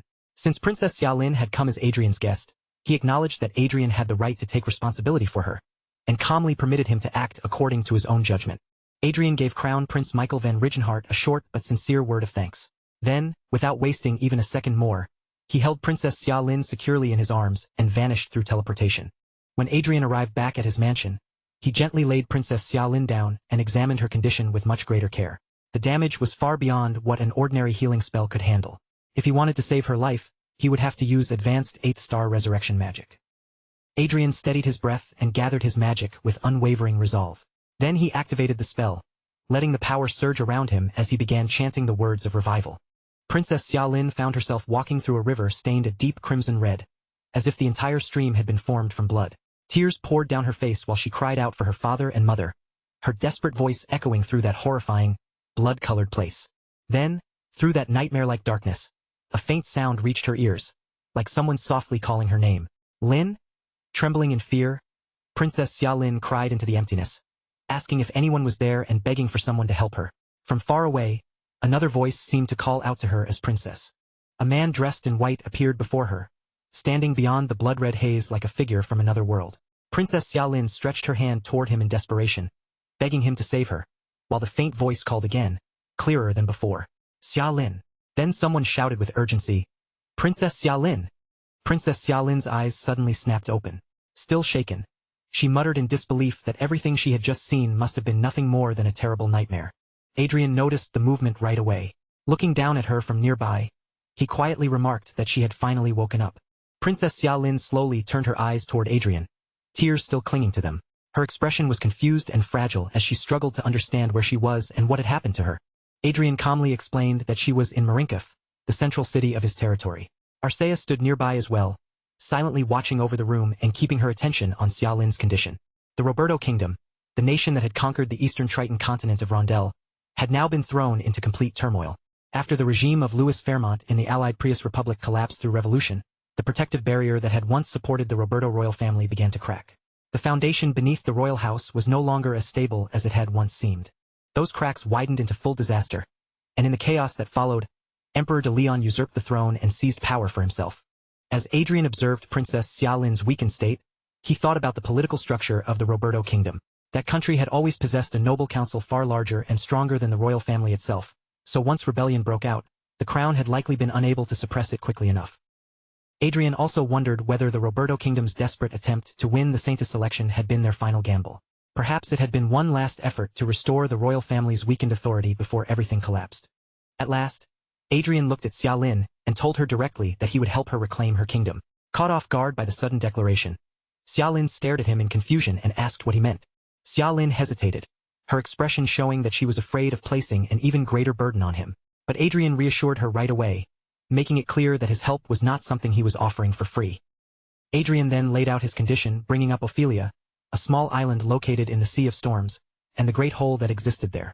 He proposed that if Xiaolin leased Ophelia Island to him free of charge for 50 years, he would suppress the rebellion without turning her country into the stage of a major war.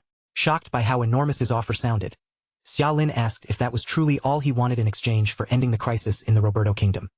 Adrian admitted that his true target was the tourmaline buried on the island, which was said to be the largest deposit in the entire world. Xiaolin acknowledged that the rumor was true, but she also pointed out that tourmaline was not considered a particularly valuable mineral.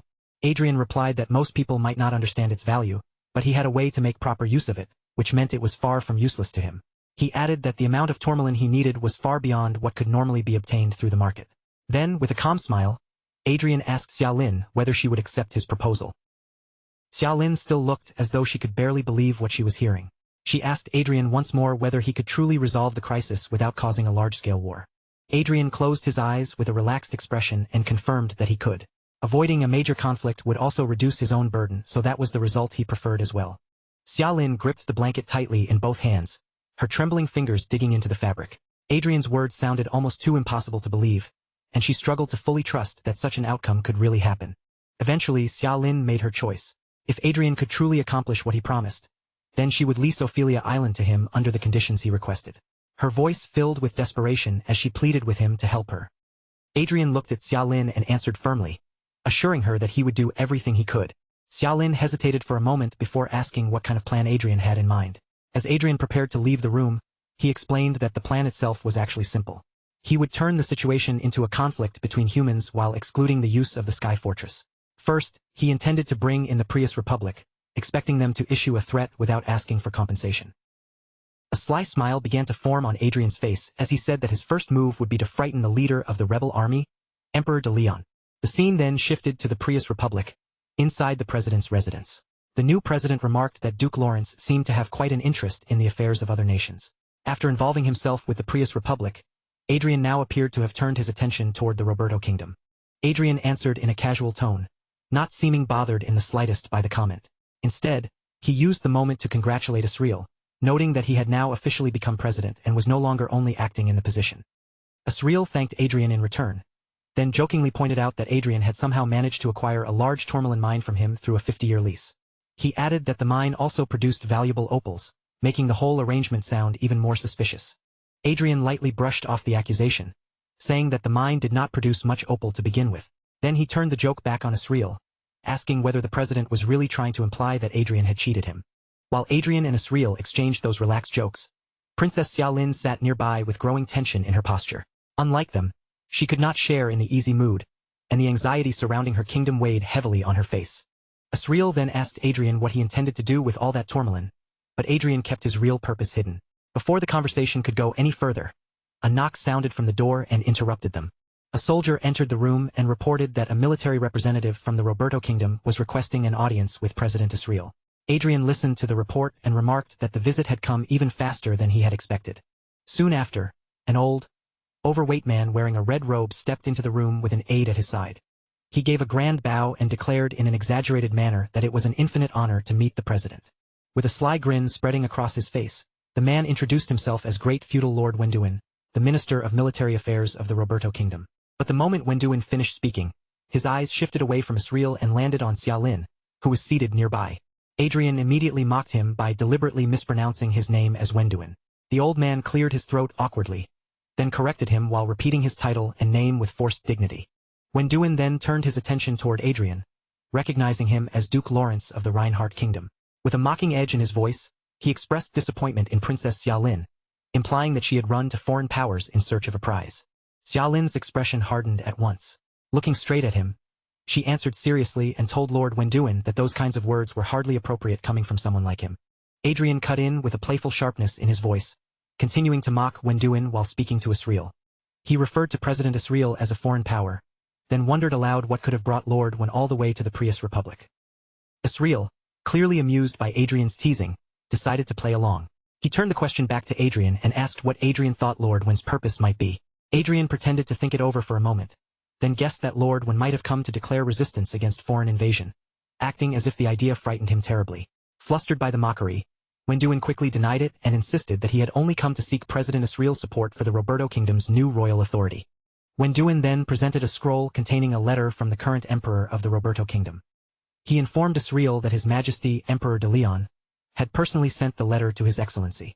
Asriel accepted the letter and read through its contents before questioning whether the Roberto Kingdom was truly capable of offering such an enormous amount of money. Adrian glanced over the contents as well and was astonished by the scale of the offer. In simple terms, Emperor de Leon was promising 500 trillion loots to secure the Prius Republic's neutrality, an amount nearly equal to an entire national budget. With a sly tone, Wenduin stated that considering the future of the Roberto Kingdom, such an expense was unavoidable. Then he added that if necessary, Emperor de Leon was prepared to offer even more. Adrian eased himself back into his chair. His posture relaxed and his face unreadable, while his thoughts quietly worked through everything that had just unfolded. The longer he considered it, the more absurd the idea became, that enough money could somehow bend every problem into the shape someone wanted. No matter how massive the amount, and no matter how dazzling the number looked on paper, there were still matters in this world that coin could never truly settle. But before Adrian could sink any deeper into that line of thought, Asriel's voice suddenly cut across the quiet and pulled everyone's attention back to the room. Without even a hint of hesitation, he calmly declared that he would accept the proposal, and the composed way he said it made the announcement feel even more unexpected to everyone listening. Wenduin's expression changed at once, his face lighting up with visible satisfaction, as if he had just heard exactly what he wanted. He praised Asriel's decision as a wise one, but Asriel did not allow that approval to settle for even a moment. In the same steady tone, he stated that if he accepted the money, then the decision of how to use it would belong entirely to him. Wenduin did not object and acknowledged that once the funds were handed over, they would become the property of the Prius Republic. Then, in front of everyone, Asriel slowly raised his hand and pointed straight towards Xiaolin. His voice stayed perfectly controlled as he gave the order that the entire sum was to be transferred not to him, but directly into Princess Xiaolin's account. Duin went completely still, his face tightening with confusion as though his ears had betrayed him. For a brief moment, he simply stared, clearly needing to hear the command again before he could accept that it was real. But Asriel only hardened his tone and repeated himself without wavering. The 500 trillion loots were to be sent to Princess Xiaolin, and once that condition was met, the Prius Republic would not interfere in the Roberto Kingdom's internal affairs. Beside them, Adrian calmly cleaned up the tea that had spilled during the tense exchange, his movements composed and unhurried. Yet beneath that calm surface, amusement was already spreading through his thoughts. Watching Asriel reverse the entire offer so cleanly, Adrian could not help but appreciate the move. This was more than ordinary negotiation, it was a completely different style of pressure, one that cornered the other side without so much as lifting a blade. Wenduin's face turned a furious shade of red, anger and humiliation rising together until he looked as if he might burst. The thought of sending such an unbelievable fortune to a princess from a royal family that had once been branded as traitors clearly scorched his pride. But with the terms already laid out and no clean way left to refuse, he was forced to complete the transfer. Afterward, he stormed away, his frustration practically trailing behind him. Once Wenduin had gone, Adrian turned his gaze toward Asriel and admitted that, for a moment, he had nearly mistaken what Asriel was really doing. Asriel answered with quiet composure, explaining that his choice had never been about pride, personal profit, or making himself look noble. It had been made because he carried responsibility for the people under him. Asriel continued, saying that exploiting a nobleman from another nation and draining their wealth for advantage was not something he could permit himself to do. Adrian listened without interrupting, though a faint smile formed only in his thoughts. Because if their positions had been reversed, Adrian knew perfectly well that he would have taken the money immediately, without wasting even a single second on hesitation. Then Asriel shifted the subject back to Adrian, asking whether he intended to make his move right away. Adrian gave a brief confirmation, his eyes narrowing with a sharper focus as he said the person they were dealing with seemed far too skilled, too resourceful, and too dangerous to simply leave alone. Asriel gave a faint smile at that and compared Adrian to a typhoon, a violent force that swept in without warning, tearing through everything in its path and leaving the entire landscape overturned behind it. By then, Adrian was already climbing over the railing, with Arcea moving beside him. He glanced back over his shoulder and accepted the remark with an easy, joking response, as though being likened to a natural disaster was nothing more than casual conversation. Asriel, however, immediately clarified his meaning, making it clear that he had not meant the comparison as a compliment at all. Adrian only laughed, brushing the comment aside as lightly as a passing breeze. Without slowing down or showing the slightest concern, he continued on his way. Later, Adrian arrived at a different location accompanied by Arcea and Princess Xiaolin. Standing before them was an imposing mansion, large enough and refined enough to make it obvious that it belonged to someone with serious status and influence. Adrian lifted his eyes to the mansion's exterior and identified it at once.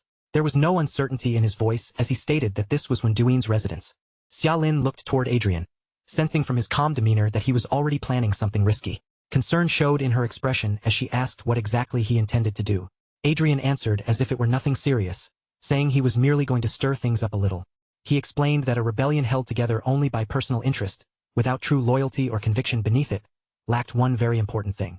Hearing his words, Xiaolin quickly caught on to what he was suggesting and asked if the missing piece was trust. Adrian confirmed her guess, explaining that genuine trust could never truly take root among people who had already united through betrayal. In a group like that, suspicion was always waiting just under the surface, and even the smallest spark could make those hidden cracks split wide open. Fortunately, Adrian added, they happened to have exactly the right person to force those cracks apart. With a quiet gesture, Adrian summoned someone forward. Almost immediately, a man appeared behind them, as if he had been standing in the shadows and waiting for that exact signal. He lowered himself onto one knee with practiced respect and asked whether Adrian had called for him.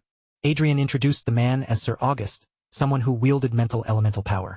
He explained that when it came to brainwashing, August handled the process so smoothly and naturally that it could almost be called his personal specialty. Now that every piece was ready, Adrian gave the command to proceed. His tone left no room for delay as he said there was no reason to waste even another moment. Meanwhile, inside the royal court of the Roberto Kingdom, a retainer hurried in front of the emperor with urgent news. The tension on his face and the haste in his movements made it obvious that the report he carried was anything but ordinary. The retainer reported that the military minister, the great feudal Lord I, had now turned around and was declaring the rebellion an act of treason. Even more shocking, he was calling for Princess Xia Lin to be placed on the throne. He continued, explaining that 9 feudal houses had also joined in support of that declaration. They were spreading the message through the media and stirring public opinion among the people. But behind the scenes, those feudal houses were no longer acting completely of their own free will. They had already fallen under the influence of Sir August's mind-controlling magic. The instant the emperor heard the report, fury exploded across his face. He slammed his hand down against the throne with a sharp, echoing impact and demanded to know if every last person involved had completely lost their senses. Another retainer nearby spoke up more carefully, suggesting that what those people truly wanted might not be simple rebellion after all, but independence. The emperor turned toward him in surprise and questioned whether independence was really their objective. The retainer urged him to consider where the enormous sum used to pacify the Prius Republic had gone, and who had been negotiating with that money from the beginning. From his point of view, the situation was clear. An amount equal to an entire year of the kingdom's budget had been used to bribe the president of the Prius Republic. But that fortune had not remained where the royal court had expected it to go. Instead, it had been redirected into the hands of former Princess Xia Lin, and now she was turning that same massive sum back against them. When the emperor heard this, he could only let out a loud, frustrated groan. Before the court could fall any further into fear and confusion, another voice suddenly cut through the discussion, insisting that there was no need to make the matter so complicated. A man stepped forward with complete confidence and offered a much more direct answer. Execute the traitor. In his opinion, once overwhelming authority crashed down on the rebels, ordinary citizens would have no choice but to lower their heads and obey. The man had a handsome face, a sharp outfit, and glasses that gave him a cold, intelligent appearance. He revealed that there was a particular technology he had been wanting to test, and to him, the present crisis was the perfect chance to do it. As he offered his support, the emperor's attention settled on him. Pleased by such a display of loyalty, the emperor praised him warmly, calling Sir Michael van Rigenhart's devotion truly commendable. Elsewhere, Adrian was carefully reviewing a detailed report on Michael van Rigenhart Gale. His eyes moved across the information one line at a time, taking in every detail. After finishing the report, he remarked that it was no surprise Michael van Rigenhart did not seem to be a native of the Roberto Kingdom. Adrian's curiosity sharpened as he wondered aloud who this man truly was. Xia Lin answered by explaining that Michael van Rigenhart was said to be a magician from Rizith Island. According to the information available, he was a sixth circle magician with a natural talent for creating and designing artifacts. And within just 2 years of taking charge of Emperor Des projects, Michael had already begun producing Vanguard equipment by himself. That detail made Adrian's suspicion grow even stronger. An unknown magician appearing from nowhere and suddenly creating equipment of that level was far too convenient to simply accept at face value.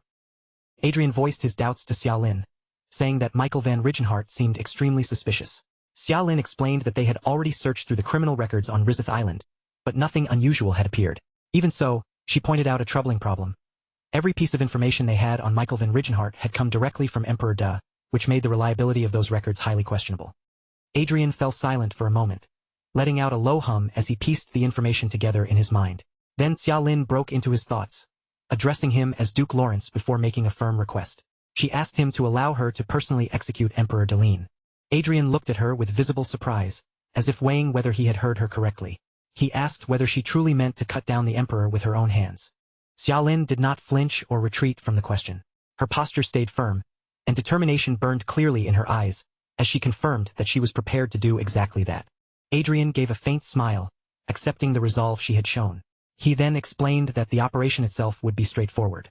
They would create disorder, allow confusion to spread through the enemy's ranks, and then use that opening to strike directly at the highest point. However, Adrian also warned her that there might come a moment when she would have to step forward and take command herself. When that moment arrived, he told her, she needed to be fully prepared. Xia Lin answered immediately, without a second of hesitation. Her resolve remained steady and unbroken. Whatever needed to be done, she would do it. Adrian then called out to Gregory, turning his attention toward him as the next part of the plan began to fall into place. Outside the royal palace, a large crowd of citizens had gathered in protest, their angry voices rising together through the streets. They demanded that the persecution of Princess Xiaolin come to an end and shouted that the Xia family was the only rightful royal bloodline of the kingdom. In response, a man issued a merciless order to the soldiers. Anyone who supported the princess was to be treated as a rebel, and the troops were commanded to eliminate them without showing even the slightest mercy. The soldiers charged into the crowd at once, seizing citizens and hurling them violently to the ground. No one was spared in the chaos, not even women who were desperately holding children in their arms. Panic erupted across the street as frightened people scattered in every direction, screaming warnings and trying with all their strength to escape. Then, all at once, a figure appeared high above them on the rooftop of the palace. A clear, commanding voice rang out over the confusion, ordering the soldiers to stop. The figure revealed herself as Princess Xiaolin, standing above the chaos as she fiercely condemned the soldiers for turning their swords against the very citizens they were supposed to protect. She ordered them to leave the people alone, then boldly declared that she was standing right there in front of them. If they wanted someone to capture, she challenged them to come after her instead. The soldiers immediately shifted their attention away from the crowd and toward her. In their minds, capturing Princess Xiaolin would destroy the enemy's justification and bring the unrest under control all at once. One soldier quickly climbed up onto the rooftop, prepared to carry out the order and seize her. But before he could even finish speaking, a figure dressed in a white robe moved in with sudden speed and cut him down in an instant. The remaining soldiers recoiled in panic, their earlier confidence collapsing as they stared at the unexpected newcomer. Shocked and unsettled, they shouted in confusion, demanding to know who this mysterious figure was. Earlier, Gregory had received his orders directly from Adrian. Adrian had reminded him that when major events were destined to be written into history, appearances mattered far more than most people realized. He had warned Gregory not to stand beside the princess looking like some obvious villain. Remembering that advice now, Gregory could not help but find it deeply ironic that he had ended up pretending to be a holy knight at a moment like this. Inside the royal palace, Emperor De stood frozen in disbelief, staring as if the report in front of him could not possibly be real. His voice climbed sharply as he demanded to know whether Princess Xiaolin was truly standing right outside the king's palace. The messenger shook so hard that his words barely came out, stammering as he confirmed that it was true. He explained that Xiaolin was already clashing with the vanguard forces that had attacked the protesters, and she was doing it together with the military minister's troops. And as if that were not bad enough, an unfamiliar aura master had appeared beside the princess, turning the situation into something far more dangerous than they had prepared for. At that report, Emperor De's restraint finally broke. His face twisted with frustration and disbelief as he barked at his retainers to capture Xiaolin immediately, ordering them to gather every soldier they could and move before even a single moment was wasted. Under his breath, he cursed his own rotten luck, angrily asking how everything had spiraled into such madness and what in the world was happening right outside his own palace. Close by, Michael van Rigenhart Gale quietly turned his attention elsewhere, as though some faint disturbance had reached him before anyone else noticed. His gaze sharpened behind his glasses, and with unsettling calm, he informed Emperor De that there seemed to be an intruder already inside the palace. Emperor De's eyes widened in alarm, and he immediately snapped back, demanding to know exactly what Michael van Rigenhart Gale meant by that. But before anyone in the royal court could respond, the floor beneath them suddenly shook, and the entire palace trembled as if something massive had struck it from within. The nobles and retainers gathered in the court recoiled in terror as a deafening explosion ripped through the palace's front entrance. Smoke, dust, and shattered debris blasted inward, filling the chamber with chaos. Then, through the broken doorway and drifting haze, Adrian stepped inside with his staff in hand, looking far too composed for someone who had just blown his way in. Adrian's eyes went straight to Emperor De, locking onto him without hesitation. In a casual but sharply cutting tone, he remarked that the emperor was making it much too easy to tell who the villain was, even calling him an old man right to his face. Emperor De instantly exploded with anger, cursing Adrian as he recognized him as Duke Lawrence. Adrian merely smiled at the emperor's outrage, completely unmoved by the fury aimed at him. He calmly pointed out that only 3 days had passed since Emperor De had taken the throne, then asked with open sarcasm whether the emperor had enjoyed his brief little reign. Irritated by Adrian's disrespect, Emperor De snapped back that he was not just an emperor, but also the king of the Roberto kingdom. Adrian dismissed that title as if it meant nothing, saying that Emperor De would not be keeping it for much longer anyway. With rage boiling over, Emperor De swept his hand toward the soldiers and ordered them to seize Adrian at once. He accused Adrian of letting his arrogance grow completely out of control, sneering that being young, strong, and a duke had clearly convinced him he could do whatever he wanted without consequence. Adrian did not show the slightest trace of concern. He only looked around at the soldiers closing in from every direction, his expression calm and almost bored, before mocking them for believing that sheer numbers would be enough to handle him. Emperor De roared for his men to kill Adrian right there in the royal court. But before the soldiers could properly launch their attack, Adrian raised his magic and unleashed flame blast over and over again. Explosive bursts erupted through their formation, tearing their charge apart and sending every attacker flying back as if they were nothing more than obstacles in his way. Emperor De went rigid with shock, the confidence draining from his face as he watched Adrian flatten his guards with almost insulting ease. The soldiers he had relied on were swept away so quickly that they barely looked like protection at all. Still completely relaxed, Adrian turned his attention back toward Emperor De as though the brief attack had been nothing more than an interruption. In an almost casual tone, he asked what the Emperor had been trying to say before all that noise got in the way.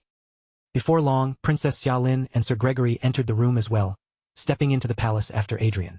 With their arrival, Adrian declared that the moment they had crossed the threshold, the result of this confrontation had already been decided. The instant Emperor De saw Xiaolin standing before him, fury surged violently across his face. His expression twisted with hatred, as if her very presence inside the palace was enough to make his blood boil. Xiaolin, however, did not shrink back from his glare. Her eyes were cold and serious as she faced him directly, reminding Emperor De of the promise she had made before, that she would return and take her revenge on him with her own hands. Adrian then turned toward his own soldiers and gave a firm order. Not a single person in the room was to be allowed to escape. His voice remained calm, but there was no mistaking the command behind it as he made clear that every noble gathered there was now to be treated as an enemy. The soldiers immediately acknowledged him and moved to seal off the court. Now cornered with nowhere clean to run, Emperor De shouted desperately for General Qi Yi and the others to protect him. His voice cracked with panic as he promised enormous rewards, even a feudal lordship, to anyone who could kill Adrian and his allies. But no one stepped forward. When Emperor De realized his promises had failed to move them, desperation pushed him even further. He offered compensation even to those who might die in the attack, screaming at them once again to advance and fight for him. Adrian's expression turned cold as he listened to the Emperor's frantic bargaining. In a low, steady voice, he dismissed those empty promises and warned the soldiers guarding Emperor De that if they wanted to live, they should drop their weapons immediately. Anyone who chose to resist, he made clear, would lose their head. That warning was enough to shatter what little loyalty remained. One by one, every soldier protecting Emperor De let their weapons clatter to the floor, the sound echoing through the silent court. Emperor De staggered back and collapsed onto his throne, staring in disbelief as the last wall between him and his enemies disappeared. Adrian slowly walked toward the throne, his steps calm and unhurried as he looked down at Emperor De with icy indifference. He admitted that it must have been quite a shock for the Emperor to see outsiders suddenly barging into what he believed were his own internal affairs. Then Adrian suggested that Emperor De should simply think of it as bad luck, since that might make the whole situation easier for him to accept. He added that if Princess Xiaolin had not come to him drenched in blood and begging for help, Emperor De might actually have succeeded in keeping the throne he had stolen. By that point, Emperor De was swallowed completely by fear. Sweat streamed down his face, his mouth trembled uncontrollably, and he could no longer form a proper sentence. Only weak, strained sounds slipped out, exposing just how terrified he had become. At that moment, Adrian's attention shifted toward a man in a white robe standing nearby. His eyes narrowed slightly, suspicion sharpening in his gaze, and he asked in a guarded voice who that man was. Michael van Rigenhart Gale behaved as though the question could not possibly be directed at him. Wearing an air of casual innocence, he pretended not to understand what Adrian was talking about at all. Adrian did not waste time waiting for a proper explanation. In the next instant, he cast a spell and launched an attack directly at Michael van Rigenhart Gale. Yet the man blocked it with startling ease, barely showing any strain as the magic was stopped. A wicked smile slowly curled across Michael van Rigenhart Gale's face. He praised Adrian in a mocking tone for striking so quickly, then asked with amused curiosity how Adrian had managed to recognize him as a black magician. That single question confirmed Adrian's suspicion immediately. Michael van Rigenhart Gale truly was a black magician. Adrian reflected for a moment that he had assumed the man was nothing more than some minor one-time figure lurking in the background, only to discover that he was actually the real mastermind. In games, twists like that happen all the time, but even so, Adrian felt there had to be a limit to how ridiculous things could get. The status window opened, laying bare the identity of the black magician grinning in front of him. Michael van Rigenhart Gale, 7th Circle Black Magician. Human. Age 45. Affiliation: Roberto Kingdom's Gale Magic Tower Master and Advisor to the Roberto King. Talent: Intellectual ability very high. Magic power very high. Commanding ability moderate. Administrative ability moderate. Physical ability moderate. Trait: Engineer of Madness, Murder impulse. Mass murderer. Relationship. Interested and hostile. Status. Curious, observing Adrian coldly. As Adrian read through the information, he could not stop himself from thinking how absurd it was for a black magician to suddenly appear out of nowhere like this. Gale studied Adrian with genuine curiosity, asking how he had been able to sense his presence. Adrian answered with arrogant ease, saying he would deserve to lose his title as an archmage if he could not detect dark magic that ominous. The people in the royal court immediately broke into panic once they realized a black magician had been standing among them the entire time, their frightened voices spreading through the chamber. Gale admitted that although he had met countless people up until now, Adrian was the first person who had ever sensed his energy. Adrian replied that the reason was simple. He existed on an entirely different level. But beneath that confident answer, his thoughts were much more cautious.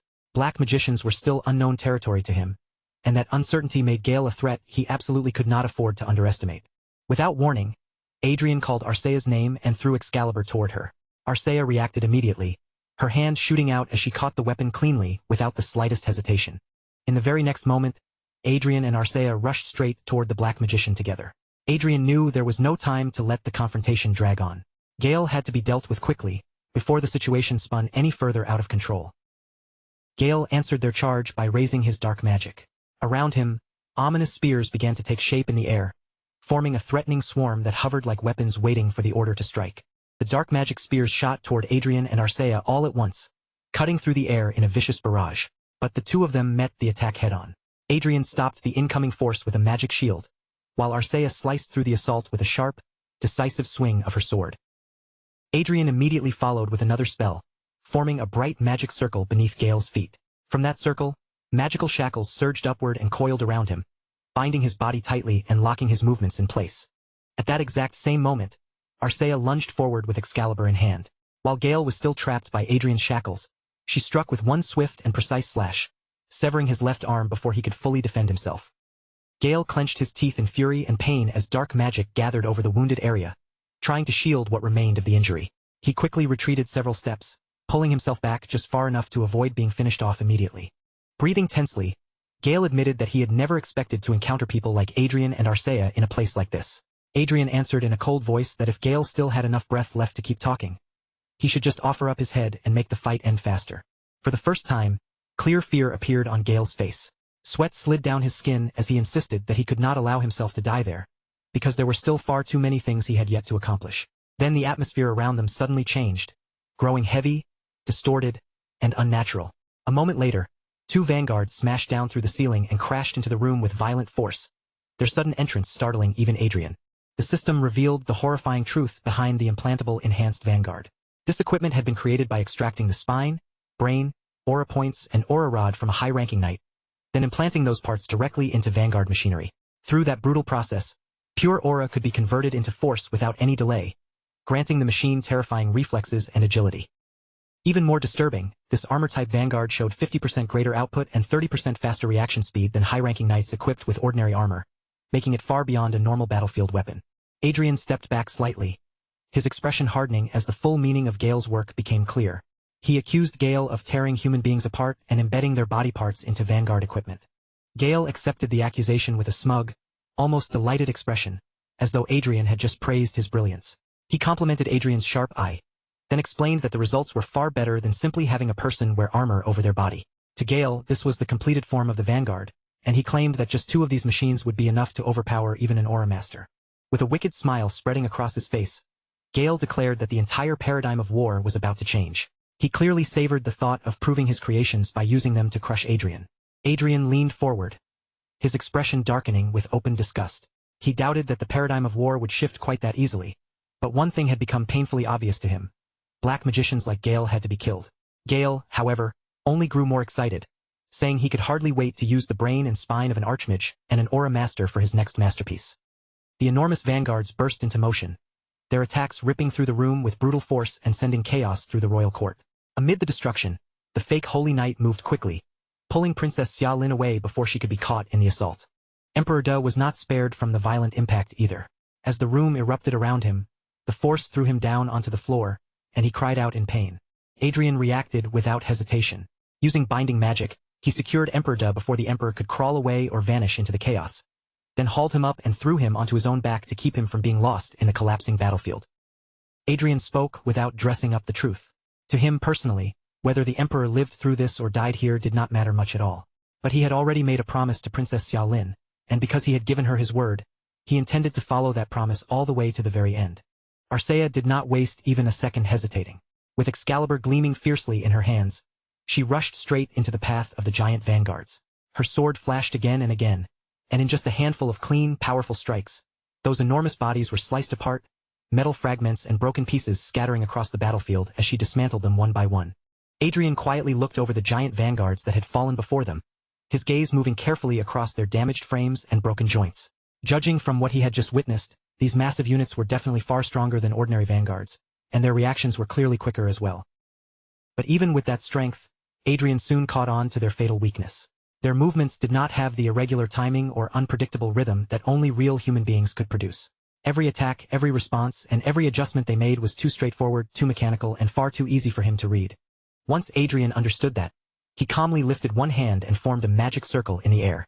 Destructive magic surged forward and tore into the giant vanguards, wiping them out completely. As they were destroyed, Adrian turned his attention toward Gale and criticized him coldly, saying that creations like these could never truly take the place of human beings. Arcea immediately pushed forward again, charging straight at Gale with her sword raised and ready to cut him down. But Gale reacted quickly, wrapping his body in a thick layer of dark magic. That sinister energy gathered around him like a shield, blocking Arcea's incoming strike before it could finish him. This time, Adrian had no intention of leaving Arcea to fight on her own. He moved in alongside her, matching her timing, and together they launched a coordinated attack on Gale from the same moment. Arcea was the first one to break through Gale's defenses. Her blade pierced straight into his chest with brutal force, and the impact made his entire body jerk as blood burst from his mouth. But even with Arcea's sword driven deep into his body, Gale did not collapse in despair. Instead, his lips twisted into a disturbing smile. At that exact moment, a system notification appeared, announcing that Gale had entered a berserk state. The instant Adrian saw it, his face changed. The situation clearly shook him, because he understood right away what was unfolding before his eyes. This was Mana Berserk. Gale, now pushed completely to the edge, made his final intention obvious. If he was going to fall here, then he was determined to drag everyone around him down into ruin along with him. A violent wave of energy suddenly erupted from Gale's body, exploding outward with enough force to shake the entire royal palace. The hall trembled under the pressure, and the sudden surge caught everyone inside completely off guard. Even while the palace shook violently around them and chaos spread through the hall, Arcea did not retreat. She tightened her grip on her sword instead, braced herself, and forced the blade even deeper into Gale's body. Gale stared in utter confusion, unable to make sense of what had just happened. In disbelief, he wondered aloud whether Adrian had somehow reversed the shield deployment and turned it into something that suppressed the explosion instead. His shock only deepened, and even his voice began to tremble. Gale could not understand how Adrian had possibly contained an explosion powerful enough to exceed the seventh circle. Adrian let out a weary sigh, as though Gale's endless talking had finally drained the last of his patience. Then, without bothering to answer with more words, he unleashed fire magic and burned Gale right where he stood. All around them, the court members slowly began to realize that they were still alive. Relief spread across their faces, and one by one, they started voicing their gratitude. Adrian heard them clearly, but inwardly, he thought they were celebrating far too soon, especially when a dark magician had been hiding among their own side this entire time. Emperor De noticed the confusion still filling the room and saw it as his opening. Thinking no one would pay attention to him in the middle of all this disorder, he quietly tried to slip away and escape. But before Emperor De could get very far, Xiaolin stepped directly into his path. She raised her sword in front of him, and instead of cutting him down, she slammed the blade into the ground right at his feet. The shock alone was enough to make Emperor De collapse unconscious on the spot. Xiaolin looked down at him with cold eyes and declared that killing him outright would be far too merciful. Xiaolin made her stance perfectly clear. The Holy Land would never show mercy to anyone connected to black magicians, and for people like them, a simple punishment would never be enough. Gale's associates immediately broke down, begging desperately for forgiveness as fear spilled out of them. Xiaolin calmly slid her sword back into its sheath and warned them to prepare themselves, because the fate waiting for them would be a life even worse than death. Once everything had finally calmed down, Princess Xiaolin turned toward Adrian and thanked him with deep sincerity, speaking from the bottom of her heart. Xiaolin looked straight at Adrian, her eyes filled with genuine emotion as she continued. Without his help, she would never have been able to take back the throne, and worse, she might have been forced to watch a black magician seize control of the entire nation. Adrian responded in his usual calm manner, saying that he had also gained something from everything that happened. With clear relief on her face, Xiaolin said that aside from Michael van Rigenhartgale, they had found no traces of any other black magicians. Adrian stayed quiet, but in his mind, he remembered that throughout history, disaster had always followed whenever a black magician appeared. That thought made him suspect this incident might be connected to the goddess's oracle, and if so, it would be better for him to investigate it further. Xiaolin then asked Adrian whether he planned to return to the Reinhardt kingdom. As Adrian turned to leave, he answered that he would visit Ophelia Island first, and once that matter was finished, he would return immediately.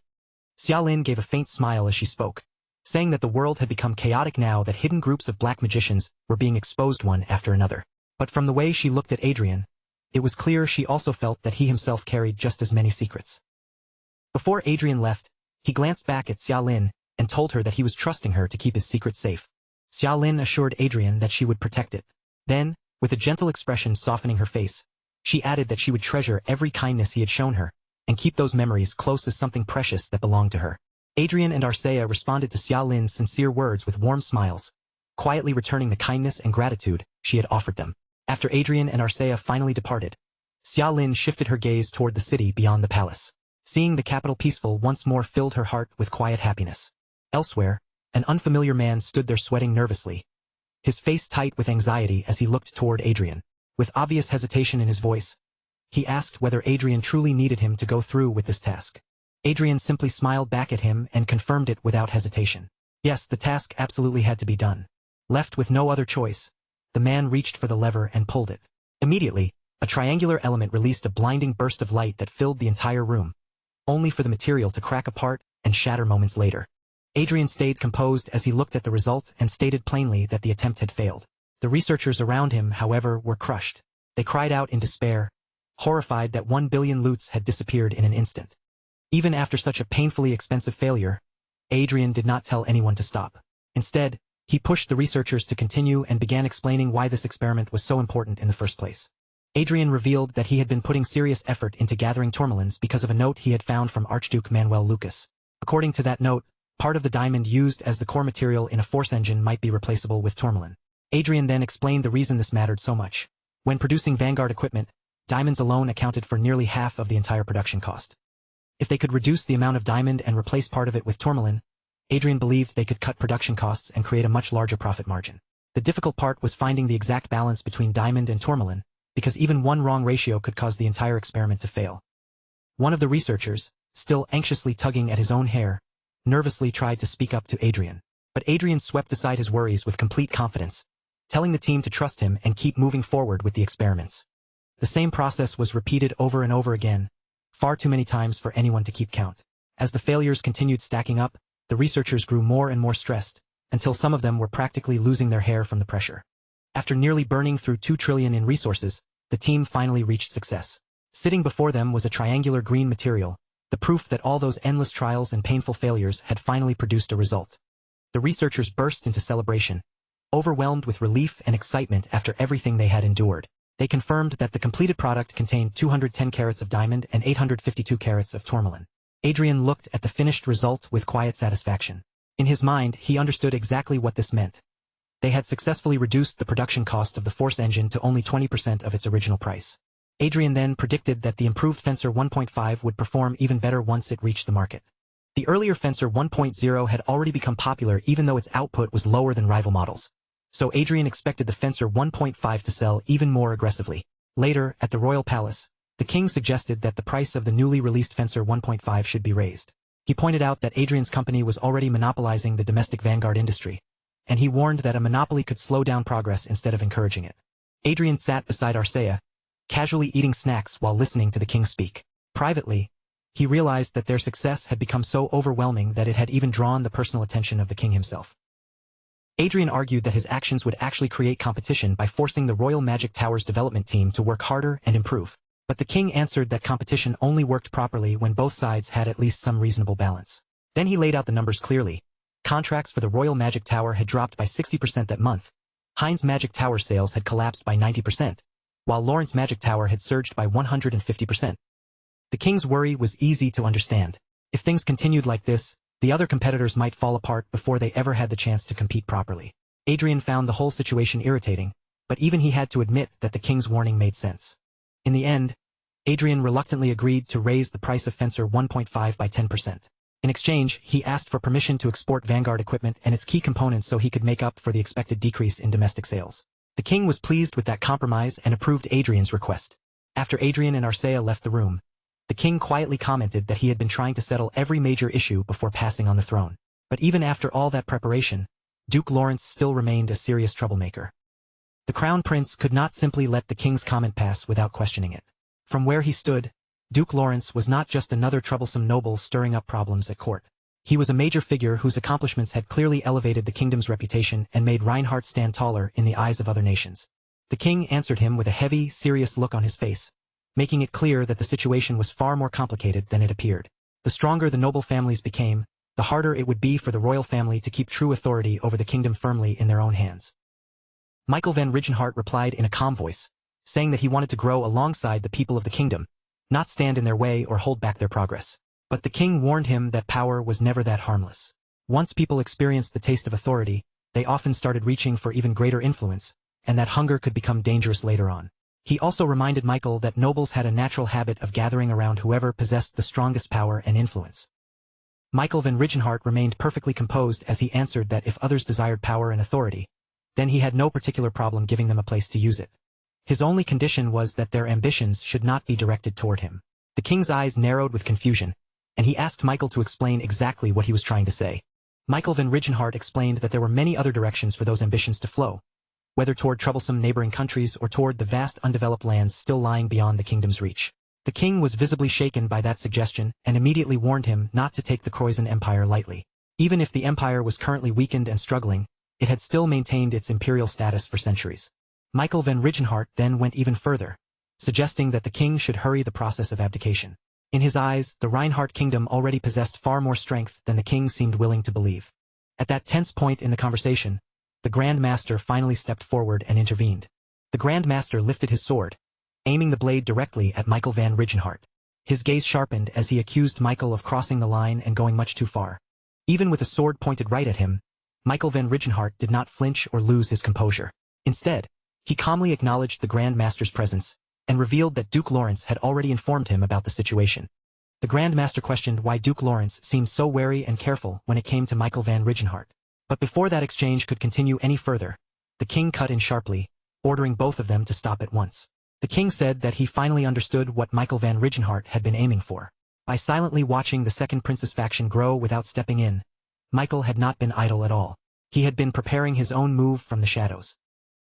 His real purpose was to eliminate internal resistance first, clearing out the people who might later stand in the way of the plans he intended to put into motion. Michael van Rigenhart confirmed the king's conclusion without the slightest hesitation.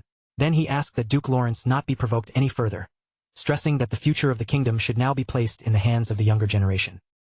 And for the first time in the history of this manhwa, the slit-eyed prince opened his eyes wide. With his hidden ambition finally exposed, Michael van Rigenhart declared that he would raise the kingdom itself into an empire. Far away from the palace, in some unknown place, a man was sprinting desperately through a thick jungle. Branches scraped and brushed past him as he pushed forward, until he suddenly caught sight of faint lights glowing in the distance ahead. As the man forced his way closer to those lights, his pace began to slow, and the moment he saw what was waiting in front of him, shock spread across his face so strongly that he could barely move. Unable to believe the scene before his eyes, the man muttered under his breath, questioning where in the world he had ended up. He quickly tried to call for emergency help, hoping to reach someone right away. But the instant he checked his device, a notification appeared on the screen, telling him that he was outside the service area. Back at the Lawrence Palace, Bug was by herself, quietly absorbed in something she had been doing alone. Just then, Adrian and Arcea walked into the room. Adrian casually suggested that they go out for a meal that day, and Arcea immediately answered with a bright, happy response, saying she would absolutely love to. Bug hurriedly tried to hide the object she had been playing with, moving just a little too quickly. But Adrian had already noticed the suspicious motion with his sharp eyes. Curiosity instantly appeared on Adrian's face as he stepped closer to Bug and asked what she had just hidden. Bug tried to look completely innocent, even whistling as though nothing unusual had happened, before claiming it was nothing at all and teasing him by asking whether his eyes had gone bad from playing games too much. Arcea did not bother waiting around for Bug's excuses. She immediately stepped in and used a special judo move on her, locking Bug in place until she could not escape. Trapped and struggling, Bug kept shouting for a timeout again and again, before finally giving in and offering to hand over the item she had been hiding. The moment Adrian laid eyes on the object, his eyes widened in surprise. He recognized it immediately as a Sun smartphone. Bug explained that she had found the strange device in the market some time earlier. She pointed out that the writing on the back was probably English, then admitted that she had planned to give it to Adrian eventually. The only reason she had held onto it was because she wanted to play with it for just a little longer first. Adrian's tone instantly grew sharper and more intense as he pressed Bug for answers. He demanded to know exactly where she had gotten that smartphone. Meanwhile, in the Otis Marquee 8, a man sat quietly beside a window, gazing outside as though his thoughts had drifted far away from the room around him. Michelle noticed the distant look on his face and gently asked whether he had been thinking about his hometown. Miss Michelle then looked at him with clear concern in her eyes and asked how he had been feeling recently. The man stood up politely and answered that, thanks to Michelle, he had been doing well. He expressed his gratitude for the fact that she had taken in someone like him, a person with an unclear identity who could not even communicate properly at first. Michelle stepped a little closer and explained that she had accepted him because the unfamiliar language he spoke had fascinated her. She also added that it was truly fortunate the translation machine was functioning so well. Soon after, a maid entered the room and informed Michelle that a guest had arrived. Michelle looked irritated at once and asked who would show up without an appointment, complaining about how troublesome it was. The maid then answered that the visitors were His Grace, Duke Adrian L. Lawrence, and Her Grace, Duchess Arcea Klein. The instant Michelle heard those names, her face flushed with emotion, and she exclaimed that the maid should have started by telling her that part first. Later, inside the meeting room, Adrian apologized for arriving without giving notice in advance. Arcea, however, stayed visibly on guard, her expression making it clear that she was not exactly pleased to be meeting someone she considered a rival in love. Michelle, on the other hand, could barely contain her excitement.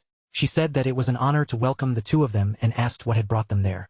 Adrian answered calmly that he had heard she had recently taken in a rather interesting person. Michelle glanced toward the stranger nearby and asked whether Adrian was referring to the person she had rescued. At that point, the man introduced himself properly, giving his name as Benjamin Theo. Adrian reached into the pocket of his coat and pulled out an item. Looking toward Benjamin Theo, he said that he had something he wanted to ask him. Adrian showed Benjamin Theo the smartphone and asked whether it belonged to him. The moment Benjamin Theo saw it, recognition appeared across his face, and he admitted that it was indeed his. He explained that before Michelle took him in, he had been desperate enough to sell it to a street vendor. After hearing that answer, Adrian seemed satisfied and snapped his fingers. In the next instant, everything within a certain radius froze completely, leaving only Arcea and Benjamin Theo unaffected by the sudden stop. Benjamin Theo looked toward Michelle in confusion, startled by the sight of her suddenly frozen in place, and asked what was going on. Adrian explained that he had stopped the biological time of everyone in the area except for the three of them. His expression then turned serious as he added that the topic he was about to discuss was extremely important. Adrian looked directly at Benjamin Theo and asked which country on Earth he came from. The question struck Benjamin Theo like a sudden shock, and he immediately asked whether Adrian knew about Earth. Adrian urged Benjamin Theo to answer his question first, and Benjamin Theo replied that he was from Singapore. Adrian then asked how he had ended up in Rondell. Benjamin Theo explained that his ship had sunk, and after he fell into the sea, he woke up in this world. Adrian continued by asking how much he understood about Rondell, and Benjamin Theo answered that nearly everything he knew had come from Michelle. She had told him that this was a world where magical abilities existed. He added that he could speak with people because of the translation artifact, but he still could not read the local writing. As Adrian listened to Benjamin Theo's explanation, he quietly came to a conclusion. Benjamin Theo did not seem to know anything meaningful about magic or special abilities. Adrian wondered whether Benjamin Theo might have been swept into Rondell because of a magical explosion. But as he compared the details in his mind, they did not seem to line up, making the situation feel unrelated. Adrian then asked Benjamin Theo to tell him what had happened on Earth after 2020. Benjamin Theo answered that although not much time had passed since then, those years had still been incredibly significant. When Adrian questioned what Benjamin Theo meant by not much time, Benjamin Theo clarified that only 2 years had passed since 2020. While that conversation continued, Arcea quietly finished eating the snacks she had been holding. Adrian considered that carefully. He was already 21 years old in Rondell, yet only 2 years had passed on Earth, which suggested that the two worlds had a time difference of roughly 10-1. Benjamin Theo then continued, explaining that 2020 had been a catastrophic year on Earth. Benjamin Theo described how natural disasters had struck the world one after another without mercy. Earthquakes, tsunamis, typhoons, tornadoes, and volcanic eruptions had caused destruction on an enormous scale, leaving the international community almost completely paralyzed. He went on to say that after those disasters finally began to calm down, strange phenomena started appearing across the world. Adrian immediately focused on that part and asked what kind of phenomena Benjamin Theo meant. Benjamin Theo explained that a highly contagious and deadly virus had spread across the entire world. Even by 2022, containment was still difficult, because the virus caused mutations, making the crisis even harder to control. Benjamin Theo continued, making it clear that the natural disasters had only been the beginning. Across Earth, deadly poisonous zones had started appearing one after another, and inside those contaminated areas, mutated creatures began roaming freely, turning normal travel into something far too dangerous for ordinary people. He went on to say that the military had not stopped responding, constantly moving in to cleanse those polluted zones whenever they could. But even while they fought to contain the damage, Earth itself kept transforming in bizarre ways, with brand new terrain, including entire islands and mountains, suddenly appearing as if they had risen out of nowhere. Adrian listened without interrupting, quietly absorbing every word. Only then did he realize how much had happened on Earth during the 2 years he had been living in Rondell. His thoughts naturally drifted back to his family in Korea, wondering if they were still safe, and whether all of these strange disasters might somehow be connected to the goddess's prophecy. Adrian sincerely thanked Benjamin Theo for sharing such important information with him. Benjamin Theo hesitated for a brief moment, watching Adrian's reaction carefully, before finally asking in a cautious voice whether Adrian had also come from Earth. Adrian answered him honestly, without trying to hide the truth. He explained that he had been born as a person of Rondell, but inside him remained the memories of a previous life, when he had once lived on Earth as a Korean. Benjamin Theo's eyes widened the instant he heard that answer. The idea that Adrian was born in Rondell, yet still carried memories of Earth clearly stunned him, leaving him almost unable to hide his shock. Adrian then offered Benjamin Theo a choice, inviting him to come along with him. He told Benjamin that in all of Rondell, there was probably no one else who could understand his strange situation as deeply as Adrian could. Adrian explained that sending Benjamin Theo back to Earth was not something he could manage right away. However, he promised to help him settle into life here in Rondell. At those words, Benjamin Theo's expression brightened with hope, and he quickly asked whether returning to Earth might really become possible someday. Adrian told him that there was at least a chance it could happen, and added that he himself held the key to Benjamin Theo's possible return. He promised to support Benjamin's livelihood in Rondell, but he also gave him a firm warning. Unless Adrian allowed it, Benjamin was not to reveal Earth's secrets or stories to anyone. Benjamin Theo accepted Adrian's condition without resistance. He did not argue or hesitate, simply agreeing to follow Adrian's instructions from that point on. After that, Benjamin Theo brought up another question, one that had clearly been sitting heavily in his mind. He asked whether Rondell's magic might be able to solve Earth's problems, including the poisonous zones spreading across the world and the deadly virus that had thrown everything into chaos. Adrian answered with calm certainty, saying that issues like those could be dealt with quite easily through magic. Hearing that, Benjamin Theo wondered aloud whether he had perhaps been sent to Rondell in order to meet a savior, but Adrian immediately shut that idea down, dismissing it as complete nonsense. With their most important conversation now finished, Adrian released the suspended biological time surrounding them and allowed the world around them to move again. The first thing Michelle noticed once time resumed was not the unnatural pause or anything strange in the room. Instead, her attention went straight to the empty dessert plates, and she wondered aloud where all the sweets had gone. Arcea quietly turned her face away, clearly hiding her guilt, while Adrian calmly told Michelle that he would be taking Benjamin Theo with him. Michelle immediately reacted with surprise, staring at Adrian as if she had not expected that at all. She questioned why he had suddenly decided to take Benjamin Theo away from her care. Then Adrian added another condition, one Michelle had not seen coming. She herself would also be leaving with him and coming to his palace.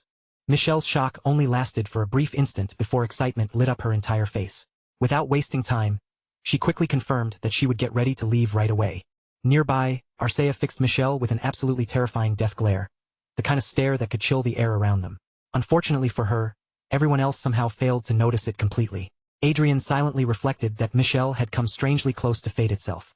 The chain of coincidences surrounding her felt far too convenient, and that made him wonder whether any of it had truly happened by accident. Because of that, Adrian decided it would be safer to keep Michelle nearby, somewhere he could personally watch the situation and prevent any unexpected problems from developing. Arcea, however, offered a far colder and more direct solution, suggesting that they should simply eliminate Michelle instead. Later on, Michelle went to see her father and announced to him that she would be leaving. Marquis Otis immediately looked worried the moment he heard that. With clear concern on his face, he demanded to know what kind of trouble Michelle was planning to cause this time. Meanwhile, during a virtual meeting taking place elsewhere, one of the participants angrily questioned whether they were really going to let the Lawrence Magic Tower continue running wild unchecked. He pointed out that in just the past month alone, the amount of goods purchased by that tower had already reached nearly 60% of the previous year's total. The same participant continued with growing frustration, saying that the number of force engines sold by the Lawrence Magic Tower had already exceeded the entire international order volume from the year before. He insisted that sanctions needed to be imposed immediately, warning that if they stood by and did nothing, the whole international market would eventually fall into the hands of a single power. The man speaking was none other than André de Croizon, Crown Prince of the Croizon Empire. Among the people attending the meeting, Duchess Olivia directly challenged that idea and asked whether the Croizon Empire had come up with some brilliant plan to fix the problem. Facing Crown Prince André head-on, she waited for his response, and André proposed that they use anti-dumping tariffs. André explained that anti-dumping tariffs were taxes placed on foreign products being sold at unfairly low prices. From his perspective, those tariffs existed to protect domestic markets and stop outside companies from disrupting the balance with goods that were too cheap to compete against normally. Olivia responded that anti-dumping tariffs were ultimately imposed by the nations purchasing the goods. From their point of view, being able to buy force equipment at a low price was a benefit, not a problem, so they had no real reason to cooperate with the Croizon Empire.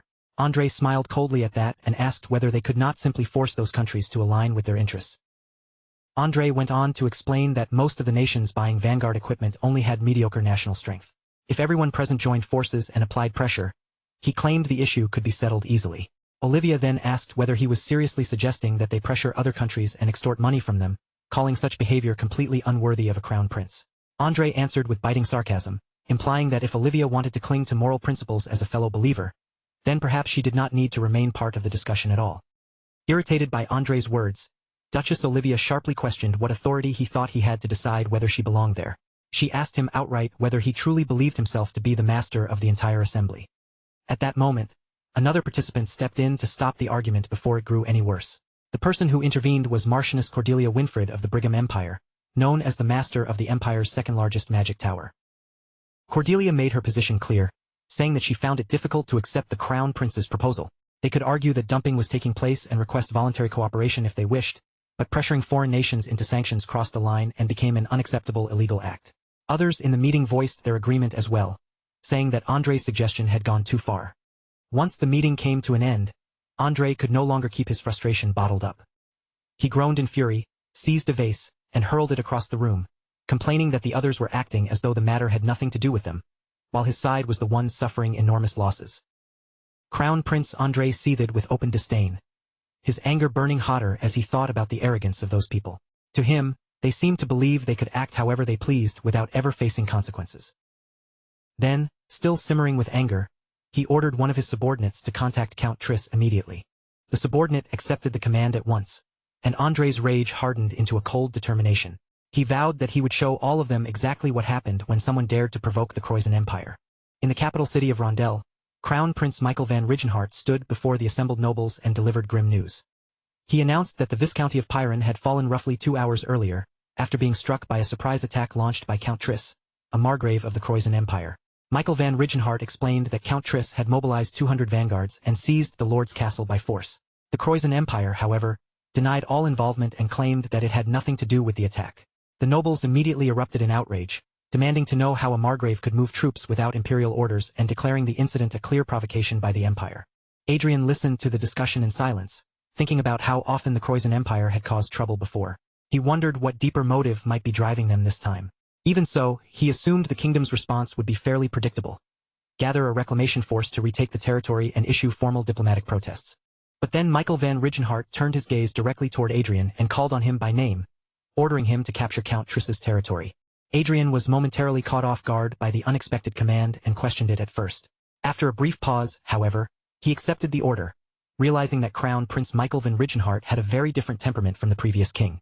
A slow smile appeared on Adrian's face as he made up his mind. If Count Triss had gone so far as to commit these crimes, then Adrian would make absolutely certain that he paid the proper price for them.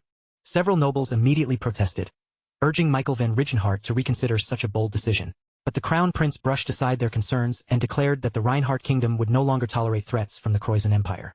Michael van Rigenhart emphasized that they needed to make the empire understand one thing clearly: every act of provocation against Reinhardt would come with serious consequences. Marquis Otis then asked whether such a decision might lead to an all-out war. Michael van Rigenhart smiled calmly and replied that if things reached that point, then the kingdom would simply accept it. Michael van Rigenhart then introduced Gabriel James, the 6th Grand Master of Rondel and a former Marquis, revealing him as one of the hidden strengths of the kingdom. On top of that, he announced that the restrictions limiting how many vanguards and sky fortresses each lord could possess would be lifted, leaving everyone in the hall utterly stunned. Meanwhile, in the Viscounty of Pyron, Count Triss's soldiers were spreading terror throughout the territory. They tortured civilians without mercy, set buildings ablaze, and looted anything they could get their hands on. A red-haired soldier stood proudly in the middle of the chaos and declared that from that moment onward, the land belonged to the Croizen Empire, demanding that the citizens serve them properly. He laughed loudly as he mocked the terrified people around him, then complained that the situation was not very entertaining because even after all the destruction they had caused, the people's reactions were disappointingly weak. He said this should have been their chance to dominate the territory and claim glory. Yet things were not turning out nearly as exciting as he had expected. A pink-haired soldier joined in with a sneer, saying that this lack of resistance was exactly what they expected from the Reinhardts, whom they saw as nothing more than cowards. Just then, a blond soldier noticed someone approaching from the distance. Squinting as he looked ahead, he wondered aloud whether the figure walking toward them was merely an old man. The red-haired and pink-haired soldiers burst into laughter as soon as they spotted the lone figure. They ridiculed the sight openly, showing no concern or fear whatsoever. They could hardly believe what they were seeing.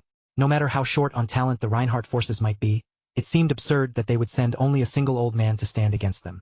The soldiers kept laughing loudly, openly mocking the old man as if he were nothing more than a joke standing in their way. They told Gabriel to turn around and leave while he still could, warning him that he would only get himself hurt. But while their ridicule rang through the air, Gabriel did not answer with a single word. He simply reached for his sword, gripped the hilt, and drew the blade from its sheath in complete silence.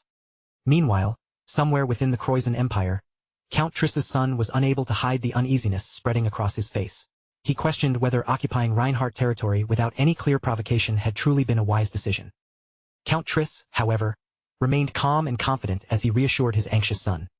He explained that everything they had done was in accordance with the Crown Prince's orders, and he believed the Reinhardt kingdom would avoid escalating the matter and respond with caution instead. But before Count Triss could fully settle into that confidence, a guard suddenly rushed into the room with urgent news. Breathless and alarmed, the guard reported that the peer in the Viscounty had already been reclaimed by a single Grand Master. Count Triss froze where he stood, shock overtaking his expression. He could not understand how someone like that could exist among Reinhardt's forces, and for the first time, doubt crept into his mind as he wondered whether the kingdom had been hiding powerful assets all along. Before Count Triss could even properly process the report, the castle's defense system suddenly blared with an alert. Intruders had been detected inside the castle itself, and worse still, they had somehow slipped past the defenses without being stopped. The situation deteriorated at a terrifying speed, as more reports poured in one after another. Their soldiers were suffering heavy losses, and several of their vanguards had already been destroyed. Count Triss's son began trembling with fear, calling out to his father in desperation as he looked for instructions. But Count Triss had no time to comfort him. He urgently told his son to run, ordering him to evacuate immediately. When his panicked son asked what would happen to his mother and older sister, Count Triss answered with bitter urgency that they had no other choice. He told the boy to hurry up and follow him before it was already too late. As Count Triss and his son fled down the corridor, the wall beside them suddenly exploded inward. Stone fragments and dust burst through the passage, and through that shattered opening, Adrian and Arcea appeared. Adrian looked straight at Count Triss and demanded to know where he thought he was running. Count Triss was visibly shaken by Adrian's sudden arrival, but he still addressed him as Duke Lawrence and questioned why the castle was being attacked simply because they had invaded a border territory. Adrian sighed at the shameless excuse and brushed it aside, reminding him that Count Triss's side had been the one to attack first. Count Triss trembled as fear took hold of him, asking whether the Reinhardts, led by Duke Adrian Lawrence and Arcea Klein, were truly intending to wage war against the Croizen Empire. Adrian answered in a cold, steady voice that there was no reason they could not do exactly that. Then he added that there was something far more certain than whether a war would actually break out. Before anything else could happen, Count Triss was going to die. Adrian laughed with a wild, dangerous edge in his voice, making his intentions painfully clear, while Arcea stood behind him and silently showed exactly how Count Triss's end would be delivered. Count Triss and his son were swallowed by terror as part of the castle erupted in a massive explosion. Flames surged outward, the blast roared through the structure, and the entire place shook under the impact. Later, the news reported that provocations from the Croizen Empire had become almost a yearly occurrence. Even so, no one had expected the Reinhardt kingdom to respond with such overwhelming force this time. Count Triss's territory was reduced to ashes in just a single night. After the dust settled, the Reinhardt kingdom appointed Grand Master Gabriel James, who had now been elevated to Duke Gabriel James, as the commander responsible for the eastern border. When the report reached André de Croizen, Crown Prince of the Croizen Empire, his rage exploded instantly. He demanded to know whether the Reinhardt kingdom had lost its mind, and why they had suddenly started acting with such aggressive force. A soldier reported that a few days earlier, news had spread that the first prince of the Reinhardt kingdom had taken control of state affairs. The soldier then speculated that unlike the previous king, this prince seemed determined to take a far more aggressive stance. Andre's anger grew even darker as he recalled his own past struggle for the throne against the second prince. Inwardly, Andre admitted that he had underestimated the first prince, once dismissing him as someone insignificant and unworthy of concern. Now, however, he realized that the prince was far more cunning and dangerous than he had expected, and the combination of Adrian Lawrence and the first prince had become a serious threat. Andre made up his mind that he would have to act before the first prince formally ascended the throne and became king.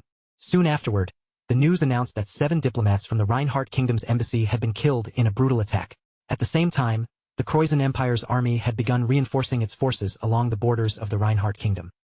The entire situation left one terrifying question hanging over both nations. Was this the beginning of a full war between them, pushing their already shattered relationship into the worst possible state? Adrian was the one silently watching those reports unfold before him. As Adrian observed the worsening situation, he remarked that relations with the Croizon Empire seemed to be growing more tense with every passing day. Prince Michael van Rigenhart answered that the cause was probably the previous conflict involving Margrave Triss. Michael van Rigenhart explained that the invasion of the Pyran territory had officially been treated as Margrave Triss's unilateral decision, which allowed both nations to close the matter without taking major public action. But in truth, Michael believed the attack had almost certainly been ordered from above, meaning the Croizon Empire was likely seething with anger behind the scenes. With a faint smile, Michael van Rigenhart commented that the other side seemed to have made a rather interesting move. Then he shifted his attention back to Adrian and asked what had brought him to the royal palace that day. Adrian answered in a surprisingly bright and almost cheerful tone, casually announcing that he and Arcea were getting married. Michael van Rigenhart stared at the two of them in blank confusion, as though Adrian's words had taken a moment to properly reach him. After finally collecting himself, Michael van Rigenhart asked whether they were truly getting married. He reminded Adrian that when the topic had come up before, Adrian had firmly insisted he had no plans for marriage. Looking slightly embarrassed, Adrian cleared his throat and admitted that they now had a reason to go through with it. Adrian then used magic to lift every piece of cutlery from the table, making the utensils float neatly in the air. He explained that, to be honest, Arcea had surpassed the wall not long ago. The moment Michael van Rigenhart saw the object suspended in midair, he was utterly stunned. He immediately exclaimed that this was the realm of telekinetic swordsmanship. Adrian smiled inwardly, thinking that because of Manuel Lucas, he could not casually reveal that he himself had reached the 8th circle. But Arcea's situation was different. Deciding that he should secure what he needed quickly, Adrian announced that once a dukedom was granted to Arcea, he intended to marry her right away. With a wicked little smile, Adrian added that if they did not settle things properly, ignorant fools everywhere would try to create discord between them. Michael van Rigenhart laughed along with him and agreed that it was indeed an excellent way to solidify power. Arcea, however, did not look pleased as she listened to the conversation unfold. Noticing the shift in her expression, Adrian turned toward her and asked what was wrong. Adrian became visibly troubled when Arcea quietly brought up the matter of the proposal. Confused, he asked why a proposal was necessary at all, arguing that the marriage was already part of the arrangement they had planned. But Adrian could not even finish what he was saying once he saw the sad look on Arcea's face. No one could look as heartbreakingly pitiful as she did in that moment. Adrian immediately changed his tone, quickly insisting that of course they needed a proposal, and that the plan for it was already being prepared. Because all of this was happening right in front of the crown prince, Michael van Rigenhart heard every word without missing a thing. Amused by the exchange, he commented that a proposal prepared with Duke Lawrence's grand ambition must be truly extravagant. Michael van Rigenhart then teased Adrian even further, suggesting that when Adrian proposed, he should call him over as well so he could stand quietly in a corner and clap. Hearing that, Arcea suddenly looked encouraged by the idea of having someone there to support her, while Adrian, irritated in silence, thought that this man was truly troublesome. But Michael van Rigenhart was not finished yet. Michael van Rigenhart continued by saying that he would personally officiate the wedding ceremony. By then, he expected to have already inherited the throne, so his presence would bring honor to both of them. And as for the blessings, he suggested that it would be perfect if Lady Everil could give them. Arcea's eyes lit up with excitement the moment she heard that idea, while Adrian simply stared at the two of them in complete silence. Adrian could only let out a small huff before pointing out that His Highness would surely be busy preparing for the upcoming coronation. He then asked whether it would really be all right for Michael van Rigenhart to involve himself in their wedding on top of everything else. Michael van Rigenhart assured Adrian that he would attend no matter how busy he became. After all, he asked with a teasing smile, how could he possibly miss such a wonderful spectacle? Adrian felt somewhat defeated, realizing that the prince had no intention of letting him get the final word. In his mind, Michael van Rigenhart was exactly the kind of person who would somehow keep his mouth above water even after falling into a river. Adrian had truly wanted to keep the wedding quiet, but if the crown prince, the next king and likely future emperor, attended, then every noble in the country would show up whether they were invited or not. In the end, Adrian understood that the wedding would become the grandest event in the entire kingdom. While he was lost in those thoughts, a servant arrived to serve dessert. After carefully placing the dessert down on the table, the servant quietly withdrew from the room. Adrian watched the servant leave, then lowered his voice and asked when Michael van Rigenhart planned to deal with the filthy, infiltrating earthworms. The crown prince answered in the same quiet tone, saying that if he wanted to eradicate them cleanly, he needed to observe them for the time being.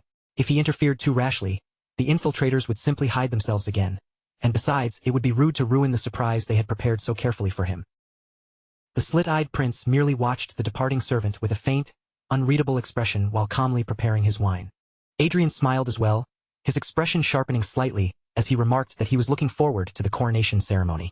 At last, the day of Crown Prince Michael van Rigenhart's coronation finally arrived. As the day of Crown Prince Michael van Rigenhart's coronation approached, nobles began pouring into the capital from every corner of the kingdom. One luxurious car after another rolled through the streets, each arrival showing off wealth, rank, and influence in a dazzling procession. The streets were packed with commoners caught up in the excitement of the festival-like atmosphere. Cheers echoed everywhere as people celebrated the historic day, while Crown Prince Michael van Rigenhart, surrounded by heavy guards, slowly advanced toward the stage where the coronation ceremony would be held. But among the guards protecting the crown prince, there was one man who did not truly belong there. Under the uniform and that calm, disciplined expression, he was actually a spy planted by the Croatian Empire. Before the ceremony began, the spy captain had been given one critical question to answer. If they moved forward with the plan, what were the chances that they could successfully eliminate Crown Prince Michael van Rigenhart? The spy captain had replied that if he and his subordinates were prepared to risk their lives, then the chance of success would be about 50%. The emperor considered that acceptable. Success would be the best result, of course, but even if the attempt failed, it would still be useful as long as it planted fear in their enemies. The emperor's attitude was firm and ruthless. Any provocation against the Croatian Empire was no different from a personal attack against him, and anything that dared stand in his way had to be removed. Without a trace of hesitation, he gave the order for the assassination to proceed.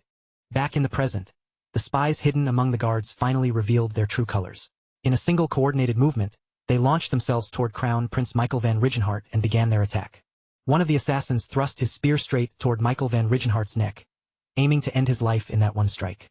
In that instant, the assassin was completely certain there was no way this attack could possibly fail. But just as the assassin was about to claim success, his body froze in shock.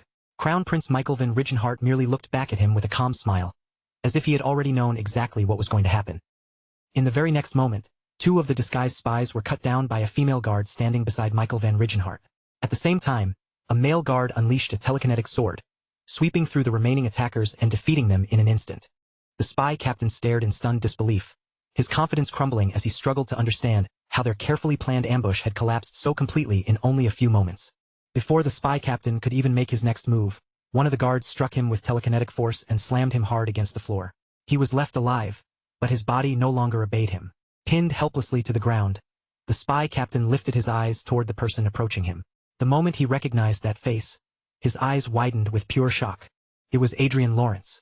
Wearing a wicked smile, Adrian stepped closer to the fallen spy captain and finished him off without giving him another chance to struggle. Back in the Croatian Empire, the report soon arrived before Crown Prince André de Croizen. The assassination attempt against Michael van Rigenhart had failed. André was stunned by the news. He shouted at his assistant, demanding to know if the spy captain had not claimed the success rate was 50%. The spy commander answered that Reinhardt appeared to have anticipated the infiltration ahead of time, and the entire unit had been wiped out by Duke Lawrence. Crown Prince André clutched his head in frustration and cursed under his breath. The talented students he had personally recruited had been discovered within half a day and completely eliminated, turning the entire operation into a humiliating disaster. The spy commander cautiously advised that His Highness should remain inside the royal palace instead of staying at the magic tower. He also suggested that it would be wiser to keep a low profile for a while. André immediately narrowed his eyes and demanded to know exactly what he meant. With visible concern, the commander explained that based on everything they had seen from Duke Lawrence so far, there was no predicting what Adrian might do next. Against someone that unpredictable, he warned, they needed to be as careful as possible. But before the commander could even finish speaking, André angrily cut him off. He demanded to know whether the commander was seriously saying that the crown prince of the Croatian Empire should hide just to avoid a mere noble from some insignificant kingdom. The commander fell silent under André's fury. Crown Prince André then declared that one thing was now absolutely certain. In the coming war against Reinhardt, Duke Adrian Lawrence had to be killed. At that exact moment, Crowe suddenly appeared outside the window. Through Crowe, Adrian's voice entered the room, calm and almost mocking, saying he was sorry, but he had no intention of dying quietly. Crown Prince Andrei turned around in shock, his eyes widening at the sudden appearance. In that same instant, the room was swallowed by a brilliant flood of light, signaling that an attack had already begun. The commander shouted urgently for His Highness. Without wasting even a heartbeat, he shoved Andrei out of the way and threw himself into danger, sacrificing his own life to protect the Crown Prince. Andrei could only stare in horror at the commander who had just taken the attack in his place, unable to fully process the sacrifice happening right before his eyes. Moments later, several soldiers rushed into the room in a panic. They immediately shouted for everyone to protect His Highness and moved quickly toward the Crown Prince. Crowe looked over the result of the attack and simply remarked that it was a pity. Then, with a sharp and menacing glance, Crowe warned Andrei that from this moment on, it would be wise for him to always watch his back. After delivering that threat, Crowe vanished from the scene without leaving even the slightest trace behind. Crown Prince Andrei was left on the floor, his body visibly trembling from a mixture of fear, rage, and humiliation. Soldiers rushed to his side, asking if he was unharmed and urging him to evacuate immediately.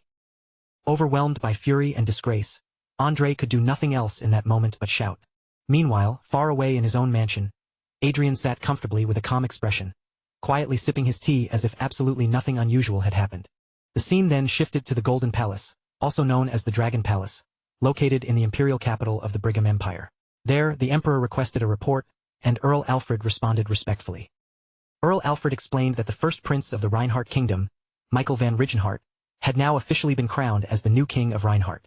She added that although there had been reports of an assassination attempt during the coronation ceremony, the ceremony itself seemed to have continued without any major disruption.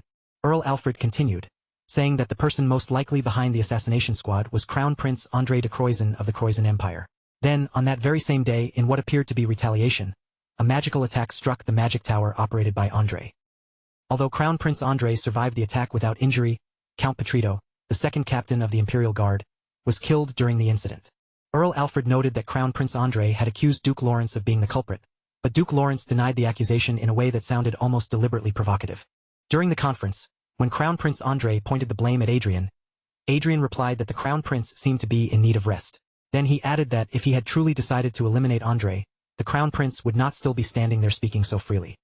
Earl Alfred observed that the already terrible relationship between the Croizen Empire and the Reinhardt Kingdom had now reached its absolute worst point, making war seem almost unavoidable. The emperor replied that even without this incident, war had only been a matter of time, since the two countries had already spent decades fighting large and small wars whenever they pleased. Earl Alfred then reported that this upcoming war appeared different from their previous clashes. This time, both sides seemed to be preparing to fight seriously and with full intent. She also added that the Prius Republic Revolution, the sudden divine oracle during the selection of saints and holy men, and Princess Xiaolin's recovery of royal authority were all expected to greatly influence the already unstable international situation. And at the center of many of the major events that had recently shaken Rondell, Earl Alfred emphasized, stood the rising star of the Reinhardt Kingdom, Duke Adrian Lawrence. The emperor listened quietly before remarking that it would have been pleasant if they had succeeded in recruiting Adrian. Earl Alfred apologized, saying the failure had been caused by her own inadequacy. But the emperor reassured her that the fault was his, since all he had been able to offer Adrian was the title of count. He then asked what she believed the Reinhardt Kingdom's chances were of winning the war. Earl Alfred estimated that Reinhardt's odds were around 40%. The emperor's interest sharpened at once, and he repeated the number back to her, asking if she truly believed Reinhardt had a 40% chance. Earl Alfred clarified that she believed the real probability was higher than 40%, though still below 50%. The emperor commented that it sounded like a close call and said she was evaluating the Reinhardt Kingdom quite generously. Earl Alfred replied that Duke Adrian Lawrence and King Michael van Rigenhart were both highly capable individuals, and she did not believe they would provoke the Croizen Empire without careful calculation. The emperor wondered aloud whether that was truly the case. If the Reinhardt Kingdom actually managed to win the war, he said, then it would be a very interesting outcome indeed. Back in the Reinhardt Kingdom, King Michael van Rigenhart declared that the time had finally come to put an end to the Croizen Empire's increasingly severe tyranny. He made it clear that this war would not remain a minor regional clash. Instead, it would become an occupation war, one where territory would be taken, secured, and held. Inside the conference room, one member hesitantly asked whether they should request support from their allied nations. Another suggested that since the Brigham Empire had offered to supply weapons at a low price, they should accept the deal. Someone else immediately spoke up with excitement, saying that was excellent news, and that the kingdom's military strength would rise dramatically. Finally, Adrian made one final warning impossible to ignore. If they accepted that proposal right now, then after the war ended and victory belonged to them, They would have no proper justification left to push back against any demand the Brigham Empire decided to place in front of them. King Michael van Rigenhart slowly nodded, clearly following Adrian's logic. Duke Lawrence's point was correct. Selling enormous quantities of weapons at unbelievably low prices just before a war was, in reality, almost the same as providing direct support. And once they accepted that kind of help, it would be no different from receiving aid from another allied nation. One anxious member began to raise his concerns, his uncertain voice cutting into the tense air. But before that doubt could spread across the room, the king answered firmly. This time, Reinhardt would fight using only the power of its own kingdom. And if Croizen intended to exhaust Reinhardt's national strength through war, then Reinhardt's answer would be simple. The Croizen Empire would be destroyed completely. The instant the king finished speaking, the entire room fell into a stunned silence. Every person present stared at him without moving, their faces frozen as if they could not fully process the words they had just heard. At last, one noble forced himself to speak, asking whether His Majesty truly meant they were going to conquer the Croizen Empire itself. Another noble immediately followed, his face tight with disbelief, questioning whether such an outrageous goal could even be accomplished. But the king's expression did not shake for even a moment. With calm, unwavering certainty, he declared that victory was absolutely possible, as long as Duke Adrian Lawrence was appointed supreme commander over the entire army. A heavy ripple of murmurs spread throughout the conference room. Some officials admitted that Duke Lawrence was undeniably gifted, but they still hesitated. This was a war where the fate of the whole nation would be decided, and in their minds, command should be entrusted to a veteran commander with far more years of battlefield experience. Others quickly joined in, insisting that Duke Lawrence was simply too young, and that in a real war, the experience that came with age and years of command could not be brushed aside. Adrian only folded his hands quietly, as though he had already predicted this reaction, while beside him, Archer's face grew increasingly sharp with irritation. Then, without warning, a voice rose in Adrian's defense. Duke Lawrence did possess actual experience commanding in war.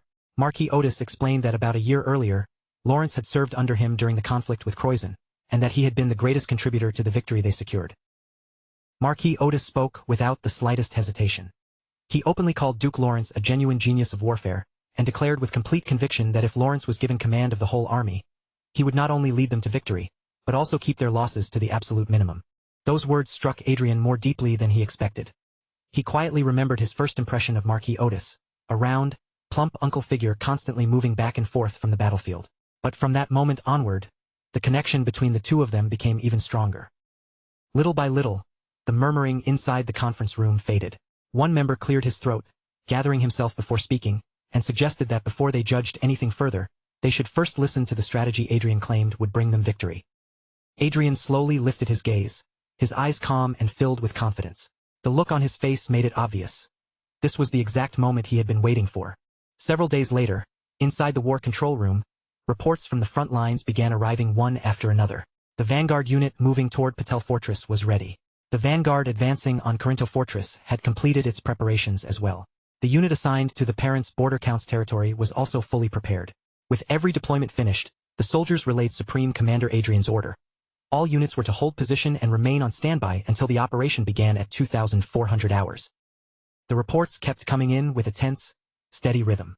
The vanguard forces and the sky fortresses were all in their assigned positions. At 21:15 they waited. At 22:45, there was still no movement. At 23:52, the silence remained unbroken. Then the time reached 23:58, then 23:59, and finally, the clock struck 2400. Adrian opened his mouth calmly, ready to issue the order that would begin the operation. But before he could even finish speaking, violent explosions suddenly erupted around the palace, shaking the surroundings all at once and throwing the entire area into chaos. A guard burst into the king's chamber in complete panic, his face pale as he rushed forward. In an urgent voice, he reported that the Reinhardt kingdom had launched a surprise invasion. The king recoiled in shock, fear flashing clearly across his face. He demanded to know what had happened, and how the situation could have changed so suddenly without warning. At that same moment, Adrian calmly marked the Reinhardt kingdom's invasion of the Croizen Empire on the magic calendar. Then he turned toward Archer and told her that every territory in the Pathnir and Arknaz regions had already been emptied, meaning she could push straight into the Trios region without delay. Adrian explained that the enemy force numbered around 5,000 vanguard soldiers and 50 sky fortresses. If Archer split her unit into 3 groups and attacked from 3 directions at the same time, the target should fall without much trouble. He added that he would send her the attack route immediately, and Archer wasted no time, acknowledging the order before sprinting away. Next, Adrian turned his attention to Duke James and issued another set of orders. An enemy ambush unit was hiding near Count Gant's territory in the Archeol Mountains, and among them were 5 self-destructing sky fortresses, so he needed to move with extreme caution. Duke James accepted the warning right away, muttering that they had come dangerously close to disaster. As Adrian continued giving commands and directing the war from the command room, 2 administrative officials stood behind him, watching in open amazement. One of them whispered that it was almost unbelievable how he could remain with the Third Army while simultaneously controlling the movements of both the First and Second Armies. Adrian paid no attention to their astonishment. To him, the situation was actually very straightforward. With his skill active, locating enemy ambushes and identifying weak points across the battlefield had become almost effortless. The power Adrian was using was Sonic Black Eagle. Its basic option granted physical attack ability, while its first skill allowed him to share vision. The second skill made magic sharing possible, the third created clones, and a mysterious fourth skill still remained hidden. Before long, reports from the front lines came flooding in. The First Army had discovered and completely eliminated the Empire's ambush unit without suffering a single casualty. The Second Army had broken through the Pathnir and Arknaz regions and was already engaging enemy units in the Trios region. Following the Supreme Commander's instructions, the battle was shifting overwhelmingly in Reinhardt's favor, and the fighting was expected to end within 30 minutes. The administrative officials could barely hold back their excitement. They praised the Supreme Commander for preventing losses that might have become catastrophic. Behind them, Marquis Otis looked especially delighted, because from the very beginning, he had been the one person who fully supported Duke Lawrence's appointment as Supreme Commander. Meanwhile, back in the Croizen Empire, the king was being crushed by frustration as report after report of defeat reached his ears. The battlefront was spreading far too quickly, and their losses were piling up at such a speed that they did not even have time to withdraw their troops properly. Gritting his teeth, the king sank into a powerless rage, unable to understand how the enemy's movements could be so terrifyingly precise. One commander compared it to the entire imperial territory being seen through as though the enemy had clairvoyance. He suggested that this had to be the work of the enemy's supreme commander, especially since similar reports had appeared during the previous year's border war against the Reinhardt kingdom, when every ambush and every operation had been discovered ahead of time. King Croizen's frustration finally boiled over. He declared that this entire disaster had been brought about by one single person, Duke Lawrence. Deep down, the king remembered how he had laughed when he first heard that Duke Lawrence had been chosen as supreme commander of the Reinhardt army. Back then, he had mocked Reinhardt for handing such a vital position to a rookie. But now, he could only wonder whether their plan to seize the advantage through a surprise attack had been completely shattered because of that very same man. No longer able to contain his fury, the king slammed his hand down onto the table and clenched his fist until it trembled. To him, the entire situation was an unbearable humiliation. Then the king ordered his commanders to contact the 4 countries bordering the Reinhardt kingdom and demand that they place pressure on Reinhardt. Ideally, those countries would launch attacks of their own, but at the very least, they needed to create visible military movements. He made it clear that the cost did not matter, no matter how much money had to be spent. The commanders immediately agreed. After that, the king summoned Edgar Crimson. Edgar stepped forward at once and answered in a calm, composed voice, making it clear that he was listening. Edgar Crimson, the Grand Master of the Croizen Empire, was then informed that a special operations unit would be placed under his command. His mission was simple in wording but extremely dangerous in execution: destroy the enemy's command structure. Edgar Crimson accepted the assignment without the slightest hesitation. His voice remained firm and confident as he promised that he would handle it. Elsewhere, the king of the Paulo kingdom sat with a deeply troubled expression, clearly weighed down by the situation. The king of the Aegis kingdom was there as well, sharing the same tense and uneasy atmosphere. The king of Aegis mentioned that they had received a request from the Croizen Empire to put pressure on the Reinhardt kingdom. The king of Paulo answered that his kingdom had received the same demand, and that the matter was troublesome. Even though they were allied with Reinhardt, they could not simply pretend the Empire's request did not exist. At that moment, someone entered the room and announced that an envoy from the Reinhardt kingdom had arrived. The king of Aegis turned toward the visitor and greeted them, remarking that it had been quite some time. Princess Diana responded with graceful composure, saying that it had indeed been a long time since she had last met both King Paulo and King Aegis. The king of Paulo immediately understood the meaning behind her visit. For a member of Reinhardt's royal family to appear in person during such a delicate moment, it meant they had already learned about the Croizen Empire's approach, as well as the worries troubling both kingdoms. Princess Diana calmly confirmed that this was exactly why she had come. The king of Paulo then fixed his gaze directly on her and asked, without hiding his concern, how she intended to ease their worries. Diana asked the 2 kings to look at something. Then, with a light tap on her wristwatch, 2 glowing blue system windows appeared in front of the rulers in the very next instant. Both kings stared at the contents in complete shock. Their eyes widened as they leaned their attention toward the windows, asking what exactly they were looking at. Princess Diana explained in a steady voice that what they were seeing was a proposal for the establishment of a duchy. She continued by stating that the war would undoubtedly end in Reinhardt's victory. Afterward, the kingdom would be reborn as an empire. Once that happened, its existing relationships with allied nations could become uncertain, so Reinhardt was considering the creation of a buffer zone to stabilize the situation. When one of the kings asked whether that buffer zone would be the duchy, Diana confirmed it. She then added that His Majesty had said that if the war ended in victory, part of the profits would be shared with their allied nations. In other words, merely refusing the Croatian Empire's request would already be a tremendous help to Reinhardt. The two kings exchanged uneasy glances, silently weighing the offer before them.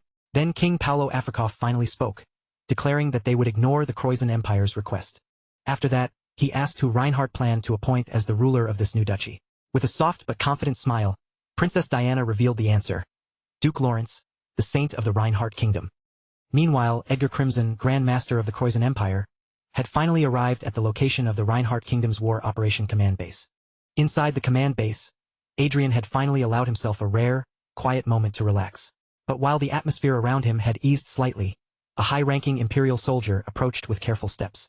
Since the war was already beginning to tilt heavily in Reinhardt's favor, the soldier cautiously asked what would happen to the Croatian Empire if Reinhardt truly claimed victory. Adrian answered at once, without even a flicker of hesitation in his voice.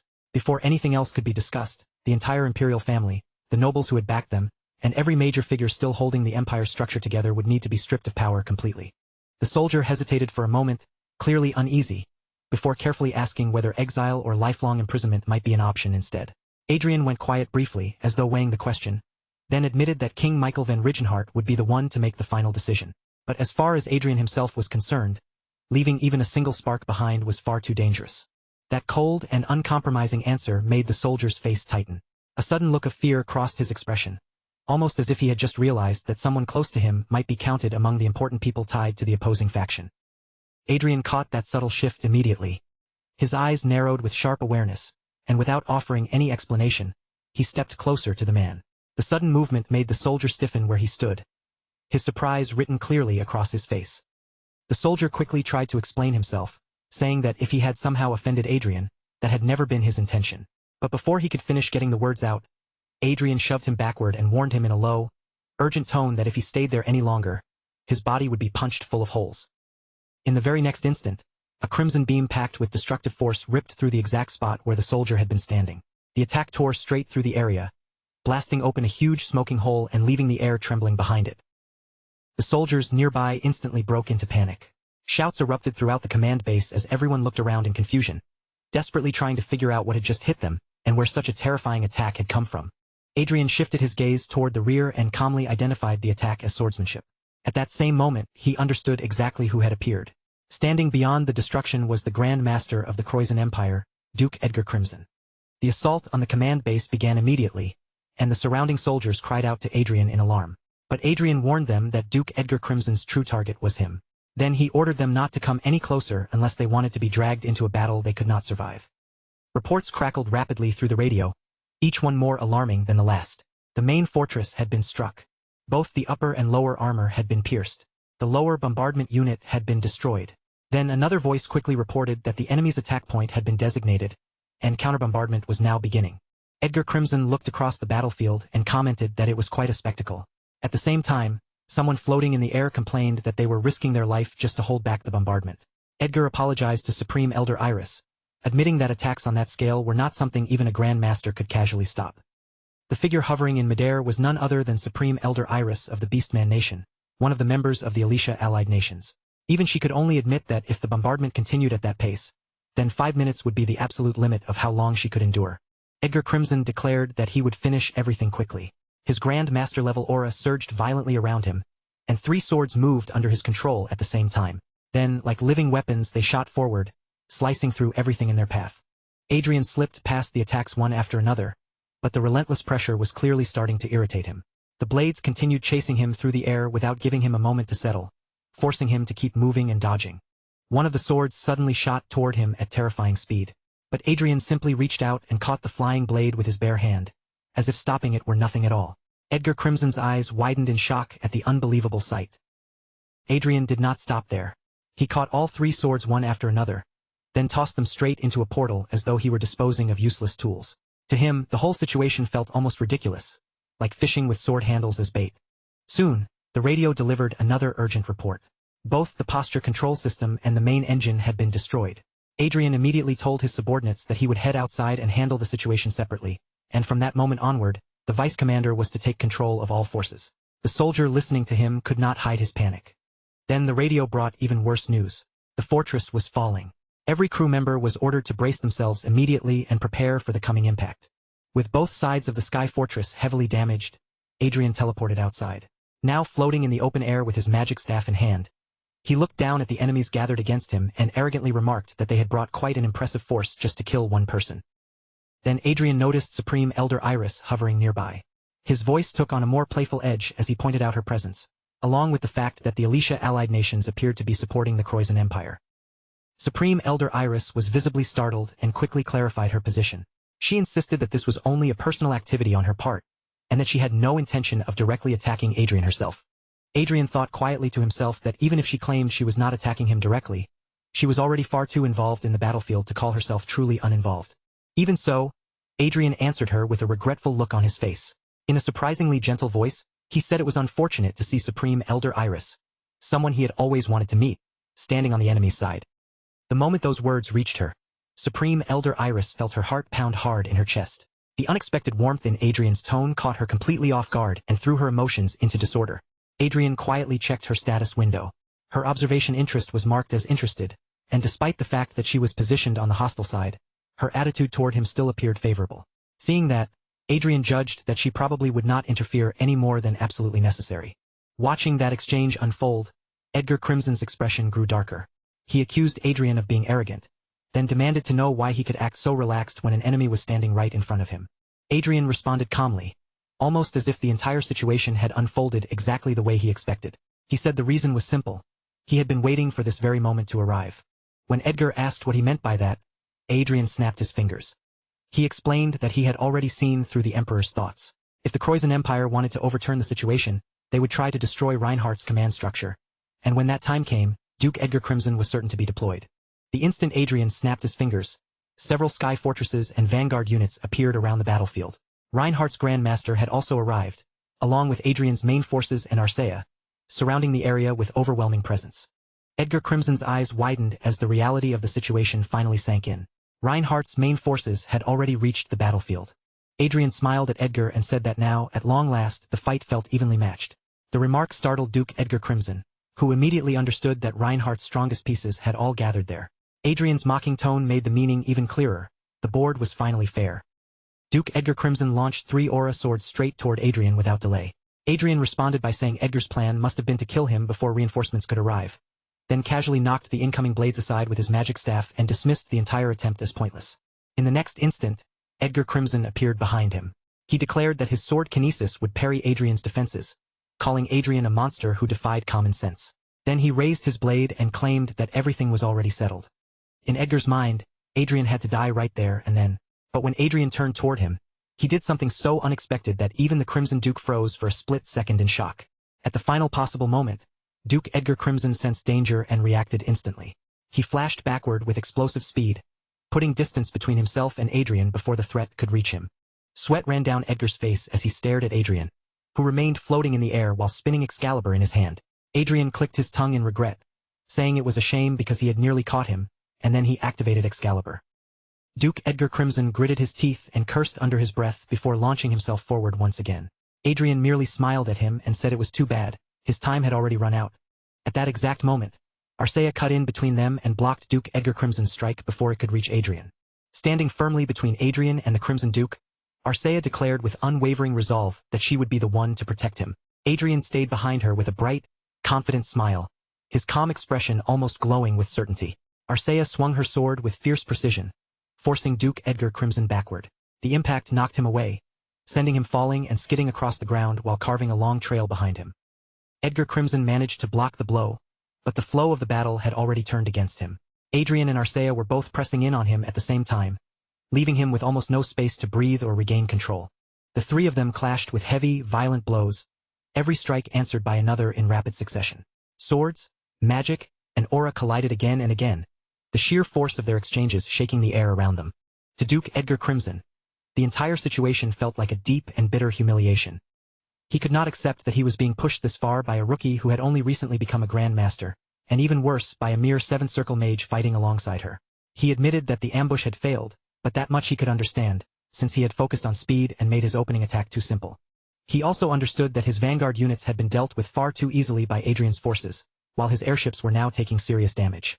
And yet, even after factoring in all of that, something about the situation still felt deeply wrong. What bothered him most was Adrian's unnatural calm.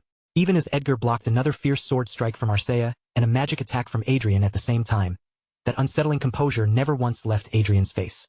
Arcea tightened her grip on both sword and shield with practiced strength, then slashed at the Duke in a sharp, powerful motion. The impact struck with such force that Edgar Crimson lost his grip on his weapon. But Duke Edgar Crimson immediately turned that moment into an opening. Using his aura to control the sword from a distance, he twisted the blade in midair and sent it flying straight toward Arcea's neck. Before the attack could connect, however, Edgar suddenly felt something wrong. His blades had stopped moving completely, as if invisible shackles had wrapped around them and locked them firmly in place. Sweat began forming across Duke Edgar Crimson's face, bead by bead, as the confidence he had brought into the fight finally started to crack under Adrian's pressure. Then a terrifying possibility flashed through Edgar Crimson's mind. What if Adrian was not simply a 7th circle mage at all?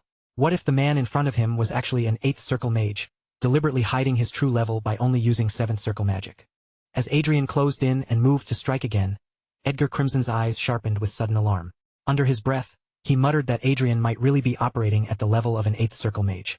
Before Adrian's slash could finish everything completely, blood scattered through the air. Duke Edgar Crimson fought back with bitter frustration, finally realizing that Adrian had been toying with them from the very beginning of the battle all the way to its end. As Edgar Crimson's consciousness began to fade, the last thing reflected in his weakening vision was Adrian and Arcea standing before him, both wearing calm, victorious smiles. Not long after that, battlefield reports began coming in. The area had been fully cleared, and Supreme Elder Iris had finally been captured. Arcea was holding Supreme Elder Iris in her arms like an adorable stuffed toy, completely ignoring the dignity of the person she had captured. With a playful expression, she turned toward Adrian and teasingly asked if they could keep Iris, because she was just that cute. Supreme Elder Iris immediately exploded in anger, shouting that she was centuries older than both of them. She called them barbarians and demanded to know if this was truly how they treated prisoners of war. Adrian answered calmly, pointing out that since Iris herself had claimed she was not acting on behalf of the Alicia allied nations, she could not exactly expect to be treated as a prisoner of war. That response left Supreme Elder Iris completely speechless. Meanwhile, Arcea casually patted her on the head, as if she were trying to soothe a sulking little animal. Adrian then told Supreme Elder Iris that, as things stood, she was simply a criminal who had interfered with Reinhardt's war effort. He asked why she had chosen to side with the Croizen Empire in the first place, adding that if she had stayed out of the conflict, she would never have ended up in such an embarrassing position.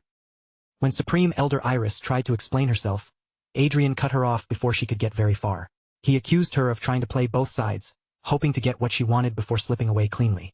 Then he pointed out that she had clearly never expected Duke Edgar Crimson to be defeated so easily. Caught completely off guard, Supreme Elder Iris tried to deny it, but her words quickly stumbled. At the same time, Arcea kept casually playing with her cheek. Adrian assured Iris that they had no intention of harming her as long as she stayed quiet until the war ended, then told her to keep playing with Arcea for now. Supreme Elder Iris froze for a beat, then shouted in disbelief, demanding to know if they seriously expected her to be handled like some kind of doll. The masked man suggested that killing Supreme Elder Iris would be the simpler solution, but Adrian only smiled in response. He called her a useful hostage, someone who could prevent the Alicia allied nations from entering the war. Then he added that the only reason they had won so easily was because Supreme Elder Iris had been holding back. If Supreme Elder Iris had fought them seriously from the very beginning, Reinhardt's forces would have suffered catastrophic losses on a completely different scale. While Arcea continued squishing Supreme Elder Iris's cheek and Iris shouted for them to release her, the masked man turned toward Adrian and asked whether their chances of winning the war had increased. Adrian answered with complete confidence, his tone leaving no room for doubt. Their odds of victory were now effectively 100%. The scene then shifted back to the Croizen Empire, where grim reports were being delivered to the Emperor one after another. The Zexus Duchy had fallen, slaves had used the chaos to rise in revolt, and Marquis Metis, who had been sent to negotiate with the Lucias and Geordie kingdoms, had gone completely silent. Emperor Croizen's patience finally snapped.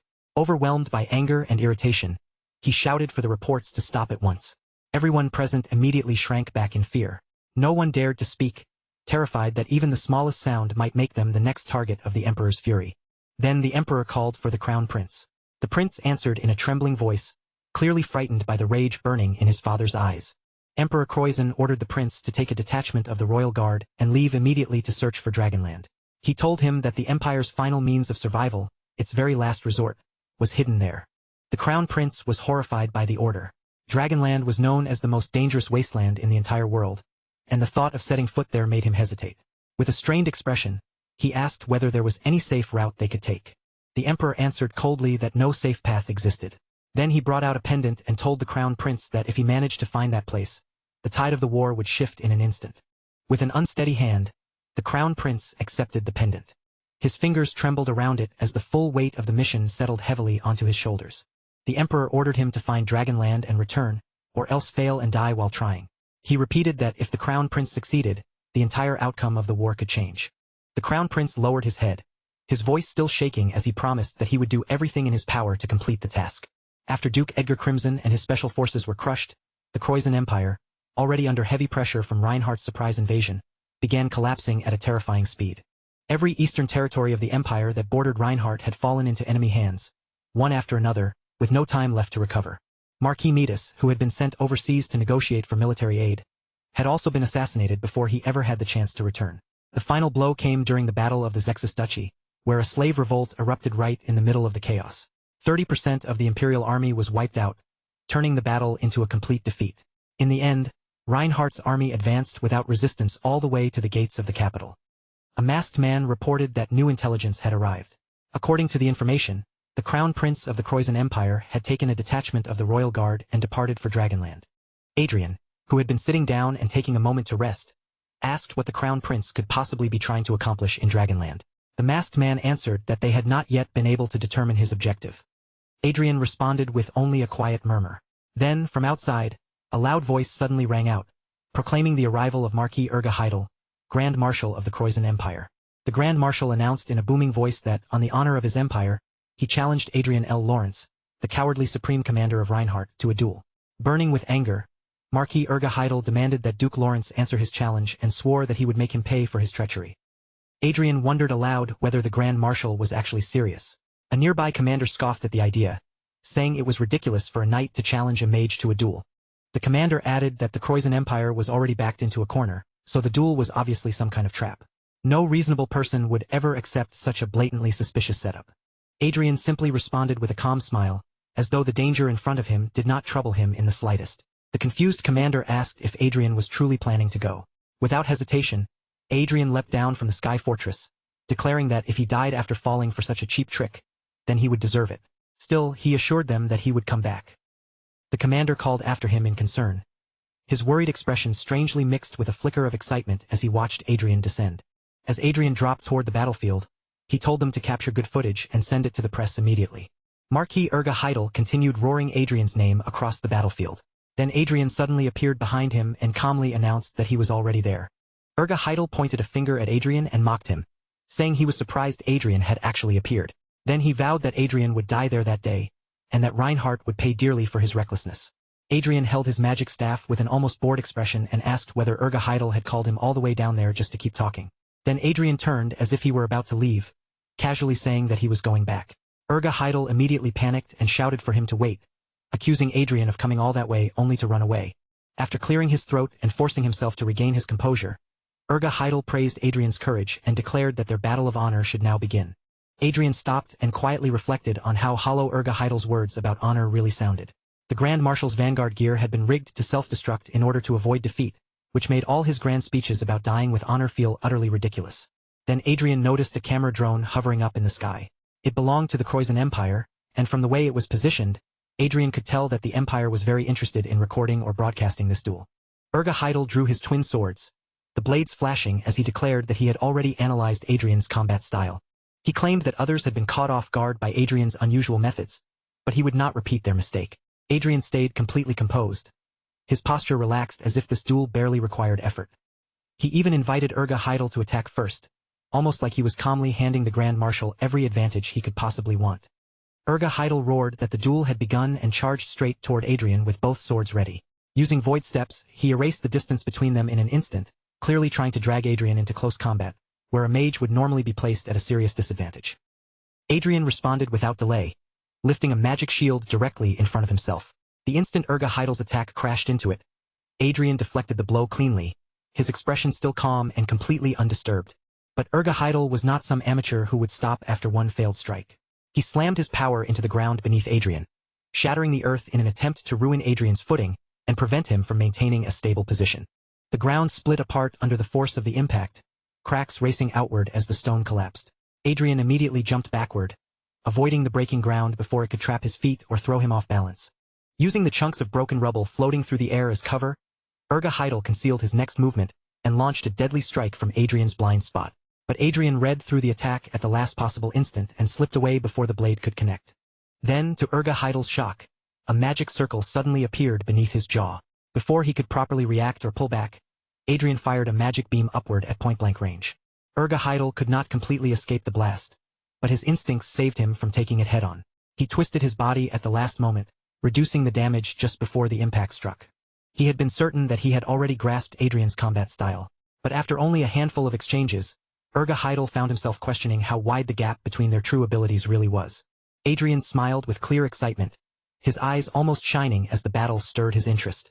Then he taunted Urga Heidel, asking if that was truly all the Grand Marshal had to show him. Urga Heidel stabbed his twin swords into the ground, using them to stop himself from being pushed back any farther. Then, with a sharp and deliberate motion, he activated something hidden near his wrist. Through his all-seeing eye, Adrian noticed the change immediately. A potion had just been injected into Urga Heidel's body, and the substance flowing through him was none other than a berserker potion. In the next instant, Urga Heidel's body began to transform violently.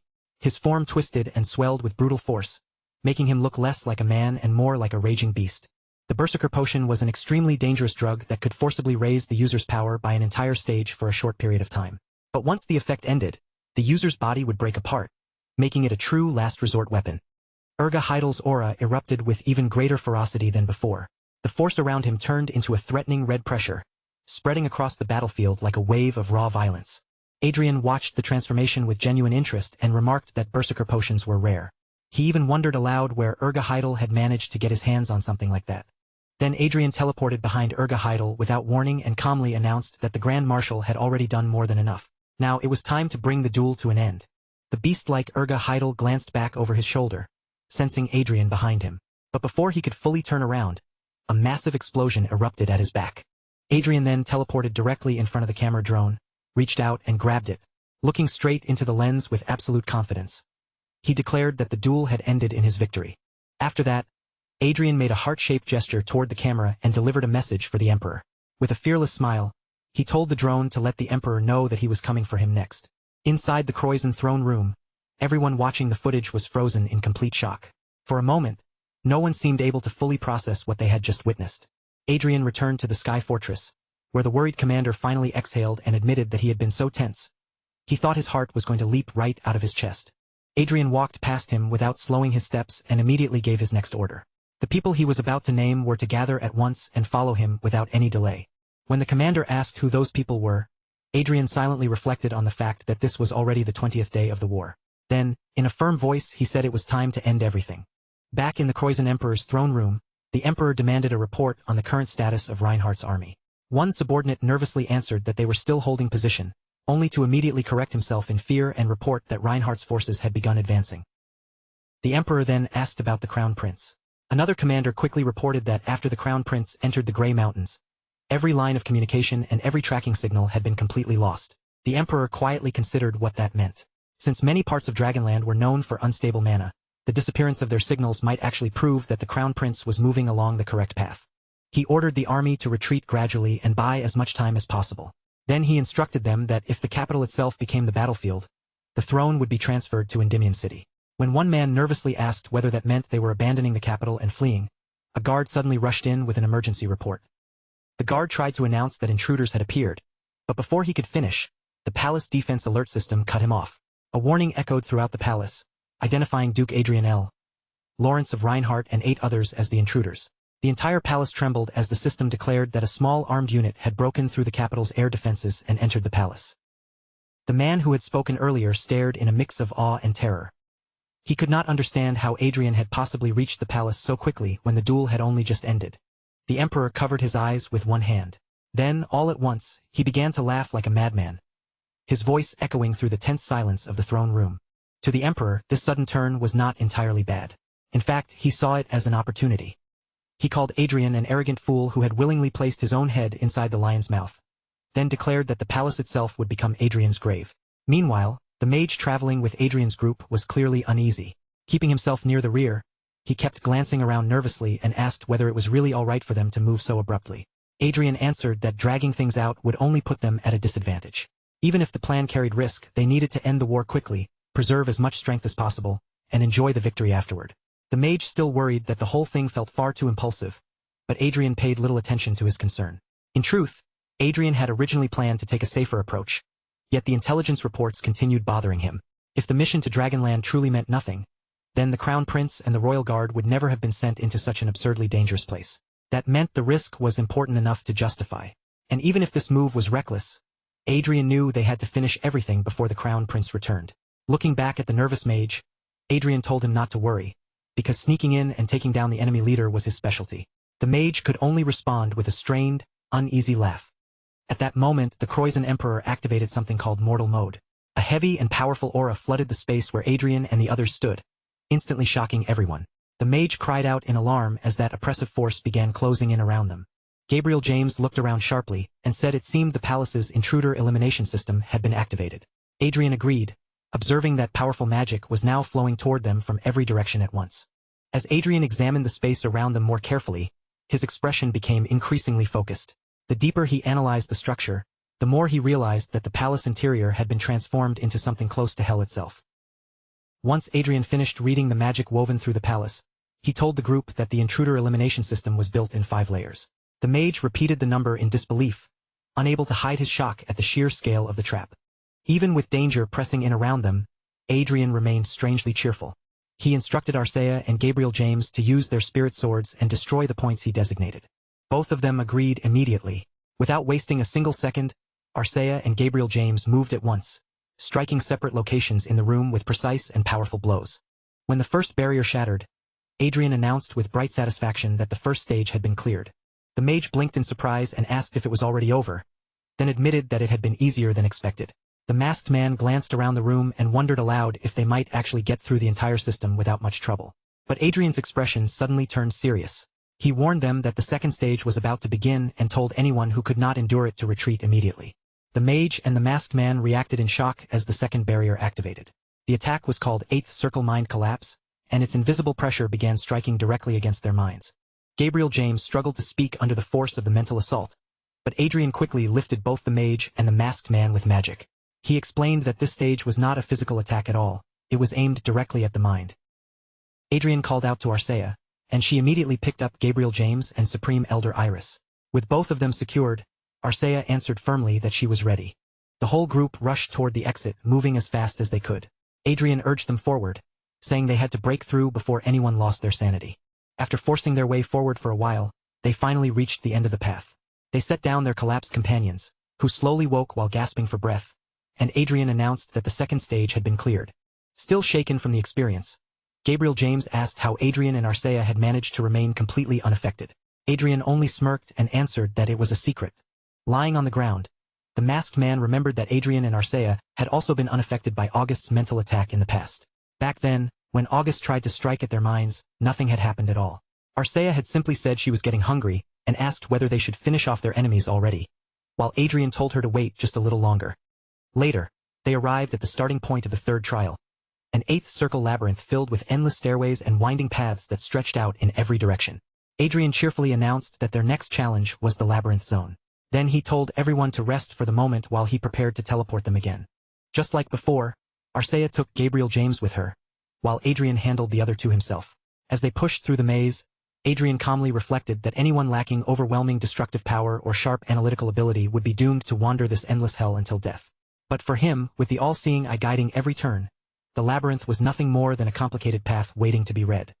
Using magic to keep the group floating along with him, Adrian ran forward with an almost carefree excitement, calling out directions like someone playing a game. He told them to continue straight ahead, then make a U-turn 20 meters later.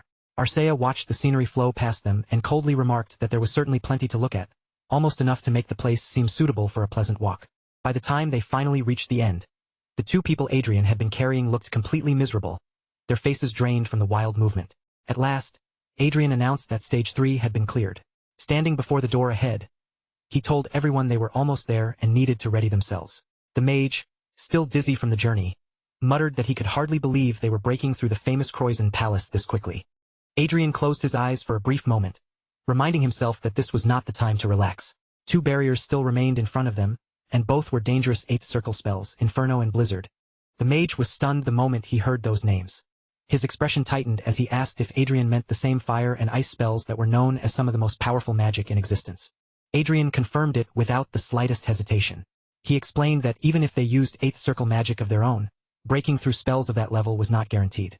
Then, with a calm smile, he added that luckily, they had prepared an extremely powerful defensive method. The mage, both shocked and curious, immediately asked what kind of method could possibly handle something like that.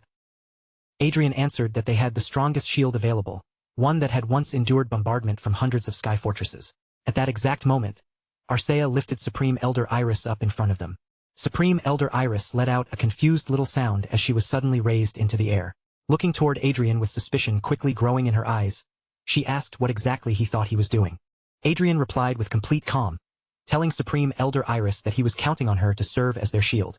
Supreme Elder Iris instantly shouted in protest, furious at the idea. But before she could argue any further, an enormous ring of fire surrounded the group, forcing her into action. With no time to complain, Iris used cold water magic to protect everyone from the incoming flames. The spell, Spatial Flow, spread outward into a massive transparent blue shield, swallowing the fire attacks before they could reach the group. Meanwhile, Arcea continued holding Supreme Elder Iris in place as if she were some kind of living defensive tool. Adrian calmly observed the shield as it held firm against the flames, then praised it as truly magnificent. Supreme Elder Iris, on the other hand, screamed at them with pure fury, clearly unable to believe how shamelessly she was being used. With Supreme Elder Iris's reluctant help, the group successfully cleared stage 4.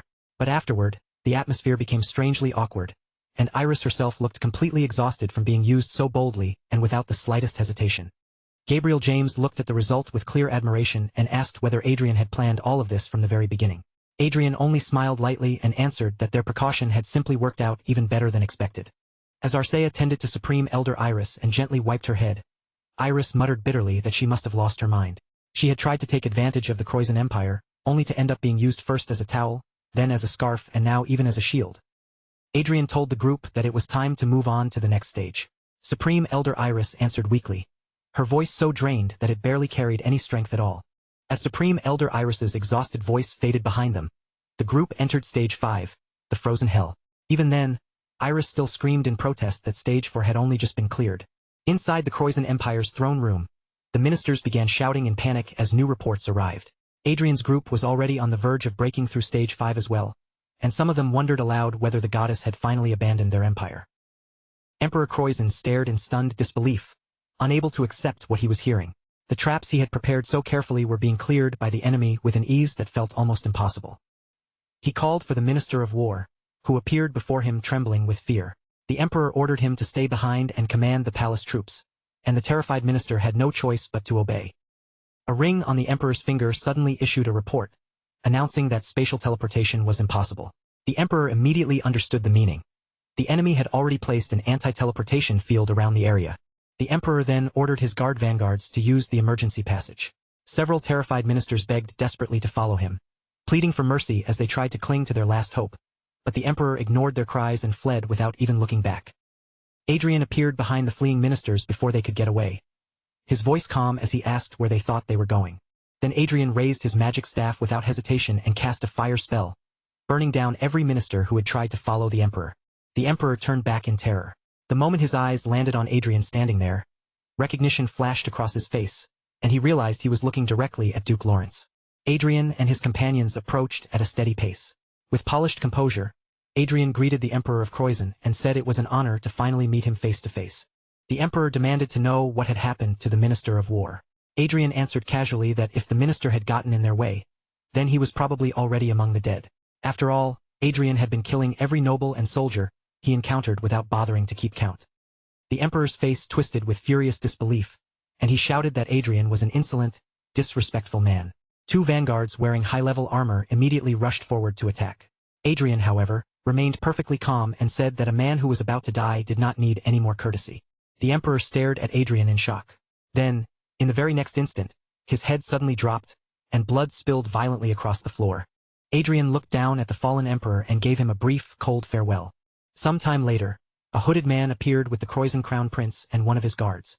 The guard led them down the corridor, showing them the way forward. Behind him, Crown Prince Andrei wore a wicked smile, thinking to himself that his father only needed to wait a little longer, because now Andrei would be the one to take his place. Crown Prince Andrei stepped into the throne room and called out for the emperor. Raising his voice with pride, he shouted for his father and announced that his proud son had completed the mission and returned. He declared that Adrian and the Reinhardt family had finally been destroyed. But when he noticed that the throne room was empty, Andrei looked around in confusion and wondered aloud why no one was there. The hooded man standing beside him also scanned the room in silence. After a moment, his gaze settled on a bloodstain left in the corner.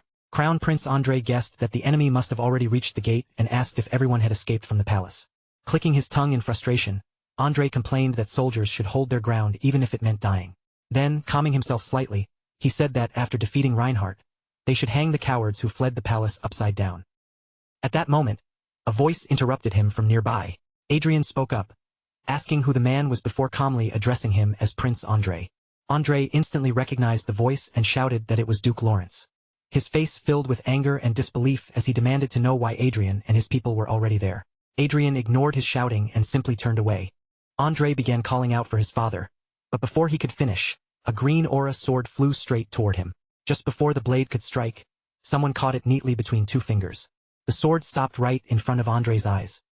He froze in complete terror, unable to move as the blade hovered only a breath away from his face.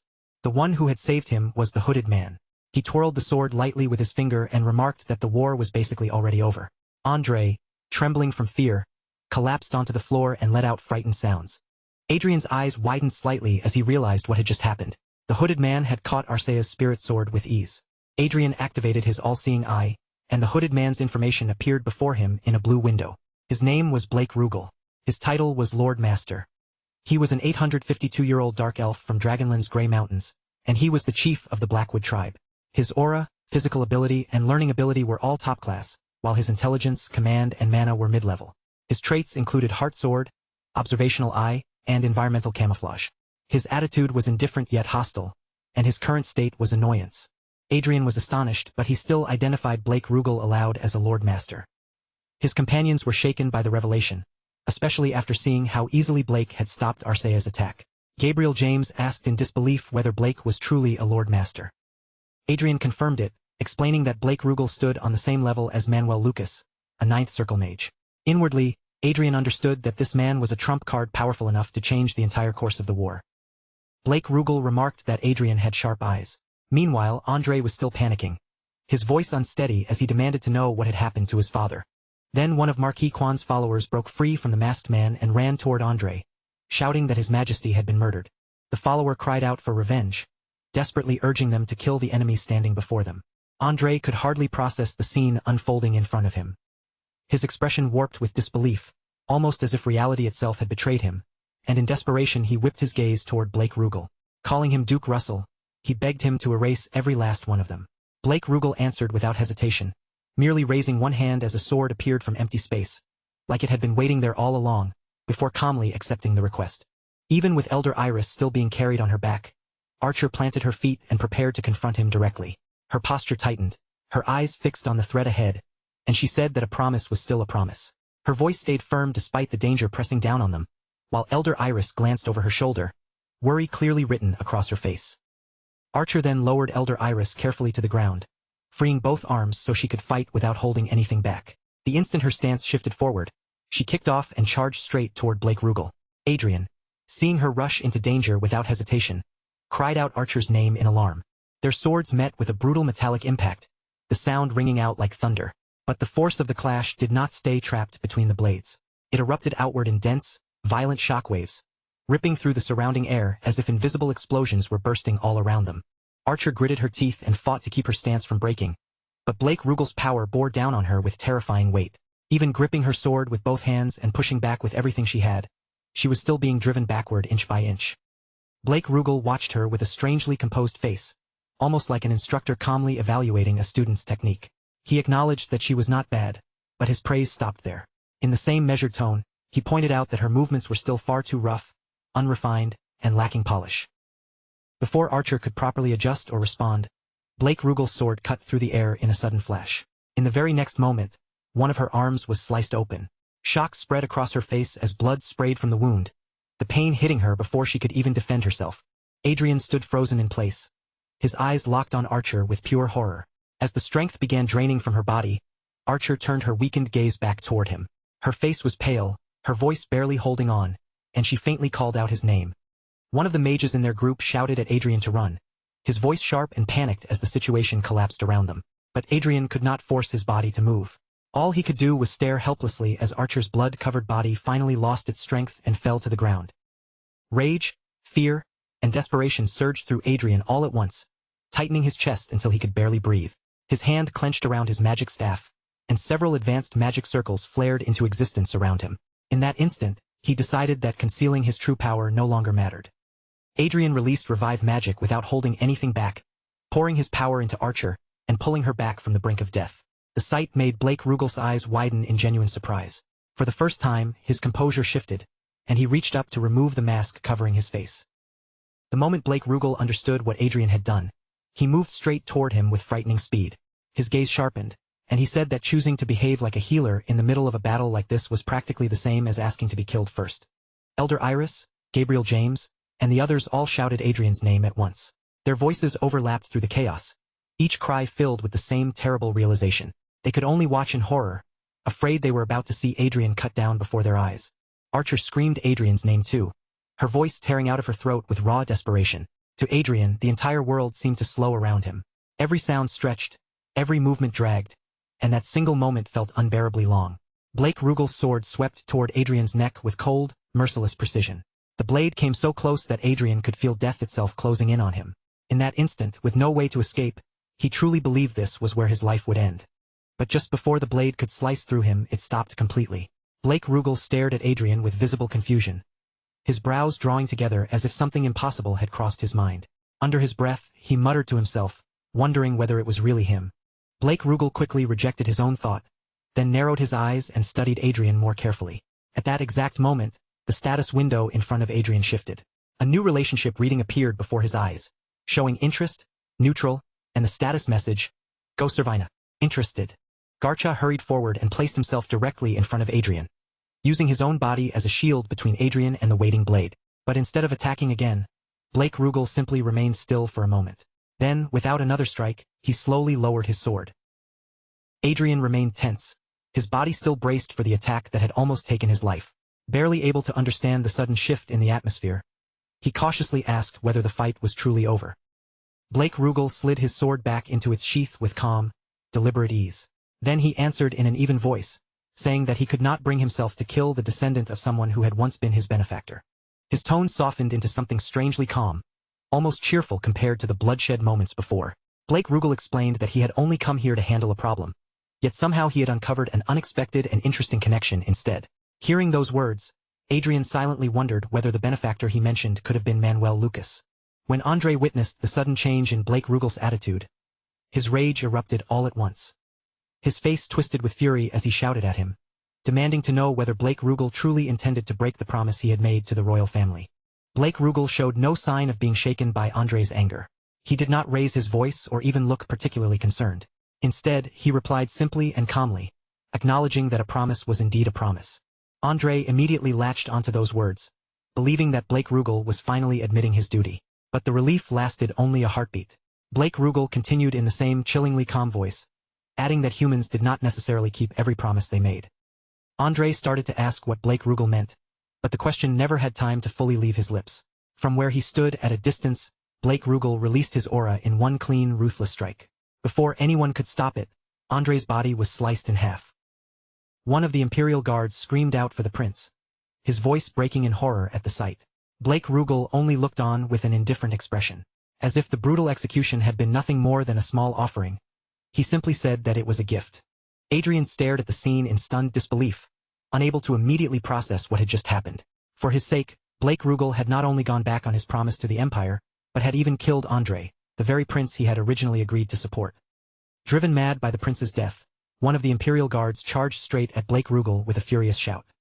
His weapon was raised high, his face twisted with rage and grief, as he rushed forward as if anger alone could carry him through. Blake Rugal did not even bother turning fully toward the guard. He only glanced in the man's direction, and that single look was enough to end him instantly. After killing him without effort, Blake Rugal remarked that this did not seem to be the right moment for a proper conversation. Elder Iris could no longer contain the terror building inside her. The overwhelming power, the sudden deaths, and the silence left behind finally broke her composure, and she screamed in fear, the sound tearing through the tense air. Blake Rugal turned his attention back toward Adrian and quietly examined his face. Noticing the confusion and shock in Adrian's expression, he told him not to worry. Then he promised that he would come to visit him properly another time. He added that when that time came, they would sit down and speak calmly, away from this chaos. Then, without giving anyone another warning or chance to respond, Blake Rugal vanished from sight, leaving everyone frozen where they stood. The suffocating pressure that had been crushing the area disappeared together with him. The oppressive weight of Blake Rugal's aura finally lifted, and for the first time in what felt like forever, the air around them became breathable again. Gabriel James dropped heavily to his knees, completely drained by what had just happened. He admitted that he had not even been able to swing his sword once. Just standing there, he said, made it feel as though years had been shaved off his life. Adrian, still shaken, quietly answered that heaven itself must have helped them survive. Gabriel James nodded in agreement, still trying to calm his breathing and gather himself. Since Blake Rugal had clearly said he would return, Gabriel told Adrian that he had to stay strong from now on and prepare himself for whatever came next. Then Gabriel James turned his eyes fully to Adrian and told him that the victory in this war belonged entirely to him. His voice carried both exhaustion and pride as he said Adrian should accept the glory he had earned and allow himself to enjoy it. Outside the castle, on July 4th of Magic Era 20XX, the capital of the Crozon Empire had fallen completely. The city that had once served as the proud heart of the empire now stood under the control of its conquerors. That very same day, July 4th of Magic Era 20XX, the fall of the Crozon Empire's capital became impossible to deny. The Reinhardt Kingdom had achieved an enormous victory, one so decisive that it would be remembered as a historic turning point. When Adrian's parents received the news, they were overwhelmed with joy. Before long, word of the victory spread far beyond the battlefield, crossing distant lands until it even reached the Brigham Empire. After years of hatred, rivalry, and old grudges, the Reinhardt Kingdom had shattered the history that bound them to the past and risen high enough to become an empire ruling over the entire southern continent. The news eventually reached the Barnett family as well, the ducal house where the next Saintess Evern Barnett had been born. Everyone there was shaken by the outcome, because it was the complete opposite of what most people had expected. And behind the collapse of the Crozon Empire, the true key figure was none other than Duke Lawrence. At that very moment, inside the royal palace of the Reinhardt Kingdom, King Michael van Rigenhart stepped out onto the palace balcony. From that high vantage point above the capital, he looked down over the huge crowd gathered below him. The people erupted with excitement, their voices rising toward the palace like crashing waves. They shouted blessings for the Reinhardt Kingdom, praised King Michael himself, and called out the name of Duke Lawrence, whose reputation now rang proudly through the cheering crowd. King Michael van Rigenhart smiled warmly as he lifted his hand and waved to the people below. In his heart, he thought that with Duke Adrian standing with them, the kingdom could climb even higher and reach heights they had never dared to imagine before. But while the kingdom outside was wrapped in celebration and triumph, there was no trace of peace to be found at Adrian's estate. Adrian sat with his chin resting heavily on one hand, looking utterly gloomy as he stared at a blue screen hovering in front of him. Written across the screen were the words, about Dark Elves' traits and weaknesses, and from his expression alone, it was clear that his thoughts were anything but cheerful. Nearby, Arkia sat quietly beside Elder Iris, keeping her expression calm and unreadable. A masked man glanced in Adrian's direction, noticing how drained and lifeless he looked, then quietly asked Arkia why Adrian seemed so completely exhausted. Arkia answered without the slightest change in her face. Her voice stayed cold, flat, and emotionless as she explained that she had found a note inside her bedroom that very morning. The message written on the note was short, simple, and deeply terrifying. I shall visit tomorrow at 8 p.m. Blake Russell. As soon as the masked man heard that name, he swallowed hard, and the nervous tension in his reaction was impossible to miss. Elder Iris, already irritated and unable to keep her frustration contained any longer, suddenly snapped at Adrian. She shouted at him sharply, demanding to know exactly when he intended to send her back to where she belonged. Adrian flinched slightly at her sudden outburst and turned his head to look at her. Then a sly smile slowly crept across his face as he reminded her that she seemed to have forgotten one very important detail. She was still a criminal. Arkia kept a firm hold on Elder Iris, locking her in place before she could twist or wriggle herself free. Elder Iris's eyes widened in complete disbelief, as if she could not believe she was being restrained like this. But Adrian's face remained perfectly unsympathetic as he spoke in a calm, official tone, declaring that, in his authority as Commander-in-Chief of the Reinhardt Army, Iris Marinyang would be sentenced to indefinite labor. Trapped helplessly on Arkia's lap, Elder Iris immediately erupted into a furious tantrum. She kicked her legs, flailed her arms, and hammered her fists in frustration, while shouting that Adrian's judgment made absolutely no sense at all. Adrian, however, only smiled back with infuriating calm and told her not to worry, because they would treat her far better than an ordinary criminal had any right to expect. Arkia stayed as emotionless and composed as ever, looking completely unaffected by Elder Iris's noisy resistance. To her, the older woman's angry wriggling seemed no more distracting than a faint sound in the background. Without the slightest shift in her expression, Arkia suggested that they go have a snack, while Elder Iris continued squirming and letting out sharp little cries of protest. Wanting to move the conversation away from Elder Iris's endless complaints, Adrian brought up one practical point about dark elves. Since they were beings connected to the dark element, holy power naturally served as one of their weaknesses. At that moment, Chester appeared through a hologram projection, and when he heard the name Blake Rugal, he paused before saying that it sounded oddly familiar. Chester went on to explain that, a long time ago, he had once traveled alongside Blake Rugal during a journey to meet a dragon. Back then, the two of them had gotten along far better than anyone might have expected, and Chester admitted that he had even thought of Blake Rugal as a good friend. Adrian's eyes widened the moment he heard that unexpected connection. He asked Chester if Blake Rugal would truly harm the disciple of someone he had once been close to. Chester crossed his arms and thought it over before answering that. As far as he knew, Blake Rugal had never been happy with what happened to Manuel Lucas, and had never truly accepted the way Manuel's fate ended. The masked man tried to calm Adrian down, saying that something truly awful probably would not happen. But Adrian's face did not show much relief. No matter how reassuring the words sounded, all he could manage in return was a stiff, awkward smile that clearly failed to hide his anxiety. Then the masked man added something that sounded half like a joke and half like a serious prediction. He said that even if Adrian somehow got dragged all the way down into hell, he would probably still crawl back out alive, clutching a handful of mind adamantium as if he had gone there on purpose. And so, with worry still hanging in the air, forced humor barely covering the fear beneath it, and everyone pretending the tension had eased more than it actually had, the long uneasy day inside Adrian's mansion gradually slipped into night. When the man finally stepped into the room, Adrian and Arkia both rose from their seats at once. Their movements were respectful and controlled, yet the room instantly grew still. That sudden silence made the air feel heavier, as if everyone understood exactly who had arrived. Adrian felt his nerves tighten before he could stop them, and tiny beads of sweat began forming across his forehead. The instant his eyes settled on the newcomer, there was no room left for doubt. Blake Rugal had finally come. Standing before them was Lord Master Blake Rugal, the close friend of Adrian's late master, Manuel Lucas. As a dark elf, he carried a presence that was impossible to ignore, and the space around him seemed to darken and grow dense with a strange, intimidating pressure.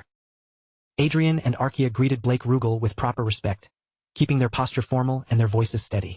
Adrian welcomed him politely, then said it was an honor to meet someone who had once been a friend of his master. Adrian then guided Blake Rugal toward the table that had already been prepared. He explained that because he did not know exactly what kind of food his guest preferred, he had arranged a wide variety of dishes, hoping that at least a few would suit Blake Rugal's taste. Blake Rugal gave a soft little laugh, smiled faintly, and said he appreciated Adrian's thoughtful hospitality. Even after the meal began, Adrian still could not truly let his guard down. He kept a polite expression on his face and behaved carefully, but the tension sitting in his shoulders made it obvious that he remained deeply uneasy. Blake Rugal calmly cut into his steak, then lifted his wine glass with smooth, graceful ease. As he observed Adrian's cautious behavior, he remarked that Adrian seemed to already know something about him. Adrian answered with a nervous smile, explaining that Chester had told him Blake Rugal was the final adventuring companion who once traveled through Dragonland with Manuel Lucas, and that the two of them had been close friends who understood each other well. Blake Rugal took his time sipping the wine before speaking again. He commented that Manuel had left behind more than just property for his successor. Then he admitted that, at first, he had not liked hearing Adrian call Manuel his master. But since Adrian carried Manuel's memories, Blake Rugal could at least understand that the matter was not as simple as it seemed. Adrian responded with a hesitant smile, carefully watching Blake Rugal's face as he did. He could not tell whether those words carried acceptance, discomfort, or something in between, so he chose his reaction cautiously, doing his best not to disturb the delicate calm that had settled over the table. After Blake Rugal placed his wine glass back onto the table, the mood around him shifted. His expression grew quieter and more serious, and after a brief pause, He asked Adrian how Manuel Lucas had met his end. Adrian chose his words carefully. He began by saying that Blake Rugal already knew Manuel Lucas had originally come from another world. As he spoke, he watched Blake Rugal's reaction closely, measuring whether it was safe to continue. When Blake Rugal nodded to show that he already knew that much, Adrian continued. He explained that Manuel Lucas's body had died in this world, but his soul had returned to the homeland he had originally come from. The moment Blake Rugal heard that, shock crossed his face, and he immediately asked if it was truly the truth. Adrian confirmed it, and said he believed his master's soul had been sent back through a sacred spell known as Sen's Soul. Because of that, Manuel Lucas had likely returned to the afterlife of his original world. Adrian added that by now, Manuel had probably been reborn there and was living once again in the homeland he had lost. Blake Rugal looked genuinely stunned by Adrian's answer, but beneath that surprise, a clear sense of relief began to show. After sitting in silence for a moment, he said that knowing even this much was enough to give him comfort. Adrian smiled gently, and Blake Rugal admitted that if there had been no trace at all of Manuel's homeland or final destination, accepting his fate would have been far more difficult. Adrian then revealed something deeply personal, explaining that he had come from the same homeland as his master. However, unlike Manuel Lucas, he had not crossed dimensions while still alive. He had arrived in this world only after dying and being reincarnated. Blake Rugal studied Adrian with a thoughtful, searching gaze and said that Adrian's circumstances were just as unusual as Manuel's had been. Wanting to understand what Blake Rugal truly felt toward him now, Adrian quietly checked his status. When the relationship and status reading appeared before his eyes, a small wave of relief settled in his chest. Adrian thought to himself that, for now, the atmosphere seemed stable. At the very least, Blake Rugal did not appear ready to pull out his sword without cause. Gathering his thoughts, Adrian said that he owed everything to his master, because Manuel Lucas had saved him from a miserable death and given him the chance to live properly. To Adrian, Manuel had not simply been a teacher. He had been the person who saved his life. Blake Rugal's gaze suddenly shifted toward Adrian's glasses. He said he had not recognized them at first because their appearance looked somewhat different from what he remembered. Then he asked whether they were the same pair that Manuel Lucas had once been so fond of using. Adrian looked startled and asked if Blake Rugal actually knew about the glasses. Blake Rugal answered as if that should have been obvious, explaining that the artifact had been created based on his own skill, the observational eye. He added that the glasses possessed abilities even greater than his own, and in that moment, Adrian finally realized just how closely Blake Rugal and Manuel Lucas had truly been connected. Blake Rugal began to rise from his chair, and Adrian quietly followed every movement with his eyes. Before leaving, Blake Rugal warned him not to depend too much on the artifact, because relying on it too heavily could weaken his natural senses.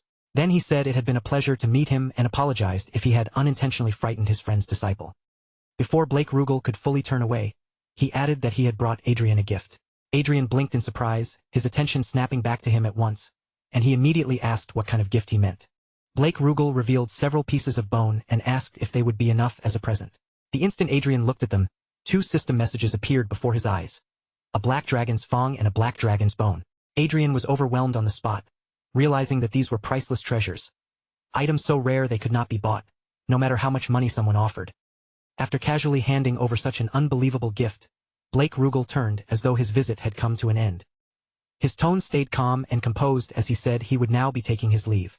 Adrian watched him go for a tense moment, hesitation flickering across his face. Then, just before Blake Rugal could fully walk away, Adrian suddenly found his voice and called out, asking him to wait.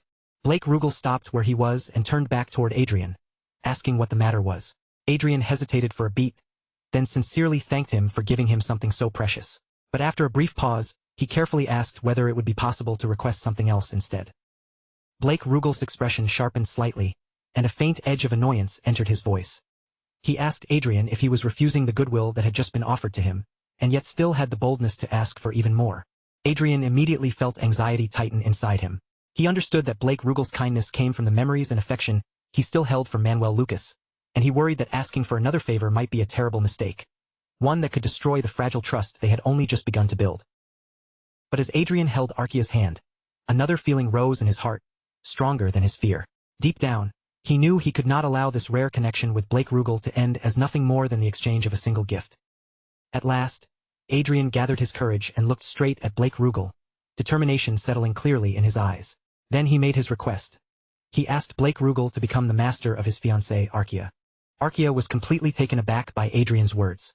Her eyes widened in disbelief, and a startled gasp escaped her as she called out to him, unable to believe that he had made such a request on her behalf. Adrian understood that his own path would one day lead him toward the ninth circle, but Arkia's future did not follow that same route. Because of that, he believed this opportunity mattered to her more than anyone else, especially if she was truly going to grow stronger. Blake Rugal, the dark elf standing before them, fell into silence. He did not give Adrian an answer right away. Instead, he remained still for a moment, quietly weighing the unexpected request that had just been placed before him. Then Blake Rugal shifted his gaze toward Arkia and asked whether her current level was Grandmaster. He reminded her that she had managed to block his sword during their previous battle, and Arkia quietly nodded in confirmation. Blake Rugal followed with another question, asking what she believed was the greatest difference between a Grandmaster and an Aura Master. The question immediately made Adrian tense, because he knew Arkia was not exactly good at putting this kind of abstract understanding into clear words. But Arkia's eyes lit up brightly, and she answered with complete sincerity. She said that if an Aura Master felt like the sound of someone running across the ground, then a Grand Master felt like soaring freely through the sky. The moment Adrian heard her childlike explanation, he nearly cried out from sheer embarrassment.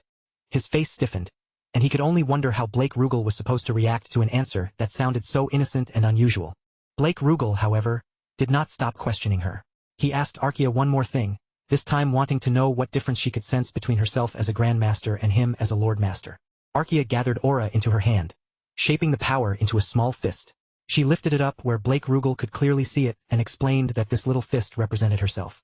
Then Arkia moved her arm in a broad circular motion, tracing a much larger shape through the air. With that same straightforward honesty, she explained that the big circle represented Blake Rugal. Watching Arkia express her understanding in such a simple, innocent, and completely direct way, Adrian felt unexpectedly touched. To him, that earnest little demonstration made her look unbelievably cute. To Adrian's surprise, Blake Rugal said that Arkia's overall understanding was not bad at all.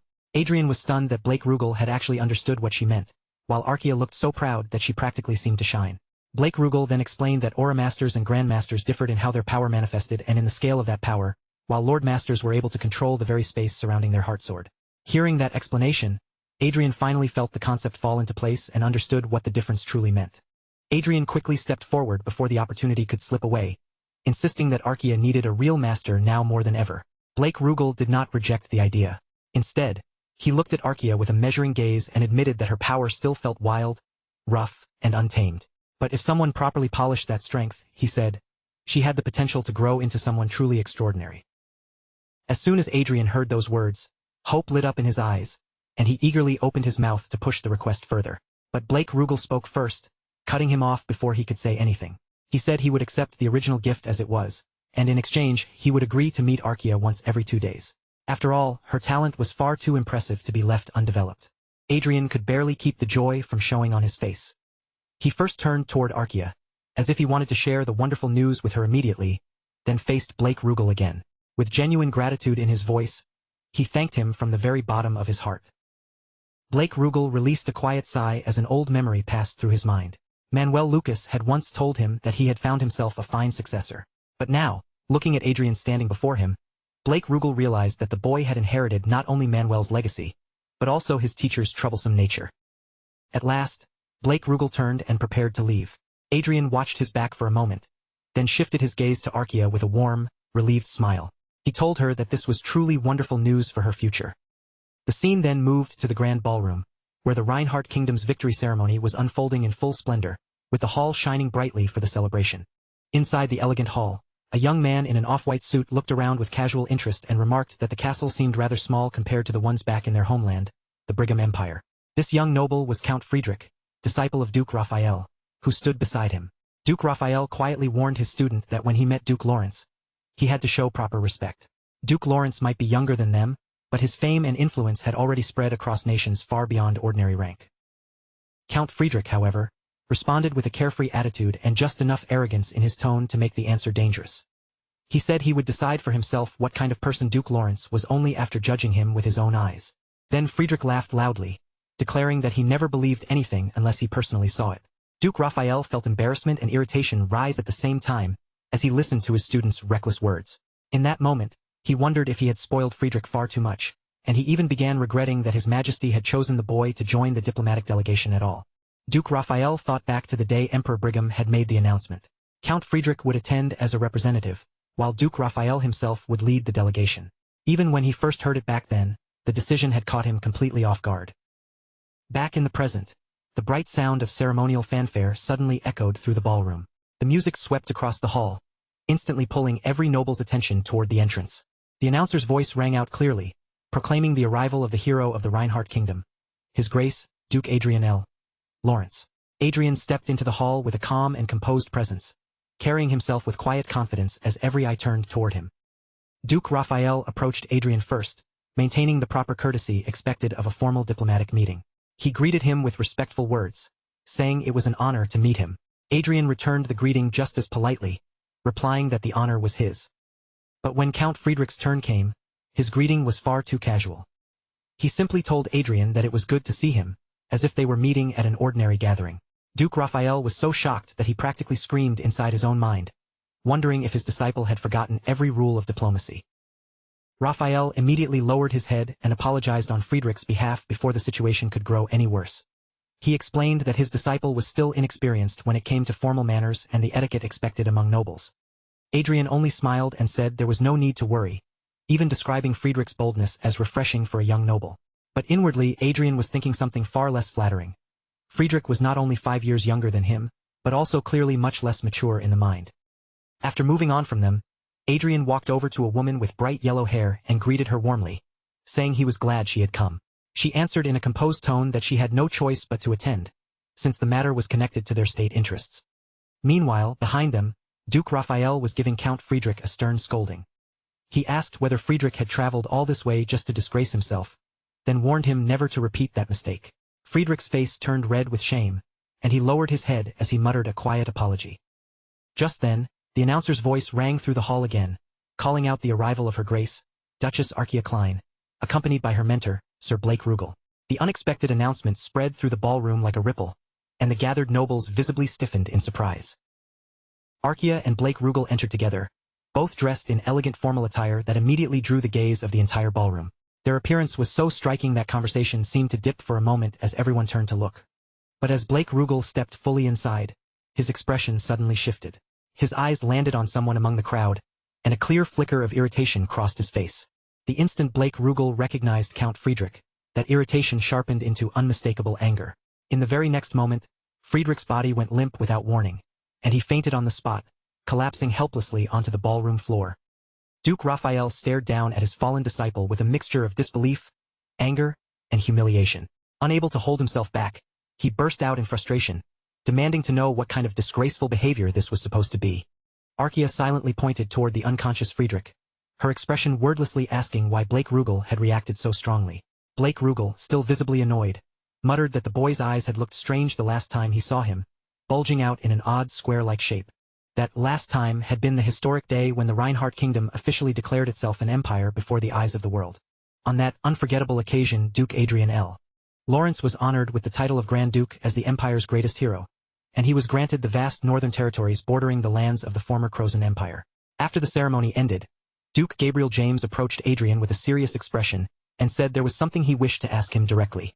As the Duke of the East, Gabriel looked slightly tense while speaking, and Adrian politely told him to ask whatever was on his mind. Duke Gabriel James leaned a little closer to Adrian and quietly asked whether Adrian was actually a dragon. The question dropped into the air so abruptly that the atmosphere instantly turned awkward, and everyone nearby seemed unsure how they were supposed to react. Adrian blinked in surprise and admitted that it was a very unexpected question. Duke Gabriel James, clearly nervous, explained his reasoning. Dragons were said to live for thousands of years, and legends sometimes claimed they took human form for amusement. If that were true, then it could explain how Adrian had already reached the 8th circle at such an unbelievably young age. Duke Gabriel James continued, adding that Adrian's friendship with the Dark Elves from Dragonland only made his suspicion feel stronger. As he spoke, sweat began gathering on his forehead, making it obvious just how tense he was about asking such a strange and risky question. After hearing the full explanation, Adrian could not stop himself from bursting into laughter. Duke Gabriel James looked at him uncertainly and asked if his guess had been wrong. Adrian smiled and reassured him that he was absolutely, without question, human. Adrian added that the 2 Lawrence Viscounts were truly his parents, then laughed again to ease the awkwardness that had settled over the group. At the same time, his parents were gracefully enjoying themselves on the dance floor, while Archaea sat nearby in obvious happiness, eating her favorite snacks. Little by little, the mood softened again, and the long day finally came to a peaceful end. A few days later, the story shifted toward Theo, the young man who had been transported from Earth into this unfamiliar new world. Theo sat inside Adrian's luxurious mansion, leaning back against a soft sofa while holding his mobile phone tightly in both hands. His face carried a heavy sadness as he stared down at the screen, his gaze distant, as though his mind had drifted somewhere far beyond the room. Displayed on the phone were old photos of Theo together with his younger sister. Looking at those familiar memories made his chest ache with longing, and he quietly whispered her name, as if hoping that somehow, across worlds, his voice might still reach her. Then Theo's gaze shifted to the top of the screen, where he noticed the battery was running low. Just like always, there was no network signal either. Seeing the same hopeless display again, he let out a disappointed sigh. But then, without warning, the phone gave a soft beep. 2 bars of signal suddenly appeared on the screen, and Theo's eyes widened in complete disbelief. His thoughts raced as he realized the signal had actually returned, and as shock and excitement surged together, he wondered if he might finally be able to speak with his sister again. Theo's heart started pounding hard against his chest. Without wasting even a single second, he hurriedly pressed the call button. The ringing tone echoed through the quiet room while Theo waited in breathless anxiety. He gripped the phone tightly, staring at the screen and hoping with everything he had that she would answer. After a few seconds, a familiar voice finally answered, trembling with shock and disbelief. It was his sister's voice, and she called out his old name, asking if it was really him. The instant Theo heard her voice, hope flooded through his heart. He shouted that he was alive, desperate to tell her everything at once before this impossible chance disappeared. But before Theo could say anything more, a robotic operator's voice suddenly cut into the call, saying something about the connection. Then, without warning, the call ended, and the phone fell silent again. Theo stared at the phone in stunned disbelief, slowly realizing that the signal had vanished once more. The call had been cut off, leaving him frozen on the sofa with hope and sorrow tangled painfully in his chest, while the call duration on the screen showed only 3 seconds. Back in Adrian's office, Harris Walker asked Adrian if he was trying to give him a heart attack from all the stress. Harris had recently been granted the title of Marquis under the Lawrence Duchy, taking over the former Feria Marquisate, and he had also been appointed as the duchy's chancellor. Adrian reminded Harris that he had once said he wanted to accomplish something great. He added that even if it was a marquisate under a duchy, the title itself was still officially recognized as a marquis rank within the Reinhardt Empire. Harris let out a weary sigh and said that whenever His Grace handed someone such an important position, it usually meant that person was about to be worked to death. He complained that he already felt exhausted, and had even started noticing white hairs appearing. Adrian teased Harris by saying those were probably just gray strands. Then, with a casual tone, he told Harris to come closer, so he could cast a recovery spell on his head. At that exact moment, someone suddenly burst into the room in a panic. It was Benjamin Theo, breathing heavily as though he had run there as fast as his legs could carry him. Theo shouted that he had just picked up a smartphone signal inside his room, and for a few brief seconds, he had actually managed to speak with his sister back on Earth. The moment Adrian heard those words, he was stunned into silence. Adrian immediately rose from his chair and turned toward Baron Walker with an apologetic look. He told him that they would have to stop their conversation there for now. Adrian then took the phone from Theo, checked the call log with his own eyes, and confirmed that there really was a record of a 3-second connection from about 30 minutes earlier. The call had come from Amy's mobile phone at 9 o'clock.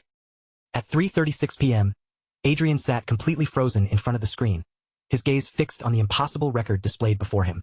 A cold sweat began gathering along his forehead as his mind ran through the situation again and again, but no matter how he examined it, the answer refused to make sense. Manuel Lucas had spent decades trying to create a connection between the two worlds, only to fail repeatedly, and even after death, his soul had barely managed to cross that boundary. A stable link between Earth and this world should have been almost impossible. That was why Benjamin's smartphone suddenly connecting to Earth, without warning or preparation, felt far too abnormal to ignore. Adrian did not allow himself to waste even a moment. He contacted Chester immediately, and before long, Chester's figure appeared within the soft glow of the holographic projector. Looking as composed as ever, Chester turned his attention toward Adrian and asked, with polite calm, what he needed from him. Adrian quickly explained the situation, saying that around 30 minutes ago, Benjamin's smartphone had somehow connected to Earth for just a brief moment. Then he asked if Chester had any idea what could have caused such a thing. Chester stroked his beard, his expression turning serious, and closed his eyes as though carefully comparing the timing in his head. After a moment, he admitted that he could not say whether it was merely coincidence, because at almost the exact same time that the strange phone connection happened, Hollywood Control Terminal Number 2 had also been attacked. As Chester continued his explanation, a blue screen flickered into view in front of Adrian. Its glowing surface brightened, and then a video feed began to appear across it, adding a sharper weight to Chester's words. Chester explained that the incident had unfolded in a way almost identical to the first attack. Once the situation had become impossible to contain, the the number 2 unit activated its self-destruct function. As a result, the administrator rights for the entire system were automatically transferred to the number 3 unit. Adrian slowly lowered himself into a seat, releasing a faint breath of relief. At the very least, he said, it was fortunate that the entire system had not shut down this time. But his expression soon tightened again, and he asked whether they had been able to identify the attackers. Chester replied that they still had not. There might be clues left among the wreckage, but they had intentionally avoided approaching the site, fearing the enemies might use that opportunity to trace their location. Adrian murmured that it did not seem directly related to Earth, but Chester reminded him that the timing was still far too close to dismiss. Adrian's thoughts grew increasingly heavy. The enemies they were dealing with were no ordinary opponents. Some of them were Aura Masters, others were Archmages, and if they had the ability to locate the control terminals, then they were far more dangerous than Adrian had wanted to believe. The only faint comfort was that a considerable amount of time had passed between the destruction of the first unit and the second. Even so, the situation had clearly moved into a much more dangerous stage, and Adrian quietly understood that there was only one path left for him to take. After staying away from the game for a long while, Adrian finally logged back into his account. He stood before his assembled team, calmly looking over each person one by one, then asked whether everyone had properly memorized the basic rules of gameplay. Arcea and Virus stood behind Adrian, while in front of him, a large group of guild members knelt on one knee with perfect discipline. Their voices answered respectfully in unison, saying that they had understood everything. Every single one of them was an agent from Blue Moon. Adrian had personally chosen 20 capable agents from Blue Moon, selecting people who already knew him and would be able to follow his commands without hesitation. On top of that, he had adjusted their levels and equipment as high as the system would allow, preparing them as thoroughly as possible. Until this point, Adrian had believed slow progress was acceptable as long as they continued to grow safely and steadily. But now, the circumstances had changed. Beside him, Virus puffed out her chest with obvious enjoyment, proudly standing before the newcomers as she shouted at them to show proper respect to their senior. Virus sharply pointed at one of the agents and immediately began scolding them for not greeting her properly.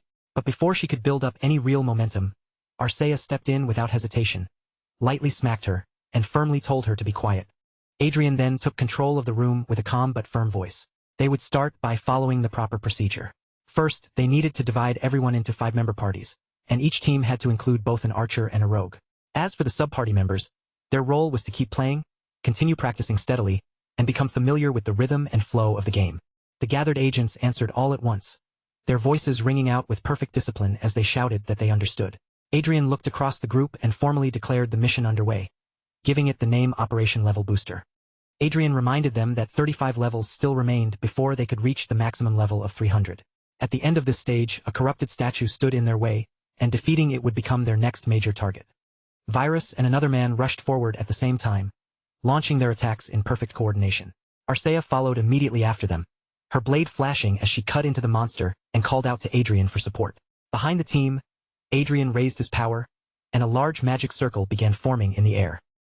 The glowing circle surged forward like a condensed beam of magic, driving straight through the monster's body. The impact struck with overwhelming force, blasting through its defenses and knocking the creature down hard against the ground. As Adrian watched the attack land cleanly, confidence rose inside him. If they continued using this method, then reaching the maximum level would be possible at almost twice the speed he had originally planned.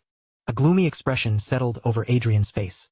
In this world, enormous pieces of metal could fly across the sky, and warriors wearing special armor could fire deadly beams across the battlefield as though such things were completely normal. Rondell was, at its heart, a fantasy world filled with mysteries, strange creatures, and miracles that defied ordinary common sense. But if people were asked to name the most dangerous forbidden region, the place surrounded by deeper secrets than anywhere else, almost everyone would give the exact same answer. Dragonland.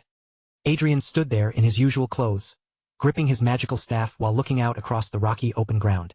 Beside him, Arcea waited with her sword strapped securely to her back.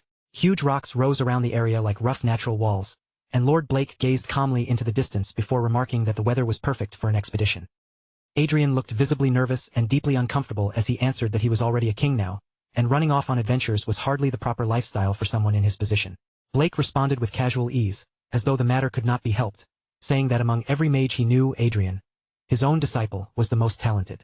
Adrian and Arcea both immediately reminded him that their wedding was only 5 days away. Their expressions made it clear that this was hardly the ideal moment to be dragged away on some sudden expedition. As they spoke, a massive dragon flew overhead, its enormous wings cutting across the clear sunny sky. Blake did not seem bothered in the slightest. He simply said that the expedition would probably be finished before the wedding, and then, as if that settled the matter, promised to prepare an incredible gift for them. Adrian forced himself to endure the situation, but inside, his thoughts were already tense. He still needed to focus on leveling up as well, and this sudden trip to Dragonland was the very last thing he had expected to be dealing with. This abrupt journey to Dragonland had begun when Blake visited Adrian without any warning. Adrian remembered Blake appearing at his mansion and announcing that they had discovered ruins that seemed to date all the way back to the Mythic era. According to Blake, the scale of those ruins was unlike anything he had ever seen, and if things went well, they might be able to gather a large number of ancient artifacts from that forgotten age. Adrian had been so startled that he tried to speak up, but Blake did not even give him enough time to properly respond. He simply continued explaining that the rewards would be divided fairly according to each person's contribution, which meant Adrian had no real choice but to join the expedition. Then Blake made it even more obvious that refusing was not an option. With a dark, threatening stare and a tone that carried unmistakable pressure, he said Adrian would surely want to maintain a good relationship with him in the future. The moment Adrian heard that, sweat broke out across his face, and he became completely flustered. Back in the present, Adrian forced an awkward smile onto his face while thinking that Blake's so-called invitation had never truly been an invitation at all. It had been much closer to a threat. Meanwhile, Blake walked ahead of them as casually as ever, whistling as though absolutely nothing about the situation was strange. Adrian's expression suddenly shifted when he spotted a small, cute snake nearby. Hoping to brighten the mood, he pointed at it with an excited smile and said it had 3 heads, wondering aloud if it might be a baby hydra. Blake glanced over and casually identified it as a Sumbek Dusaw, explaining that it was rare and that Adrian should capture it quickly. Then, without any change in tone, Blake warned that if it bit him, even 8th circle restoration magic might not be enough to heal the wound in a single attempt. Adrian immediately gave up on the snake and hurriedly changed the subject, pointing instead toward some small weeds with glowing leaves while forcing another cheerful reaction. He commented on how pretty they looked, but Blake once again answered with terrifying casualness. The plant was called Radiant Grass, another rare material worth collecting. However, if someone touched it with bare hands, they could be infected with a virus that even 7th circle restoration magic would struggle to cure. After hearing all that, Adrian silently concluded that Dragonland was an absolutely terrifying place. Even tiny snakes and ordinary-looking weeds carried dangers on the level of 7th or 8th circle magic. Blake then pointed toward the distance and said the ruins he had found were in that direction. Behind them, Arcea calmly picked up the 3-headed snake as if it were harmless and began playing with it without showing the slightest fear. The 3 of them continued down toward a lower area, following Blake's lead. Adrian turned his eyes in the direction Blake had pointed, and the sight that came into view made him stop for a moment. Something enormous stood before them, and Adrian said it looked like a gigantic door. Blake also looked up at the massive structure and calmly mentioned that people believed Titans had existed during the Mythic era. If that were true, then perhaps this door had been built for beings of that unimaginable size. Adrian quietly examined the huge structure, noticing that it was made entirely of a white metal he had never seen before and had never even heard of. Blake stretched one hand toward the door, closed his eyes, and said that this was where the real problem began. The gigantic door began to open slowly. As the gap widened, brilliant white light poured out from within, while a deep, heavy rumbling sound echoed through the surrounding area. Adrian lifted his hand to shield his eyes from the blinding brightness. At the same time, Blake used his power to force the enormous door open even wider, pushing the impossible structure apart. But when Adrian finally tried to look beyond the doorway, his entire body stiffened. The scene waiting on the other side was so shocking that, for a moment, his mind could barely process what he was seeing. Cars were moving along paved roads, people were walking by while speaking into their phones, and a green pedestrian signal blinked in the middle of a busy street, as if this were just an ordinary day. A bustling city square stretched out all around them, filled with moving lights, crowds of people, and the noise of modern life. Somehow, the 3 of them were standing right in the middle of it. Adrian stared at the familiar surroundings in disbelief and wondered whether this place could actually be Gangnam Boulevard. All 3 of them were visibly startled by the sudden change in their surroundings, but Adrian was shaken more deeply than anyone else. To him, this was not just some strange illusion or mysterious scenery. It looked far too familiar. Blake looked around the area and explained that after passing through the door, they did not enter an ordinary room. Instead, various strange scenes appeared around them. That meant there had to be some kind of device nearby canceling out the illusion magic, so he told them to start searching for it.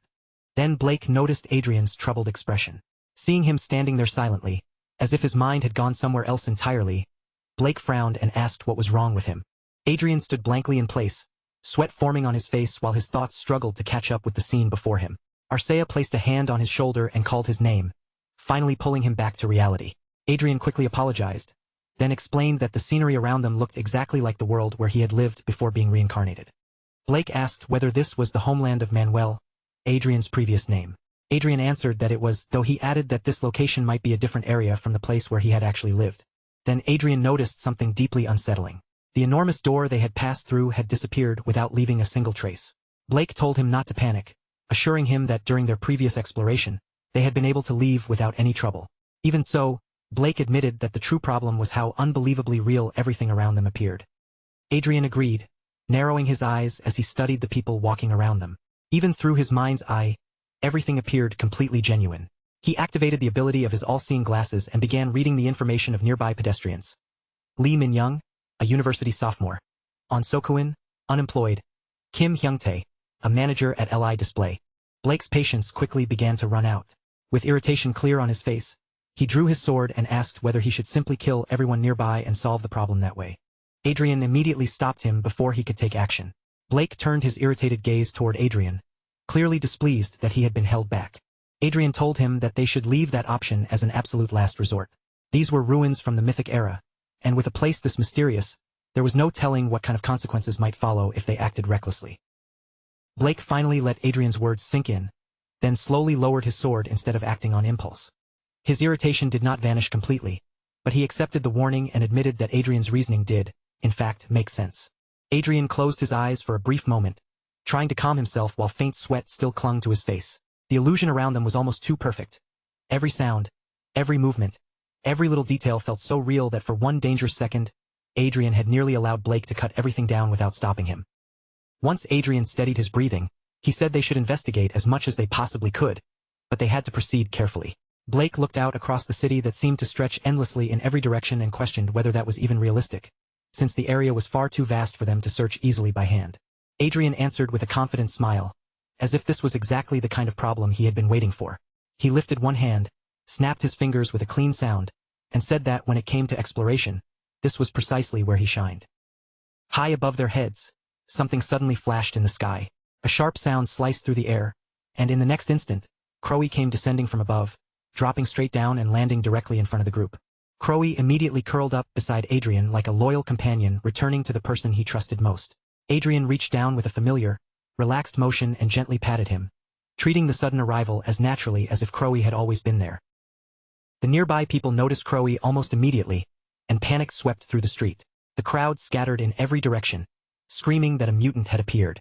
Some cried out in confusion and fear, asking why a mutant would show up among ordinary creatures when, as far as they knew, mutants were supposed to appear only among bugs. Adrian kept patting Crowy while watching the terrified people flee through the street. Their panicked words lingered in his thoughts, and he wondered if the mutant they were talking about might be the same kind of monster from the toxic lands that Benjamin had once mentioned to him. After a moment, Adrian turned toward Blake and quietly suggested that they move somewhere calmer for the time being. Blake let out a weary sigh, clearly annoyed by the sudden commotion, but even so, he agreed to go along with Adrian's decision. A moment later, all four of them teleported high into the sky at once. The chaos of the city dropped away beneath them, and they floated in midair far above the streets, looking down over the illusion-like world below. Adrian shifted his gaze toward Crowy and asked for his help. Crowy answered with a firm, eager cry, the sound carrying clear understanding, as if he knew exactly what Adrian needed him to do. Right after that, Crowy created 3 copies of himself. The clones split apart in an instant, each one shooting off in a different direction like streaks of light cutting across the wide sky. Through Crowy's shared vision, Adrian began seeing the surrounding area from multiple angles at once. The city opened up beneath him from several directions, allowing him to take in not only the streets below, but everything spreading far beyond them. As Adrian observed the enormous landscape, he commented that this place was absurdly huge, far beyond anything that could be called an ordinary metropolis. Blake, looking surprisingly at ease, replied that the stranger and more unreasonable a ruin was, the more likely it was to hide something valuable. Adrian continued watching through Crowy's eyes, and soon he realized the illusion did not end with the city. It stretched far beyond Gyeonggi province, expanding into Gangwon, Chungcheong, and even reaching all the way toward Gyeongsang and North Korea. The sheer scale left Adrian completely stunned. He could hardly believe what he was seeing as he wondered whether someone had truly created an illusion large enough to cover the entire Korean peninsula. It should have been impossible, and yet the proof was unfolding right in front of him. Then a sudden thought struck Adrian, stopping his search for a moment. He turned toward Blake and asked if he could go somewhere for a little while. When Blake asked where exactly he intended to go, Adrian answered that he wanted to visit the place where he had lived in his previous life. Before long, they arrived near a building marked with the number 104, while a South Korean flag fluttered nearby in the cool morning air.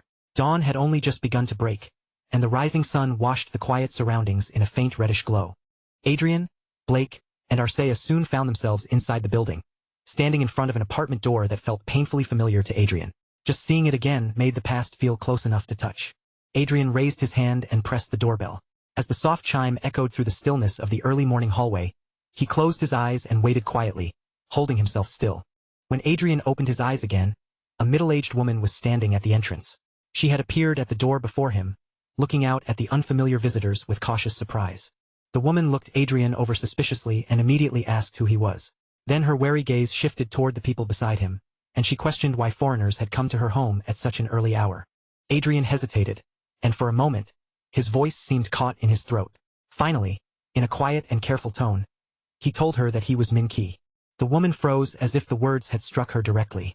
Her expression twisted with shock, disbelief, and a pain she could not hide, and she demanded to know whether this was supposed to be some kind of cruel joke. Adrian looked at the mother from his previous life with a warm and gentle gaze. His face softened, and for a moment, all the memories and longing he had buried inside him rose clearly to the surface. Little by little, the anger on the woman's face began to lose its strength. In its place came uncertainty, fear, and a fragile trace of hope that she seemed almost too afraid to believe. Her voice trembled as she asked whether he was really telling the truth. Then, with a careful movement, almost as though touching something that might disappear, she lifted her hand and placed it against Adrian's cheek. Adrian answered softly, telling her that he truly was the same son who had come home during his last furlough, drank far too much, and embarrassed himself by wetting the bed. Tears welled in his mother's eyes at the memory, but she quickly wiped them away, trying desperately to keep herself together. Only then did she realize that she had left guests standing out in the hallway. Flustered, she apologized and invited them inside, still holding tightly onto Adrian's arm, as if she feared he would vanish the moment she let go. With a shaky smile, she urged him to come in so they could finally say all the things they had never been able to say. Adrian smiled with genuine happiness, his heart overflowing as he stood face to face with his mother again after all this time. For that brief moment, the impossible reunion felt painfully, beautifully real. But just as they began stepping forward, the entire scene suddenly shifted. The home that had felt so warm and real became completely empty, and Adrian, Arcea, and Blake were left standing alone in the vacant space. The woman had disappeared without leaving a single trace. Arcea looked around in confusion, unable to hide the surprise on her face, as she asked what had just happened. Blake, however, did not seem shocked at all.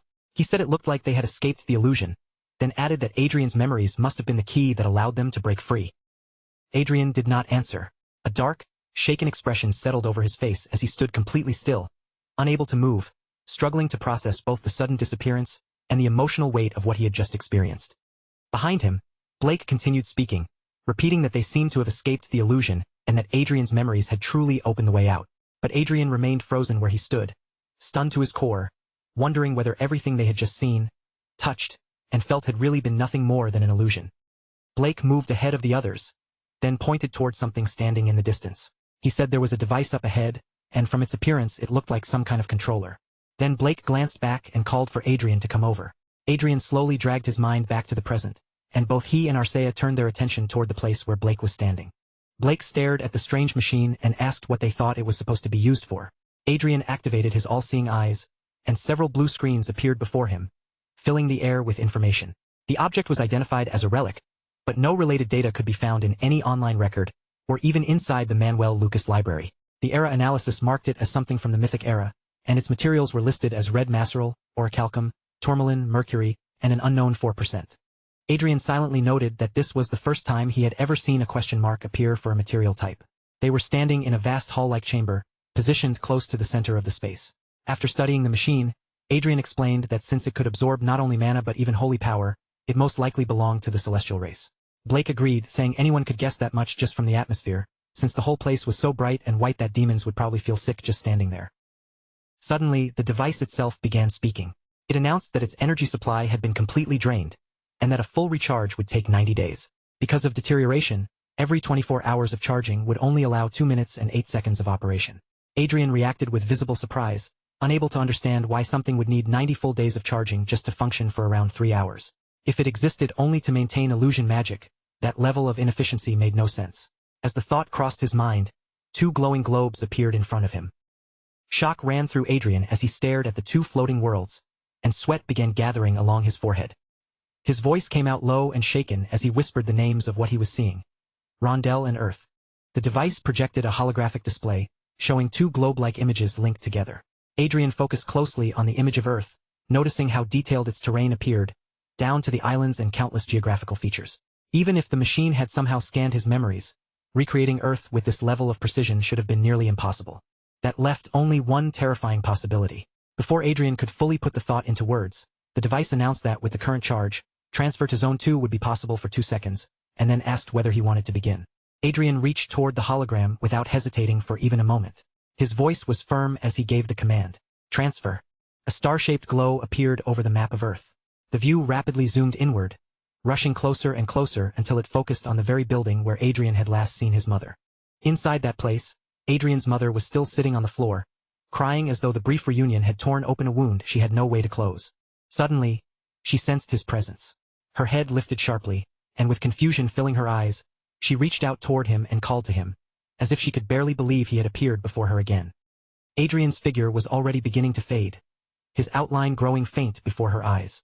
But before he disappeared completely, he spoke to her gently and promised that he would return. His mother stretched her hand toward him in desperation, trying to stop him from leaving as she shouted for him to wait. But before her fingers could reach him, Adrian vanished from her sight. In the next moment, Adrian reappeared inside the Great Hall. He was standing once again before the massive device that had somehow allowed him to cross the boundary between the 2 worlds. Blake immediately shouted at him, scolding Adrian for doing something so sudden without giving any warning and saying that he had genuinely scared him. Adrian, still shaken but now completely certain, said that he was convinced of one thing. What he had seen was real. The place they had just visited had not been a simple illusion at all. It was the real Earth. Blake went completely still where he stood, as if the words had struck him before he could even react. His eyes widened in open disbelief, and the shock hit him so hard that his voice almost broke into a shout as he demanded Adrian explain exactly what he meant. Still wearing a tense expression, Blake jabbed a finger toward the entrance and said that if Adrian's theory was correct, then somehow, without noticing it at all, they had wandered straight into Manuel's homeland. But the part that unsettled him even more was the contradiction, because even though they were supposedly still on Earth, he had definitely felt the presence of the gate. Adrian lowered his eyes, thinking through the problem carefully, before suggesting that maybe their bodies had never actually left the hall. Perhaps only their minds had been transferred across. He pointed out that certain ghost-type monsters did not possess solid physical forms, and yet they could still interfere with the world around them, so a phenomenon like this was not entirely impossible. Blake slowly rubbed at his chin, trying to make sense of Adrian's strange but oddly convincing explanation.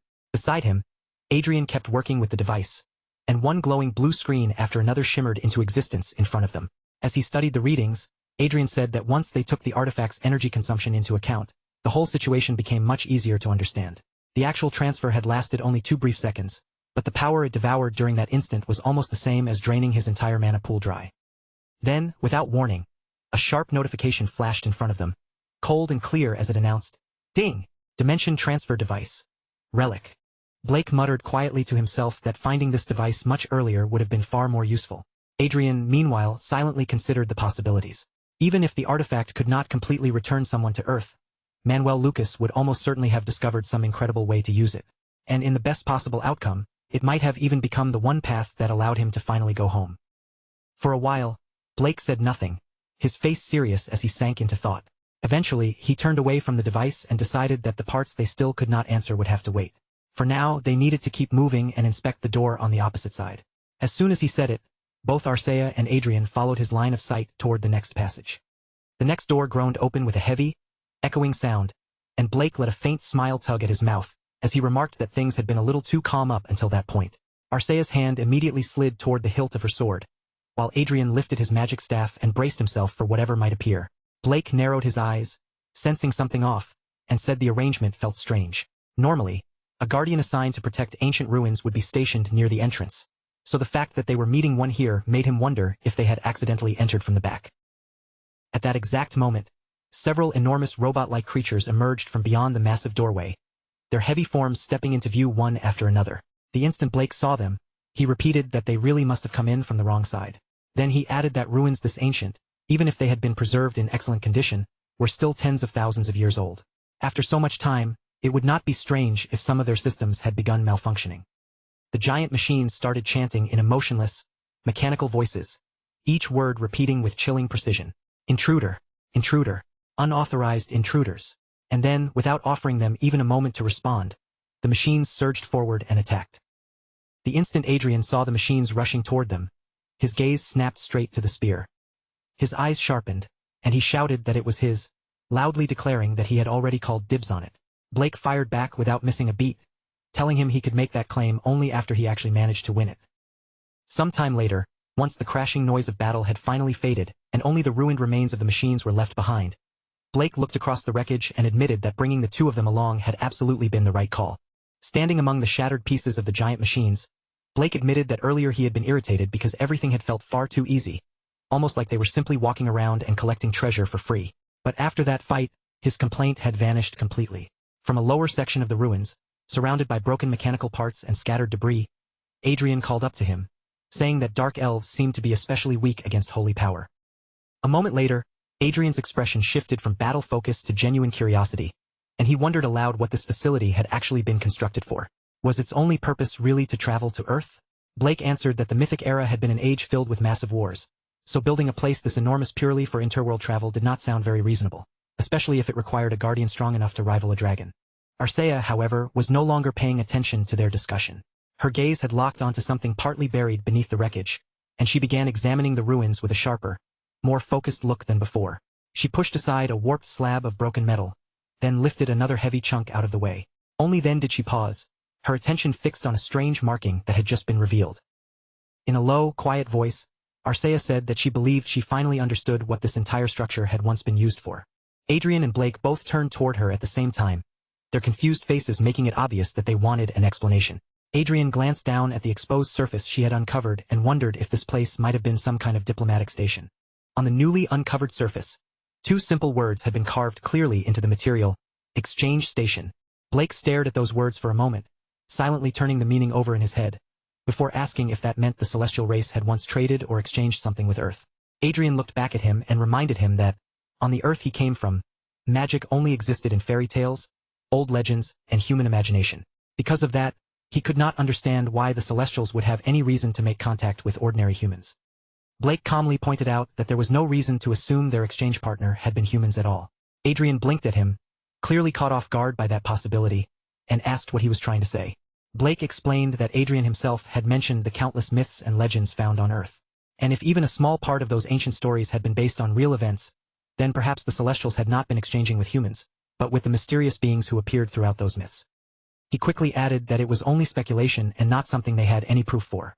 Even so, Adrian began silently thinking about angels, demons, and the many other mythical beings that appeared across Earth's stories.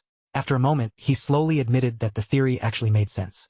Earth's legends often described angels and demons as ancient enemies, and if there was even a trace of truth hidden in those tales, then the connection between Earth and Rondel might run much deeper than any of them had imagined. After searching farther into the ruins, the three of them eventually divided the 8 holy relics they had uncovered. Blake claimed for himself a sacred bow capable of creating arrows from pure light, a canteen that could remove both hunger and thirst, a celestial goblet that never ran dry, and a ring that could summon a 9th circle barrier once per day. Arcea selected 2 relics as her share. The first was a pair of unusual glasses that allowed the person wearing them to see exactly 0.01 seconds into the future, and the second was a ring capable of detecting anyone with hostile intent within a 3-kilometer radius. Adrian then took the final 2 relics, a bracelet that enhanced holy power, mana, and aura, along with a golden compass designed to repel dark magic. With the bracelet in one hand and the compass in the other, Adrian studied both items carefully, looking as though he still was not completely confident in his decision. Blake noticed the uncertainty on Adrian's face and commented that the bracelet was easy enough to understand, but he honestly could not see much value in choosing the compass. He asked what Adrian intended to do with it. Adrian answered honestly, admitting that he was not entirely sure about his choice either. He explained that although he had once encountered a dark mage before, there was no guarantee he would ever face that kind of situation again. Blake then asked why Adrian had picked the relic in the first place. Adrian lowered his gaze toward the compass, watching its faint glow ripple gently in the light, and said that in the end, he had simply decided to trust his intuition. Blake stepped closer to the device, glancing at Adrian from the side as he remarked that Adrian really did sound just like his master when he talked that way. When Adrian asked if that was truly the case, Blake placed his hand on the compass and told both Adrian and Arcea that they should consider the device something shared between all of them. Blake said he would leave the decisions about how to use it up to Adrian, but there was one condition he wanted clearly understood. Whenever the device was activated, Blake had to be brought along.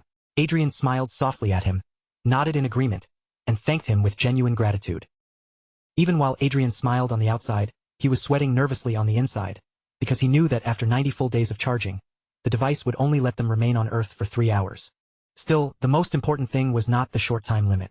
What truly mattered was that they now possessed a way to observe Earth whenever they needed to, and maybe someday that small opening would allow them to do far more. Arcea gently reached out and took Adrian's hand in hers. Her voice was soft and sincere as she said that next time, she hoped she would be able to properly greet the people on Earth. Adrian looked at her in surprise for a brief moment, as if her words had caught him off guard, and then his expression slowly softened into a warm smile. He wrapped his hand around hers in return and suggested that they head back, since there were still preparations waiting for them to finish. The following day, the ballroom was overflowing with life. The grand hall had been brightened with flowers and elegant decorations, while music drifted beautifully through the space. Guests moved gracefully across the floor in dance, children ran about with bright laughter, and adults gathered in small groups, chatting warmly as they enjoyed the festive atmosphere. Off to the side, Elder Iris sat with her ears flapping in obvious irritation, grumbling that she could not understand why she had to congratulate those two on getting married. Love Iris, seated nearby and looking every bit as annoyed, told her not to sit so close, complaining that their personalities overlapped far too much and that it was getting on her nerves. Love Iris then turned the conversation and asked Iris why she did not go over to greet the important guests who had arrived from the Alicia Union. Iris looked visibly embarrassed, her expression stiffening as she muttered that she had no idea what kind of face she was supposed to show them. The two of them continued bickering back and forth for a while, trading annoyed remarks as usual, until both of them suddenly stopped talking after noticing something completely unexpected. Iris stared straight ahead in confusion, her voice stumbling slightly as she asked whether what she was seeing was really orichalcum. Her eyes were fixed on Adrian and Arcea, who stood together in dazzling white wedding attire as they prepared for the ceremony. Love Iris pointed out that it was not just the crown. Every accessory worn by the bride appeared to be made from orichalcum. Caught between disbelief and frustration, Iris demanded to know where in the world they had managed to obtain such an absurdly rare material. Love Iris explained, almost matter-of-factly, that the couple had recently gone exploring in Dragonland. On this joyous day, Adrian's parents and his loyal followers could not hold back their emotions. As they watched the ceremony unfold before them, they wiped away tears, overwhelmed by the sight. Emperor Michael van Rigenhart was also present in the hall, applauding with a proud expression as he watched the couple from among the gathered guests. Among the honored guests were Duchess Olivia, the Princess of the Eastern Kingdom, and the new leader of the Prius Republic, all gathered together to witness the grand celebration. As the ceremony reached its most important moment, Adrian carefully took the ring in his hand and gently slid it onto Arcea's finger. Arcea looked up at him with a sincere smile, one that seemed truly genuine for the first time, and said that it really was a magnificent wedding. Adrian smiled back at her with quiet happiness in his eyes and said that he was glad she felt that way. Then the two of them leaned closer for their wedding kiss, and the entire hall erupted into loud cheers, the guests celebrating the newly married couple with overflowing joy. Adrian and Arcea remained wrapped tightly in each other's arms, completely lost in the warmth between them. Neither one seemed willing to pull away, and they kept sharing soft, affectionate kisses again and again, as if the rest of the world had faded into the background. Arcea leaned even closer against Adrian, closing the last little bit of distance between them before pressing a tender kiss to his cheek. Her arms stayed locked around him in a firm hug, making it obvious that she had no plans to let him go anytime soon. Their affection was so open and shameless that Chester could only stand there stiffly, his face tightening with visible awkwardness. Watching them cling to each other so happily made him look painfully uncomfortable, as though he had walked straight into a scene he was never meant to see. When Chester glanced over, the sight waiting for him was even more intense. Adrian was sitting right on the ground, and Arcea had made herself perfectly comfortable on his lap, both of her arms wrapped around him while the two continued kissing like no one else existed. Inside the game, they were completely absorbed in their own little world, ignoring everything around them. Chester, unable to hide the discomfort on his face, commented that the two of them looked so ridiculously happy together that anyone forced to watch might end up feeling lonely and miserable. Chester's remark caused memories from the recent past to surface in Adrian's mind. 3 months ago, Adrian and Arcea had celebrated their wedding, and around that same period, they had returned from Dragonland carrying the treasures they had earned on their journey. Arcea had been especially overjoyed, because the wedding had turned out far more beautiful, grand, and dazzling than either of them had first planned. At that time, the two of them had been seated side by side on the sofa, still wrapped in the lingering happiness of the ceremony. Arcea had waved her hands with bright excitement as she talked about how wonderful everything had been, saying the entire venue had glittered so beautifully that it almost felt like magic itself had filled the air. Adrian had answered her in a calm but warm tone, saying he was relieved that all of their hard work, planning, and preparation had truly paid off. After that, Arcea looked closely at Adrian, her gaze carrying a strange mix of playful boldness and genuine seriousness. Then, without dancing around the topic, she asked if they were going to begin their reproduction activities. The instant those words reached Adrian's ears, his heart nearly jumped right out of his chest. His eyes widened in pure shock, and for several seconds he could do nothing but stare at Arcea in stunned silence. Then, with his face flushing red from embarrassment, he asked in a timid voice whether that was really okay. Arcea held Adrian's gaze without wavering, her expression completely serious and steady. Then she answered him firmly, making it clear that yes, it was absolutely all right. The moment Arcea gave him that answer, Adrian reacted without the slightest hesitation. He immediately scooped her up in both arms and rushed straight toward the bedroom, moving as if his entire body had been waiting for permission. Arcea laughed happily as Adrian carried her, her voice light and excited while she pointed the way forward and urged him on. Once the two of them disappeared into the room together, the door shut firmly behind them. That scene, too, had taken place 3 months earlier. Ever since the wedding, Adrian had entrusted most of his official responsibilities to the government officials, leaving the daily operations in their hands. As for himself, he had spent most of his time shut away in his room with Arcea, quietly enjoying their newly married life while keeping unnecessary interruptions and distractions far away from them. Back in the present, Chester remarked that, honestly, it was a relief to see Adrian still investing time into developing Strategy 15. Just then, a blue status window appeared in front of them, clearly showing level 288. Adrian gave a light cough, trying to make his explanation sound perfectly natural, and said that protecting one's happiness required strength. Chester closed his eyes with a weary expression, as if he had already heard enough of that kind of reasoning. He told Adrian to stop turning the matter into a lecture, because there was something important he needed to report. Still sitting on the floor, Adrian asked if there had been another attack on the Hollywood system. Behind Chester, Arcea gently patted him as he confirmed that an attack had indeed taken place, but not against the currently active third console. This time, the target had been the 7th console, a facility that had not even been activated yet. Chester explained that this revealed 2 significant facts. First, the attackers were not locating the consoles by hacking into them or tracking active signals, because they had struck a facility that was not operating at all. Adrian listened closely without cutting him off, his expression gradually becoming sharper and more focused. Then he agreed that an attack on an inactive facility clearly supported that conclusion. Then, right in the middle of sorting through the implications, Adrian suddenly realized what the situation truly meant and stopped himself. Chester, who had already reached the same possibility, closed his eyes and confirmed it. The attackers possessed some kind of inside knowledge about their facilities. However, because the attacks were occurring in a random pattern, it was likely that the information they had was incomplete.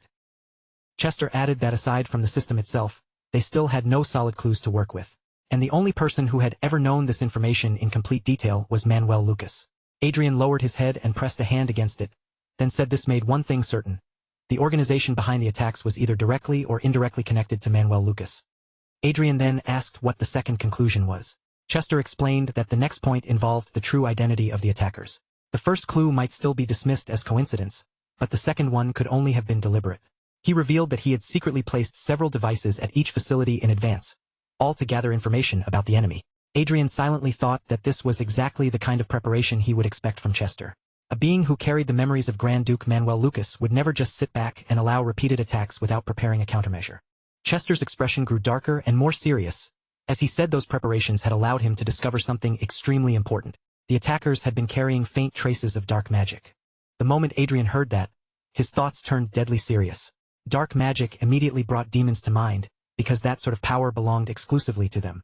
In other words, the ones behind these attacks were either demons or devils. Adrian then told Chester that while the situation was definitely serious, it was not entirely bad news. Chester looked at him with clear confusion, unable to understand what he was getting at, and asked what he meant. Adrian smiled with quiet confidence, his expression steady, and said that it simply meant he was glad he had chosen to trust his intuition after all. From there, the scene shifted away from them and moved to the holy land of Everhill. In that sacred place, the future Saintess Everil was working tirelessly. Her face was set with firm determination, and she pushed herself harder than ever, refusing to slow down even for a moment. One of the priests assisting Everil quietly commented that she had been throwing herself into her duties with unusual intensity ever since King Lawrence's wedding. Another priest wondered in a lowered voice whether the emotional shock had truly struck her that deeply. Nearby, Everil wiped at her tears, unable to completely conceal the pain that still lingered in her heart.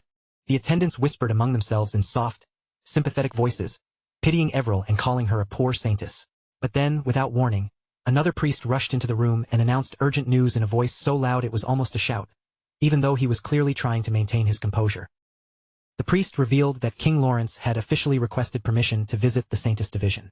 The announcement left the two saintesses who had been talking earlier completely stunned, and they immediately began whispering to each other with excited curiosity. They wondered whether His Majesty would be coming alone, only to learn that the Queen Consort would be accompanying him as well. At that, one of them sank into despair and muttered that there was no way to stop the visit now. Sylvester noticed the sudden commotion and asked why everyone was making such a fuss. One of the priests, looking visibly nervous, explained that King Lawrence had requested a visit. After hearing the report, Sylvester closed one eye thoughtfully and remembered the expression Everil had shown earlier. A small sound of understanding slipped from her, and then she instructed them to bring His Majesty in, saying that she would meet him personally. The three priests looked at Sylvester with sparkling eyes, as though they were deeply impressed. Sylvester, however, only wore a playful and slightly mischievous smile as she remarked that it would be nice to feast her eyes again. The priests had no proper way to respond to that comment, so all they could do was laugh awkwardly and let the moment pass. After some time had passed, Adrian and Arcea entered the room together. They both bowed politely before Sylvester and greeted her with the proper respect expected in such a setting. Later, Adrian and Arcea sat across from her on the sofa in the meeting room. Saintess Sylvester teased them lightly, asking if they were disappointed that she was the one receiving them. Adrian answered with genuine sincerity, saying that she was always welcome. He even added that if she ever wished to retire and settle in another country, she should consider either the Lawrence Duchy or the Reinhardt Empire. Saintess Sylvester looked clearly pleased by Adrian's words and said that if the conditions were good enough, she would not refuse the offer. Then her expression shifted slightly, becoming more focused, and she asked what had brought the two of them there. Adrian responded with a gentle smile, briefly closing his eyes as he reached into the inner pocket of his coat. He pulled out an item and placed it carefully on the table between them. There, resting clearly in plain view, was a compass and Saintess. Sylvester recognized it almost instantly, asking whether it was a holy relic. Adrian explained that, with help from a friend, he had explored ancient ruins in Dragonland, and this compass was one of the treasures they had obtained there. Adrian then added that he wished to donate the relic to the church. Saintess Sylvester's eyes widened in surprise, and she asked if he truly meant to hand over something so valuable. Adrian calmly lifted his teacup and explained that the sacred relic was called the compass that pursues dark mana.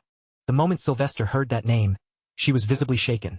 She immediately asked whether that meant the relic could be used to track down demon worshippers. Adrian replied that it was probably possible.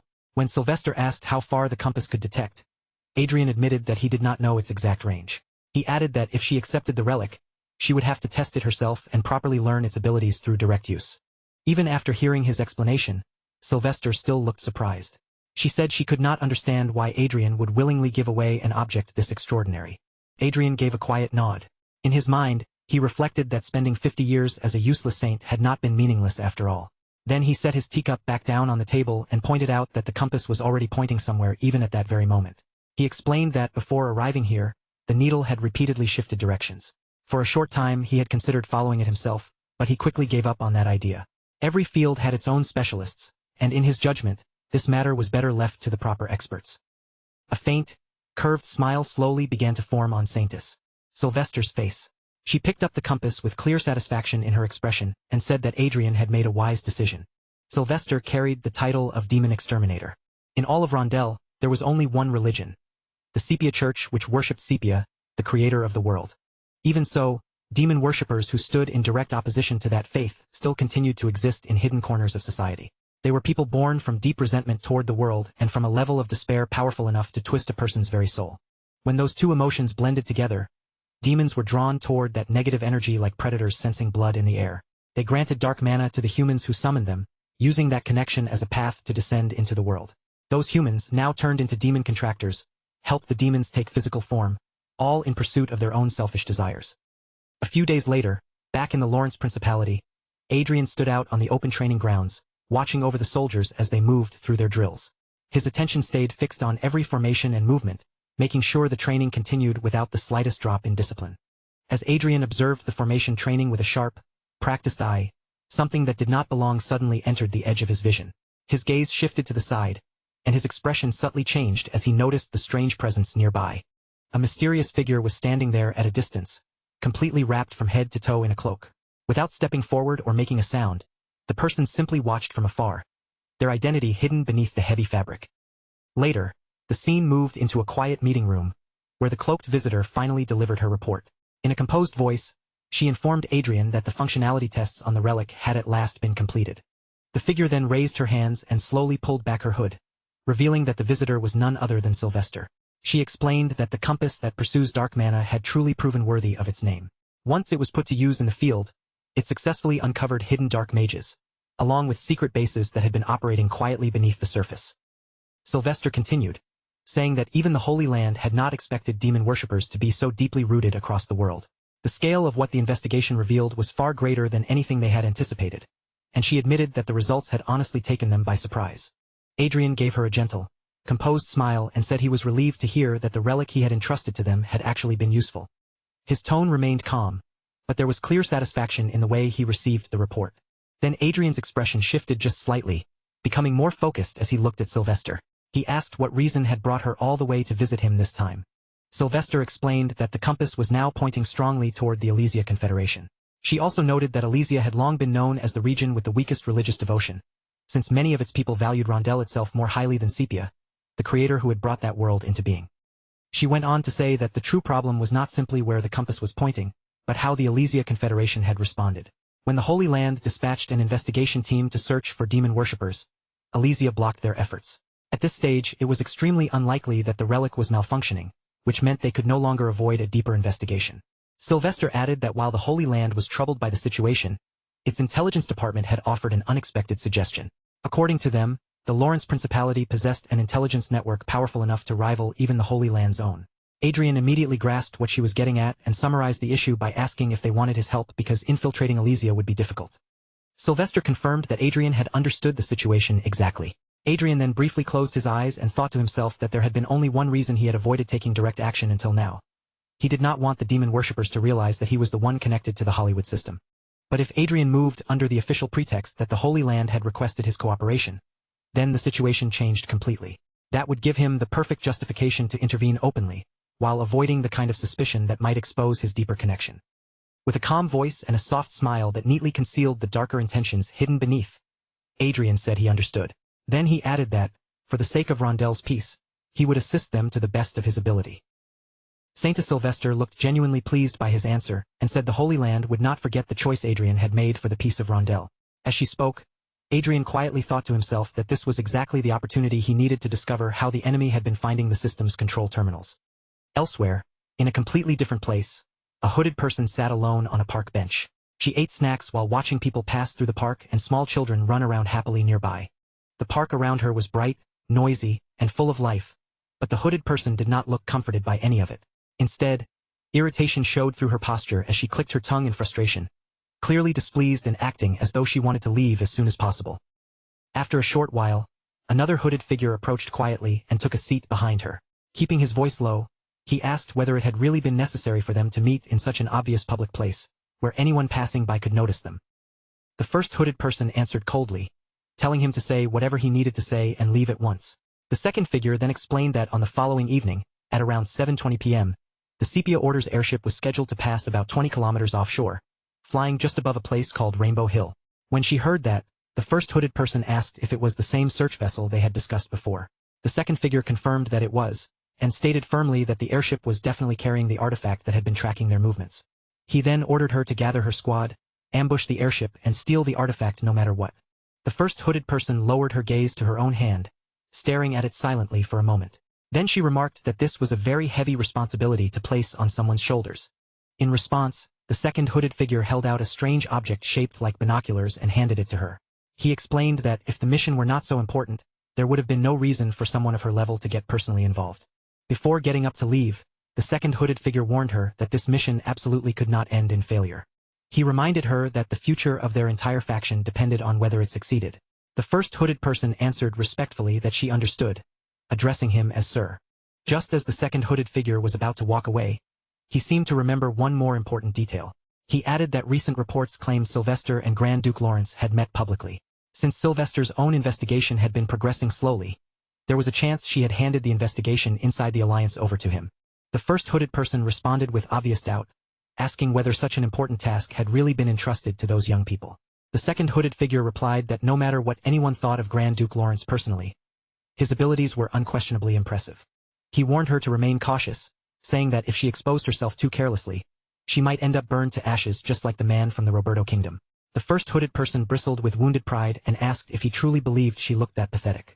With absolute confidence, she declared that there was no way she would ever lose to a mere 7th Circle mage. The second hooded figure answered in a gloomy, exhausted tone that she never listened, no matter how much advice he gave her. After he said that, the first hooded person lowered her eyes and glanced down at her watch. A small holographic image of Adrian rose above the watch, glowing faintly in the air like a miniature projection. Looking at Adrian's image, she murmured that Grand Duke Lawrence was exactly her type. At that moment, her face was finally revealed. She was the red-haired girl known as Black Knight Celine Viola, and a confident smile spread across her lips as she thought about him. The scene then shifted to another location, where Elder Iris stood at the front of a classroom, calmly conducting a lesson for the students gathered before her. Elder Iris explained to the class that demons were divided into 3 ranks: lesser demons, high demons, and demon kings. She made it clear that only high demons and demon kings had enough power to form contracts with humans. As Elder Iris spoke, she wrote the 3 categories neatly on the board: lesser demons, high demons, and demon kings. She then continued by explaining that even when a human contracted with a high demon instead of a demon king, that high demon still served under a demon king. In other words, if they followed the chain of demonic influence far enough, it would eventually lead to the descent of a demon king. Adrian then politely raised his hand and asked how powerful demons were when compared to mages. Elder Iris closed her eyes for a moment, considering Adrian's question carefully. Then she answered that, by the standards used for mages, high demons were roughly comparable to 8th or 9th Circle mages, while demon kings existed on a level beyond even that. While Elder Iris continued the lesson, Arcea secretly nibbled on snacks and occasionally glanced toward Adrian, doing her best not to draw attention. Meanwhile, Blake sat beside Adrian with his face covered, already fast asleep as if the entire lecture had nothing to do with him. Adrian, however, stared at the board in deep thought, wondering if a demon king's power was not merely at the 9th Circle, but far beyond it. Something outside normal limits, perhaps even close to a godlike existence. Elder Iris continued by explaining that, fortunately, demons could not wield their full power after descending to Rondel. She added that this limitation was not exclusive to demons. It applied to celestials as well. During the Mythic Era, when celestials and demons existed together in Rondel, their overwhelming strength had nearly caused the world itself to collapse. Elder Iris suggested that the goddess had probably imposed strict restrictions to prevent that kind of devastation from happening again. Hearing this, Adrian remembered something he had once read. Manuel Lucas's book had described a similar idea, explaining that invading other planets required directly crossing space, an act the goddess strictly prohibited. Adrian also recalled Marin Yang's words, and considered that perhaps the goddess had taken such extreme measures after witnessing the terrible chaos caused by celestials and demons during the Mythic Era. Still curious, Adrian asked why demons wanted to descend to Rondel in the first place.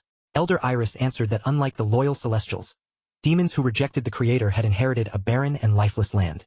Because of that, they desperately longed to expand into new realms overflowing with life, vitality, and energy.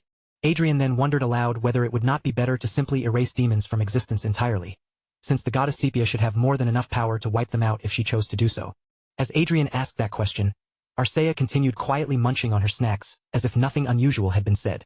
Beside him, Blake remained fast asleep without the slightest sign that he intended to wake up. Elder Iris gently remarked that whether one loved them or hated them, children were still children. Her words implied that Adrian's question was far more naive than he himself realized. She then continued her explanation, saying that even though demons lost nearly half of their power when they descended to Rondel, they were still terrifying beings. As an example, she mentioned the calamity from 1200 years ago, when the Crimson Demon King descended and countless nations were reduced to ashes. As Elder Iris spoke of that dreadful era, the image of a demon burning and destroying everything in its path seemed to pass through her mind, filling her recollection with flames, ruin, and devastation.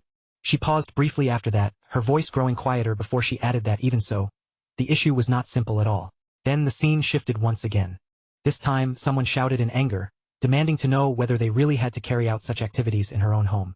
They were inside Sky Castle Mansion, the grand residence owned by Marin Yang of the Elysia Union, and the atmosphere had already grown tense as the argument unfolded.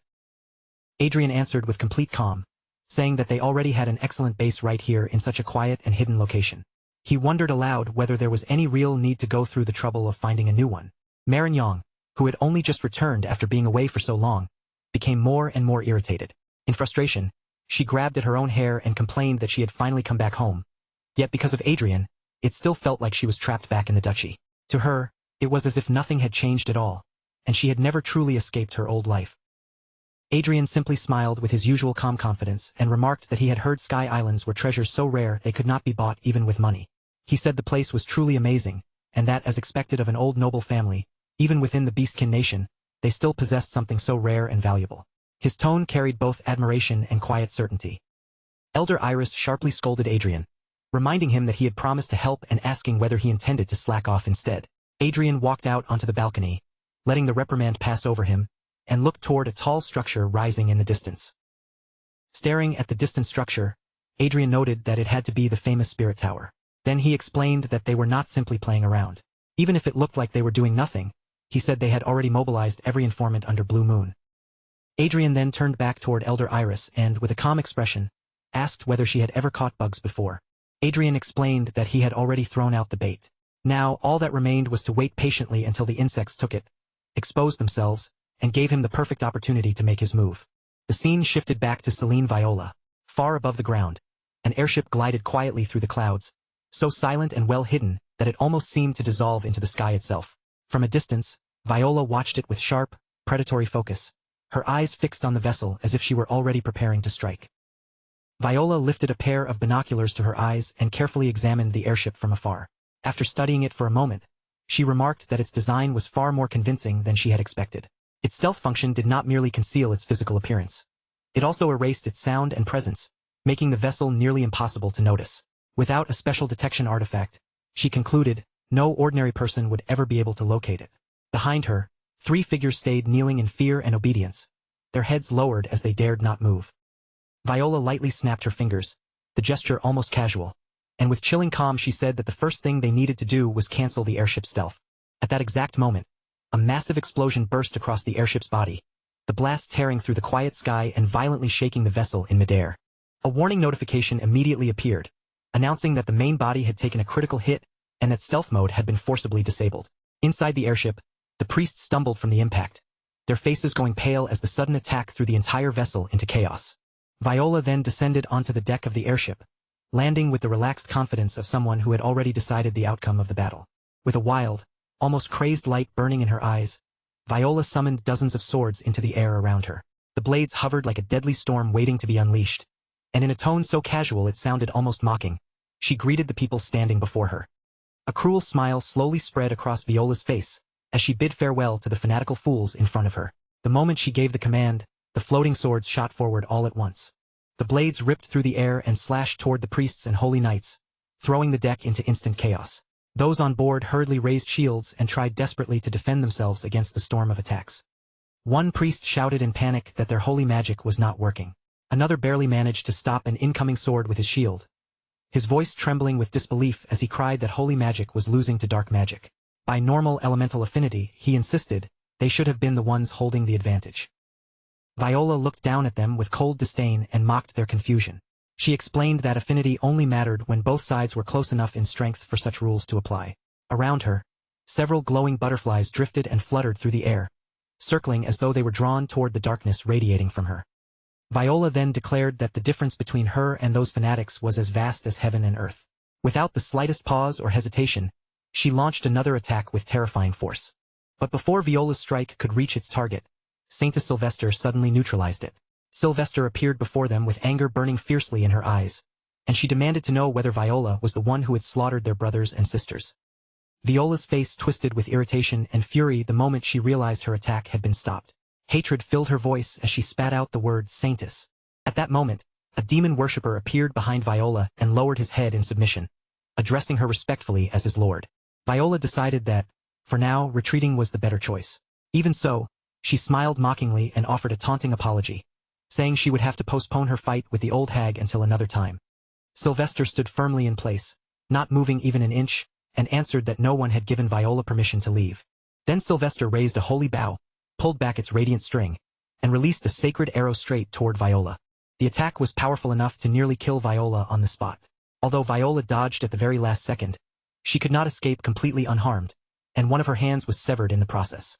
Clutching at the agony with rage blazing across her face, Viola cursed Sylvester through gritted teeth and called her a damn old hag. Then a series of explosions thundered through the airship one after another. The already damaged vessel shook violently, began losing altitude, and started falling from the sky. In the middle of the chaos, Sylvester quickly asked if everyone was all right, while using her healing power to treat the injured around her. One priest assured her that they were fine, but moments later, another priest rushed over in a panic and reported an urgent problem. The compass had been stolen. Somewhere else, Viola clutched her wounded shoulder while cursing again and again. Her voice shook with fury as she swore that she would never forgive such humiliation.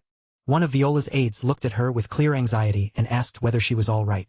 Without even a moment of hesitation, Viola suddenly seized the aide's hand and activated a mysterious power. In an instant, she began draining the life force directly from his body. The demon worshipper's face twisted in horror, but he had no time to resist. His strength vanished rapidly, and his lifeless body collapsed heavily to the ground. As Viola's severed hand slowly regenerated, she let out a breath of relief. With her body recovering, she said that she could finally breathe again. Then Viola immediately demanded that the item be handed over. Another aide hurried forward, presenting the artifact with both hands while confirming his obedience in a respectful voice. Viola picked up the object and inspected it closely, turning it around in her hand as she wondered aloud whether this was truly the artifact. To her eyes, it looked far less impressive than she had imagined. But Viola had no way of knowing that the artifact in her hand was actually bait prepared by Adrian. Through that very object, Adrian was already tracking her every movement. In another location, Adrian stood together with Arcea, Elder Iris, and Blake. His expression carried quiet confidence as he declared that he had finally caught Viola. The scene then shifted to Benicia in the Alicia Allied Nations, the only land city where fish people lived. It was a strange yet beautiful place, where broad canals flowed through the streets in place of ordinary roads. Several fish people who resembled mermaids moved gracefully through the water, speaking quietly among themselves as they went about their business, their shimmering tails catching the light beneath the clear surface. The canal eventually stretched toward a darker, quieter part of the city, where the entrance to a drainage tunnel opened below. Thick iron bars sealed the path ahead, giving the area a cold, hidden, and secretive atmosphere. Beyond those iron bars was a large underground hall. Water from the canal above poured down through the ceiling like a waterfall, filling the chamber with a constant echoing roar. At the center stood a round table surrounded by several chairs, and around it gathered 4 hooded figures, their faces mostly hidden in shadow.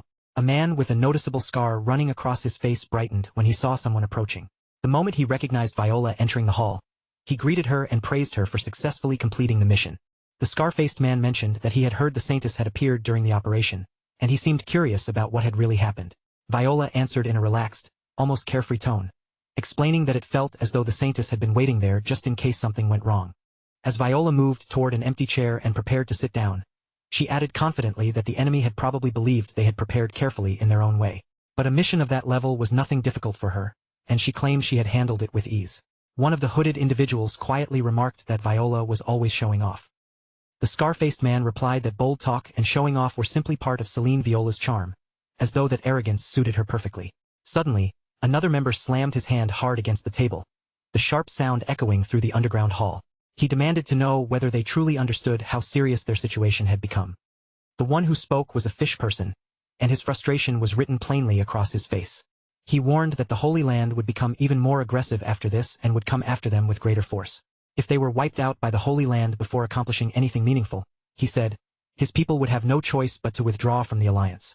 Another hooded figure let out a deep sigh and called that way of thinking foolish, arguing that abandoning the future of an entire race just to survive a little longer was nothing but cowardice. The fishman snapped back angrily, saying those words meant nothing coming from demon worshippers who spread destruction and chaos wherever they went. The previous speaker flared up in anger and insulted him harshly, mocking him as nothing more than a mere fish. The air around the round table quickly became tense and hostile. At that moment, Viola handed over the compass she had taken during the mission.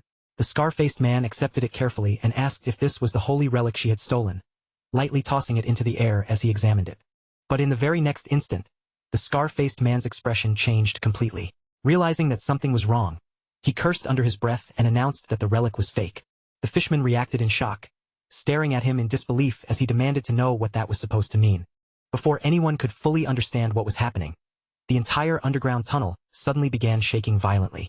A thunderous sound, almost like an explosion, ripped through the chamber and startled everyone gathered there. The scar-faced man shouted in alarm, questioning whether that had been an explosion. Another hooded figure commented that this kind of method did not seem like something the Holy Land would normally use, then angrily wondered if it was the work of Grand Duke Lawrence instead. Without wasting even a second, the fishman immediately dove into the canal water below. Just before disappearing beneath the surface, He shouted that he had no intention of getting dragged into this disaster and was leaving at once. One of the hooded members watched him flee and mocked him, saying he looked more like a loach than a mermaid with how quickly he ran away alone. Realizing just how dangerous the situation had become, the scar-faced man urgently ordered everyone to evacuate as quickly as possible. The group hurried toward the exit in a rush. One of them asked whether they should escape using spatial teleportation, but another immediately answered that teleportation was being blocked. Even so, he added that their enemies should not be able to reach them quickly either. Another member suggested that while their pursuers were forced to struggle through the maze-like tunnels and the traps hidden inside them, they could safely slip away through the emergency exit. Holding on to that plan, the group raced through the dark passageways and finally reached the way out. One of the members shouted that they had arrived at the exit. But the moment he looked ahead, his entire body froze in shock, as if every bit of confidence had vanished at once. The exit was already completely surrounded by an army of holy knights and priests. They stood waiting in formation, blocking every path and leaving the fugitives with nowhere left to run. At the very front of the force blocking their escape stood Sylvester herself. Beside her were Saint Avis and even several high-ranking cardinals, all positioned as if they had been waiting for this exact moment and had already known precisely where the enemy would come out. One of the men spoke in a trembling voice, his face losing color as the truth sank in. They had been completely outmaneuvered. Every move they had made had landed exactly inside Grand Duke Lawrence's plan, and with bitter realization, he admitted that they had been dancing in the palm of his hand from the very beginning. Among the forces sealing off the escape route were Adrian and Arcea as well. The two stood calmly with the others, showing no trace of surprise at the enemy's arrival, as though this outcome had already been decided long before the fugitives reached the exit. A little earlier, Adrian had been explaining his strategy to his allies. Elder Iris had frowned at him in confusion, clearly not liking the sound of it, and asked what exactly he meant by calling it a roach poison strategy. Adrian had been sitting casually on the edge of a window when he began to explain. He said there was a type of insecticide made to fool bugs into believing poison was food. The insects would carry it back to their nest, share it with the others, and before long, the entire colony would destroy itself without even realizing what had happened. Adrian then revealed that the compass stolen by the demon worshippers had been prepared in exactly the same way. Hearing that unpleasant comparison, Elder Iris looked deeply uncomfortable and let out a displeased sound. Adrian looked at the information screen floating in front of him and quietly sorted through the situation. The enemy had taken the bait exactly as he had planned, but even so, there was still one dangerous problem they could not afford to overlook. That problem was Celine Viola, a master whose combat ability stood far above the level of ordinary fighters. Adrian turned toward Blake and asked whether it was actually possible for a single person to control 100 magic swords at the same time. Blake responded with a faint smile, which made Adrian ask why he was smiling. Blake answered that anyone capable of truly doing something like that would have to be unbelievably clever. Then he explained that the woman they were watching was not actually operating 100 magic swords at once, but only 4. Adrian looked confused and pointed out that, in the video sent by the Saintess, Viola appeared to be controlling dozens of blades simultaneously. Blake stepped closer and calmly explained that the mechanism was simple once someone understood the trick. The swords were being made to fly with magic, while the aura blade technique was applied in turns to different flying swords. Blake then demonstrated the principle directly, showing how rapidly shifting the technique from one blade to another created the illusion that countless swords were all being fully activated at the same time. After hearing Blake's explanation, Adrian fell into deep thought. Once the trick was laid out, it sounded surprisingly straightforward. But Adrian also understood that Viola was not merely moving the swords with precision. She was calculating the exact timing needed to activate Aura Blade perfectly on each blade. Blake continued studying the video and remarked that Viola's Aura Blade activation speed was terrifyingly fast. At that level, he said, fighting her was practically no different from facing someone who truly wielded 100 magic swords at once. Blake then looked toward Adrian with a cruel smile and said that the ultimate enemy had finally appeared. Adrian smiled back at him, but beneath that calm expression, there was a faint trace of concern that he could not fully hide. Adrian then asked Blake if he wanted to help contribute to world peace. Blake refused immediately, without even pretending to consider the offer for a single second. Inwardly, Adrian complained that Blake was being petty. But Blake explained that people learned the most when they were forced to stand at the edge between life and death. He said he had no intention of stealing away his disciples' precious chance to grow stronger through real danger. So Blake concluded that Adrian and the others would have to handle the Dark Sword Mage on their own. Hearing that, Adrian, Arcea, and Iris could only stare at him in silent disbelief. Back in the present, Adrian stood alone on the top of a high cliff, looking down over the battlefield spread out far below him. A cold wind swept hard across the cliffside, tugging at Adrian's clothes and hair, but his focus remained perfectly steady. No matter how strongly the wind blew, his eyes never wavered from the enemies below. Adrian calmly activated the special power hidden within his glasses, the all-seeing eye. As magic stirred inside the lenses and the information began flowing into his vision, a quiet shock settled in his chest. He had heard before that demon worshippers could grow stronger at frightening speed, but what he was seeing now went far beyond anything he had expected. Through the power of the glasses, Adrian could clearly read the enemy's statuses and abilities. Dark Idol, known as a Dark Crusader, appeared as both a Grandmaster-level Dark Knight and a Dark Priest. Grandal Magnus, another Dark Crusader, held the same titles of Grandmaster-level Dark Knight and Dark Priest. Selene Viola, the Dark Sword Mage, was revealed to be a Grandmaster-level Dark Knight as well as a 7th Circle Dark Mage. And Ramanti Harmon was displayed as an 8th Circle Dark Mage and a powerful Necromancer. Seeing that much overwhelming strength gathered together in one place made Adrian fully understand how dangerous the situation had become. After carefully studying their abilities, he warned his companions that even though their side had the numerical advantage, victory would not come easily. The 4 main enemies possessed mixed abilities from different classes, making every one of them especially difficult to deal with, so he urged everyone to remain alert at all times. Sylvester answered that she understood, then began referring to the plan they had already discussed, saying the rest should be left to the person assigned to handle it. But before Sylvester could finish speaking, Viola suddenly cut her off. She summoned her swords into the air around her and complained that all their talking was noisy, irritating, and far too drawn out. Without waiting another moment, Viola sent her swords pouring down like a storm of steel, screaming for them to die. The sharpened blades tore through the air with deadly speed, flying straight toward Adrian and Arcea. Adrian reacted instantly and unleashed a powerful flame spell, shouting, "Flamestorm." He released a massive surge of fire that burst outward in a scorching wave, swallowing Viola's incoming swords and melting them down before they could reach their targets. As Viola watched her swords burn away inside the flames, her eyes widened in complete shock. She could hardly believe that her blades were being melted by a 7th Circle spell alone. In that moment, Viola realized that Adrian's magic was far more powerful than she had first assumed. Before Viola had time to recover from that surprise, a huge fireball came hurtling toward her and detonated violently, blasting apart the surrounding area with a thunderous explosion. The ground shook beneath the force of the impact, and thick smoke surged outward, rolling across the battlefield until everything nearby was swallowed in a hazy cloud. At the final possible instant, Viola managed to throw herself out of the blast's path, barely escaping the explosion with her life. She glared at the screen in front of her, her teeth clenched tight as anger and frustration twisted across her face. Adrian moved closer while calmly analyzing her fighting style. He explained that when dealing with 100 swords separately, it was difficult to land real damage, so the important thing was to focus on the key attack points and use all 100 swords as efficiently as possible. Then, in a calm voice with just the faintest trace of teasing, Adrian invited Viola to continue, asking whether the red-haired lady wanted to play with them. Viola narrowed her eyes in annoyance and asked if they were planning to turn this into a 2-against-1 fight. Adrian answered casually, asking if that seemed cowardly to her. In response, Viola summoned all 100 of her swords once again. A wicked smile spread across her face, as she said she was not worried about fighting 2 opponents at the same time. If anything, she wondered whether only the 2 of them would even be enough to defeat her. The battle erupted again immediately.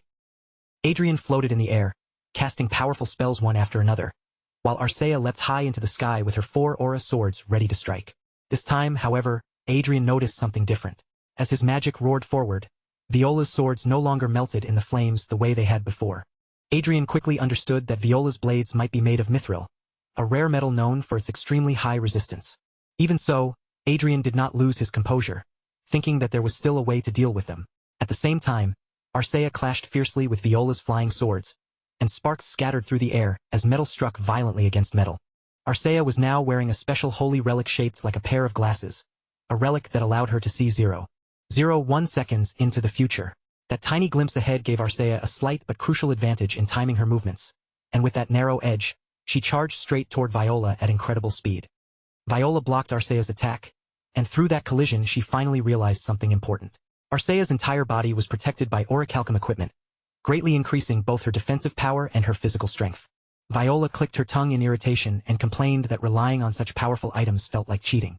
Right after Viola voiced that complaint, Adrian suddenly hurled his magic staff straight at her with unexpected force.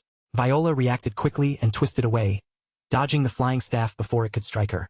As Viola avoided the attack, Adrian calmly reminded her that the power of items was also a form of ability. In a real battle, anything that increased one's strength could not simply be dismissed as unfair.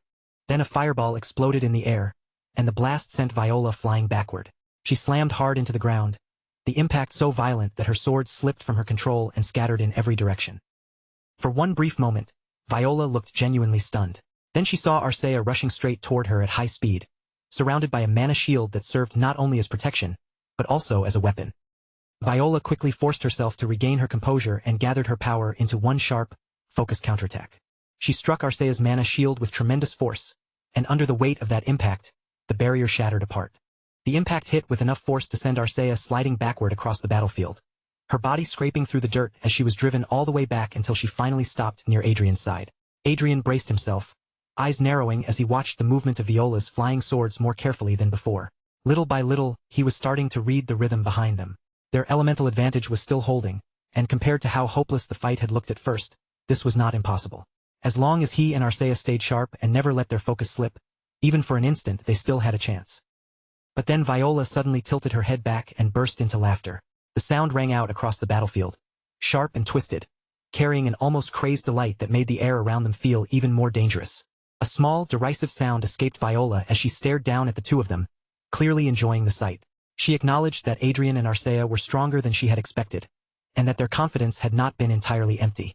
But that brief amusement faded almost immediately. Her gaze sharpened, turning cold and vicious, as if she had finally decided there was no reason to hold anything back. Now she was going to show them the true scale of her power. In the next instant, the air around them filled with blades. 100 swords appeared all at once, hanging in the sky and surrounding them from every direction, each one shining with deadly mana like fangs bared from the heavens themselves.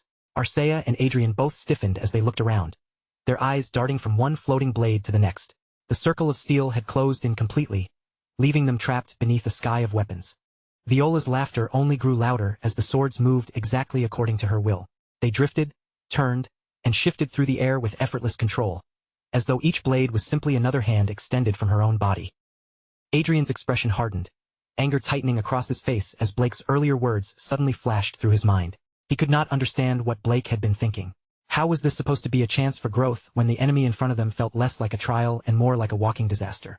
As Adrian faced Viola and felt the crushing pressure radiating from her power, the truth became impossible to ignore. Blake had misjudged this completely. The enemy before them was far more dangerous than he had ever seemed to realize. Viola's mouth curled into a satisfied smile as she looked at Adrian and Arcea. With a delighted tone, she admitted that the two of them were proving to be far more entertaining opponents than she had originally imagined. A good distance away from the heart of the battle, Blake watched everything unfold with a grim, troubled expression. He knew very well that he was the one who had pushed Adrian and Arcea into this confrontation. But even he had not expected the situation to escalate into something so overwhelmingly lethal. Blake stared at the battlefield in disbelief, unable to make sense of what he was seeing.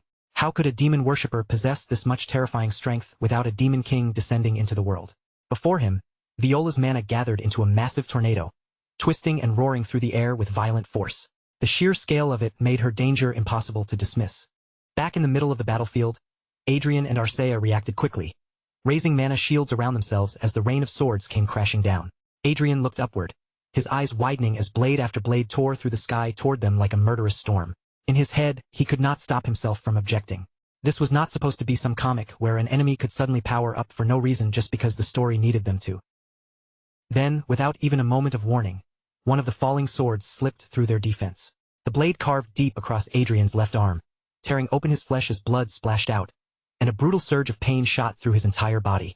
Adrian clamped his teeth together, his jaw going rigid as he fought to keep the scream locked in his throat. He forced the pain down, refusing to let it break his focus. From where he stood in the distance, Blake saw the moment Adrian was wounded, and concern flashed across his face. If the battle kept going at this pace, he realized Adrian and Arcea would not be able to endure it for much longer. Blake exhaled heavily and reached toward the sword at his side. He could not be the one to send his disciple into such a dangerous fight and then simply watch from afar as if he bore no responsibility. Just as he prepared to step in before the battle passed the point of no return, something on the field made him pause. Adrian was clearly injured, and the wound on his arm was serious. But there was no fear in his eyes, no panic shaking his movements. Even with blood running down his arm, he did not look defeated. Instead, he continued fighting back with calm, controlled focus. Blake froze where he stood. His hand lingered near his weapon for a brief moment, then he slowly guided the sword back into its sheath. A possibility began to take shape in Blake's mind. Adrian could have activated Revive immediately and healed the wound on the spot, yet he had chosen not to do so right away. Was that delay deliberate? Was he waiting for something, or weaving it into a larger plan? Blake's eyes narrowed as he examined the battlefield again, wondering if he should hold back and observe just a little longer. Only then did Adrian finally activate Revive. A soft healing light gathered around his injured arm, and the deep slash began to seal shut as the torn flesh slowly repaired itself. At the same time, Adrian layered barrier magic over both himself and Arcea, reinforcing their defenses before the next wave could reach them.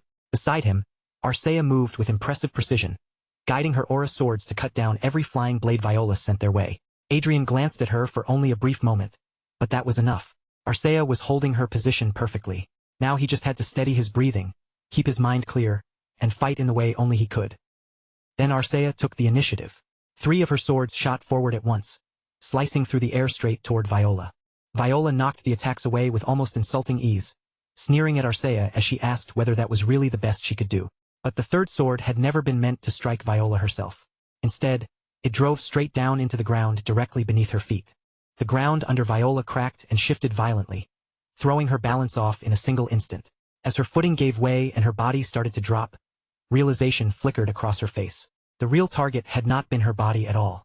Arcea had aimed for the earth she was standing on. Adrian saw that tiny opening the very moment it appeared. He did not hesitate, not even for a heartbeat, and immediately moved to seize it. He unleashed his attack with full force, calling down Heaven's Pillar in a powerful, decisive strike. The blow slammed into Viola from above, crashing down with enough force to make her cry out as pain tore through her body. But even after being caught off guard, Viola's reaction was terrifyingly fast.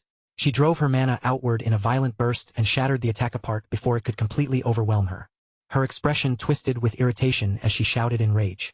Then, just as she had done before, she forced her power to move through her body and began healing the damage that had been inflicted on her. Adrian caught it instantly. It was the same pattern as before. Viola was not simply recovering on her own. She was reaching toward something far away, drawing strength from an outside source to repair herself. Without letting even a second slip by, Adrian gave Crowley a direct command to fly north. Crowley obeyed immediately, cutting through the air in that direction exactly as Adrian had ordered. Viola turned her attention back to Adrian and Arcea, frustration showing clearly on her face, as she admitted they were becoming a real nuisance. Adrian watched her closely, paying attention to the strain in her expression and the weight in each breath she took. Then he calmly pointed out that she looked tired. Maybe, he suggested, no one had ever managed to keep up with her in battle for this long before. That comment hit Viola more deeply than she wanted to admit. Her face shifted, confusion mixing with irritation as Adrian's words settled in and forced her to confront what he had noticed. A faint smile formed on Adrian's face as he pieced it together. No power was perfect. Even if Viola's flight magic was on an extraordinary level, controlling hundreds of swords at the same time while constantly replacing the ones she lost could not be effortless forever. Adrian pointed out that her breathing was already uneven, and that she was clearly trying to end the battle quickly. The problem for her was simple: long, drawn-out fights were exactly where Adrian and Arcea excelled. Adrian's calm analysis pushed Viola's temper right to the edge. His composed voice only made her anger burn hotter. Viola snapped and began attacking wildly, throwing out one strike after another until explosions burst all around them. Her furious shout tore through the chaos as she screamed at Adrian to shut his mouth. But in the middle of that raging assault, Viola suddenly sensed something was wrong. The spots where Adrian and Arcea had been standing were empty. Both of them had disappeared completely from her line of sight. In the next instant, Adrian dropped from above, descending straight into an attack. At the same time, Arcea came spinning in from the side, cutting through the air as she closed the distance with her own strike ready. Adrian warned Viola that exhaustion did not give her permission to fight carelessly, especially not against opponents who were waiting for even the smallest mistake. Adrian and Arcea attacked together, striking from opposite directions and trapping Viola between them. Spear and sword pressed in at the same time, forcing her to deal with pressure from both the front and the back. But Viola still had not reached her limit. Refusing to fall there, she activated her power again and forced her ability back into motion. Through the vision he shared with Crowley, Adrian finally saw what was happening in the distance. One of the cult members was being drained, his life force torn away and used as fuel for Viola's recovery. Adrian smiled as the last missing piece fell into place. He remarked that he had always believed dark magic did not have proper healing spells, and now he understood why this felt different. Viola was not healing herself in the ordinary sense. She was repairing her body by consuming the lives of other people. Viola's irritation grew even sharper, her face tightening as Adrian openly exposed the secret behind the recovery she had been relying on. Even as he kept the pressure on her, Adrian explained that once someone understood the mechanism behind her healing, preventing it became far less complicated. The pressure surrounding Viola grew heavier with every passing moment. The flow of the battle was shifting against her, and she knew she had to restore herself faster if she wanted to take control again. She tried to reach out once more, attempting to drain another cult member's life force. But Adrian had already prepared for that move. He used his own power to cut off the connection before it could fully take hold. Viola's eyes widened in genuine shock as she realized her path to the next source of recovery had been blocked. And in that exact opening, Arcea appeared behind her, already moving in to strike. A massive explosion tore across the battlefield, the blast roaring outward with enough force to shake the entire area. When the smoke finally started to thin, the result became clear. Arcea stood firmly on top of Viola, her posture steady and unwavering, while Viola lay beneath her on the ground, defeated and unable to rise. Viola released a faint, weakened sound of pain. Adrian looked down at her with calm, steady eyes and said that they had finally caught her. Viola completely fell apart, her sobs spilling out so loudly that they seemed to tremble against the ground beneath her. Adrian remained standing close by, quietly watching her without saying anything too quickly, while Arcea stood over Viola with a gaze as cold as ice. There was no softness in Arcea's expression at all, only a silent, unreadable stare that offered Viola no comfort. Through her broken cries, Viola kept calling for her mother over and over again, her voice cracking as she wailed that she only wanted to see her one last time. The fear in her words was raw and unmistakable. Whatever pride and madness had carried her through the battle had finally shattered, leaving behind nothing but a terrified girl clinging to helpless desperation. Adrian looked down at Viola with a calm, almost detached expression and asked what her grief was supposed to change now. Every grave had a life and a story buried beneath it, and he reminded her that she had taken the lives of countless people with her own hands. Arcea, still staring at Viola with that same chilling gaze, added that it was ridiculous for someone like her to cry, as though she were an innocent victim. Even after hearing that, Viola only continued sobbing like a frightened child, screaming that she did not want to die. Then Adrian spoke to her plainly. If Viola truly wanted to stay alive, then she needed to give them something valuable in return.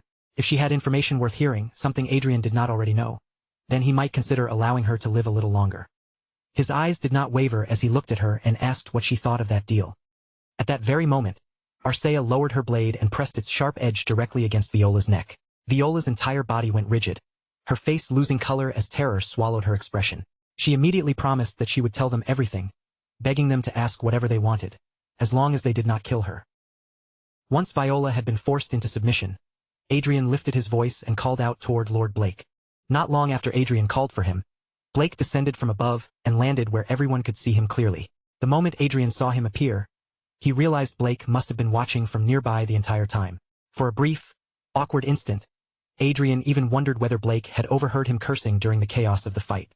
Adrian explained to Blake that there was something he still needed to draw out of this woman, so for now, he wanted Blake to keep Viola alive and protect her.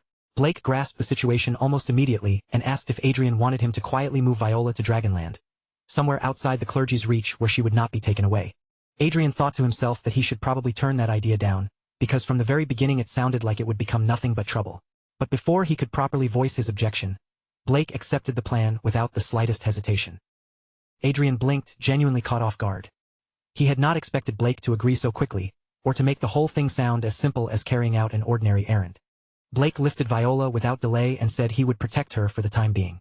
He added that once Adrian finished dealing with matters on his end, he could come and retrieve her. Adrian could only admit inwardly that he had never imagined Blake would go along with the request so readily. When Adrian checked Blake's status, he saw that their relationship had now been recognized as an alliance. Blake's emotional state showed both amazement and interest, as though Adrian had become a subject worth studying. Blake simply said that he had grown a little curious, as if that alone explained why he was willing to cooperate. Meanwhile, the focus returned to the main battlefield, where Saintess Sylvester and several priests were still fighting fiercely against the demon worshippers who remained. One of the demon worshippers shouted to his allies, urging them to hold out just a little longer. He insisted that once Celine returned, the entire situation could still be turned around in their favor. Sylvester noticed that the thunderous explosions from the area where the Duke and Duchess had been fighting had finally fallen silent.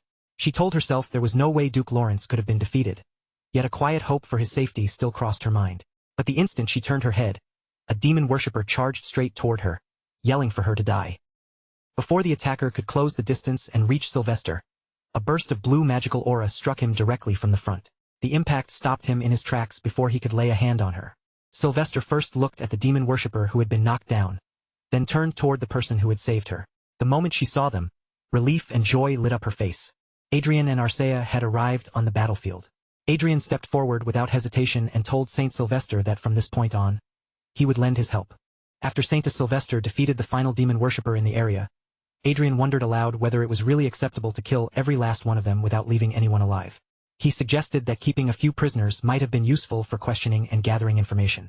But Sylvester answered without wavering that demon worshippers had to be executed the moment they were found. There would be no negotiations with them, no conversations, and not even one-sided interrogation for the sake of information. Adrian quietly thought that her approach was unbelievably inefficient. At the same time, he felt a private sense of relief that he had separated Celine earlier in secret, before the clergy could treat her in exactly the same ruthless way. Sylvester then took out a special compass designed to detect demon worshippers. After carefully checking its reaction, she announced that there were no more of them in the immediate area, though it seemed that another one was still somewhere not too far away. Just then, a powerful gust of wind swept across the battlefield, whipping around them as several airships emerged in the sky overhead. A commanding voice rang down from one of the airships, ordering everyone on the ground to stop immediately. The speaker identified them as the Elysia Union border guard and warned that no one was allowed to move. Sylvester calmly remarked that, unfortunately, their time limit had finally arrived. The Elysia Union was a country formed through an alliance of 8 different races, and because so many peoples lived together under one banner, it had created a political system unlike ordinary kingdoms. That system was called the 8 Kings Council. Within that council, each race held equal speaking rights, no matter how great or small its military or political influence might be. The kings of each race sat at the same table and made decisions through majority vote, and the earlier decision to block the Holy Land's involvement had also been passed through that very council. Later, Adrian and Sylvester found themselves seated at a round table, facing the 8 kings who represented the Elysia Union. Among the figures gathered around the table, Adrian noticed a familiar face. Elder Iris was there as well, seated as the representative of the Beastmen. Sylvester turned her gaze toward the council and calmly asked what they thought of the situation now that the truth had been brought into the open. One of the kings lowered his head in a sincere apology, admitting that their earlier judgment had been far too careless. He then declared that, from this point forward, they would allow unrestricted search operations throughout the Union. Adrian then shifted his attention to Elder Iris and asked about the request he had made beforehand. Elder Iris told him that it had already been approved. The relevant people were being gathered as quickly as possible, and he would receive notice as soon as everything was ready. Saint Sylvester asked what request Adrian and Elder Iris were referring to. Adrian explained that since the demon worshippers had managed to take such deep root inside the Elysia Union, there was a real possibility that someone in power had been supporting them from behind the scenes. Because of that suspicion, he had asked in advance for the key figures of each race to be assembled. Saint Sylvester's expression softened into a satisfied smile, clearly pleased that Adrian had thought that far ahead before anyone else raised the issue. A little while later, Elder Iris glanced down at the holographic window glowing above her wrist. After checking the message, she announced that everyone had gathered, which meant it was time for them to move. Inside a large ballroom, people from many different species had been gathered together in confusion. Some whispered nervously among themselves, wondering why they had been ordered to assemble so suddenly, while others said they had heard it was to discuss how the Union should respond to the Church's unilateral actions. Hidden somewhere within that crowd was the same fishman who had previously assisted a demon worshipper. The fishman anxiously bit at his nails, trying to calm himself down as fear crawled through him. In his own mind, he insisted that everything would be fine. He had only helped them a little, and he was not a true demon worshipper. As long as he kept his mouth shut and blended into the crowd, he told himself, there was no way anyone would find him. Suddenly, everyone in the ballroom turned their heads in the same direction. Saint Sylvester had entered the room, and soft murmurs began to spread through the crowd as people questioned why that particular group had come there. Holding the demon worshipper detecting compass in her hand, Saint Sylvester moved calmly through the crowd. Her steps were steady, her expression composed, and the people around her instinctively watched as she passed between them. Then, without any warning, Sylvester stopped walking. The needle of the compass pointed straight at the fishman. The instant he saw it, the realization struck him like lightning through his entire body. With a gentle smile still resting on her face, Saint Sylvester remarked that he had been hiding in a place like this all along. Fear flooded the fishman's expression in an instant. He clicked his tongue in frustration, then spun around and tried to flee before anyone could grab him. Adrian reacted immediately. Magic surged from him, and 2 chains shot forward through the air, chasing down the fleeing fishman before wrapping around his body. The magical chains tightened completely, tangling around the fishman until he could no longer keep his balance. A moment later, they slammed him hard onto the ballroom floor. Sylvester then cast holy magic over him, binding his body so thoroughly that he could no longer move at all. Once the fishman had been fully restrained, she turned to the others and explained that the holy relic did not only detect demon worshippers themselves. could also identify those who had assisted them. She declared that the investigation would now need to expand much further than before. Among the 8 kings, 2 of them quietly exchanged glances, their silent reaction so subtle that it almost went unnoticed. After some time had passed, Sylvester announced that a few remnants still remained. However, since the Union had now promised active cooperation, she was confident they would be discovered and dealt with soon enough. She then looked toward Adrian and said that this was a major achievement, one that would not have been possible without the duchy's cooperation. Adrian responded with a light laugh and said that he had only fulfilled his duty for the sake of Rondel's peace. Saint Sylvester then declared that, in recognition of everything that had happened, the Holy Land wished to express its deep trust in the Duke and Duchess by granting them the title of Honorary Holy Knights. She once again gave her gratitude for the duchy's assistance and cooperation. Adrian smiled with a faintly sly look on his face, thinking that if Saint Sylvester ever found out he had allowed a demon worshipper to escape, she might actually faint from the shock. Even so, he believed there had been no other choice. There was something he absolutely needed to confirm with his own eyes. The scene then shifted away from the Union and moved to Dragonland, inside Blake's mansion. Blake noted that Adrian had finally arrived. Adrian and Arcea entered together, and Adrian thanked Lord Blake for accepting his request. Nearby, Viola remained on her knees, silent and restrained, unable to do anything but wait. Viola slowly raised her face, still streaked with tears, and only then seemed to realize that Adrian and Arcea had arrived. When Adrian checked her status, what appeared before him was nothing like what he had seen before. Her relationship toward him had shifted into submission and obedience, and her current state was overwhelmed by shock and fear. Adrian's brow tightened slightly as he looked at her, unable to make sense of why Viola's attitude had changed so drastically in such a short time. Blake calmly suggested that Viola's first true defeat may have crushed the confidence she had built up until now. After all, very few beings existed with power anywhere near her level, and within her organization, Blake assumed she must have been treated almost like royalty. But Adrian was not completely satisfied with that explanation. He noticed Viola's eyes carefully following Blake's every small reaction, as though she feared him just as much, and that made Adrian suspect her second defeat had shaken her just as deeply. Arcea stepped forward again without a word and lifted her sword toward Viola. The blade came to a stop right against Viola's throat, its cold edge pressing close to her skin. Viola instantly gasped, and her whole body went stiff as fear seized her from head to toe. Adrian looked down at Viola with an unwavering expression and warned her that if she did not want to suffer any more punishment, she needed to stop thinking in circles and simply start talking. There was no room left for hesitation or excuses. Then Adrian asked her the question directly. He wanted to know whether her group had been the ones behind the attack on the Hollywood Systems control terminal. The instant those words reached Viola, the remaining color drained from her face. Her eyes widened, and the fear already written across her expression deepened even further. Far to the south of the Deftran continent, the scene shifted to the Balter Kingdom, within the territory governed by Count Reyes.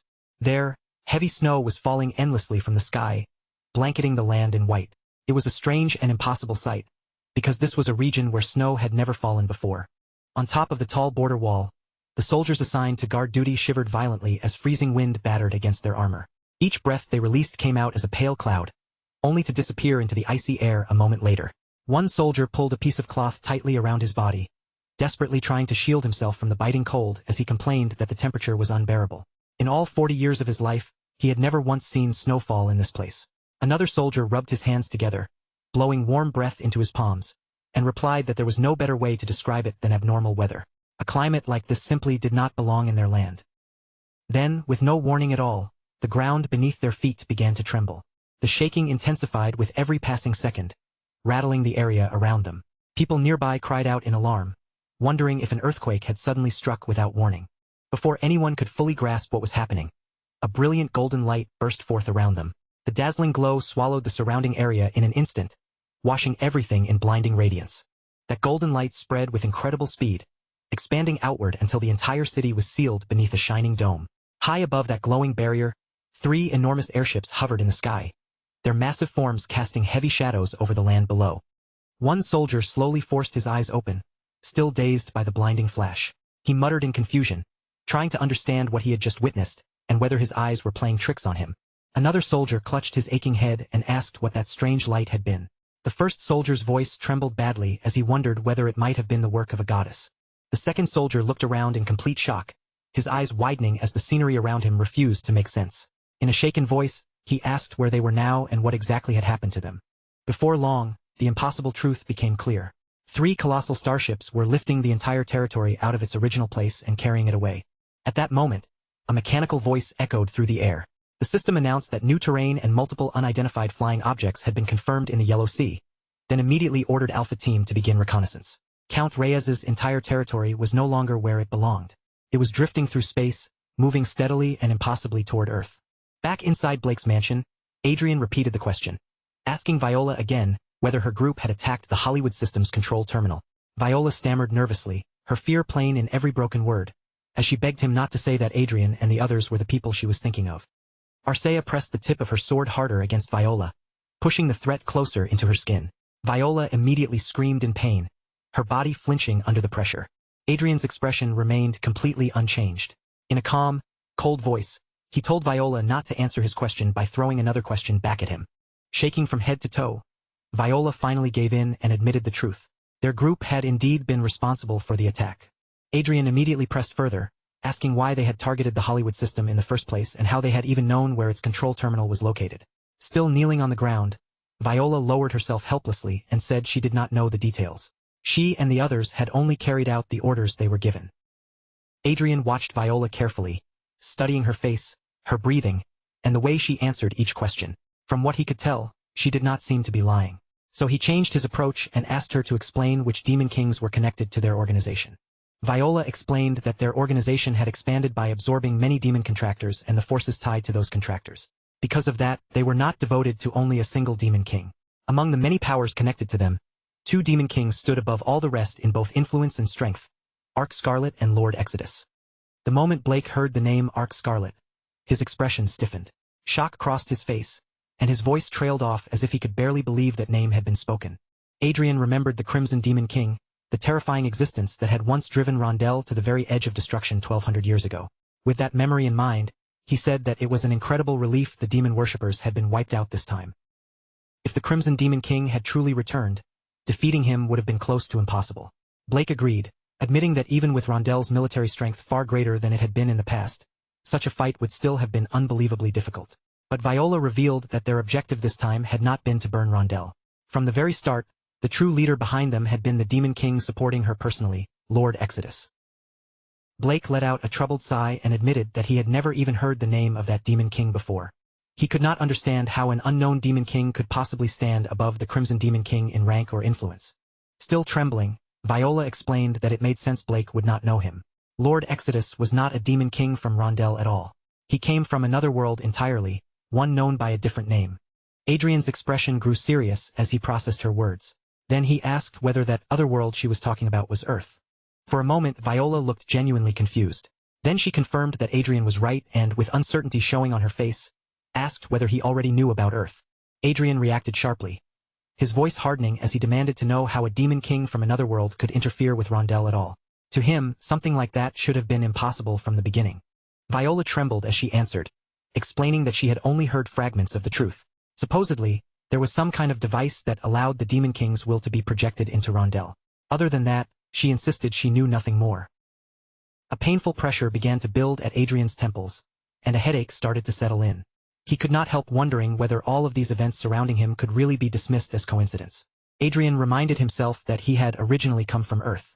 Not only that, he had inherited a great opportunity left behind by an archmage who had also been born on Earth, and he had even obtained ancient ruins that allowed him to stay briefly in that world. And now, after capturing and interrogating a demon worshipper, Adrian had learned that a demon king from Earth might be connected to everything happening around them. Blake agreed that the situation was far too specific, tangled, and interconnected to be brushed aside as mere coincidence. Adrian then asked Viola if she knew why the Earth Demon King had become interested in Rondell. Viola lowered her head and answered quietly that she did not know the reason. Viola went on to explain that just as Rondell had its creator, goddess Sepia, Earth once had a creator god known as Chaos. But according to what she knew, that god had already lost his power and perished. Adrian was visibly shocked and asked whether it was really possible for a god to die. Viola answered that gods naturally lost their power when they were forgotten by the very creations they had made.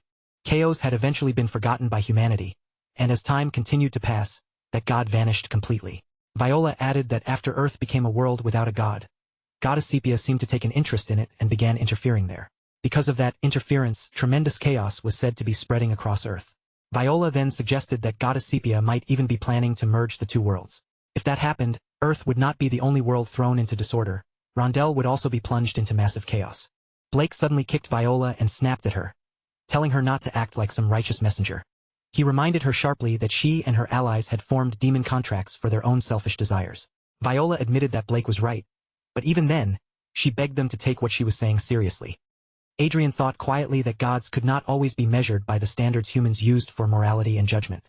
Even so, the goddess Sepia he had once seen descending did not seem like someone who would endanger her own creations out of simple greed. Blake then suggested that instead of wasting time on speculation, they should speak directly with the Demon King residing inside Viola. Adrian immediately looked at him and asked how something like that would even be possible. Blake explained that if they brought Viola to Earth, they should be able to communicate with the Demon King far more freely from that side. Adrian admitted that the idea did sound like it might work, but he could not ignore the danger involved, and he wondered aloud whether taking Viola to Earth would be too risky. Blake replied that an incomplete descent could not be maintained for very long. On top of that, because of several restrictions, the Demon King's original magical power would be greatly reduced. Even if the worst-case scenario happened, Blake believed they would still be capable of fighting back. After silently weighing the risks for a moment, Adrian reached his decision. He agreed that they would go to Earth. Blake supported the decision and said they should depart immediately, while also taking care of the Dragonhorn at the same time.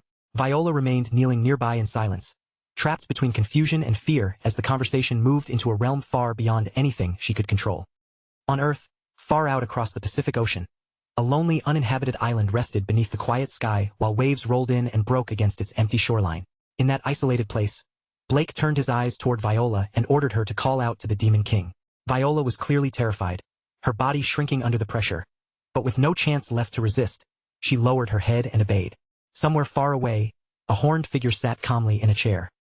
His posture was relaxed, almost careless, as though nothing happening in either world could possibly disturb his composure. But then, the horned figure suddenly sensed something strange. His eyes shifted ever so slightly, and a faint look of curiosity crossed his face as he wondered what was going on. A moment later, Viola, Blake, Adrian, and Arcea appeared before him. Viola immediately understood what had happened, her expression tightening as she realized the connection had been successfully established.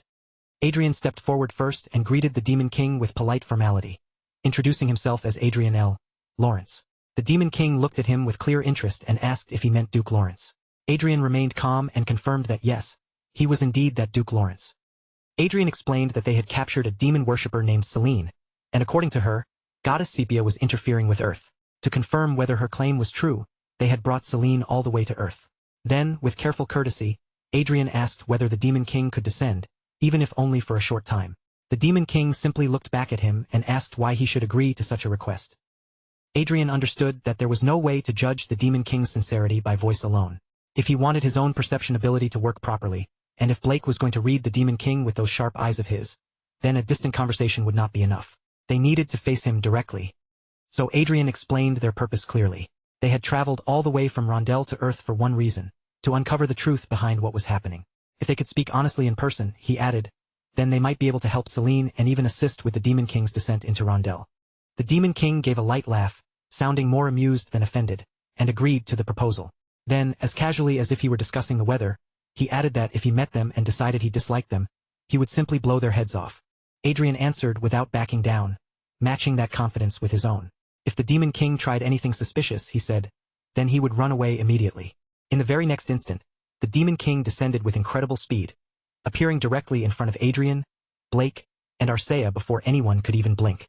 Blake narrowed his eyes and examined the Demon King from head to toe. After a moment, he observed that, at least in this incomplete descended state, the Demon King looked rather weak. The Demon King turned his gaze toward Blake, looking at him as though he had recognized someone from a distant past. Then he remarked that Blake had not changed at all. Blake's expression shifted at once, confusion spreading across his face as he stared back at the Demon King. He clearly could not understand why this being would speak to him with such familiarity. Adrian then activated his all-seeing eye, and the information that appeared before him made a flicker of surprise pass through his mind. A system window opened in front of Adrian, displaying detailed information about Lord Exodus. He was identified as a 9th-class black mage in an incomplete summon state, belonging to the demon race. His current existence was listed as 3 years old, and he ruled the Exodus sector of the Second Timon realm while holding the 7th seat among the 13 demon kings. His potential was marked as supreme, and his traits included great prophet and reincarnator with memories of a past life. His relationship status showed interest and neutrality, while his emotional state reflected surprise and confession. But Adrian's eyes fixed on one detail above everything else, The Demon King was a reincarnator who remembered his previous life. The Demon King murmured that 3 years had passed, only to pause and correct himself a moment later. Looking straight at Blake, he asked whether, from Blake's point of view, it had actually been 30 years. A small bead of sweat formed on Blake's face. His expression tightened as he warned the Demon King not to tell him that it was really him. The Demon King confirmed it without any hesitation. He said that it truly was him, and then, in a calm voice that carried the weight of familiarity, he greeted Blake as an old friend he had not seen in a very long time. Adrian was stunned as the name Manuel Lucas flashed through his mind. In that instant, the meaning behind the Demon King's reincarnation began to settle in with startling clarity. Blake suddenly threw his head back and burst into loud laughter, the sound echoing across the empty island and cutting through the tension in the air. Blake laughed with genuine amusement, saying the whole thing was absurd, almost too ridiculous to believe, that Manuel Lucas had somehow become a Demon King. Lord Exodus did not take offense. Instead, he smiled quietly, and a strange warmth entered his eyes as he said he was simply glad to see Blake alive, healthy, and doing well. After that, Lord Exodus shifted his gaze to the side and remarked that Grand Duke Lawrence was his successor. Adrian could hardly believe what he was hearing. The Demon King connected to Earth was actually the reincarnation of Manuel Lucas. Even so, he quickly gathered himself, showed the proper respect, and said it was an honor to meet Lord Exodus as his master. Lord Exodus replied that he felt relieved, glad that the treasures he had left behind had not ended up in the hands of some villain. Then he asked Adrian whether he had also drifted into Rondell the same way Lord Exodus once had. Adrian shook his head and explained that his situation was different. He had died on Earth and then been reincarnated in Rondell. Lord Exodus then turned his attention toward Arcea and started to speak, saying that she was the one who had done something. But before he could finish the sentence, he suddenly stopped. His expression shifted subtly, and his eyes narrowed, as though some deeper realization had crossed his mind. Adrian cut in with a sudden question. He admitted that it might seem a little out of place, but he wanted to know why Lord Exodus had ordered an attack on the Hellwood Systems Management Terminal. Lord Exodus leaned back slightly, looking almost entertained by the question. He explained that he had simply been curious about the person who had inherited his legacy. He figured that if he attacked the Hellwood system, Adrian would have no choice but to respond in some way. In the end, things had gone rather well for him. Not only had he managed to connect with his contractor, Obline, but he had also gained the chance to speak directly with his successor. Then Lord Exodus asked Adrian whether he knew of a document he had written called Why Rondell Cannot Advance into Space Despite Having High Technology. Adrian nodded immediately and said he was familiar with it. Lord Exodus explained that Rondell and Earth existed within identical universes because both worlds had been created from the same original foundation.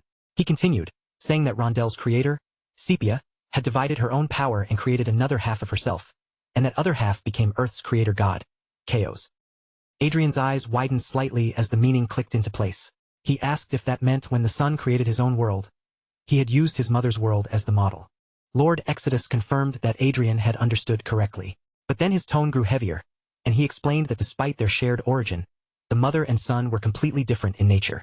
Chaos had never placed restrictions on Earth's ability to advance into space. Instead, he allowed the beings he created to move forward freely according to their own will. Lord Exodus looked up toward the sky as he said that Chaos truly respected and valued his creations. But because Chaos refused to interfere with them, humanity eventually forgot him. A short silence passed before Lord Exodus added that perhaps Chaos had accepted even that as part of the natural passage of time. Then Lord Exodus' expression darkened. He explained that the real problem began only after Earth's creator disappeared. Once Chaos was gone, Rondell's creator, Sepia, began reaching into Earth and interfering with that world. According to Lord Exodus, the Celestials and demons of Earth had once lived freely under Chaos's world. But when Goddess Sepia began extending her influence into Earth, they resisted together, refusing to become pawns under her control. A faint glow rose in Lord Exodus' eyes as he continued the story. While resisting by every method available, Manuel Lucas, who had been waiting for reincarnation on Earth, eventually ended up becoming a Demon King himself. Adrian's voice grew colder as he responded. If he only listened to Lord Exodus' side of the story, then Goddess Sepia sounded unbelievably cruel. He questioned whether Lord Exodus might simply be interpreting everything in a way that benefited himself and his allies. Lord Exodus only shrugged, saying Adrian was free to believe whatever he wanted. No matter how they personally viewed the situation, their goal remained unchanged. They needed the power to intervene directly in Rondell. Lord Exodus raised one hand slightly and spoke as though the next step had already been decided. He explained that Earth's Celestials and demons were preparing to unite and invade Rondell, and they would also receive support from Rondell's own demon world. Both Blake and Adrian stiffened in shock the moment they heard that. Adrian said that even if Earth's Celestials and demons were powerful, and even if Rondel's demon world joined them, defeating the creator Sepia still sounded impossible. Lord Exodus smiled and revealed that they did have a method, a way to inherit the creator's authority and be reborn as a god. Blake's anger exploded at once. He shouted that Exodus must have completely lost his mind if he expected them to accept, understand, or even calmly listen to a plan like that. Lord Exodus stayed composed and told Blake not to misunderstand his words. Their plan, he explained, was to occupy Rondel, not to carry out senseless destruction across the entire world. Blake narrowed his eyes, anger still burning sharply in his gaze. He said it sounded like they intended to put their power on display as a threat, proving that if things went wrong, they could destroy Rondel whenever they wished. Lord Exodus answered that he understood why the word invasion would sound sensitive to them. However, he pointed out that Earth was already being invaded in real time. With a snap of his fingers, a round display of light opened in the air before them. Inside it, a massive aerial fortress could be seen locked in battle. Adrian stared at the image, trying to grasp what the fortress was and who or what it was fighting against. Adrian's voice trembled faintly as a terrible possibility began to settle over him. He murmured that it could not possibly be what he was thinking. Lord Exodus explained that an island had suddenly appeared in the sea between China and the Korean peninsula. Terrain changes caused by anomalies were not completely unheard of, but he made it clear that this particular case was different from the usual incidents. His tone became heavier as he revealed the truth. An entire territory from Rondel had fallen directly into Earth. Lord Exodus looked straight at them and asked if they understood now. Even in that very moment, the integration of the two worlds was still moving forward. Then, without breaking eye contact, he said he wanted both Adrian and Blake to help him. Adrian stayed silent for a moment, carefully weighing everything Lord Exodus had just revealed. Then he answered that a decision of this scale was not something he could make so quickly. Lord Exodus told Adrian there was no need to give an answer right away. He would allow them time to think it over. Lord Exodus then turned slightly to his left, his gaze resting on Adrian and Blake with a weight that made his words feel even heavier. He told them to choose with care, whether they would stand beside him, or whether they would place themselves on the side of the goddess. Before he left, Lord Exodus glanced back one final time. In a calm but pointed voice, he asked whether they had truly examined every record Manuel Lucas had left behind, including the parts that had been rewritten, erased, or hidden away. The glowing image in the air flickered once more, and this time the scene changed. On the display, relentless bombardments rained down from above, striking the transported land again and again without mercy. Adrian stared at the screen, his face tightening as he understood what he was seeing. If the attack continued at that pace, the entire territory that had been dragged over from Rondel would eventually be destroyed and sink beneath the waves. Realizing there was no more time to waste, Adrian and Arcea quickly excused themselves. In the next moment, they teleported away from that place, moving to act as fast as they could. Once they were gone, Blake clenched his teeth and turned on Lord Exodus, asking if this was truly the only result he had achieved after struggling so desperately to return. Lord Exodus' voice softened as he answered that everyone had their own circumstances. If there had been a better plan available to him, he said, he would have chosen it without hesitation. Blake's expression shifted at those words, and then he suddenly asked about Mary. His voice sharpened as he demanded to know what had happened to her. For a brief moment, silence settled between them. Then Lord Exodus quietly said that his time had run out. Lord Exodus' body began to fade, his figure thinning as though the air itself was swallowing him. Before he disappeared completely, he apologized and said he hoped Blake understood that they were no longer in a position where they could choose only clean or convenient methods. Blake remained staring at the empty space where Lord Exodus had just stood. After a moment, he muttered that Lord Exodus himself had been the one to say that everyone had their own circumstances. Back in Rondel, Adrian crouched low with his head bowed, his posture heavy and still. It was as though the full weight of everything he had just learned had finally come crashing down onto his shoulders. Blake stood quietly beside Adrian, his expression difficult to read. Nearby, Viola trembled in place, too terrified to even raise her head properly, as if one wrong movement might bring punishment down on her again. Then Adrian's smartwatch suddenly lit up. The screen flashed with urgent breaking news, pulling his attention sharply back to the crisis unfolding around them. The report stated that the Balter Kingdom had finally made the disappearance of Reyes County public. Since they still could not determine what had caused it, they had sent an SOS request to the Brigham Empire for help. The Imperial Magic Tower had already begun analyzing the available data, but their warning was grim. Too many irregularities were involved in the incident, and the situation could potentially become a threat to all of Rondel. Adrian slowly clenched his fist as the reality of it sank in. They had spent only a short time on Earth, and yet Rondel had already been thrown into chaos. The county that had been transported to Earth could not simply be returned, and neither could the people who had been taken along with it. Their desperate faces rose in his mind. The man who had clung to Adrian's leg, crying and begging not to be abandoned, and the woman trembling in fear as she asked where they were and admitted she was scared. Adrian squeezed his eyes shut and told himself that, under those circumstances, he had done everything he possibly could before leaving. But now the problem had grown too massive to push aside. A single demon king descending was already enough to send the world into chaos, and if large numbers of celestials and demons appeared together, Rondell would almost certainly be pulled into a dark age. Adrian slowly stood up, his thoughts becoming sharper and colder. Accepting Lord Exodus' offer was dangerous, but refusing it was not safe either. No matter which direction they chose, they had to prepare for the worst possible outcome. At last, Adrian turned toward Blake and said they needed at least one more powerful ally. Blake looked away for a moment, then brought up a strange individual known for collecting items from other worlds. He explained that he had encountered this person a few times before, though they had never become personally close. Even so, Blake believed this unusual collector might show interest in what was happening now. Adrian turned his eyes toward Blake and asked exactly who this person was. Blake gave a faint smirk, as though the name itself carried more than enough weight. Then he revealed it, the black dragon, Brangishu. Adrian let out a slow breath and admitted that trying to deal with a dragon was extremely risky. If negotiations went badly, they might not gain an ally at all.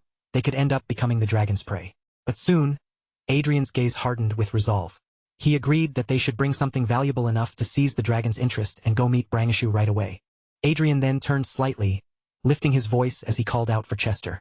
A voice responded immediately, asking whether Adrian had called. Adrian instructed Chester to investigate every rewritten and deleted piece of content hidden within the records Manuel Lucas had left behind. Chester answered that the amount of data was enormous, so processing all of it would take some time. He then asked if that delay would be acceptable. Adrian nodded and told Chester that it was fine, asking him to continue with the task.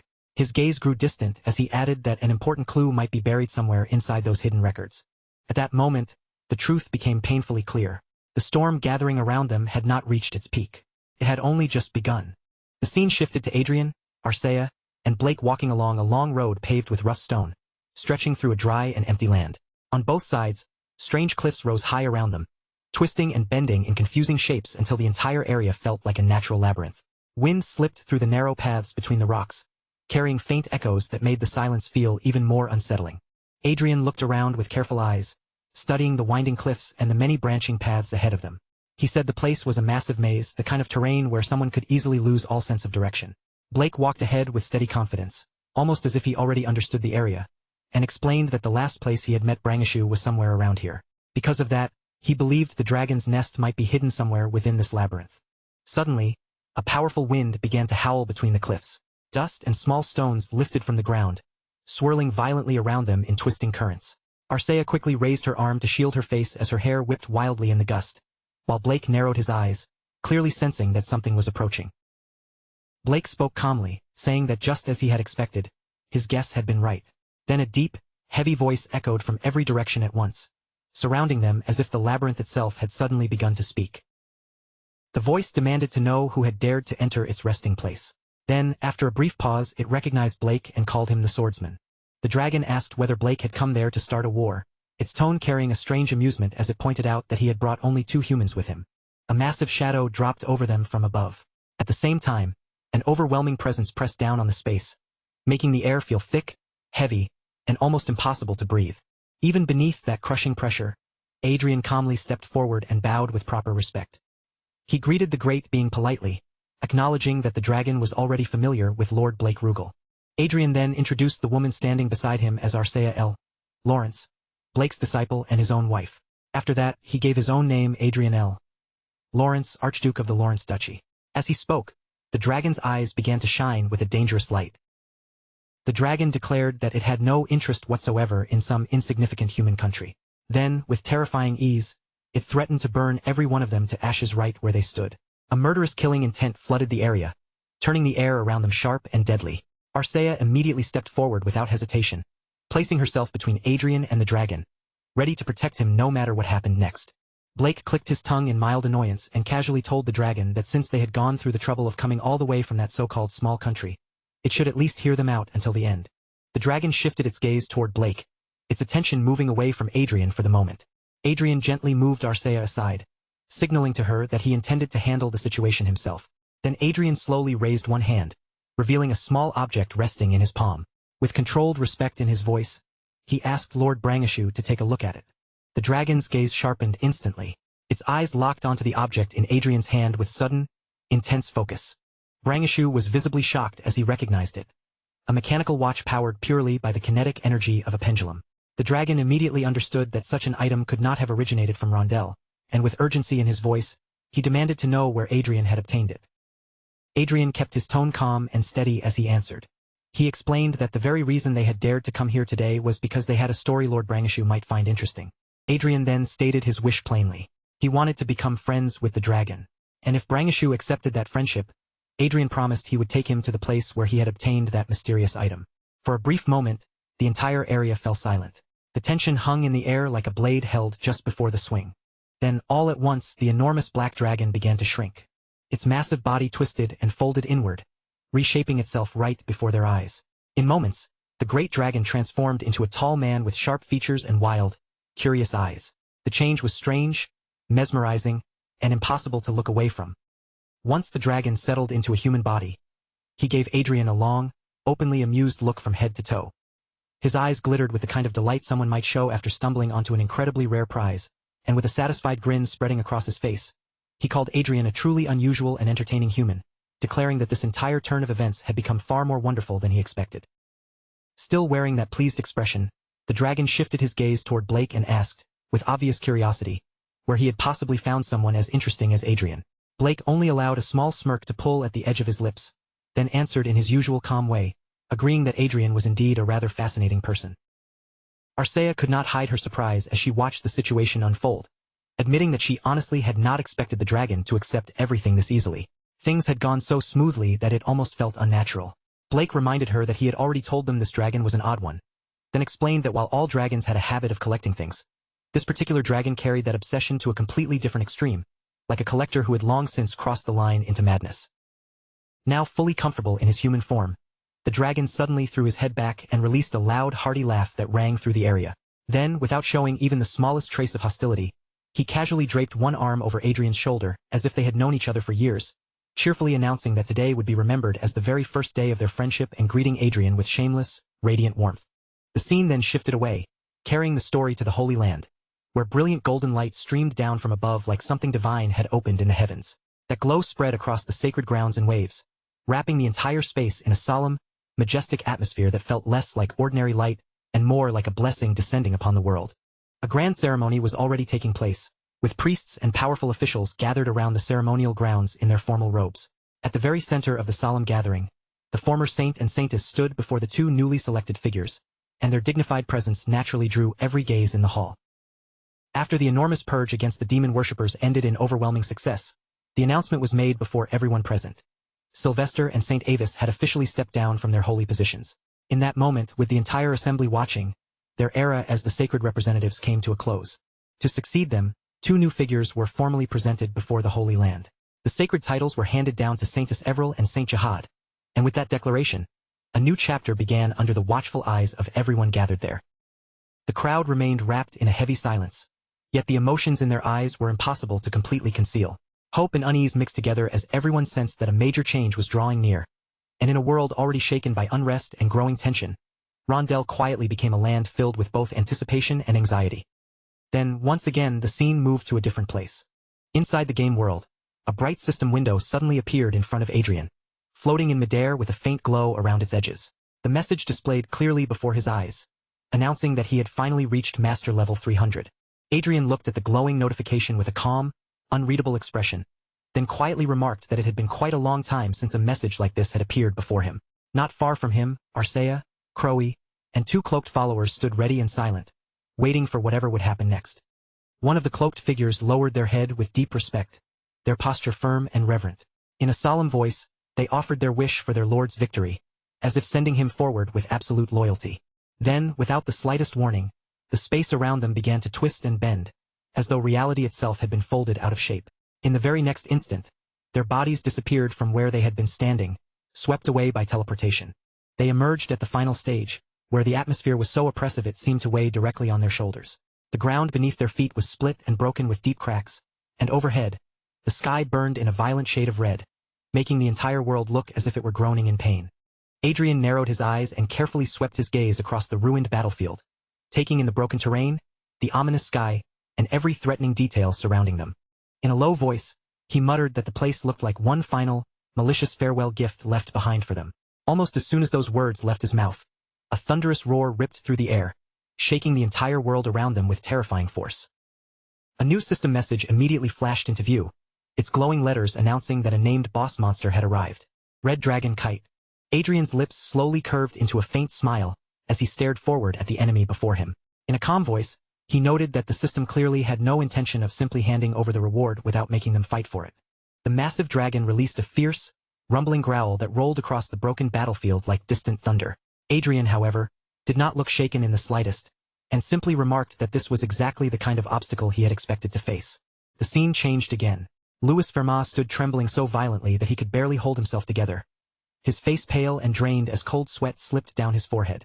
Before him was a man whose mere presence seemed to crush the air in the room, filling the space with a suffocating and terrifying pressure. The man looked down on Louis and mocked his temper in a sharp, cutting tone. Louis instantly panicked, stammering over his words as he desperately insisted again and again that he was telling the truth, while apology after apology spilled from his shaking mouth. Nearby, a duchess watched the miserable scene unfold with cold, emotionless eyes. The contempt on her face was clear enough that there was no mistaking how disgusted she felt by Louis's pathetic display. Inside the imperial hall, the emperor sat on his throne, his sharp gaze fixed straight ahead with imposing authority. He questioned why any suspicion still remained that Louis Fermat might be a fake, when the evidence they had seemed to show that Louis had discovered the fortuitous encounter. The emperor demanded to know what possible reason they had to continue doubting him.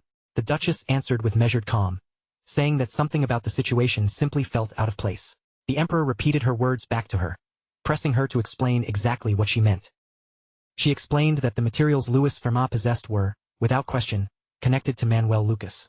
However, the deeper she dug into the matter, the less it felt like something Archduke Manuel Lucas himself would have arranged. To her, the situation lacked the careful preparation and deliberate planning that should have been present. She continued, saying that if she had been in his position, she would have prepared a hidden training ground or secret base somewhere out of sight. It would have been a place where she could quietly build up her strength without attracting unnecessary attention. The emperor leaned forward just slightly, his expression growing more severe as he asked whether she was suggesting that the person they currently had was nothing more than a fake, while the true heir was secretly guiding everything from behind the curtain. As that possibility settled over the imperial hall, a heavy silence pressed down on everyone present. At last, the duchess stated that if there truly was someone capable of deceiving the Brigham Empire to such a degree, then only two people could realistically fit that possibility. Those two were Archduke Adrian L. Lawrence of the Lawrence Duchy and Duchess Olivia Riverdale of the Lucius Kingdom.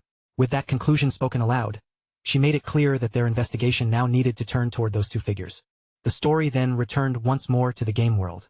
Red Dragon Kite opened its enormous jaws wide, and a massive fireball began gathering deep inside its mouth. The blazing sphere swelled with destructive energy before it came blasting forward toward them.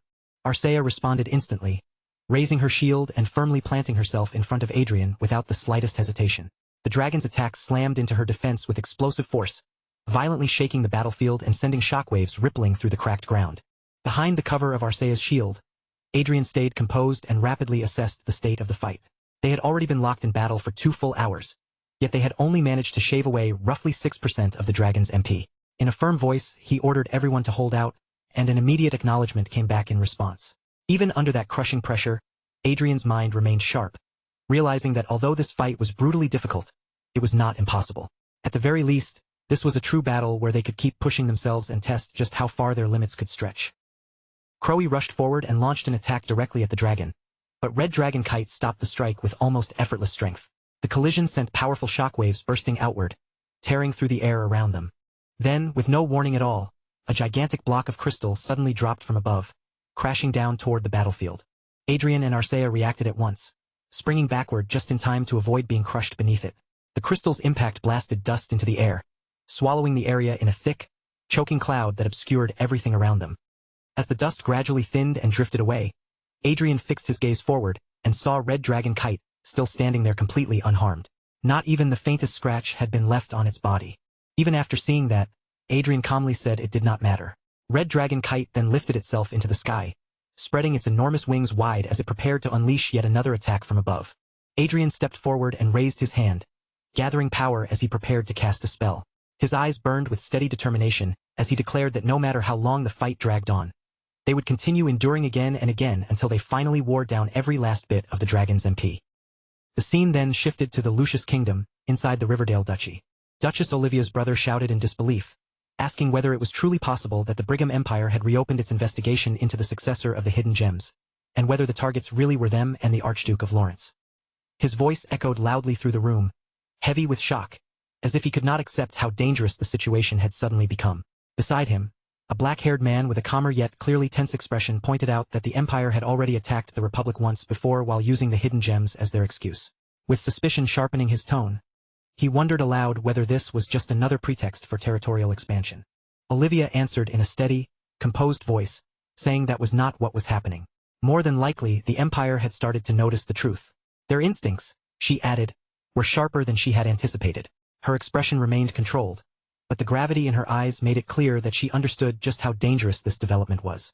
The black-haired man looked at her with confusion and asked what she meant. Olivia explained that after she reached the 8th circle, the truth had become visible to her in a way it had never been before. She revealed that Archduke Lawrence had no genuine connection to her father. As she spoke, she lifted one hand and created a beautiful, intricate magic circle in the air, its soft light spreading through the room while complex patterns unfolded within the glowing formation. She continued by saying that even the materials Adrian had provided appeared completely authentic, and if she had not reached the 8th circle, she likely would have remained deceived forever. Olivia then added that she still did not know why Adrian was hiding his true origins, her words trailing slightly, as if she were still sorting through the possibilities herself. The black-haired man reacted with visible shock, starting to question her before cutting himself off midway, then asking who the successor in the Prius Republic actually was. Without even a moment of hesitation, Olivia answered that the person in the Prius Republic was obviously a fake created by Archduke Lawrence. Both men froze the instant they heard her answer, their expressions stiffening as the weight of the revelation sank into the room. For a brief moment, neither of them seemed capable of fully processing what Olivia had just told them. Olivia then said that, for now, it would be better for them to act loudly and conspicuously, deliberately drawing attention toward themselves. Her brother immediately grasped what she was getting at and asked whether that was because they were not the real ones in the first place. Olivia confirmed it calmly, telling him that he had understood exactly right. Even after hearing Olivia's plan, the black-haired man still could not shake the uneasiness from his face. He pointed out that no matter how loudly they drew attention to themselves at best, it would only buy them a few extra days. Then his expression grew even more severe, and he questioned whether the real successor, if such a person truly existed, would actually be capable of surviving the pressure that came with opposing the Brigham Empire. Olivia answered him with a bright smile that almost seemed too relaxed for such a dangerous topic, saying that she believed Adrian would be able to handle it. She then added that the people and powers gathering around Archduke Lawrence were anything but ordinary, and that every faction standing behind him carried enough influence and strength that no one should ever look down on them. Olivia calmly described herself as a realist, not the kind of person who placed her hopes on blind belief or empty optimism. She explained that she had already considered the situation carefully and measured the odds, and from her point of view, success was completely possible. In fact, she believed this was the perfect opportunity to further reinforce the forces supporting Archduke Lawrence. Hearing that, her brother could only shake his head with a helpless expression, then turned toward the black-haired man and told him to give up, because once Olivia entered this state of mind, no one could stop her. Then Olivia suddenly changed the direction of the conversation, as though another important idea had just surfaced in her mind. She brought up Everill's name and said their first move should be to meet the Saintess, especially since Everil was already known as one of Archduke Lawrence's most loyal and passionate supporters. The scene shifted back into the game world, where Adrian and Arcea were still trapped in the fierce battle against the Red Dragon. Adrian and Arcea were both breathing heavily now, their shoulders rising and falling as exhaustion carved itself into every movement. After such a long and merciless fight, their bodies were clearly pushed near the limit, and each breath showed just how much strength the battle had drained from them. Then, after one last violent clash, the Red Dragon's enormous body finally could not hold out any longer. Its strength gave way completely, and with a thunderous crash, it collapsed onto the ground, bringing the brutal fight to its long-awaited end. A system notification appeared in front of them, glowing clearly in the air as it announced that Red Dragon Kite had been defeated. The message also confirmed that Stage 9 of the Hidden Gem quest had now been officially cleared. Arcea released a long breath of relief, then turned to Adrian with sincere respect and told him that he had worked hard. Adrian, looking just as worn out as she was, answered in a tired but genuine voice that she had also done an incredible job. Right after that, another system notification surfaced before Adrian, stating that the conditions required to unlock the next floor of the Mage Tower had finally been satisfied. The message continued, announcing that the 10th floor, the final floor of Manuel Lucas's magic tower, was now accessible. Then, As if waiting for Adrian's decision, the system asked whether he wished to proceed. At that moment, Chester appeared before them, his face full of amazement as he said he could hardly believe Adrian had managed to clear the final trial on his very first attempt. Adrian called Chester's name in a voice weighed down by exhaustion, then admitted that he felt like he was about to collapse and die from fatigue. Chester replied that Adrian's reaction was only natural, explaining that he had just spent several straight days fighting against a dragon without taking any meaningful rest. Chester went on to explain that, according to the data, Red Dragon Kite's battle power was far beyond that of a real dragon in the outside world. By his estimate, defeating a monster of that absurd level should have taken more than an entire year. Adrian could only stare inwardly in disbelief, wondering how in the world such a ridiculous monster had ever been chosen as the final trial in the first place. Chester then explained that the final reward was stored inside a massive crystal. Almost as though his words had summoned it, an enormous crystal appeared above them, floating in the air while pouring out an overwhelming and dazzling glow. A system notification flashed in front of Adrian, announcing in clear terms that he had become the administrator of the Hollywood system. The message continued with even more staggering information, declaring that Adrian had obtained 1,000 trillion loot, and that an allied bank account had been registered directly to his device. One reward after another appeared before him, including the summonable Sky Fortress Icarus, 3 summonable Sky Fortresses Aegis, and the summonable Sky City Gigant. The list continued to unfold with 5 Aura Master-level autonomous vanguards, the magical staff called Kite Rod, the Dragon Heart, and ownership of the Red Dragon Kite Slayer. Adrian thought that the money alone was already unbelievable, but when he looked at the full reward list together, the scale of it felt almost overwhelming, especially as the prize for clearing the final stage. Even with all those incredible rewards in front of him, Adrian quickly understood that the true prize was something far more important. Another system notification appeared before his eyes, announcing that the generation of the 9th circle was now beginning. The instant the process started, Adrian suddenly coughed up blood and dropped hard to his knees with a painful groan. His entire body trembled as it tried to withstand the transformation taking place inside him, and Arcea immediately cried out in alarm, calling to him as Lord Adrian. The system announced that completing the circle generation would take 72 hours.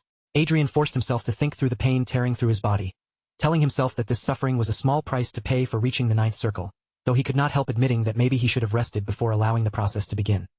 Adrian then turned his strained gaze toward Arcea and told her that for the next 72 hours, he would be completely defenseless.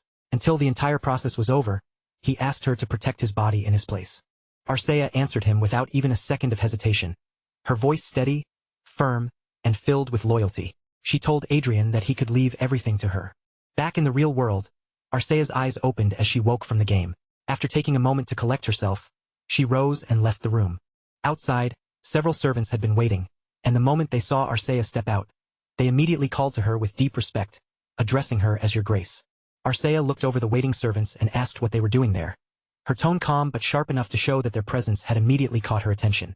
A maid quickly explained that the others had insisted they were carrying urgent news for the Archduke, but she had stopped them from going inside and disturbing him. Arcea answered that the Archduke was currently in the middle of crossing a critical threshold and absolutely could not be interrupted. Then, keeping her composure, she suggested that they move elsewhere and discuss the matter in another place. Inside Adrian's office, a woman reported that a summons had arrived for Archduke Adrian L. Lawrence under the name of the Brigham Emperor. Arcea's gaze sharpened the moment she heard that, and she asked what the summons was about. The woman explained that Adrian was being ordered to cooperate with an investigation meant to determine whether he was the true successor of Manuel Lucas. She added that the summons had already arrived 2 days ago, and because the deadline was 3 days from receipt, Adrian was expected to appear by the following day. As Arcea examined the documents, her expression darkened with clear displeasure. A servant carefully asked how they should respond to the Empire's demand. Arcea folded the paper with visible anger and instructed them to first inform the Empire that the Archduke would be unable to move for the next 3 days. The servant cautiously pointed out that the Empire would most likely demand an explanation for that answer. Arcea replied in a firm voice that they had no obligation to answer every petty question thrown at them. She then questioned whether they were supposed to act like nothing more than a province of the Brigham Empire, adding that if the request had been delivered with proper courtesy, perhaps the situation would have been different. But as things stood, Arcea made it clear that there was no reason at all to obey such a blunt and disrespectful order.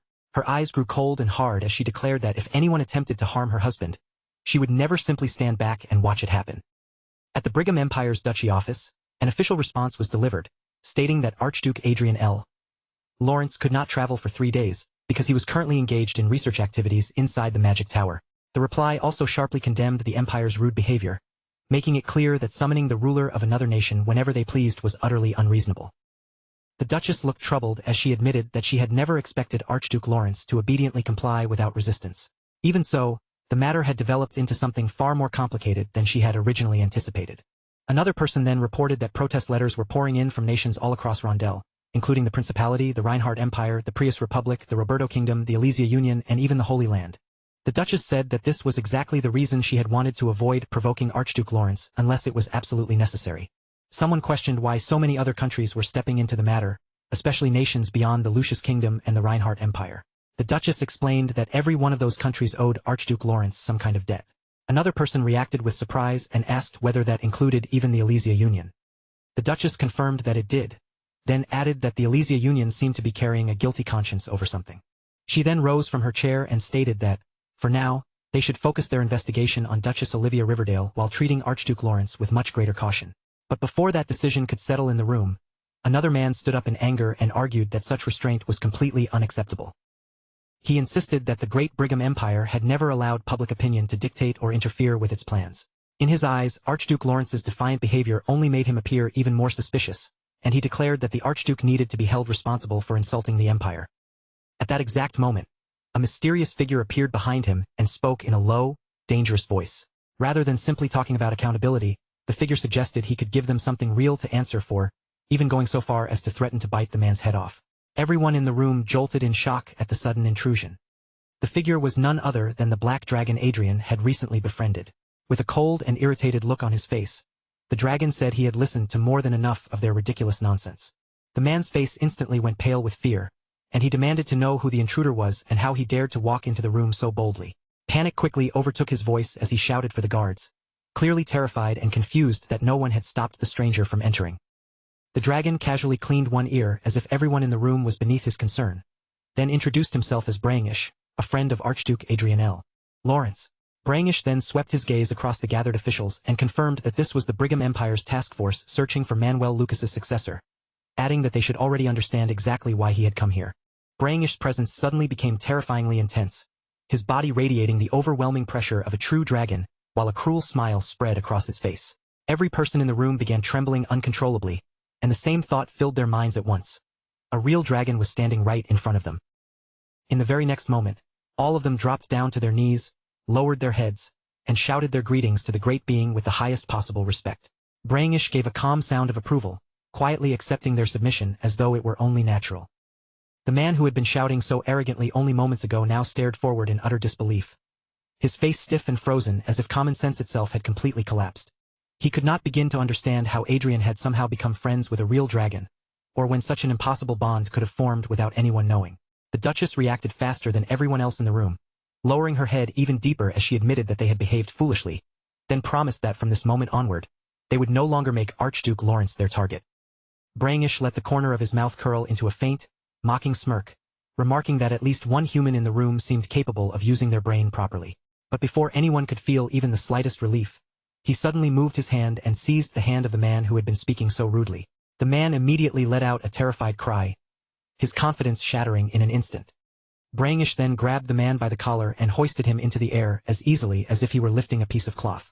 In a cold and almost casual voice, he explained that if he simply left them with a warning, they would probably forget the lesson the moment he walked away, so he had decided to take this human with him instead. The captured man completely lost his composure, screaming in fear as his feet dangled uselessly above the floor. The others in the room cried out as well, desperately begging the great being to stop and reconsider. But the man's terrified screams only grew more frantic as Brangish carried him away without the slightest concern. The Duchess remained frozen in place, visibly shaken by what had just happened. Her voice trembled as she stammered that Brangish had taken the vice commander away with him. After that shocking incident, Blake burst into the room with explosive force, throwing the door open so hard it slammed loudly against the wall. His voice cut sharply through the tense air as he demanded that whoever was in charge step forward immediately. The scene then moved back to the Lawrence estate, where Adrian was still in the middle of the overwhelming transformation taking place within his body. For a short while, Adrian remained perfectly still, his eyes closed and his body unmoving, as though his consciousness had sunk deep inside himself and cut away from the outside world. Then, little by little Adrian's eyelids began to rise, and the light of awareness finally returned to his gaze. Arcea had stayed close by the entire time, standing near him without ever leaving his side. The moment she saw Adrian open his eyes, relief and joy washed over her face, and she called out to him warmly as Lord Adrian. Adrian could feel a tremendous rush of power coursing through every part of his body, spreading so intensely that it felt almost impossible to hold back. In his mind, he understood that an incredible amount of energy was overflowing within him, like a small universe had awakened deep inside his very being. In that instant, Adrian realized exactly what had happened to him. He had finally reached the 9th circle. Adrian looked around at the people gathered near him and thanked them with genuine sincerity. He told them that because he had been able to sense Arcea and the others protecting him, he had managed to calm himself and safely control the massive energy raging inside his body. Blake and Braingish both awkwardly turned their eyes away from Adrian, almost as if neither of them wanted to meet his gaze directly. Braingish cleared his throat with a proud little cough and claimed that protecting Adrian was only the obvious and natural thing to do. Adrian looked between Blake and Braingish with growing confusion, wondering why the two of them were suddenly acting so strangely. On top of that, the peculiar smile lingering on Braingish's face made the whole atmosphere feel even more suspicious. Arcea then began to explain what had taken place while Adrian had been unconscious. She said that the Brigham Empire had tried to investigate both Adrian and Duchess Olivia Riverdale, because they believed the two of them had a very high chance of being the chosen ones. During that investigation, Brigham had even sent a forceful summons order, and someone had stepped in to deal with the situation on Adrian's behalf. Adrian's eyes narrowed slightly as he listened, realizing that the Brigham Empire had uncovered their identities far more quickly than he had expected. Adrian then asked what any of that had to do with Blake and Braingish suddenly avoiding eye contact with him. Braingish gave another awkward cough, his earlier boldness fading just a little, before admitting that there was still more to the story. Braingish crossed his arms and explained that when he first heard from Arcea about how Brigham had behaved, he became furious. Adrian had rightfully earned Manuel Lucas's great opportunity, yet the Brigham Empire had tried to take it by force, as if it belonged to them. Because of that anger, Braingish had personally gone to the Empire to deliver a warning. Blake quietly raised one hand and muttered that he had gone along as well. Arcea let out a long, troubled sigh before continuing, then explained that 3 separate problems had happened during their attempt to handle the matter. The moment Adrian heard that, his expression tightened into a frown. He repeated the words in disbelief, unable to hide his concern as he asked if there had really been 3 problems. Arcea explained that the first problem had been their complete lack of proper coordination. Because of that mistake, they had not only kidnapped the captain of the investigation team, but the vice-captain as well. Adrian's eyes widened sharply the moment he heard the word kidnapping, and he repeated it back in shock, clearly struggling to accept what had just been said. Arcea, looking somewhat nervous under his reaction, continued and moved on to the second problem. Instead of being frightened into submission by the appearance of both a dragon and a sword master, the emperor had exploded in anger and mobilized the army. At the time, the emperor had shouted furiously that those fools had dared to look down on the empire. Then Arcea's voice grew lower as she revealed the third issue. Through that incident, they had witnessed firsthand just how terrifying Brigham's hidden strength truly was. The emperor had immediately ordered the tactical magic weapon Gungnir to be activated, declaring that the ignorant duchy would be forced to witness the true power of the Brigham Empire. Arcea asked Adrian to look at a projection, and a large image appeared before him. Adrian stared at what was being displayed, his expression turning serious as he asked what that enormous hole in the ground was supposed to be. In a grave voice, Arcea answered that the place shown in the projection had once been Mount Yak. Her words struck Adrian hard, leaving him stunned for a moment. He silently stared at the massive crater for a while, then asked where the mountain had gone and why there was nothing left in its place except that huge empty hollow carved into the earth. Arcea replied that Mount Yak had been completely destroyed by Brigham's tactical magic weapon, Gungnir. She continued by explaining that this was not the only danger they were facing. Brigham's forces were currently stationed along the border between the Lucius Kingdom and the sea facing the Lawrence Duchy. As Adrian studied the image, he noticed something massive and asked what that gigantic vanguard-like object was. Arcea answered that the enormous weapon was Brigham's new armament, Titan, and according to the information they had, it was equipped with 5 force engines. Adrian quietly repeated the name Titan under his breath. Then a memory came back to him, and he recalled having briefly seen references to that weapon in Archduke Manuel Lucas's research. Adrian remarked that Brigham really had been hiding a weapon on that scale, which was only fitting for the nation known as the strongest in the world.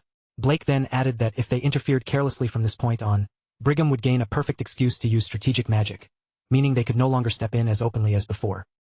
Blake lowered his head and apologized, admitting that the entire situation had escalated because of what he and Braingish had done. Adrian, however, immediately shook his head in response. Adrian told Blake that he did not blame either of them, because he knew they had acted entirely for his sake. Then, after pausing briefly, he added that the situation might have actually turned out to their advantage. Everyone around Adrian looked at him in confusion, their expressions clearly showing that they did not understand what he meant by saying the situation had become favorable. Adrian gave a small smile and said that since the other side had already blown the matter up to such an enormous scale, then their side should also respond in a way that properly matched it. Back in the Brigham Empire, a retainer rushed in and loudly reported that Archduke Lawrence had announced a public press conference and had sent formal notices to media outlets across every nation. When the emperor heard this, one of his eyebrows slowly lifted. The emperor remarked that Adrian had stayed out of public view for several days, and now he was finally stepping forward on his own. With a cold look in his eyes, the emperor admitted he was curious to hear what that brat intended to say in his defense, then asked when the conference was scheduled to begin. But before anyone could give a proper answer, a blue screen suddenly appeared in the air before them. On that screen, Adrian was already visible, standing before the world and beginning his speech. The officials immediately fell into panic, realizing that this broadcast was not appearing only inside the emperor's hall. All across the world, every person wearing a smartwatch suddenly saw the same blue screen appear on their device without warning. People cried out in confusion as their terminals activated by themselves, asking why their devices had suddenly turned on when no one had even touched them. Others began to fear that the entire system had been hacked, their voices growing tense and panicked as they stared at the glowing screens that had appeared out of nowhere. Murmurs spread rapidly from place to place as more and more people recognized the man displayed on the screen as Archduke Lawrence himself. Adrian remained perfectly calm as he faced every screen across the world, his posture steady and his voice composed. He greeted everyone watching and introduced himself, stating that his name was Adrian L. Lawrence. He declared that he was the ruler of the Lawrence Duchy, and then announced openly that he was also the successor of the great mage Manuel Lucas. Inside the emperor's hall, the emperor clenched his fists in anger, stunned that Adrian had revealed his identity so easily and so publicly. The emperor immediately ordered all troops facing the Lucius kingdom to withdraw at once and redirect their focus toward the Lawrence Duchy. But a retainer, visibly shaken and panicked, reported that all communications were currently down. The emperor's thoughts burned with rage as he realized the truth of the situation.